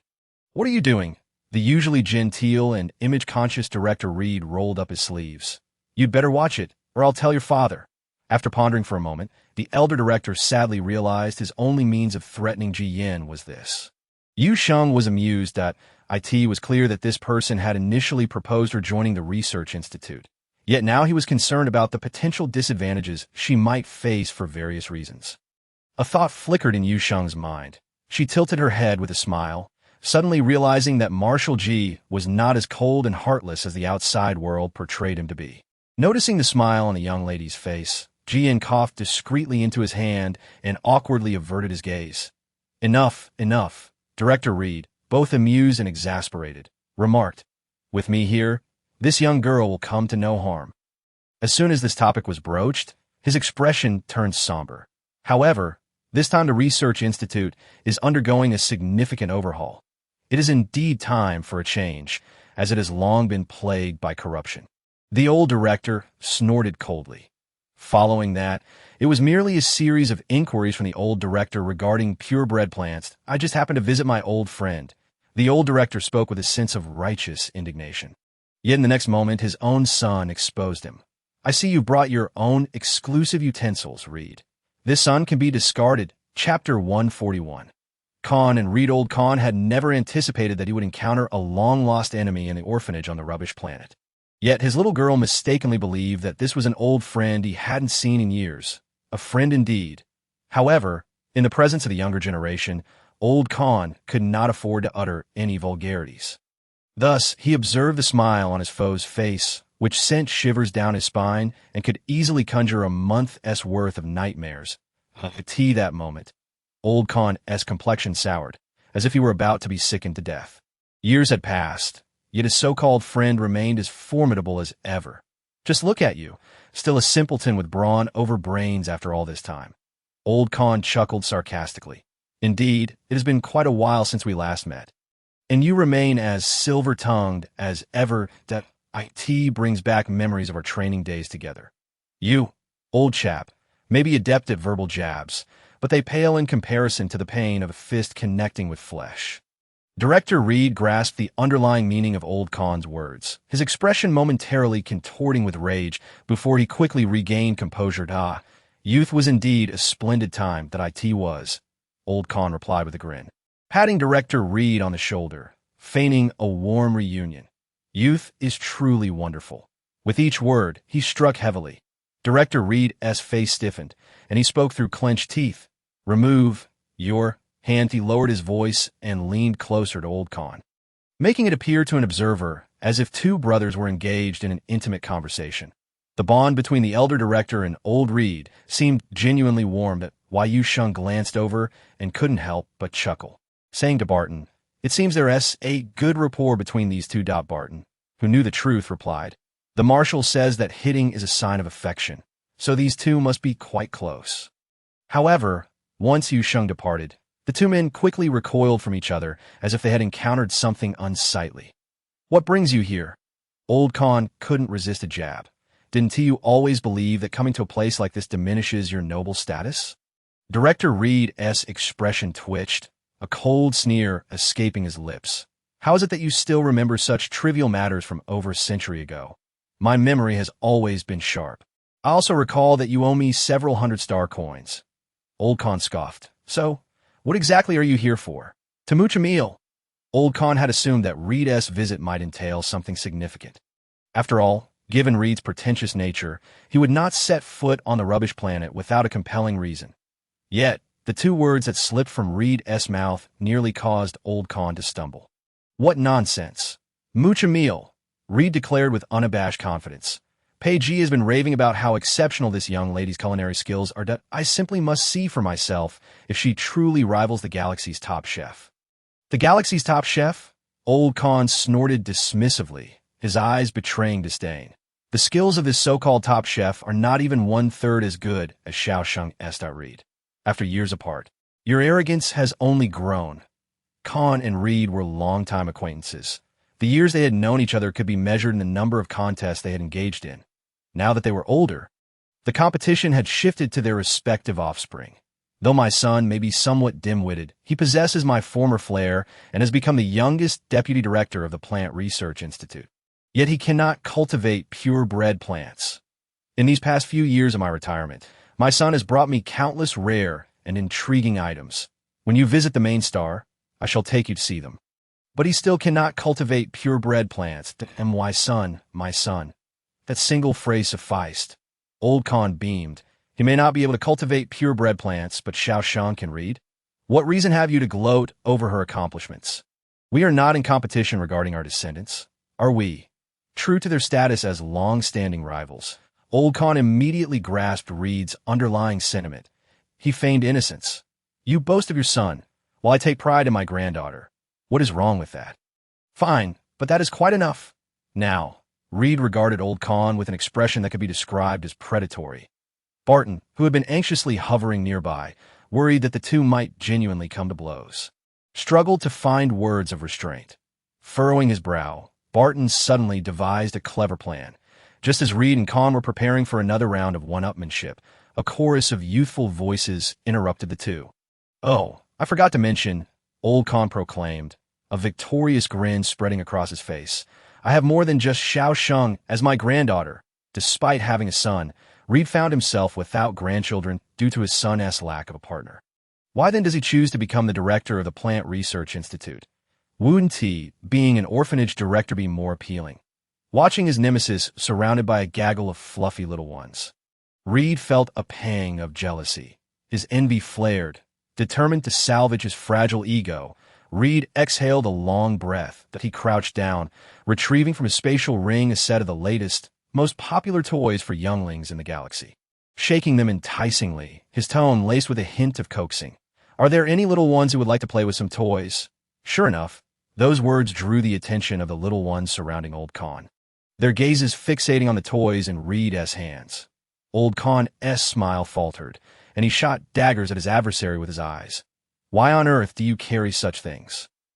Reed raised an eyebrow, reveling in his cleverness. This was all thanks to his academically obsessed son, who had compelled him to carry toys for younglings over the years, dropping them nonchalantly in an effort to awaken his son's conscience in that regard. Though the outcome had proven fruitless, Reed now felt that carrying toys for younglings was indeed a wise choice. Look at how these little ones. It's all right, Director Grandpa. Even without toys, Moon 1T abandon you. Exactly. Though you may not be as handsome as Sheng Sheng, nor as gentle, and you sometimes bully the little ones, your temper is rather... Ow! Old Con had initially felt a swell of emotion, but all warmth vanished upon hearing Goss's words. Chapter 142.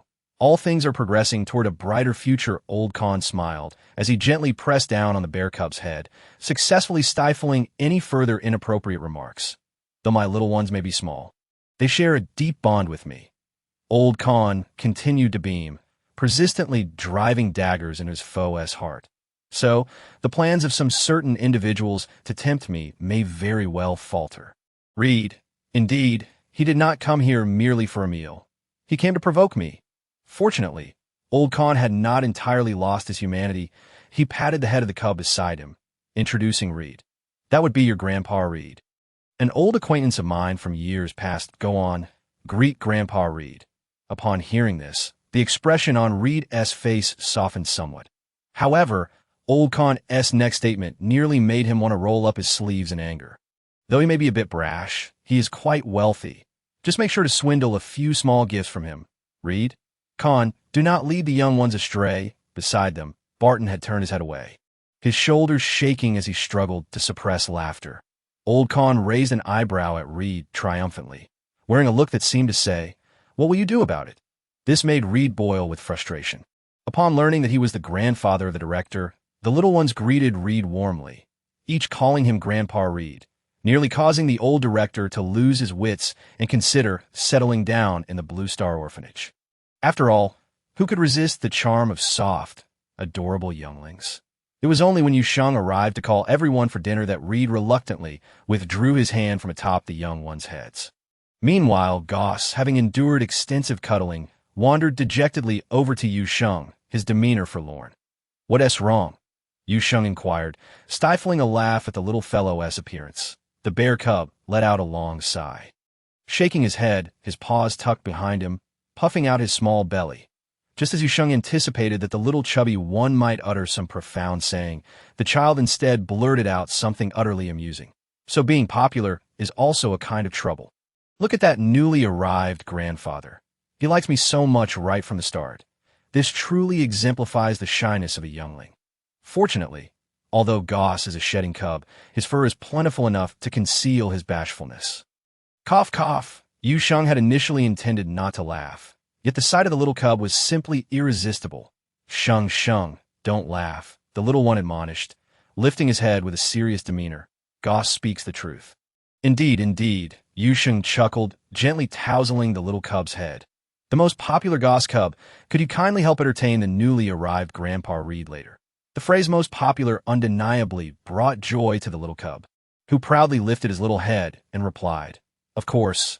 Thus, that evening, when Lambert arrived at the small dining hall from his makeshift medical room in the orphanage, he discovered not only an additional person at the dining table, but also noted the extraordinary attentiveness of the younglings towards the newcomer. Especially Goss. "Lambert, what the heck? Why is it that both are new arrivals, yet they receive such vastly different treatment?"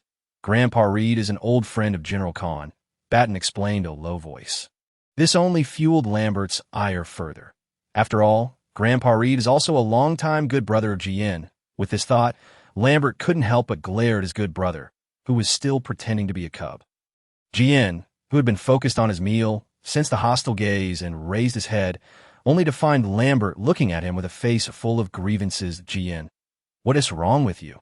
Hence, the old director reluctantly bid farewell to everyone at the orphanage, except for old Khan, leaving behind a small gift. Later, Yu Sheng learned about the enmity between old Director Reed and Director Khan, which left her both amused and exasperated. "After all these years, I want to fuss over leaving you a gift." Old Director Reed's expression turned serious. Old Khan was taken aback, then burst into laughter. "Of course, you still owe me several hundred star coins, Reed. Can't he say something sentimental to me? Go away." In the end, old Director Reed was so angered by Director Khan that he left.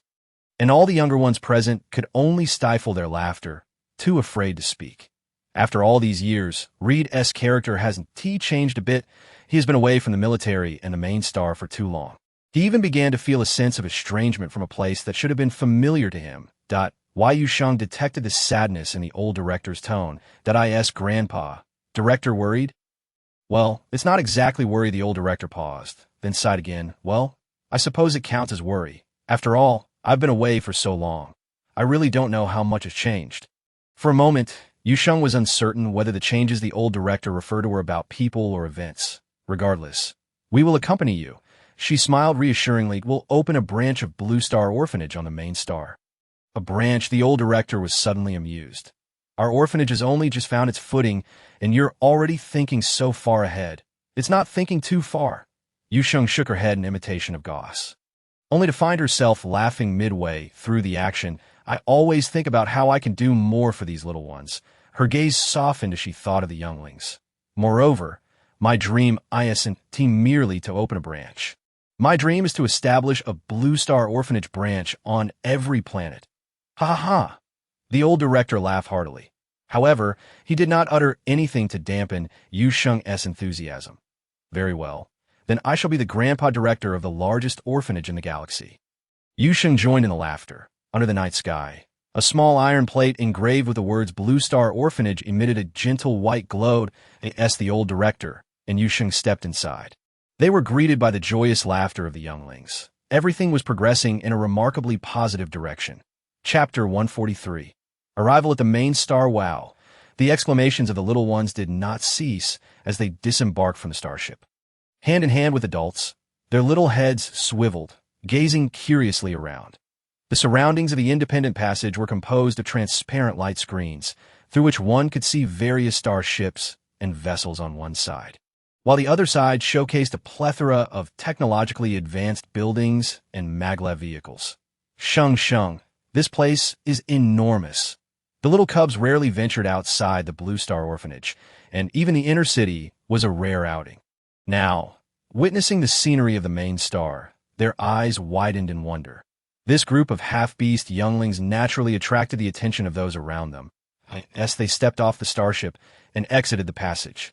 Yu Sheng noticed several people frowning at them, clearly discomfort. Fortunately, the younglings were captivated by other novel sights and did not notice the disdainful attitudes of those individuals. Batten had gone to retrieve a hover car, so Yu Sheng and the old director waited with the younglings at one exit. Since when have half-beasts been allowed to appear so brazenly on the main star? While waiting, a harsh voice cut through the air, laden with contempt. Ha ha! Laughter erupted from nearby, unrestrained. The younglings, sensitive to emotions, immediately withdrew their curious gazes upon hearing those words. Looking to Yu Sheng and the old director with unease, "Be good," Yu Sheng said, gently patting the heads of the younglings. Then straightened her posture, casting a cold glance toward the group of individuals not far away. They were a group of young Hall's people, sporting brightly colored hair and wearing bizarre outfits, their eyes reflecting disdain and contempt. Upon noticing Yu Sheng's gaze, the group's mocking grew louder, hurling vile language that was unbearable to hear. While Yu Sheng's hands clenched into fists at her sides, her gaze growing even colder.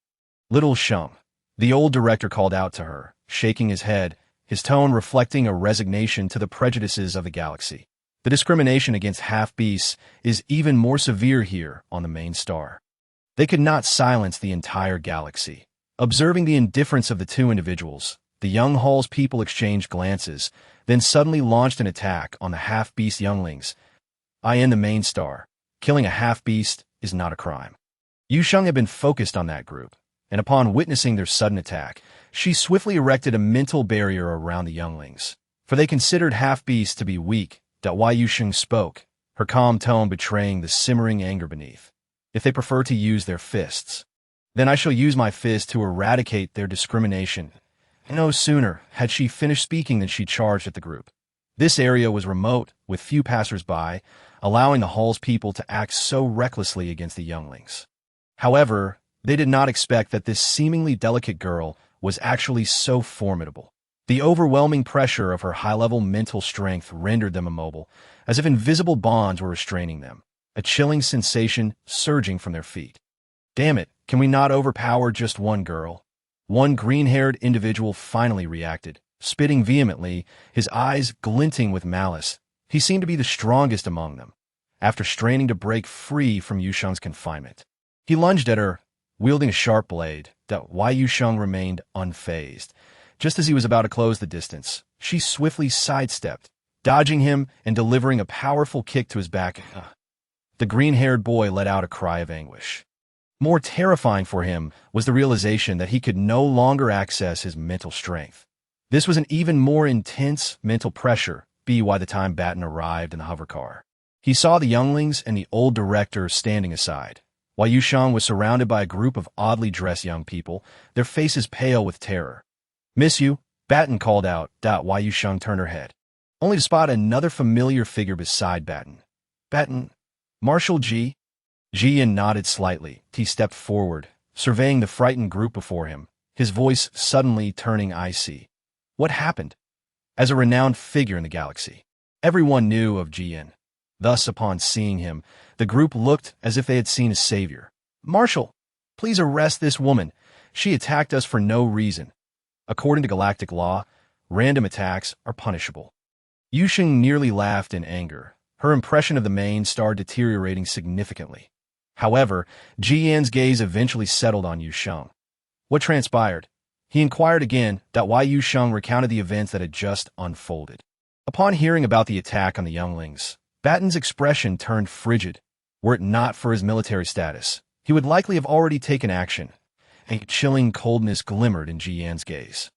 At that moment, the group abruptly realized that Marshal Jian was one of the few leaders in the Interstellar Federation who advocated for peaceful policies. The thought of their previous attacks on the half-beasts, particularly the half-beast cubs, sent a wave of cold sweat cascading down their backs, rendering their faces pale as death. They were merely half-beasts who had clandestinely crossed over to the main planet. One individual, unwilling to yield, retorted that half-beasts ought to remain on the trash planet. They possessed residency permits issued by the Federation. Ji Yan's voice turned icy. According to interstellar law, any indiscriminate attack on cubs results in immediate exile to the Black Star.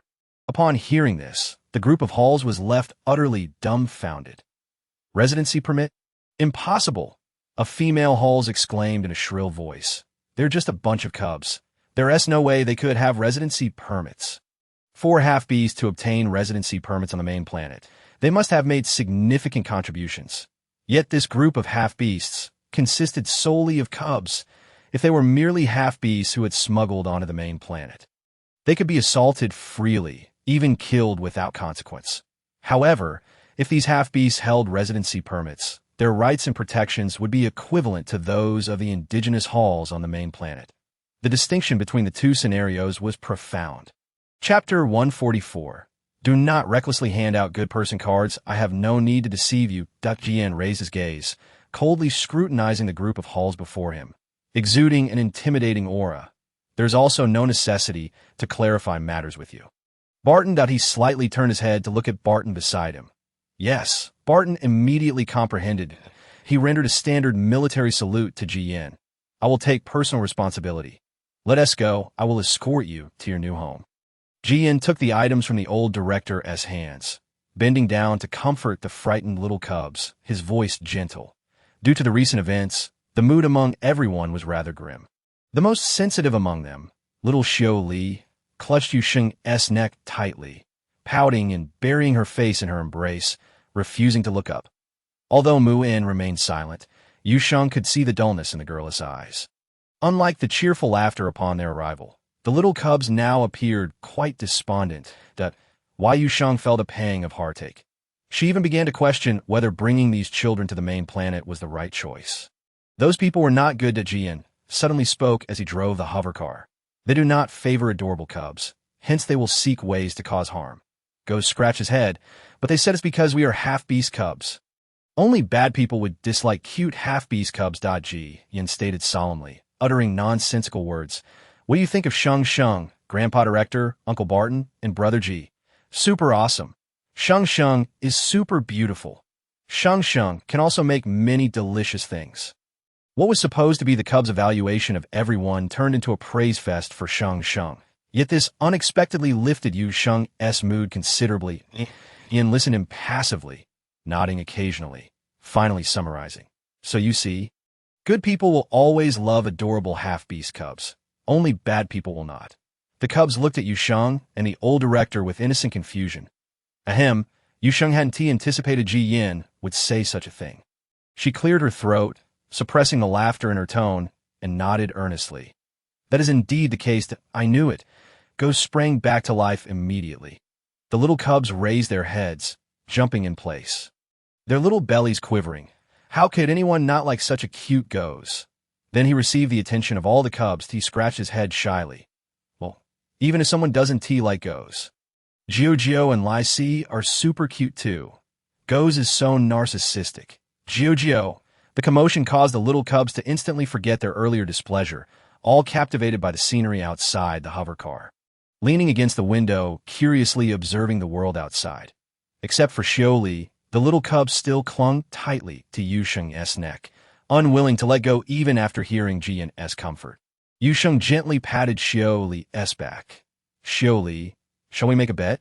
Yu Sheng suddenly proposed. The mermaid cub paused, slightly tilting her head, her pale golden eyes reflecting a hint of curiosity. Let us bet. Yu Sheng's smile took on a mischievous glint as she leaned down to whisper a few words into Xiao Li's ear. What do you think? The little mermaid hesitated for a moment, then ultimately nodded with a tiny motion. Ji Yan and the old director only caught the mention of bet, but missed the details. Little G, did you hear clearly? The old director, thinking perhaps the younger ones had better hearing, inquired. Unexpectedly, Ji Yan shook his head. I did not hear either. Hearing this, the old director had no choice but to relent, though his curiosity was piqued. Before long, the hover car came to a halt. Wow, it's the Blue Star Orphanage. Muin was the first to notice. The little fox immediately stood up, her fluffy tail swaying. She pointed at the small metal sign at the entrance, her tone filled with excitement. That's what we wrote together. It even has Moo in as paw print. Goes as paw print stands out the most. Ah, Shirley, look there's your little flower you drew. Upon seeing the familiar sign, the cubs began chattering excitedly once more.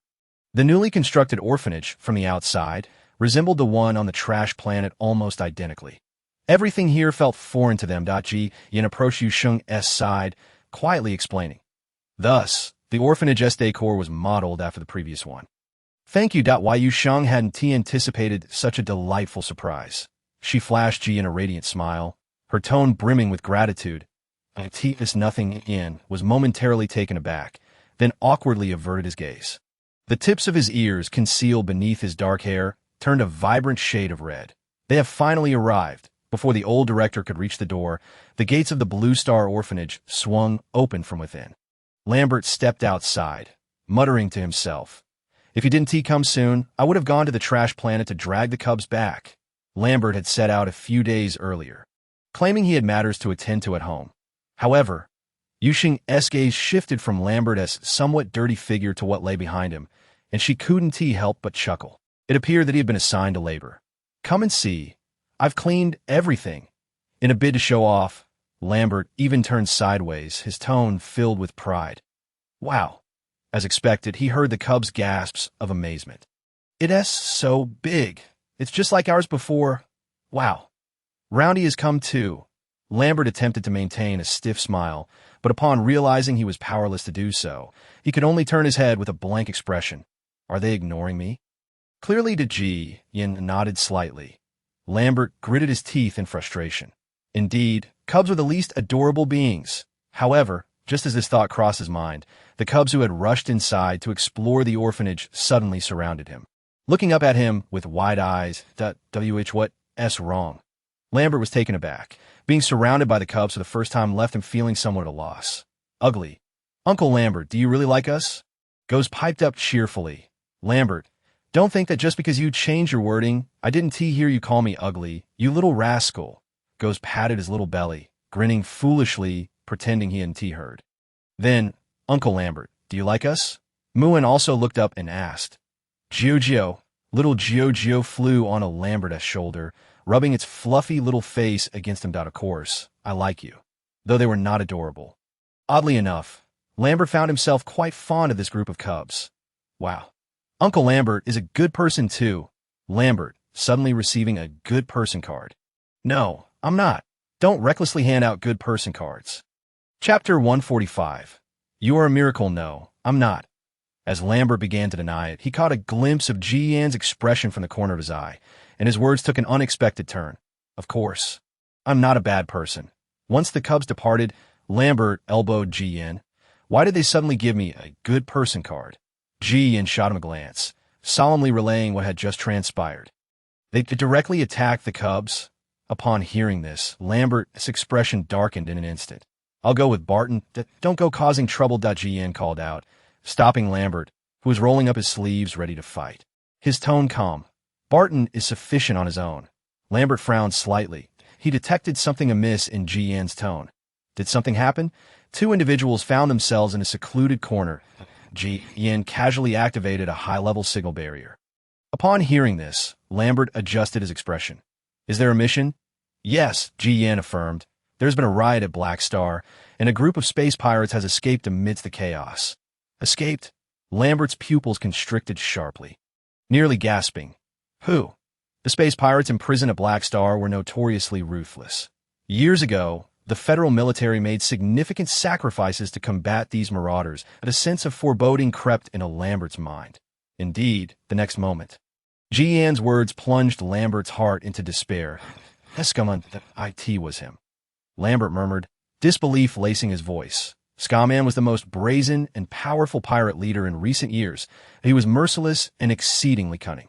His notoriety stemmed from the destruction of a small planet, an event that shocked the entire galaxy.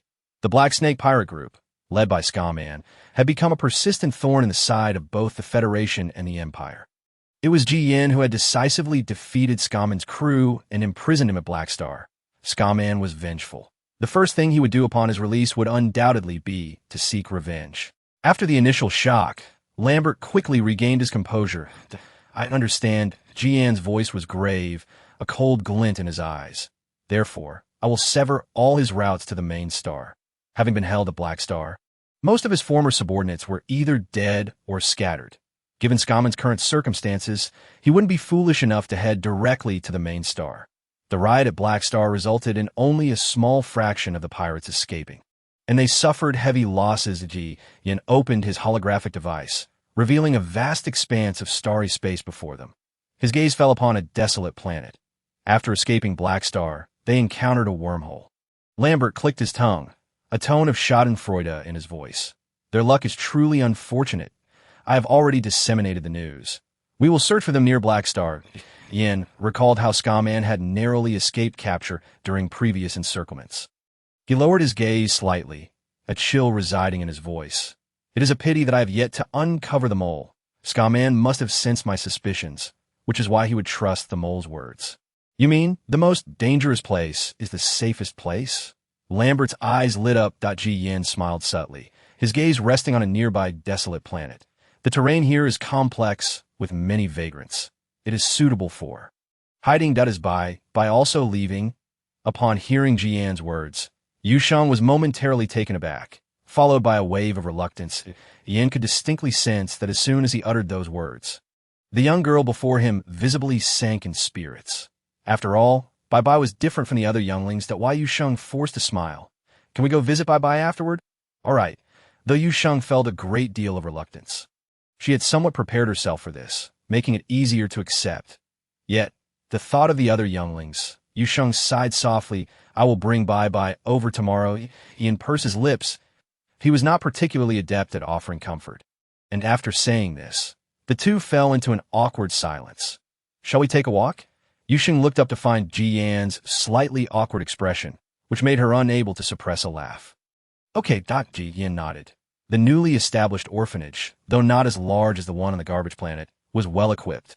The yard featured outdoor play facilities specifically designed for the younglings. The small vegetable garden from the garbage planet had also been relocated. The little daisies the younglings had discovered previously were in bloom, their clusters of white and yellow flowers eliciting joyful exclamations from the younglings. Yu Sheng had also brought them along, placing them beside the swing. Though it was a new orphanage, every corner retained a familiar essence. Gazing at everything within the orphanage, Yu Sheng felt a sense of disorientation. Had she truly been here for so long? What are you thinking about? I'm sorry. They will receive their due punishment. However, the main star was not solely inhabited by this small group of individuals. Yu Sheng's smile faded. Without any change, it would be difficult for the half-beast to escape the confines of the garbage planet. Jian, do you think I can really do it? She couldn't help but recall the words of the old director Reed and Stowe. They seemed to firmly believe that she could alter the situation. Yet, Yu Sheng found herself engulfed in confusion. Why not? Jian lowered his gaze slightly, earnestly regarding Yu Sheng. She unexpectedly locked eyes with him. What? Yu Sheng was momentarily stunned. You're the only person in the galaxy capable of cultivating pure plants. And it is you who has enabled others in the Research Institute to enter the forest. Jian gazed quietly at the young girl before him, his tone imbued with unprecedented seriousness. You have given these half-beast younglings a new life. To everyone in the orphanage, the Research Institute, and even a shattered star, you are a miracle. What about you?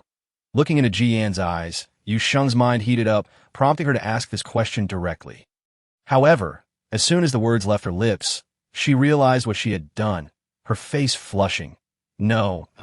Of course, he interrupted Yu Sheng, a gentle smile blooming in his amber gaze. Yu Sheng fell silent, feeling as though she must be ill. Otherwise, why was her heart racing so fast?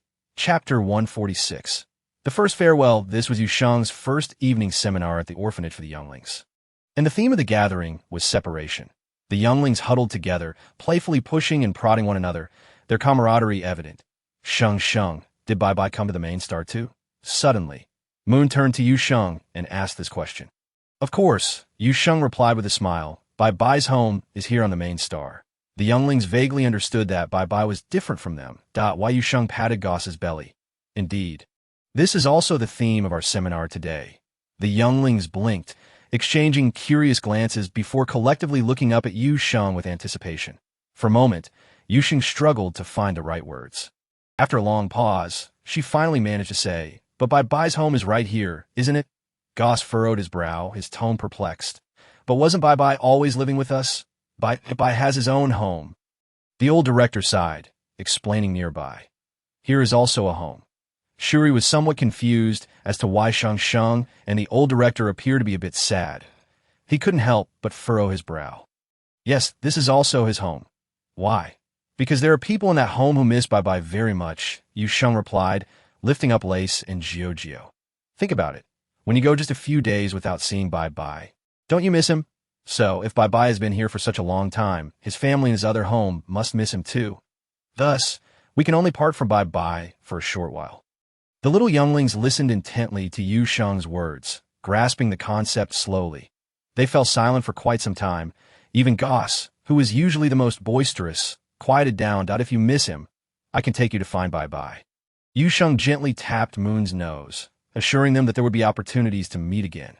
Then Goss's face turned red, and after a long moment, he finally managed to say, "Why can't we let that family stay here too?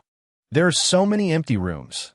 As soon as Goss spoke, the little younglings seemed to sense they had found a more feasible solution, and excitement bubbled up among them. Yes. Moon can give up his bed. And the toys. I can share my food with them." Hearing the innocent chatter of the younglings, Yu Sheng felt a mix of amusement and exasperation. Although she wished to agree, reality forced her to reject them firmly. That won't do. The younglings' spirits plummeted once more. They lowered their heads, and Moon's eyes were already glistening with tears. That why Yu Sheng understood that these younglings had formed strong bonds, but separation was an inevitable part of life. Life is fundamentally a continuous cycle of partings and reunions. Perhaps one day, as you grow up, you will also leave the orphanage, parting from the old director and Sheng. In a way, Goss will never leave. No. Amidst the clamor, only Moon fell silent.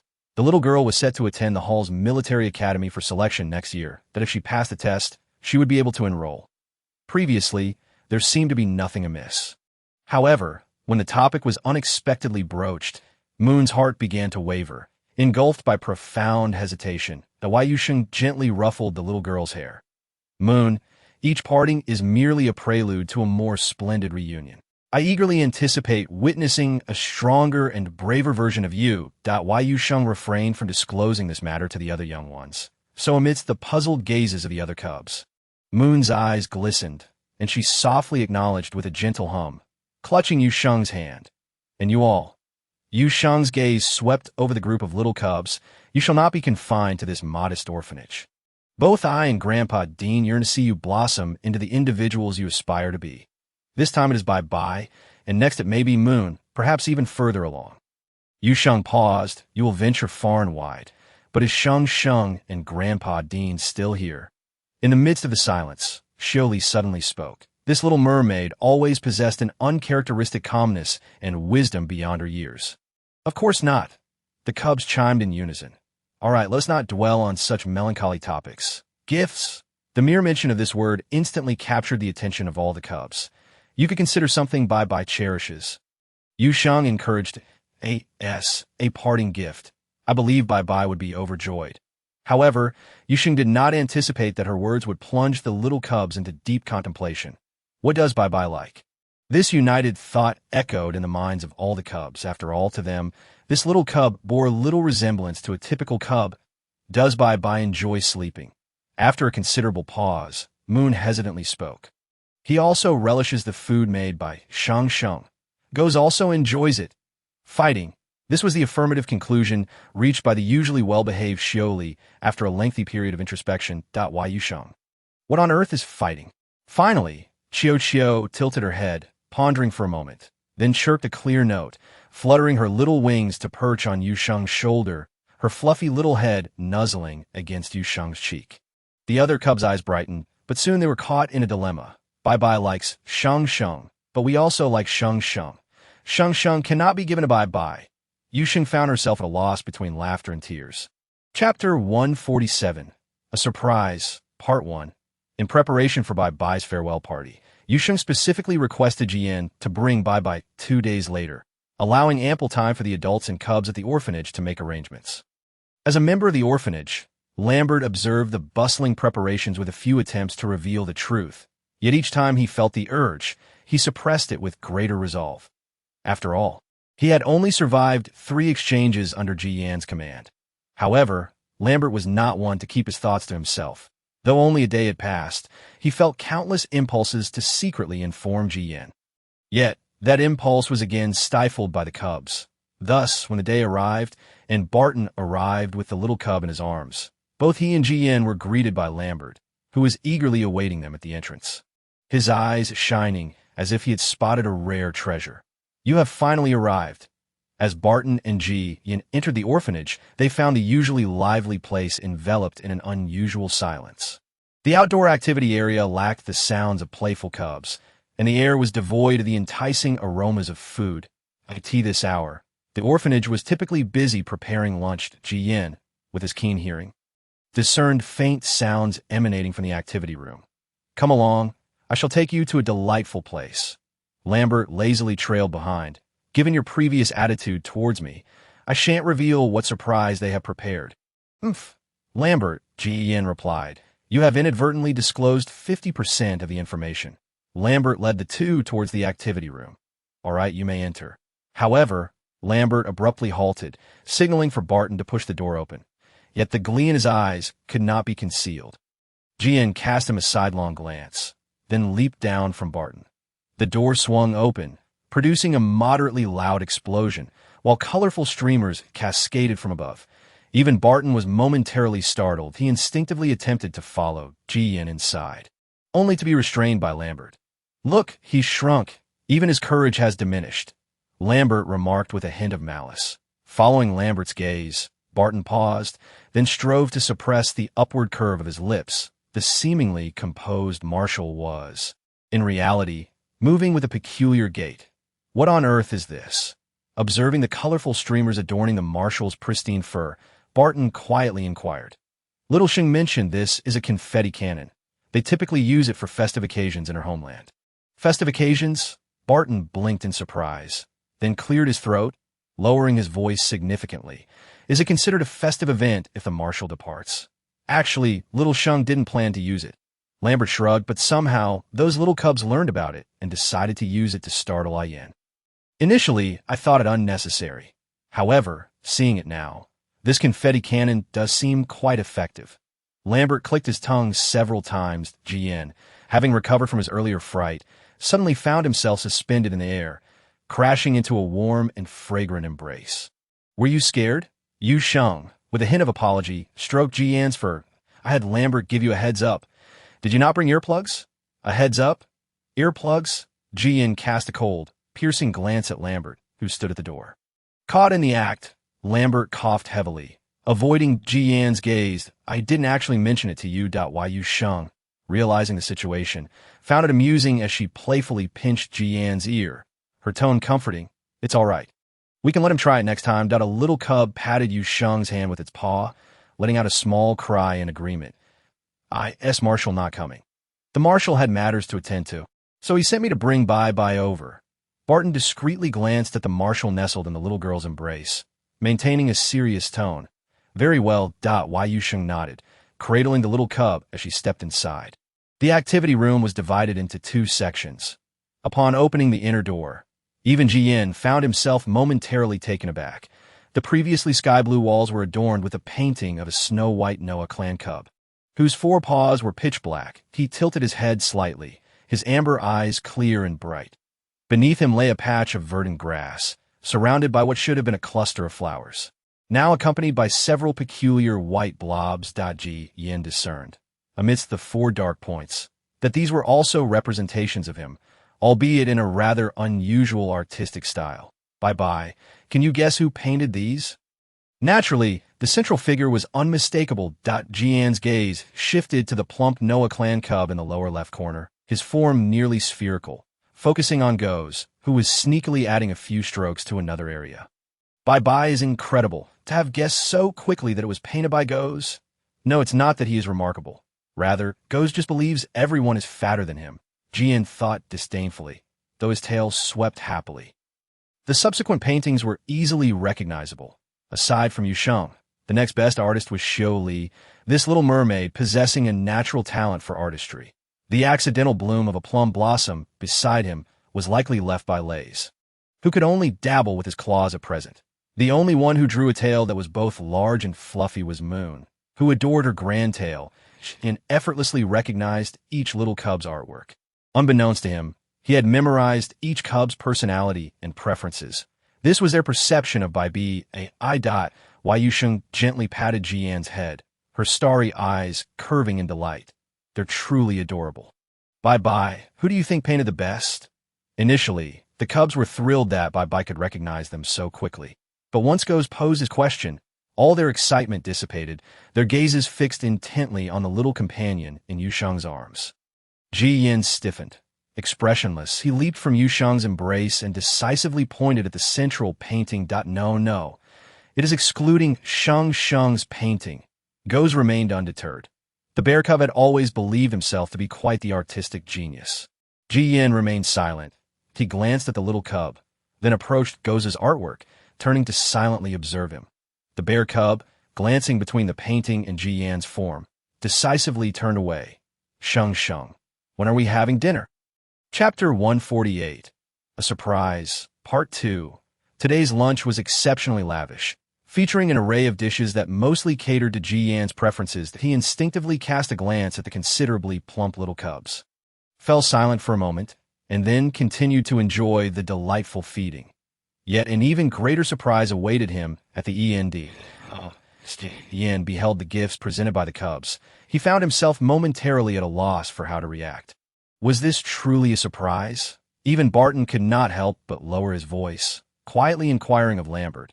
I am certain this is a shock, Lambert affirmed with certainty, having not anticipated that the cubs' offerings would be so astonishing.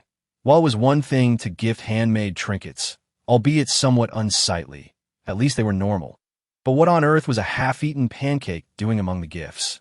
Yu Sheng was equally unprepared for the peculiar offering from Goss, which was indescribable. Yet this little cub had presented it with tear-filled eyes, clearly reluctant to part with it. This is my most cherished pancake. The bear cub sniffled, casting a wistful glance at its pancake, that I could never bear to eat it. But it is also Goss's favorite thing.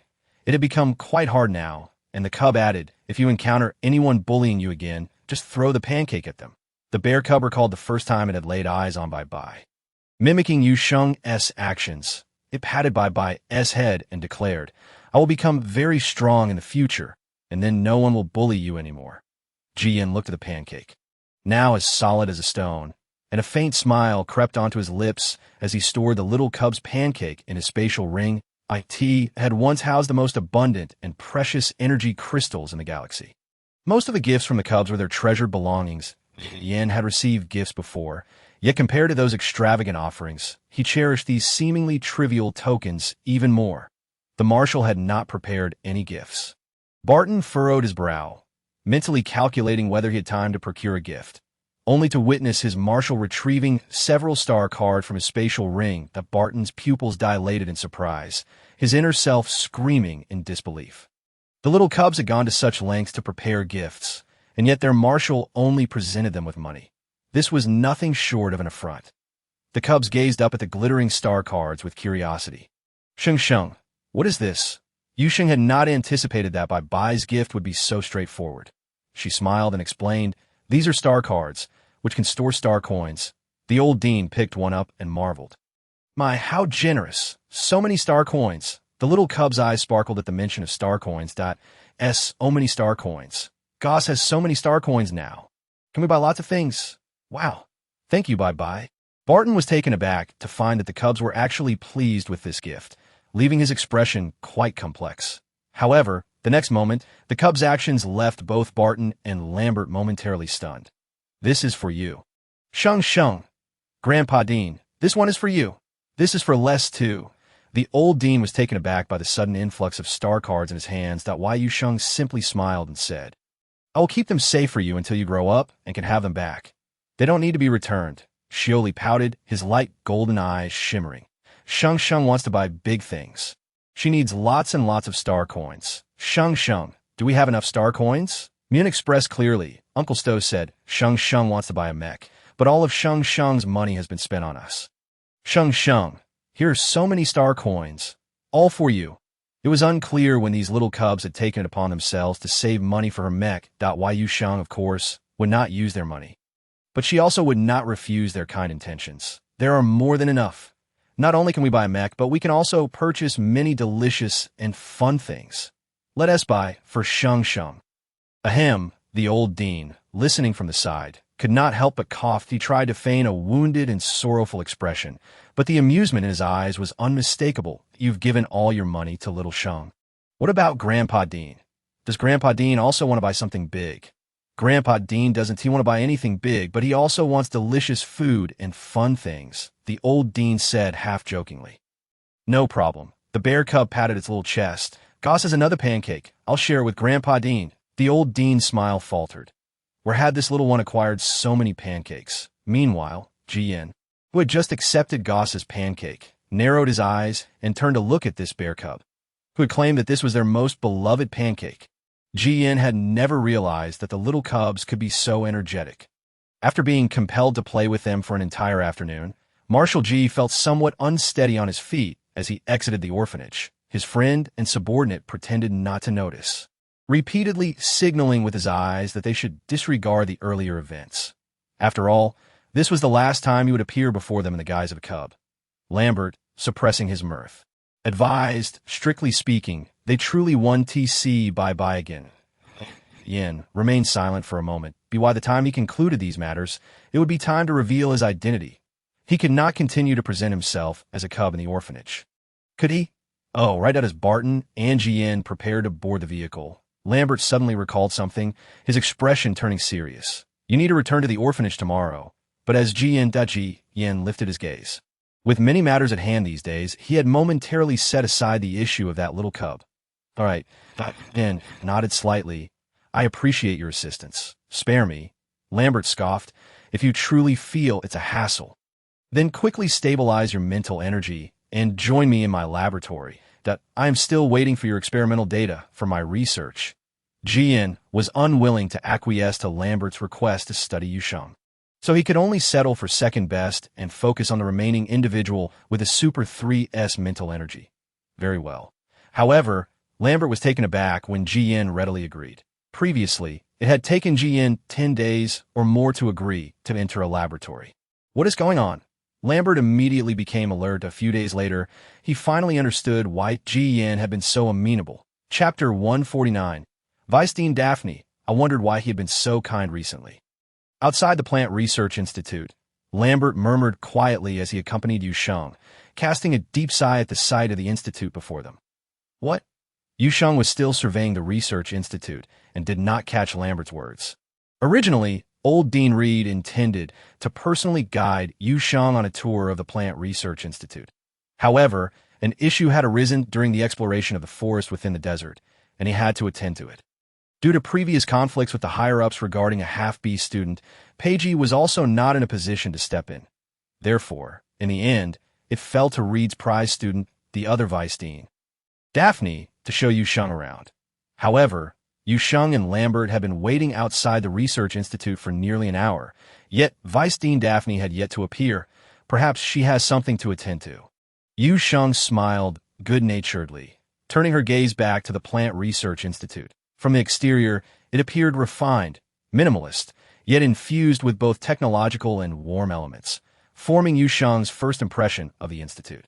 The security robots at the entrance wielded the latest military-grade weaponry, deterring any unauthorized approach. Just as Yu Sheng was examining the institute, a woman clad in a simple outfit hurriedly emerged from within. Her destination, evidently, Yu Sheng and Lambert. This must be the Vice Dean Daphne that old Dean Reed had mentioned. Daphne is one of the few students with whom I've been thoroughly satisfied throughout my teaching years. The old dean had spoken highly of her. However, this girl is rather meticulous and obsessed with plant research, which may hinder her social skills. She is, in essence, a research-focused airhead. Peiji could not help but interject, causing the old dean to nearly lose his temper. However, it was this very remark that led Yu Sheng to vaguely sense that the relationship between Peiji and the other vice dean was undoubtedly complicated. Apologies upon encountering Lambert and Yu Sheng.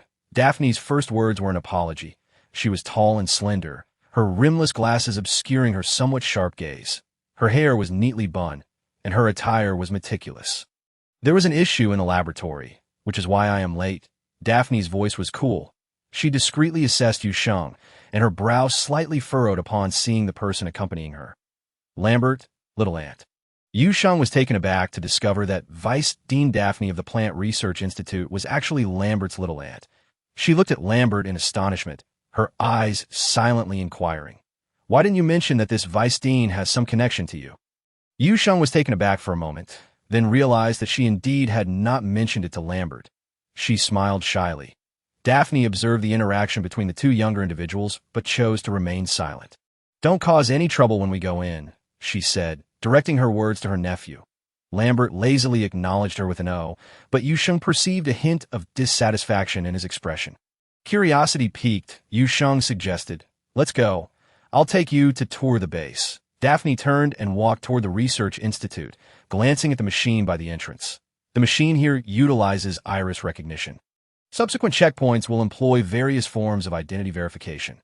Though it may be cumbersome, it offers a high level of security. Without uttering a word, Daphne was quietly explained to by Lambert that Yu Sheng nodded in understanding. With a beep, the machine confirmed their identities, and the gates swung open. Passers-by hurried along, politely greeting the Vice Dean before swiftly moving on, seemingly oblivious to Yu Sheng and Lambert's presence. They were busy due to some issues detected in the forest. "Let me show you the experimental base," Daphne said. "All right," Yu Sheng replied, nodding. The three of them arrived at a small teleportation point. The Plant Research Institute was arguably the wealthiest research institute in the entire star system. Lambert whispered in Yu Sheng's ear, his tone laced with a distinct acidity. Such small teleportation points are incredibly costly, almost equivalent to an ordinary mech. Other research institutes are fortunate to have even one. Yet the Plant Research Institute has 3. Oh wait, counting the one you brought. That makes 4. They can afford to use teleportation arrays. Yu Sheng was equally astonished and lowered her voice. How vast must this research institute be? Previously, when Barton mentioned the Plant Research Institute's abundant funds and resources, Yu Sheng had assumed plenty of land merely referred to several acres. However, witnessing the current scale, she vaguely sensed that Barton's remarks had been rather modest. "Come in," Daphne said after a series of operations on the nearby machine, calmly explaining. During non-specific hours, the teleportation array is only accessible to personnel of formal researcher level or above. However, your clearance is quite high. Allowing you entry. Yu Sheng nodded. The three of them stepped into the teleportation array. A flash of white light enveloped them. The scene before Yu Sheng transformed from the Research Institute into a white corridor. The corridor was surrounded by transparent light screens, with vast stretches of land on either side. The IT was lengthy, with multiple independent rooms partitioned along the sides, each guarded by security robots. Inside each room, numerous individuals clad in yellow work attire were busily engaged. The Institute assigned independent experimental rooms to researchers who performed well. As your instructor, I have also applied for a room for you. Let me lead you there, Daphne stated. Yes, at mine. Yu Sheng's eyes widened in astonishment upon hearing this. The expanse of this room's land could rival half of the Blue Star orphanage in the desert. Was this Plant Research Institute not occupying a small planet? Paige mentioned that you could alter soil quality, she recalled. Along the way, Yu Sheng was captivated by the sight of researchers tending to the fields beyond the light screens.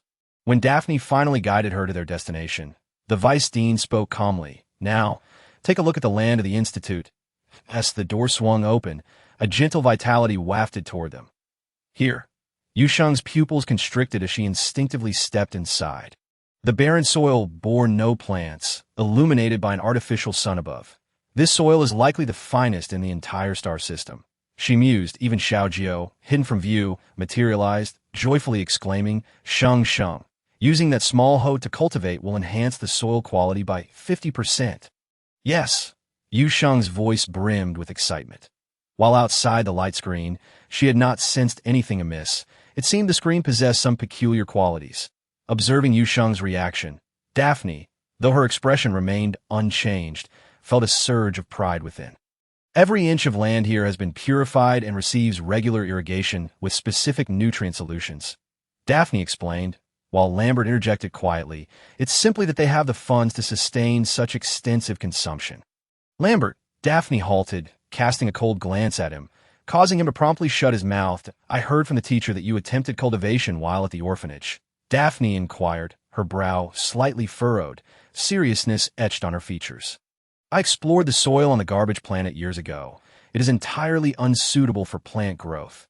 How did you manage it? Perhaps it was just coincidence. Yu Sheng, unable to disclose details about the system, smiled bashfully. Initially, I merely wished to give it a try, and fortuitously, I found a patch of land where cultivation succeeded, but it might relate to my ability. My power is wood-based. I see. Daphne nodded, not probing further. By the way, I haven't asked you yet. What is the X-element content of the plants you've cultivated? Chapter 150. Her identity must remain confidential upon hearing this. Yu Sheng and Lambert exchanged glances, both astonished. Earlier, the old dean had strongly recommended Yu Sheng as a researcher at the institute, but the higher-ups opposed it, primarily due to their unfamiliarity with the young girl. Moreover, the old dean had refrained from elaborating, merely stating, if she wishes, I can make her the head of this research institute. Daphne had been taught by her mentor not to engage socially, yet in that moment, she felt her teacher must have been equally at a loss for words. Just that one statement had inadvertently created numerous adversaries for the young girl. Ultimately, it was the former Federal Marshal who intervened personally to secure her position as an associate researcher. Daphne thought, since both the teacher and the former Federal Marshal had said so, this young girl must possess considerable talent. I asked their problem? No. Lambert blinked cautiously. Did the old dean and Professor Pagey not discuss this with you beforehand? No. Daphne shook her head. Adjusting her glasses, her calm voice bore a hint of confusion. Did I ask the wrong questions? That explains IT. And no wonder he said this aunt, who is usually so passionate about plant research, showed no excitement upon meeting Yu Sheng and even appeared rather cold. IT turns out those two were intentionally withholding information. Lambert exclaimed, slapping his thigh as realization dawned on him. Did it drop to 30? 30 is the requirement for the Institute's experimental personnel. Higher-level positions demand even more. How could it possibly be that high? Daphne regarded her nephew with curiosity, her gaze shifting to the young girl. 25? If that data exists, it makes sense why the teacher would recommend you, as it meets the requirements for a researcher. Too high. Far too high. Lambert continued to shake his head vigorously, his expression inexplicably excited. Aunt, unleash your imagination. Take a bold guess. Daphne shot a glare at her frivolous nephew, utterly perplexed by his enthusiasm. Even if the X-element content met the requirement, it wasn't as if you, a psychic researcher, had cultivated it. What was there to be excited about? 20. This time, Daphne's tone became serious, her gaze toward Yu Sheng less cold. How could it be?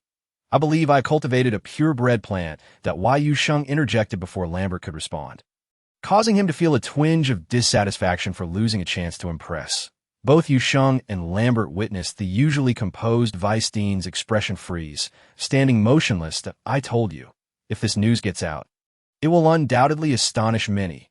Lambert whispered to Yu Sheng, I didn't expect my aunt to react this strongly. He conveniently overlooked his own embarrassing reaction of jumping 3 feet high upon hearing the news. I'm sorry, what did you just say?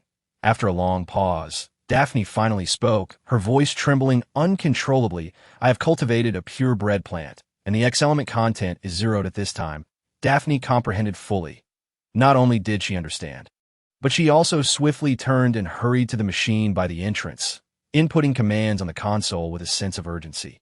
However, in the next moment, the entire room was instantly enveloped by a high-level protective shield, and several seemingly more advanced guardian robots were stationed at the entrance. You claim to have cultivated purebred plants? What proof do you possess?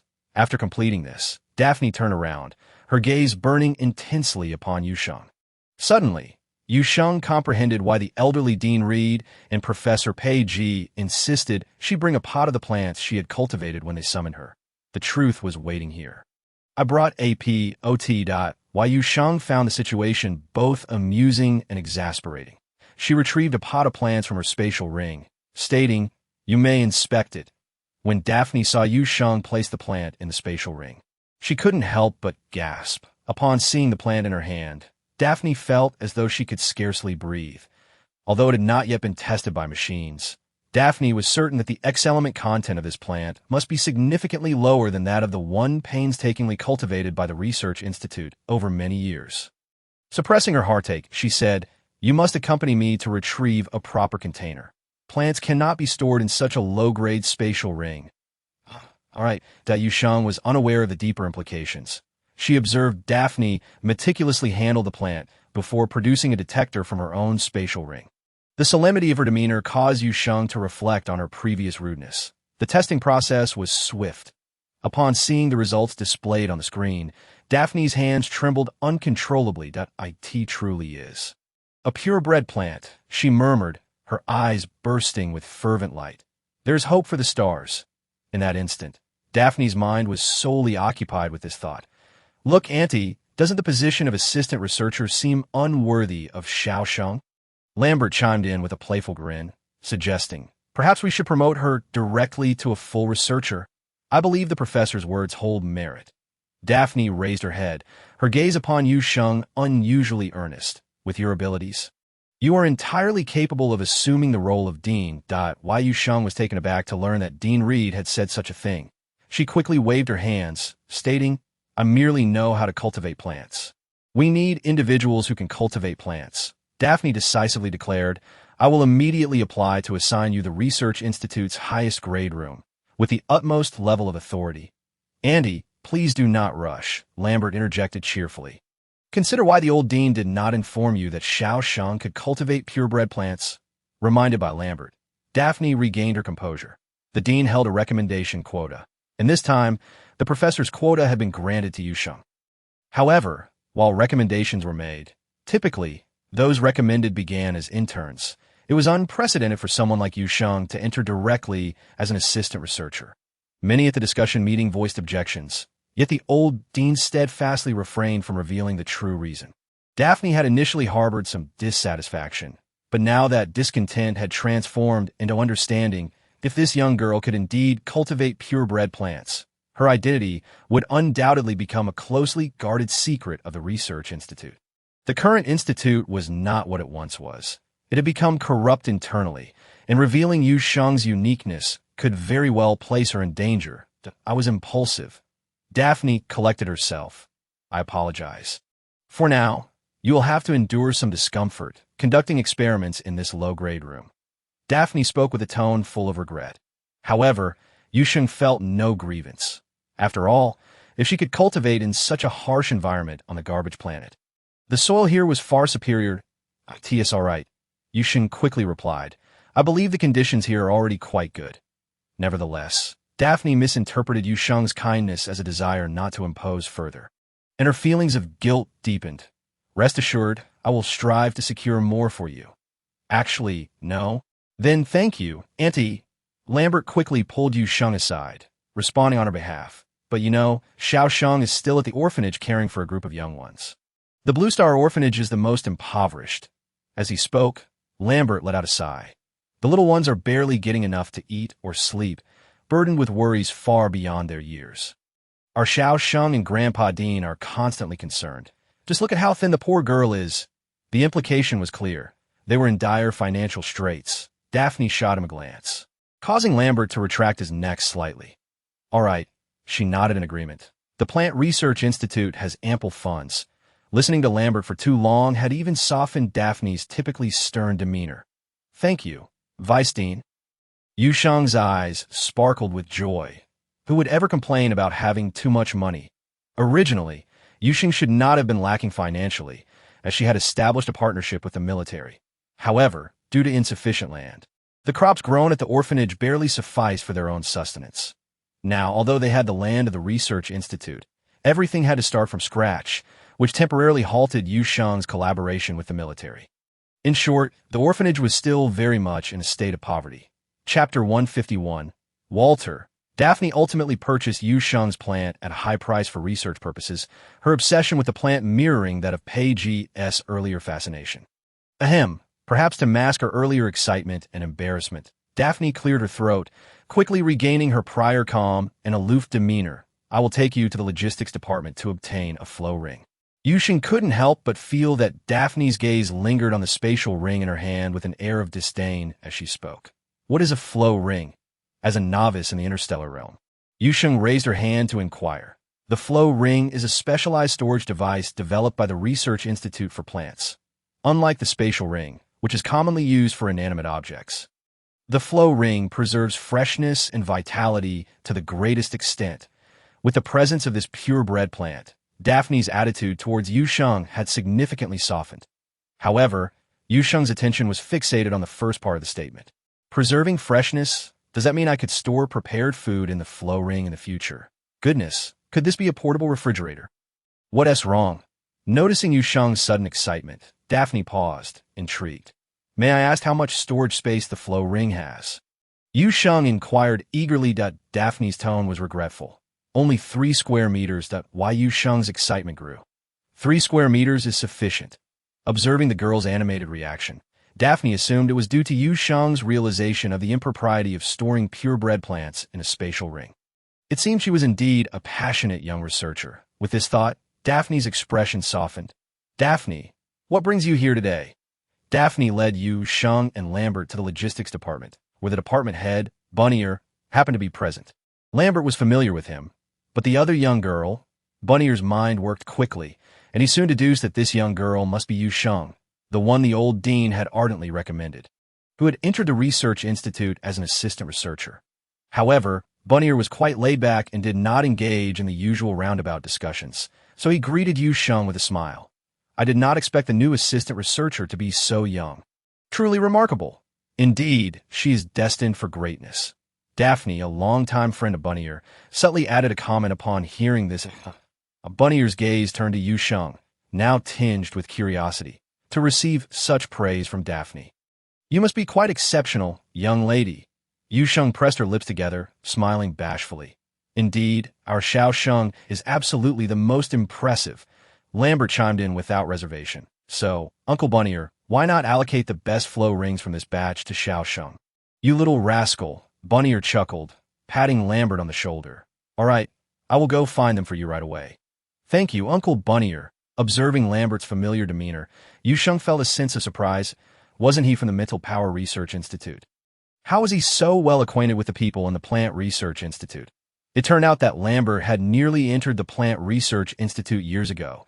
Sensing Yu Sheng's curiosity, Daphne explained from the side, a faint smile flickering in her eyes. Curious about what happened? Yu Sheng asked. Daphne nodded. Yes. Originally, the professor had high hopes for this little rascal, but he dropped the ball at the final hurdle.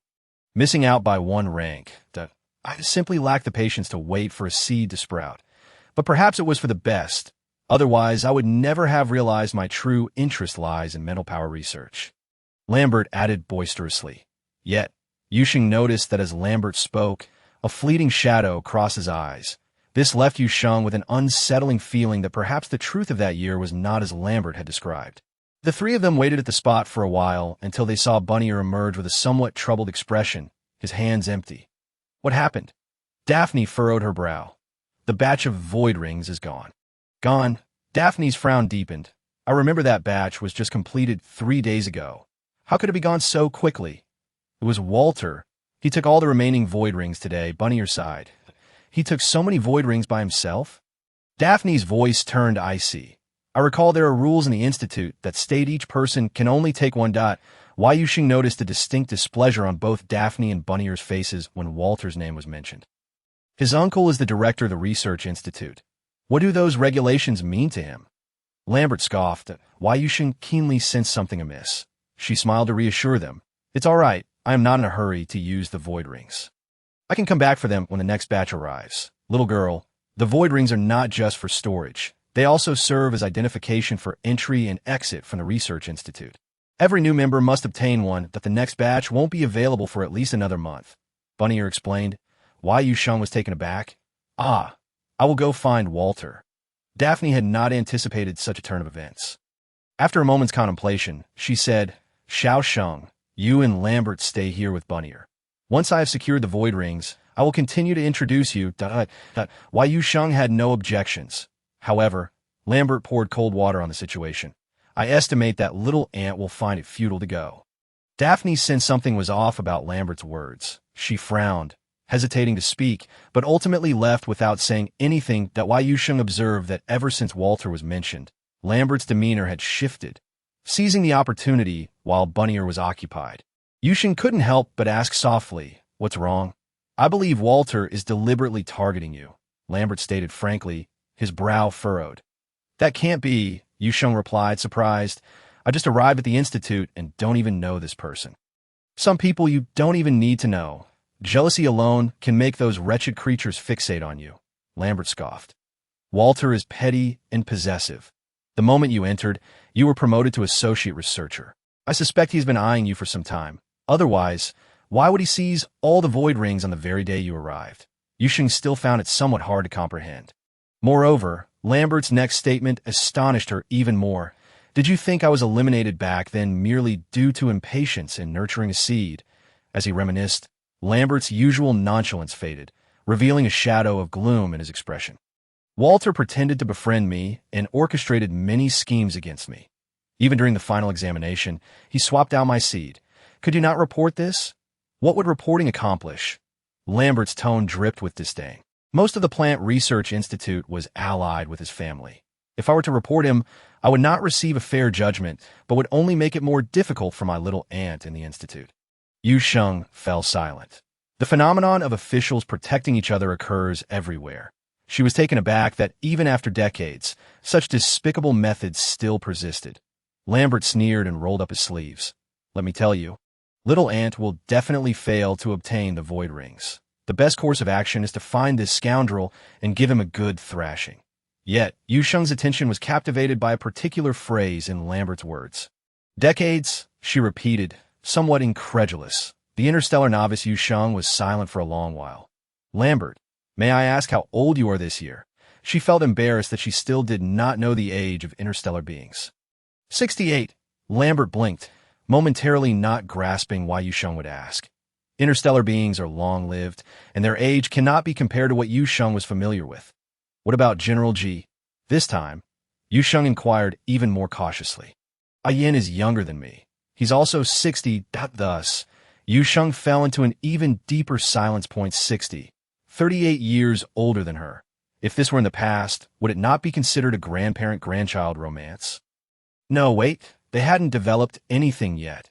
Yu Sheng's thoughts spiraled, growing increasingly convoluted, until she suddenly realized. "What are you thinking?" Lambert inquired curiously, leaning closer, his tone somewhat mischievous.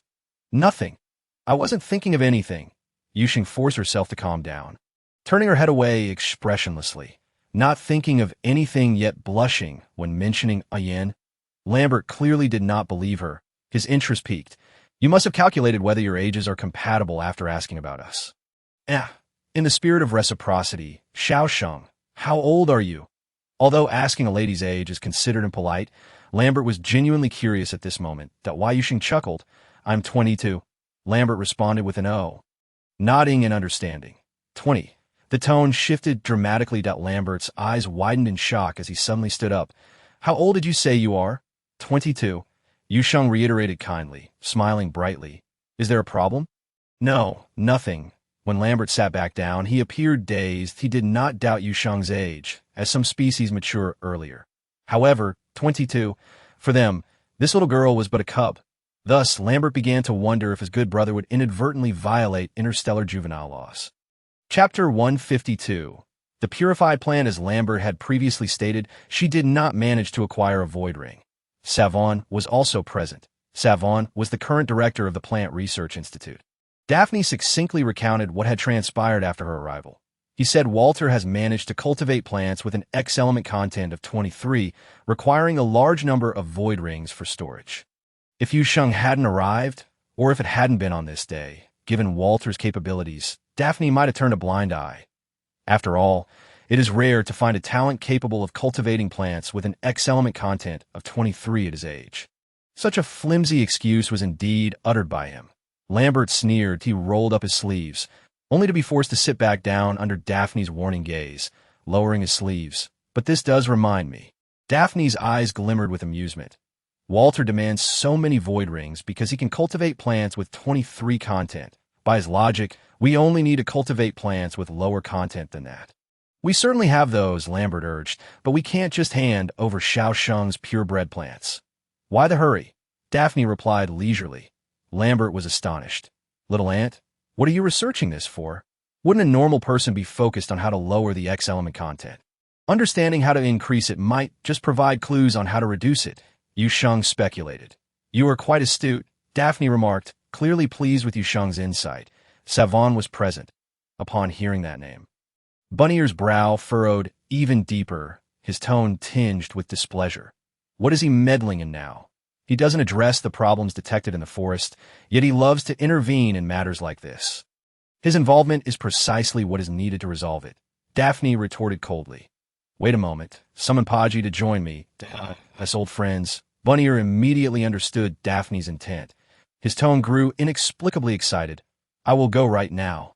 Thus, barely having warmed his seat, Bunnier hurriedly exited. What do you plan to do? To be honest, Yu Sheng was quite intrigued by the prospect of increasing the X element content. She then saw Daphne place the previously examined plant on the detector and extract a small vial of reagent. Continuously adjusting IT.is this the X element? Lambert inquired, using his mental powers to assess, his tone filled with astonishment. The X element? Can the X element really be extracted? Upon hearing this, Yu Sheng's eyes sparkled as she fixated on the vial in Daphne's hand. Not quite. However, Daphne's decisive words immediately dashed Yu Sheng's hopes. This is merely a simulated X element reagent I formulated. It is still far from the real X element.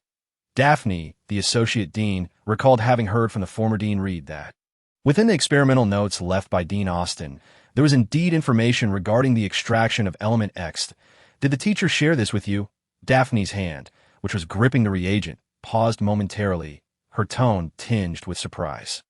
However, upon remembering that Yu Sheng was capable of cultivating purebred plants, she quickly regained her composure. Nodding, she affirmed, indeed, it is based on those notes that I was able to formulate this imitation reagent of element X. Unfortunately, a small portion of the experimental notes has been lost, so we have yet to conduct an experiment capable of extracting element X. Daphne sighed, her voice laced with regret. May I take a look? Yu Sheng inquired. Since the teacher has mentioned this matter to you, it seems she intended for you to see it. Daphne did not refuse. Perhaps you might bring us a new miracle. During their conversation, the detector's display screen indicated that the concentration of element X had reached precisely 22. All right. Daphne retracted the reagent, yet her gaze lingered on the plant, still tinged with a hint of sorrow. After all, it had once been a purebred. Before she could finish her thought, Daphne's eyes widened in disbelief as she leaned against the detector, fixated on the display screen, her lips murmuring insistently, This is impossible. This is impossible. What is it? Lambert and Yu Sheng were startled by Daphne's sudden reaction. Auntie, Lambert leaned closer, but upon seeing the continuously decreasing value on the display, all words escaped him. His eyes widened. His reaction mirroring Daphne's. Is this a miracle? He murmured, then turned to Yu Sheng, his gaze intense. Yu Sheng, the plants you cultivated possess a purifying effect. Purifying? Yu Sheng was momentarily taken aback. It can't be that extraordinary. Can it? Come see for yourself. Lambert quickly vacated his position beside Daphne. Look, the detected value is continually decreasing, isn't it? Yu Sheng approached. The reading on the display had dropped from an initial 22 to 21.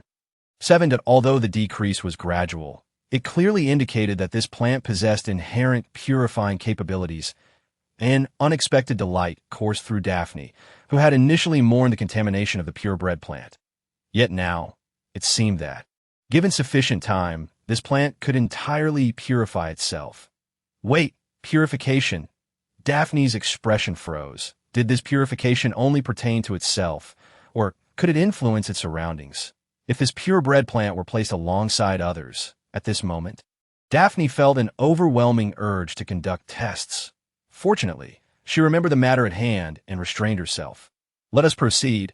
We must take it to Savon. Daphne cradled the plant, letting out a cold laugh. Was it merely a matter of cultivating a plant with a 23 concentration? She would show these two how to extract the void rings from them. Little did she expect that Daphne would personally come to request the void rings for this young girl. Savon narrowed his eyes, a hint of displeasure creeping into his tone. However, you too, requesting so many void rings at once, will inevitably lead to gossip. Let them talk. A young man seated opposite Savon nonchalantly crossed his legs. I have cultivated a plant with a 23 concentration. Who would dare oppose me for a mere girl who got in through connections? Even if she got in through connections, her connections are solid. Savon frowned, a vague sense of foreboding creeping in. After all, Marshal G had also intervened. So what? Varda straightened slightly, his triangular eyes filled with malice. Uncle, do not forget, once that matter succeeds, even Ji-Yin himself would not dare to act against our Yalan family. At that time, we Yalan will become the foremost nobility in the empire. Why should we endure the indignities of the Federation? Seemingly swayed by Varda's words, Savon let out a long breath, nodding in agreement. You are right. Just as the two were conversing, a commotion erupted outside, followed by a knock at the door. Entered Tio Save in surprise. Daphne arrived with Björner and Packy in tow. These three together were not to be trifled with. Savin's brow furrowed, his tone tinged with irritation. Daphne, what is the meaning of this? Varda squinted, his malicious gaze fixed on Lambert behind Daphne. How dare he show up at the Plant Research Institute? Seemingly noticing Varda's glare. Lambert raised his head and shot Varda a cold smile. He gestured dramatically across his throat. The implication clear. Savon, I hear that Varda has cultivated a plant with a 23 concentration. It was not Daphne who spoke, but Packy, the head of the finance department. Perhaps resembling her race's cunning nature, this young finance minister was as shrewd as an old fox. Indeed, Savon replied, slightly relieved upon hearing this, his tone carrying a hint of pride. Varda just informed me of this. I did not expect my nephew to be so promising. Ha! Indeed, Packy replied with a smile, truly impressive that I anticipate that Varda will make even greater contributions to the Institute henceforth. However, she paused, feigning confusion. Even if one can cultivate a plant with a 23 concentration, is there truly a need for one person to use 4 void rings? It is as such, Varda seemed to have anticipated this question. Maintaining a smile, I have not cultivated just one, but several hundred. Of course, some are still growing, yet I believe this batch will yield even greater surprises that I see. Packy nodded in understanding, then sighed helplessly. But you have taken all the remaining void rings. What will the new girl do? She is also waiting for the void rings to use. After all, Packy smiled subtly. Noticing the increasing number of people behind her, her voice rising, the new deputy researcher has managed to cultivate a plant with a 21 concentration. Upon hearing this, Savon and Varda's expressions shifted dramatically. That A21 plant? How is that possible? This is impossible. Varda instinctively denied it. His face momentarily contorted with rage, but he quickly composed himself. Minister Packy, you cannot fabricate such a lie simply to acquire a void ring. Can you? After all, a plant with a 21 concentration is beyond the capabilities of even the few professors in the Institute.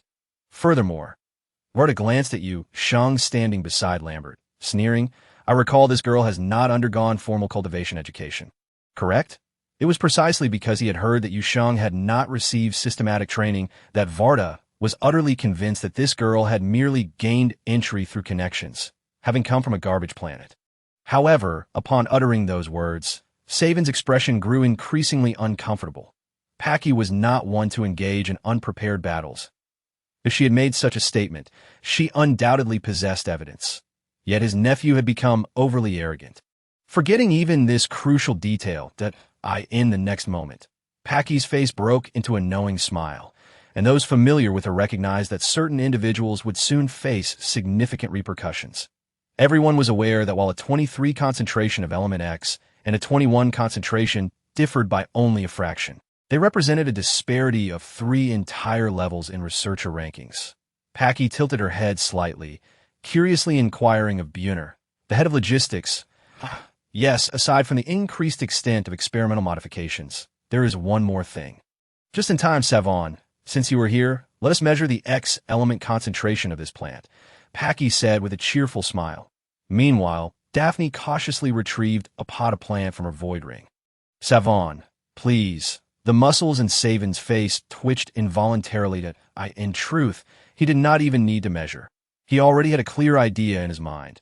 These individuals clearly came prepared. No, that won't be necessary, since you have already assessed it. Then, how could that be? Packy continued to smile. She slightly shifted her body, gesturing, such matters should be witnessed by all. After all. Oh, by the way, Varda, why don't you bring out the plants you have cultivated for a joint assessment? It has indeed been too long since the Institute has seen any youthful talent. She seemed to lament. Yet now, two have emerged at once, truly heartening for us older generations. However, the moment Packy's words emerged, Walter's initially unfriendly countenance became noticeably rigid. Packy, of course, observed Walter's expression and couldn't help but smirk inwardly. On their way here, she had analyzed the situation with her two friends. Walter was someone who had entered the research institute with artificially inflated scores, and his capabilities were rather unimpressive. Even after joining the institute, he had been lackluster, barely managing to cultivate plants with a mere 25 yield, which was largely thanks to Savin's intervention. Now, suddenly claiming to have cultivated a large number of 23 plants was nothing short of absurd. Only someone as naive as Daphne would fall for such a ruse. What is the matter? Packy feigned ignorance. Noticing Walter's prolonged silence, Is there an issue? None. Walter gritted his teeth, the words forced from between clenched jaws. He certainly could not present the plant for retesting, as he had manipulated the initial test to yield a 23 result, but the individual had mentioned that the effects of the reagent would only last for 2 hours. And now, that time had long since passed, so there was no need to complicate matters further. Walter managed to squeeze out a smile. It's my fault. I didn't expect newcomers today. How about this? I'll share half of my void ring. That Walter's words were a clear indication of his guilt, and the onlookers sensed something amiss, though they dared not speak out, given Walter's powerful backing. Yu Sheng, what do you think? The moment she laid eyes on the young girl, Packy felt an instant fondness. Who wouldn't he adore a fair and delicate girl who was both sweet and knowledgeable about plant cultivation? Yu Sheng opened her mouth to speak, but before she could utter a word, Xiao Zhou's voice chimed in. Beep. Task 9. Please identify the reason for Walter S. reduction of the X element content. Upon task completion, you will receive a fragment 1. A reduction in X element content? A fragment? Yu Sheng was taken aback, her gaze instinctively shifting towards Walter, observing his reluctance to agree to a retest. She speculated that the method of reduction might be time-sensitive rather than permanent. But what, she wondered, was the reward? With her thoughts swirling, Yu Sheng maintained a calm exterior. She glanced at Walter, only to meet his slightly menacing gaze. Mr. Walter, the plant I cultivated is merely a stroke of luck. My other plants are far from worthy. Why Yu Sheng spoke earnestly. I have heard that you have cultivated a large number of 23 plants. May I seek your guidance? Not a retest, but a request for guidance. Lambert and Daphne, aware of Yu Sheng's capabilities, exchanged surprised glances at the young girl, but they restrained themselves from speaking. Walter was caught off guard by Yu Sheng's unexpected approach. He clenched his teeth, glancing around. The crowd consisted of onlookers, some of whom wore expressions of schadenfreude. He was unwilling to present the plant for testing, knowing he could still claim that the testing process might damage the plant. However, if he refused even a simple request for guidance. After all, this insolent girl only needed to take a glance. The subtle difference between 26 and 23 was imperceptible without machinery. With this thought, Walter felt reassured. Very well, he adopted a condescending demeanor. However, the fact that you managed to cultivate a single specimen indicates your own capabilities. The distinction between cultivating a single plant with a 21 yield and a large batch with a 23 yield was stark. Walter produced his plant and placed it on the table. See for yourself. Be careful, don't touch it carelessly. Before Yu Sheng's hand even grazed the plant, Walter anxiously exclaimed. Behind him, Lambert and Packy exchanged knowing eye rolls. What was so special about a 23 plant? Indeed, something was off. The moment Walter retrieved the plant from the void ring, Yu Sheng keenly sensed that its vitality had been artificially stimulated. Using the plant's inherent life force to forcibly suppress the X element content was akin to robbing Peter to pay Paul. This plant would soon perish. The thought of Walter claiming to have cultivated a large batch caused Yu Sheng to wince at the waste of seeds. Yet, How had he achieved such a feat? Due to Walter's obstruction, Yu Sheng refrained from reaching out for a closer inspection. After observing for several seconds and silently noting the plant's peculiar energy, she turned to leave. However, at the very moment she did, the plant on the table withered instantaneously, turning to ash. The crowd was left in stunned silence. "What did you do?" Walter, realizing what had transpired, exploded with fury. Without a second thought, he charged at Yu Sheng. Walter's speed was so swift that Lambert and the others barely had time to react before his attack was about to land on Yu Sheng, just as everyone anticipated that Yu Sheng would surely be injured. The powerful surge of energy laced with rage was suddenly dissipated. The crowd stood bewildered. What had just happened? Lambert was the first to regain his composure. He stepped forward, positioning himself protectively in front of Yu Sheng, and shouted, "Walter, what are you doing? You should be asking her what she did." Walter sneered, "What did she do to my plant?" In full view of everyone, Walter's plant had turned to ash. "I did nothing." Yu Sheng frowned, her gaze contemplatively resting on the pile of ashes. "Nothing?" Walter scoffed. "I know you envy my abilities and resent me for taking all the void rings, but how could you harm my plant?" Director Savon, Vice Director Daphne, "I recall there are regulations in the Research Institute stating that no one may damage the plants in any form, and violators are to be expelled immediately." Walter glared at Yu Sheng, his eyes glinting with malice, laced with an undercurrent of triumph. Savon also hadn't anticipated that matters would escalate to such a degree, yet it was evident that the current situation was significantly in their favor. "Daphne, what do you think of this? Although I am reluctant to intervene in disputes among the younger generation, this young lady has acted rather ruthlessly, don't you think? After all, researchers treat each plant as if it were their own child.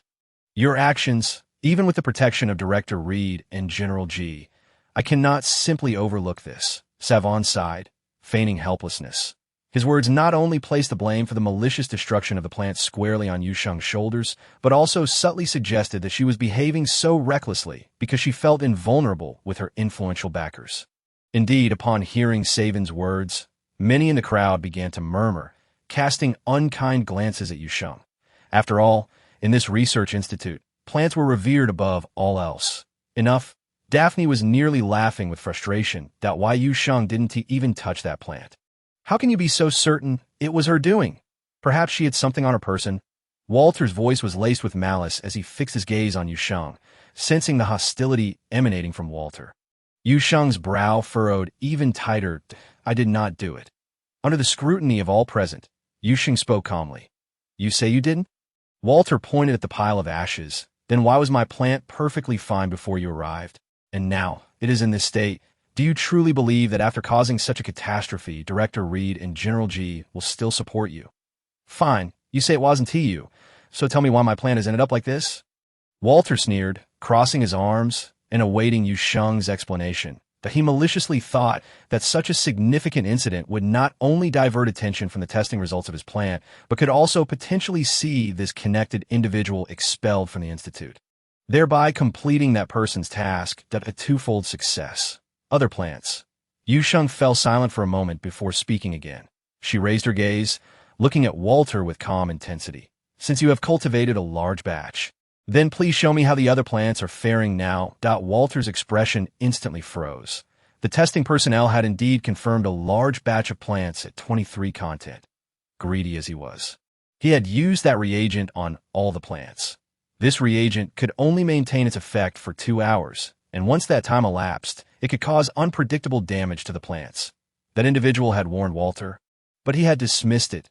However, when the anomaly occurred, Walter immediately recalled that warning. Yet, in a fleeting moment, he resolved to pin the blame on Yu Sheng. After all, she had provoked someone she shouldn't have. But upon hearing her words, Walter stiffened, a ludicrous thought suddenly surfacing in his mind. Yu Sheng knew the truth. No, that is not right. The truth is that Yu Sheng destroyed my plants. Walter gritted his teeth, feigning rage. "What? You want me to present the other plants so you can take your shot? If you're concerned she might tamper with them, then I will take a look." Daphne had regained her composure. She places her faith in Yu Sheng, and even more so in the discerning judgment of her teacher. "Allow me to examine the flowing void ring on her behalf," she asserts. However, Walter remains immobile. The longer the stalemate persists, the more the others sense an underlying tension. The plants stored within the flowing void ring can be inspected without removal, utilizing mental energy for scanning. If Walter is truly apprehensive about Yu Sheng's possible tampering, it would be entirely acceptable for Daphne to take a look instead. Ironically, Walter's reluctance to relinquish the flowing void ring casts a shadow of suspicion upon him. What troubles you? Savon notices his nephew's unease. Lacking clarity about the unfolding situation, he urges Walter, just let Daphne have a glance at the flowing void ring. Let her. That is absolutely out of the question. Just moments ago, Walter had probed with his mental energy, only to discover that all the plants within his flowing void ring had been reduced to mere ashes. This aligns with what that individual warned about the unpredictable damage. Chapter 155. Concession. Walter's face turns ashen. He finds himself in a precarious position that if he withholds the ring, it would clearly indicate his guilt. Yet if he submits it, Daphne would undoubtedly discern that he has falsely accused the young girl. As Walter hesitates for an extended period, Savon senses something amiss. Surveying the increasing number of onlookers at the entrance, he coughs heavily. What are you all doing here? Don't you have anything better to attend to? The crowd unmistakably comprehends Savon's intent to disperse them, yet none make a move. Ultimately, it is Savon, exasperated, who shuts the door, cutting off the prying gazes from outside. What do you mean by this, Dean Savon? Packy inquires with a cheerful smile.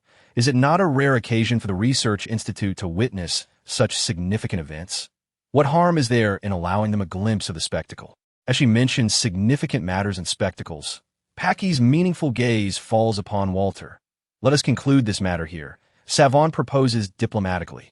After all, it is his painstakingly cultivated plants that have been ruined, and Walter's agitation is understandable. Given that this young girl is capable of cultivating plants with a 21 yield, I shall take it upon myself to grant her all 3 flowing void rings. Savon seeks to downplay the incident. However, at this juncture, Packy exhales deeply.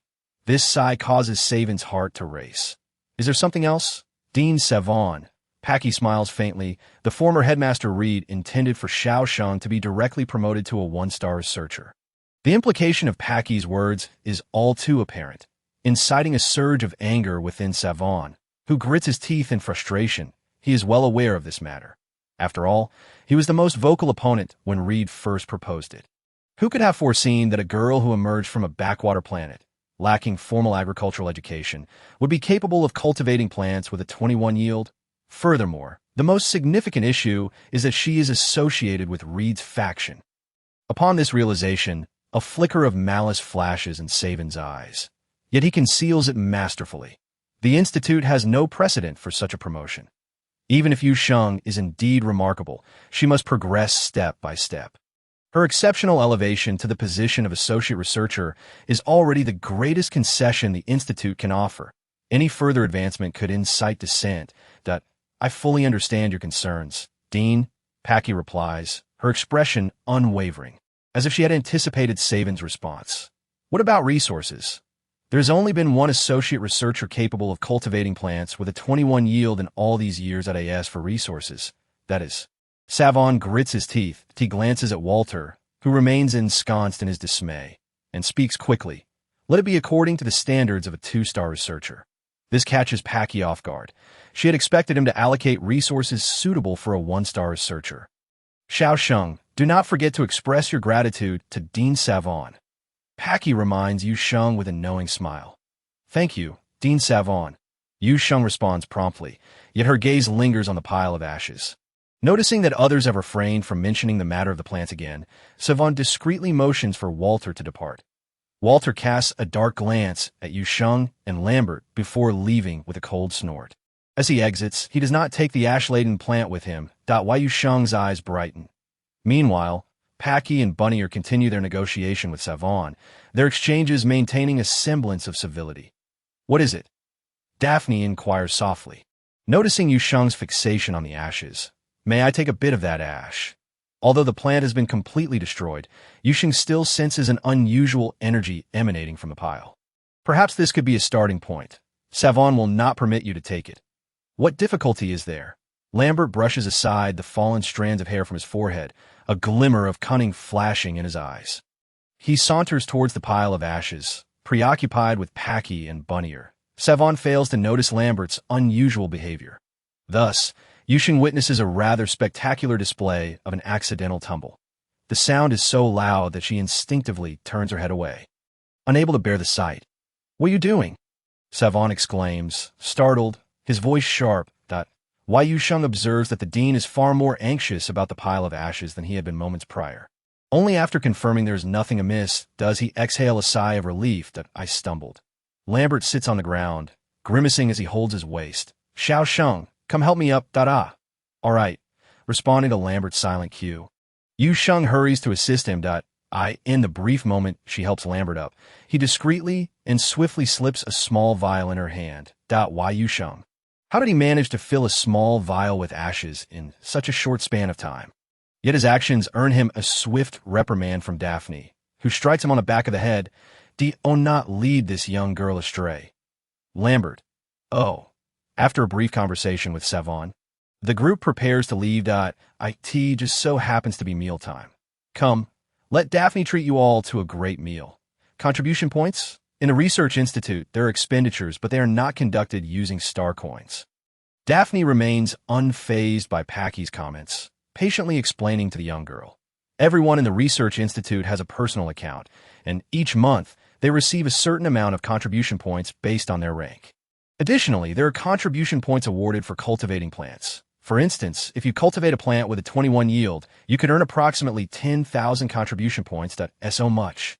Yu Sheng gasps. However, most people acquire contribution points through external tasks. Bunnier chimes in cheerfully. After all, only researchers of 3 stars or higher can cultivate plants with a 21 yield. Most individuals in the institute are experimenters and interns, who primarily earn contribution points through various external tasks. What are external tasks? Yu Sheng asks, intrigued. She had always assumed that those in the research institute were solely devoted to arduous cultivation and scientific research. Chapter 156. The Galaxy's Greatest Chef. Odysseus, I know about this. Lambert interjects excitedly. They can participate in developing new flavors of nutrient solutions. For instance, strawberry-flavored nutrient solutions, grass-flavored nutrient solutions, and a plethora of others with names I cannot even pronounce. Why Yu Sheng? She can comprehend strawberry flavor. But what on earth is grass flavor? Oh. And that interstellar chef I mentioned to you last time, Mr. Odysseus, he is an experimenter at the Research Institute. If he hears you say that, he will probably come after you with a spatula. Daphne shoots a cold glance at her wayward nephew, her eyes filled with disdain. He isn't here. Professor Daphne, Minister Bunnier, Minister Packy. Oh, young Master Lambert is also present. Before Lambert could finish a sentence, a plump middle-aged man appeared in the distance. Waving at them. Why Yu Sheng notices that as the man greets them, Lambert's expression turned a shade of green. Odysseus. In the next moment, Bunnier calls out the man's name. Why Yu Sheng can hardly contain her laughter. "What brings you here?" Packy asks, somewhat surprised to see Odysseus. She seems to recall something, her eyes lighting up. "Is there something delicious on the way?" "Indeed." Odysseus's round face breaks into a somewhat endearing smile. He rubs the back of his head, his tone brimming with suppressed excitement. "I've brought some splendid goodies this time." Witnessing Odysseus's secretive demeanor, Packy and Bunnier grow even more animated. Even Daphne cannot help but reveal a hint of a smile. "What splendid goodies?" Lambert leans in closer, lowering his voice in anticipation. However, Odysseus's smile fades, and he scoffs. "What good thing can an unassuming experimenter like me bring?" This causes Lambert's smile to falter. He quickly tries to placate him. No. Whether as a chef or an experimenter, Mr. Odysseus is exceptionally talented. Fortunately, Odys did not hold any grudges against the outspoken young master. "Just as you all arrived, I need not go searching for you one by one. Come, let us head over to my place. Xiao Sheng, you're quite lucky." Bunnier chuckled, jesting. Odys seldom visits the Research Institute, but when he does, he usually brings along something exquisite. "Consider yourself fortunate this time." "Oh, may I join as well?" Yu Sheng inquired, somewhat surprised. "Why not?" Packy playfully pinched the girl's cheek. "We must ensure that the future star of our Research Institute gets a first-hand experience of the culinary prowess of the Galaxy's top chef." However, upon hearing this title, Lambert's smile momentarily froze, that he glanced at Odys, then at Yu Sheng, and ultimately decided to remain silent. Oh, this little girl, it was due to this interaction that Otis finally noticed the petite girl beside his three friends. He exclaimed in surprise, squinting his eyes for a closer look. Just as Yu Sheng was still pondering, Otis's next remark left her both amused and exasperated. Where did this frail little cub come from? Has no one at home taken good care of her? Look at how thin she is. Lambert couldn't help but chuckle. He shot a somewhat gleeful glance at Yu Sheng, and only when she looked at him with confusion did he slowly begin to explain. Mr. Otis is a person of great compassion. Indeed, he has a penchant for nurturing frail little cubs. Much like yourself, in your 20s, you're still quite the little cub, aren't you? A rather frail one at that. The other three couldn't suppress their smiles either. Thus, a group intending to dine at the Research Institute's cafeteria was promptly led by Otis to his private kitchen, that while Yu Sheng was taken aback to discover that there was a vast residential area behind the institute. This is the family quarters, Packy clarified, but typically only newly arrived young people reside here. Come on. I've had someone bring my supplies over. Otis moved swiftly, surprising speed for his somewhat portly figure. The group quickly arrived at Otis's kitchen, which, despite its modest designation, was quite spacious. The exquisitely designed open kitchen was equipped with all necessary utensils, adorned with virtual flowers at the corners, and the air was faintly fragrant with floral notes. Upon entering the kitchen, Yu Sheng's eyes sparkled with delight. It was indeed her dream kitchen. Otis approached a gleaming silver box. After inspecting its contents, he let out a sigh of relief, only to become excited again. Look what I've found. As he exclaimed, he lifted an item from the box, and Yu Sheng's eyes widened in astonishment upon recognizing what it was. This is fish, Lambert exclaimed. Equally thrilled, he had tasted fish before and compared to the dry and tough meat of alien beasts. Fish was undoubtedly more tender, albeit still carrying a somewhat unpalatable fishy scent.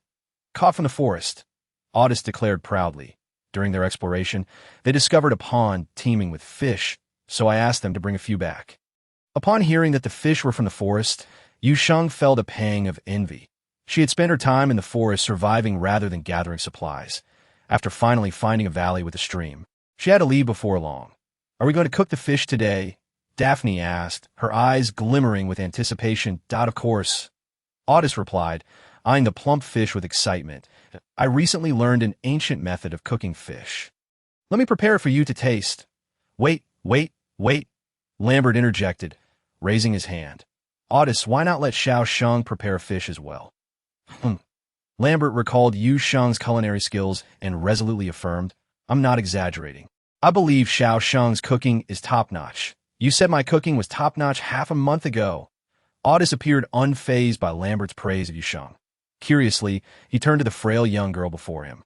Can you cook? Somewhat, Yu Sheng replied, her gaze fixated on the fish. After all, she hailed from a nation renowned for its culinary diversity. Chapter 157. Spicy fish and hot oil. Lambert recognized Yu Sheng's modesty. But the others assumed she genuinely meant she had a basic understanding. How about this? Packy suggested, licking her lips with a smile. This time, let Otis cook, and later, Xiao Sheng, you can give it a try. Before Yu Sheng could respond, Lambert eagerly chimed in. Since there are several fish, why not have Xiao Sheng and Otis each prepare one? That works, Otis readily agreed. His agreeable nature was evident, and Daphne glanced at her nephew. Thinking that had it been another chef, they would have surely expelled him for such a suggestion. Lambert chuckled heartily. Mr. Otis, what kind of ancient method are you referring to for cooking the fish? Yu Sheng inquired with curiosity. Upon seeing the fish, her mind began to conjure various cooking methods. Braised fish. Otis rubbed his belly, a look of bliss on his face. They say braised fish is delicious. With tender meat, making it an excellent cooking method. Bunnier, who had always been fascinated by ancient culinary techniques, perked up. I've heard of this method. Braised fish is said to be a common home-cooked dish. Ah, I envy those from earlier times who could savor such delicacies daily. Enough already. Packy raised her hand with some difficulty. I can hardly wait to taste it. Even Daphne, who typically preferred milder flavors, looked at Otis with eager anticipation. Meanwhile, Yu Sheng was examining the fish. The fish from the stars appeared somewhat different from what she had previously encountered, resembling both grass carp and crucian carp. What are you planning to make, Xiao Sheng? Lambert sidled up to her. grinning. Do you like spicy food? Yu Sheng pondered for a moment before asking. Absolutely, Lambert exclaimed, his voice booming. He was one of those who couldn't handle spicy food, but nevertheless craved it. His enthusiastic declaration caught the attention of the others, who, while skeptical about Yu Sheng's ability to whip up a dish, were intrigued by the curiosity of a food lover. Encouragement was warranted for the little cub. After all, thus, Audis smiled and inquired, "What does the young lady intend to prepare?" Her grandfather had a penchant for bold flavors and adored spicy fish in hot oil. Hence, when it came time to cook fish, the first dish that sprang to Yu Sheng's mind was this one. Spicy. Are you going to use chili? Audis's eyes lit up. This little thing is something we dare not take lightly. A tiny red one can leave one's lips swollen. The burning sensation has deterred many chefs from attempting to use chili. Chili? Audis, being a chef, had a fondness for cultivating edible plants. He recalled a time he cultivated a herb with bright red fruits that looked quite appealing. When he invited them to taste it, Packy had unhesitatingly taken a bite, only to develop an aversion to the substance known as chili since then. Why would such a devilish thing exist among plants? Just master the right amount. Yu Sheng chuckled. Chili is an excellent seasoning. Well then, I look forward to seeing this, Audis replied. Before long, the two began their culinary endeavors, while Audis was still pondering how to approach the fish with a knife. Yu Sheng had already cleaned the fish, removing its innards, scales, and gills with deft precision. She skillfully detached the fish's head, and, given the fish's limited bones and her practiced knife skills, it wasn't long before she had entirely filleted the fish. Daphne and the others were still assisting Audis when they soon found themselves gathered around Yu Sheng, curiously watching her prepare the fish to be by the end. Even Audis had discarded his knife and fish, his eyes growing brighter as he observed Yu Sheng's technique. Yet, Yu Sheng remained oblivious to their attention, entirely focused on her task. The fish was sliced into thin pieces and placed in a sizable bowl. Yu Sheng retrieved ginger, scallions, and cooking wine from her storage ring, adding them to the bowl to marinate for a while. "What are you doing?" A voice suddenly broke in from the side, why Yu Sheng realized she was surrounded by a throng. "The fish has a strong odor. Ginger and scallions are the best ingredients to eliminate the fishiness," she patiently explained. "When making fish soup, you can add some as well. If you dislike scallions, you can tie them into a small bundle and remove them afterward." Audis nodded in understanding, mentally noting her advice. With this knife skill, I cannot compare to this little girl. As he watched, Audis couldn't help but exclaim in admiration. That's why I say Xiao Sheng's cooking is indeed top-notch. Lambert spoke with an air of pride. After all, this treasure could be considered his own creation. Once you taste the dishes she prepares, you will truly understand what it means to experience an unparalleled culinary delight. "Mr. Odysseus, do you have bean sprouts and cucumbers on hand?" Yu Sheng suddenly paused her chopping, offering a shy smile to Odysseus. "I didn't bring any." Without hesitation, Odysseus swiftly retrieved some from his spatial ring and hurriedly handed them to Yu Sheng. "Do you need anything else?" "No, thank you." Why Yu Sheng shook her head and resumed her work. "You just took those out directly? Aren't these limited edition?" Paji exclaimed. Odysseus, renowned as a star chef favored by the nobility, of course used ingredients provided by others. It was evident that the items he had just presented were meant for his upcoming culinary endeavors. It would be a waste to let such fine ingredients go to waste in my hands. Better to share them with the young lady. Odysseus waved his hand dismissively, his eyes fixed on Yu Sheng's every movement, unwavering in his concentration. "Don't distract me." At that moment, Yu Sheng was removing the scallions and ginger from the marinated fish fillets, adding half an egg white and an appropriate amount of starch to that. "Gugu beast egg?" Bunnier inquired, gazing at the egg Yu Sheng had brought out, a hint of hesitation in his voice. "Yes," Yu Sheng replied, selecting a smaller egg. The Gugu beast not only produced delicious meat, but its eggs were also exceptional delicacies. Chapter 158. Conquer. When I have some free time, I will cook for all of you. Yu Sheng's eyes sparkled as she continued her tasks. She heated the oil in the pan and added slices of ginger to saute until fragrant. Xiaojiu exchanged for a bottle of Pixian de Banjiang.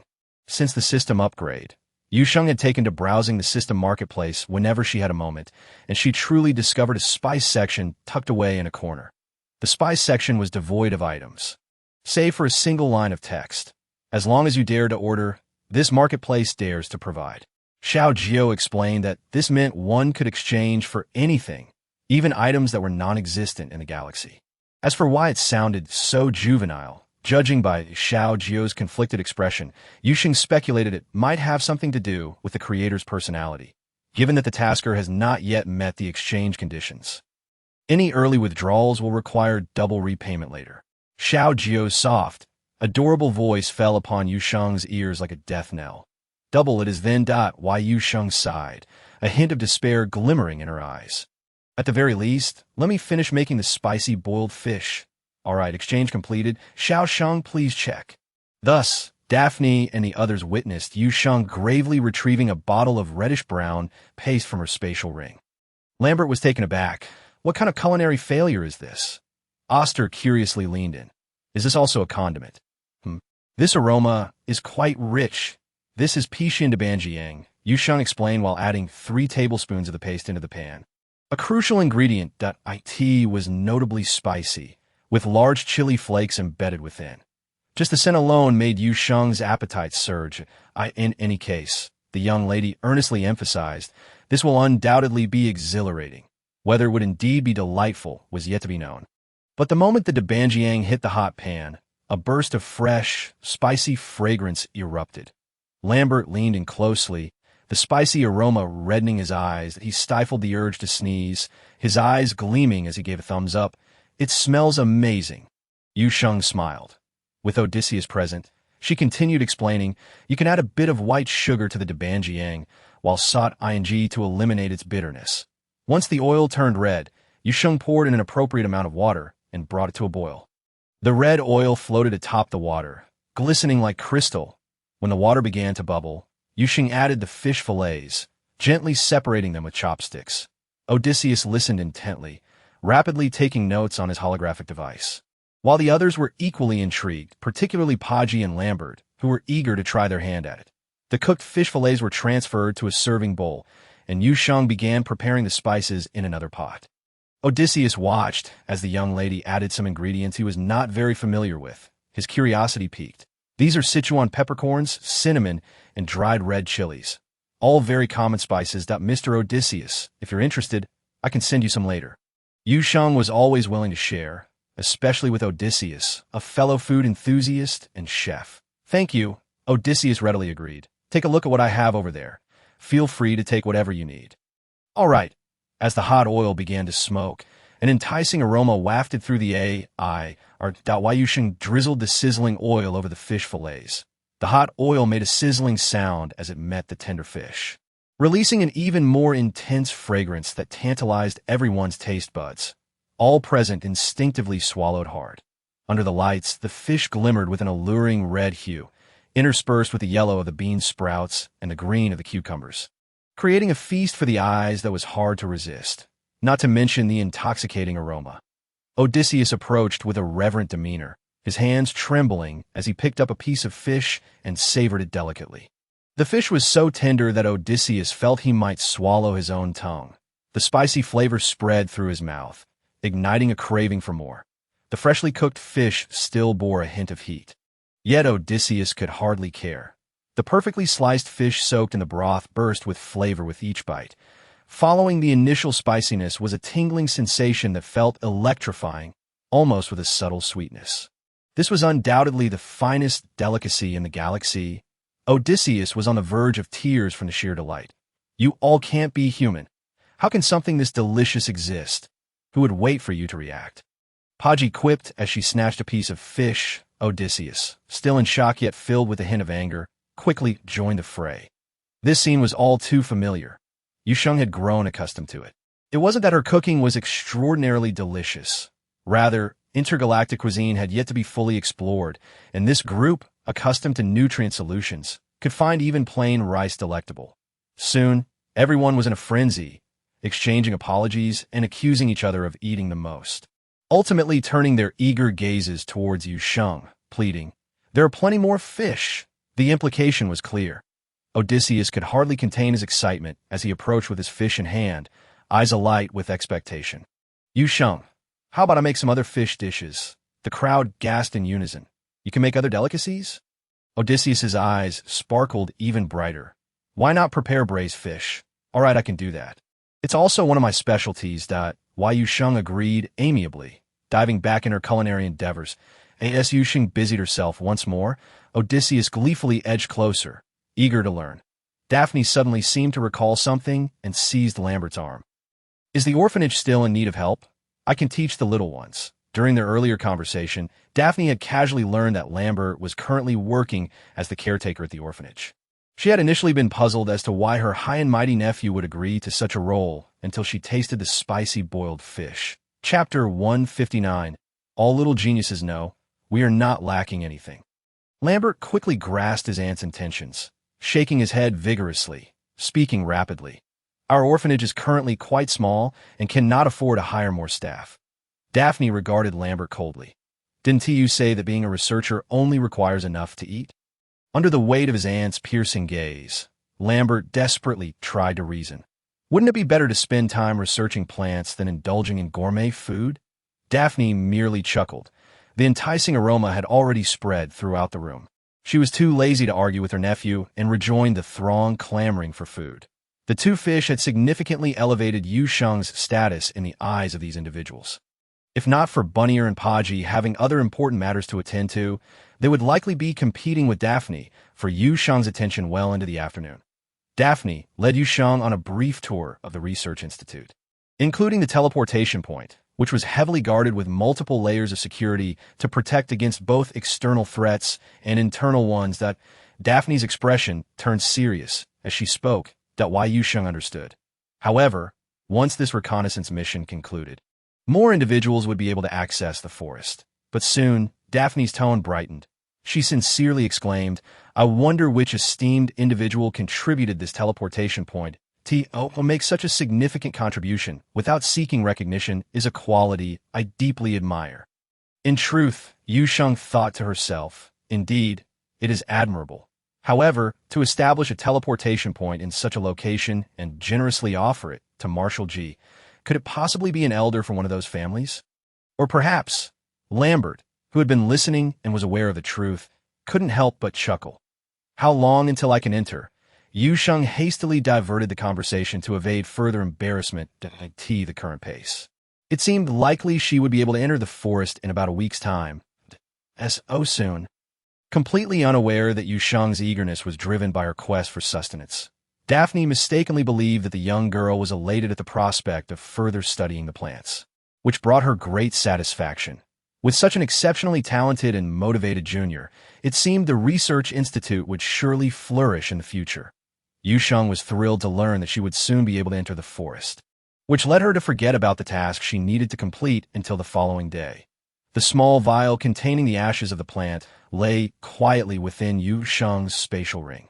Carefully, she poured out a small amount, using her mental energy to meticulously analyze the peculiar aura, yet yielded no results. However, there was an odd sense of familiarity.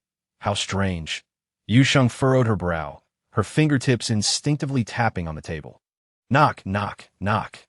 The door was rapped upon, and upon receiving Yu Sheng's invitation to enter, the heavy iron door swung open, revealing the little ones peering in point 1, 2 like a stack of acrobats, which made Yu Sheng unable to suppress her amusement. Sheng, what are you doing? Yu Sheng approached, pulling the door wider as she looked down at the little creatures at her feet. At this hour, shouldn't Barton be teaching you how to harness your abilities? Barton dedicated 3 to 4 days each week to instructing the younglings on utilizing their mental energy and powers, and it was clear they were quite interested in it. We've finished our lessons. Gus exclaimed, patting his little belly as he nimbly climbed onto Yu Sheng's stool. Uncle Barton praised Gus today. What did he say? Yu Sheng inquired with curiosity, for Barton did not strike her as the type to compliment the young ones. Uncle Barton said, Mu instantly donned a serious expression, mimicking Barton's tone. I have never encountered a more lively youngling than you. The pause Muin took was so lifelike that it sent Yu Sheng into fits of laughter. Given that tone, it was clear how exasperated Barton must have felt at that moment. Unfortunately, the little one failed to grasp the nuance and instead believed it to be a compliment. So, what did Gus do today that earned such? Praise from Uncle Barton? Yu Sheng stifled her laughter. Uncle Barton said I should enhance my abilities. The little one shook his head vigorously. So Gus lifted Uncle Barton. Ahem. At this, Yu Sheng could no longer contain herself. Just the thought of Gus lifting Barton nearly made her double over with laughter. Observing the small creature, whose strength was surprisingly formidable, she couldn't help but chuckle. Seeing Yu Sheng laugh, the little ones, unsure of the reason behind her amusement, joined in the mirth. Xioli arched his eyes and gently patted his tail. What's wrong with our little Xioli? The mare-child adored hearing Yu Sheng refer to him as our little Xioli. As it filled him with joy, a small stream of water began to flow from his palm, and he struggled to shape it, his little face turning crimson. While Yu Sheng quietly waited, offering no hints of impatience. Soon, a crystal-clear ice wild chrysanthemum appeared in Xiao Li's hand. He let out a small sigh of relief, his face brightening with a smile. For Sheng, Xiao Li, you are becoming more and more remarkable. Yu Sheng carefully accepted the flower from the mare-child, feeling a hint of coolness emanating from it. Yes, she gazed at the exquisitely crafted bloom. A glimmer of astonishment flickered in Yu Sheng's eyes. The youngling's control over his water-based abilities had become increasingly refined. Uncle Barton has also been praising Xiao. Muon's eyes sparkled with delight, as if he were the one being praised. He said Xiao Li is an absolute genius. Lis, clinging to Yu Sheng's side, gently patted her arm with his soft pads, his small voice sweet and tender. Lis is also a genius. Due to his tender age, little Lis had yet to discover what his abilities were. Barton's words were undoubtedly meant to flatter the younglings. Indeed, all of you are geniuses. Yu Sheng smiled, her heart swelling with contentment. Chirp, chirp, chirp. Suddenly, the little creature perched atop Gus's head emitted a series of clear, melodic sounds. She tilted her fluffy little head, her round eyes filled with confusion. Chirp. Then, as if sensing something, she flapped her tiny wings and soared towards Yu Sheng's desk. Chirp. What is it? Before she could finish her question, Yu Sheng saw the little creature land before the remnants of ashes she had yet to tidy up, gently pecking at them with her slightly pointed beak. Yu Sheng. Chapter 160. The power within. Chirp. Yu Sheng hurried over to scoop up the little one, anxiously wiping her mouth. Did you eat any of that? Chirp. The little creature was clearly still oblivious to what had transpired, thinking Yu Sheng was merely playing with her, and chirped even more cheerfully. Watching Chirp's carefree demeanor, Yu Sheng felt both amused and exasperated. She quickly checked the little one's body, and still feeling uneasy, rushed Chirp to the infirmary. You mean Chirp ate that pile of ashes? Lambert exclaimed, startled, jumping up from his chair. I don't know if she did, Yu Sheng replied, pressing her lips together, her tone laced with guilt. It was my oversight. I didn't clean up properly. Don't panic. Let me examine her first. Lambert reassured Yu Sheng, then took the little creature into his arms, using his abilities to check her condition. Moments later, he uttered a soft, What's wrong? Yu Sheng's heart leaped in her throat. Is there an issue? Well, there isn't a problem. Lambert stroked his chin, furrowing his brow in contemplation. Could you bring me that pile of ashes? All right. Yu Sheng nodded, retrieving the small vial of ashes from her spatial ring the instant she brought it out. Chirp's reaction became intense. Seizing the opportunity while Lambert was distracted, she wriggled free from his grasp and began pecking at the vial. Chirp? Yu Sheng quickly embraced Chirp and tossed the vial to Lambert. Little Sheng. Lambert grasped the vial, and his gaze abruptly halted at a particular spot. He lifted his eyes to observe the little creature's behavior, suddenly blurting out, Does Chirp recognize this? Yu Sheng, still stroking the feathers of the little creature, paused. What? You have a better understanding of plants. When you visited Walter's plant, did you notice anything unusual? When it came to serious matters, Lambert's playful demeanor vanished, replaced by a stern expression. Yes, the elemental content of his plant was significantly above 23. Gestation, Lambert murmured, repeating the word, his expression growing increasingly grave. Subsequently, Walter's intentions regarding Yu Sheng became all too evident. But why? They had only just met, and Yu Sheng was evidently reminded by the two words. Coupled with Chirp's unusual reaction, the two exchanged glances, and in unison, they exclaimed, Wild Fox! But didn't Ji Yin say that the members of Wild Fox had already been sent to a military tribunal and were imprisoned by the military? Yu Sheng questioned first, her tone filled with confusion. Lambert, however, seemed to ponder deeper. Naturally, those confined within the military could not escape, but what if someone inside was aiding them? He and Jian had long suspected that there were traitors within the military. Yet why were they still entangled with the small mercenary group Wild Fox, the insect race, gestation, and possibly even those chaotic space pirates? The situation was becoming increasingly complex, drawing in a growing number of hidden enemies. Lambert felt a headache coming on. He believed these matters were better left to Jian, the monster, to deal with. Perhaps we were overthinking. Lambert pressed his lips together, striving to avoid letting his thoughts spiral further. Let me first ask Xavier, then what after asking? Lambert sighed. I understand. Why Yu Sheng nodded. Thinking of the suffering Chirp had endured, her expression hardened. If it truly is that person, Lambert, I will take action before the military does. Understood. Lambert hesitated, but ultimately acquiesced. Will there be any issues with Chirp? There are no issues. These gestation agents have no effect on her. Lambert suddenly recalled that he had yet to inform Yu Sheng about Chirp's situation. Clearing his throat, he fixed Yu Sheng with a look that conveyed urgency, as if to say he had something very important to discuss, and she should quickly send the younglings away. Unfortunately, Yu Sheng and Lambert had little unspoken understanding, and observing his increasingly twitchy expression, she couldn't help but feel worried. Are you all right? Lambert. This conversation cannot continue. He could only helplessly cough again. I need to discuss something privately with you. Yu Sheng finally understood and instructed Mu-Un to take Chirp outside. A large wave of younglings soon poured out, chattering noisily. What happened? Jujio is not truly a genuine cub. Why Yu Sheng paused. What does that mean? To put it simply, Jujio was not born from a mother. Lambert explained, and I chose to come here partly out of curiosity about you, and partly because of Jujio. She is an artificially created experimental subject. This revelation struck Yu Sheng like a bolt from the blue, leaving her momentarily stunned. Her voice was somewhat hoarse. An experimental subject? Yu Sheng was not unaware of what that entailed. During the apocalypse, some deranged scientists would illegally imprison certain supernatural beings, using their flesh and blood to create one experimental subject after another. These subjects possessed immense destructive power. Yes, Lambert sighed. These experimental subjects are often created for some illicit reasons. And a successful one might live like a normal Hallsian, indistinguishable to outsiders.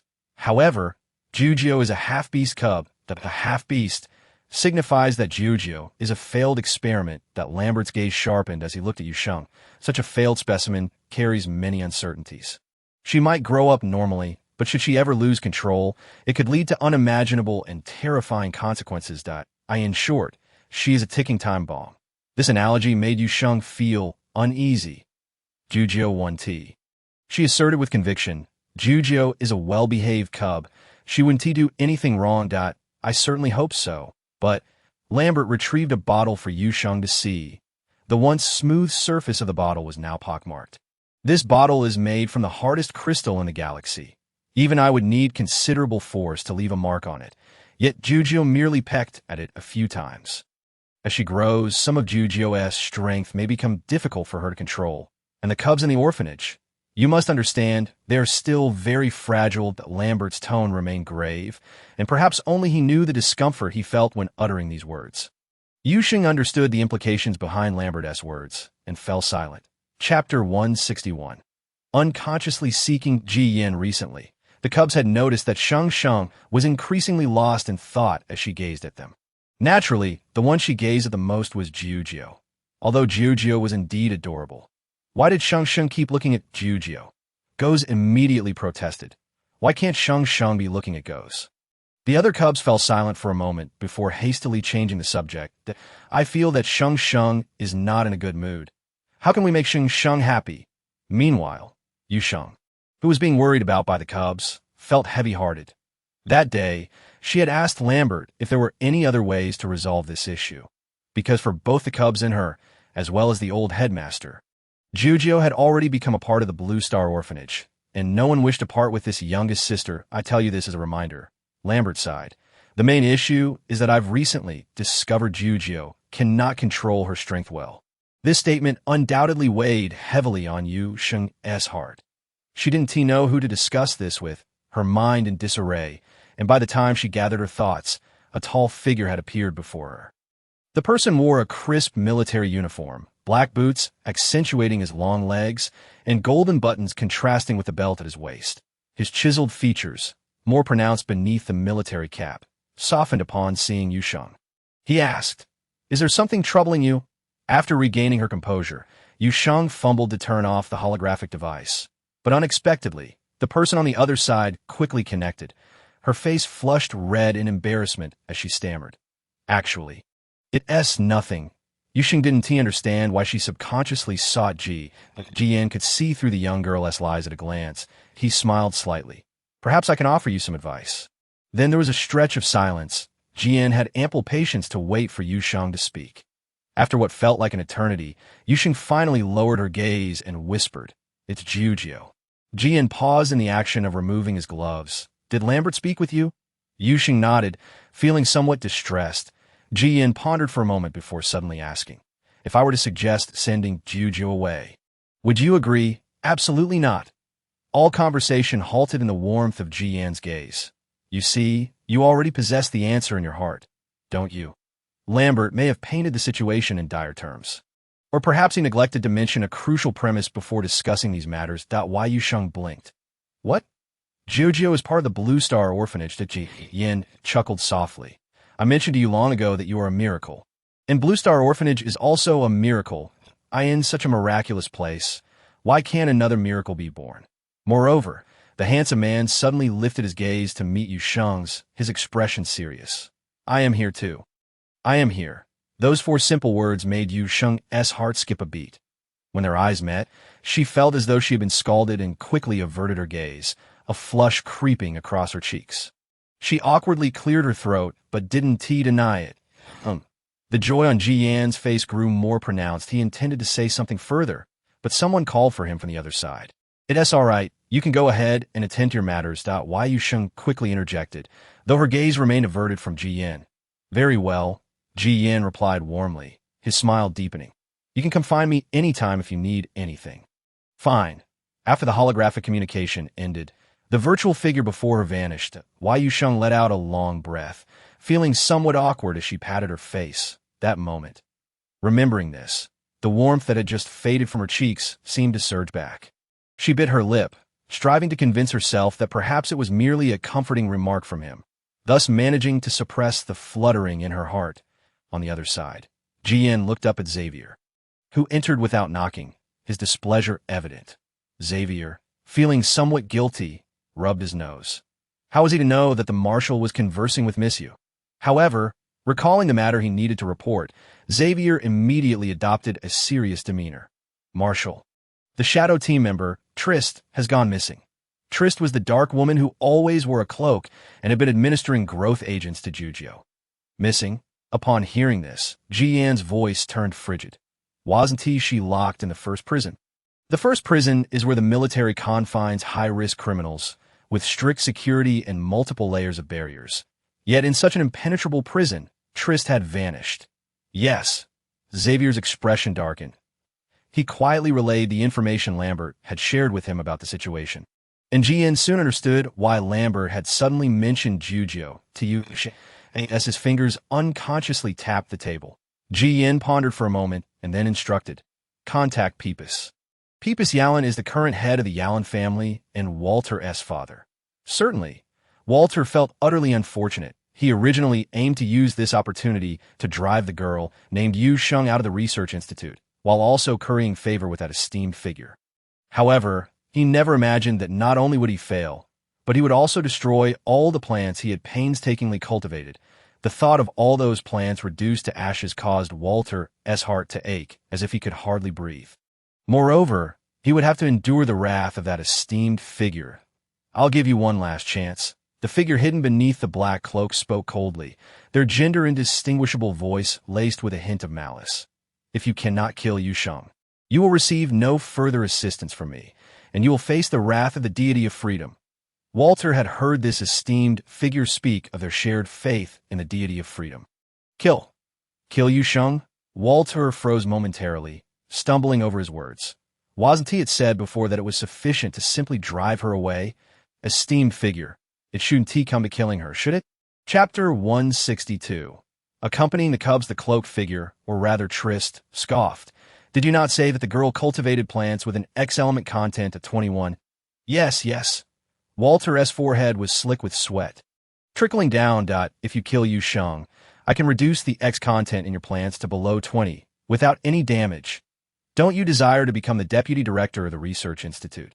If you eliminate Yu Sheng, I can ensure you achieve that effortlessly. Trist's voice suddenly brimmed with temptation. Walter unconsciously swallowed, his mind somewhat foggy as he responded, Dad, how come? He was taken aback. However, before he could finish his sentence, the furious Pips raised his hand forcefully. Fool! Pips's eyes were bloodshot, clearly still engulfed in rage. How many times have I told you not to confront Jiyan until our plans are fully in place? If it weren't for my meticulousness, and if I hadn't prevented that person from seizing an advantage, your foolishness would have ruined our family's years of planning. Walter initially felt a flicker of anger. But upon hearing Pips mention that person, it swiftly morphed into fear. Jiyan. How could he know? Walter trembled uncontrollably. No, I never confronted him. Yet midway through his words, Walter suddenly remembered Lambert. Lambert was a close companion of Jiyan. And that day, he had accompanied Daphne and Yu Sheng at the Mental Energy Research Institute. Moreover, Yu Sheng had previously been recommended to the Plant Research Institute by former Dean Reed and Marshal G. What connection did that young girl have with Jiyan? Seeing Walter fall silent, Pip scoffed. What a fool! He quelled his inner fury and turned to sit on the sofa. Such self-destructive tactics could only be employed by an imbecile like you. Listening to Pips berate him as a fool, Walter lowered his head, though his eyes burned with resentment. Especially when Pips began to praise his brother, who had already become a federal senator, Walter's inner fury surged to its peak. It had always been this way. Since childhood, he had been the fool while his brother was the genius. Their wretched father never acknowledged his efforts. Walter suppressed his resentment, feigning an apology, as usual. This time, I failed to consider things thoroughly and disappointed you. Father! Pips remained oblivious to Walter's abnormality. He let out a cold snort and routinely dismissed Walter's actions as worthless. Just behave yourself at the institute for now. Once you become the vice president, perhaps I might deign to look at you again. Understood, Father. Walter kept his head bowed, his demeanor exceedingly humble, becoming the vice president of the institute. In that moment, Walter firmly resolved to achieve it while Yu Sheng was unaware of the conspiracy brewing around her. She was busy preparing to welcome the arrival of a new cub at the orphanage. It wasn't entirely accurate to call it a new cub, as the little creature had been nestled within its egg. The first to notice the hatching were the other little cubs, who, upon seeing Yu Sheng in a gloomy mood, devised ways to cheer her up. Thus, a group of little cubs huddled together, whispering, and unanimously concluded that if the cub could emerge, it would undoubtedly bring immense joy to Yu Sheng. Consequently, the cubs abandoned their toys in the activity room, spending their days in the nursery with the egg after training their abilities. Most of the time, they softly described to the egg how wonderful Yu Sheng was, how delectable her cooking was, and how enjoyable the toys at the orphanage were. In their hearts, this was their favorite little world. Meanwhile, old Gus watched the cubs with a smile. After arriving at the main star, he was invited by Yu Sheng and the old dean to live at the orphanage. He had previously been a military doctor, and now with Lambert around, he spent his free time conversing with him, while also tending to the cubs in the nursery, that he was curious whether this cub would successfully be born. Gus, be careful. Okay. It was unclear how the cubs learned that eggs needed to be hatched, but each took turns holding the egg, attempting to incubate it. This time it was Gus's turn. The bear cub took a deep breath, puffed out his chest, and seriously held the white egg. Gus was generally an impatient cub, yet he displayed remarkable patience in this matter. Suddenly, it moved. Gus, who was holding the egg, widened his eyes, afraid of startling the sibling inside. He lowered his voice and exclaimed softly, "What moved?" Mun, momentarily confused, was met with a bright-eyed Xioli, who reached out to touch the egg. The cub moved. This time, Gus responded with certainty. "I felt it move while I was holding it." "Gus, let go of the cub." Mun was also a bit excited. Thus a group of cubs surrounded the egg, gazing eagerly. 1 minute, 2 minutes, 3 minutes. Time passed slowly, yet the pristine egg showed no sign of response. Did you feel it wrong? Mun frowned in suspicion. Or was it your stomach moving, Gus? The bear cub argued defiantly. The cub definitely moved just now. But it moved. This time it was Sholi and Lai Si, who had been fixated on the egg, speaking in unison. Gus and Mun quickly ceased their debate, their gazes intensely focused on the egg. This time, the white egg wobbled slightly, though the movement was minimal. It was indeed a reaction. Gus, go fetch Sheng and Grandpa Dean. I'll find the other two uncles and Grandpa Gus. Mun decisively assigned tasks. Sholi, you and Lai Si stay here to take care of the cub and Jujin. All right, thus, when Yu Sheng was preparing little treats for the cubs, the bear cub came barreling in like a cannonball, crashing into Yu Sheng's leg. Chapter 163. The cub is born. The force of the impact was mutual. Yu Sheng felt a sudden sharp pain in her calf, while Gus landed on the ground, wincing in pain. Gus, Yu Sheng gasped, immediately setting down what she was holding to pick up the little cub. Does it hurt? I'm fine. The bear cub clung to Yu Sheng's neck, excitedly exclaiming, Sheng. The cub moved. Just as Yu Sheng had relaxed, Gus's words sent her heart racing once more. The cub moved?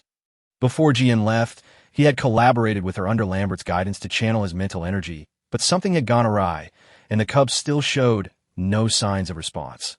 Lambert had said that the cub was digesting the powerful energy. If it weren't for the machine detecting that the cub's life indicators were all satisfactory, Yu Sheng would have genuinely feared something had gone wrong. Holding Gus, her mind was blank. Meanwhile, Gus continued to chatter. Grandpa Dean has already gone over there. Sheng, let's hurry. All right. Yu Sheng quickly came to her senses, clutching the bear cub as she rushed towards the nursery. By the time she arrived, the once modest room was now crowded with adults and cubs. Sheng. The moment the little cubs spotted Yu Sheng, their eyes lit up. However, instead of rushing toward her as usual, they gathered around the egg, chattering excitedly. The cub moved. Is it about to come out? Sheng, can we finally see the cub? Yu Sheng's gaze passed over the little cubs and landed squarely on the pristine egg. The top of the egg had developed fine cracks, and its movements were growing more pronounced. She suddenly felt a lump in her throat and could only reassure the little cubs. Let's wait a moment. Now, everyone was waiting. The nursery fell silent, as if a pin drop could be heard. All eyes were fixed on the white egg, eagerly anticipating its emergence. After an indeterminate amount of time, a crisp cracking sound echoed in the quiet nursery. Though not loud, the sound resonated like thunder in everyone's ears. With this sound, a clear crack appeared on the eggshell, which continued to expand outward, the crisp noise never ceasing. Everyone held their breath. Under the watchful gaze of the crowd, the eggshell was pushed up, and a little tender hand emerged from within, resting on the edge. The crowd gasped. The cub inside seemed to be exerting itself, emitting soft, murmuring sounds, and even the two small, tender hands resting on the eggshell formed tiny fists. Yu Sheng took a couple of steps forward, crouched down, and gazed expectantly at the cub. However, aside from the two little hands, she saw nothing else.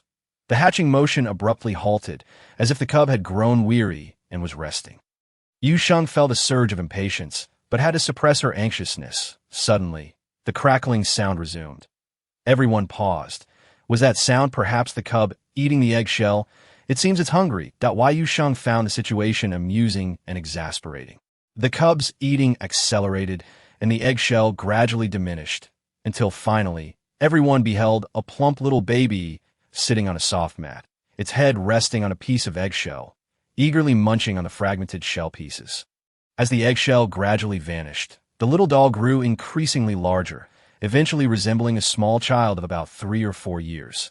Once the surrounding eggshells were dealt with, the tiny creature licked its lips, blinked its eyes, and stretched out its short arms, attempting to grasp the piece resting atop its head. However, it was utterly out of reach, causing the adorable little face of the doll to flush with frustration. Emitting a series of soft whimpers, hiss, everyone gasped in unison. This little creature was simply too cute. Yu Sheng felt a sharp pang in her heart. Unable to resist, she reached out and plucked the piece of eggshell from the top of the cub's head. Softening her voice, "Would you like to eat this?" After the eggshell was removed, Yu Sheng noticed 2 delicate pink antennae atop the doll's head, and The little cub's eyes sparkled, producing an een sound, instead of immediately taking the eggshell. It wrapped its tiny hand around Yu Sheng's fingers. The soft, delicate sensation made Yu Sheng freeze momentarily, especially when the little cub pressed its face against hers. Truly a heart-melting display of cuteness. I too wish to be embraced. Lambert watched this scene with jealousy, his eyes turning red. Everyone was eagerly watching this delightful feast. The little brother is so adorable, Goes exclaimed, cupping his face with his paws. His tone filled with excitement. "Be brother." Les chimed in, mimicking the enthusiasm, if responding to familiar voices. The cub released the eggshell from its grasp and glanced towards Goes and Les, with eyes crinkling in delight. It grinned widely, revealing its incomplete, milky white baby teeth. The crowd exclaimed, "How can it be even cuter?" After showcasing its charm, the cub continued to feast with remarkable speed, quickly finishing off a sizable chunk of the eggshell. After letting out a tiny milk burp, it reached out towards Yu Sheng, emitting soft whimpers again. The plea for a hug was unmistakable, prompting Yu Sheng to extend her arms and gently scoop the doll into her embrace. "Mama." The cub giggled joyfully as it was lifted, its small hands naturally wrapping around Yu Sheng, its plump little face nestled against her. As they drew closer, Yu Sheng finally discerned the little one calling out, "Mama." Reflecting on Lambert's earlier words, it dawned on her that this cub might see her as its mother, filling her heart with warmth. She replied with a soft smile, her senses enveloped in the sweet scent of the little doll. "Sheng, I want to hold the little brother too." Goes bounced eagerly, extending his hands towards the cub. The little one looked over curiously, bursting into another fit of giggles. The cub was still too small to be held by Goes. Yu Sheng crouched down, cradling the cub, and spoke gently, "But you can come and pet the little one." The eyes of the other little cubs brightened, and they all rushed over. The cub, unbothered by the poking and prodding, responded with a series of adorable smiles, melting the hearts of all who beheld it. Chapter 164. Naming the cub Little Sheng. "Let me hold the cub." The adults nearby were equally captivated, gathering around to tease the little one in Yu Sheng's arms. The cub, seemingly unafraid, perhaps recognizing these as family, smiled at everyone with its round, glistening eyes. It even reached out to the old director for a hug, delighting him immensely. However, one individual stood apart. Lambert held the little doll with utmost caution, fearing that any sudden movement might harm the newly born creature, though he knew well that cubs in the galaxy were quite resilient. Yet this little one was simply too adorable. The cub, nibbling on its finger, flashed a grin at Lambert. "Look, the cub is smiling." Lambert's words were abruptly cut off as he felt an unexpected warmth spreading across his body, accompanied by the sound of droplets hitting the ground. Lambert, at that moment, the guilty party smiled innocently at him. "Oh dear." Yu Sheng was the first to react, her expression a mix of amusement and exasperation. "The cub has wet its pants." The crowd burst into laughter. As a doctor, Lambert was particularly fastidious. He had initially considered pretending not to notice and gradually returning the cub to Yu Sheng. However, upon Yu Sheng's blunt declaration, he felt his body stiffen. His hands trembled as he held the cub. Yet he stood firm, clinging to the last vestiges of composure. "Are you all right?" Consequently, without the cub's cover, everyone noticed the large stain on Lambert's white garment. "I'm fine." The words escaped Lambert's lips, nearly squeezed out through clenched teeth. The cub was so endearing. Who could possibly be angry at such a creature? Clothes could be changed, but the cub had to be held. "All right," Yu Sheng suppressed her laughter and agreed. "I'll first teach this naughty cub a lesson." No," Lambert exclaimed, hastily departing. How could one so carelessly wet themselves on someone else? The cub, oblivious, continued to hold onto Yu Sheng, babbling happily with its amber eyes squinting in delight. Sheng, the cub didn't team mean, too?" Yes, Goes wet his pants before as well." The little ones chimed in, cuddling Yu Sheng's legs and playfully pleading for leniency on behalf of the cub. Even the typically stoic Barton could not resist chiming in. "He's still small. It's quite normal." This only made Yu Sheng laugh harder. She couldn't help but speculate that this youngest cub might end up spoiled as the little tyrant of the Blue Star Orphanage. "Mama." The cub in her arms blinked its big eyes, waving its tiny hands and calling out sweetly. The two delicate pink antennae atop its head wiggled joyfully. why Yu Sheng could not resist reaching out to touch the little cub's antennae. "What species are you, little one?" "There aren't many species with antennae," the old director approached, closely observing the newly born cub. After a long while, he shook his head, unable to identify the species. "That I can't recognize it." Not only the old director, but others also failed to identify it. "Perhaps the marshal will know." Finally, Barton asserted confidently, "The marshal was once dubbed the walking encyclopedia." Ah! The little cub, oblivious to the conversation, continued to wave its hands in an earnest attempt to grasp Yu Sheng's fingers. "Furthermore, we must give the little one a name." Old Ghost patted the cub's head, chuckling. "We can't keep calling it little cub forever, can we?" The mention of naming sparked excitement among everyone present, both adults and children. However, they unanimously agreed that the cub should bear Yu Sheng's surname. The reasoning was simple. Since the cub immediately called her mama, it was only fitting. Why Yu Sheng concurred. "Then our little one shall take mama's surname." She had no qualms about gaining another son. Thus began a lively and chaotic debate over names. Although Jiyan could not immediately identify the cub species, Barton had hoped to connect with Jiyan's light brain, thinking perhaps the marshal might be free. When the connection was established and Jiyan's holographic image appeared before everyone, the previously rambunctious cub suddenly fell silent, curiously blinking its eyes at Jiyan. Jiyan, looking down at the newly born cub with gentle brows, raised his hand. The cub's eyes widened in excitement as it reached out, eager to grasp Jiyan's hand. The little one's urgent demeanor was simply too adorable, prompting Yu Sheng to chuckle. "Let's call him Ui. And played with the little cub. Yu Sheng suddenly spoke up, her eyes sparkling. "He smiles so much. I hope he can always keep smiling." Jubian, there is beauty in words, and one heart does not unravel, yet the unfolding brings joy and delight. Good. Jiyan's voice was soft. This exchange left others feeling somewhat unsettled. Lambert remarked, "Tisk, it's clear they are a family." Barton added, "Has the marshal progressed this far already?" The old director mused, "Why do I feel that something is amiss?"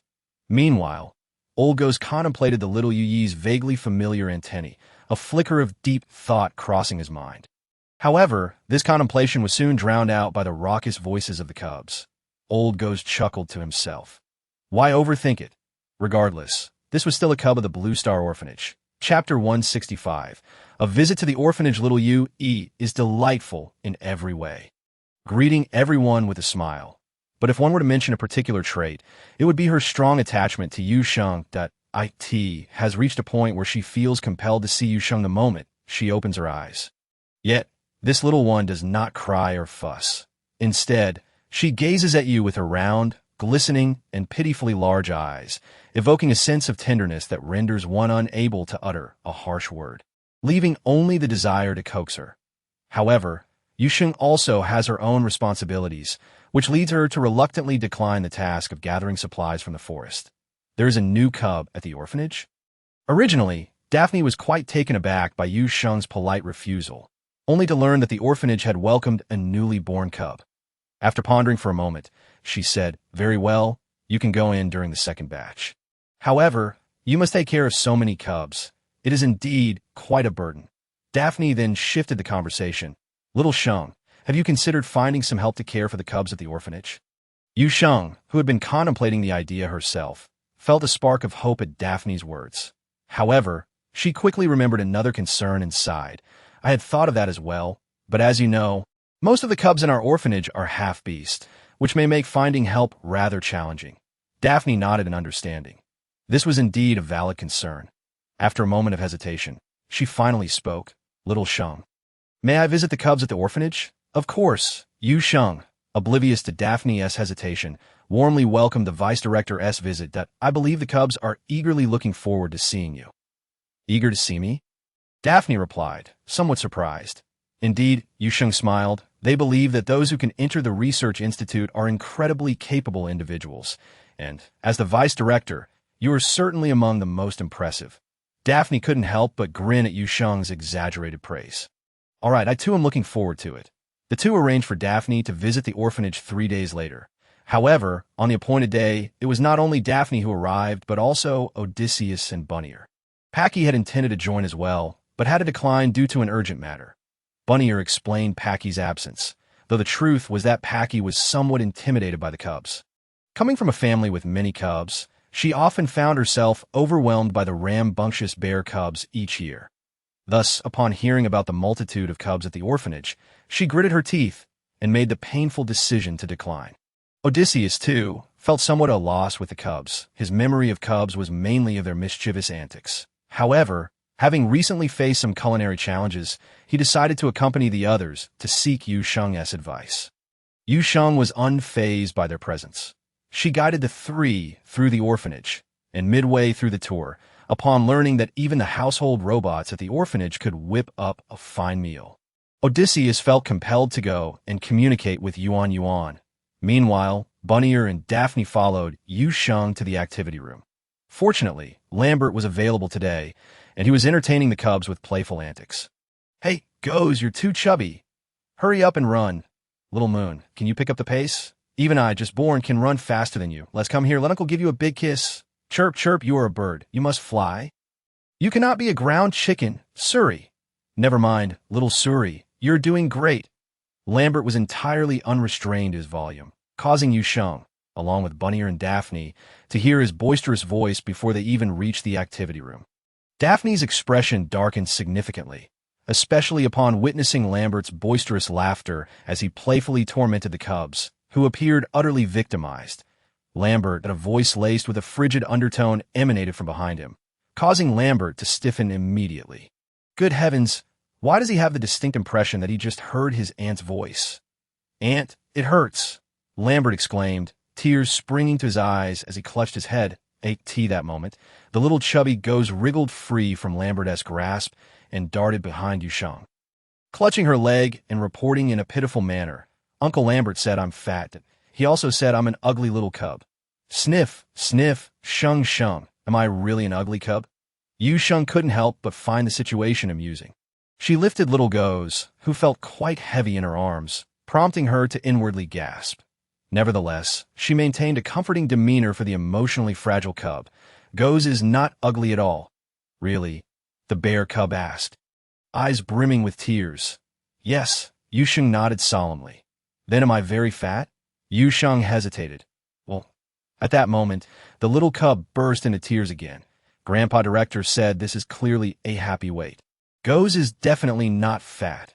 Yu Sheng remained silent for a moment, reluctant to divulge that happy weight was still a form of weight, not much different from being fat. Meanwhile, Daphne shot a stern glare at her undisciplined nephew. "Bullying cubs. Have you finally become capable?" Lambert, still clutching his head, muttered defiantly, "But didn't he see how these cubs bullied me before?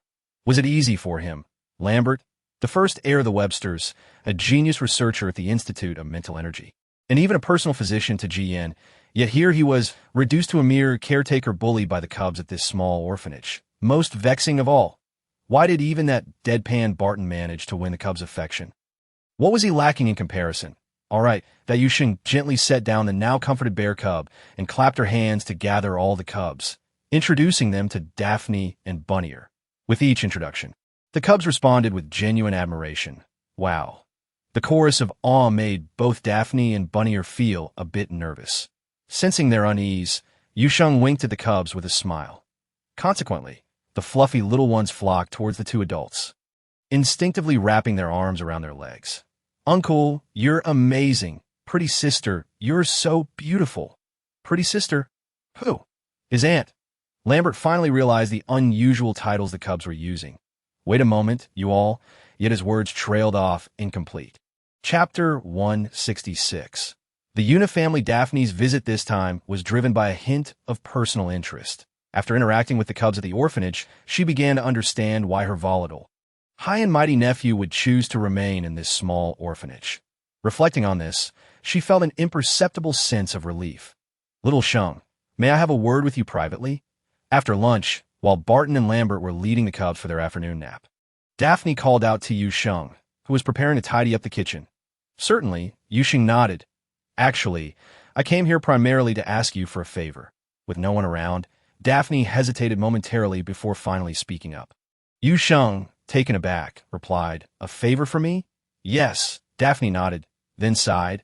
"I have a friend whose daughter is an exceptional childcare worker." Yu Sheng paused, suddenly recalling Daphne's earlier indirect inquiry about whether the orphanage needed help.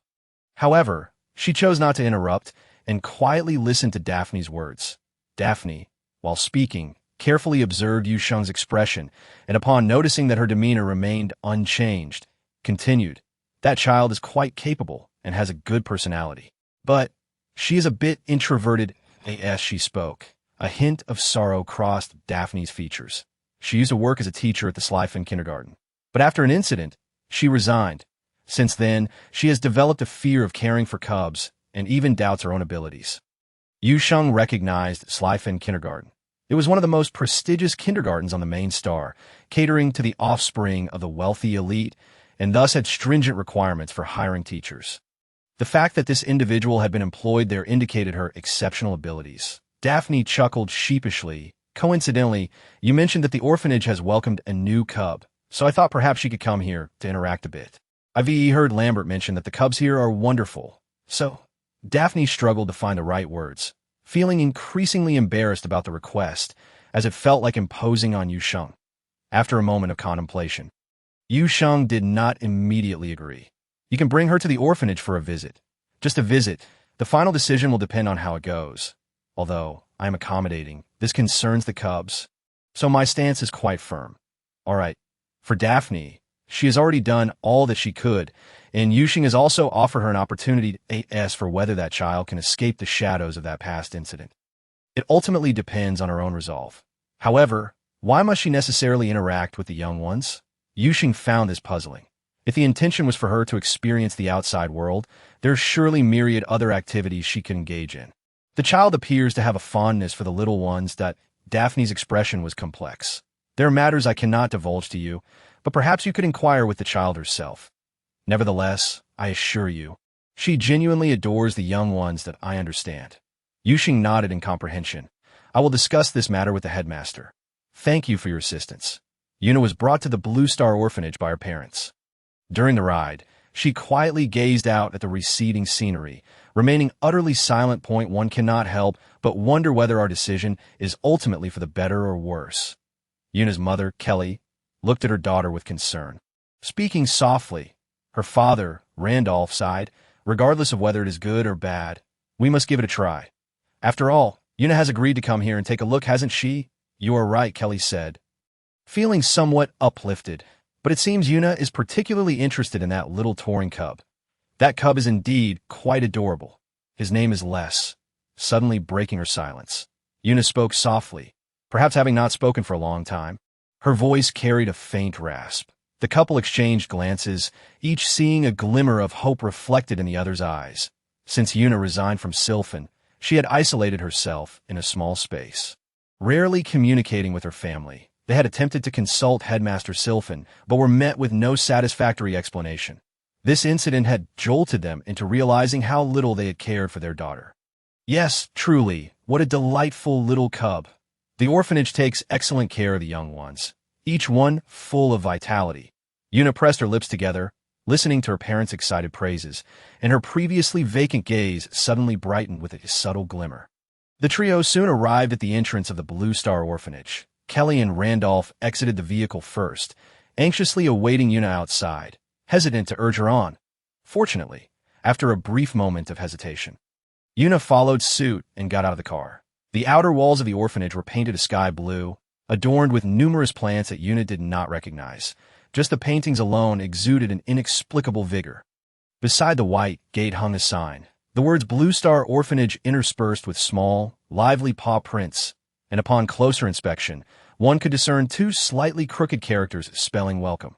Standing at the entrance was a guard robot, its head adorned with a mismatched hat, which softened the otherwise intimidating demeanor of the robots, adding a touch of comical charm. This was a warm and delightful orphanage. Yuna suddenly felt an urge to step inside and take a look. Meanwhile, Randolph had already rung the doorbell. "Ding! Welcome to the Blue Star Orphanage. Please hold on. The headmaster and Shunshin will be here shortly to open the door." Following the bright chime was the sweet and courteous voice of a young cub. Chapter 167. Yuna's anomaly. Yu Sheng had been eagerly awaiting the visit of Yuna's family since early morning. Her father was the minister of the Federal Department of Foreign Affairs, and her mother was a leading figure in the food industry on the main planet. Daphne had previously provided Yu Sheng with a brief overview of Yuna's family background, but she was taken aback by the prominence of the young girl. It was no small feat for a child to grow up so remarkable while her parents were preoccupied with their careers. Yu Sheng nodded, gaining a clearer understanding.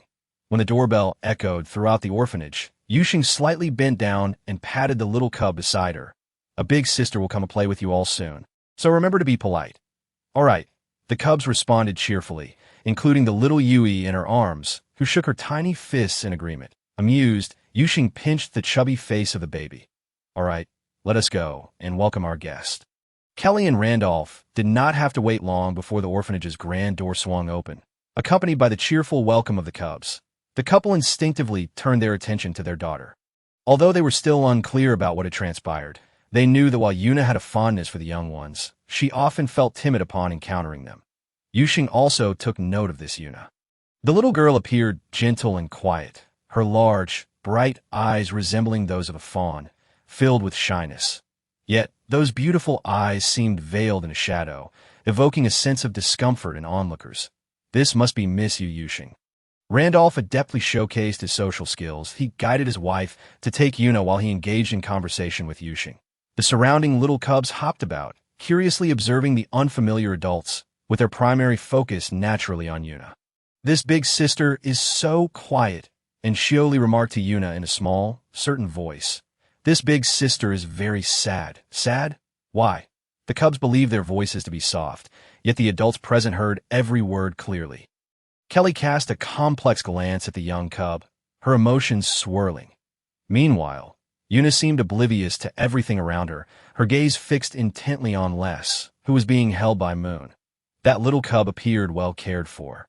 Its fur sleek, and its bright, clean eyes were far more vivid and lively than what she had seen in videos. Her fingers, which hung by her side, twitched slightly, but were quickly restrained by Yuna. "Yuna?" Kelly noticed her daughter's unusual behavior. Following her gaze, she found herself meeting the curious eyes of the little cub. Kelly paused, releasing her daughter's hand, and approached Moon and Les. "Little sister, may I hold this little friend?" She crouched down, striving to soften her tone. The foremost Yu Sheng and Randolph also halted. Randolph instinctively began to explain, "My daughter is very fond of Les." Yu Sheng nodded in understanding, but remained silent. Randolph's intention in saying this was to persuade Yu Sheng. Should Moon's little girl be unwilling, perhaps Miss Yu could offer some encouragement. However, he received no response from Yu Sheng. In truth, there was a response, but it was not what Randolph had anticipated. "I generally do not interfere with their decisions." Yu Sheng tilted her head and smiled. "They have their own plans." With that, Randolph's thoughts subsided. Moon glanced at the crouched Kelly, whose face bore a hint of pleading. Then at Yuna, who stood nearby with a somewhat vacant expression, tilting her head slightly. "Les, this Annie would like to hold you. Is that all right?" she asked the little cub in her arms. This response took Kelly by surprise. Leaving her somewhat astonished, from Daphne's earlier introduction, Kelly was aware that Moon was Les's sister, and Les typically listened to Moon. Thus, she instinctively sought Moon's approval. As long as Moon consented, it was essentially a guarantee. After all, she had raised Yuna in a similar manner, and Yuna had always been obedient to her. The little kitten mewed softly, glancing at Yuna, hesitating before nodding slightly. Les agrees that Moon's eyes crinkled in joy. Kelly pressed her lips together, her voice tinged with gratitude. "Thank you." Randolph was taken aback by his wife's expression of thanks. He knew his wife was a proud person, although her animosity towards half-beasts was not overwhelming. She would not exhibit a friendly demeanor towards them either. Agreeing to bring Yuna to this half-beast cub orphanage required significant psychological preparation from Yuna, and even Kelly had grappled with her decision for quite some time before finally consenting. It seemed that the situation with their daughter had indeed brought about considerable change in his wife. Randolph let out a barely perceptible sigh. Yu Sheng observed Kelly carefully cradling Les as she approached her daughter. Her gaze remained closely fixed on Yuna's every move. That child genuinely loves the young ones, yet now she appears fearful of approaching them. Daphne's earlier words echoed in Yu Sheng's mind. This statement was contradictory, yet it was precisely what was manifesting in Yuna's experience.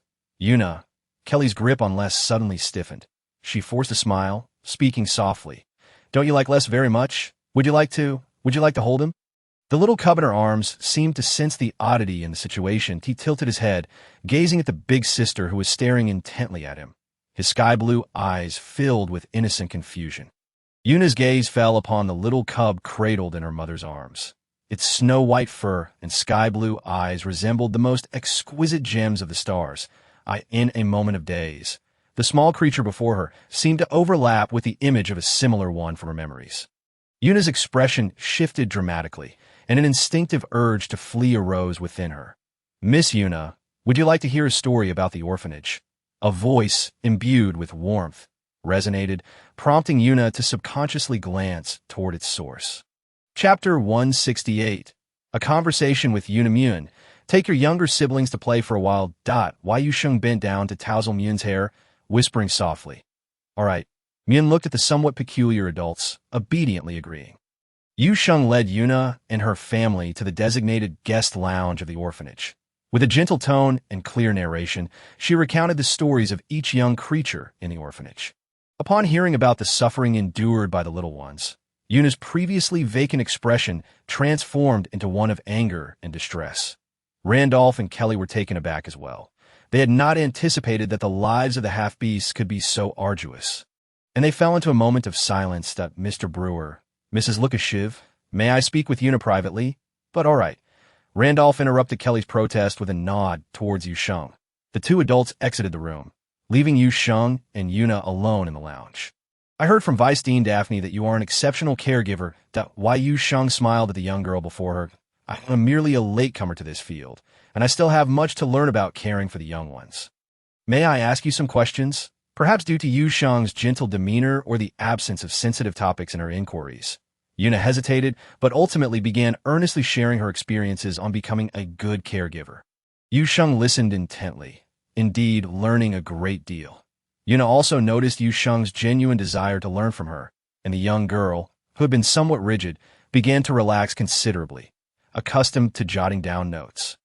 Yu Sheng recorded Yuna's insights, and as she did so, Yuna, with a slight movement of her lips, murmured, Could you tell me more about Lays? This was the first time the young girl had proactively made a request. Yu Sheng paused, then readily agreed. Whether it was merely her impression or not, Yu Sheng sensed that whenever she spoke of Lays, this young caregiver exhibited an emotion that seemed to long for something lost. As they reminisced about the foolish antics of the young creatures, a barely perceptible smile of delight graced the young caregiver's face. What do you think of our orphanage? The conversation shifted, and Yu Sheng inquired. It's wonderful. Indeed, it was splendid, both in terms of the young ones and the environment. The young girl appeared somewhat flustered at this moment. She had anticipated that Yu Sheng would continue probing. But instead, she merely smiled and said, Come, let us see what the young ones are up to. Yu Sheng stood up, winking at Yuna. And while we're at it, please assess what our orphanage might still be lacking. I still have some concerns. Kelly stood outside the door, frequently furrowing his brow as he peered into the lounge, seemingly attempting to discern the happenings within, in contrast to Kelly's anxiety and worry. Randolph remained composed. Is there anything that could be worse than the current situation? Kelly sighed. Since our daughter arrived here, she has shown significant improvement. That is the greatest progress. Kelly opened his mouth, but ultimately could not hold back. But Yuna is the most outstanding caregiver at Moore's Academy. The most outstanding caregiver. How could she possibly remain in a half-beast orphanage? Randolph's tone grew firm. Although Yuna had voluntarily resigned from Siliphen kindergarten, it was evident to all that no one would leave such a place without a pressing issue. Besides here, do you think there is any other kindergarten or orphanage that would welcome Yuna? Kelly was rendered speechless. Moreover, we must still wait and see, mustn't we? Randolph's voice softened. That moment, Yu Sheng emerged with Yuna. All right, gather your emotions, and do not make things difficult for Yuna, he whispered, then approached the two young women. Have you finished your conversation? As he spoke, he cautiously observed his daughter's expression. Only when he saw that Yuna's demeanor had improved significantly since her arrival did he finally let out a breath of relief. Yuna responded with a soft, affirmative hum. I plan to take Miss Yuna to observe the young ones and also seek her advice on caring for them. Yu Sheng smiled. Would you two like to join us? The formidable mother cast a deep glance at her daughter, then smiled sheepishly at Yu Sheng. Please take good care of Yuna. Her father and I intend to discuss matters with the old dean. Of course, Yu Sheng nodded. Then let me take you both to find Grandpa Dean. Once they reached the dean's office with Kelly and Randolph, Yu Sheng did not immediately lead Yuna to the activity room, but instead guided her on a tour of the entire orphanage. Throughout the journey, Yuna spoke little, yet each suggestion she offered was astute. For instance, she mentioned that the orphanage should create a simulated ocean environment. It was through Yuna that Yu Sheng learned about a simulator in the galaxy capable of replicating any necessary environment. Generally, kindergartens acquire one specifically tailored for outdoor activities involving aquatic young ones. Such outdoor settings simulate the survival conditions of the ocean, thereby fostering the survival skills of aquatic creatures. Currently, Shuri was confined to an indoor pool, which was not particularly friendly for aquatic young ones. The IT restricted their freedom and, to some extent, failed to provide them with a more suitable, nurturing environment. I overlooked this, Yu Sheng exclaimed, slapping her forehead with gratitude. Thank you so much, Yuna. Without your input, I might have missed this crucial detail. Not at all. Yuna blushed and gently shook her head. Compared to her initial arrival, Yuna had become much more open, perhaps due to the absence of young creatures around her. Upon reaching the activity room, Yu Sheng distinctly sensed the young girl, as previously relaxed demeanor stiffened considerably. Shall we go in? No, it's all right. Yuna hesitated, then tentatively spoke. Miss Yu, do the young ones truly comprehend what is genuinely good for them? The young creatures here were indeed much younger than those in kindergarten. Why Yu Sheng vaguely sensed that Yuna's words carried a deeper significance, perhaps related to her departure from Siliphan kindergarten. How about we conduct a little test? What? Yuna turned her head in surprise, only to see Yu Sheng smiling mischievously at her. Chapter 169. The young ones have the right to be spoiled, Lambert grumbled. His popularity among the young ones was already significantly lower than that of Barton, and now he had to take on the role of the villain. Wasn't this putting an end to his hopes of playing with Gus next time? Barton furrowed his brow, casting a puzzled glance at Yu Sheng. All right, I'll leave it to you two. Why Yu Sheng smiled brightly. Yuna and I will just observe from outside. The test was quite simple.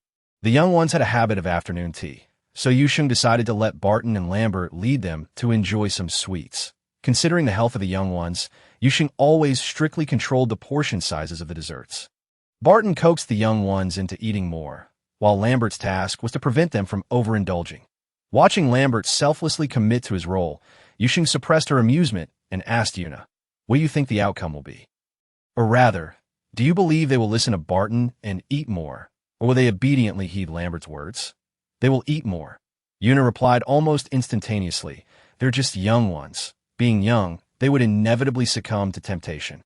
Moreover, it was evident that these young creatures favored the man named Barton. Yu Sheng smiled softly, seemingly recalling something amusing, her mirth growing more pronounced. "I think so too." Yuna glanced at her in surprise, having expected Yu Sheng to offer a completely contrary answer. "Let us wait and see," Yu Sheng replied without further elaboration, her smile bright. "These little ones are quite clever." The young ones form a line, each following closely behind Barton, like little tails. Lambert observed the empty space behind him and could not help but let out a deep sigh. He had known it would turn out this way. The subsequent events unfolded as Yu Sheng had predicted. Upon hearing Barton awkwardly state, Sheng is not here. You could eat a bit more," while Lambert exaggeratedly cried out, "No, Sheng has set your daily limit." The young ones exchanged glances, then collectively sighed. "Gus, this is so fake. Shuri, so exaggerated. Myun, is this what they call a trial?" Meanwhile, the two smaller creatures gazed with their pure, innocent eyes at the awkwardly flustered Barton and Lambert. With a stiff expression, Barton slowly turned around, covering his face with a blank look. "Lambert, what is with that downtrodden expression of yours? Clearly, these little cubs are simply too clever." Witty, Goes glanced at Moon and Shuri, who had stolen his lines, pondering the words Yu Sheng had used to describe them earlier, and after a moment of thought, he finally blurted out, "Mischievous little spirits. That's not it, you silly cub." Lambert, in irritation, lightly tapped Goes on the head and couldn't help but murmur, "I ought to have Xiao Sheng give you a lesson in vocabulary. Otherwise, you wouldn't even know how to describe yourself." The bear cub covered his head and stuck out his tongue at Lambert, making a silly face. Since you all have guessed it, are you still going to eat? Lambert felt both amused and exasperated. Of course eat. Moon glanced at Lambert, rising on tiptoe to grab another piece of dessert. We are cubs. It doesn't matter if we fail the test. Then what do you think if Barton encourages you to eat more? While I suggest you eat less, which one is truly for your benefit? Lambert recalled Yu Sheng's previous admonitions and hurriedly posed a question. What is for our benefit? It means I hope you grow up healthy. Lambert explained in simple terms. The cubs collectively responded with an "oh" and then exchanged strange glances with Lambert. That gaze held a depth of meaning, and Lambert pondered, summing it up as the cubs' disdain for his intelligence. Shuri, Shang said cubs shouldn't eat too much, otherwise they will have a toothache. Moon, Uncle Lambert told us not to overindulge, goes. So in fact, it is the silly uncle looking out for us. Less, right? Jojo. Lambert was taken aback, then left dumbfounded. If you all know I'm doing this for your good, why do you still eat more? This question was also on Yuna's mind as she observed from the shadows.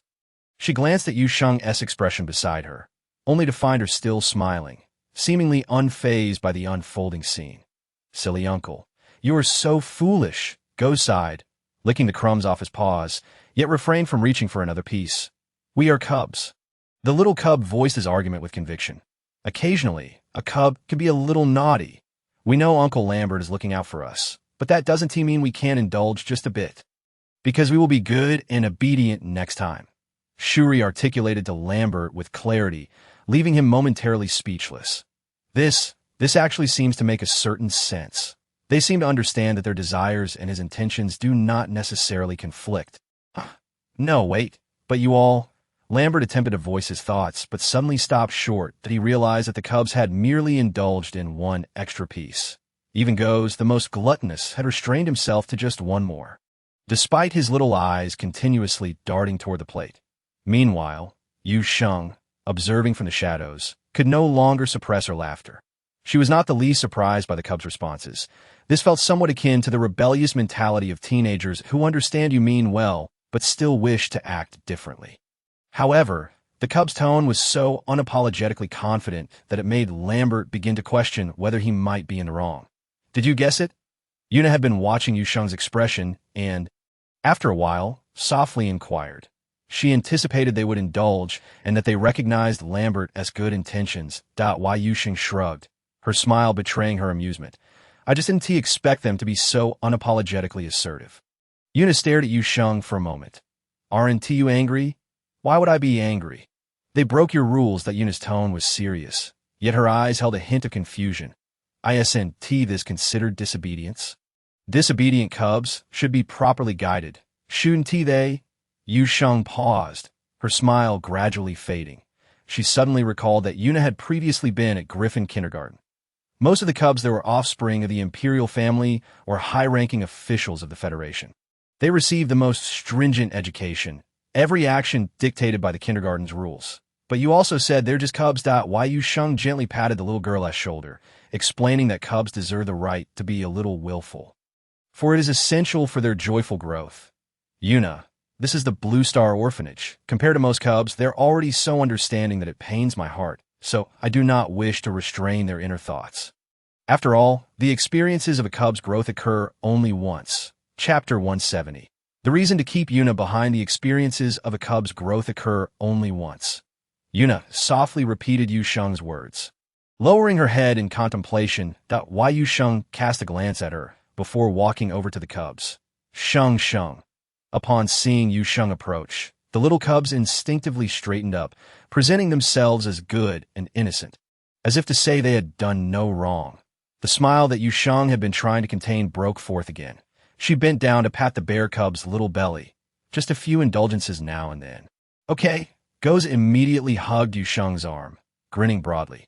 Les, could you invite that big sister to come over and join us for dessert, please? Yu Sheng affectionately ruffled the kitten cub's head, gently inquiring. Little Les looked up at Yu Sheng, then at Yuna, who stood at a distance with her head bowed, and nodded. Okay. Yuna was still pondering Yu Sheng's words, so when the little cub approached her, she momentarily failed to react. Eat sweet treats. The little cub mewed softly, its gem-like eyes gazing quietly at Yuna. Yuna felt a lump in her throat, struggling against the urge to step back. During her first retreat, she had already noticed the sadness reflected in the little cub's eyes. Yuna recognized that her current state was not right, and she understood the intentions behind her parents and Aunt Daphne bringing her here. She had once been an exceptional caregiver, capable of tenderly looking after all the cubs. Yuna closed her eyes in distress. Although she restrained the impulse to retreat, she lacked the courage to take further action, such as fulfilling the little cub's request or embracing the adorable creature. A gentle voice fell upon her ears. In the next moment, Yuna felt an extraordinarily comforting warmth coursing through her body, dispelling much of her coldness and fear. Yuna opened her eyes in surprise to find Yu Sheng beside her. She hesitated, her lips trembling, but ultimately could not articulate her thoughts. Les, you did wonderfully. Now go play with the older brothers and sisters. All right, everything happened too quickly for Yuna to process, and the little cub had already dashed away. The soft, fuzzy sensation still lingered even after the cub's departure. Yuna pressed her lips together, only to find her heart inexplicably at peace. It seems Les really likes you. Yu Sheng raised an eyebrow, pretending to be slightly jealous. He has never treated me this way. Yuna felt her face flush with embarrassment, her hands nervously clutching her clothes. Just a joke, Yu Sheng smiled, her eyes twinkling. Don't be so tense. Yuna gradually relaxed. She instinctively glanced at the place where the cubs were gathered. The fluffy little cubs wore bright, innocent smiles, seemingly possessing the power to heal all wounds. All right, that Yuna's agreement was barely above a whisper, as if a gust of wind could disperse it. Yet Yu Sheng heard it clearly. Yuna temporarily settled into the orphanage. She often spent quiet moments alone in her room, so Yu Sheng had specially prepared a room with an excellent view, allowing Yuna to see the lively cubs at play. You don't actually want that little girl to stay in the orphanage, do you? Lambert couldn't help but ask Yu Sheng in a low voice. I inquired. And that girl left Griffin. Lambert, Yu Sheng interrupted with a smile. It is not gentlemanly to pry into a lady's secrets. Lambert rolled his eyes in exasperation. I'm doing this for the orphanage. He was currently juggling responsibilities at both the orphanage and the military, frequently reporting to GN about everything happening at the orphanage. Amid such a hectic schedule, he was also concerned about arranging for the orphanage staff. Lambert felt that he had poured all the thoughts he had accumulated over the years into the affairs of the Blue Star Orphanage. Yu Sheng shrugged, turning her attention to the playing cubs. Goes and Shuri are not fond of interacting with others. What? When I first arrived, the caregiver of the orphanage took advantage of the director's absence to physically abuse Goes and Shuri. Yu Sheng spoke softly. So, these two cubs are actually the most guarded and find it hardest to accept others. Lambert was taken aback that he felt he grasped something, yet was still confused. Moon, unless had also been bullied by the Hall's people while in the inner city. Yu Sheng paused for a moment. Have you noticed the reaction of Yuna's parents when they approach the cubs? For instance, these cubs always maintain a distance from that couple. When Kelly squatted down to inquire about Moon, the first instinct of the little cub was to cautiously step back half a pace, ensuring a safe distance. They remained ever vigilant. But both Barton and I, along with Lambert, suddenly realized what we should comprehend. Whether it is he, Barton, or Miss Yuna, the cubs only exhibit an initial unfamiliarity. They're not as wary as one might think. I say. These cubs are quite astute. Yu Sheng chuckled. When you, Barton, and Yuna observe the cubs, there's a certain, she pondered, seemingly searching for the right word, cleanliness. Yes, perhaps I could describe it as cleanliness at AS for Yuna's parents. Despite their best efforts to conceal it, they still are not accustomed to interacting with half-beasts. Lambert mused that to say they are unaccustomed might be an understatement. They clearly harbor an inherent dislike for half-beasts, including the half-beast cubs. The cubs in the orphanage are not delicate flowers in a greenhouse. They possess a keen sensitivity to the emotions of those around them. They can clearly discern who appreciates them and who does not. Yu Sheng rested her hands on the stone bench, swinging her legs leisurely. After a considerable silence, Lambert spoke earnestly. There must be another reason, right? You noticed that too? Yu Sheng turned her head in surprise, her eyes reflecting a hint of inexplicable admiration. Of course. The primary reason is that Yuna's parents donated a substantial sum of money. They're ancestors that must be well taken care of. Lambert, as expected, GN's guess was spot on. Chapter 171. This orphanage is quite peculiar. Yuna found this orphanage to be truly peculiar. Despite its evident poverty, with much of the equipment being quite outdated, even the household robot was an old model long discarded by the market. The orphanage served exceptionally delicious vegetables at every meal. Coming from a wealthy family, Yuna recognized that her household could not afford such exquisite plant-based meals at every sitting, let alone those with an exceptionally crisp texture. While her knowledge of plants was limited, she could ascertain from their taste alone that the vegetables served in the orphanage were undoubtedly of superior quality. Even the tough and tangy meat from exotic beasts could be transformed into mouth-watering dishes under Yu Sheng's skilled hands. After enjoying her first lunch at the orphanage, Yuna felt as though she had unlocked the door to a new world. Even when she later witnessed the usually aloof Aunt Daphne visiting the orphanage for a meal, Yuna found nothing strange about it. The orphanage was bustling with activity each day. Besides the lively group of cubs, numerous visitors came and went. It could hardly be termed as visiting. Later, Yuna realized that these individuals were likely there to partake in the meals. Among them were familiar faces, such as Aunt Daphne from the Plant Research Institute and her colleagues, as well as mercenaries and military personnel. Yuna transitioned from initial awkwardness to a sense of familiarity, feeling that she had made significant progress. Naturally introverted, she was not accustomed to interacting with others, which was precisely why she had chosen to become a caregiver. This was a refreshing departure from her previously mundane and monotonous life. Of course, the strangeness of this orphanage did not end there. What Yuna found most disconcerting was the attitude of everyone towards the cubs. At tea times, she felt as if they were treating the cubs not as children, but as adults. Your perception is not mistaken. When Yuna mustered the courage to discuss this with Yu Sheng, she was astonished to find Yu Sheng affirming her observations. But they are still just cubs. Yuna momentarily fell silent, unable to resist adding, "They may not even understand what we are saying." Several times, she noticed that while adults conversed, the cubs pretended to comprehend. Yet they seemed to enjoy it. Do they not? Yu Sheng chuckled. Perhaps each cub has its own personality, but those here clearly favor a more egalitarian interaction. When a cub makes a mistake, it is not brushed aside simply because they are young. They will proactively apologize and admit their faults. Likewise, when an adult errs, they will graciously apologize to the cubs. Moreover, Yu Sheng winked at Yuna, unable to contain her laughter. Do you not find their feigned understanding to be utterly adorable? Indeed, it is quite charming. Yuna instinctively agreed with Yu Sheng's sentiment. There was another matter that she strangely found herself persuaded by Yu Sheng. She then recalled another point. Mr. Barton is a soldier, and he may not be suited to teach the cubs how to utilize their unique abilities. Why Yu Sheng sensed an unprecedented seriousness in Yuna's tone. What is it? When Yuna accidentally stumbled upon Barton training the cubs to harness their abilities, she was taken aback. It is well known that most half-beasts are exiled to garbage planets due to their lack of mental power, with the absence of mental power manifesting in their inability to wield unique abilities. Yet the half-beast cubs in the Blue Star Orphanage were capable of awakening their unique abilities, and their proficiency in using these abilities was not inferior to that of the cubs at Griffin Kindergarten. These cubs must be taught well. In that fleeting moment, Yuna's determination intensified, overshadowing all else. His methods of instruction are far too barbaric. Yuna carefully considered her words, finally settling on the term barbaric to describe Barton's teaching style. When discussing her field of work, Yuna noticeably became more talkative. Why Yu Sheng, with a serious expression, listened attentively, nodding in encouragement for Yuna to continue.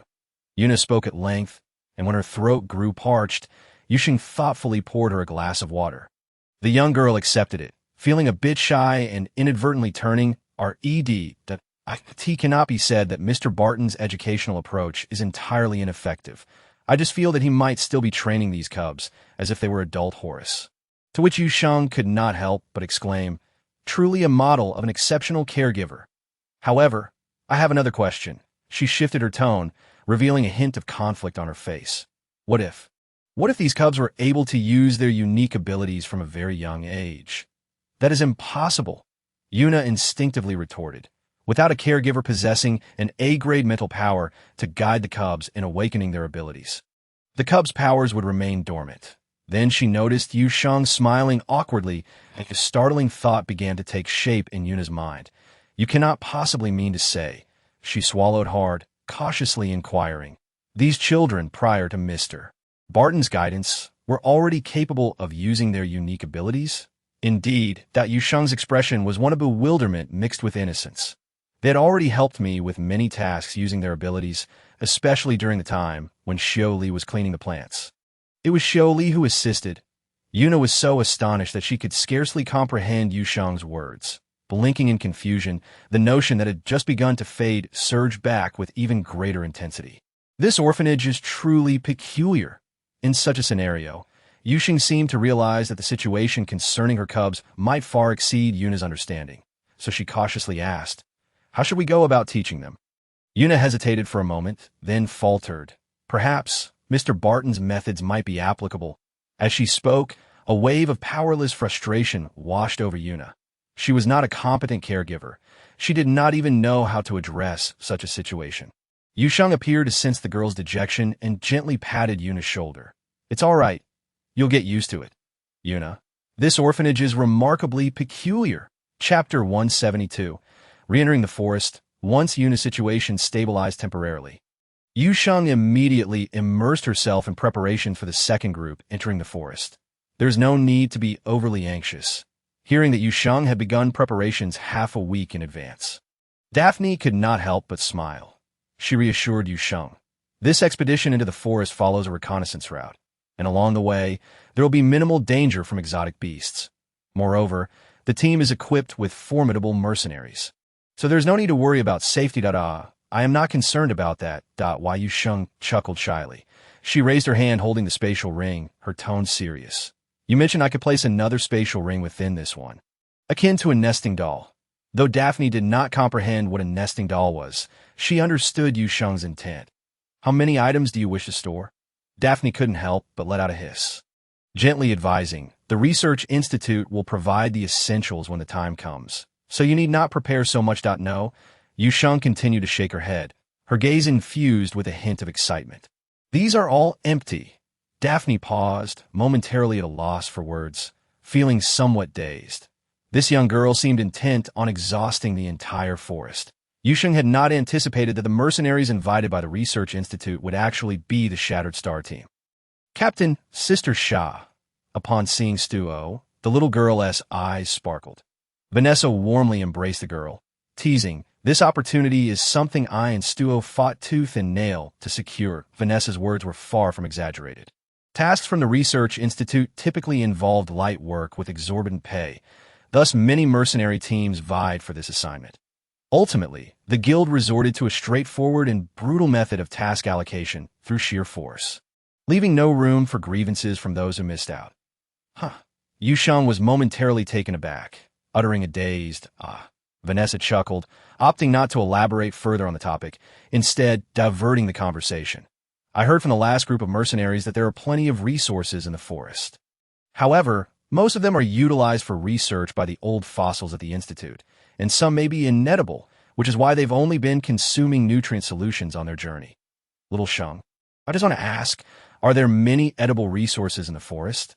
They were indeed counting on the young girl's culinary skills. "Plenty." Yu Sheng nodded earnestly, super abundant. At this revelation, the members of Shattered Star brightened with palpable anticipation.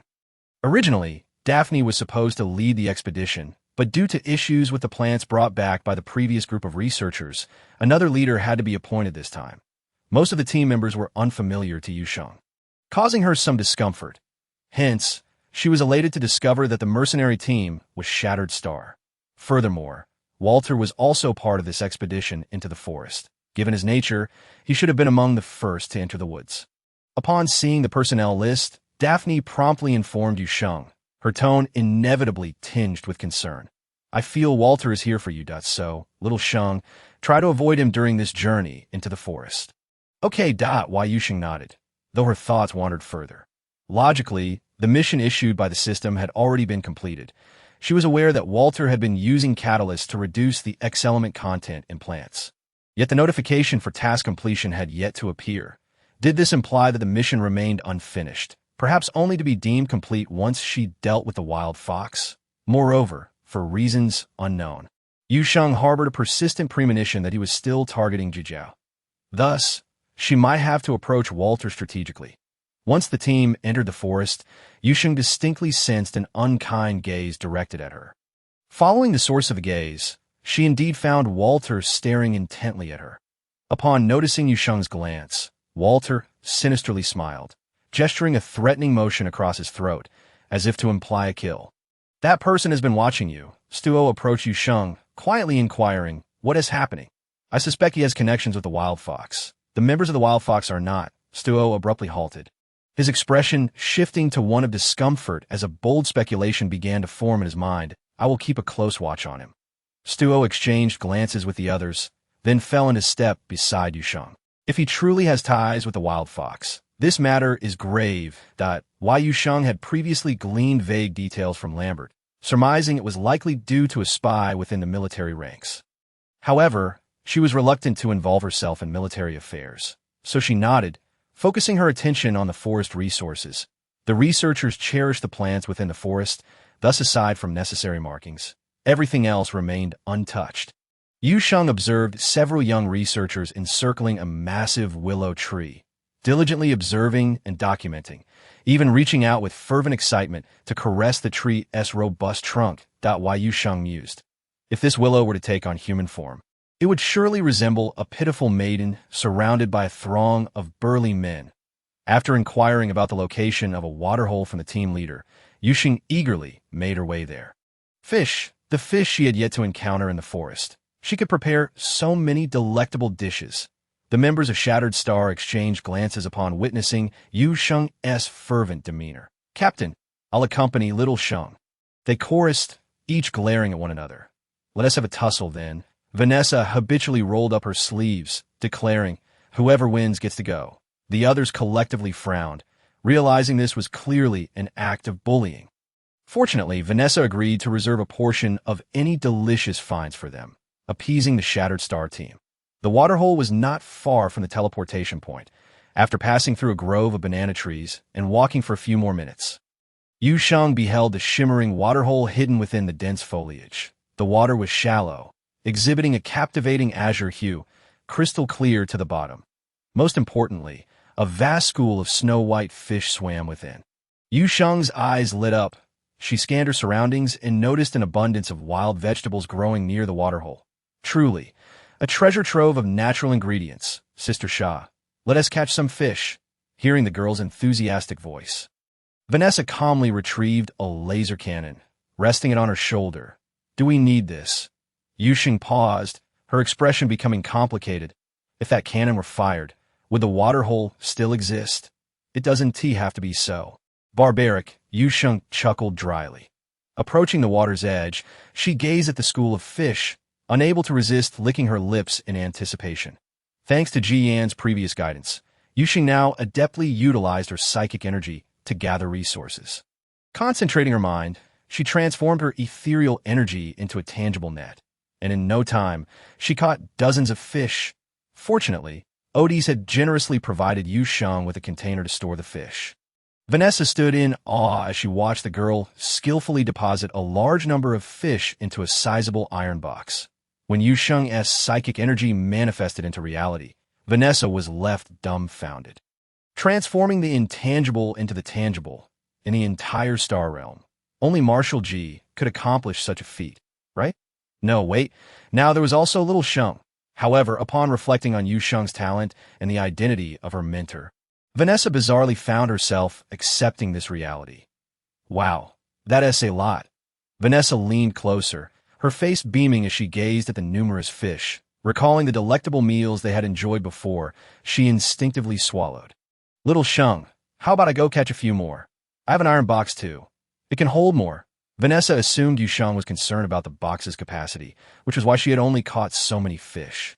Observing Vanessa roll up her sleeves, eager to scoop up every fish in the waterhole, Yu Sheng smiled and interjected, "No need.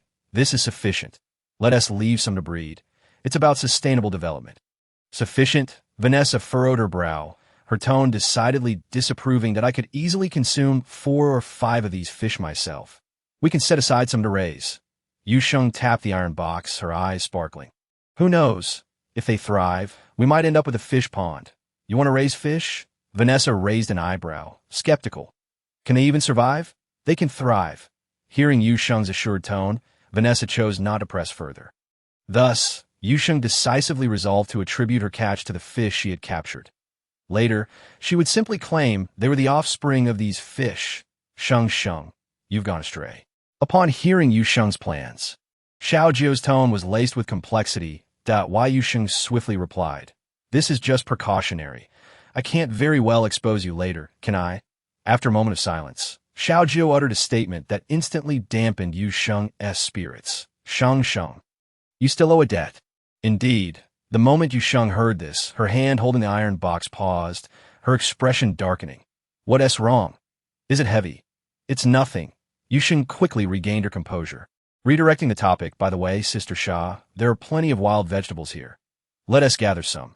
Are they tasty? Absolutely delicious. Then let us hurry. At the mention of delicious food, Vanessa's eyes sparkled with excitement. Consequently, after Yu Sheng identified several types of wild vegetables, the two separated to gather them. How much do I owe? The thought of instant gratification followed by the burden of debt weighed heavily on Yu Sheng's mind. A bottle of Pixian Dubon sauce requires 3 plants X elements. Since you redeemed it in advance, you need 6. If Sheng wishes to exchange for fish fry, it would require 2 plants for every pound of fish fry. Ah, they must be plants from within the forest. Upon hearing Xiao Jiu's cheerful addition to the latter statement, Yu Sheng let out a sigh. Why must there be designated plants for such matters? Wait a moment. Yu Sheng paused in her foraging for wild vegetables and asked, Xiao Jiu, why do I only see purebred plants? Whether it was this time or the last when she and Ji Yin ventured into the forest, Yu Sheng had encountered only purebred plants, devoid of any trace of the X element. Xiao Jiu fell silent, and after a considerable pause, spoke softly. Actually, Sheng, you may have encountered them. When did I ever encounter them? Yu Sheng's words caught in her throat. If there were indeed any, aside from these purebred plants, what she could find related to plants would be those hybrid creatures that combine beasts and flora. Surely, I am not expected to gather the X elements from these hybrids. Yu Sheng found herself at a loss to articulate the turmoil within her heart, leading her to respond somewhat awkwardly. Not exactly. Perhaps feeling a twinge of guilt, Xiao Jiu's speech quickened. I have mentioned that there are 2 extremes within the forest. The place you were in before, as well as where you currently are, is one such extreme, populated entirely by purebred plants. There's also a realm of abyss, where the plants are infected. Those plants, while having a higher concentration of X elements, pose no threat. Well, not to you. At least, for individuals with lower mental capacities, these plants might affect their mental state. However, they are completely harmless to you. Sheng. Moreover, if you can resolve these hybrids, the system rewards will multiply tenfold. Tenfold? Yu Sheng's eyes sparkled with excitement. This was indeed a tremendous temptation. Although those hybrids were somewhat perilous, they were not entirely insurmountable. Xiao Jiu, oblivious to Yu Sheng's fleeting thoughts, remained preoccupied with concern over her potential entanglement and danger. However, gathering them may prove somewhat challenging. Xiao Jiu will strive to secure greater rewards for Sheng. Listening to Xiao Jiu's words, a fleeting sense of guilt washed over Yu Sheng. She cleared her throat. Thank you. Xiao Jiu, I'll make sure to whip up some delicious dishes later. Sounds great. Just then, a voice rang out from Vanessa, who had unknowingly wandered a distance away. Sheng, look what I found. She approached Yu Sheng with enthusiasm. Holding several colorful, little umbrellas, Yu Sheng focused her gaze on the peculiar items Vanessa was holding, her eyes lighting up. These little things were quite charming and looked rather appealing. Vanessa gleefully displayed the wild mushrooms she had discovered. Are these edible? Not at all, Yu Sheng replied, shaking her head. Those are mushrooms. Generally speaking, the brighter the color, the more toxic they are. Toxic? Vanessa exclaimed, startled, instinctively wanting to toss the mushrooms away. Chapter 174, A Bountiful Harvest, Sister Sha. Where did you find these? Yu Sheng, however, didn't dwell on that, quickly inquiring. Over by the tree roots, there's a whole heap. Vanessa pouted, looking at the colorful wild mushrooms in her hand. I thought this pile looked rather nice. I didn't expect them to be inedible. Yet, despite her words, Vanessa decided to collect the toxic mushrooms. After all, such curiosities were rare in the outside world. Yu Sheng couldn't help but chuckle. She followed Vanessa to where the wild mushrooms were gathered, her heart soaring with delight. There were so many wild fungi. Little Sheng, which ones are edible? Vanessa noted the change in Yu Sheng's expression, realizing she must have stumbled upon something valuable. Avoid the brightly colored ones. The rest are fair game, Yu Sheng replied as she squatted down to swiftly gather the mushrooms. They could see this moment. She resembled a locust passing through, leaving no vegetation untouched. Wild fungi grew rapidly, often maturing in just a week or so.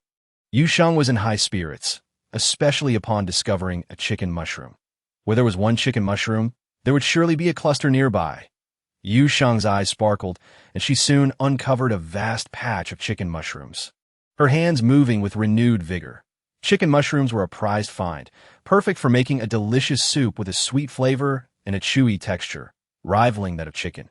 Just the thought of that taste made Yu Sheng's mouth water. The two of them scoured the area thoroughly, gathering a substantial amount of wild mushrooms. Thankfully, reason prevailed, preventing Vanessa from overindulging. After all, there was an abundance of resources here. Who knew what other delectable treasures awaited discovery? True to this thought, it wasn't long before they stumbled upon a sprawling bamboo grove. Observing the excitement radiating from the young girl beside her, Vanessa realized they had come across yet another bounty of culinary ingredients. In her moment of revelation, Vanessa felt a surge of sympathy for the mercenaries who were encumbered by a group of old-timers. Not only did they not recognize these treasures, but they were also missing out on a splendid opportunity for deliciousness.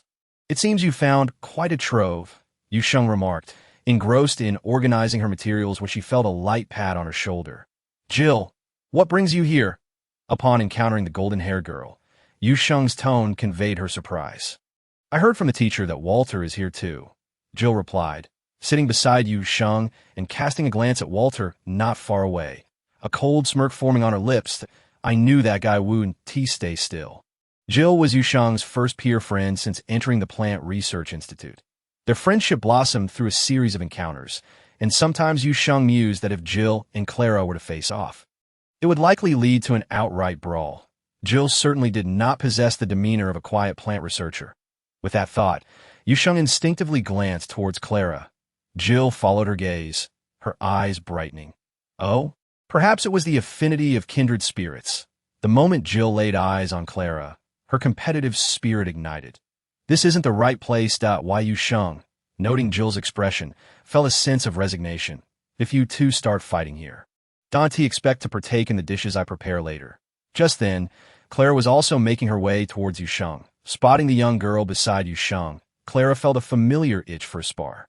Yet before she could voice her intentions, Yu Sheng's threat reached her ears. Her steps faltered, and Clara quickly masked her competitive spirit, adopting a demeanor of compliance, as if to say, "I'm such a good girl.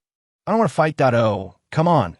Jill immediately cleared her throat, affectionately linking her arm with Yu Sheng's. "Given that I'm here to protect you, don't be so harsh with me." I practically dashed over to join upon hearing Walter was here. Abandoning my duties. Listening to Jill's exaggerated tone, Yu Sheng raised an eyebrow, her gaze playful as she questioned, "The list has already been finalized. How did you manage to join?" Jill's eyes darted around, her vigorous cough betraying her unease. "Well, you know I'm well connected."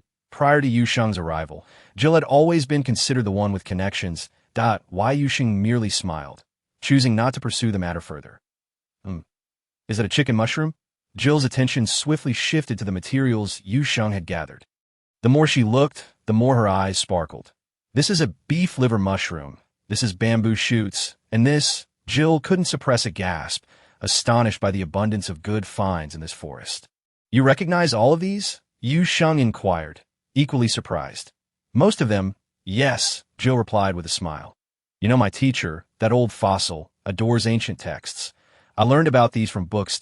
Jill's mentor was none other than the old Dean Reed, making her and Daphne sisters in the same school. Why Yu Sheng had perused the old Dean's ancient texts, yet the illustrations were often too blurry to correlate with the descriptions. Jill's background was certainly intriguing. However, Yu Sheng merely smiled, opting not to unveil the young girl's secret. After all, who didn't have their own mysteries? "Little Sheng, look what we've found." Just as the two were conversing, the members of the Star Fragment team approached. Lugging a familiar iron box, their voices bubbling with excitement, Yu Sheng stood up, leaning forward with curiosity. "What did you find?" But before she could finish her sentence, her eyes widened in astonishment. Goodness, an iron box brimming with river delicacies. Fish, river shrimp, crabs. However, the Star Fragment team only recognized the fish, with the others merely caught by chance, hence the quantity was limited. We discovered a small river earlier, filled with fish. Brooke, holding the box, exclaimed excitedly. "Little Sheng, can we each have a fish this time? Not just one fish each." Yu Sheng's face was alight with excitement. "We can still indulge in shrimp and hairy crabs." Shrimp? Hairy crabs? These terms were unfamiliar to the members of the Broken Star team, and they exchanged bewildered glances, each wearing a look of confusion. Only one individual, Jir, exhibited a more pronounced gleam in his eyes. Chapter 175. "Professor Dean, where did you find these?" Seeing Yu Sheng's interest in the items they had casually gathered far exceeded that for fish. The others exchanged knowing glances, comprehending that they had stumbled upon something valuable. "There's a river not far from here. I'll take you there." "Excellent." Especially upon noticing that another influential individual, Jir, stood beside Yu Sheng. Their disdain intensified. The atmosphere in the research institute had indeed been tainted by individuals like this. Indeed, occupying positions meant for learning and research, yet acting just like space pirates, coveting whatever treasures they encounter. It was previously rumored that this person could cultivate plants with a 21 yield, yet subsequently, there was no further news that I suspect that plant must also be. The speaker trailed off, leaving the implication clear to those present. Laughter erupted, tinged with ridicule, as they conversed. Their gazes inadvertently flicked toward Walter, who was resting against a tree with his eyes closed, a hint of wariness apparent. They had been expelled by Dean Savon last time, missing out on the ensuing commotion. The parties involved had remained silent, resulting in multiple versions of the tale circulating. "I don't know the specifics, but I can tell Yu Sheng is bound to face repercussions." A round-faced experimenter's eyes sparkled with schadenfreude. He had connections and was privy to various insider details. Observing the curious expressions of those around him, Willie's face flashed with a hint of smugness. "Let me tell you." A sudden, neither heavy nor light cough resonated behind the group of young experimenters, akin to a clap of thunder, leaving them momentarily startled. Professor Dean, the hawk-nosed elder, with a stern demeanor, cast a dispassionate glance at the gossiping experimenters. His tone laced with authority. Have the experimental data been collected? Leading the team was none other than the notorious eccentric of the Plant Research Institute. Professor Dean IT was said that he was a renowned genius. His contributions to the successful cultivation of the highly coveted Hope plant had garnered significant attention across the galaxy. Logically, with his capabilities, he should have ascended to the position of Dean long ago. Yet, in reality, it was a younger Savon who had assumed leadership, leaving Dean as a researcher of middling rank. Call him a 5-star researcher seemed unfair, considering the Hope plant's X-element content had plummeted to 12.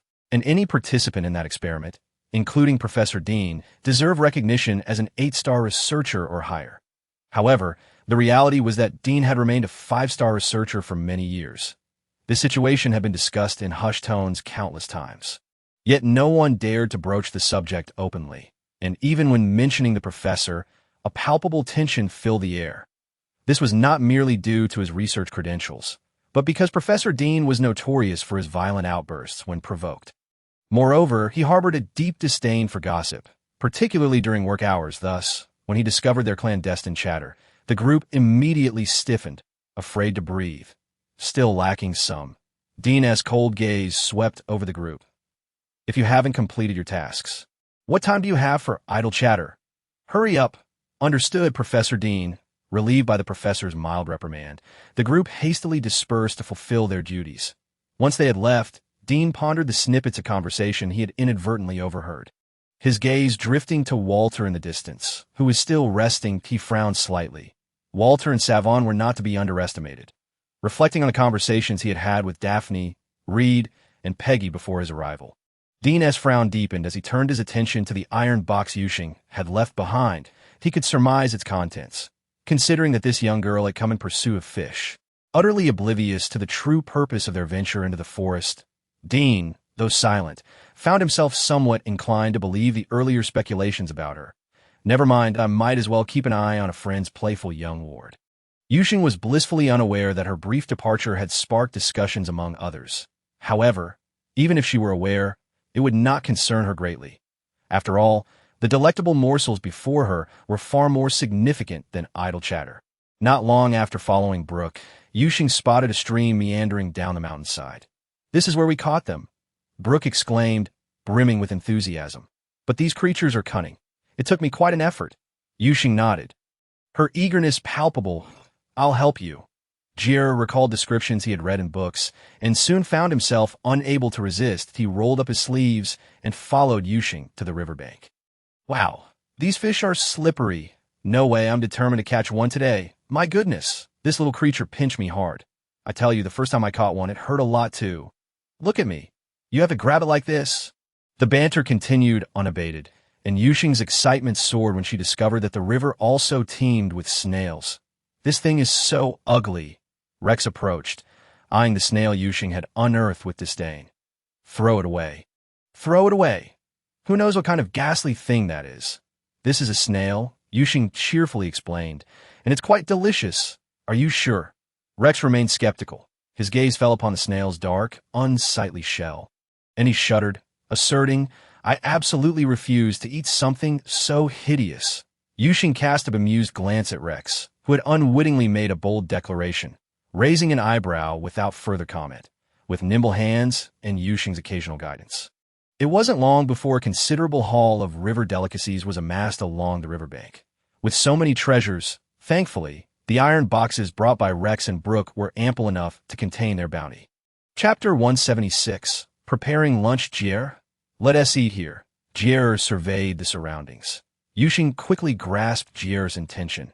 She nodded in understanding. Since joining this team, the numerous scrutinizing gazes had left her feeling somewhat uncomfortable. "Brook, could you call the captain and the others over later?" "Of course." Yet Jier regarded Yu Sheng with lingering hesitation. Unable to contain herself, Yu Sheng laughed. "What is it you wish to say?" "Well, Jier scratched the back of his head, his cheeks flushing slightly. "May I bring one more person along?" Bringing one person was one thing, but inviting another felt like an audacious request, making Jier feel somewhat embarrassed. Fortunately, Yu Sheng was not overly concerned, especially upon hearing that it was Jier's mentor. "Your mentor?" Yu Sheng paused, instinctively asking, "I assent to your mentor, Dean Reed." "Officially, it is Dean Reed," Jier replied, plopping down to assist Yu Sheng with the ingredients. "But in truth, my mentor is Professor Dean." "Professor Dean?" "Yes," Jier sighed, resting his chin on his hand. My mentor mentioned that his position at the Institute is somewhat awkward, which is why he was initially reluctant to take me on. He wanted me to seek out the old dean. Although he eventually agreed to accept me as a student, he still prefers that I keep it a secret." Recalling the meticulous elder and the less than favorable remarks circulating within the Institute, Yu Sheng nodded in understanding. "Professor Dean is looking out for your best interests. With a nominal old dean as your mentor, the others at the Institute will think twice before crossing you. I understand that, but I still feel a bit sorry for my mentor." Jier smiled, though his typically bright demeanor now carried a hint of bitterness. Yu Sheng observed Jier for a moment, suddenly recalling that she had previously heard him mention that his ability to identify so many plants came from the ancient tomes of his mentor. Initially, she had assumed those were the ancient texts of Dean Reed. Now it seemed likely they belonged to Professor Dean. "These snails, I've also seen them in my mentor's books." Jier pointed to the snails Yu Sheng was cleaning, grinning that "I heard they taste crunchy and fresh, especially with a bit of spice." At this, Jier couldn't help but lick his lips, his eyes sparkling with desire, resembling a greedy cat. Yu Sheng. She found herself increasingly curious about the nature of Professor Dean's ancient texts. Why did Jier seem to know only about food? Before long, the members of the Broken Star team began to arrive. Vanessa held a dazed Goo beast in her hands. Ever since Yu Sheng had developed various culinary methods for this creature, Vanessa had grown particularly fond of this exotic species. Upon their arrival, the group swiftly began assisting Yu Sheng in preparing the ingredients with remarkable proficiency. With so many people gathered, they decided to indulge in a barbecue. Yu Sheng retrieved an abundance of prepped meats, vegetables, and seasonings from her spatial ring, filling the area with a generous assortment. The members of the Shattered Star Squad had no objections, and having previously experienced barbecuing, they quickly got into the groove.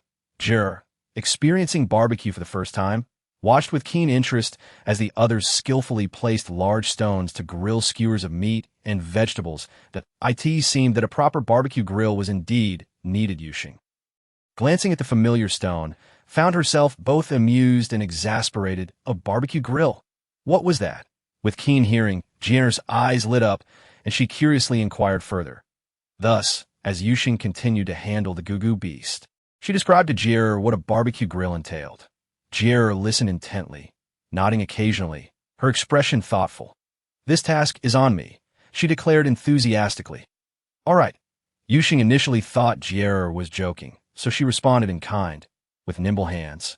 She skillfully prepared the goo beast's meat and secured the crabs. The wild vegetables and mushrooms they had foraged were also washed clean in preparation. Everyone busied themselves in an orderly fashion for a lavish lunch. When Dean arrived, half dragged and half pleading by his student, he was greeted by this lively scene. Even Dean, accustomed to grand spectacles, felt a shiver of surprise upon seeing the plants on the stone slab. "What on earth is happening here?" he thought, his voice betraying a hint of disbelief. The plants appear to be of excellent quality, likely containing low levels of toxins. Yet such fine specimens were being brazenly treated as food? Dean found himself at a loss for words to express the complexity of his feelings that, "Oh, they're barbecuing," Jier replied nonchalantly, then eagerly boasted to her teacher, "Today, Xiaosheng found numerous plants from that ancient book of yours. We're in for a feast at noon." She knows them?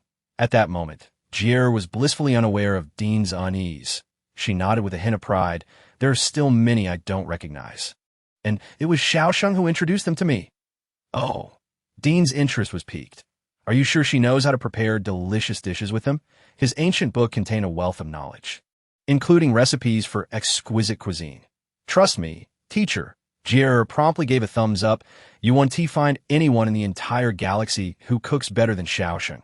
Hearing such praise from his most cherished student, Dean merely nodded, his gaze drifting towards the busy figure in front of him, deep in thought. Perhaps he had misjudged the situation. Meanwhile, Yu Sheng was preparing a pot of mushroom chicken soup.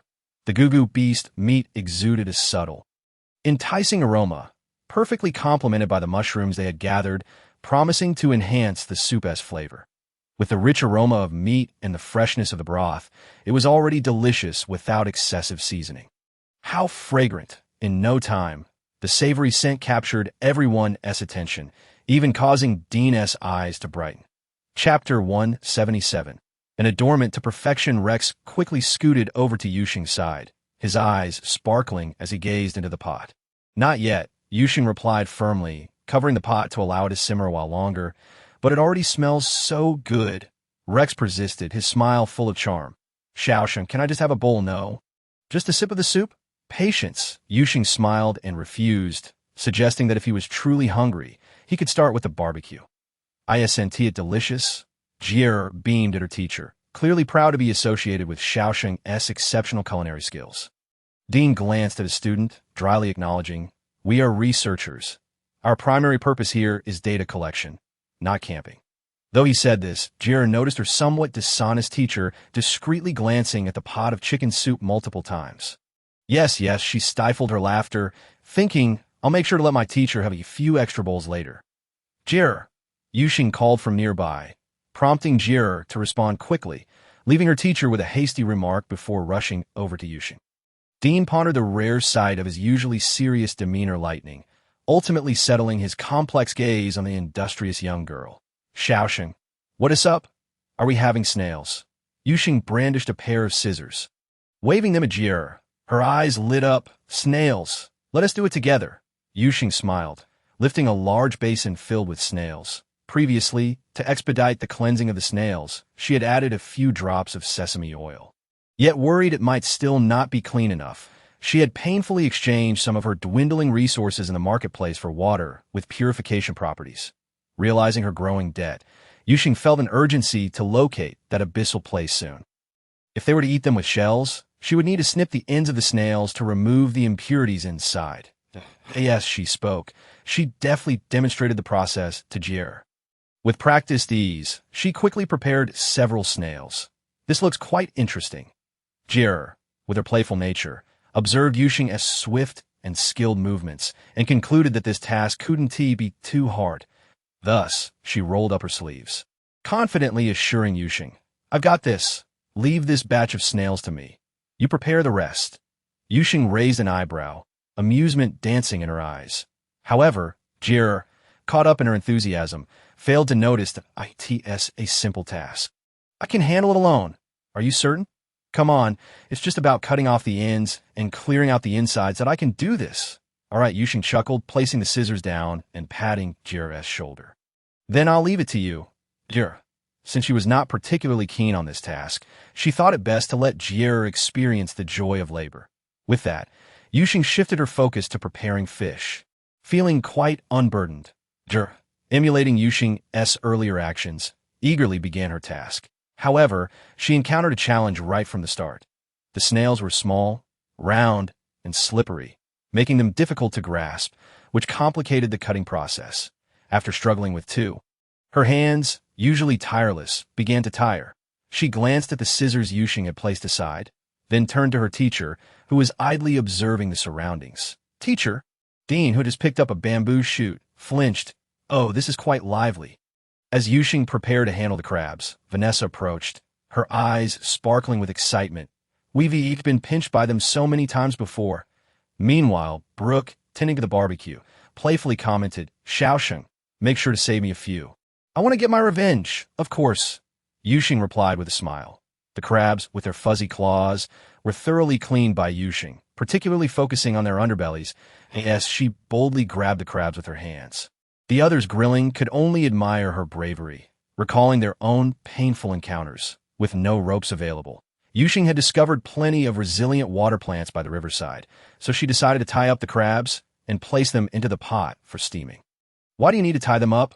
Vanessa inquired, unable to contain her curiosity about Yu Sheng's method. "Because without proper binding, as the water temperature rises, the crabs will struggle and end up cooking with their abdomens facing down, causing the rich yellow roe to leak out and lose valuable nutrients, perhaps due to the lack of human disturbance." The crabs in the river were exceptionally plump and enticing, stirring appetites throughout the group.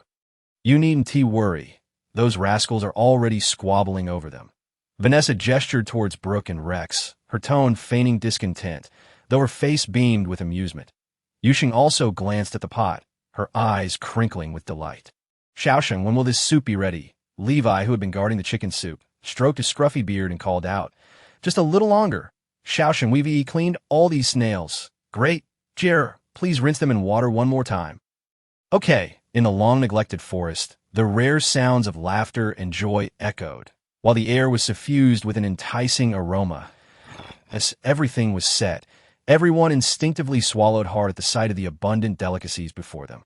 Sitting among a group of mercenaries, Dean gazed at a plethora of edible plants and suddenly felt his hands tremble as he held the chopsticks. It was simply too wasteful. "Teacher, you must try this." Jill offered a skewer of roasted mushrooms to her mentor, exclaiming, "The flavor is absolutely delightful." Dean cast a complex glance at Jill, then lowered his gaze to the skewer of fragrant mushrooms sprinkled with cumin, and ultimately could not resist taking a bite. The exterior was firm, while the inside was tender, and a crisp texture. An avalanche of words flooded Dean's mind, each one more effusive than the last in praise of the roasted mushrooms. He glanced once more at the remaining plants, contemplating in silence. Perhaps this culinary skill could hardly be deemed wasteful, that it might, at best, be considered an embellishment. Chapter 178. Seeking the teacher, what brought Yu Sheng the greatest satisfaction was undoubtedly the pot of mushroom chicken soup. As the lid was lifted, a rich aroma wafted forth, instantly igniting appetites. With a small bowl in hand, she skimmed the golden-hued oil floating atop the soup and took a sip, savoring the fragrant aftertaste. The tender chicken seemed to meld seamlessly with the wild mushrooms, the plump fungi, enhancing the exquisite flavor of the broth. A mouthful of soup followed by a bite of chicken enveloped her in warmth, eliciting an involuntary sigh of delight. It was simply extraordinary.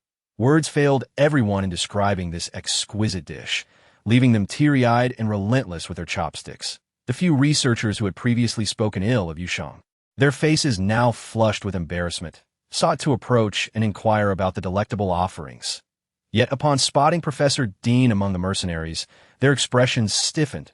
They exchanged awkward glances, their faces betraying their discomfort, and could only sit down, momentarily suppressing their thoughts. Everyone has worked hard. In contrast, Yu Sheng produced a generous array of barbecued delights, her smile warm. I prepared some exotic beast meat. Please enjoy. The sight of the steaming skewers immediately captivated everyone's attention with their overpowering aroma. Gulp! Someone, it seemed, was the first to swallow audibly, followed by a chorus of rumbling stomachs. Why Yu Sheng maintained her unchanged smile, feigning ignorance. Thank you, Assistant Researcher Yu. Yes, indeed. By the way, Assistant Researcher Yu, this is a flower I found earlier. I wonder if you will like it. The title Assistant Researcher Yu quickly drew a throng of admirers around her, all wearing beaming smiles and showering her with compliments, particularly the group of researchers who had previously disparaged her. Yu Sheng graciously accepted their flattery with a smile. Only Walter and his entourage observed her actions with cold detachment, though everyone else was aware of the events that had transpired, choosing to feign ignorance and even feeling relieved for the opportunity to indulge further. The array of barbecued treats successfully bolstered Yu Sheng's reputation amidst the lofty researchers and scientists that I genuinely believe that you could learn a thing or two from Xiao Sheng. Teacher, Jill sidled up to Dean, her expression cheerful despite the risk. Dean glanced at her, but remained silent, of course. If you are unwilling, I can take the reins myself. However, I would require a bit more of your generous offerings. Teacher, Jill continued with a smile. This time, Dean was even less inclined to engage, shooting her a glare before striding ahead. Jill innocently rubbed her nose, about to turn to seek out Yu Sheng, when Dean called her back. Wait a moment. Is the teacher planning to bestow upon me some good fortune? Jill's eyes brightened, only to be lightly tapped on the head by Dean. Set aside those thoughts, he chided softly, though his tone bore no trace of irritation. The plants I provided you last time have been utterly squandered, but you partook in them as well, Jill muttered quietly, only to be silenced by another glare from Dean. Are you aware of this young lady's cultivation skills? Dean coughed lightly, feigning indifference. Cultivation? But you've already consumed the plant she grew. Haven to you? Jill blinked. When did I? Dean faltered, the words catching his throat. The small greens and cabbages you had previously. Those were all grown by Xiao Sheng. Jill counted on her fingers. And the leeks you enjoyed the most were also cultivated by her. Not from the forest? Dean asked, astonished. Of course not. Jill laughed heartily, glancing at Yu Sheng before whispering. Teacher, Xiao Sheng currently lacks a mentor. Moreover, she is quite formidable in combat. At this point, Jill's eyes sparkled with enthusiasm. The implication was unmistakable. Dean scoffed. Whether she is willing or not remains a question. Noticing her teacher's subtle inclination, Jill's smile widened. She patted her chest confidently. Rest assured, as long as you have this intention, I can definitely persuade Xiao Sheng. Dean, however, remained non-committal to Jill's assurance. Do you wish for me to seek Professor Dean as a mentor? In the afternoon, Yu Sheng accompanied Jill to explore more plant specimens. Along the way, she listened to Jill's effusive praises of Professor Dean, slowly forming a conjecture. After all, you will need to find a mentor eventually. Jill scratched her head. Having just entered, there are many matters that require guidance. Furthermore, researchers of my teacher's caliber possess greater resources and projects. Vice Dean Daphne is exceedingly busy and cannot possibly mentor you daily, especially with so many students under her. But my teacher is different, that he is exceptionally capable, and most importantly, he has fewer students, allowing him more time to cultivate their talents. Vanessa, who was quietly listening to Jill's persuasive appeals to Yu Sheng, stifled a laugh yet inwardly scoffed. If we are to discuss plant cultivation, who in the entire star realm could surpass Xiao Sheng? Yu Sheng, however, remained unaffected, attentively absorbing Jill's introduction. Right? Jill exclaimed, a spark of excitement in her tone. Didn't you mention being interested in Vice Dean Daphne's project? I want to hide it from you. Initially, this project was under my teacher's purview. Unfortunately, that despicable savant sought to monopolize the results, leveraging my teacher S-star ranking to hijack the project. But thankfully, Vice Dean Daphne intervened. Upon mentioning this matter, Jill's frustration was palpable. Are you saying that the extraction of X Elements project was originally overseen by Professor Dean? Indeed, upon hearing this, Yu Sheng's eyes lit up. He must be well-versed in the entire project. Not just knowledgeable, Jill sighed, he was the very first to develop methods for enhancing the X element content in plants. Then Yu Sheng began to inquire further, but a sharp whistle pierced the air, interrupting her words that IT was the emergency assembly signal. Understood. Chapter 179. Completely contaminated plants. At that moment, Professor Dean wore a grave expression, standing beside Walter. Yu Sheng halted her footsteps. Then, maintaining her composure, walked towards the crowd. Is everyone present? Dean scanned the surroundings with a serious demeanor, raising his hand to quell the noise. The upcoming itinerary will be altered. Indeed, upon Dean's pronouncement, the previously quiet crowd erupted into a clamor once more. Yu Sheng instinctively glanced at Stott, whose usually calm demeanor appeared troubled. Catching Yu Sheng's gaze, he gestured towards Walter. Is this related to Walter? Yu Sheng pondered, startled. Quickly, Dean clarified Yu Sheng's confusion.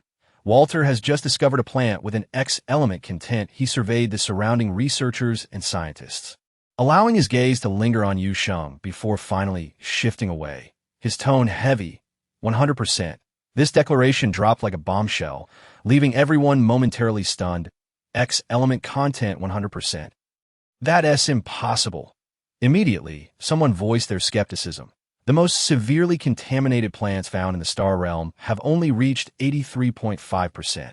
How could there be a plant that is entirely contaminated? Indeed, with such a high level of contamination, how could this plant possibly survive?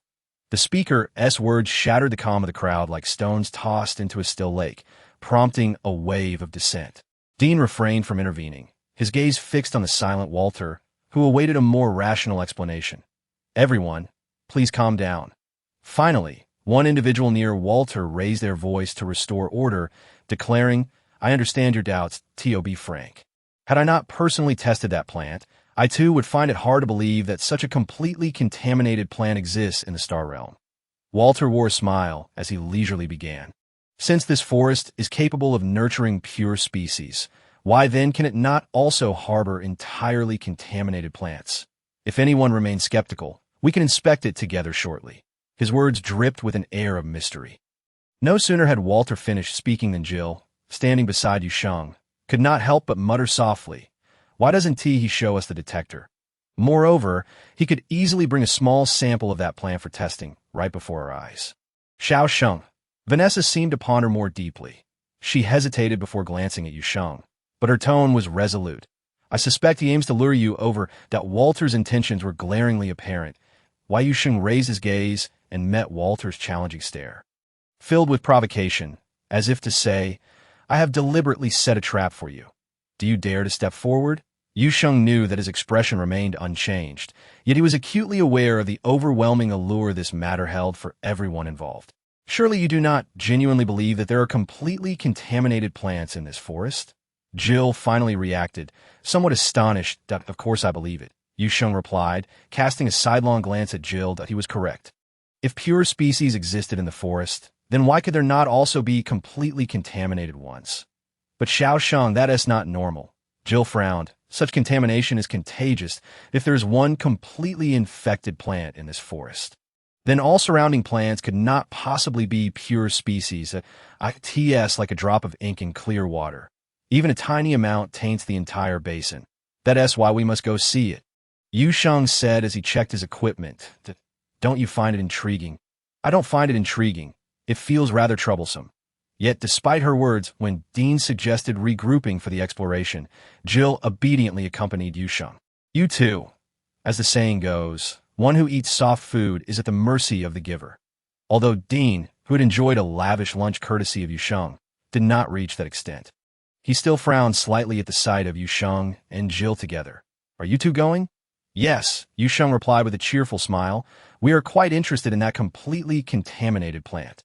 Dean discreetly glanced at Walter, who seemed to be reveling in some delightful news, his expression brimming with arrogance. Very well. Dean nodded slightly and handed Yu Sheng 2 space rings. These are for the 2 of you. As everyone was reassigned additional supplies for the exploration of the new plant, Yu Sheng sensed something else being slipped into his palm and discreetly masked his surprise. After thanking Dean, he approached Jill. "What did the professor say to you?" Jill inquired, leaning in with curiosity. "The professor was merely confirming whether we intended to go," Yu Sheng replied, handing her the space ring he had received. He then opened his palm. "Jill, do you recognize this?" Jill gasped upon seeing the familiar ancient space ring in Yu Sheng's palm. "Put it away! Put it away!" She hurriedly closed his hand, cautiously scanning the surroundings before releasing a sigh of relief once she confirmed that no one was watching. "It seems my teacher is indeed very pleased with you," Jill said cheerfully, patting Yu Sheng's shoulder, her tone brimming with satisfaction. "He has given you such a life-saving item. I asked this from Professor Dean." "Wait, don't," Jill quickly interjected. "Let me see what's inside." Apart from the essential advanced first aid kit, the space ring contained an array of the military's latest weaponry. Fully equipped and highly destructive, one could easily obliterate a small planet with them. Chapter 180. Walter's deception. Even Jill, who had already anticipated this, gasped in surprise at the sight of the seemingly unremarkable space ring filled with such an impressive arsenal of weapons. "What other treasures has my teacher been hiding all these years? I can't believe I haven't exploited this yet. What a loss! What a loss!" she mumbled to herself. Upon hearing Jill's words, Yu Sheng couldn't help but chuckle. What if, sensing the concerned gazes of their friends, Yu Sheng hesitated, momentarily doubting the correctness of her previous decision, knowing there were tigers on the mountain, yet choosing to venture into their den. However, there's also an old Chinese saying, "One cannot catch a tiger cub without entering the tiger's lair."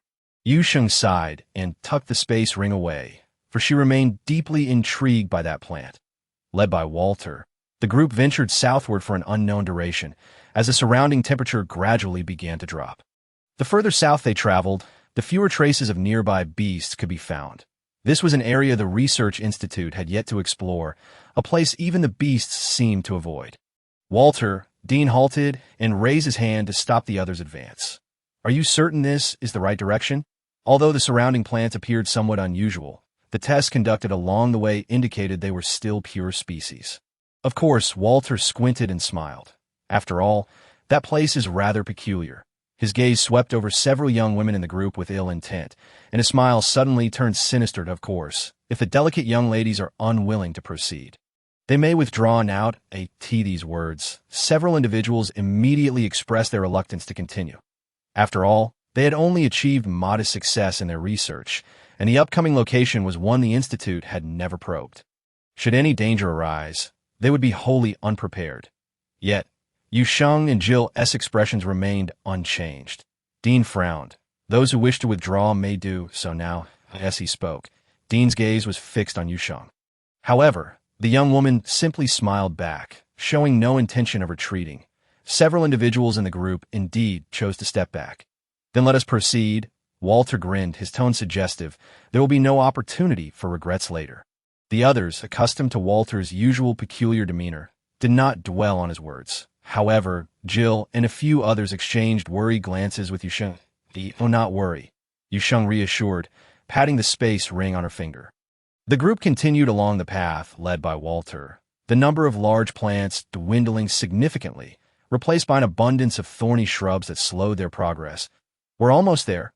Walter looked up at the sky, his smile growing ever wider, a hint of madness glimmering in his eyes.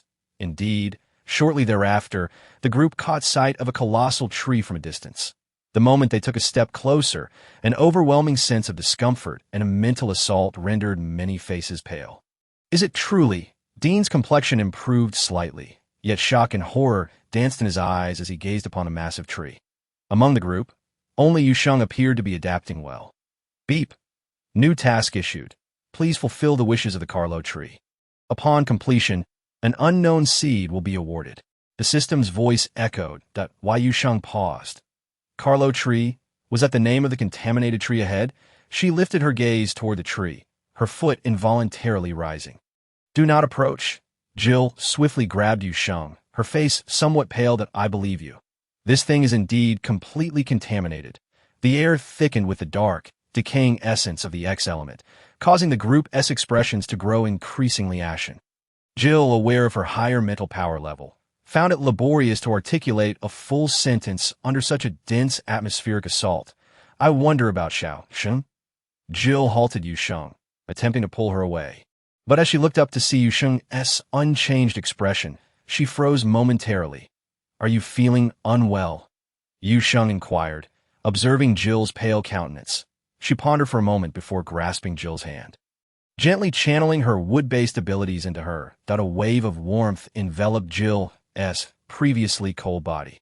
Jill instinctively moved her somewhat stiff limbs, feeling the oppressive chill caused by the dense X element dissipate significantly. Her body returning to warmth, prompting a sigh of relief. As Yu Sheng continued to retreat with Jill, others, now aware, also withdrew to safety. See? I did not deceive you.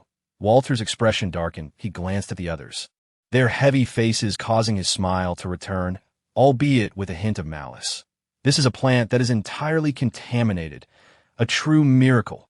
I have unearthed a miraculous phenomenon across the cosmos.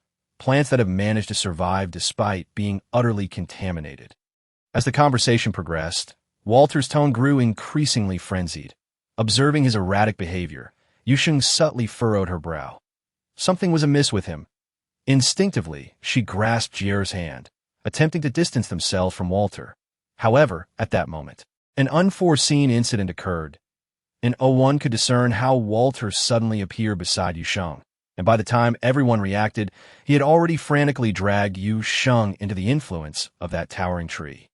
Within that vicinity, few plants could endure, and the closer one approached the tree, the more one's mental strength was devoured. Why Yu Sheng? Little Sheng. Those who regained their composure were filled with anguish, ready to rush forward.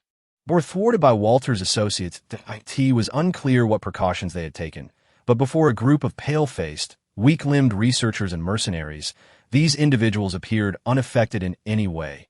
Initially unprepared, Yu Sheng was pulled by Walter. But as she sought to break free, she discovered his grip was astonishingly strong. Although she had intended to investigate further, Yu Sheng decided against resisting any longer. Walter, who had forcibly brought Yu Sheng into the area of influence, felt a surge of exhilaration upon realizing that she had ceased to struggle.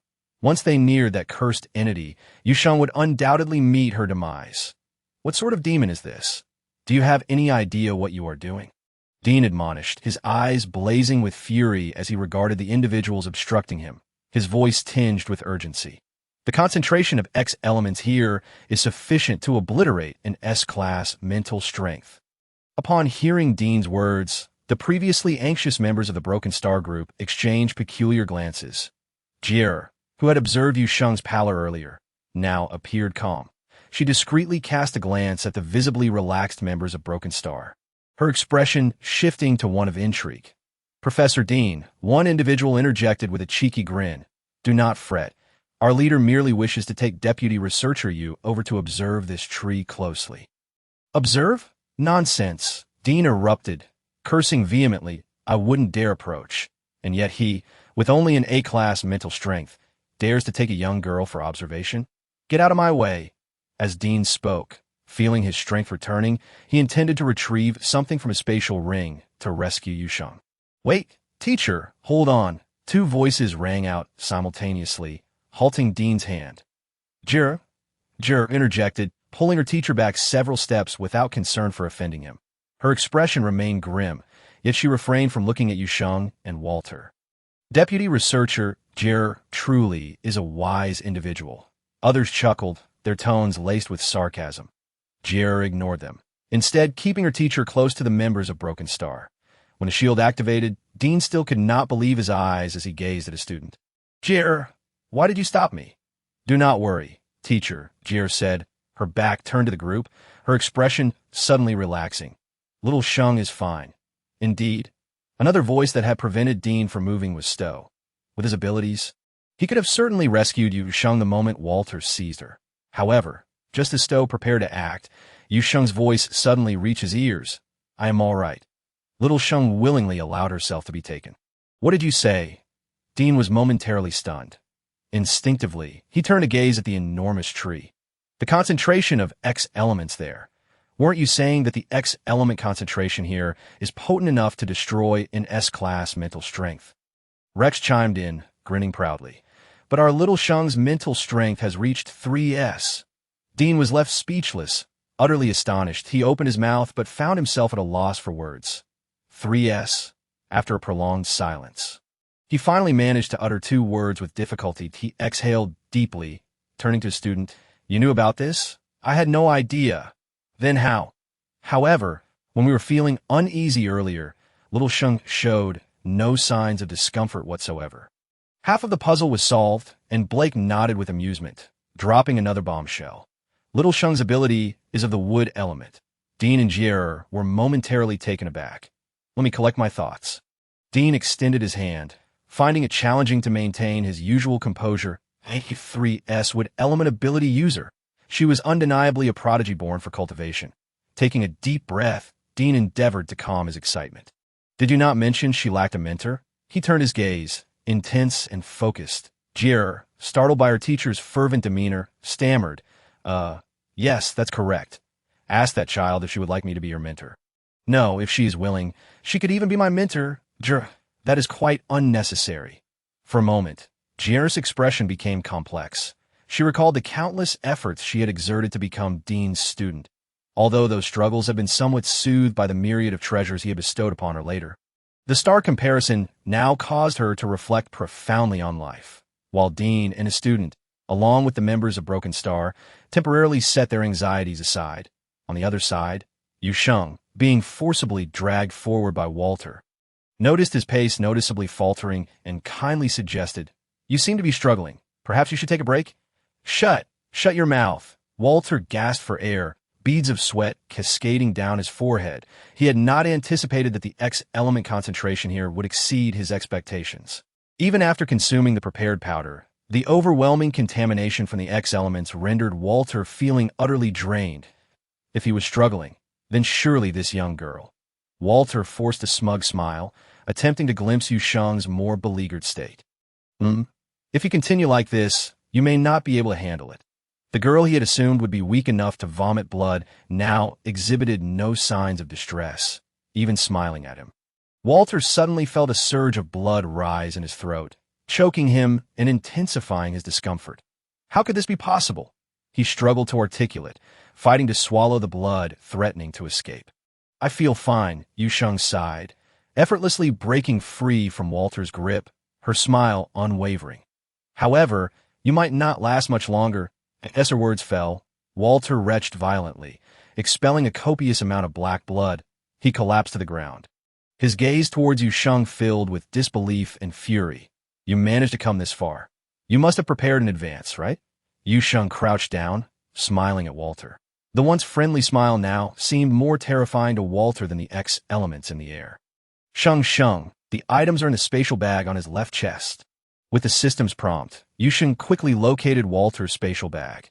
Upon seeing Yu Sheng holding the bag, a flicker of disdain crossed Walter's eyes. No one but him could open his spatial bag.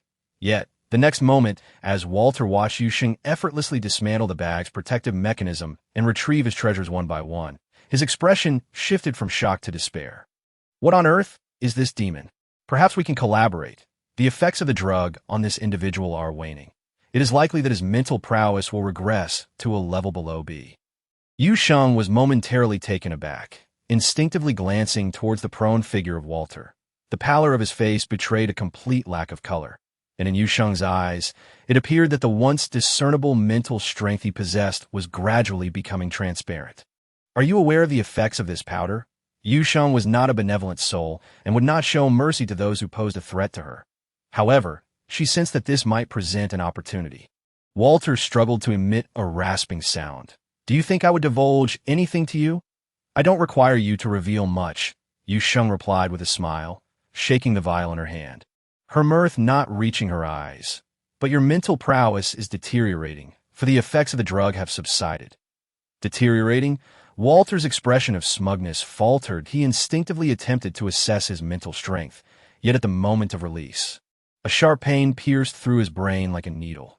Walter managed to release a trace of mental energy. However, Even this minuscule fragment was sufficient for him to grasp the reality of his situation. No, it's impossible. This cannot be happening. Ignoring the excruciating pain, Walter scrambled backward in a desperate bid to escape this influence.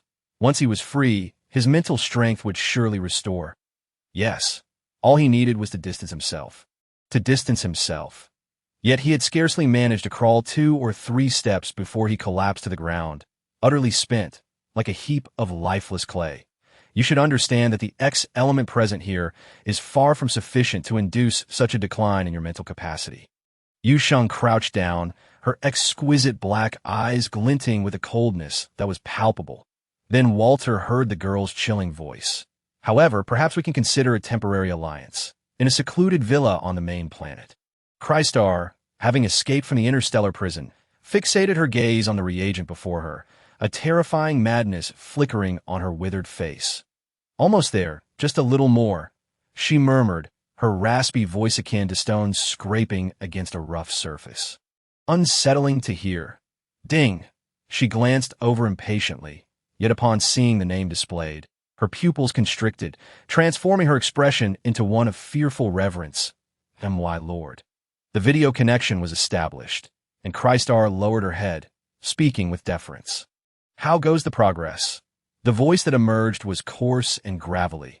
The figure seated was cloaked in an ample black robe that obscured both form and visage. The only visible feature was a pale hand resting upon the arm of the chair. The thumb adorned with a ring that faintly glimmered with a blood-like sheen. Yet Crystar did not dare to lift her gaze. Yu Sheng. The Blue Star Orphanage. The cloaked figure tapped the armrest thoughtfully. This name, it sounds somewhat familiar. That indeed, the mere mention of this name. A flicker of malevolence passed through Crystar's eyes. David is also in that orphanage. David was the name previously held by Jiu. There is no need to expend such effort on a mere orphanage. The voice of the cloaked figure carried a hint of displeasure. You must expedite your progress. That individual is still awaiting. Understood. Crystar dared not speak further. Her skills in alchemy were her only advantage. Without those powders, she would likely still be trapped in that dark prison.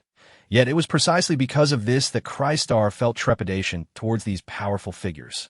The ability to extricate her from that prison silently suggested their formidable identities, and the cloaked figure's voice turned icy. Find that egg at once. Yes, my lord. Once the projection vanished, Crystar could no longer maintain her previous composure. Staggering backward as if drained of strength, cold sweat drenched her garments, and she panted quietly, yet the fervor in her eyes intensified. Almost there, just a little more. The group resting in place continuously cast glances towards the towering tree, exuding an aura of danger. Their anxiety escalating with each passing moment. Are you certain that young girl can manage? No, I'm not at ease. Even Jier, who had initially held unwavering confidence in Yu Sheng, now appeared agitated. Stuo furrowed his brow, surveying the expanse of white mist that had mysteriously descended. The thick fog obscured their vision completely, deepening the somber mood among the group. That I'll go take a look. Stuo spoke up, halting Dean and Jier in their tracks. If I do not return in 20 minutes... Bang. Before Stuo could finish his sentence, a figure crashed heavily from the dense fog. The group exchanged glances, hastening forward to investigate. Walter? The once arrogant Walter now lay on the ground, bruised and unresponsive. Chapter 183. The world within the tree. Yu Sheng was unaware of the panic or expulsion of Walter had incited among the others. At that moment, she was curiously examining the Carlo tree. The ancient tree's roots twisted among the stone walls, its myriad branches either reaching for the heavens or laboriously extending outward. The withered branches were stark and claw-like, and the surroundings were eerily silent, devoid of any living creatures. Even the ground beneath Yu Sheng's feet felt devoid of vitality. It was as if the life force in this area had been monopolized by the Carlo tree. Xiaojio, what exactly did you mean by that task you mentioned earlier? Yu Sheng circled the Carlo tree several times, noting an increase in the concentration of the X element, yet she found no other anomalies. The tree appeared to be merely infected, showing no signs of mutation. It is to fulfill the wishes of the Carlo tree. Xiaojio's voice sounded slightly evasive. The rest you will have to discover for yourself. Yu Sheng endeavored to extract useful information from her little system, but was met with the little creature's anxious avoidance.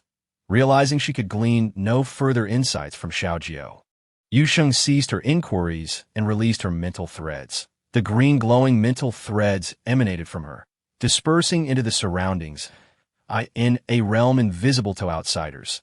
The black X element that pervaded the air recoiled, as though fleeing from a ferocious beast upon contact with those mental threads.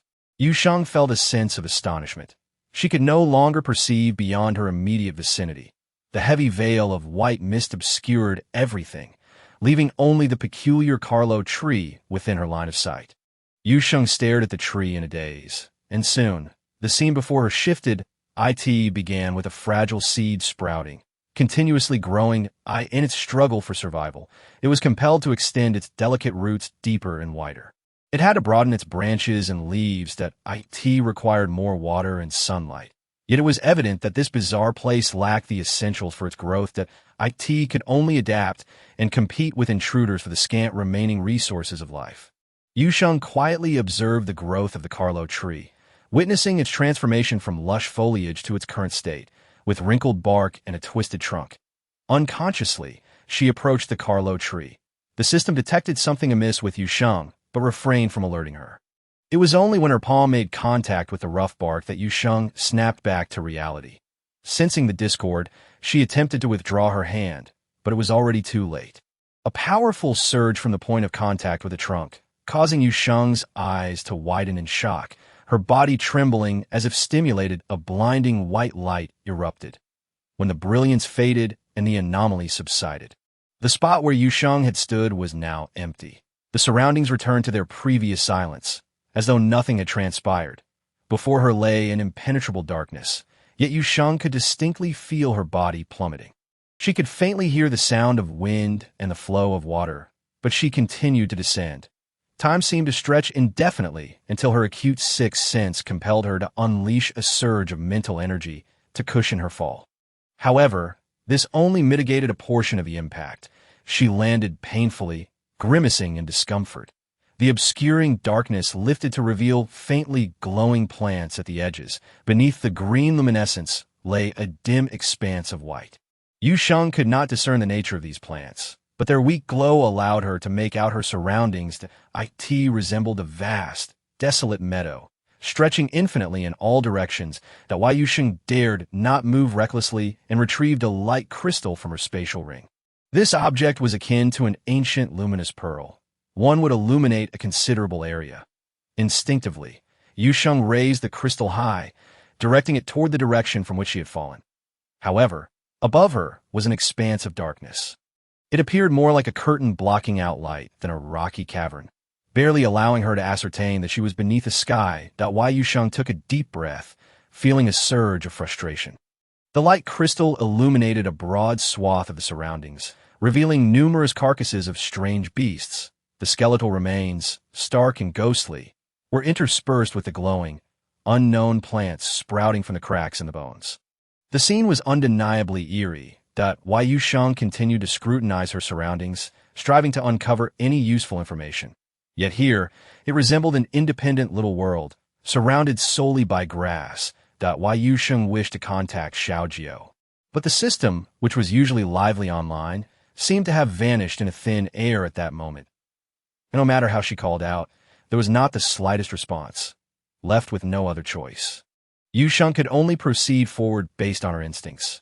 She had no idea how long she had been walking.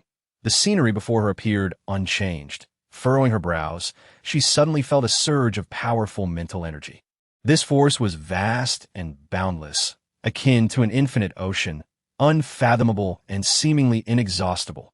The formidable mental energy swept everything away, and Yu Sheng felt as if the air around her had thinned. Waves of mental energy, taking on specific forms, surged forth, devouring everything within reach like the gaping maw of an abyss. Why Yu Sheng's face turned pale, yet instinctively, a sense of inexplicable worry arose within her. Beneath this powerful and uncontrollable mental force, she faintly sensed a familiar aura. This was Jian. After merely 3 seconds of contemplation, Yu Sheng instinctively ran towards the source of that mental energy. As the fluctuations of mental energy around her became increasingly pronounced, the familiar aura grew more distinct, until before her eyes appeared a recognizable white giant beast. Its white body bore countless bloodstains, and its once meticulously groomed, silky fur was matted and congealed with dark clots of blood. The stout brown horns were noticeably chipped, presenting a woeful sight. The white giant beast lay curled up in a corner, its eyes tightly shut, yet the waves of mental energy emanating from it grew ever stronger. Was this out of control? Yu Sheng's heart raced. She had heard that the higher the level of mental energy, the lower the likelihood of losing control. However, once mental energy spiraled out of control, it could lead to unimaginable disaster. If Ji Yin could not rein in his wild mental energy, what awaited him could very well be complete mental exhaustion, rendering him incapacitated. Ji Yin. Yu Sheng gritted her teeth, striving to approach the massive male Noke beast. It seemed to sense her proximity, and the chaotic mental energy manifested as a fierce gale, leaving numerous cuts upon her exposed skin. Chapter 184. Ji Yan's loss of control, the uncontrollable mental energy, took the form of towering waves, erecting barriers before the white beast, fiercely resisting Yu Sheng's approach, or more specifically, indiscriminately attacking everything within that range. Ji Yin. Yu Sheng gritted her teeth, compelled to unleash her own mental energy, compared to that vast and unfathomable mental force resembling an ocean. The mental energy she released was gentle, akin to the most resilient and supple vine, wrapping everything tightly. She approached with a tentative attitude, yet in the next moment, she sensed a brief moment of stagnation in Ji Yan's chaotic mental energy. It worked! Yu Sheng's eyes brightened. She continuously released her mental energy, striving to soothe the tumultuous sea of mental chaos. If sensing the familiar presence, the once frenzied mental energy began to hesitate, gradually softening its demeanor. This was enough for Yu Sheng to safely reach the side of the white giant beast. Yin was in dire condition, but a mere glance revealed to Yu Sheng that the wounds on his body were gruesomely bloody, a dark pool of blood seeping from beneath him. The tightly closed beast's eyes snapped open upon sensing her presence, its body tensing as if to intimidate her. Roar! The Noke beast staggered to its feet, assuming a posture ready to attack. Its colossal form made Yu Sheng appear exceedingly fragile in comparison to Ji Yin. Yu Sheng cautiously called out, "Roar!" To her surprise, the response was a threatening growl. This was not right. Yu Sheng's expression hardened as she noticed the crimson hue of madness in his amber eyes. In that moment of distraction, the giant beast lunged at her. However, rather than a fierce assault, its attack seemed more intent on driving her away from this range of influence. Recognizing this, Yu Sheng boldly utilized the opportunity of the attack to gradually close the distance to Ji Yin. Green vines silently spread out, weaving an inescapable web, and by the time the giant beast reacted, it had already stepped into an inescapable cage. Roar! The seemingly gentle vines restrained all of the beast's movements. Akati anxiously lifted its powerful limbs, yet could not break free. The wounds that had previously congealed reopened due to the vigorous movement. Crimson blood staining its white Fu. Yu Sheng could only contain Ji Yan's every motion. The fluctuations of mental energy around them intensified, and the chaotic mental force relentlessly surged towards Yu Sheng, seemingly intent on devouring her without restraint. Ji Yin, calm down. Yu Sheng dodged to the side, narrowly avoiding a horrifying deep pit that had suddenly appeared in her previous position. The pressure grew increasingly oppressive, and for the first time, Yu Sheng faced Ji Yan's formidable and dangerous mental energy head-on. She clumsily mounted the giant beast's vast body, its once supple fur now hardened due to its agitated state. Yu Sheng glanced at the ghastly wound on her palm, and without much thought, leaned down, her gentle mental energy instantly enveloping Ji Yan's nape. Yin had once said that to subdue someone with mental energy far superior to one's own, the best strategy was to attack the nape. That was the weakest point of a person's mental energy. Yu Sheng dared not force an attack. She could only continuously soothe with her own mental energy. The surging mental energy enveloped the giant beast, gently calming its turbulent emotions. Yu Sheng felt a sharp pain in her head, her entire body exhausted, a warning that her mental energy was nearing depletion. Soothing an uncontrollable 3S mental energy powerhouse proved far more challenging than she had anticipated. Yu Sheng even felt as if the giant beast beneath her was an abyss, continually absorbing the mental energy she released. Yet this was evidently effective. At least the struggles of the giant beast gradually diminished. Uncertain how much time passed, just as Yu Sheng felt she might faint, the giant beast beneath her swayed slightly and ceased all movement. Crashing to the ground with a thud, the once turbulent mental energy was also brought under control, vanishing without a trace in an instant. Yu Sheng laboriously slid off Jiyan's body, gasping for breath, her head throbbing as if pierced by countless needles. She looked at the unconscious Jiyan, unable to resist propping herself up to examine the wounds on his body. However, just as her hand was about to touch the adult beast, the previously calm mental energy erupted once more. Yet this time, the upheaval was unlike the previous one. Yu Sheng watched in astonishment as the giant beast's body gradually shrank until it transformed into a cub. The scene before her utterly exceeded Yu Sheng's comprehension. She stood frozen, her mind momentarily unable to process the reality. Whimper. Yu Sheng furrowed her brows tightly, disregarding her earlier days, and carefully turned over the cub's body. A fist-sized gaping wound on its abdomen continued to ooze blood, the gruesome injury revealing gaping flesh, a sight utterly horrifying. Yu Sheng gasped, momentarily stunned, before directing her wood-based powers to begin healing Jiyan's wounds. Besides the smell of blood and char, there was an elusive, strange aura wafting through the air. It was the previous bottle of powder. Xiaojio's voice suddenly rang out. He seemed a bit apologetic, hence the lengthy explanation. That powder caused Jiyan's mental energy to spiral out of control. He inhaled most of the powder and needs to eliminate the remaining effects within him first. Yu Sheng glanced around, observing the grotesquely shaped stones scattered about, devoid of vegetation, with white bones littered everywhere, resembling a graveyard. She had initially followed the wave of abnormal mental energy, thus failing to notice the drastic change in her surroundings. First, find a safe place. Yu Sheng decisively made her choice.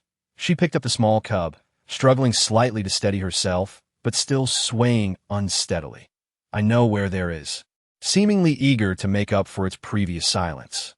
Xiaojio was especially proactive this time. Yu Sheng said nothing further, allowing Xiaojio to lead her to a temporarily safe refuge. To her surprise, after only a short distance, she encountered another forest. These were... Yu Sheng's pupils constricted as she stared in astonishment at the tree species before her. Chapter 185, preparing to explain the surrounding psychic energy, surged uncontrollably outward, seeking to obliterate everything in its vicinity. Fortunately, Jiyan, having exhausted his last vestiges of strength, found himself in a desolate place devoid of any living beings, resembling a graveyard. For Jiyan, perhaps this was the most suitable refuge. Thus, he succumbed to a state of unconsciousness. Feeling the uncontrollable psychic energy rampaging within his body, a force potent enough to rend his very being asunder, he glimpsed Yu Sheng.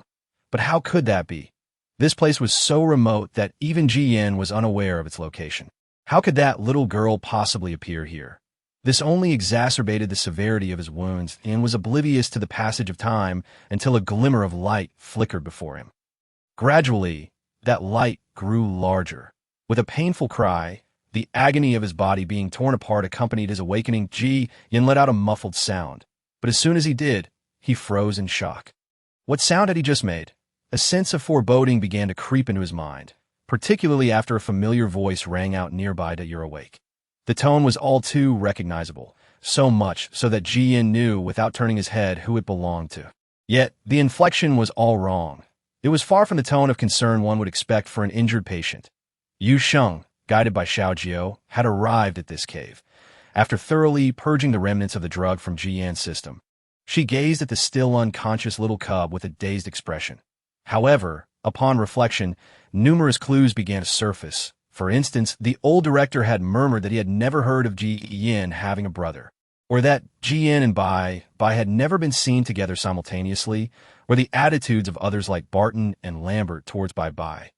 Frequently, their gazes would instinctively follow Bai's figure. In hindsight, it seemed they were seeking Ji Yan's consent.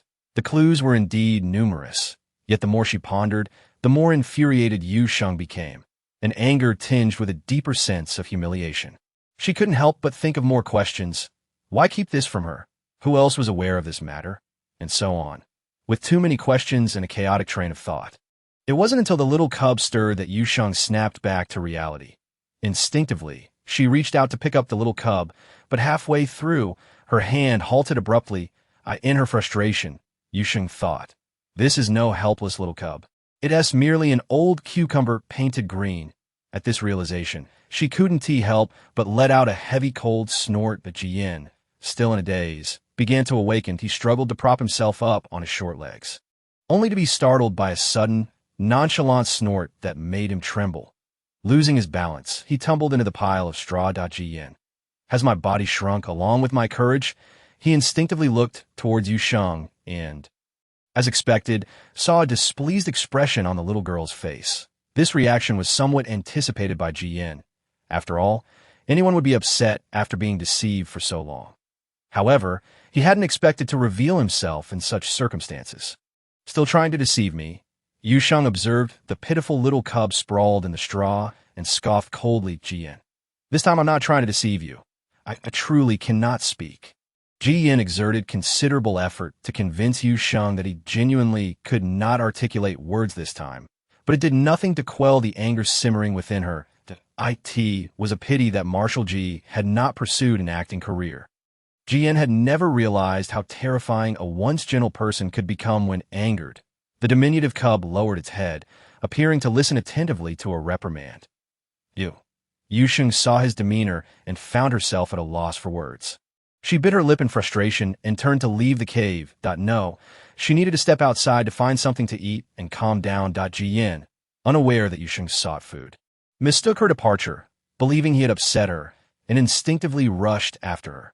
This place was entirely foreign. He could not allow the little girl to wander off recklessly. Bang! Hiss! Just as Yu Sheng sensed movement behind her and turned, she was suddenly knocked to the ground. Despite the man's timely intervention to shield her head, her back still hit the ground painfully. Nothing could compare to the anger ignited by the scene before her. Jian, the illustrious marshal, gazing at the familiar handsome face, Yu Sheng enunciated each word through gritted teeth. Then couldn't he help but shudder to know? The ever-capable Marshal Ji found himself at a loss for words. His tone frantic, yet he was unsure how to explain. Who knew he would suddenly regain consciousness? After a prolonged silence, Jian shut his eyes, unable to bear the embarrassment. "Do you believe me if I say I just woke up?" He couldn't help but breathe heavily, feeling that the most humiliating moments of his life had all unfolded on this very day. Chapter 186. The Carlo Tree. Yu Sheng took a deep breath, turning her head away to avoid looking at the man pressing down on her.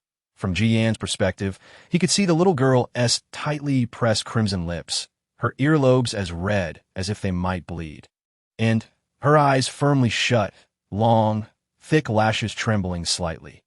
Eyes closed, Jian froze, slowly realizing that he felt a chill enveloping him. The abrupt return to his human form had caught him off guard, leaving him without time to don his clothing. Jian, heat surged to his face, and he could feel the blood coursing through his body, a flush creeping from his earlobes down to his neck, even trailing lower. "I'm so sorry." For the first time, Jian resembled a bumbling fool, awkwardly climbing off Yu Sheng and hurriedly retrieving his clothes from his spatial ring. Throughout the entire process, Yu Sheng kept her eyes shut, refusing to glance even once. The cave was silent, save for the rustling sound of Jian dressing. Jian pressed his lips together, striving to suppress his embarrassment, though his voice still carried a slight tremor. Once composed, he noticed Yu Sheng still lying on the ground and decided to scoop her up into his arms. Being lifted unexpectedly, Yu Sheng cast an annoyed glance at the culprit, but her gaze was abruptly drawn to his earlobes, which were still flushed. "You're injured," Jian coughed lightly, speaking softly. "Is it due to my psychic energy rampaging?" Once calm, Jian observed the numerous fine blood marks on her exposed skin, realizing that their earlier contact had revealed Yu Sheng's now fragile psychic energy. She seemed still irked. Yu Sheng slightly turned her head away, ignoring him. Yin sighed softly, carefully placing Yu Sheng back onto the straw pile before kneeling to examine her injuries properly. I'm fine. Don T move. Realizing his tone had grown harsh, Jian lifted his gaze to meet Yu Sheng's, his amber eyes filled with a near-pampering exasperation. Be good and listen. In an instant. Yu Sheng forgot to resist. The heat that had barely subsided on her face surged back, even more intense than before. The tall, youthful man knelt before her, his raven-black lashes casting shadows over his eyes, obscuring the depths within. His exquisitely defined features were accentuated by the sunlight filtering into the cave, softening the initial coldness he had exuded. He retrieved medicine from his spatial ring, his long fingers cradling her hand as the cool liquid was applied to her wounds, sending a peculiar tingling sensation from his fingertips to her heart. Yu Sheng instinctively averted her gaze. Her heart raced too violently. I'm sorry, Tian was oblivious to Yu Sheng's unease. He simply gazed at the delicate blood marks on her arms and hands, his eyes brimming with an overwhelming sense of remorse. Nothing serious. Yu Sheng, who was typically more receptive to gentleness than harshness, found herself responding to Ji Yan's reassurance with a slight cough. Ji Yan chose not to elaborate further. The cave fell into silence once more, a quietude that allowed Yu Sheng to regain her composure. She was not one to be easily swayed by emotion. Earlier, her ire had been fleeting. Now, with clarity restored, Yu Sheng understood that this was not the moment for accusations. Where exactly was this place? Why was Ji Yan here? What had caused his psychic energy to erupt so violently? There were far too many questions, leaving no room for her to continue seeking accountability. Why did your psychic energy go haywire? I did not intend to keep this from you. The two spoke in unison, staring at each other, both momentarily taken aback. This matter should be discussed later. Yu Sheng was the first to regain her composure. She endeavored to maintain an outward calmness, though her gaze shifted uneasily. First, let us address why you sustained such severe injuries. Ji Yan's expression momentarily dimmed, but quickly returned to normal. It was Scarman. He briefly recounted the self-detonation incident. You believe Scarman has rapidly increased his psychic energy level? Yu Sheng paused, quickly recalling the black powder she had seen earlier at Ji Yan's wound. Your assertion raises my suspicion that it may be connected to the individual from the Wild Fox Squad, known for administering the chirping stimulant. Chui Si-te, upon hearing about Yu Sheng being targeted at the Research Institute, Ji Yan ordered a thorough investigation into the personnel of the entire Wild Fox Squad. However, it was all too immaculate. It was as if an invisible hand had entirely obliterated all traces of those individuals, and the guards were utterly oblivious to the fact that the prisoners had been replaced. This led Ji Yan's scrutinizing gaze to involuntarily shift towards the upper echelons of the Federation. Yu Sheng recounted the events in their entirety to Ji Yan, completely unaware that she could candidly express all her problems and confusions in his presence. The Carlo tree, thoroughly corrupted, Ji Yan murmured, his downcast eyelashes veiling the regret in his eyes. You know what another name for the Carlo tree is in the cosmos. He suddenly lifted his gaze to Yu Sheng, his earnest tone causing her to adopt a serious demeanor. The tree of life. Before Yu Sheng could respond, Ji Yan continued. It is said that a single Carlo tree can nurture an entire forest. Before that explosion occurred, every forest in the cosmos housed a colossal Carlo tree at its center. In that explosion, all the Carlo trees were destroyed, and every plant in the forest withered overnight, with only a few remaining. Now infected by the X element, Ji Yan looked at Yu Sheng, his throat tightening. So you understand what it signifies for a Carlo tree to be completely infected. Yu Sheng fell silent. That if the source itself is infected, what hope remains for the other plants to recover? Yet, pure species still thrive within the forest. Just as this doubt surfaced, Yu Sheng pressed her lips together, her tone resolute. Follow me. Furrowing her brow, Yu Sheng couldn't help but pull Ji Yan out of the cave. Her urgency seemed driven by a desire to find evidence to substantiate her claims. Ew. All her words faltered in her throat. and even Jian couldn't suppress the widening of his eyes, astonished by the familiar trees before him. It was a vast expanse of Carlo trees. Chapter 187. A strange youth, however. Jian soon sensed something was amiss. Xiao Sheng, he spoke softly. Examine these trees more closely, not merely with your eyes. Prompted by Ji Yan's reminder, Yu Sheng approached a Carlo tree, meticulously using her wood-based abilities to investigate. It was through this examination that she discovered something was off. The interior of the tree was hollow. Ji Yan affirmed with a sound, his gaze shifting to the distance. Perhaps. There's only one true Carlo tree here. Does that mean these are its replicas? Yu Sheng speculated, though she found the notion somewhat absurd. I am uncertain. Jian slightly shook his head. Perhaps we can investigate together. Together? Yu Sheng frowned at his words, a hint of displeasure creeping into her tone. Is your body well enough? Ji Yan paused, instinctively glancing at Yu Sheng, and his previously dim and despondent mood was instantly lifted, his amber eyes glimmering with a touch of joy. I am not. After uttering this, Yu Sheng felt a slight awkwardness. She wished to explain, but was at a loss for words, ultimately falling silent and stiffly stating, If you faint, I cannot carry you. Ji Yan cleared his throat, suppressing the rising corners of his mouth, yet his voice still betrayed an unmistakable hint of amusement. No worries. I am nearly recovered. Why Yu Sheng maintained her stern demeanor. Oh. She turned back towards the cave. If we are to explore, I need to gather a few things. In truth, there was little to prepare. Aware of this, Ji Yan couldn't help but smile slightly. The two walked in silence through the forest. To be precise, it was Yu Sheng who charged ahead, seemingly disinterested in Ji Yan's presence. The marshal, Ji Yan, chuckled helplessly, trailing leisurely behind the young girl, maintaining a distance that wouldn't provoke her further annoyance. However, as Yu Sheng quickened her pace, Ji Yan was compelled to grasp her, his tone playful. At this rate, you will tumble into a ravine. Why Yu Sheng was pulled back, her shoulder colliding with the warm, solid wall, prompting a soft gasp of pain. What ravine? Yu Sheng eyed Ji Yan suspiciously, yet her gaze fell upon the ground strewn with fallen leaves, prompting a gasp of realization. It was a common pitfall trap, camouflaged beneath a layer of leaves. Had Ji Yan not intervened, she would likely have fallen in the trap. Why Yu Sheng crouched down, brushing aside the leaves to reveal a pit filled with sharp spikes. What is this? Ji Yan knelt beside her, scrutinizing the unfamiliar trap. This is a pitfall trap typically employed by hunters to capture rabbits or wild boars. Are you implying that this is man-made? Ji Yan stroked his chin, a contemplative look crossing his face. There's someone living here? Yu Sheng and Ji Yan exchanged glances, both arriving at a decision. I have a beast here. Why Yu Sheng decisively retrieved a goo beast from her spatial ring and tossed it into the trap. The sharp spikes pierced the creature's body instantly, and the sight of blood made Yu Sheng shudder with dread. Let us wait here. Very well. The two remained concealed for a considerable time before witnessing a nimble youth clad in coarse linen making his way towards the trap.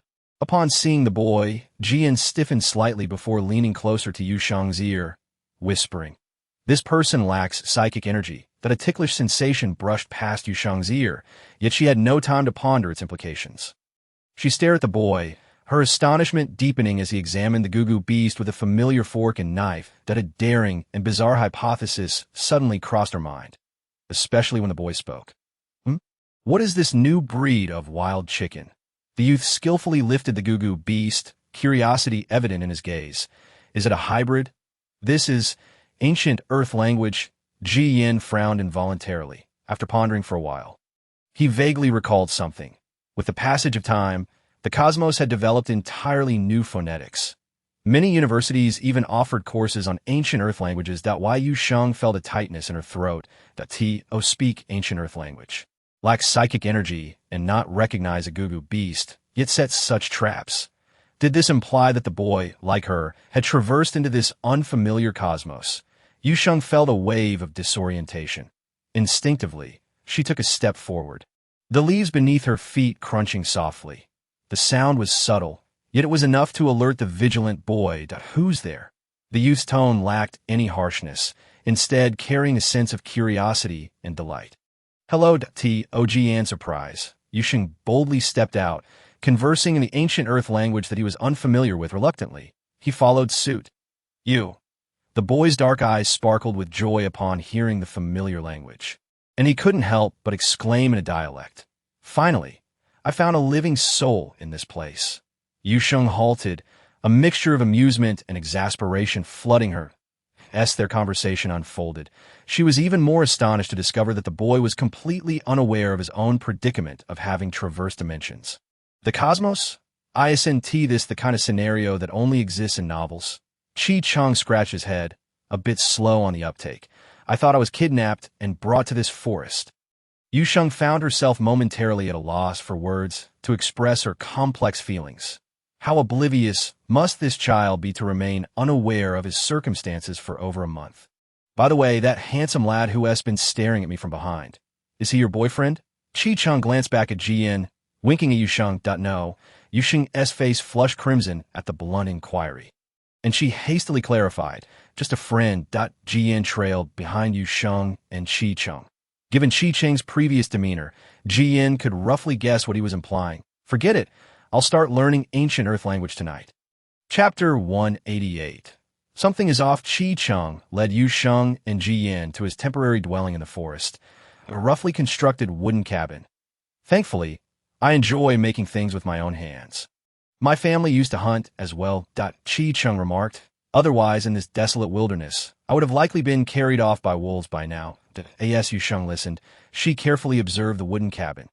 Although the wooden cabin appears fragile from the outside, as if it could collapse with a gust of strong wind, the interior is surprisingly well equipped despite its diminutive size that a wooden chair sits within.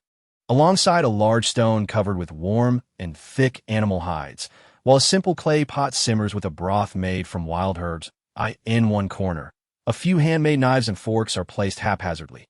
In a tangle of ropes and unidentified leaves sprawls across the floor. The home is somewhat disheveled, but please do not take offense. Chi Chung, feeling a bit embarrassed, scratches the back of his head and kicks at the scattered items on the ground. Attempting to clear a space, it's all right, he assures Yu Sheng. Having experienced the apocalypse and lived in cramped underground shelters filled to capacity, finds Chi Cheng's current hardships far more manageable despite their difficulties. Where were we in our previous conversation? Yes, mental energy. What is that? Chi Chung inquires curiously. Brainwaves, he suggests. You could interpret it that way, Yu Sheng responds, momentarily caught off guard. Then, she gathers a faint green orb of energy in her palm, stating, "This is my ability, activated by mental energy." Whoa! An ability. Chi Chung gasps, his gaze intensifying as if he were beholding a treasure.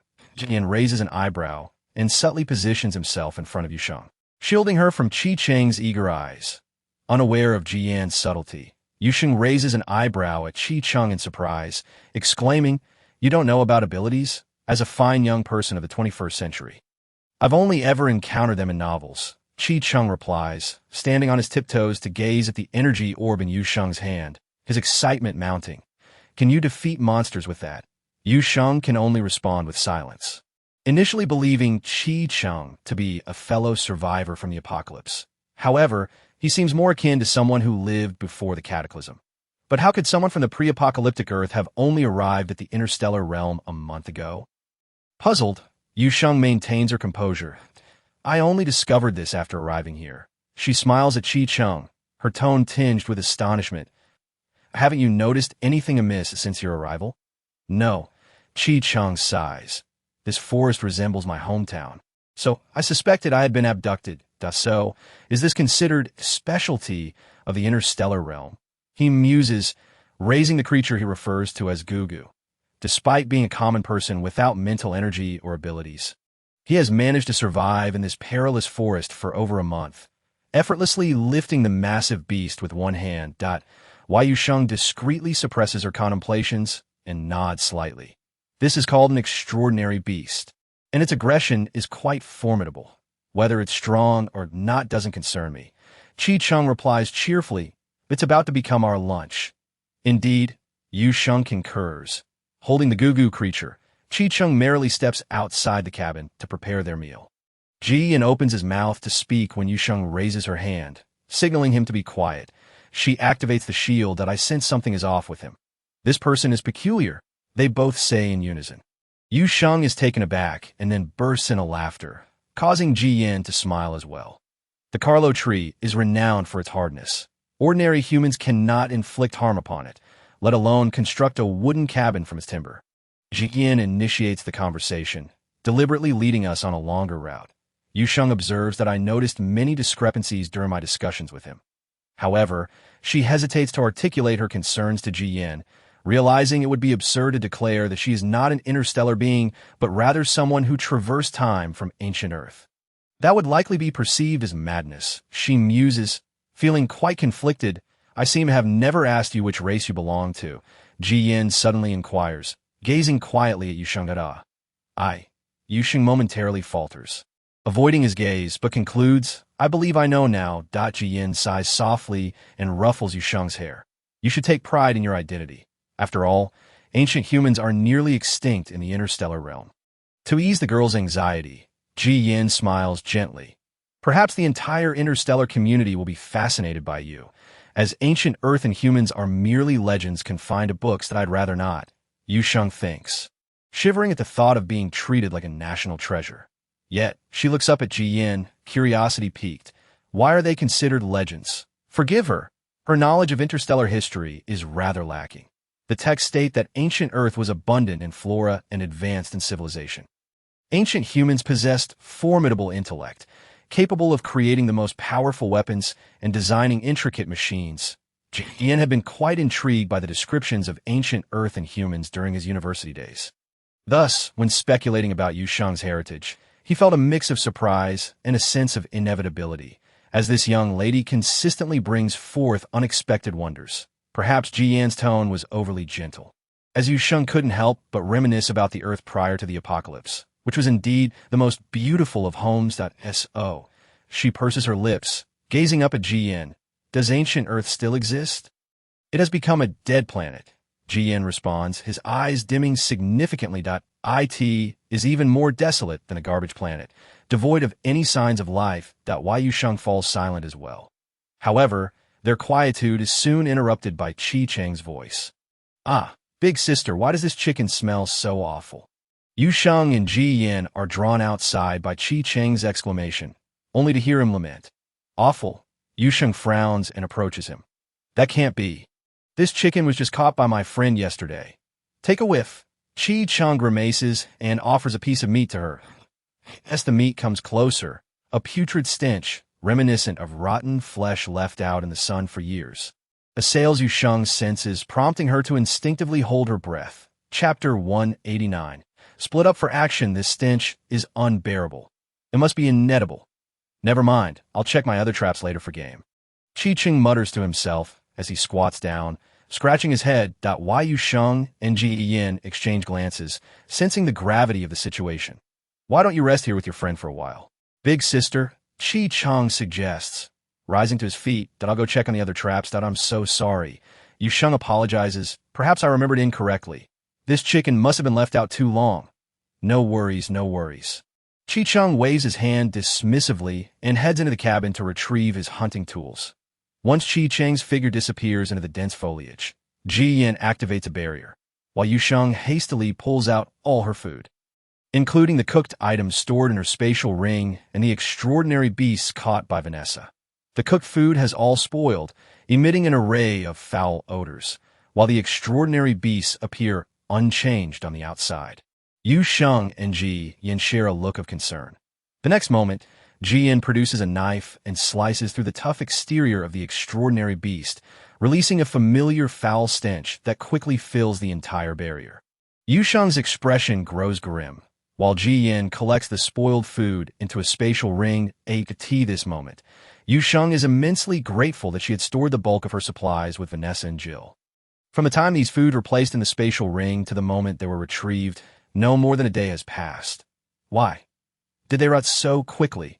Yu Sheng asks, furrowing her brow. Ji Yin removes the barrier and kneels beside a Carlo tree, examining the moist soil with his fingers. Did you notice anything? Yu Sheng approaches and mimics his actions.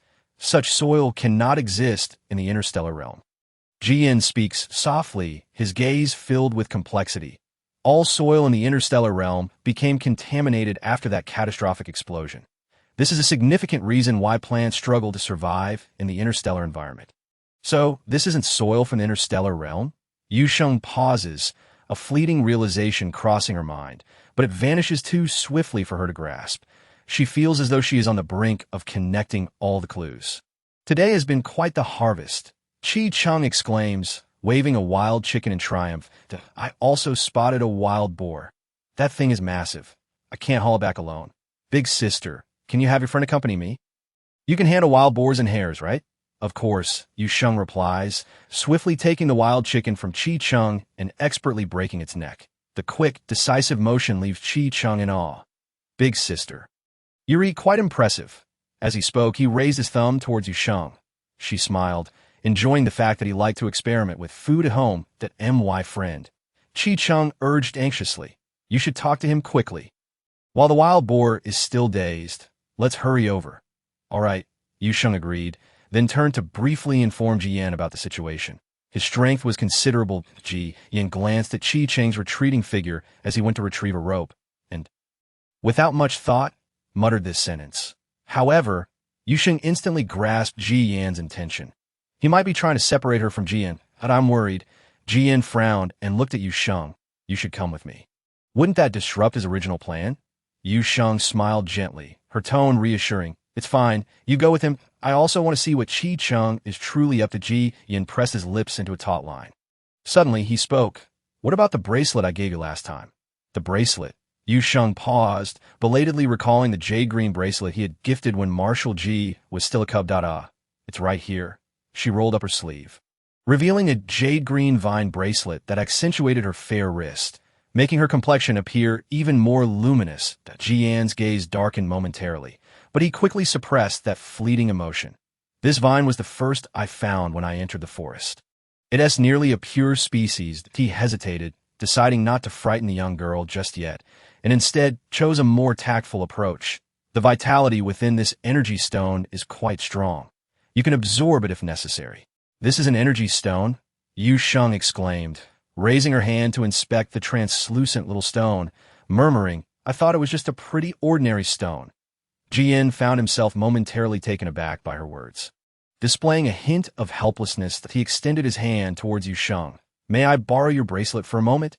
Ah, sure. Yu Sheng nodded, preparing to remove the bracelet, but Jian gently held her wrist. Let us be quick about it. Marshal Ji feigned seriousness, yet the warmth radiating from his ears, hidden beneath his dark hair, was astonishing.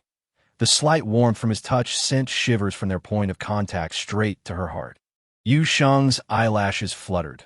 The previously suppressed shyness surged forth. She had bathed the squirming cub, snuggled with it while sleeping, and occasionally stroked its fur. Suddenly, Yu Sheng felt that the one who should be indignant was not her, but Jian.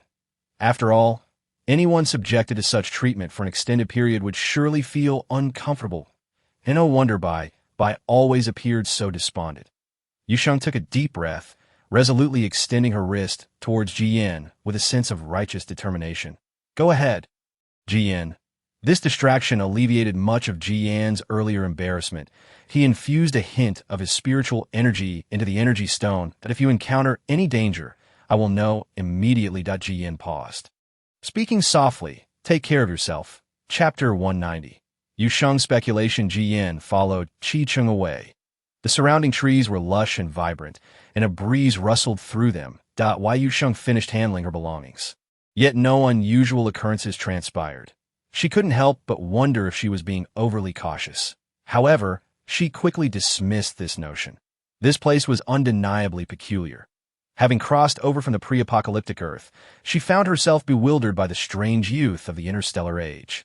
The food that decayed alarmingly fast despite only being placed there for a day, the non-existent soil in the interstellar realm, and the familiar wild rabbits and pheasants. Yu Sheng stared blankly at her hands as a bold yet absurd idea began to take shape. What if there were issues with time and space? What if they had crossed over again? What if they were currently in ancient Earth? Xiaojiu, tell me, are we really in ancient Earth? Yu Sheng summoned her system, her voice tinged with trepidation. Yes. Yu Sheng forced herself to calm down. Since arriving here, it felt as if an unseen hand had been orchestrating these events. Hey, big sister, why are you sitting on the ground? It's so dirty. Qi Cheng's boisterous voice rang out, accompanied by a hint of joy. This big brother is incredible. He took down such a massive wild boar effortlessly. Qi Cheng's tone was laced with unabashed praise for Ji Yan. Yu Sheng turned to look. Ji Yan, following behind Qi Cheng, dragged the lifeless wild boar, his expression entirely impassive, creating an oddly humorous contrast. Noticing Yu Sheng's gaze, Ji Yan's eyes inquired if she had encountered any issues. Yu Sheng subtly shook her head. Qi Cheng, seemingly oblivious to their subtle exchange, rambled on, leading them inside, eager to showcase his culinary skills. This cheerful youth appeared endlessly curious about the interstellar world, incessantly questioning Yu Sheng about it. I used to love watching futuristic sci-fi movies as a child, Qi Cheng mused, wiping his mouth and sighing, his eyes momentarily clouded with rare melancholy. But I never expected that one day I would experience crossing over myself and into a future thousands of years ahead. Perhaps it's a fortuitous encounter. Yu Sheng was at a loss for words. She had been reborn after death, and her family had perished long ago in the apocalypse. From Qi Cheng's words, it seemed he still had family left. Their circumstances were entirely different. Indeed, Yu Sheng chuckled. By the way, she casually inquired, do you know what kind of trees these are around here? It seems I've only seen this type since entering the forest. You're not alone in that. Qi Cheng scoffed, rolling his eyes. I've been in this forest for over a month, and I've only seen this kind of tree. I find it quite strange. Even if this forest is the habitat of the Carlo tree, it shouldn't be entirely composed of them. That defies ecological balance. Qi Cheng muttered softly, while Yu Sheng exchanged a glance with Ji Yan. Carlo tree, Yu Sheng pretended to be intrigued. It can't possibly be the Carlo tree. The Carlo trees in the interstellar realm are extinct. Qi Cheng nearly choked on his own saliva, but indeed, why Yu Sheng's mood darkened. They must have crossed over to the interstellar era before the catastrophic explosion. But why had that contaminated Carlo tree brought her and Ji Yan here? And what about Qi Cheng? Yu Sheng glanced at the chattering youth, her confusion deepening. Could you take us to see the ancient Carlo tree? Yu Sheng feigned great interest. I've only seen Carlo trees in books. One so old. It must be fascinating. Certainly, Qi Cheng agreed, nodding. I'll take you both to see it this afternoon. However, that Carlo tree gives me a strange feeling. Qi Cheng hesitated, frowning as he advised. At times, it feels rather dangerous. Are you sure you want to go? Dangerous? Yu Sheng was taken aback. She instinctively recalled the fully contaminated Carlo tree she had seen before. But the explosion hadn't occurred yet. How could there be contamination from element X in the interstellar realm? Then I'll discuss it with my friend. Yu Sheng smiled, then recounted their conversation to Ji Yan in detail, discreetly observing Qi Cheng's reaction.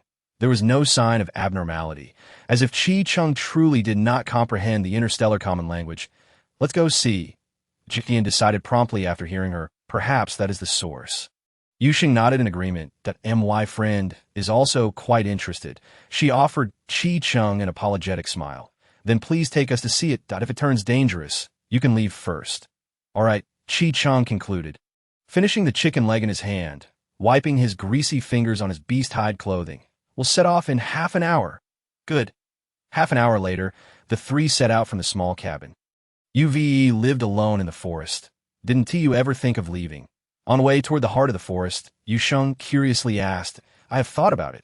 Qi Cheng replied, chewing on a blade of dogtail grass, his hands cradling his head lazily. But I can't seem to find a way out. I can't find a way out? Yu Sheng blinked, somewhat perplexed. But I feel like you know this forest quite well. However, it seems that they might not have a way to rescue me now. Chapter 191. Seeking their aid, the three individuals journeyed westward.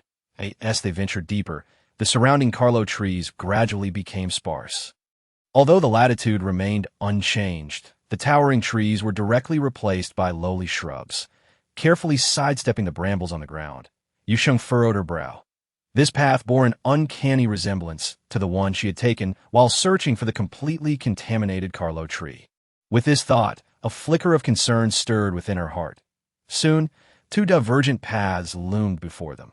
How peculiar, Qi Cheng mused. scratching his head in confusion. Was there a fork in the road here before? I could have sworn there wasn't. Or am I mistaken? No fork in the road before. Yu Sheng echoed, momentarily taken aback. It is possible I could be wrong as well. Chi Chung ruffled his hair and decisively chose the left path. When in doubt, always take the left. We shall proceed down this way. Yu Sheng lifted her foot, prepared to follow Chi Chung, but was halted by Jian. I sense a stronger disturbance to the right. Jian's gaze turned towards the left, his tone calm. We shall proceed to the right.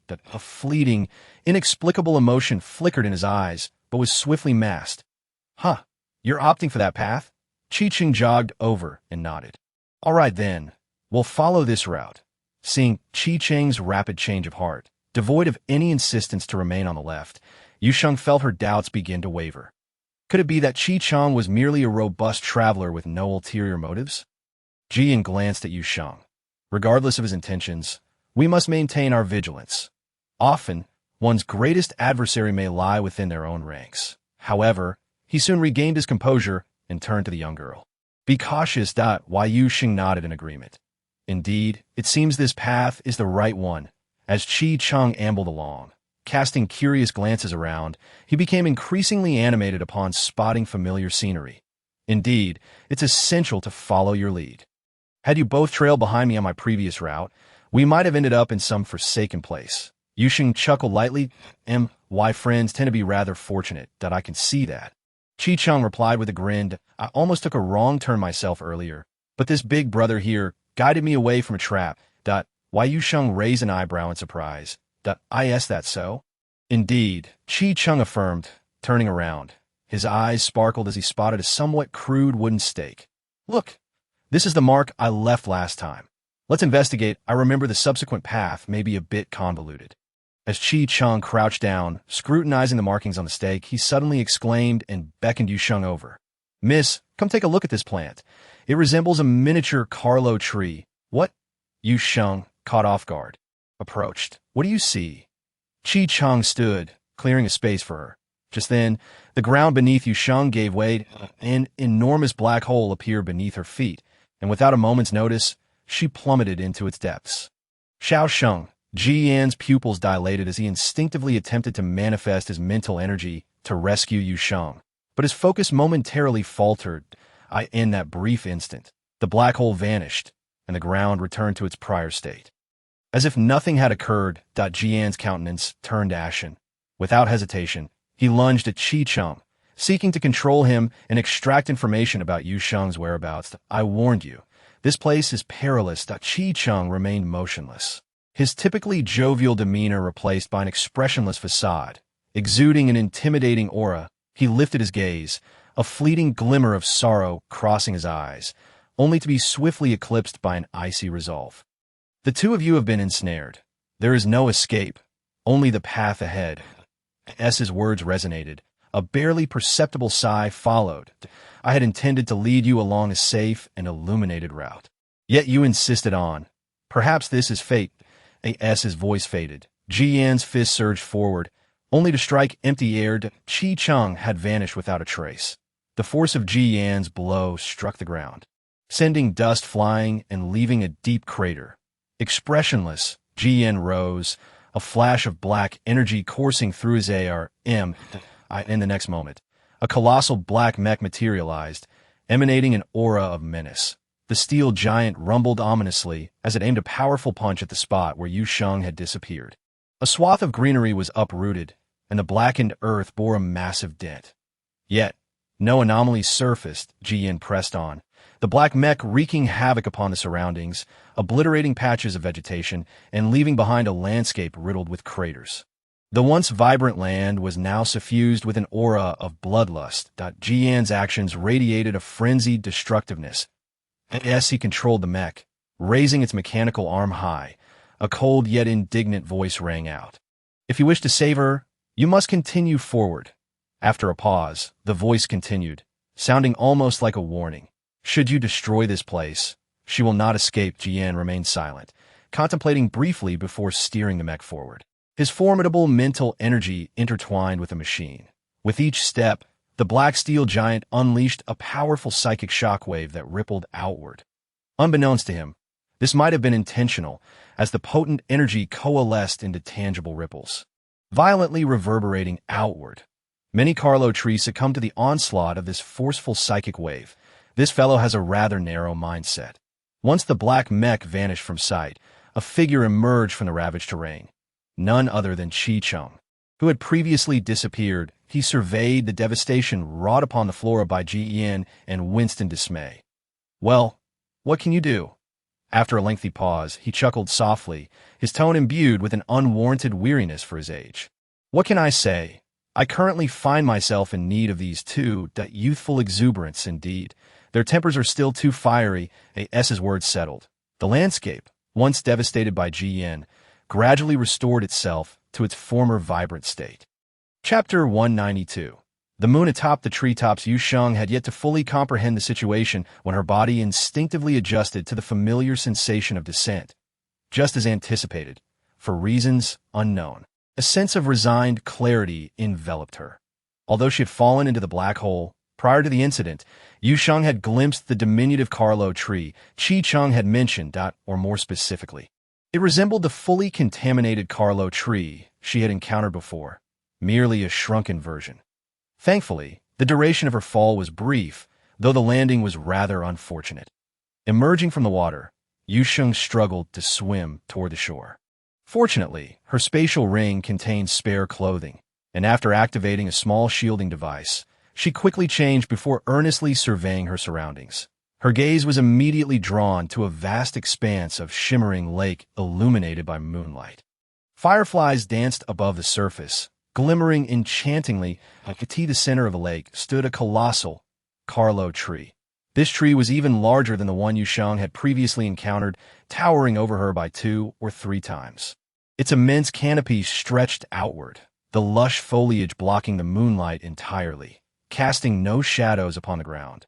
Long, slender aerial roots cascaded from the branches, swaying gracefully in the breeze. While Yu Sheng couldn't shake the feeling that this Carlo tree bore a striking resemblance to the banyan trees she was familiar with. The grandeur of this Carlo tree was so breathtaking that it left her momentarily breathless, as if she were witnessing a miracle. The lake's surface was dotted with layers of lotus leaves. Yu Sheng skillfully arranged the leaves into a winding path leading to the island at the heart of the lake. Upon reaching the island, she once again felt the vibrant and astonishing vitality emanating from the colossal Carlo tree. Some aerial roots extended to the ground, while others delved deep into the soil, anchoring themselves firmly. These roots even had the potential to sprout into new branches. It was only by observing it up close that Yu Sheng further marveled at the tree's enormity. In its presence, she felt diminutive and fragile, almost inconsequential that a gust of wind stirred, causing the leaves to rustle softly, producing a sound that was both hoarse and resonant. And abnormalities transpired in the vicinity. Unsure of the individual who had brought her here and their intentions, Yu Sheng resigned herself to sitting on the grass, quietly contemplating the magnificent Carlo tree. As her gaze lingered, she found herself recalling the system's task, to fulfill the Carlo tree's wish. What could that wish be? Since arriving in this unfamiliar world, the numerous upheavals had caused her to subconsciously forget this question, until she once again beheld a genuine Carlo tree, which evoked countless sensations of awe within her. Could it be that she was meant to assist in eliminating the X elements afflicting the infected Carlo tree? As this thought crossed her mind, Yu Sheng promptly dismissed it. Perhaps this factor could play a role. Yet it was certainly not the ultimate objective. If the sole purpose were to eradicate the X elements, why then would it have summoned her to this realm and allowed her to encounter a Carlo tree that once graced the annals of history? What then was its true aspiration? This entity was astonishingly large. While Yu Sheng sat on the grass, lost in her musings, an unfamiliar voice suddenly pierced the air, shattering her contemplation. Startled, she instinctively sought refuge to conceal her presence. Soon, 2 unfamiliar figures materialized in the very spot where she had previously lingered. There was something amiss about these two. Yu Sheng's instincts kicked in, and she became acutely vigilant, for the 2 individuals exuded an aura devoid of life. Their presence starkly contrasting with the vibrant vitality emanating from the Carlo tree. How unexpected that such a colossal Carlo tree lay hidden here. One of the men, bearing a scarred visage, lifted his gaze and let out a derisive laugh. The scar, a deep gash across his left eye, rendered him exceedingly sinister. Though his physique appeared somewhat frail, he wielded a hefty silver blade, its sharp edge glistening with fresh blood. In no time, the grass at his feet was stained with crimson. The man beside the scarred one was cloaked in black. Yu Sheng could not discern his features, yet he radiated an overwhelming aura of malevolence and decay, reminiscent of a withering elder. However, judging by the youthful hands that hung limply at his sides, he was quite young. Under the moonlight, the ancient and immense Carlo tree stood silently upon the island at the lake's heart. Unsure of the intentions of these two men, Yu Sheng resolved to observe. The two figures seemed to relax, settling down casually and even engaging in conversation. I must say, old A.O., we owe you for this one. The scarred man chuckled heartily, slapping the shoulder of his black cloak companion with an air of excitement. If it weren't for you, we would never have located this wretched thing. Who would have thought that a mere plant could possess consciousness? Truly remarkable. The black-cloaked figure nonchalantly evaded the scarred man's hand. His tone indifferent. My machine can detect all flora across the galaxies. This declaration, though audacious, did not faze the scarred man, well aware of the black-cloaked individual's capabilities. With this tree, our plan is bound to succeed. The scarred man caressed his blade, his expression growing increasingly maniacal. The potion provided by our master is truly exceptional. My battered body has finally sensed a long-lost vigor. Once our master's grand scheme is fulfilled, everyone will possess supreme power. A glint of frenzied joy flickered in the scarred man's eyes. Listening from the shadows, Yu Sheng furrowed her brow. The description of that individual. Why did it evoke thoughts of Walter and the abnormalities mentioned by Ji Yan regarding that ska man? Could there be a connection? Moreover, what grand scheme necessitated the Carlo tree? What kind of power were they seeking to bestow upon others? Yu Sheng found herself utterly bewildered, struggling to make sense of the situation. Enough, the black-cloaked figure interjected coldly. Halting the scarred man's further words, he adjusted the ring on his thumb, casting his gaze toward the distant Carlo tree. Save your strength for what lies ahead.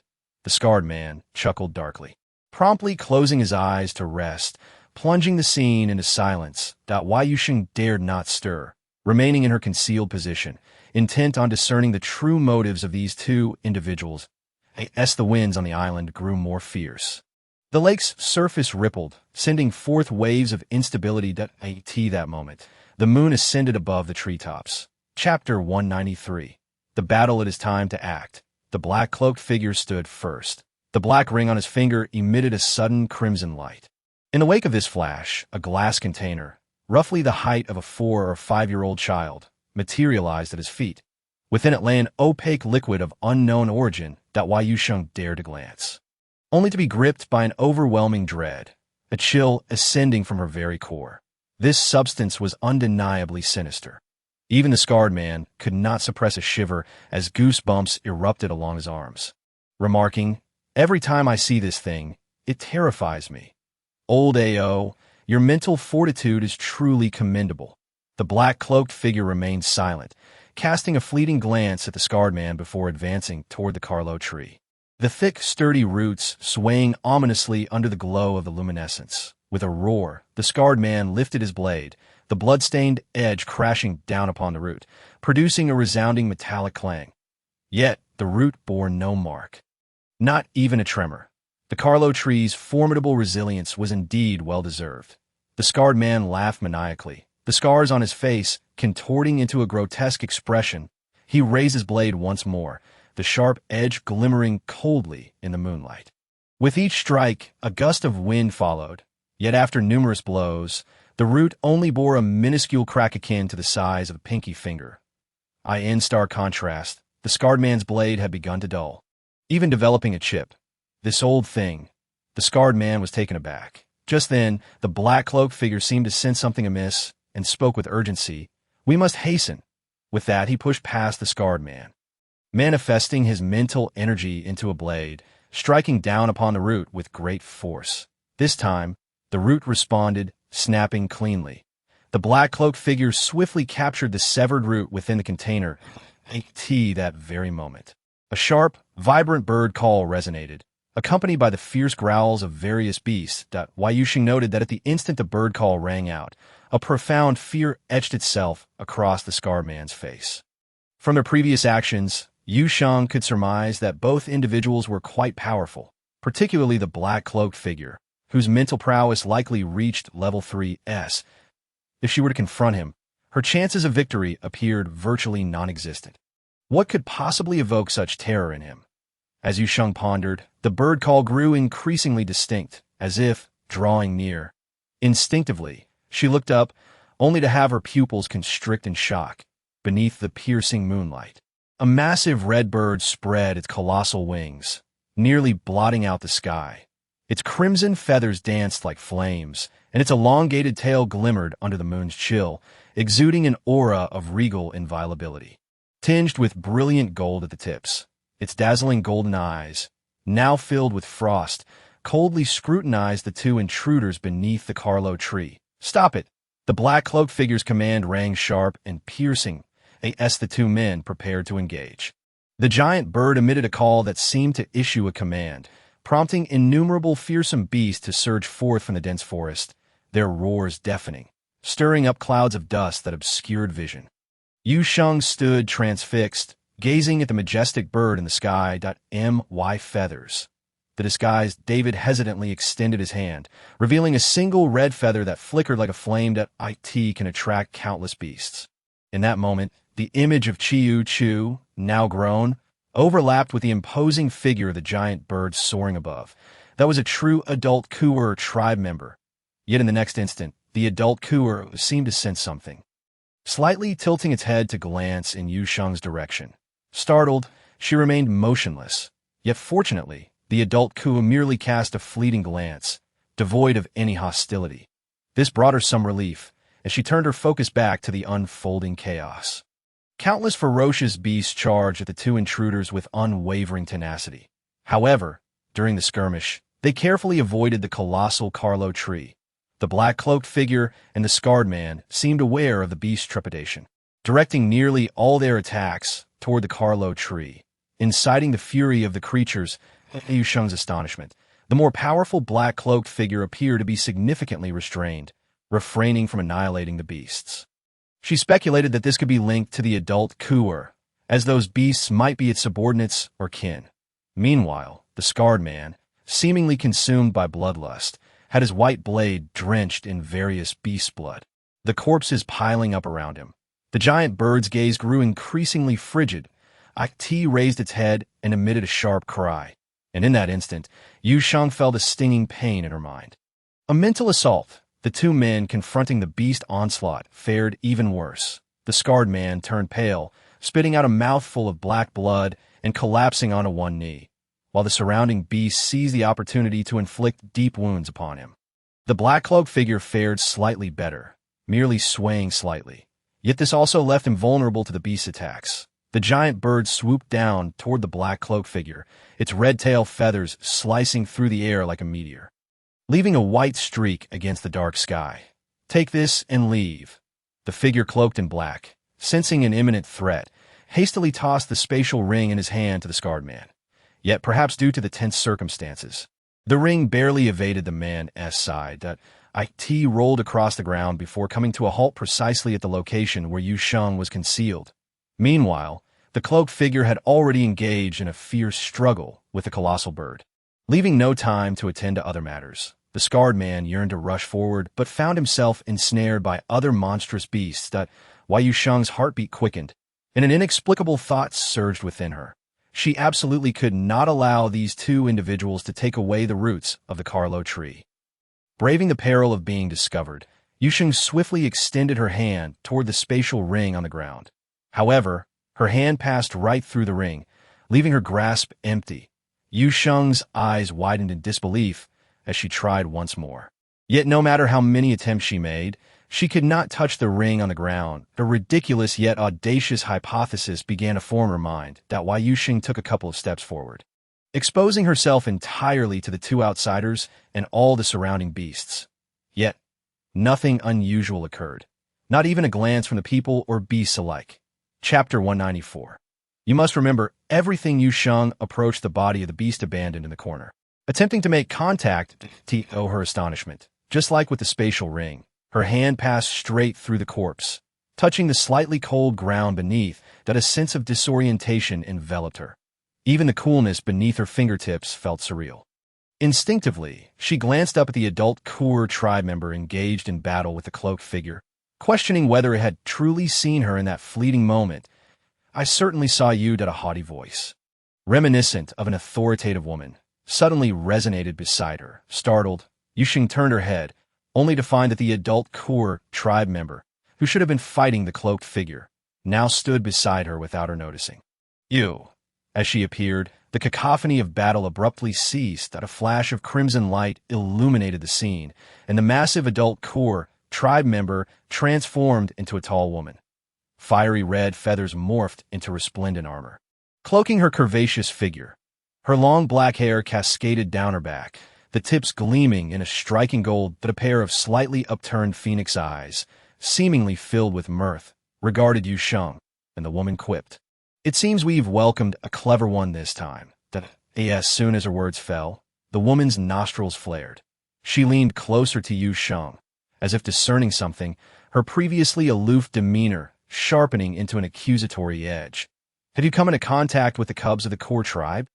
The tone of her inquiry was far from friendly, leaving Yu Sheng momentarily uncertain about the adult core tribe member's intentions.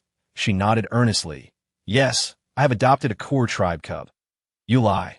Tis sighed, immediately countering Yu Sheng's claim. Her golden eyes, devoid of emotion, bore down on Yu Sheng, and the overwhelming aura emanating from the adult core tribe member left Yu Sheng breathless. The surrounding air felt alarmingly thin. Grinding her teeth, she paled. "I am not lying. I truly adopted Gio. The little girl may be young, but she possesses remarkable courage." Tis scoffed. "Our core tribe has a notoriously low birth rate for cubs, and we would never allow any cub to wander alone, let alone be adopted by outsiders." "You." At this point, Tis' tone faltered, her gaze betraying a hint of confusion. "What is your race? How come I cannot discern it?" Yu Sheng remained silent, retrieving a feather with a light golden tip from her spatial ring. Gio had a habit of gifting her feathers to those she cherished. Fortunately, the little cub's feathers were abundant. However, Yu Sheng had corrected Gio's rather reckless habit. The orphanage now had a single feather from the little cub, and Yu Sheng felt honored to possess it. The little Gio treasured her feathers, often grooming them to perfection. The feather in Yu Sheng's hand was one that the little cub had reluctantly plucked, tears in her eyes, but soon after receiving a kiss and a small gift from Yu Sheng, she forgot the pain and even contemplated plucking another one. Though Yu Sheng had swiftly prevented that, Tis' attention was immediately drawn to the radiant feather in Yu Sheng's hand. This is unable to resist. She reached out to examine it closely, her previous assumptions wavering. "That I merely brought it out for you to see." Yu Sheng breathed a sigh of relief as the oppressive atmosphere dissipated, her tone remaining calm. "This is a gift from Gio. She typically only admires it, and even asked Lambert to procure a special box to house her feathers. I have no intention of taking yours." Tis found herself both amused and exasperated by Yu Sheng's petty tone, even transforming her own tail feather to boast. "Mine is far more beautiful," as the leader of the core tribe. No one's tail feather could surpass hers in splendor. Yet, Yu Sheng merely glanced at it before quickly averting her gaze, coolly responding with a nonchalant "oh," and carefully storing away the cub's feather. Tis felt an inexplicable annoyance bubble within her. However, this moment led her to abandon any hostility towards Yu Sheng, largely due to the feather from the cub. Among the core tribe, only those who held a special place in their hearts would willingly offer their most beautiful feathers that if taken by force. The feather's color would remain dull. Similarly, when the core tribe's affection waned, the feather would instantly lose its vibrancy. The feather presented by the little girl was still striking, akin to having just fallen from her body, its hues growing ever more vivid. The little core cub must have held a deep fondness for this girl. Observing the girl's reverence for the feather, it was clear that she also cherished the little cub. Tis cast a secretive glance at Yu Sheng. For reasons unknown, a wave of joy bubbled within her heart. She found herself reflecting on the promising potential of the younger generation. After all, The core tribe seldom interacted with outsiders. And even the few relationships they had were superficial. The fact that this core cub had been adopted by an outsider. Adopted? Why would a cub of my tribe be taken in by you? Tis found this utterly incredulous. Furrowing her brow, she pondered whether something unfortunate had befallen the core tribe. This matter, you shall explain to me later. For now, you must commit everything that transpires here to memory. As she spoke, a profound sorrow flickered in Tiss's eyes. Why Yu Sheng's heart skipped a beat. She turned her gaze back to the battlefield before her, frozen in horror at the surrounding carnage, as if plunged into an icy abyss, an expanse littered with the carcasses of beasts. The scarred man, encircled at the center, lay contorted at an unnatural angle, his feet awash in a torrent of blood that swiftly morphed into a swarm of black insects. These insects erupted from the scarred man's blood, surging frantically towards the monstrous beasts. Soon, the mass of writhing insects swarmed over the nearest shattered beast. In an instant, the tide of insects receded, leaving the enormous beast a mere skeleton, collapsing lifelessly. What is happening? Yu Sheng's voice turned hoarse and dry as she beheld the scene unfolding before her. Chapter 195. The birth of the insect tribe, the earliest forms of the insect tribe. Tiss observed the unfolding events, her previously expressionless visage reverting to its original state. The insect tribe? Yu Sheng paused, swiftly recalling what Jian had previously shared with her. The emergence of the insect tribe was rather inexplicable. There remains scant understanding of them within the interstellar realm. No one knows when they appeared or how they came into existence. However, since the moment the insect tribe materialized in the cosmos, the struggle between humanity and them has never ceased. The hostilities stem from a few elemental needs: survival space, resources, and so forth. The insect tribe possesses a formidable destructive power, and as a longtime adversary of the insect tribe, Jian had a profound understanding of them. It seemed he recalled something, and his expression darkened. I suspect they may also be evolving. Perhaps their evolution is accelerating. Why Yu Sheng remembered the gravity in Jian's tone when he spoke those words. Now, in the memories of this adult core tribe member, she witnessed the earliest forms of the insect tribe emerging from the very flesh of a Hallsian, nourished by his blood and body. The insect tribe. Yu Sheng's voice was parched in that moment. She found herself at a loss for words. Continue observing. Tiss glanced at the young girl beside her, her once icy gaze softening momentarily before hardening once more. The early insect tribe, having consumed the blood and flesh of the beasts, multiplied rapidly, transforming the area into a dark, pulsating mass. They bore the hardest of exoskeletons and the most ferocious capacity for destruction. Witnessing the growing toll on the sacrificed beasts, the adult core tribe bird was compelled to cease its assault on the cloaked figure, raising its head to emit a resonant call. In an instant, all the beasts halted their attacks, converging toward a singular direction.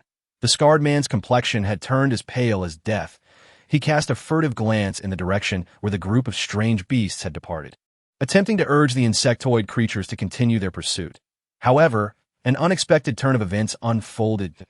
In the blink of an eye, the expression of the scar-faced man, once smug, was swiftly replaced by sheer terror. He recalled the method imparted to him by that esteemed figure, attempting to rekindle the inexplicably severed connection with the insectoids, yet to no avail. Instinctively, he turned to the black-robed figure who had just retreated beside him. You fool! The black-robed figure, seemingly taken aback by the scar-faced man's audacity, snarled through gritted teeth. Do you not realize that this experiment is far from complete? Not complete. The scar-faced man was momentarily dumbfounded. Panic surged within him. But that esteemed figure informed me. Suddenly, he fell silent, as if struck by a revelation. Though the figure had never explicitly stated that the experiment remained unfinished, they had constantly insinuated that in times of urgency, this very method would be employed. Furthermore, the figure had provided him with a device for recording physiological data, insisting that he wear it at all times. Initially, he believed the device was meant for his protection, but now it dawned upon him it was merely a means of turning him into the first human subject of an experiment. Idiot! The black-robed figure muttered under their breath, yet ultimately chose not to abandon him to his fate. A sphere of energy, one that Yu Sheng recognized all too well, coalesced at their fingertips and was swiftly injected into the scar-faced man's body. To the appearance of this energy sphere, not only Yu Sheng, but even the colossal bird cast a bewildered glance at the black-robed figure. However, the black-robed individual was too preoccupied to consider their surroundings. The pale green energy sphere surged into the scar-faced man's being, weaving through his veins and body, ultimately managing to restrain the surging energy within him, halting the further proliferation of insectoids from his flesh. Yet at that moment, the scar-faced man lacked even the strength to grip the great blade in his hand. "Let us depart." The black-robed figure steadied the scar-faced man, surveying the damage that had been wrought, gritting their teeth as they hastily made their exit. Yet despite their departure, the insectoids on the ground remained, some even plunging into the water. The once tranquil lake's surface began to ripple ominously, the disturbance sending shivers down one's spine as large patches of floating moss and lily pads were torn asunder. The colossal bird was incensed. Ikati flapped its wings, unleashing a torrent of flames upon the insectoids below. These abominable creatures possess remarkable adaptability. Tiss's voice resonated with an unmistakable fury. She closed her eyes, striving to quell the tempest of rage within her. Initially, my flames could indeed vanquish a portion of the insectoids, but they quickly acclimated. Yu Sheng found herself momentarily at a loss for words. After the earlier turmoil, she was uncertain of what to say. "You witnessed it too, did you not?" Yet, while Yu Sheng remained silent, Tiss had an abundance of thoughts swirling within her. Tilting her head slightly, her gaze bore a chilling intensity. The powers wielded by that individual. Yu Sheng paused, her hands instinctively clenching into fists at her sides. She had indeed witnessed it. The black-robed figure, whose mental prowess reached a staggering 3S level, possessed abilities akin to her own, rooted in the domain of plant manipulation. Throughout the annals of interstellar history, there had been but a scant few individuals endowed with plant abilities and a mental capacity exceeding S, all of whom had made significant contributions to the cosmos. Their likenesses graced the walls of honor, revered by generations of successors. That black-robed figure. Yu Sheng dared not delve further into her thoughts. However, Tiss's next words sent ripples of shock through her being. In comparison with several other old-timers, it is highly probable that this individual hails from the Interstellar Botanical Research Institute. Her penetrating gaze lingered meaningfully on Yu Sheng. "You are from that institute as well, are you not? I discern the mark upon you." That mark served as the exclusive identification verification for every member of the Botanical Research Institute. The complexity of Yu Sheng's emotions deepened. She had never anticipated that an institution so engrossed in botanical studies could be entwined with matters of such cataclysmic consequence for the cosmos. Unable to restrain herself, Yu Sheng averted her gaze, attempting to evade Tiss's scrutiny, only to catch sight of an anomaly occurring within the spatial ring not far off. She halted. The container holding the roots of the Carlo tree fell from the spatial ring, shattering inexplicably, with murky liquid spilling forth. Yu Sheng's pupils constricted, an instinctual urge to cover her mouth rising within her. Yet her hand met only emptiness. All that had transpired was but a past event, rendering her a mere observer. She was powerless to intervene. Was it merely Yu Sheng's illusion, or did Tiss's tone soften considerably? Chapter 196. The final battle. The murky liquid tainted vast expanses of grass, winding inexorably towards the great Carlo tree. Some of the bizarre beasts rushed forth anxiously. However, the first beast to touch the liquid let out a harrowing scream. The liquid corroded everything it came into contact with, stripping away patches of flesh to reveal stark white bones. Yet, not a single beast retreated. They transformed their very bodies into an indomitable wall, standing resolute against the encroaching unknown liquid threatening the Carlo tree. The Carlo tree was the source of the forest. Should it be harmed, the entire woodland would face an unknown peril. These children, Tiss murmured, a glimmer of nostalgia flickering in her eyes. Since their inception, they had been taught by their ancestors about the paramount importance of the Carlo tree. They were born beneath its boughs, blessed with its most sincere benedictions, and in death shall find eternal slumber beneath its shade. For us, the Carlo tree is not merely our future to safeguard through generations, but also our closest elder, an inseparable family member. As Tis painted this vivid picture, Yu Sheng gazed upon the Carlo tree. A veritable miracle of the forest. The luminous glow that once seemed so beautiful now appeared dim. The soft light settled upon the fur of the beasts, flickering gently, as if to soothe them, or perhaps to mourn for these children. The lush green leaves fluttered without the slightest breeze, their rustling reminiscent of a venerable elder's whispers of comfort. Ever more bizarre beasts shielded the Carlo tree. Yet an increasing number of them fell. The sounds emanating from the Carlo tree grew more urgent, as if imploring these children, whom it had watched grow, to flee. Yet, not a single beast retreated. Those who collapsed, even in their final moments, used their last vestiges of strength to gaze longingly at the Carlo tree, their final glances brimming with affection and reluctance. Yu Sheng was profoundly moved by this scene. Her eyes welling with tears unbeknownst to her, she watched these beasts in silence, an overwhelming reverence swelling within her. The murky liquid eventually ceased its flow, while the first batch of beasts had already been reduced to stark white bones. The previously present insectoids had vanished without a trace. This once ethereal paradise had now fallen into a somber stillness, bearing countless wounds. Yu Sheng had thought that this was the end, yet she had not anticipated that something even more horrific lay ahead. Those beasts, now mere bones or corroded by the murky liquid, instantaneously regained their strength, yet they had entirely forgotten their fallen comrades, completely oblivious to the elders they were meant to protect. In a frenzy, they charged at the other beasts. The surviving creatures, including the colossal bird, could hardly believe their eyes. They dared not, nor could they, strike down their sacrificed comrades, evading them at every turn, their already battered forms now further scarred. The frenzied beasts, consumed by madness, launched an all-out assault on the Carlo tree, driven by a reckless determination to perish together. Finally, it was the colossal bird that could no longer bear witness. With tears in its eyes, it unleashed a devastating attack against its former companions.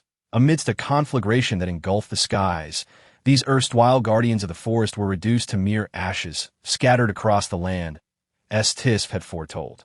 They were born beneath the Carlo tree and, in death, would remain to accompany in the distance. A glimmer of light emerged upon the horizon, piercing through the suffocating darkness and heralding a glimmer of hope for life. This battle had finally reached its conclusion. Neither Yu Sheng nor Tis felt inclined to speak immediately. "Come, I shall take you to see our forest, though it exists solely within my memories." Ultimately, it was Tis who shattered the prolonged silence.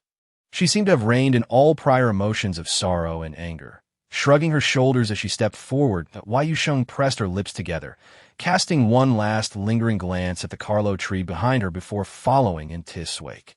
Beneath the dawn sky, the towering Carlo tree stood like a stooped elder, silently enduring in place. The dew-kissed leaves fell gently like tears from this venerable figure, silently blanketing all the beasts, including those valiant souls reduced to ashes. These were the children it had watched grow. This was also the Carlo tree's final guardianship. The battle seemed not to have affected the forest at large. Yu Sheng trailed behind Tis, quietly observing the awakening woodland, witnessing the once silent forest come alive once more. Everything thrummed with vitality. Scenes of flourishing growth unfolded, as new lives and fresh hopes emerged daily upon this miraculous land. Is it not beautiful? Tis observed as a small, wobbly creature, just learning to walk, clumsily approached her. Although it passed through her essence, a delightful smile graced Tis's eyes. She tilted her head slightly towards Yu Sheng and reiterated, "Isn't it beautiful?" Yu Sheng remained silent, gazing at the forest before her, which appeared strikingly familiar. She also spotted a peculiar beast, a pup resembling a wolf, with sleek blue-black fur that was still soft and its limbs somewhat short.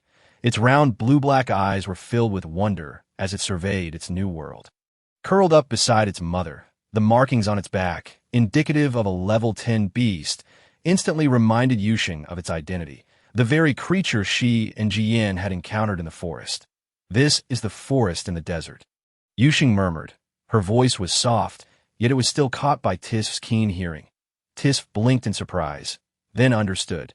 So the area of human activity outside the forest is transformed into a desert. "This is for the best," as it prevents those Hall's people from frequently disturbing us. From Tiff's tone, Yu Sheng could discern her disdain for the Hall's people.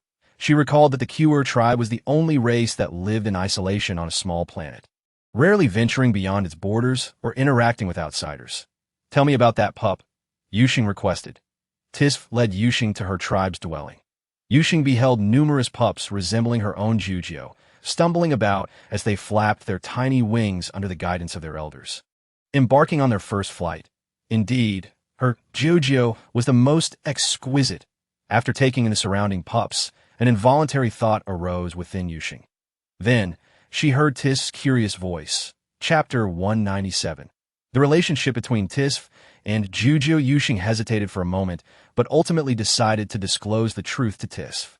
Upon hearing that those individuals had forcibly administered breeding agents to Jujio, Tiff was enraged, nearly rushing out to confront them. "Those bastards," she seethed, her golden eyes flickering with two small flames of fury. "They will surely face the wrath of the forest. I shall not let them go unpunished." That Yu Sheng's voice turned icy as she recounted the incident. Tiff regarded her with a hint of surprise, yet felt an inexplicable warmth towards her. She pressed her lips together, voicing her concern. "My tribe has always been protective of our pups. How could one egg end up lost? Jujio is not a naturally born Kure pup." Yu Sheng sighed softly. She was an artificially created experiment. Such beings had long been present in the starry expanse, a notion with which Tiff was familiar. She opened her mouth, a rare expression of confusion crossing her face. Tiff glanced at Yu Sheng, her gaze filled with unspoken words. Yet Yu Sheng remained oblivious, as a well-informed adult of the Kure tribe. Tiff was acutely aware that, due to their unique nature, few could create Kure experiments in the cosmos. The conditions were exceedingly stringent. The primary requirement was to obtain a tail feather and a drop of blood from an adult Kure with a mental strength of 3s. However, those who possessed such power were formidable, and few would dare to act. "You say the pup you adopted is a girl?" Tiff suddenly inquired. "She is a very adorable little sister. Kure experiments possess a distinctive trait. Their gender matches that of the adult Kure from whom they were derived. If that pup truly was an artificially created experiment, then could you show me the pup's tail feather?" Yu Sheng noticed Tiff's gaze had grown intense, a fervor evident in her eyes. Although puzzled, she did not dwell on it. Carefully, she retrieved the crimson box containing Jujio's tail feather, which lay quietly on the velvet cloth, shimmering with iridescent hues. Tiff had merely caught a fleeting glimpse before. Now, upon closer inspection, her expression became intricate, as if an unnameable emotion flickered in her gaze. "It is that child." Tiff furrowed her brow. Given her prowess, it was implausible for anyone in the cosmos to acquire her tail feather and blood. How then had Jujio come into existence? Or had something else transpired that led her to willingly part with her tail feather and blood? After all, with her strength, if her feather were to be stolen, she would instinctively unleash its power to destroy it. Tiff's remaining mental energy from years past held memories only up to the moment of an explosion, as if everything that followed had been deliberately erased from her consciousness. The thought pained her, so she chose to dismiss it. Regardless, her current task had been accomplished. However, one must say that her adult tail feather is undoubtedly more beautiful than that of her juvenile form. That Hall's person possesses no discernment. Thus, Yu Sheng observed Tiff, who had previously exuded an aura of sophistication, suddenly huffed childishly at her, casting a disapproving look. "Yu Sheng, what just transpired?" Yet soon, Tiff appeared to reconcile with herself, especially upon witnessing Yu Sheng's tender regard for the tail feather. "Very well. You may remain here for the time being." As soon as the words left her lips, Yu Sheng keenly sensed that the surroundings had become more vivid. While she was still taken aback, a clumsily flying Kure pup suddenly lost its balance and tumbled into her arms. Startled, she instinctively reached out. Warm, with a hint of milkiness, the small creature nestled into her embrace. Ignoring the ticklish sensation, she looked down in astonishment, meeting the pup's curious, sparkling eyes. "Jio?" The pup, strikingly similar to Jujio, gazed inquisitively at the suddenly appearing human and chirped sweetly before tilting its fluffy little head. The pup's parents, initially wary, attempted to retrieve their little one, but were halted by Tiff's presence behind Yu Sheng. In an instant, Astonishment flickered across the faces of the adult Cure couple. After respectfully saluting Tis, they stood quietly, refraining from approaching. With Tis present, their pup would be safe from harm. Looking down at the fluffy creature at her arms, Yu Sheng's fingers trembled slightly, unable to resist reaching out to stroke the pup's back feathers with practiced ease. Then she heard a heavy snort beside her. Confused, Yu Sheng turned to see Tis' previously expressionless visage unchanged, as if the discontented huff were merely a figment of her imagination. Jujio, the pampered pup, thoroughly enjoying the affection, emitted a melodious chirp, lifting its small head high, its soft, pudgy wings fluttering incessantly, as if urging Yu Sheng to continue petting it. Yu Sheng couldn't help but chuckle. Meanwhile, Tis, observing the scene, felt a pang of displeasure. You claim to adore the Cure pup you adopted, yet you welcome all others with open arms. Truly, my disdain for the Hall's people deepens. Fortunately, Yu Sheng merely comforted the startled pup before returning it to its parents. However, when the pup's mother reached out to take it back, it began to squirm frantically, flapping its wings as it sought refuge in Yu Sheng's embrace. Fearing for the pup's safety, Yu Sheng could only support it gently. Tis' irritation grew. She stepped closer to Yu Sheng, effortlessly lifting the pup and unceremoniously handing it back to its parents. Chapter 198. Once again a bystander, "What are you doing?" Yu Sheng exclaimed, her voice rising involuntarily. Tis pressed her lips together in silence, but her gaze held an inexplicable hint of grievance. Yu Sheng was momentarily dazed, convinced she must have misread the expression. Fortunately, this fleeting emotion dissipated quickly. Tis slightly lifted her chin. Even our young are born warriors. How could they come to harm so easily? Besides, today's flying task has yet to be completed. Tis snorted, casting a sidelong glance at Yu Sheng, her tone oddly accusatory. Your indulgent attitude towards the pups is detrimental to their development. Otherwise, how could the pup you adopted be so foolish, still unable to fly properly? It's a disgrace to her potential. Yu Sheng was unaware of Tis' inner musings, but she did share a common thought with her. The Cure pup before them was even smaller than Jujio. Yet its flying posture indicated a remarkable ability that far surpassed Jojio's. Reflecting upon the injuries she suffered as a young cub, a profound sense of compassion enveloped her. Consequently, each time she grew weary from flight and playfully cooed, her heart would soften, resulting in the little cub's current lack of flying prowess. Observing the young girl deep in contemplation, Tis' expression lightened considerably. "For now, you must remain here," she said, slightly turning her head, her gaze piercing through the thicket of trees toward the distant heart of the lake island. "Once the realm of memory and illusion is activated, it cannot be halted. You must await my memory's conclusion." "Very well." Yu Sheng hesitated momentarily before nodding in agreement. In the ensuing days, she became well acquainted with Tis. This seemingly aloof Cure clan sister was, in truth, quite proud and childlike. At times, Yu Sheng felt as though she were caring for an oversized version of the little cub. The little one's haughty temperament mirrored that of the cub perfectly. Life in the forest was both pleasant and leisurely, and on several occasions, Yu Sheng witnessed Sada being escorted to the Cure territory by his mother. The once fearsome level 10 beast was now merely a soft, adorable wolf pup prone to tumbling as he learned to walk. Seizing the opportunity, Yu Sheng indulged in playful affection, seeking retribution for the cub's past menacing behavior in the woods.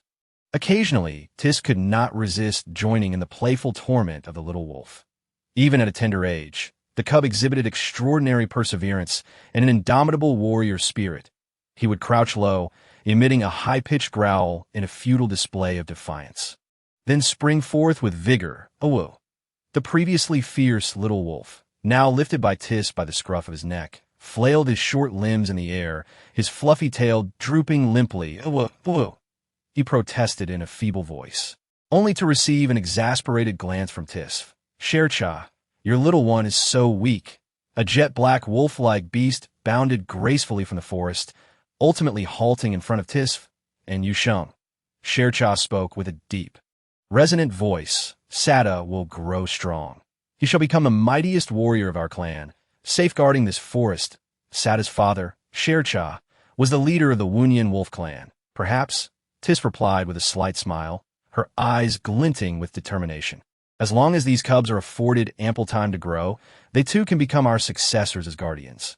However, at this moment, she glanced at the little wolf cub dangling from her grasp, mischievously placing her other hand on its soft belly. "Awoo!" The little wolf whimpered in frustration, instinctively reaching out with its paws to grasp Tiss's hand. A fleeting smile crossed Tiss's face. She seemed to have discovered a delightful game, repeatedly withdrawing her hand only to press it back against the cub's abdomen. "Awoo! Awoo! Awoo!" The little wolf's exasperated cries succeeded in amusing the adults present. Yet this light-hearted atmosphere did not endure for long.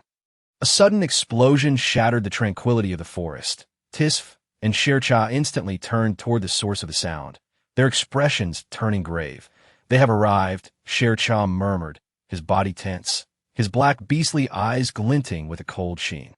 "We must move to—" Oh, sooner had he spoken than Tiss transformed into a magnificent avian creature, soaring toward the direction of the disturbance.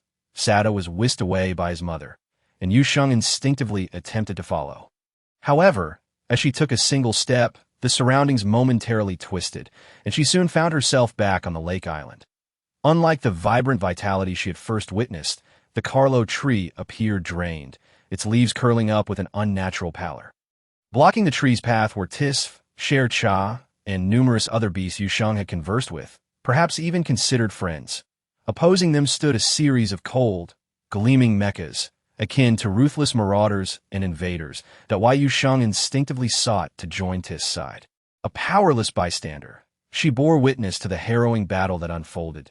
The air was thick with the scent of blood, her vision clouded in crimson. How could the flesh-and-blood beasts withstand such ferocious assaults against the most advanced steel giants? The deathly aura emanating from the Carlo tree grew ever more potent. Yu Sheng understood the reason behind it all. She could see life force streaming from the Carlo tree, gently entering the bodies of the beasts, soothing their wounds in a self-sacrificial manner. "Stop it!" Yu Sheng frantically yearned to rush forward and halt the calamity. She attempted to draw Tiss's attention to the tree's anomaly. Yet neither Tiss nor the other beasts glanced back. Perhaps they had already sensed it. Yu Sheng suddenly noticed the moisture in Church's eyes. Even Tiss's gaze was reddened.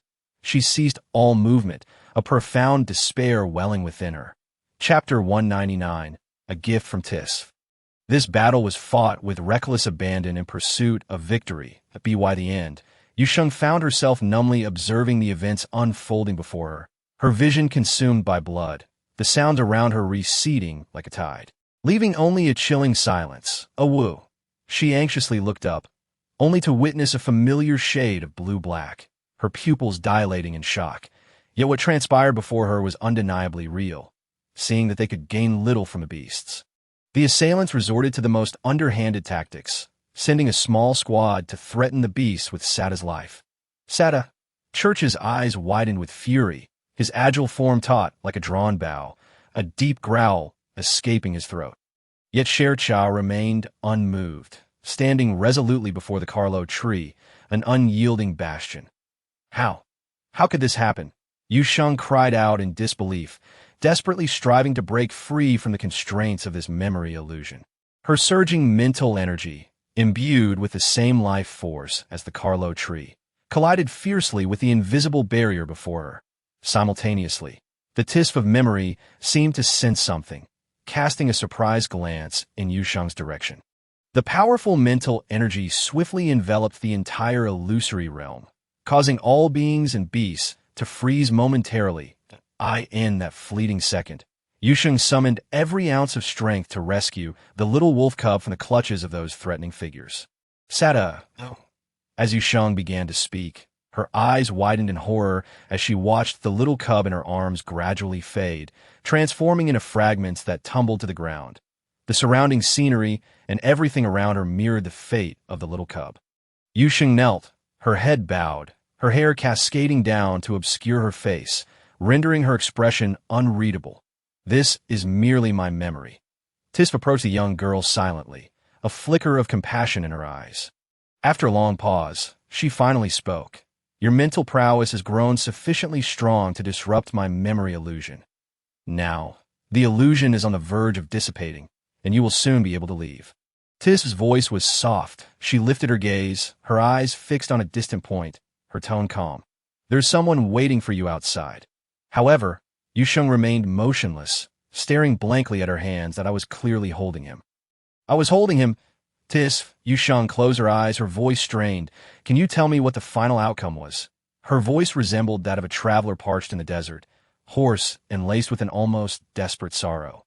Tis fell silent. Sher Cha invoked the forbidden technique of the immortal wolf clan, sacrificing Sata. The Carlo tree exploded, driving away the invaders, and the forest was sealed henceforth. Yu Sheng suddenly recalled her establishment of a teleportation point within the forest, allowing the Plant Research Institute personnel to enter freely. Yu Sheng's eyes brimmed with confusion and helplessness. She looked up at Tisf, momentarily at a loss for words. "That I have witnessed all that you have done." Tisf leaned in slightly, her cool hand brushing against Yu Sheng's eyes. The youngest matriarch of the Qer clan wore a gentle smile. "The forest's renewal is inevitable. It is merely a matter of time. Since you possess the key to open the forest, the subsequent events will unfold naturally." The key to open the forest? Yu Sheng, rarely displaying such a bewildered demeanor, felt overwhelmed by the destructive nature of all she had witnessed recently. Especially after personally experiencing those beautiful moments, the shattering of beauty brought forth even deeper despair. Indeed, Tisf extended her hand toward Yu Sheng. "You are the key to unlocking the forest. Only upon sensing your presence will the forest re-emerge." Initially, Tisf had harbored some confusion. However, these confusions were elucidated when Yu Sheng unleashed her formidable mental prowess, allowing her to glimpse some of her own memories. It was no wonder she could penetrate this memory illusion. It was no wonder she could bring this memory illusion to an early conclusion. Yu Sheng hesitantly placed her hand upon Tisfu's. Tisfu exerted a gentle pull, lifting the young girl up. "Disappear? What disappearance?" Yu Sheng grasped Tisfu's hand, her tone urgent. "What do you mean? I cannot believe that you, little girl, fail to notice that I am merely a remnant of my former spirit." Tisfu curled her lip, slightly raising her chin, her tone reverting to its previous haughty demeanor. Yet this arrogance did not endure for long. She gazed at Yu Sheng and could not suppress a laugh.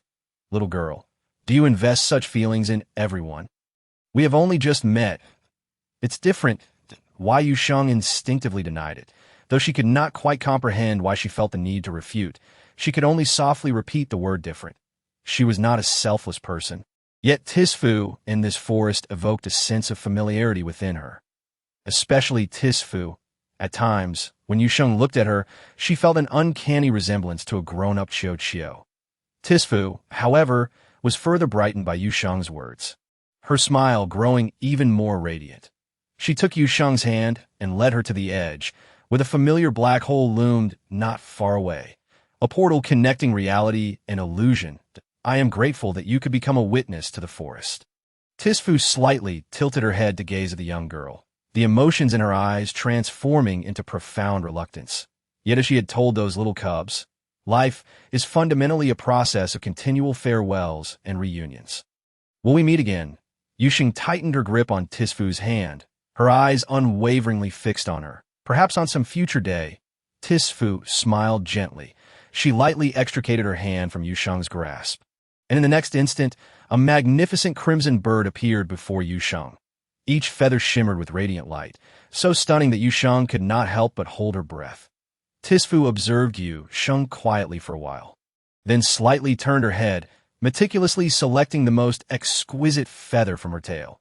The light golden beak offered the feather, and the golden beast's eyes gazed tenderly at the young girl before her.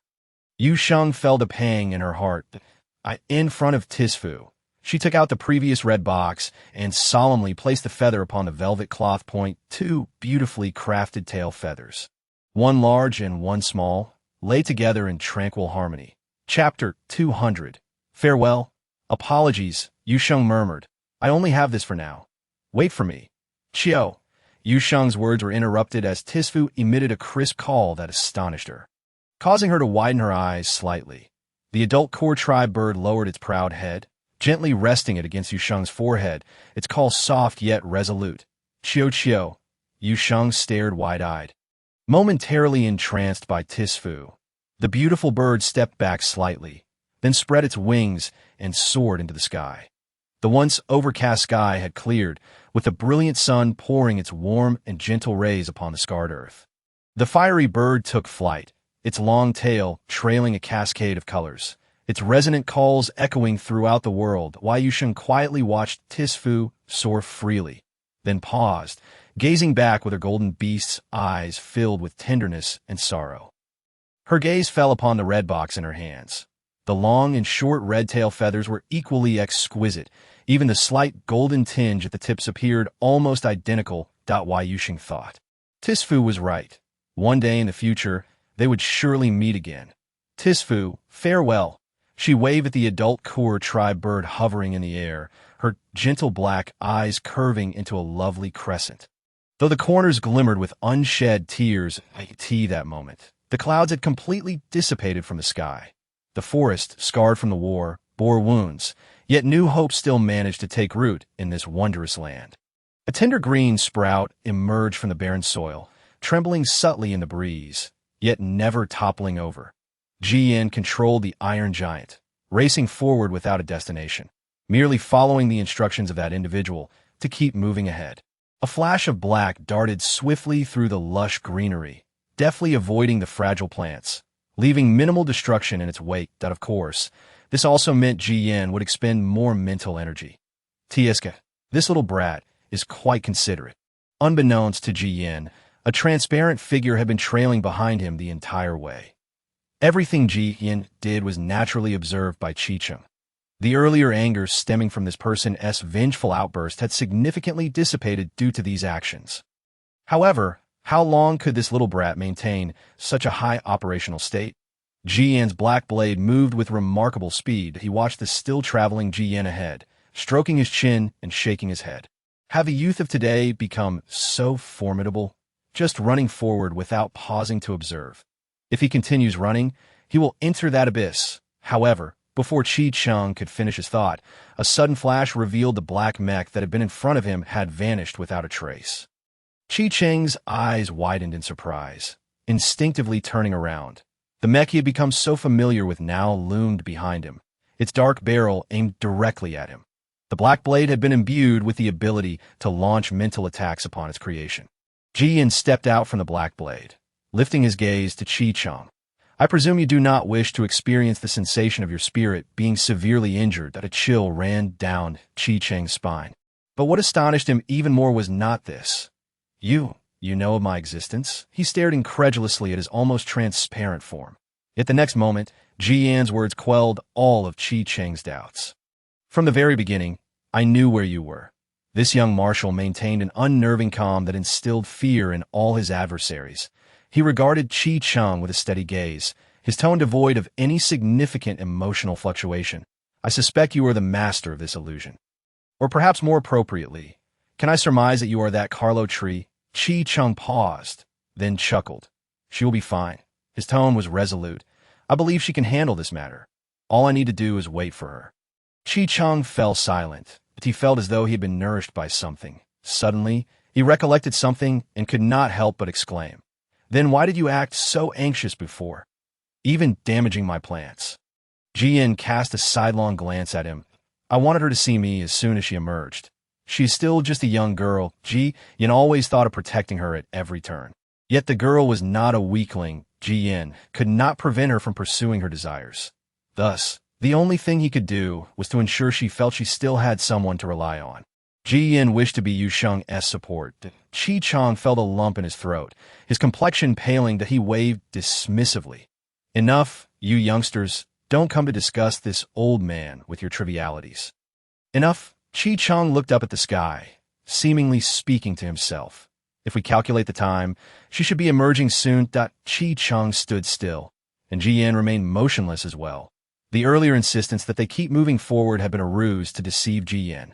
The entrance was fixed, but the exit was subject to his discretion.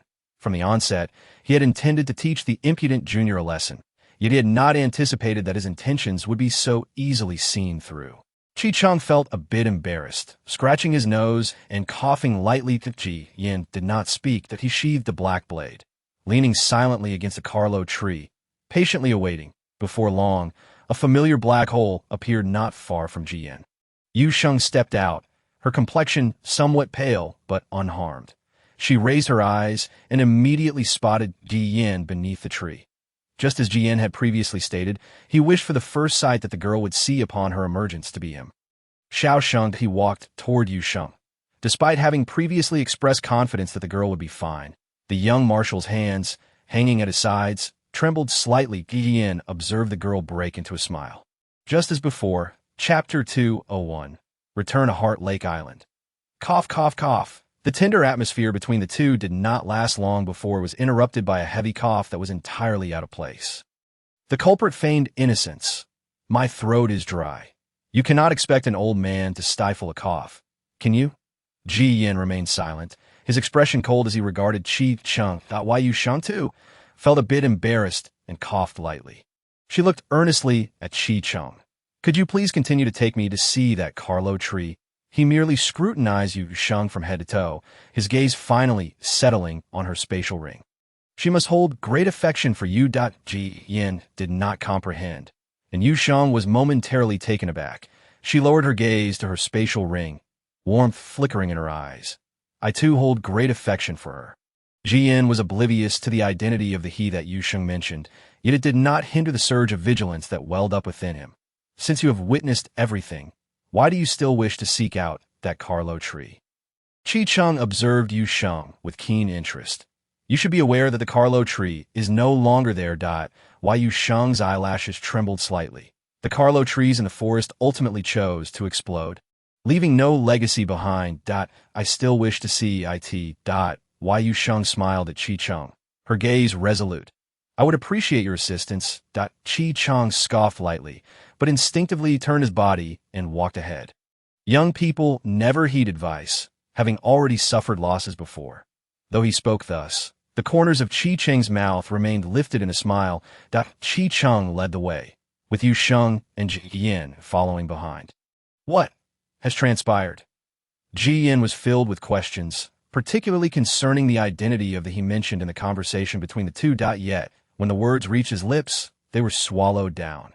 He averted his gaze uneasily, feigning casualness, witnessing certain truths unfold.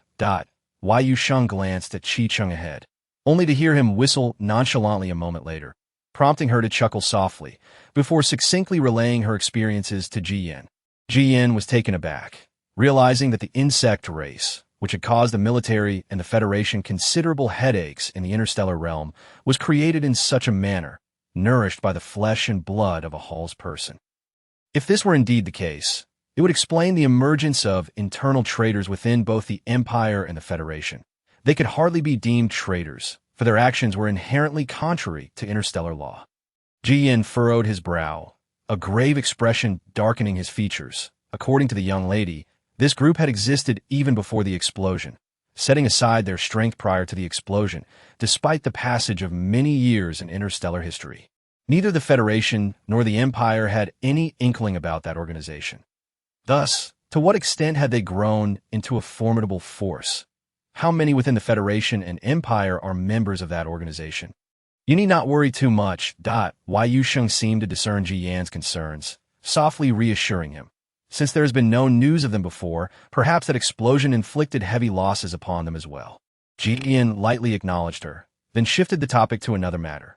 The Q'er tribe maintained close ties with the alien beasts in the past. After the explosion, the leader of the Q'er tribe took the entire tribe to the most remote planet. This matter was suppressed by the then authorities of the Federation.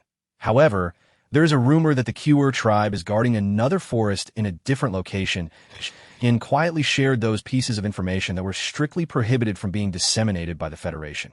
What other forest? Qi Cheng, walking ahead, snorted disdainfully. The interstellar realm is not that vast. Where would so many forests come from? Oh no, there used to be, but alas, they have all been destroyed by you humans. His tone was far from pleasant, even bordering on scornful. Yet Ji Yan's expression remained unchanged. We indeed bear responsibility. I apologized. Qi Cheng did not expect Ji Yan to be so gracious in acknowledging his faults. He was momentarily taken aback, snorted coldly, and fell silent. The atmosphere turned chilly. Senior, How much longer must we walk? Yu Sheng inquired. She observed the increasingly sparse vegetation around her and the air that gradually became unpleasant, prompting her to furrow her brow. Just call me Chi-Chung. Chi-Chung replied casually. I prefer this name. Very well, Yu Sheng acquiesced. Chi-Chung, that we are nearing our destination. Since Yu Sheng vanished, Chi-Chung had been speaking exclusively in interstellar language. The trio had not walked far before they arrived at the lake island that Yu Sheng had seen in her vision. The breathtaking scene that had once captivated her now lay in ruins before her. The ground beneath their feet was uneven, with only a few patches displaying a faint, feeble green. The moonlight shimmered upon the lake's surface, now shrouded in silence, the water murky and uninviting. The Carlo tree, once revered as a miracle, had long ceased to exist, leaving behind a deep pit that seemed to whisper of the events that had transpired. The air's former vitality had been replaced by a suffocating lethargy. Chi-Cheng's mood, however, did not seem particularly low. He gazed around with a hint of nostalgia. Let us proceed, he sighed lightly and made his way toward the island. Suddenly, a path leading to the lake island materialized upon the previously silent surface. With Yu Sheng and Ji Yan following closely behind, as they set foot on the island, both felt an even more intense aura of decay, far surpassing that of the surrounding waters. I can barely endure it. Yu Sheng's throat tightened. It is still guarding this place that we're nearing the end. Chi-Chung smiled at Yu Sheng, then knelt before the deep pit, lowering his head. Tea has been a long time. His profile, partially revealed, bore a profound sorrow that could not be easily dispelled. Ji Yan and Yu Sheng approached, astonished to discover a stark white skeleton lying within the pit left by the Carlo tree. This is... Yu Sheng gasped in surprise. Chi-Chung, a new friend of mine. Chi-Chung turned slightly, addressing Yu Sheng's confusion. He and you indeed hail from the same world. Chi-Chung, or rather the Carlo tree, gazed affectionately at Yu Sheng. His eyes tinged with reminiscence. He looked down at the skeleton in the pit and slowly began recounting his tale with Chi-Chung. Chapter 202. The Carlo tree and Chi-Chung when the Carlo tree awakened. The entire forest had succumbed to slumber. He exerted some effort to rouse the Cure tribe, entrusting the young dare, then merely a boy, with the heavy responsibility of leadership, guiding the rest of the Cure tribe away from the forest. Their tribe possessed the ability to transform into humans, no longer needing to remain in the forest, ensnared in a deep sleep with the other alien beasts, uncertain of when they would awaken. The young boy defied the Carlo tree's command for the first time, yet ultimately had to lead the entire Cure tribe out of the forest with tears. The authorities of the Interstellar Federation were aware of the Cure tribe's existence and the truth behind the explosion. However, for the sake of so-called face, or perhaps involving higher-level interests, they concealed it. The corresponding compensation, however, was granting the Cure tribe a resource-rich planet. Once the Cure tribe departed, the Carlo tree observed the desolate forest, feeling a sense of ennui. In truth, in terms of age, the Carlo tree was still a juvenile. He did not comprehend why those individuals sought to destroy the forest, but he surmised that perhaps it was humanity's insatiable greed. They had acquired the majority of the land in the interstellar realm, becoming its masters, yet still yearned to conquer more. Alas, all this greed bore its retribution. The Carlo tree stood at the forest's edge, watching as the once thriving town was ravaged by X-elements. The X-elements could gradually erode the mental fortitude of the Hall's people, influencing plant growth and inciting the already ferocious alien beasts to become even more savage. The Carlo tree seemed to foresee the future of the interstellar realm. Without plants, alien beasts would run rampant. This was the consequence of greed. The Carlo tree and the X-elements existed in a perpetual struggle. And now the Carlo tree had sealed the entire forest at the cost of self-destruction. In tandem, the long-repressed X-elements gradually began to devastate the entire interstellar realm. He wandered aimlessly throughout the forest, feeling utterly bored. This was once what he had most desired. Yet when he could finally roam freely within the forest, the Carlo tree felt that it was not a delightful experience. The Carlo tree had no understanding of why he could still manifest as a spiritual entity, nor did he wish to delve into it. Initially, he amused himself by transforming into the flora and fauna of the forest, or any alien beast. However, these only deepened the Carlo tree's solitude, until one day, A human unexpectedly appeared in the forest, shattering the Carlo tree's isolation. His name was Yu Sheng, said to be from ancient Earth, 1,000 years ago. Yet the Carlo tree was initially unaware of this. He was enraged that an annoying Kaza rat had infiltrated the forest. It was a type of alien beast that feasted on plants, and the Carlo tree had always held a strong aversion to it. He angrily launched an attack against this intruder, yet this seemingly powerless little creature exhibited astonishing agility. Later, Yu Sheng would scratch his head and chuckle, attributing it to his lifelong good fortune, the Carlo tree. However, would not believe such a claim, he indignantly thought. Indeed, the Hall's people are the most cunning. Yet soon, the Carlo tree had no choice but to accept that perhaps Yu Sheng's words contained a kernel of truth. He approached a fruit tree, and heavy fruits fell, yet none were damaged. He washed by the stream and could catch several fish. The Carlo tree, who controlled everything within the forest, could not impede Yu Sheng's good fortune. Ironically, this fool believed he was receiving assistance from the Carlo tree. I would never assist such a foolish human. The Carlo tree scoffed, filled with disdain that it was already quite merciful of him not to take action against him. However, not long after, the forest underwent a transformation. The abyss sealing the X-elements began to stir, and the dense X-elements surged forth, with the lake island being the first to suffer damage, despite the fact that Carlo tree had seldom ventured to Heart Lake Island since his awakening. This did not imply that he could permit the desecration of his former sanctuary. However, he was now merely a fragment of a spiritual entity. The long-suppressed X-element surged violently, engulfing everything in its vicinity, while the air was thick with a suffocating aura of death, rendering the forest even more ravaged. The colossal beast, awakened from the abyss, roared as it charged toward Heart Lake Island, only to be ensnared midway by an array of unknown traps. Carlo tree gazed in astonishment and discovered that it was Yu Sheng, this lad, who had set up numerous bizarre traps without him noticing. These, Yu Sheng chuckled innocently. I thought this path seemed rather secluded, so I decided to practice setting traps here. Not too many, just about one a day. One a day. Carlo tree fell silent, and for a fleeting moment he found himself feeling sympathy for that monstrous beast. Most trees can continue to grow even after being reduced to stumps. Yet he was Carlo tree, and furthermore, he had simply been severed. He had chosen to self-destruct. Carlo tree rolled his eyes in exasperation. You re-rolling your eyes. Yu Sheng approached with a grin, suddenly intrigued. I've noticed you've taken on a shape lately. But why do I feel like you resemble me? Ha. Though you look much better than that previous muddled form. Carlo tree continued to roll his eyes. Who resembles you? Moreover, this is a deceased Carlo tree. No amount of watering will revive it. Who knows? Yu Sheng continued to smile as he went about his tasks. After all, I can't leave, so I might as well keep myself occupied. Carlo tree knew he was lying. That rascal was busy every day, constructing houses, gathering fruits, and searching for an exit. However, Carlo tree chose not to concern himself with it. After spending a while on Heart Lake Island, he departed. But as he reached the lakeside, he couldn't resist stealing a glance at the surface of the water. Where do I resemble him? Carlo tree muttered softly, instinctively glancing again. I'm clearly much more attractive than that foolish human. Chapter 203. Little Carlo.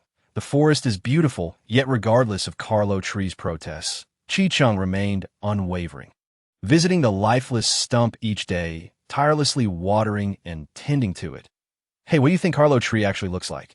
By the way, how old is this Carlo tree? It seems so large. Is the little seedling currently gathering strength? Striving for a breakthrough? Hey, look, is there a hint of green on this stump? Carlo tree was baffled by the incessant chatter, feeling a headache coming on, when he grew weary of the incessant nagging. Carlo tree would respond to Yu Sheng with a rather irritable tone regarding the nature of Carlo trees. For instance, this Carlo tree was still relatively young, practically a child. Additionally, this Carlo tree had chosen to self-destruct, leaving no possibility of revival, nor could it grow into a new Carlo tree. Furthermore, he had regained some strength and could devise a way to assist himself out of this forest. Upon hearing this, Yu Sheng's smile dimmed significantly. He became contemplative. This isn't my original world, is it? After a long pause, Yu Sheng quietly asked, Isn't that obvious? Carlo Tree retorted with a roll of his eyes. He had become quite adept at this gesture. Yes, he spoke. His tone dripped with a hint of malicious schadenfreude. Chi Chung, however, seemed unfazed by Carlo Tree's remarks. He contemplated for a while before nodding, as if making a significant decision. Then I won leave. All right, then I shall. Carlo Tree's words abruptly halted, his eyes widening in disbelief, his tone laced with astonishment. What did you say? You're not leaving? Indeed. Yet for reasons unknown, as the words reached his lips, they morphed into a stiff suit yourself. I'll help you. The moment the words escaped, Carlo Tree couldn't help but frown. Nevertheless, it was undeniable that upon hearing Chi Chung express his desire to stay, a flicker of joy ignited within Carlo Tree. I'm not happy. The proud Carlo Tree pouted, watching Chi Chung eagerly tending to the stump, his lips involuntarily curling upwards. Ultimately, Chi Chung remained in the forest, yet he never witnessed the moment a seedling sprouted anew from the stump. Carlo Tree understood that interstellar humans had long lifespans. But he had forgotten that Chi Chung was not one of them. Perhaps his body had been affected. Even when Chi Chung grew too weak to move, he still retained the youthful appearance he had upon arrival. Ah, what a pity! He implored Carlo Tree to take him to the stump, gazing at the barren expanse with evident regret. I truly wish to see what the Carlo Tree looks like, Chi Chung remarked, his eyes sparkling with mirth as he looked at Carlo Tree. He had aged. Though his exterior still bore the youthful visage from his arrival, he could no longer walk, and even lifting his hand or speaking required immense effort. What is so captivating? Carlo Tree muttered softly. It's just a tree. Isn't it? Aren't there enough trees in this forest for you to admire? It is said to be the tree of life in the forest. Chi Chung coughed heavily, his eyes twinkling. I'm genuinely curious. Carlo Tree pressed his lips together, remaining silent. Just as the light in Chi Chung's eyes began to fade, a vast shadow fell overhead. He turned in surprise. The ancient, majestic tree reappeared before him, its massive crown extending outward, much like a grand umbrella shielding against the intense sunlight. Several aerial roots dangled down, swaying slightly in the still air. Chi Chung strained to extend his hand, struggling to grasp one of the aerial roots. How wonderful! He looked up at Carlo Tree, a glimmer of astonishment in his eyes. It's just as magical as I imagined. Carlo Tree quietly approached Chi Chung's side, joining him in gazing up at his transformed form. The little energy he had painstakingly accumulated was now squandered. Carlo Tree pouted, but soon lapsed into silence. Feeling a heaviness in his heart, he could distinctly sense Chi Chung's vitality gradually diminishing, and he felt powerless to alter this decline. You never tell me your name. Chi Chung tilted his head slightly, his brown eyes radiating warmth and acceptance. He spoke somewhat plaintively, yet devoid of any irritation. I can't keep calling you forever, can I? Carlo Tree remained silent for a long while before softly replying.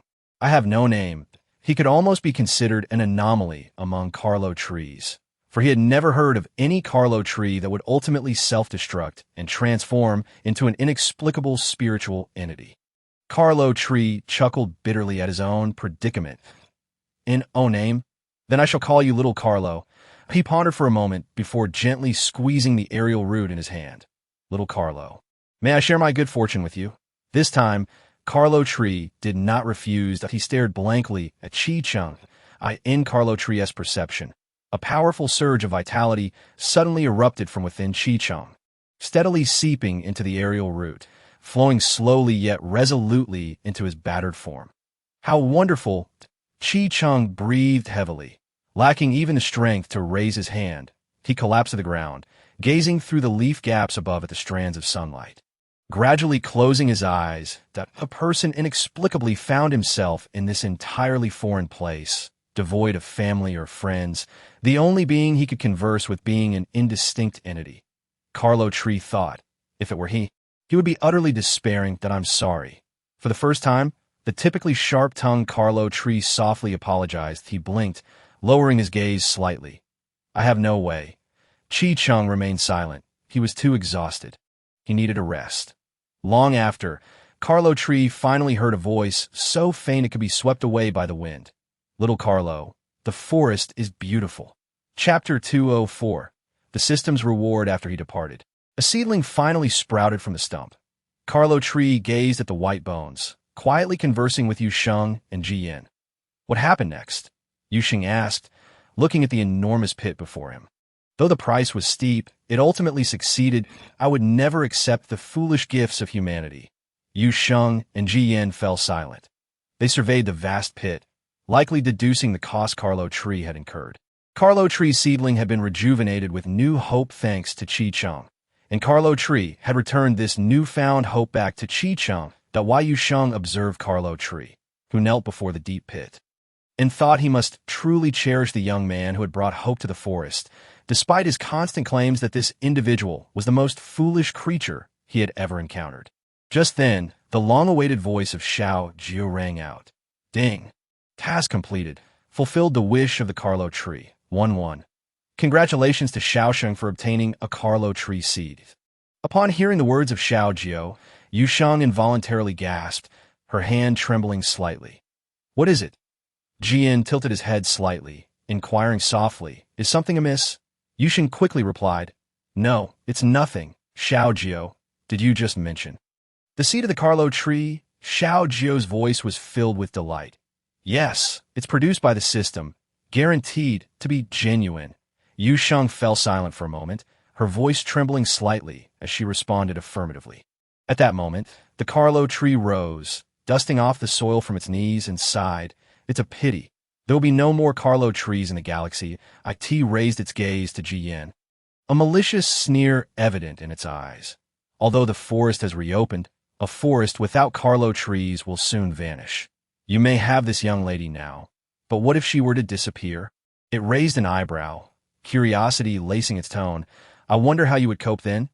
The tone of the Carlo Tree was unmistakably that of a villain. What has been your wish all these years? Yu Sheng suddenly posed this question, catching the Carlo Tree off guard. It paused, instinctively replying, I have no particular wish. I merely long for someone to chat with. Now that your wish is fulfilled, Yu Sheng's eyes curved into a playful smile. Seemingly unperturbed by the Carlo Tree's earlier remarks, would you care to fulfill Chi Cheng's wish? The Carlo Tree hesitated. What? He once said, the forest is beautiful. Yu Sheng slightly turned, her gaze falling upon the lush greenery behind her, her smile deepening. I too believe the forest is beautiful. It should not vanish, especially not due to humanity's errors.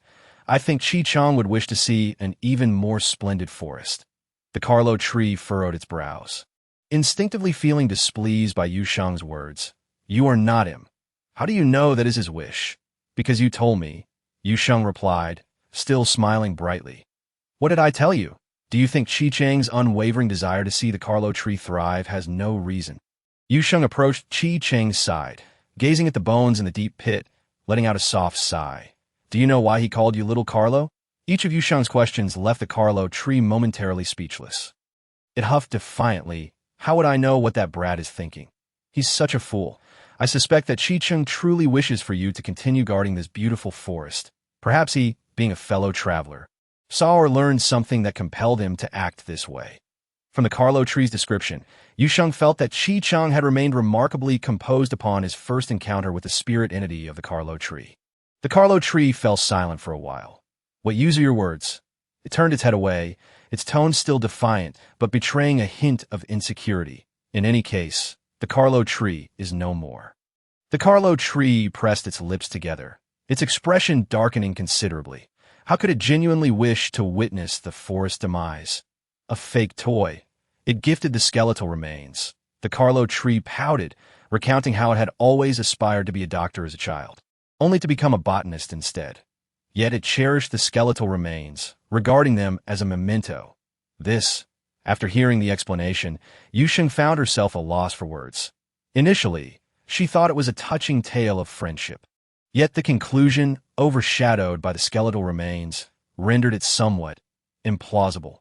Who would gift a human skeleton as a present? She sighed, though her previously heavy heart felt considerably lighter. Everything seemed to be progressing positively, and new hope could still be nurtured in this miraculous land. Chi Cheng, she called out to the Carlo Tree, her dark eyes sparkling with light. Would you like to consider acquiring a new body? What? The Carlo tree was perplexed, but the next moment, upon seeing the seed in Yu Sheng's palm, its eyes widened in astonishment. How do you have this? It nearly gasped, hastily approaching Yu Sheng's side, its gaze fixated on the seed with fervor. How could you possibly possess a Carlo tree seed? Tisfa mentioned, I am the key to unlocking the forest. Yu Sheng tilted her head, her eyes twinkling with mirth. As a wondrous key, it seems only fitting that I would possess a wondrous seed. Wouldn't you agree? The Carlo tree paused, its expression tinged with distaste, yet the corners of its mouth began to curl upwards. It scoffed, suppressing the excitement in its voice, without the assistance of someone with experience. Even with the seed, you wouldn't be able to cultivate it. Then I would appreciate your help in taking good care of it. If you would, Yu Sheng gently encouraged the proud Carlo tree. Chapter 205. Departing the illusion after planting the Carlo tree seed. There was no immediate reaction, yet delighted the Carlo tree enough to make it circle around several times. I've made up my mind. It retrieved the skeletal remains from the pit, brushed off the dirt, and placed the skeleton beside the seed with utmost seriousness. This shall be my gatekeeper from now on, Yu Sheng. As long as you're happy. The Carlo tree caught the disdain in Yu Sheng's tone, but was utterly unconcerned. Rather, it excitedly proposed to send them away immediately. Now, Yu Sheng was somewhat astonished. So soon? What?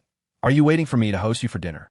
Jian cast a glance at the spot where the Carlo tree seed had been planted. To be honest, the shocks of the day had left even Jian momentarily unable to process everything. What's there to see? The Carlo tree disdainfully sized Jian up, its tone unyielding. Your aura of slaughter is too intense. You should quickly roll far away. Its tone was exceedingly rude, as if it were brandishing a broom to chase them away. Jian remained silent, instinctively glancing at Yu Sheng. Although his expression was still impassive, Yu Sheng could discern a hint of grievance in his gaze. Her heart softened, and she spoke to the Carlo tree in negotiation. Jian merely wishes to care for the Carlo tree's growth, and won't be coming around too often. Besides, he is a marshal of the Federation. If the Carlo tree requires substantial energy resources for its growth in the future, Jian can certainly assist. During her earlier conversation with the Carlo tree, Yu Sheng discovered that maintaining the Carlo tree's growth could consume nearly a planet's worth of energy resources over a decade. It was no wonder there were so few Carlo trees throughout the galaxy. They were simply too costly to sustain. Had the forest remained as it once was, perhaps it could have supported the Carlo tree's growth. Yet now, large portions of the forest have been eroded by the X element, leaving precious little resources available. The Carlo tree furrowed its brow, pondering for a while before reluctantly conceding. Very well, but you may only enter with my permission. Jian nodded, turning to Yu Sheng with a gentle smile in his eyes. He spoke softly. Thank you, Hallsian. Perhaps Jian's voice was too gentle. Yu Sheng couldn't help but cough lightly, her face turning a faint shade of crimson as she averted her gaze. All right. The Carlo tree cast a disdainful glance at the two, impatiently waving its hand. I shall send you both out now.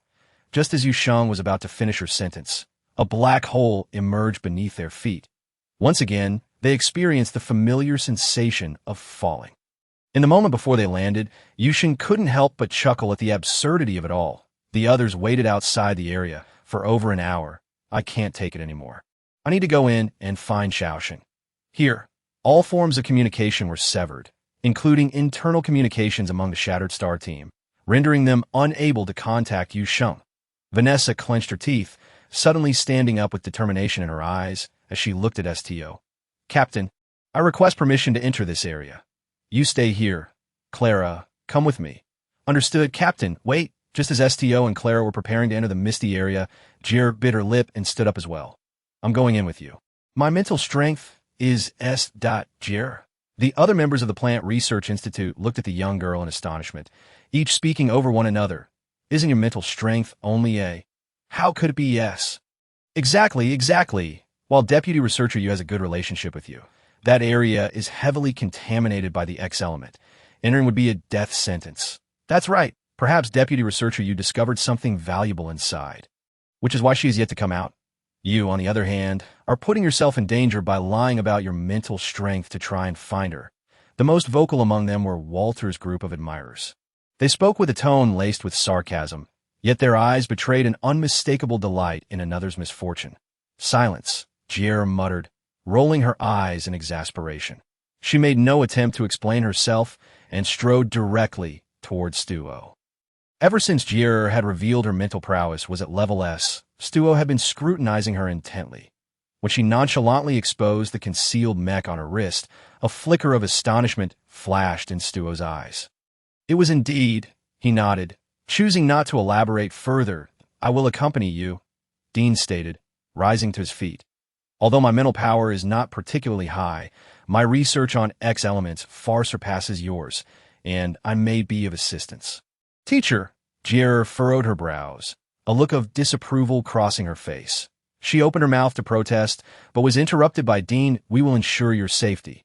Stuo inclined his head slightly, his tone tinged with respect. After a brief period of preparation, the group was ready to venture into the unknown white mist. Shortly after their departure, Walter, who had been in a coma, finally awakened. Boss, you're finally awake. Do you feel any discomfort? What on earth happened? Walter's loyal followers rushed to his side, showering him with concern. Yet, Walter remained silent, his gaze fixed intently on the white mist ahead, emotions swirling in his eyes, his mental strength, sensing the severe depletion of his mental energy. Walter lowered his head, a glimmer of ruthlessness flashing across his eyes. That person. He would not spare her. Let us go. Once he felt a slight recovery of strength, Walter struggled to rise with the help of others, his tone laced with a hint of menace. However, one individual hesitated, frequently glancing toward the mist. Before he could articulate his thoughts, Walter's cold glare turned upon him, his voice dripping with venom. If you choose not to leave, you may stay. But what will be the cost of remaining? Throughout the exchange, none of the others made any attempt to stop Walter. Chapter 206. Sada. As the four entered the fog-laden area, they immediately sensed a palpable pressure surrounding them. Dean, the one with the lowest mental power, turned pale. Jier cast a worried glance at her teacher. I'm fine, Dean gasped, waving his hand dismissively as he pressed onward. I just need to acclimate. Let's continue. Stuo remained silent, quietly projecting his mental energy into a protective barrier to alleviate Dean's discomfort. What should have been a mere few hundred meters took them over half an hour to traverse. Yet, by the towering tree that loomed ominously, there was no sign of Yu Sheng. The heaviness settled in everyone's hearts. I'll go take a look. As they neared the tree, they felt their mental energy depleting even faster. Especially Stuo, who had divided some of his energy to shield Dean. Jier gritted her teeth, disregarding her hidden identity, and summoned her mech. The sky blue mech appeared beside them, its powerful mental energy dispersing some of the dense X elements in the vicinity. Jier maneuvered the mech to protect the group as she approached the Carlo tree. However, before she could get close, a fierce attack interrupted her advance. Roar! Emerging from behind the colossal Carlo tree was a massive beast resembling a wolf. Its blue-black eyes bore an expressionless gaze fixed on Jier, its form both agile and robust, each hair shimmering with a metallic sheen.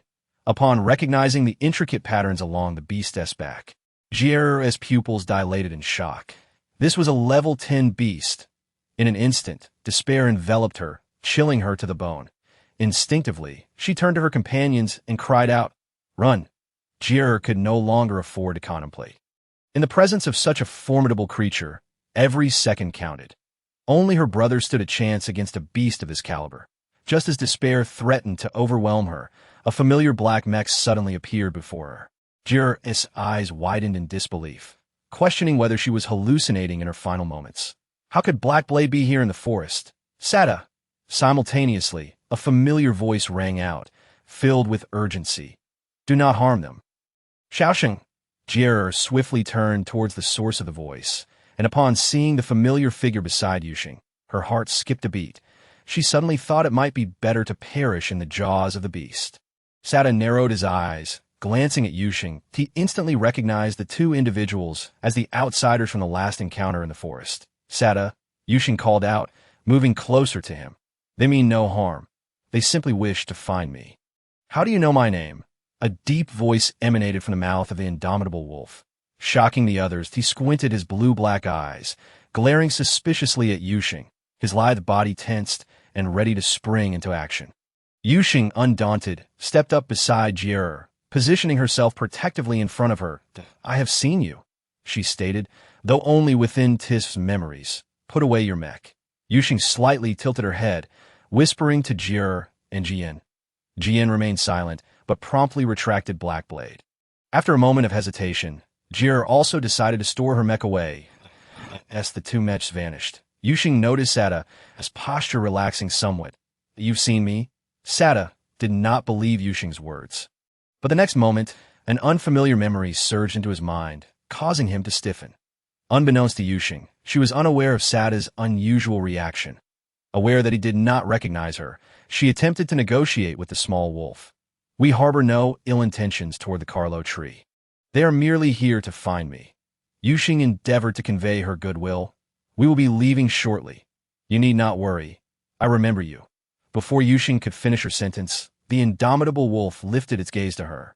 Its tone still rigid but considerably softer than before. T awkwardly repeated, "I remember you." Yu Sheng stared in disbelief. "You remember me?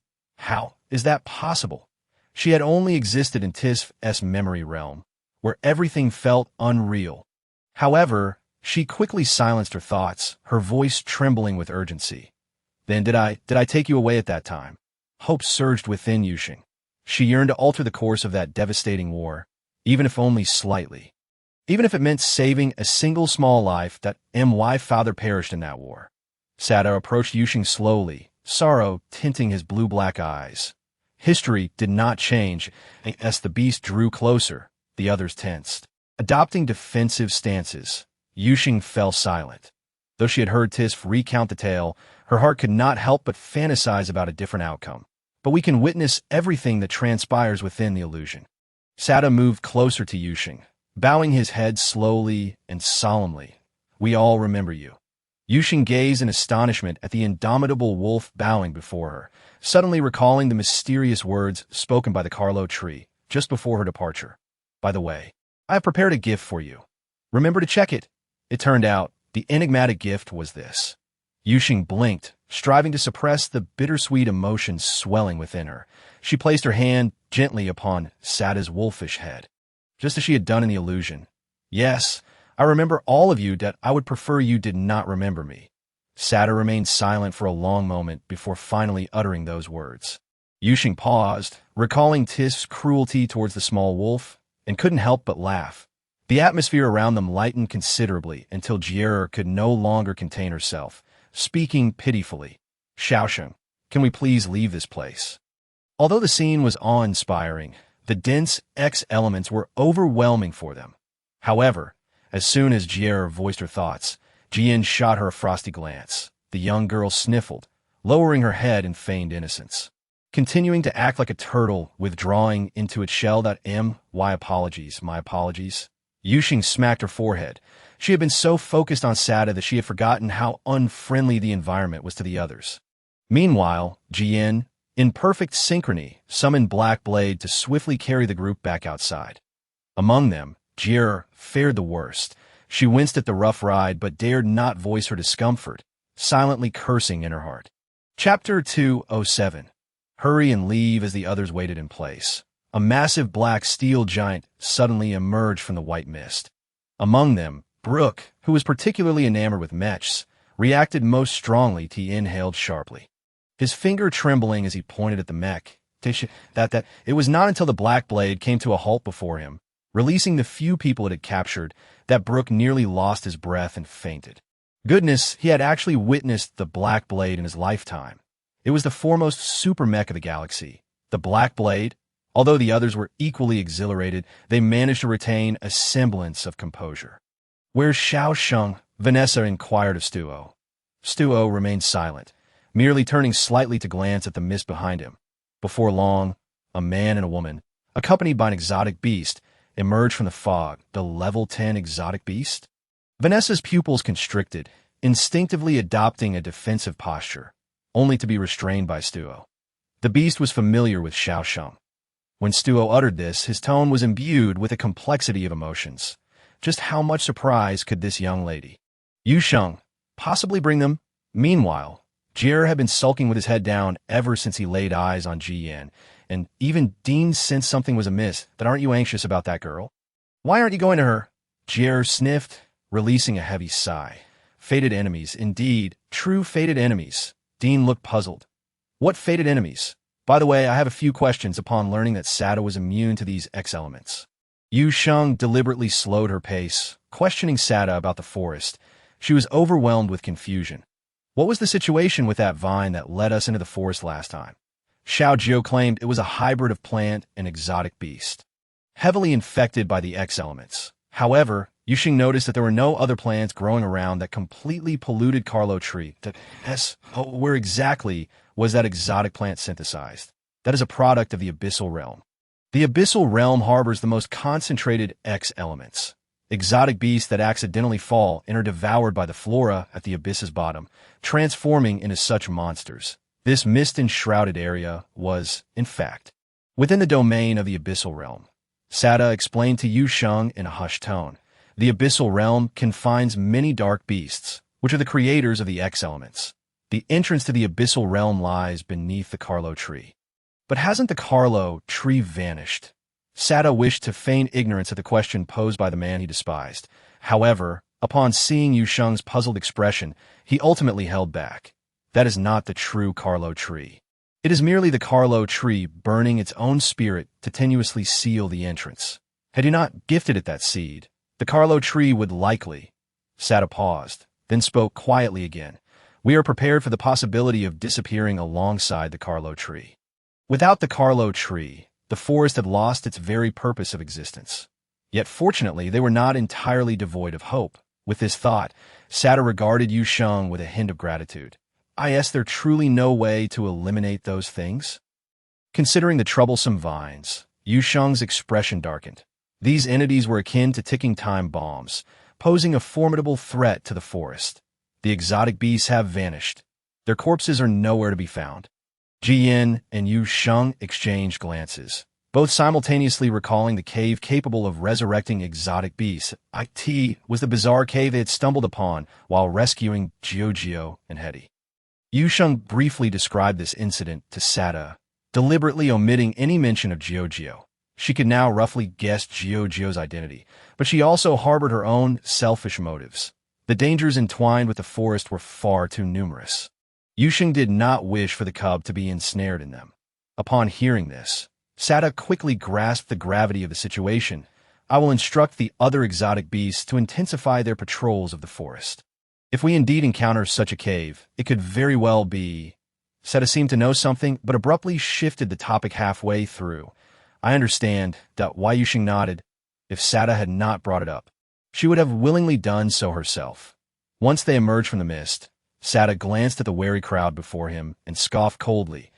He could treat Yu Sheng with kindness, but that did not imply he would extend the same courtesy to the group of Hallsians before him. We must leave this place quickly. When night falls, the range of this mist will continue to expand. Sada nodded slightly at Yu Sheng, then swiftly vanished from everyone's sight with an agile grace. Those who had yet to seek out Yu Sheng were still astonished that an exotic beast could speak, but they were soon taken aback by the beast's warning. What exactly is this mist? Good, do not concern yourselves with them. Dean was still seething with anger when he mentioned Walter. He scoffed coldly. He won't be able to escape justice, merely for attacking fellow researchers during the expedition. That alone would likely cost him his esteemed father's protection. The originally planned 3-day, 2-night expedition was abruptly terminated after only 1 day, and many researchers and technicians were left disgruntled. Yet this discontent transformed into sheer terror upon the sudden appearance of Marshal G. Why the Marshal appeared in the forest? Could it be that another uncontrollable riot had broken out, necessitating the Marshal's intervention? Consequently, the group, previously dawdling and packing, sprang into action. TSK, a bunch of cowards. Jier was well aware of these people's nature and immediately scoffed. Chapter 208. Sibling So, it seems you are quite brave. Jian cast a cold glance at Jier, his tone laced with sarcasm. Upon hearing Jian speak, Jier's head, which had just been raised, quickly dropped again. Were it not for the concern for her image, she would have likely hidden behind someone else. It was only after this interruption that the others sensed the peculiar atmosphere between Jian and Jier. What is going on with you two? Yu Sheng asked hesitantly. Then she noticed Jie suddenly lift her head, her gaze toward her especially fervent. Little, just as Jie was about to utter a word, she was seized by the back of her collar, lifted off the ground. Apologies, Jian said, his expression grim. I need to have a few words with my thoughtless sister. With that, Jian disregarded the reactions of the others and whisked Jie away to an unknown location. The remaining individuals exchanged glances. Jie's Marshal Ji sister? Yu Sheng pondered aloud. My student. Is Jian's sister? Dean mused. The others shivered silently, reflecting on whether they had inadvertently offended Jie in the past. The conversation between Jian and Jie did not last long. Once the researchers had completed their packing, they observed Marshal Ji walking nonchalantly ahead, followed by a dejected Jie.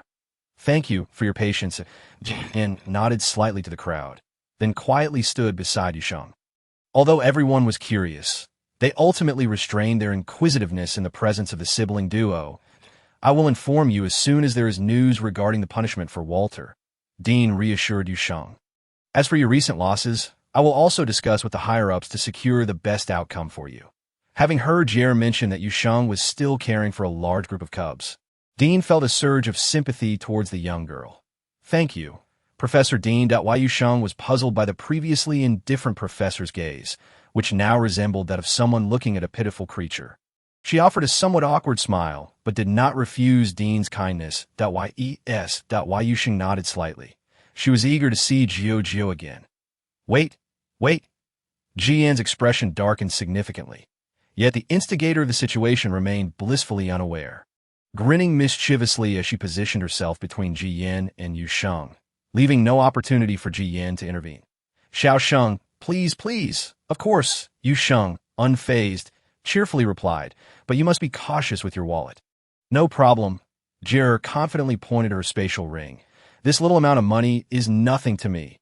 Jian let out a cold snort, causing Jie to instinctively shrink her neck, the meager courage she had managed to muster dissipating in an instant. However, Jie quickly regained her bravado. Xiao Sheng, look at him.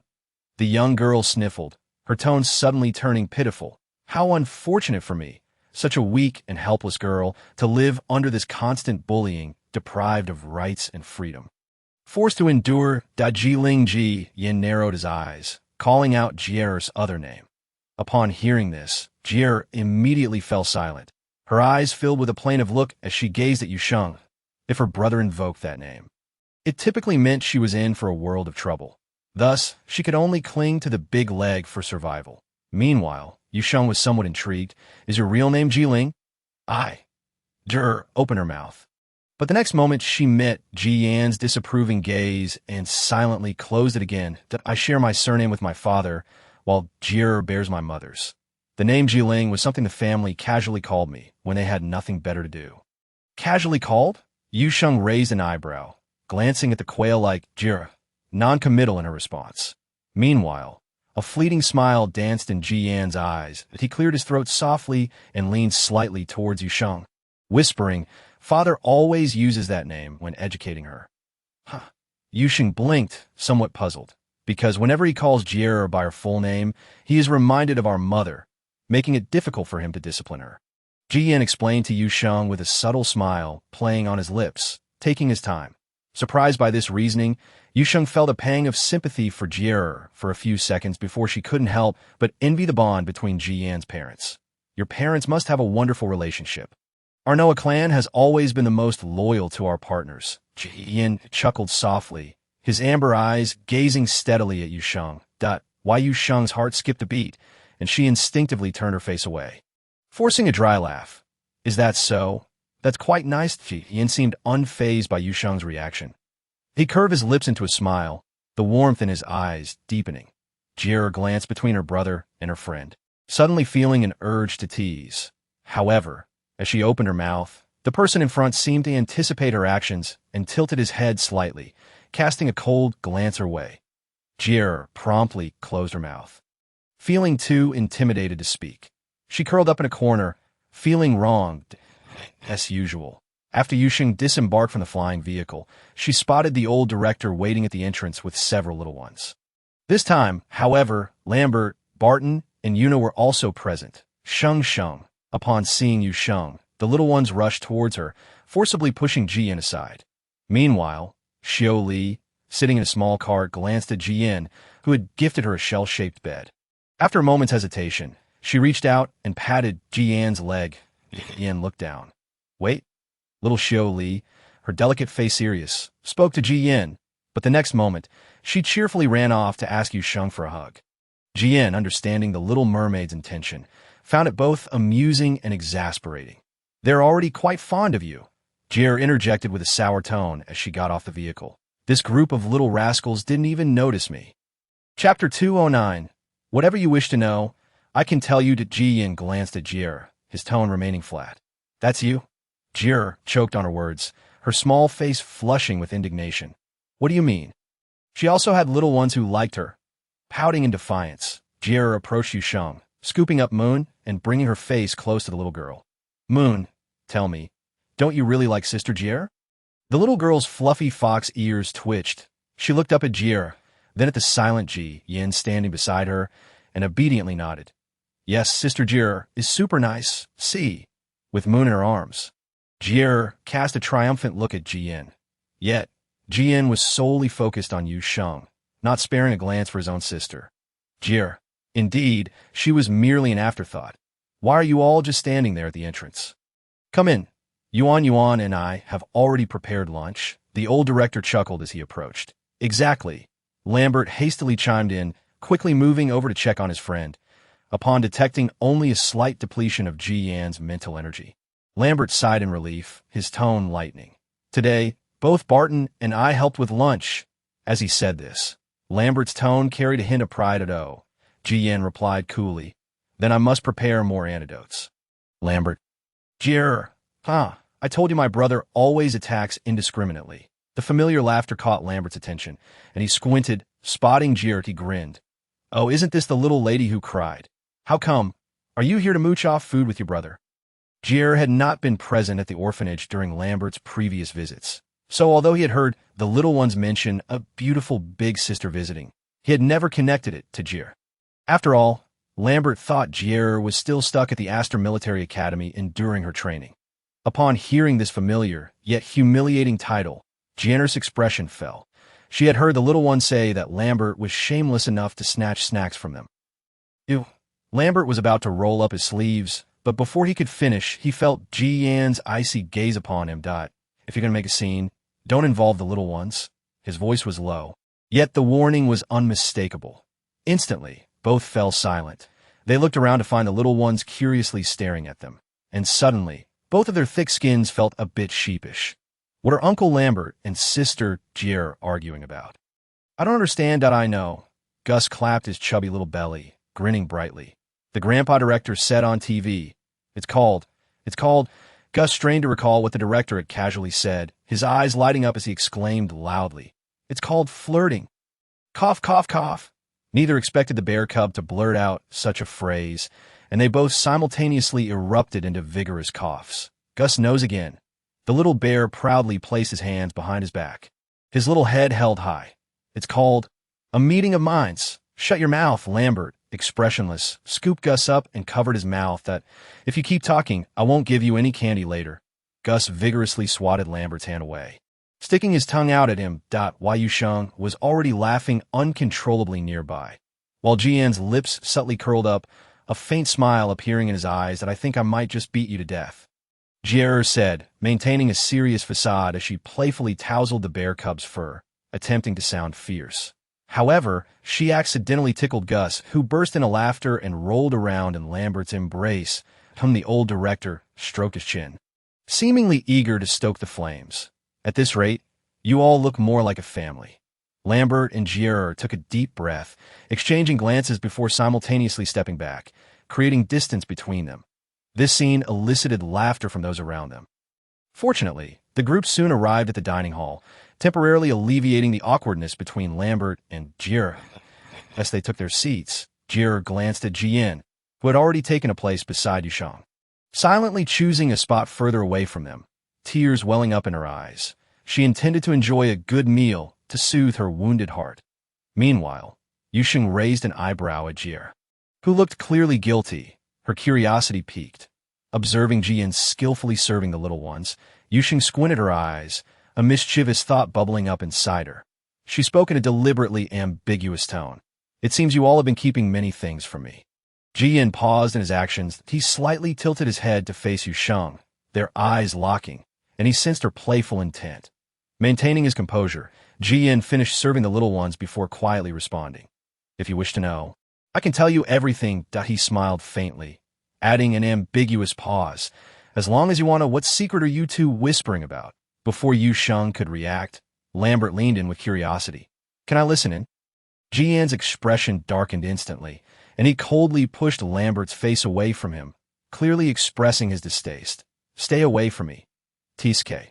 Lambert muttered under his breath. Jian, you are the quintessential friend who forgets his buddies when a pretty face shows up. And you are the quintessential brother who forgets his sister. Jir added fearlessly, testing the waters of danger. I question daily whether I am actually his biological sister. The old director, bringing out the dishes, happened to overhear this comment, puzzled. Whose sister? Me. Upon seeing the sweet and sour fish being served, Jian's eyes lit up, and she gulped. I am Jian's sister. Marshal G's sister? The old director paused. He looked between the lively Jier and the poised, aloof Jian, sincerely remarking, You two siblings truly are worlds apart. Chapter 210. A conversation with Jier, is that so? Jier exclaimed with a hint of pride. Many people say I am far more clever and adorable than my brother. However, Jian remained silent, methodically serving the little ones their food. After placing some on Yu Sheng's plate, he finally lifted his gaze to Jier, remarking, a wise person would focus on enjoying the meal at this moment, rather than engaging in such trivial chatter. Jier was taken aback, her eyes widening in disbelief. Just then, she glanced down to see Lambert stealthily snatching the last piece of sweet and sour ribs. My ribs! She cried out in despair, abandoning her words and diving into her meal. Such scenes were commonplace at the orphanage, though they typically occurred only when Yu Sheng was the one cooking. The elderly director, witnessing how even his own dishes had become coveted treasures, couldn't help but sigh. They truly must be starving. The meal left several of them quite satisfied. Jier slumped in her chair, patting her belly contentedly and letting out a loud belch, and raised an eyebrow slightly. Jier straightened up immediately, placing her hands on her knees, adopting a demeanor of innocence, as if nothing had transpired. Once Jian departed on business, she exhaled a sigh of relief, returning to her previous relaxed posture. Are you really afraid of your brother? Yu Sheng inquired, taking a seat beside her after handing Jier a glass of water. Amusement dancing in her eyes. Fear is an understatement, Jier replied, accepting the water and venting. My brother is far more terrifying than those insectoids. You can't even begin to fathom how brutal he is when he reprimands me. I am his own sister, not one of his subordinates. As she spoke, Jier's grievances poured forth. Can you imagine that he once dragged me away just to give me a good beating? Beating? Yu Sheng blinked, struggling to envision Jian in such a violent light. Indeed, Jier took a long sip of water to soothe her throat. My brother truly hit me. I can't even recall how many times I've been on the receiving end of his fist throughout my life. Fortunately, as time passed, I grew tougher, so it doesn't hurt as much anymore. Listening to Jier's self-satisfied tone, Yu Sheng found herself at a loss for words, torn between laughter and sympathy. I'm quite curious. What did you do to provoke your brother so severely? She asked, recalling Jian's dark expression upon seeing Jier, which indicated he was genuinely furious. Jier's bravado deflated. Well, it's nothing much, she mumbled, her voice dropping significantly. I just ran away without permission. Actually, it's not a big deal. Jier sighed, growing somewhat frustrated as she ruffled her hair. I simply defied my family's arrangements, changed my aspirations, and didn't enroll in the Esther Military Academy as they had planned. Instead, I went straight to the Plant Research Institute after graduation. Jian, doesn't he know about this? Yu Sheng asked, surprised, simultaneously understanding the reason behind Jian's anger, and why brother and father have no clue. My mother has been keeping it from them. Jier added with a hint of sarcasm. You see, Xiao Sheng, don't be fooled by my brother's calm exterior. He has a stubborn temper, just like my father. and he is incredibly proud. Yu Sheng recalled by Bai's somewhat proud demeanor during their younger days. Nodding in agreement. Indeed. Alas, Jie sighed deeply, radiating an aura of dejection. My brother wasn't always like this, but ever since he became a marshal in military, he seems to have changed significantly. Perhaps it's because of the burdens he now carries? Yu Sheng pondered the events in the forest, her heart heavy with understanding why Jie felt that Ji Yin had transformed so much. I understand. I also feel gloomy, which is why I thought about going to the Plant Research Institute. People like me don't really belong in the military. It's better to assist my brother elsewhere. The young girl hesitated for a moment, then looked earnestly at Yu Sheng. Xiao Sheng, do you believe in me? Of course. Then, what if I told you that the insectoids are related to those infected plants? Would you still believe me? Jie hesitated, finally gritting her teeth and speaking out. She couldn't bear to wait for Yu Sheng's reaction. Lowering her head and sounding despondent. To be honest, even my teacher doesn't believe me. Why do you think that is? Yu Sheng asked, her tone curious rather than shocked. This gave Jie the courage to continue. Although she still found her own words absurd that I dreamt about in my dream, I saw a multitude of insectoids emerging from the forest, wreaking havoc on the surrounding towns. The insectoids reproduce rapidly, almost creating a massive swarm in mere hours. That I woke up in terror. But when I opened my eyes, all I saw was a vast desert. When discussing her childhood abduction, Jie's tone remained nonchalant, as if it didn't weigh heavily on her mind. Later, when my brother came to rescue me, I told him about the dream, but he didn't believe me. He insisted it was just a figment of my imagination born from fear. He even forbade me from discussing it with anyone else, claiming it would cause panic. She muttered in frustration, "For goodness sake, if you're going to lie, at least have some skill. I possess S-class psychic powers. How could I so easily succumb to hallucinations?" Yu Sheng mused that, given Jian's nature, he wouldn't dismiss his sister's words without reason. The only explanation seemed to be that he wished to shield her from the matter. Her heart stirred slightly. "Jie, do you recall what transpired after you entered the desert? Or were there any anomalies you noticed?" "My memory is somewhat hazy." Jie contemplated seriously, but honestly, it didn't feel like a kidnapping. It felt more like they were taking me on a tour of the desert. A tour of the desert. Yu Sheng paused, intrigued. "What do you mean?" "They didn't mistreat me at all. They didn't even bind me. They simply led me through the desert, asking if I had any special feelings about this." Jie pouted. "Please, apart from heat and dryness, what else could there be to feel?" Yu Sheng suddenly recalled that Jie's ability, like hers, was related to the wood element. Were those individuals searching for a forest? Chapter 211. What exactly do you wish to convey? However, when I told them I felt nothing, they didn't seem angry. Rather, they appeared quite dejected. "Your question has indeed revealed many peculiarities.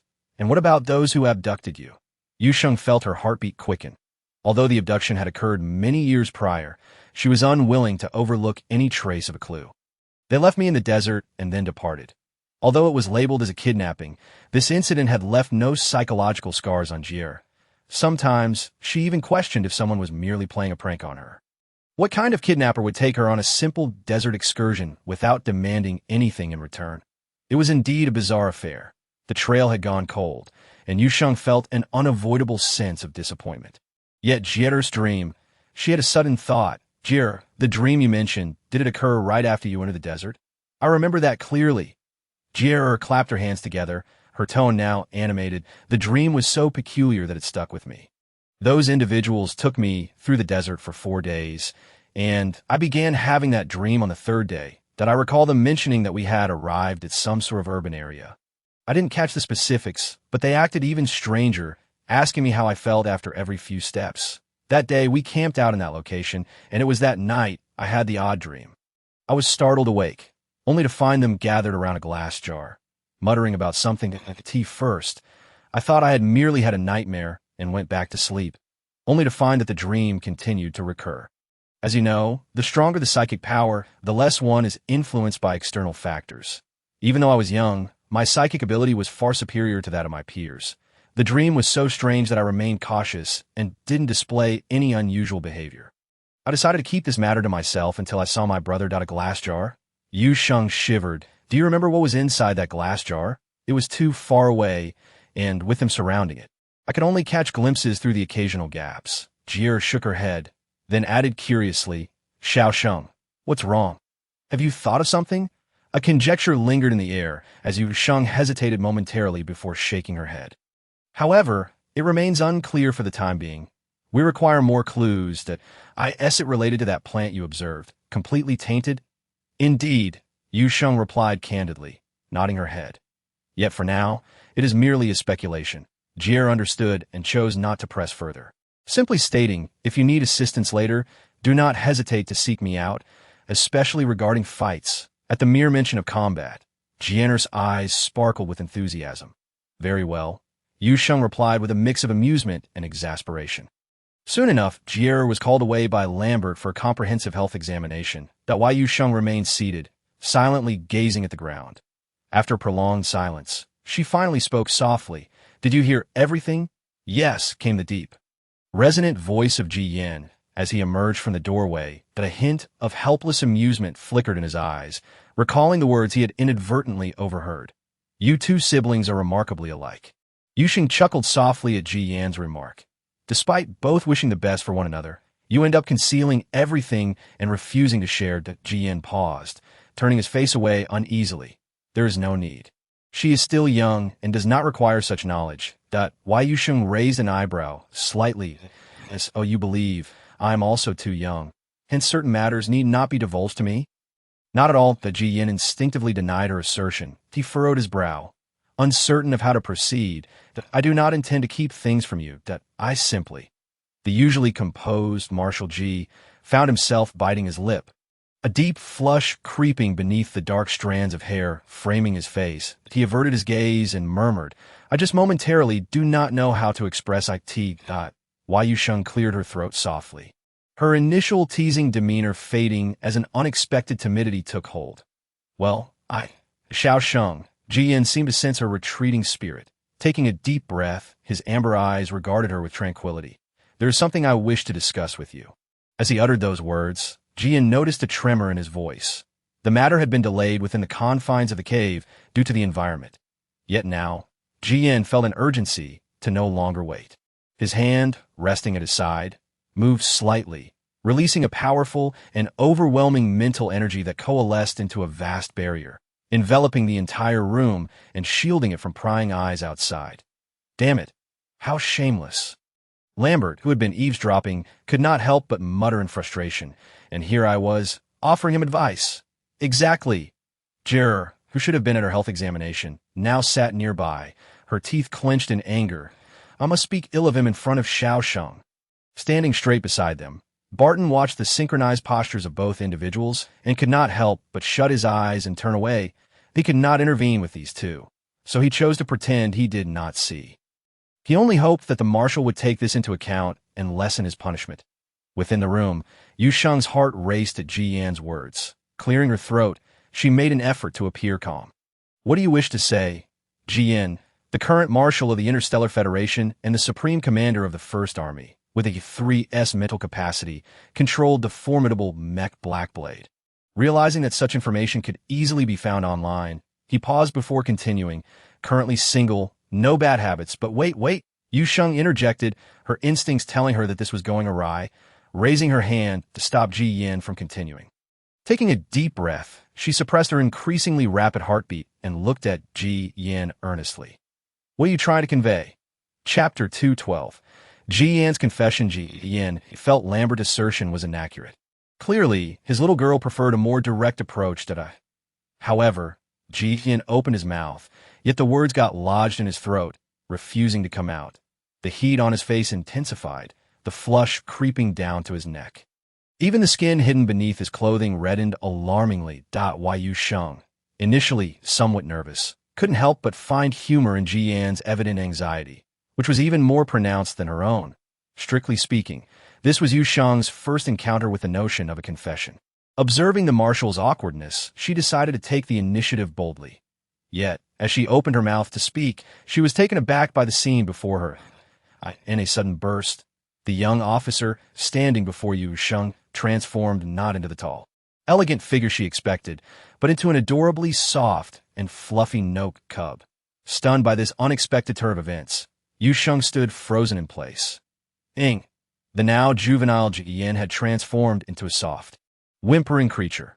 Although she recognized that what stood before her was an adult Noke disguised as a cub, she couldn't resist squatting down to meet the fluffy little one that the small cub, with remarkable insight, approached Yu Sheng, emitting a series of soft whimpers that melted her heart. All previous concealments seemed trivial. How could such a cute cub harbor any ill intentions? Jiyan, initially concerned, felt his worries dissipate upon witnessing the excitement in Yu Sheng's eyes. He subtly exhaled in relief. Thankfully, the cub form proved to be quite effective. Ing. The little cub adeptly leaped into Yu Sheng's embrace, its tiny paws clutching her hands, its plush belly pressed firmly against her arm. Who could resist such a fluffy embrace? Yu Sheng felt her self-control waning as she reveled in the cub's warmth, stroking its fur with satisfaction. After a while, she suddenly became aware of the incongruity of the situation. Wait, this atmosphere should not have led to this. She lifted the little cub, her tone laced with a hint of threat. What are you up to? The lifted cub immediately stiffened, its four fluffy paws hanging limply. It sniffled, gazing up at Yu Sheng with misty, pitiful eyes that Yu Sheng's heart softened at the sight, nearly sparing Jiyan. However, before that thought could linger, the small cub unexpectedly began to grow larger, in the interstellar realm. Only a partner could touch the abdomen of a Horus in beast form. A deep, slightly hoarse male voice emanated from the now adult Noke, that he leaned slightly, his large ears laying flat against his head. Adopting a submissive posture before Yu Sheng, Yu Sheng stared in awe at this magnificent creature. In the interstellar realm, only a partner could touch the abdomen of a Horus in beast form. The cub's belly was soft and warm.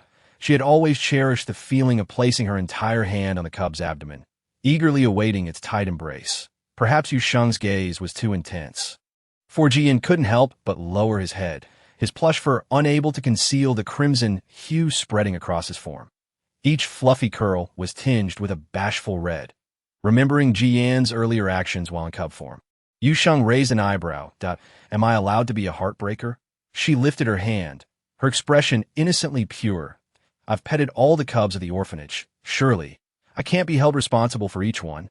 This statement was undeniably heartless, to the point where Jiyan found himself momentarily at a loss, his amber eyes reflecting confusion to it looks even more pettable, staring at the enormous fluff before her. Yu Sheng struggled to suppress her itching hands. It's different. Jiyan bit his lip, his tone suddenly turning plaintive. They're merely cubs. So does this Marshal's behavior count as a marriage scam? Yu Sheng continued to tease, her smile widening to the marriage scam. Jiyan blinked in bewilderment, only realizing the implication when he met Yu Sheng's playful gaze that a secret joy blossomed in his heart, gradually filling his entire being. Yes, he replied softly, a warm smile gracing his voice. The beast form of mature Noke only manifested before its future partner. He lowered his head slightly, making it easier for Yu Sheng to reach out. His deep voice, now tinged with a playful lilt, coaxed Yu Sheng's heart with each word. The Noke would fulfill any request of their partner, including transforming into beast form. Jiyan paused, his voice low and filled with mirth. Let the partner hold you while sleeping. Hold while sleeping.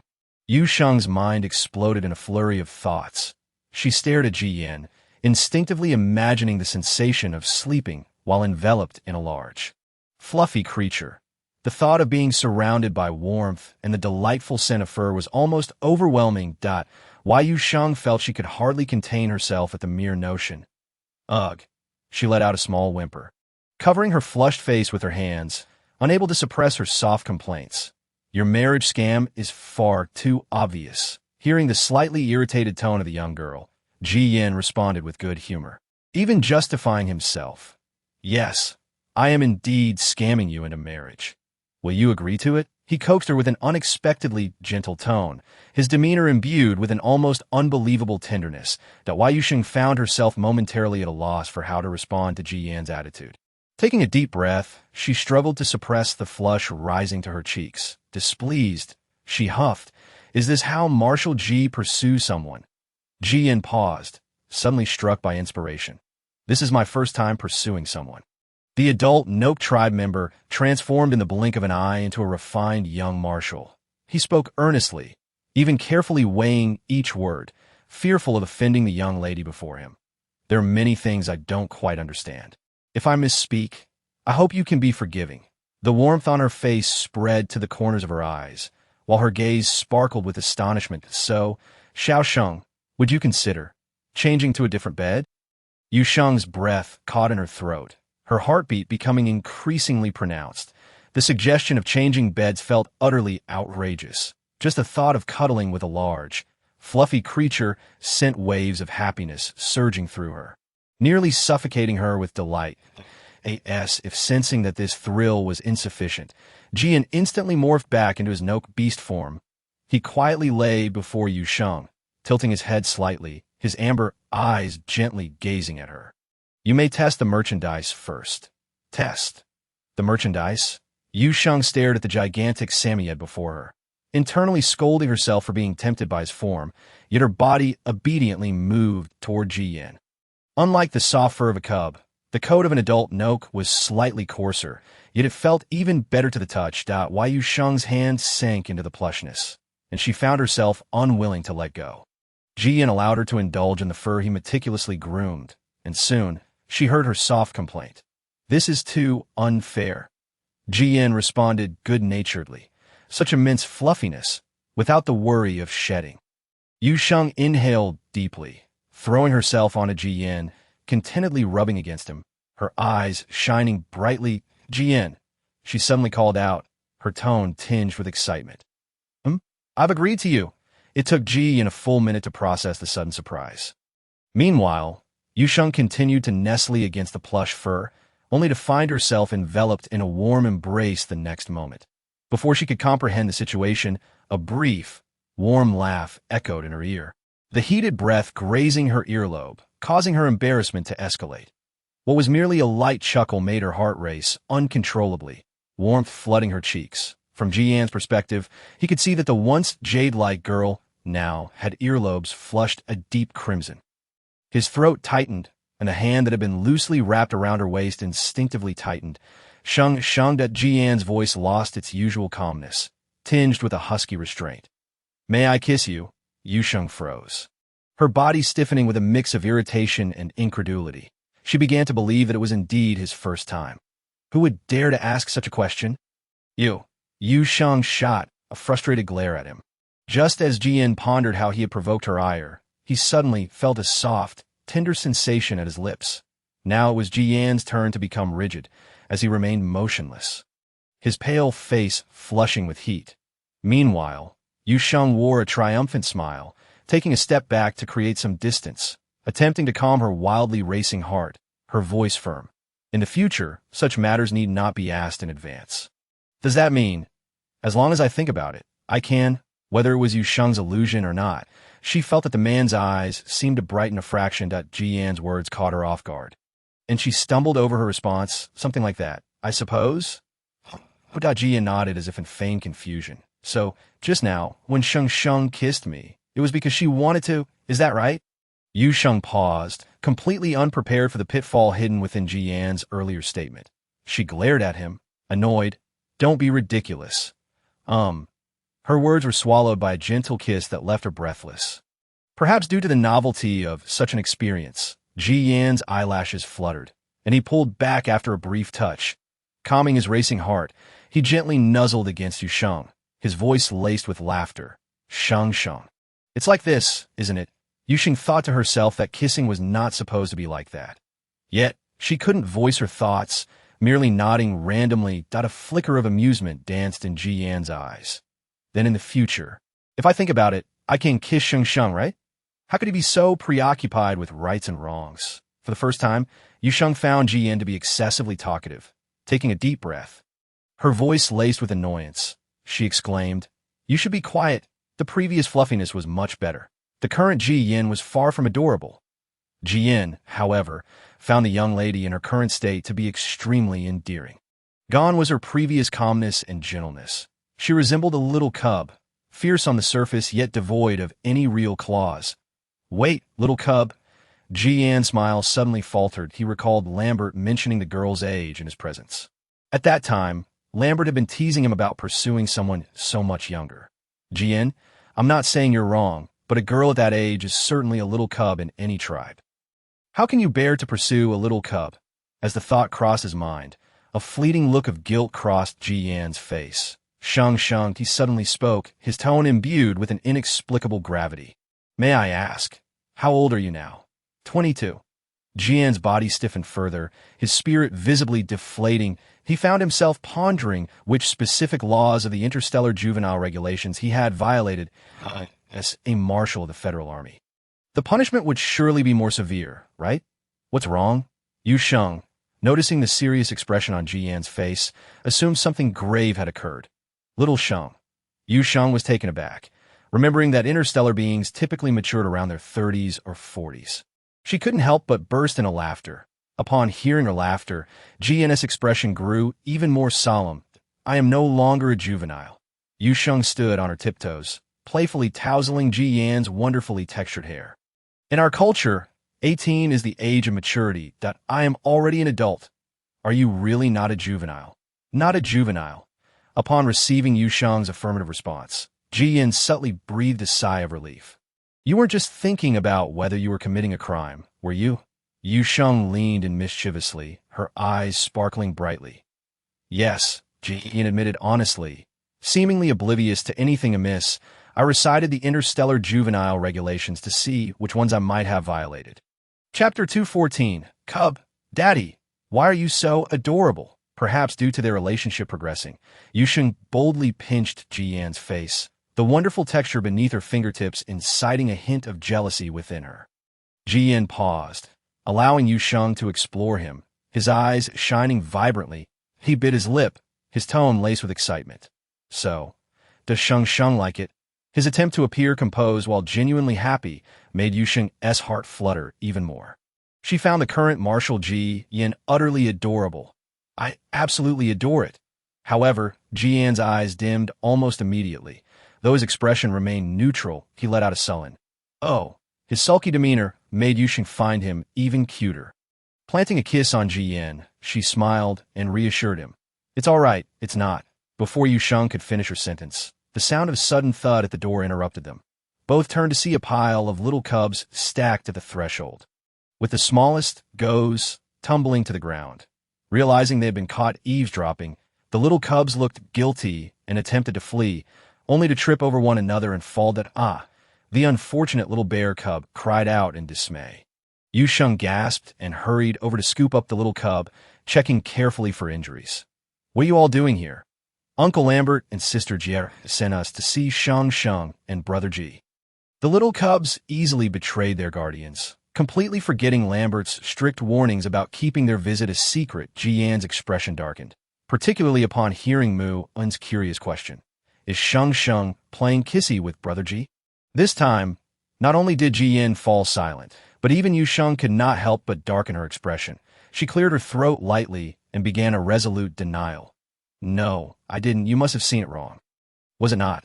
In truth, with Ji-Yan standing in front of Yu Sheng, the cubs could not see clearly. Thus, as Yu Sheng denied it, they began to waver. The first bear cub to peek out for a clearer view clambered up from the ground. Goes. You saw nothing, but Ji-Yan scooped up the bear cub, expressionless, and covered its mouth. The bear cub struggled frantically in Ji-Yan's embrace, but its meager strength was no match for Ji-Yan's grip.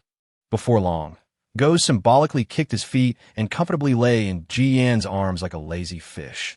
Seeing this, Yu Sheng let out a sigh of relief. How did you get in here? Just as Yu Sheng was about to take the cubs outside, Ji-Yan suddenly inquired. He had clearly enveloped the entire room with his mental power, preventing anyone from entering. How could he have not sensed the presence of these cubs when they came in? It was the cubs who brought us in. Lays jumped onto the small cart beside Shioli, his long tail wagging up and down as he grinned at the cubs, stretching out his hand to grasp at them. Cubs? Yu Sheng picked up little Yu and gently poked the little one's nose. Are our cubs this capable? Yu Sheng was aware of Ji-Yan's ability to disperse his mental power. Mama, little Yu, who was giggling at Yu Sheng's teasing, reached out to grab her finger, his pronunciation remarkably clear. Our cub is amazing. Unable to resist, Yu Sheng leaned in to press her cheek against the soft face of the little one, her beautiful black eyes curving into lovely crescents. Mama, Mama. Jian gazed at the duo, feeling a certain spot in his heart soften. Seemingly noticing Jian's gaze, little Yu, he turned his head, excitedly grinning. Two tiny teeth resembling grains of rice, giggling uncontrollably. Baba! Then Jian saw the little cub stretch out its arm, soft like a lotus root, calling out Baba in a sweet voice. Yan was momentarily taken aback. Upon realizing this, Yu Sheng's face turned crimson. She coughed lightly and hurriedly corrected Yu. Not Baba, it's Uncle. Baba! No, it's Uncle. Baba, cub, no. In truth, there was nothing wrong with him being called Dad. Jian approached, using his free hand to pinch little Yu Yi's cheek, his eyes softening. After all, it was I who helped provide him with energy back then. Yu Sheng was momentarily taken aback, her expression slightly dazed. Jian chuckled softly.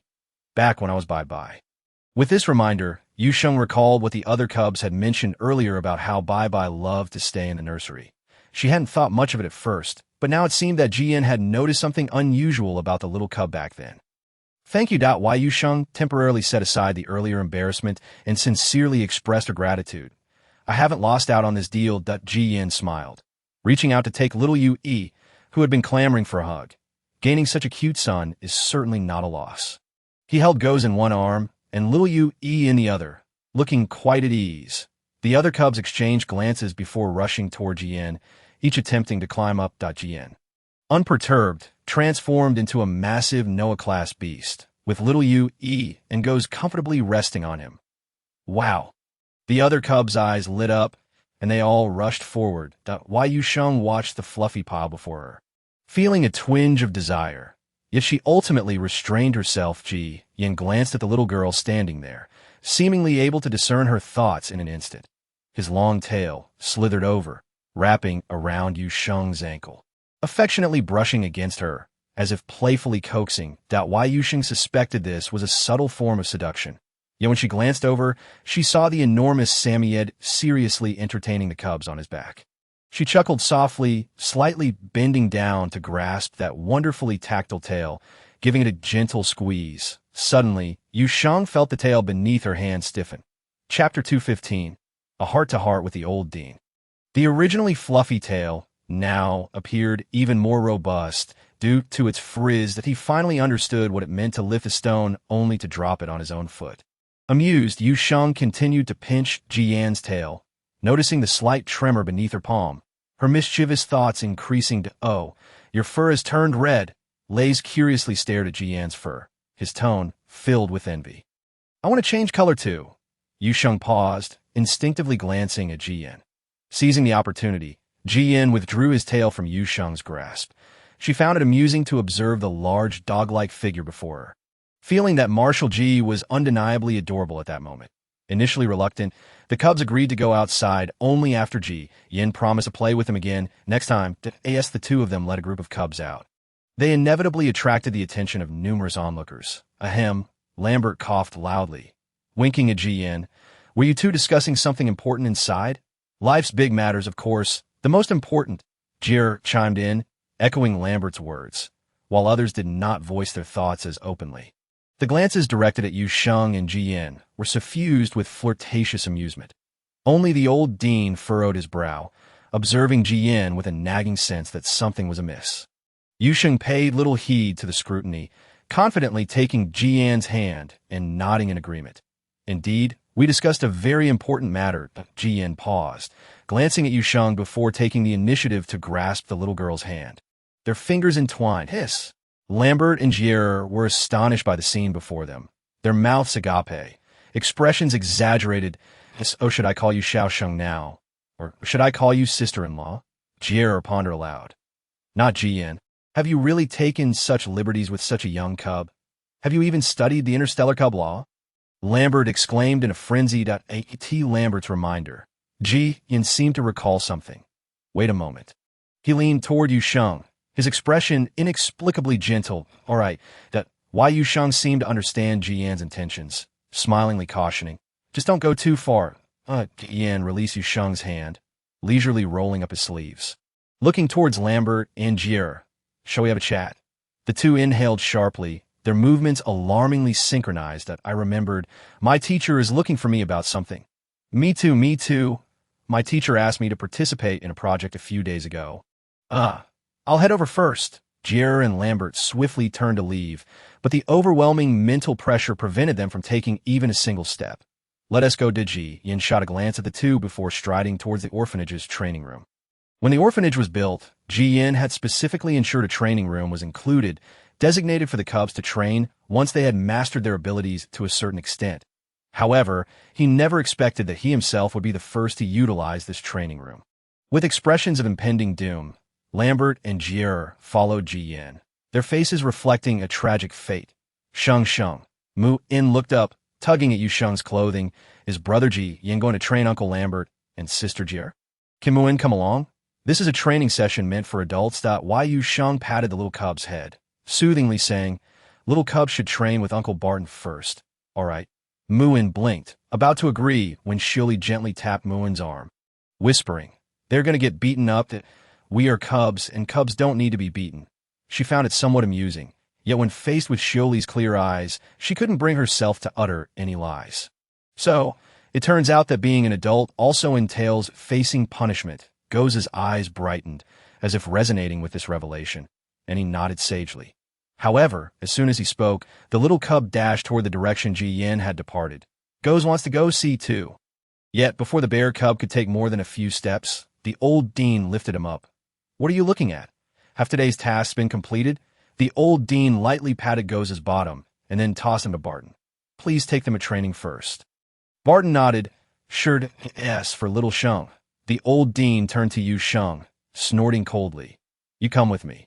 Not only Yu Sheng, even the cubs could sense that something was off with the old dean. Yuna, is Sheng going to get punished as well? Rice asked curiously. Sheng will not be punished, for even the grandpa director could not bear to strike her. Yuna gently tapped Rice on the head, cradling little Yui in her arms, as she led a group of younglings toward the training grounds they frequented. Grandpa director merely wishes to have a heart-to-heart conversation with Sheng. What does a heart-to-heart mean? A heart-to-heart means... Meanwhile, Yu Sheng trailed behind the old director, feeling somewhat anxious. So, what is the situation between you two? The old director, noticing Yu Sheng's guilty expression, sighed. Don't think you can deceive me. You two have only met a handful of times.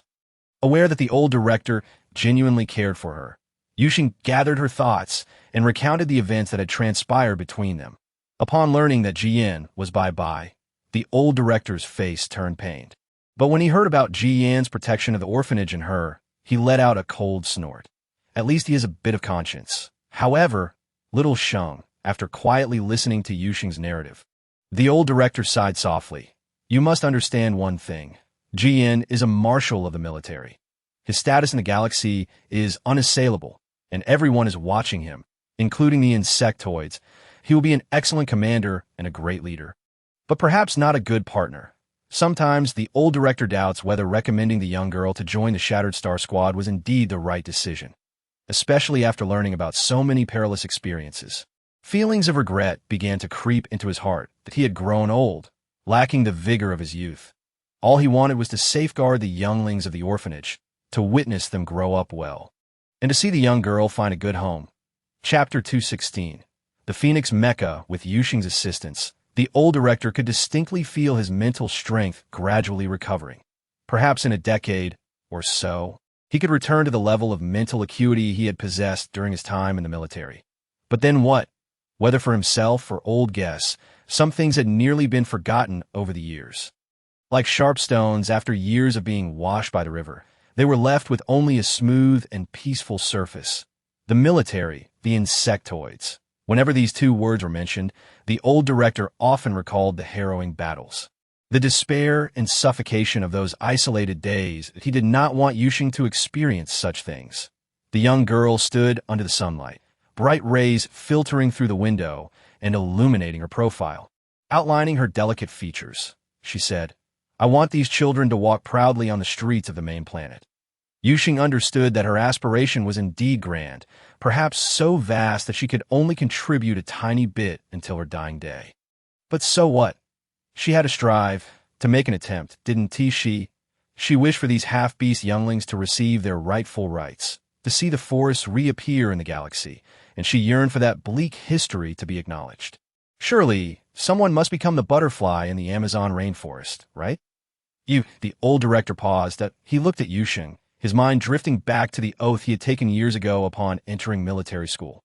Beneath the blue sky and white clouds, the youthful ambition was high. Vowing to achieve great things, he suddenly realized that he seemed to have no reason to dissuade Yu Sheng any longer. That I am truly getting old. The old director sighed with a smile, momentarily captivated by the tranquility before him, nearly forgetting certain matters. Grandpa Director. All right, the old director chuckled as he gently tapped the little girl's forehead, primarily seeking you out for another matter. Ah, you don't think Grandpa Director is the type of old fossil who comes to hinder you in GN, do you? The old director was amused by the girl's reaction. Ahem. Yu Sheng, feeling somewhat embarrassed, fiddled with her nose, her gaze wandering awkwardly. You mischievous girl. The old director feigned anger, raising his hand as if to strike Yu Sheng, but ultimately, he merely patted her head lightly. However, I must admit, I did initially entertain that thought. He chuckled at his own amusement, turning to open the safe and retrieving a black box from within. What is this? Yu Sheng inquired curiously, observing the black box handed to her by the old director. The old director smiled. Open it and see for yourself. Yu Sheng found the grandpa director to be rather mysterious, yet as she prepared to open the box, an inexplicable excitement surged within her. She could not articulate the source of her excitement until the box opened, revealing its contents. A mecha? Yu Sheng widened her eyes in surprise, gazing at the mecha bracelet that bore a resemblance to the one on Jian's wrist. However, she quickly closed the box and returned it to the old director, her tone resolute. No, this is too precious. I cannot accept it. She was aware of the value of a mecha, but precisely because she understood, she felt she could not accept it. I anticipated you would refuse, the old director sighed, but soon chuckled. Therefore, old guests and I had long devised a reason to persuade you to accept it. Yu Sheng, somewhat perplexed, uttered a soft, take another look. What is different about this mecha?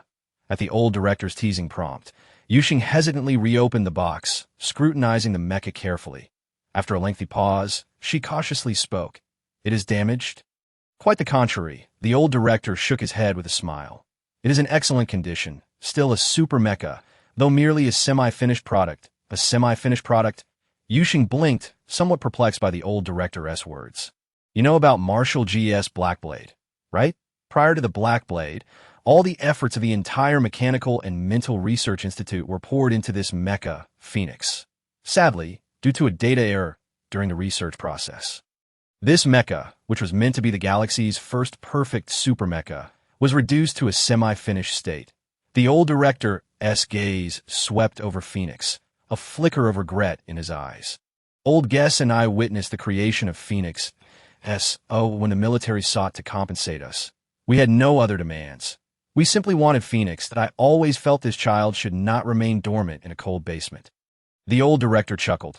It should soar through the skies like a true phoenix. However, perhaps this is merely a pipe dream. The old director shrugged, jokingly adding, after all, no one has been able to establish a mental connection with Phoenix. Not even Jian. Don't overthink it.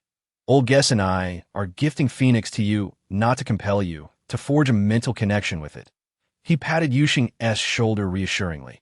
Although Phoenix is merely a semi-finished product, it is still the first-generation super mecha and can protect you in times of danger. Just how formidable a super mecha is, perhaps no one can fully articulate. However, merely witnessing Marshal G.S. Blackblade leaves everyone in awe. One person, one mecha, is enough to instill fear in the entire insectoid race. Yan achieved the Blackblade, and the Blackblade equally elevated Jian. The might of the super mecha lies in its boundless, untapped potential. And how much can be harnessed entirely depends on the ferocity of the user's mental strength. The old director's intention in gifting Phoenix to Yu Sheng was, on one hand, for it to safeguard her when necessary, while on the other, he secretly hoped that Yu Sheng could establish a mental connection with Phoenix. With the Phoenix's rebirth, he wished that Yu Sheng would be the spark that ignites its potential, although the old director did not explicitly state it. Yu Sheng could discern the regret and reluctance in his eyes. She gazed down at the mecha bracelet quietly resting in the box, faintly perceiving a small phoenix in serene slumber. Yu Sheng smiled. She said, "This place has never lacked miracles and hope. Has it? Perhaps one day, this little phoenix will truly spread its wings and soar." Chapter 2:17. Rice, who does not want to train, when Yu Sheng emerged, Jian had already resolved his matters and had been waiting at the door for quite some time. Upon seeing the young girl exit, he instinctively approached, his gaze tinged with concern. However, this concern was soon replaced by astonishment. He noticed the small box Yu Sheng was holding. The old director did not. Jian knew well that the old director would not make things difficult for Yu Sheng. But he was not so sure about himself. He struggled for a moment, his face slightly flushed. "Don't listen to the old director. I will definitely protect you." Jian could intuitively grasp the old director's concerns.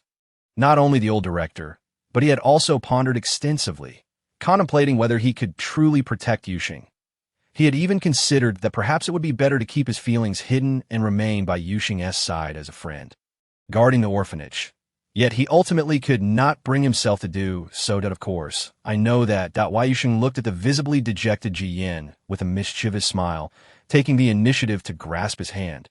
Their fingers intertwining. "I know that General Ji will protect me well, so I am not worried at all." Previously, Jian had disliked Yu Sheng addressing him as General Ji, as it made their relationship feel too distant. Yet now, hearing the young girl repeatedly refer to him as General Ji, he coughed lightly, his expression betraying no unusual feelings, though the tips of his fair ears flushed a deep crimson. "And I never expected that he would actually give this to you. However, the Phoenix, being the first-generation super mecha, is likely unmatched in the entire star system, aside from the Black Blade." "Indeed," Yu Sheng replied, her eyes sparkling as she gently caressed the mecha bracelet. "I also adore this little Phoenix. I just wonder when it will awaken." In truth, the Phoenix had been reconfigured when the Black Blade was successfully created. Logically, the erroneous data should have been rectified, and it ought to function as a genuine super mecha. Jian lowered his gaze and shared with Yu Sheng some information even the old director was unaware of. "I attempted to communicate with the Phoenix using the Black Blade, but it refused." "Refused?" Yu Sheng expressed surprise that it hasn't fallen into a slumber. Jian was also taken aback, but quickly understood. Perhaps they did not wish to disturb the Phoenix. It awakened long ago.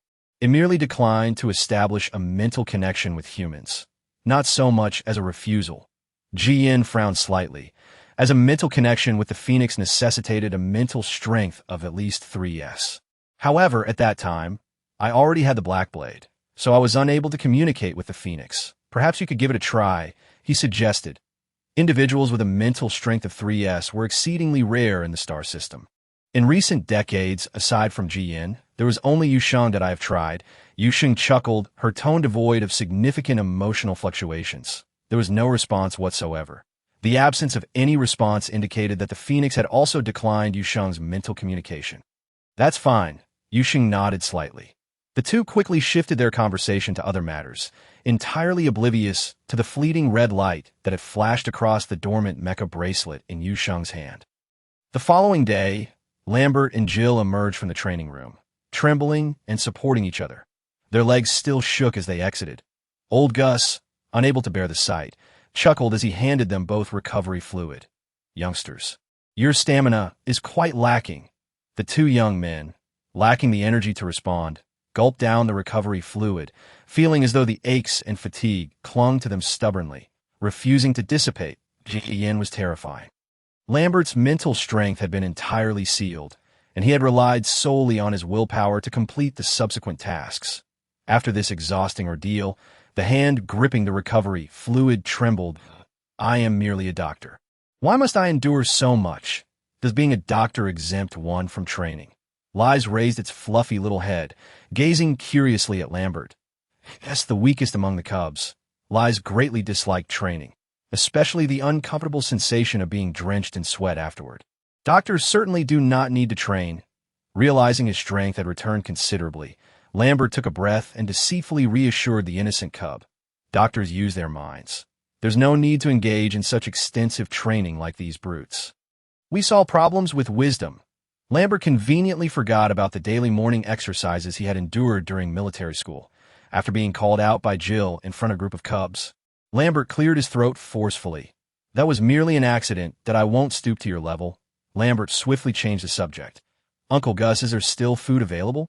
I am starving. At Lambert's reminder, Jill belatedly patted his flat stomach, his eyes glimmering as he looked toward old Gus. Round has prepared some food for you. Go help yourselves in the small kitchen. Old Gus continued to smile warmly. Once the two, now re-energized, ran jubilantly to the small kitchen. Old Gus lowered his gaze and encountered Li's curious and bright eyes. Does our Liz have something to discuss with Grandpa Gus?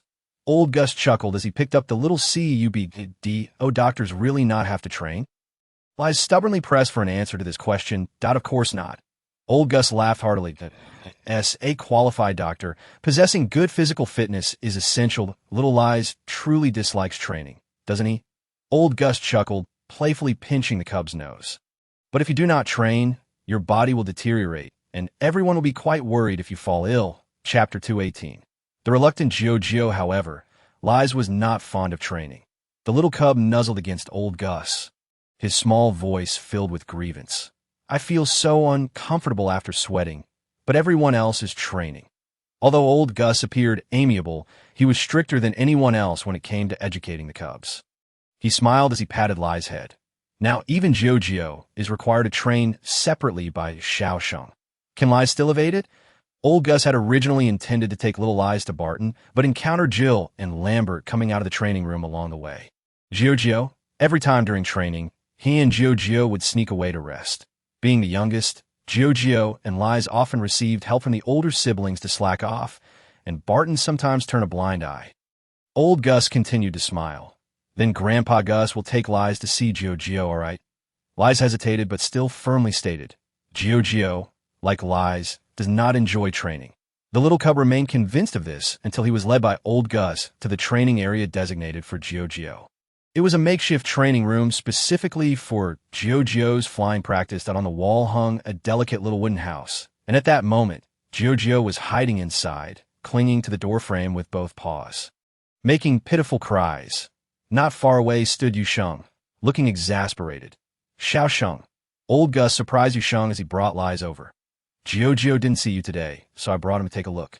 Saying so, old Gus glanced at Jojo, who was perched in the little wooden house suspended in the air. What is going on now? Jojo refuses to fly, Yu Sheng replied, her tone tinged with helplessness. Whenever the distance increases or he needs to fly higher, the little cub becomes unwilling. Have you checked if it's a physical issue? After listening to Yu Sheng's explanation, old Gus recalled Jojo's usual behavior at the kindergarten and realized that it indeed seemed to be the case. He couldn't help but ask, could the previous growth hormones have caused some temporary, undiscovered harm to Jojo's body? I have examined it. Yu Sheng shook her head. Jojo's wings are perfectly fine. He simply does not fly. She uttered the last three words. Her expression grew somewhat complicated. That moment, Jojo seemed to understand Yu Sheng's words, chirping in response to a little bird that doesn't want to fly. Old Gus couldn't help but furrow his brow, muttering softly, that truly is a peculiar situation. I've never heard of such a thing in my life. Yu Sheng sighed, standing a bit farther from the wooden house, extending her hand toward Jojo. Sheng is here. Can Jojo fly into Sheng's embrace? Jo. The little cub's call was bright, yet its body did not budge an inch. It tilted its head, gazing at Yu Sheng with round, curious eyes, but did not even spread its wings. Could it be that your training methods are flawed? Old Gus interjected. After all, the core tribe has not interacted with other races for a long time.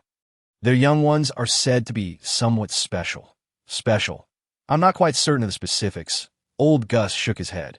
However, many years ago, while in the military, I encountered a comrade who had a friend from the core tribe. He mentioned that the core tribe was once the sovereign of the skies, unmatched in flight among all races. I believe that perhaps the core tribe's approach to training flight from a young age is different. Yu Sheng recalled the soaring vision of Tisfa she had seen in the illusion and couldn't help but nod in agreement. It could indeed be that my training methods are the issue. She shyly touched her nose. After all, this method is something she had previously encountered online regarding the training of sugar gliders, and it may indeed be ill-suited for Jijiao. Jijiao, after all, is a Cure cub. Perhaps you could seek the counsel of those from the Cure clan. Yu Sheng is also acutely aware that this method is exceedingly arduous. She sighed. Nevertheless, we must give it a try. Jijiao cannot perpetually remain unable to soar. Can she? Yu Sheng lifted her gaze towards the cub still nestled within the small wooden hut, and as she approached, she extended her hand towards Jijiao. Jijiao, come here her delight. Jijiao leapt down without hesitation, fluttering into Yu Sheng's embrace, her delicate beak gently pecking at Yu Sheng's hand. Yu Sheng stroked the soft feathers along the cub's back. Not worry too much. Jijiao is still young, and we might discover alternative methods later. If all else fails, I know many flying half-beasts who could teach Jijiao how to fly. Lao Guest comforted Yu Sheng. Yes, Yu Sheng replied, feeling slightly more spirited. We will certainly find a solution. However, this brief flicker of hope was swiftly extinguished upon hearing Yuna's suggestion. I do not recommend that others instruct Jijiao in flight. After Yu Sheng sought her advice, Yuna shook her head. In fact, some of our nursery teachers also take on the task of teaching certain cubs to fly. But those cubs belong to rather common species. This means that we nursery teachers can glean insights into how these species nurture their young ones' flying abilities. However, the Cure clan is shrouded in mystery, and our understanding of them is nearly non-existent. Chapter 219. Chloristar on Chloristar, a starship descended silently onto this bountiful planet. A multitude of robust, menacing men disembarked from the vessel, clad in dark attire, each wielding either photon or energy guns, their expressions fearsome. My lord, this is Chloristar, home to the Cure clan. The last man to descend from the starship was slender, appearing almost as a hostage amidst the imposing figures. His features were striking, yet his complexion was pallid, one arm hanging limply by his side, as if it were broken. After stepping off the ship, the man surveyed his surroundings with a gaze as venomous as a snake's. Soon, someone approached him, whispering explanations with a tone of deference that we have indeed landed on Chloristar. The man chuckled darkly, his voice gravelly as though stones were grinding against sandpaper. He surveyed the area with keen interest, inhaling deeply, a near-manic satisfaction radiating from him. Truly, this is the most affluent planet. Even the air here captivates me. My lord, what shall we do now? One of the menial subordinates bowed his head, speaking with utmost respect. What shall we do? The man smirked, his eyes glinting with malice akin to a venomous serpent. Why, we shall rest here. You wish for us to venture out and be discovered by Ji Yan's people? That is not my intention, the subordinate quickly clarified. Enough, the man waved dismissively. Let's take a brief respite, and then we shall pay a visit to the masters here. The masters here? The Cure clan? The subordinate's pupils dilated in disbelief as he stared at the man's retreating figure. Insane. Have they lost their mind? Even if the Cure clan has faded from view for many years, the legends surrounding them still warn others of how powerful they once were. Their escape past the Cure clan's defenses was mere chance, largely due to that wormhole. Otherwise, in their current condition, they would likely have been expelled long before even approaching Chloristar. Steph, the man seemed to sense something, halting in his tracks, casting a sidelong glance at his dazed subordinate, and sneered softly. Here, one either obeys or dies. I trust you are astute enough to know which path to choose. The venomous words sent a shiver down Steph's spine, prompting him to bow his head in submission. Once the dread that clung to him like a parasite dissipated, Steph took deep breaths of the fresh air. You should understand that my lord's words are commands. No one can defy them. One of the mercenaries, who had a closer rapport with him, patted Steph's back, murmuring a warning. You joined us rather late. There may be matters you are still unaware of. A brother before you was killed on the spot for hesitating for merely a few seconds. Steph, you should consider yourself fortunate that my lord only offered you a few words of caution this time. Yes. Steph nodded vigorously. Though he was new to the group, his youthful vigor and warm demeanor quickly earned him a few friends. Come, I will take you to observe the Cure clan situation as a means of atonement. A middle-aged mercenary of notable strength clapped Steph on the shoulder. Thank you, Brother Kieran. Steph expressed his gratitude earnestly. Yet, As they departed, he discreetly cast a fleeting glance at the injured man's arm nearby before swiftly turning to follow Kieran's lead. Jian's efficiency was remarkable. When Yu Sheng was brought aboard the aircraft, she still felt somewhat disoriented. What are we going to do? Jian focused on the control panel, activating the autopilot mode. We are heading to the Mech Research Institute.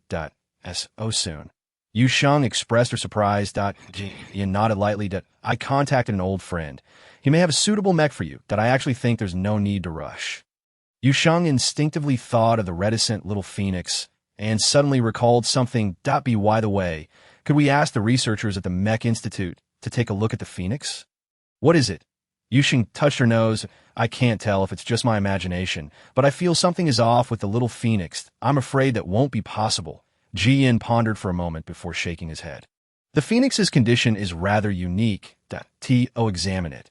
We may need to consult the earliest batch of researchers, as they are most familiar with the phoenix's situation. However, those individuals are currently at the Military Research Institute, and you cannot access that facility yet. Very well.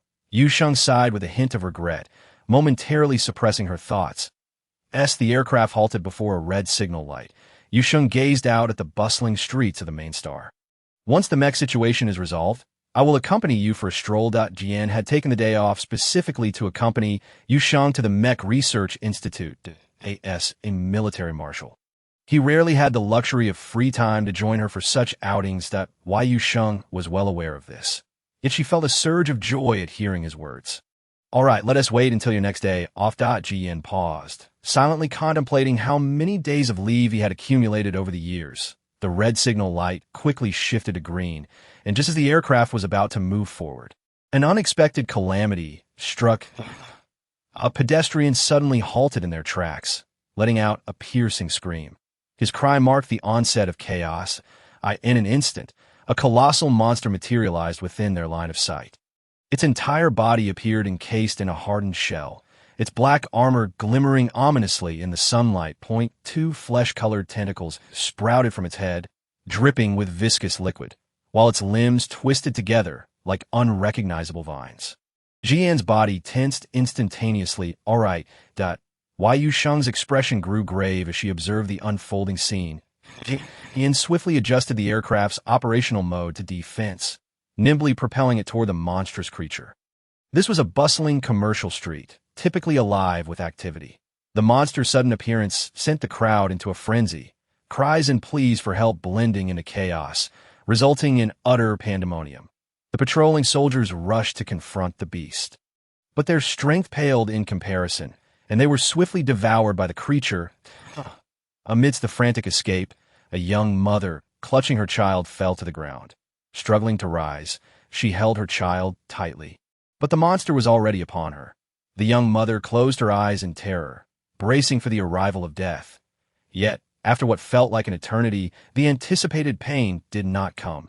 Darkness, darkness.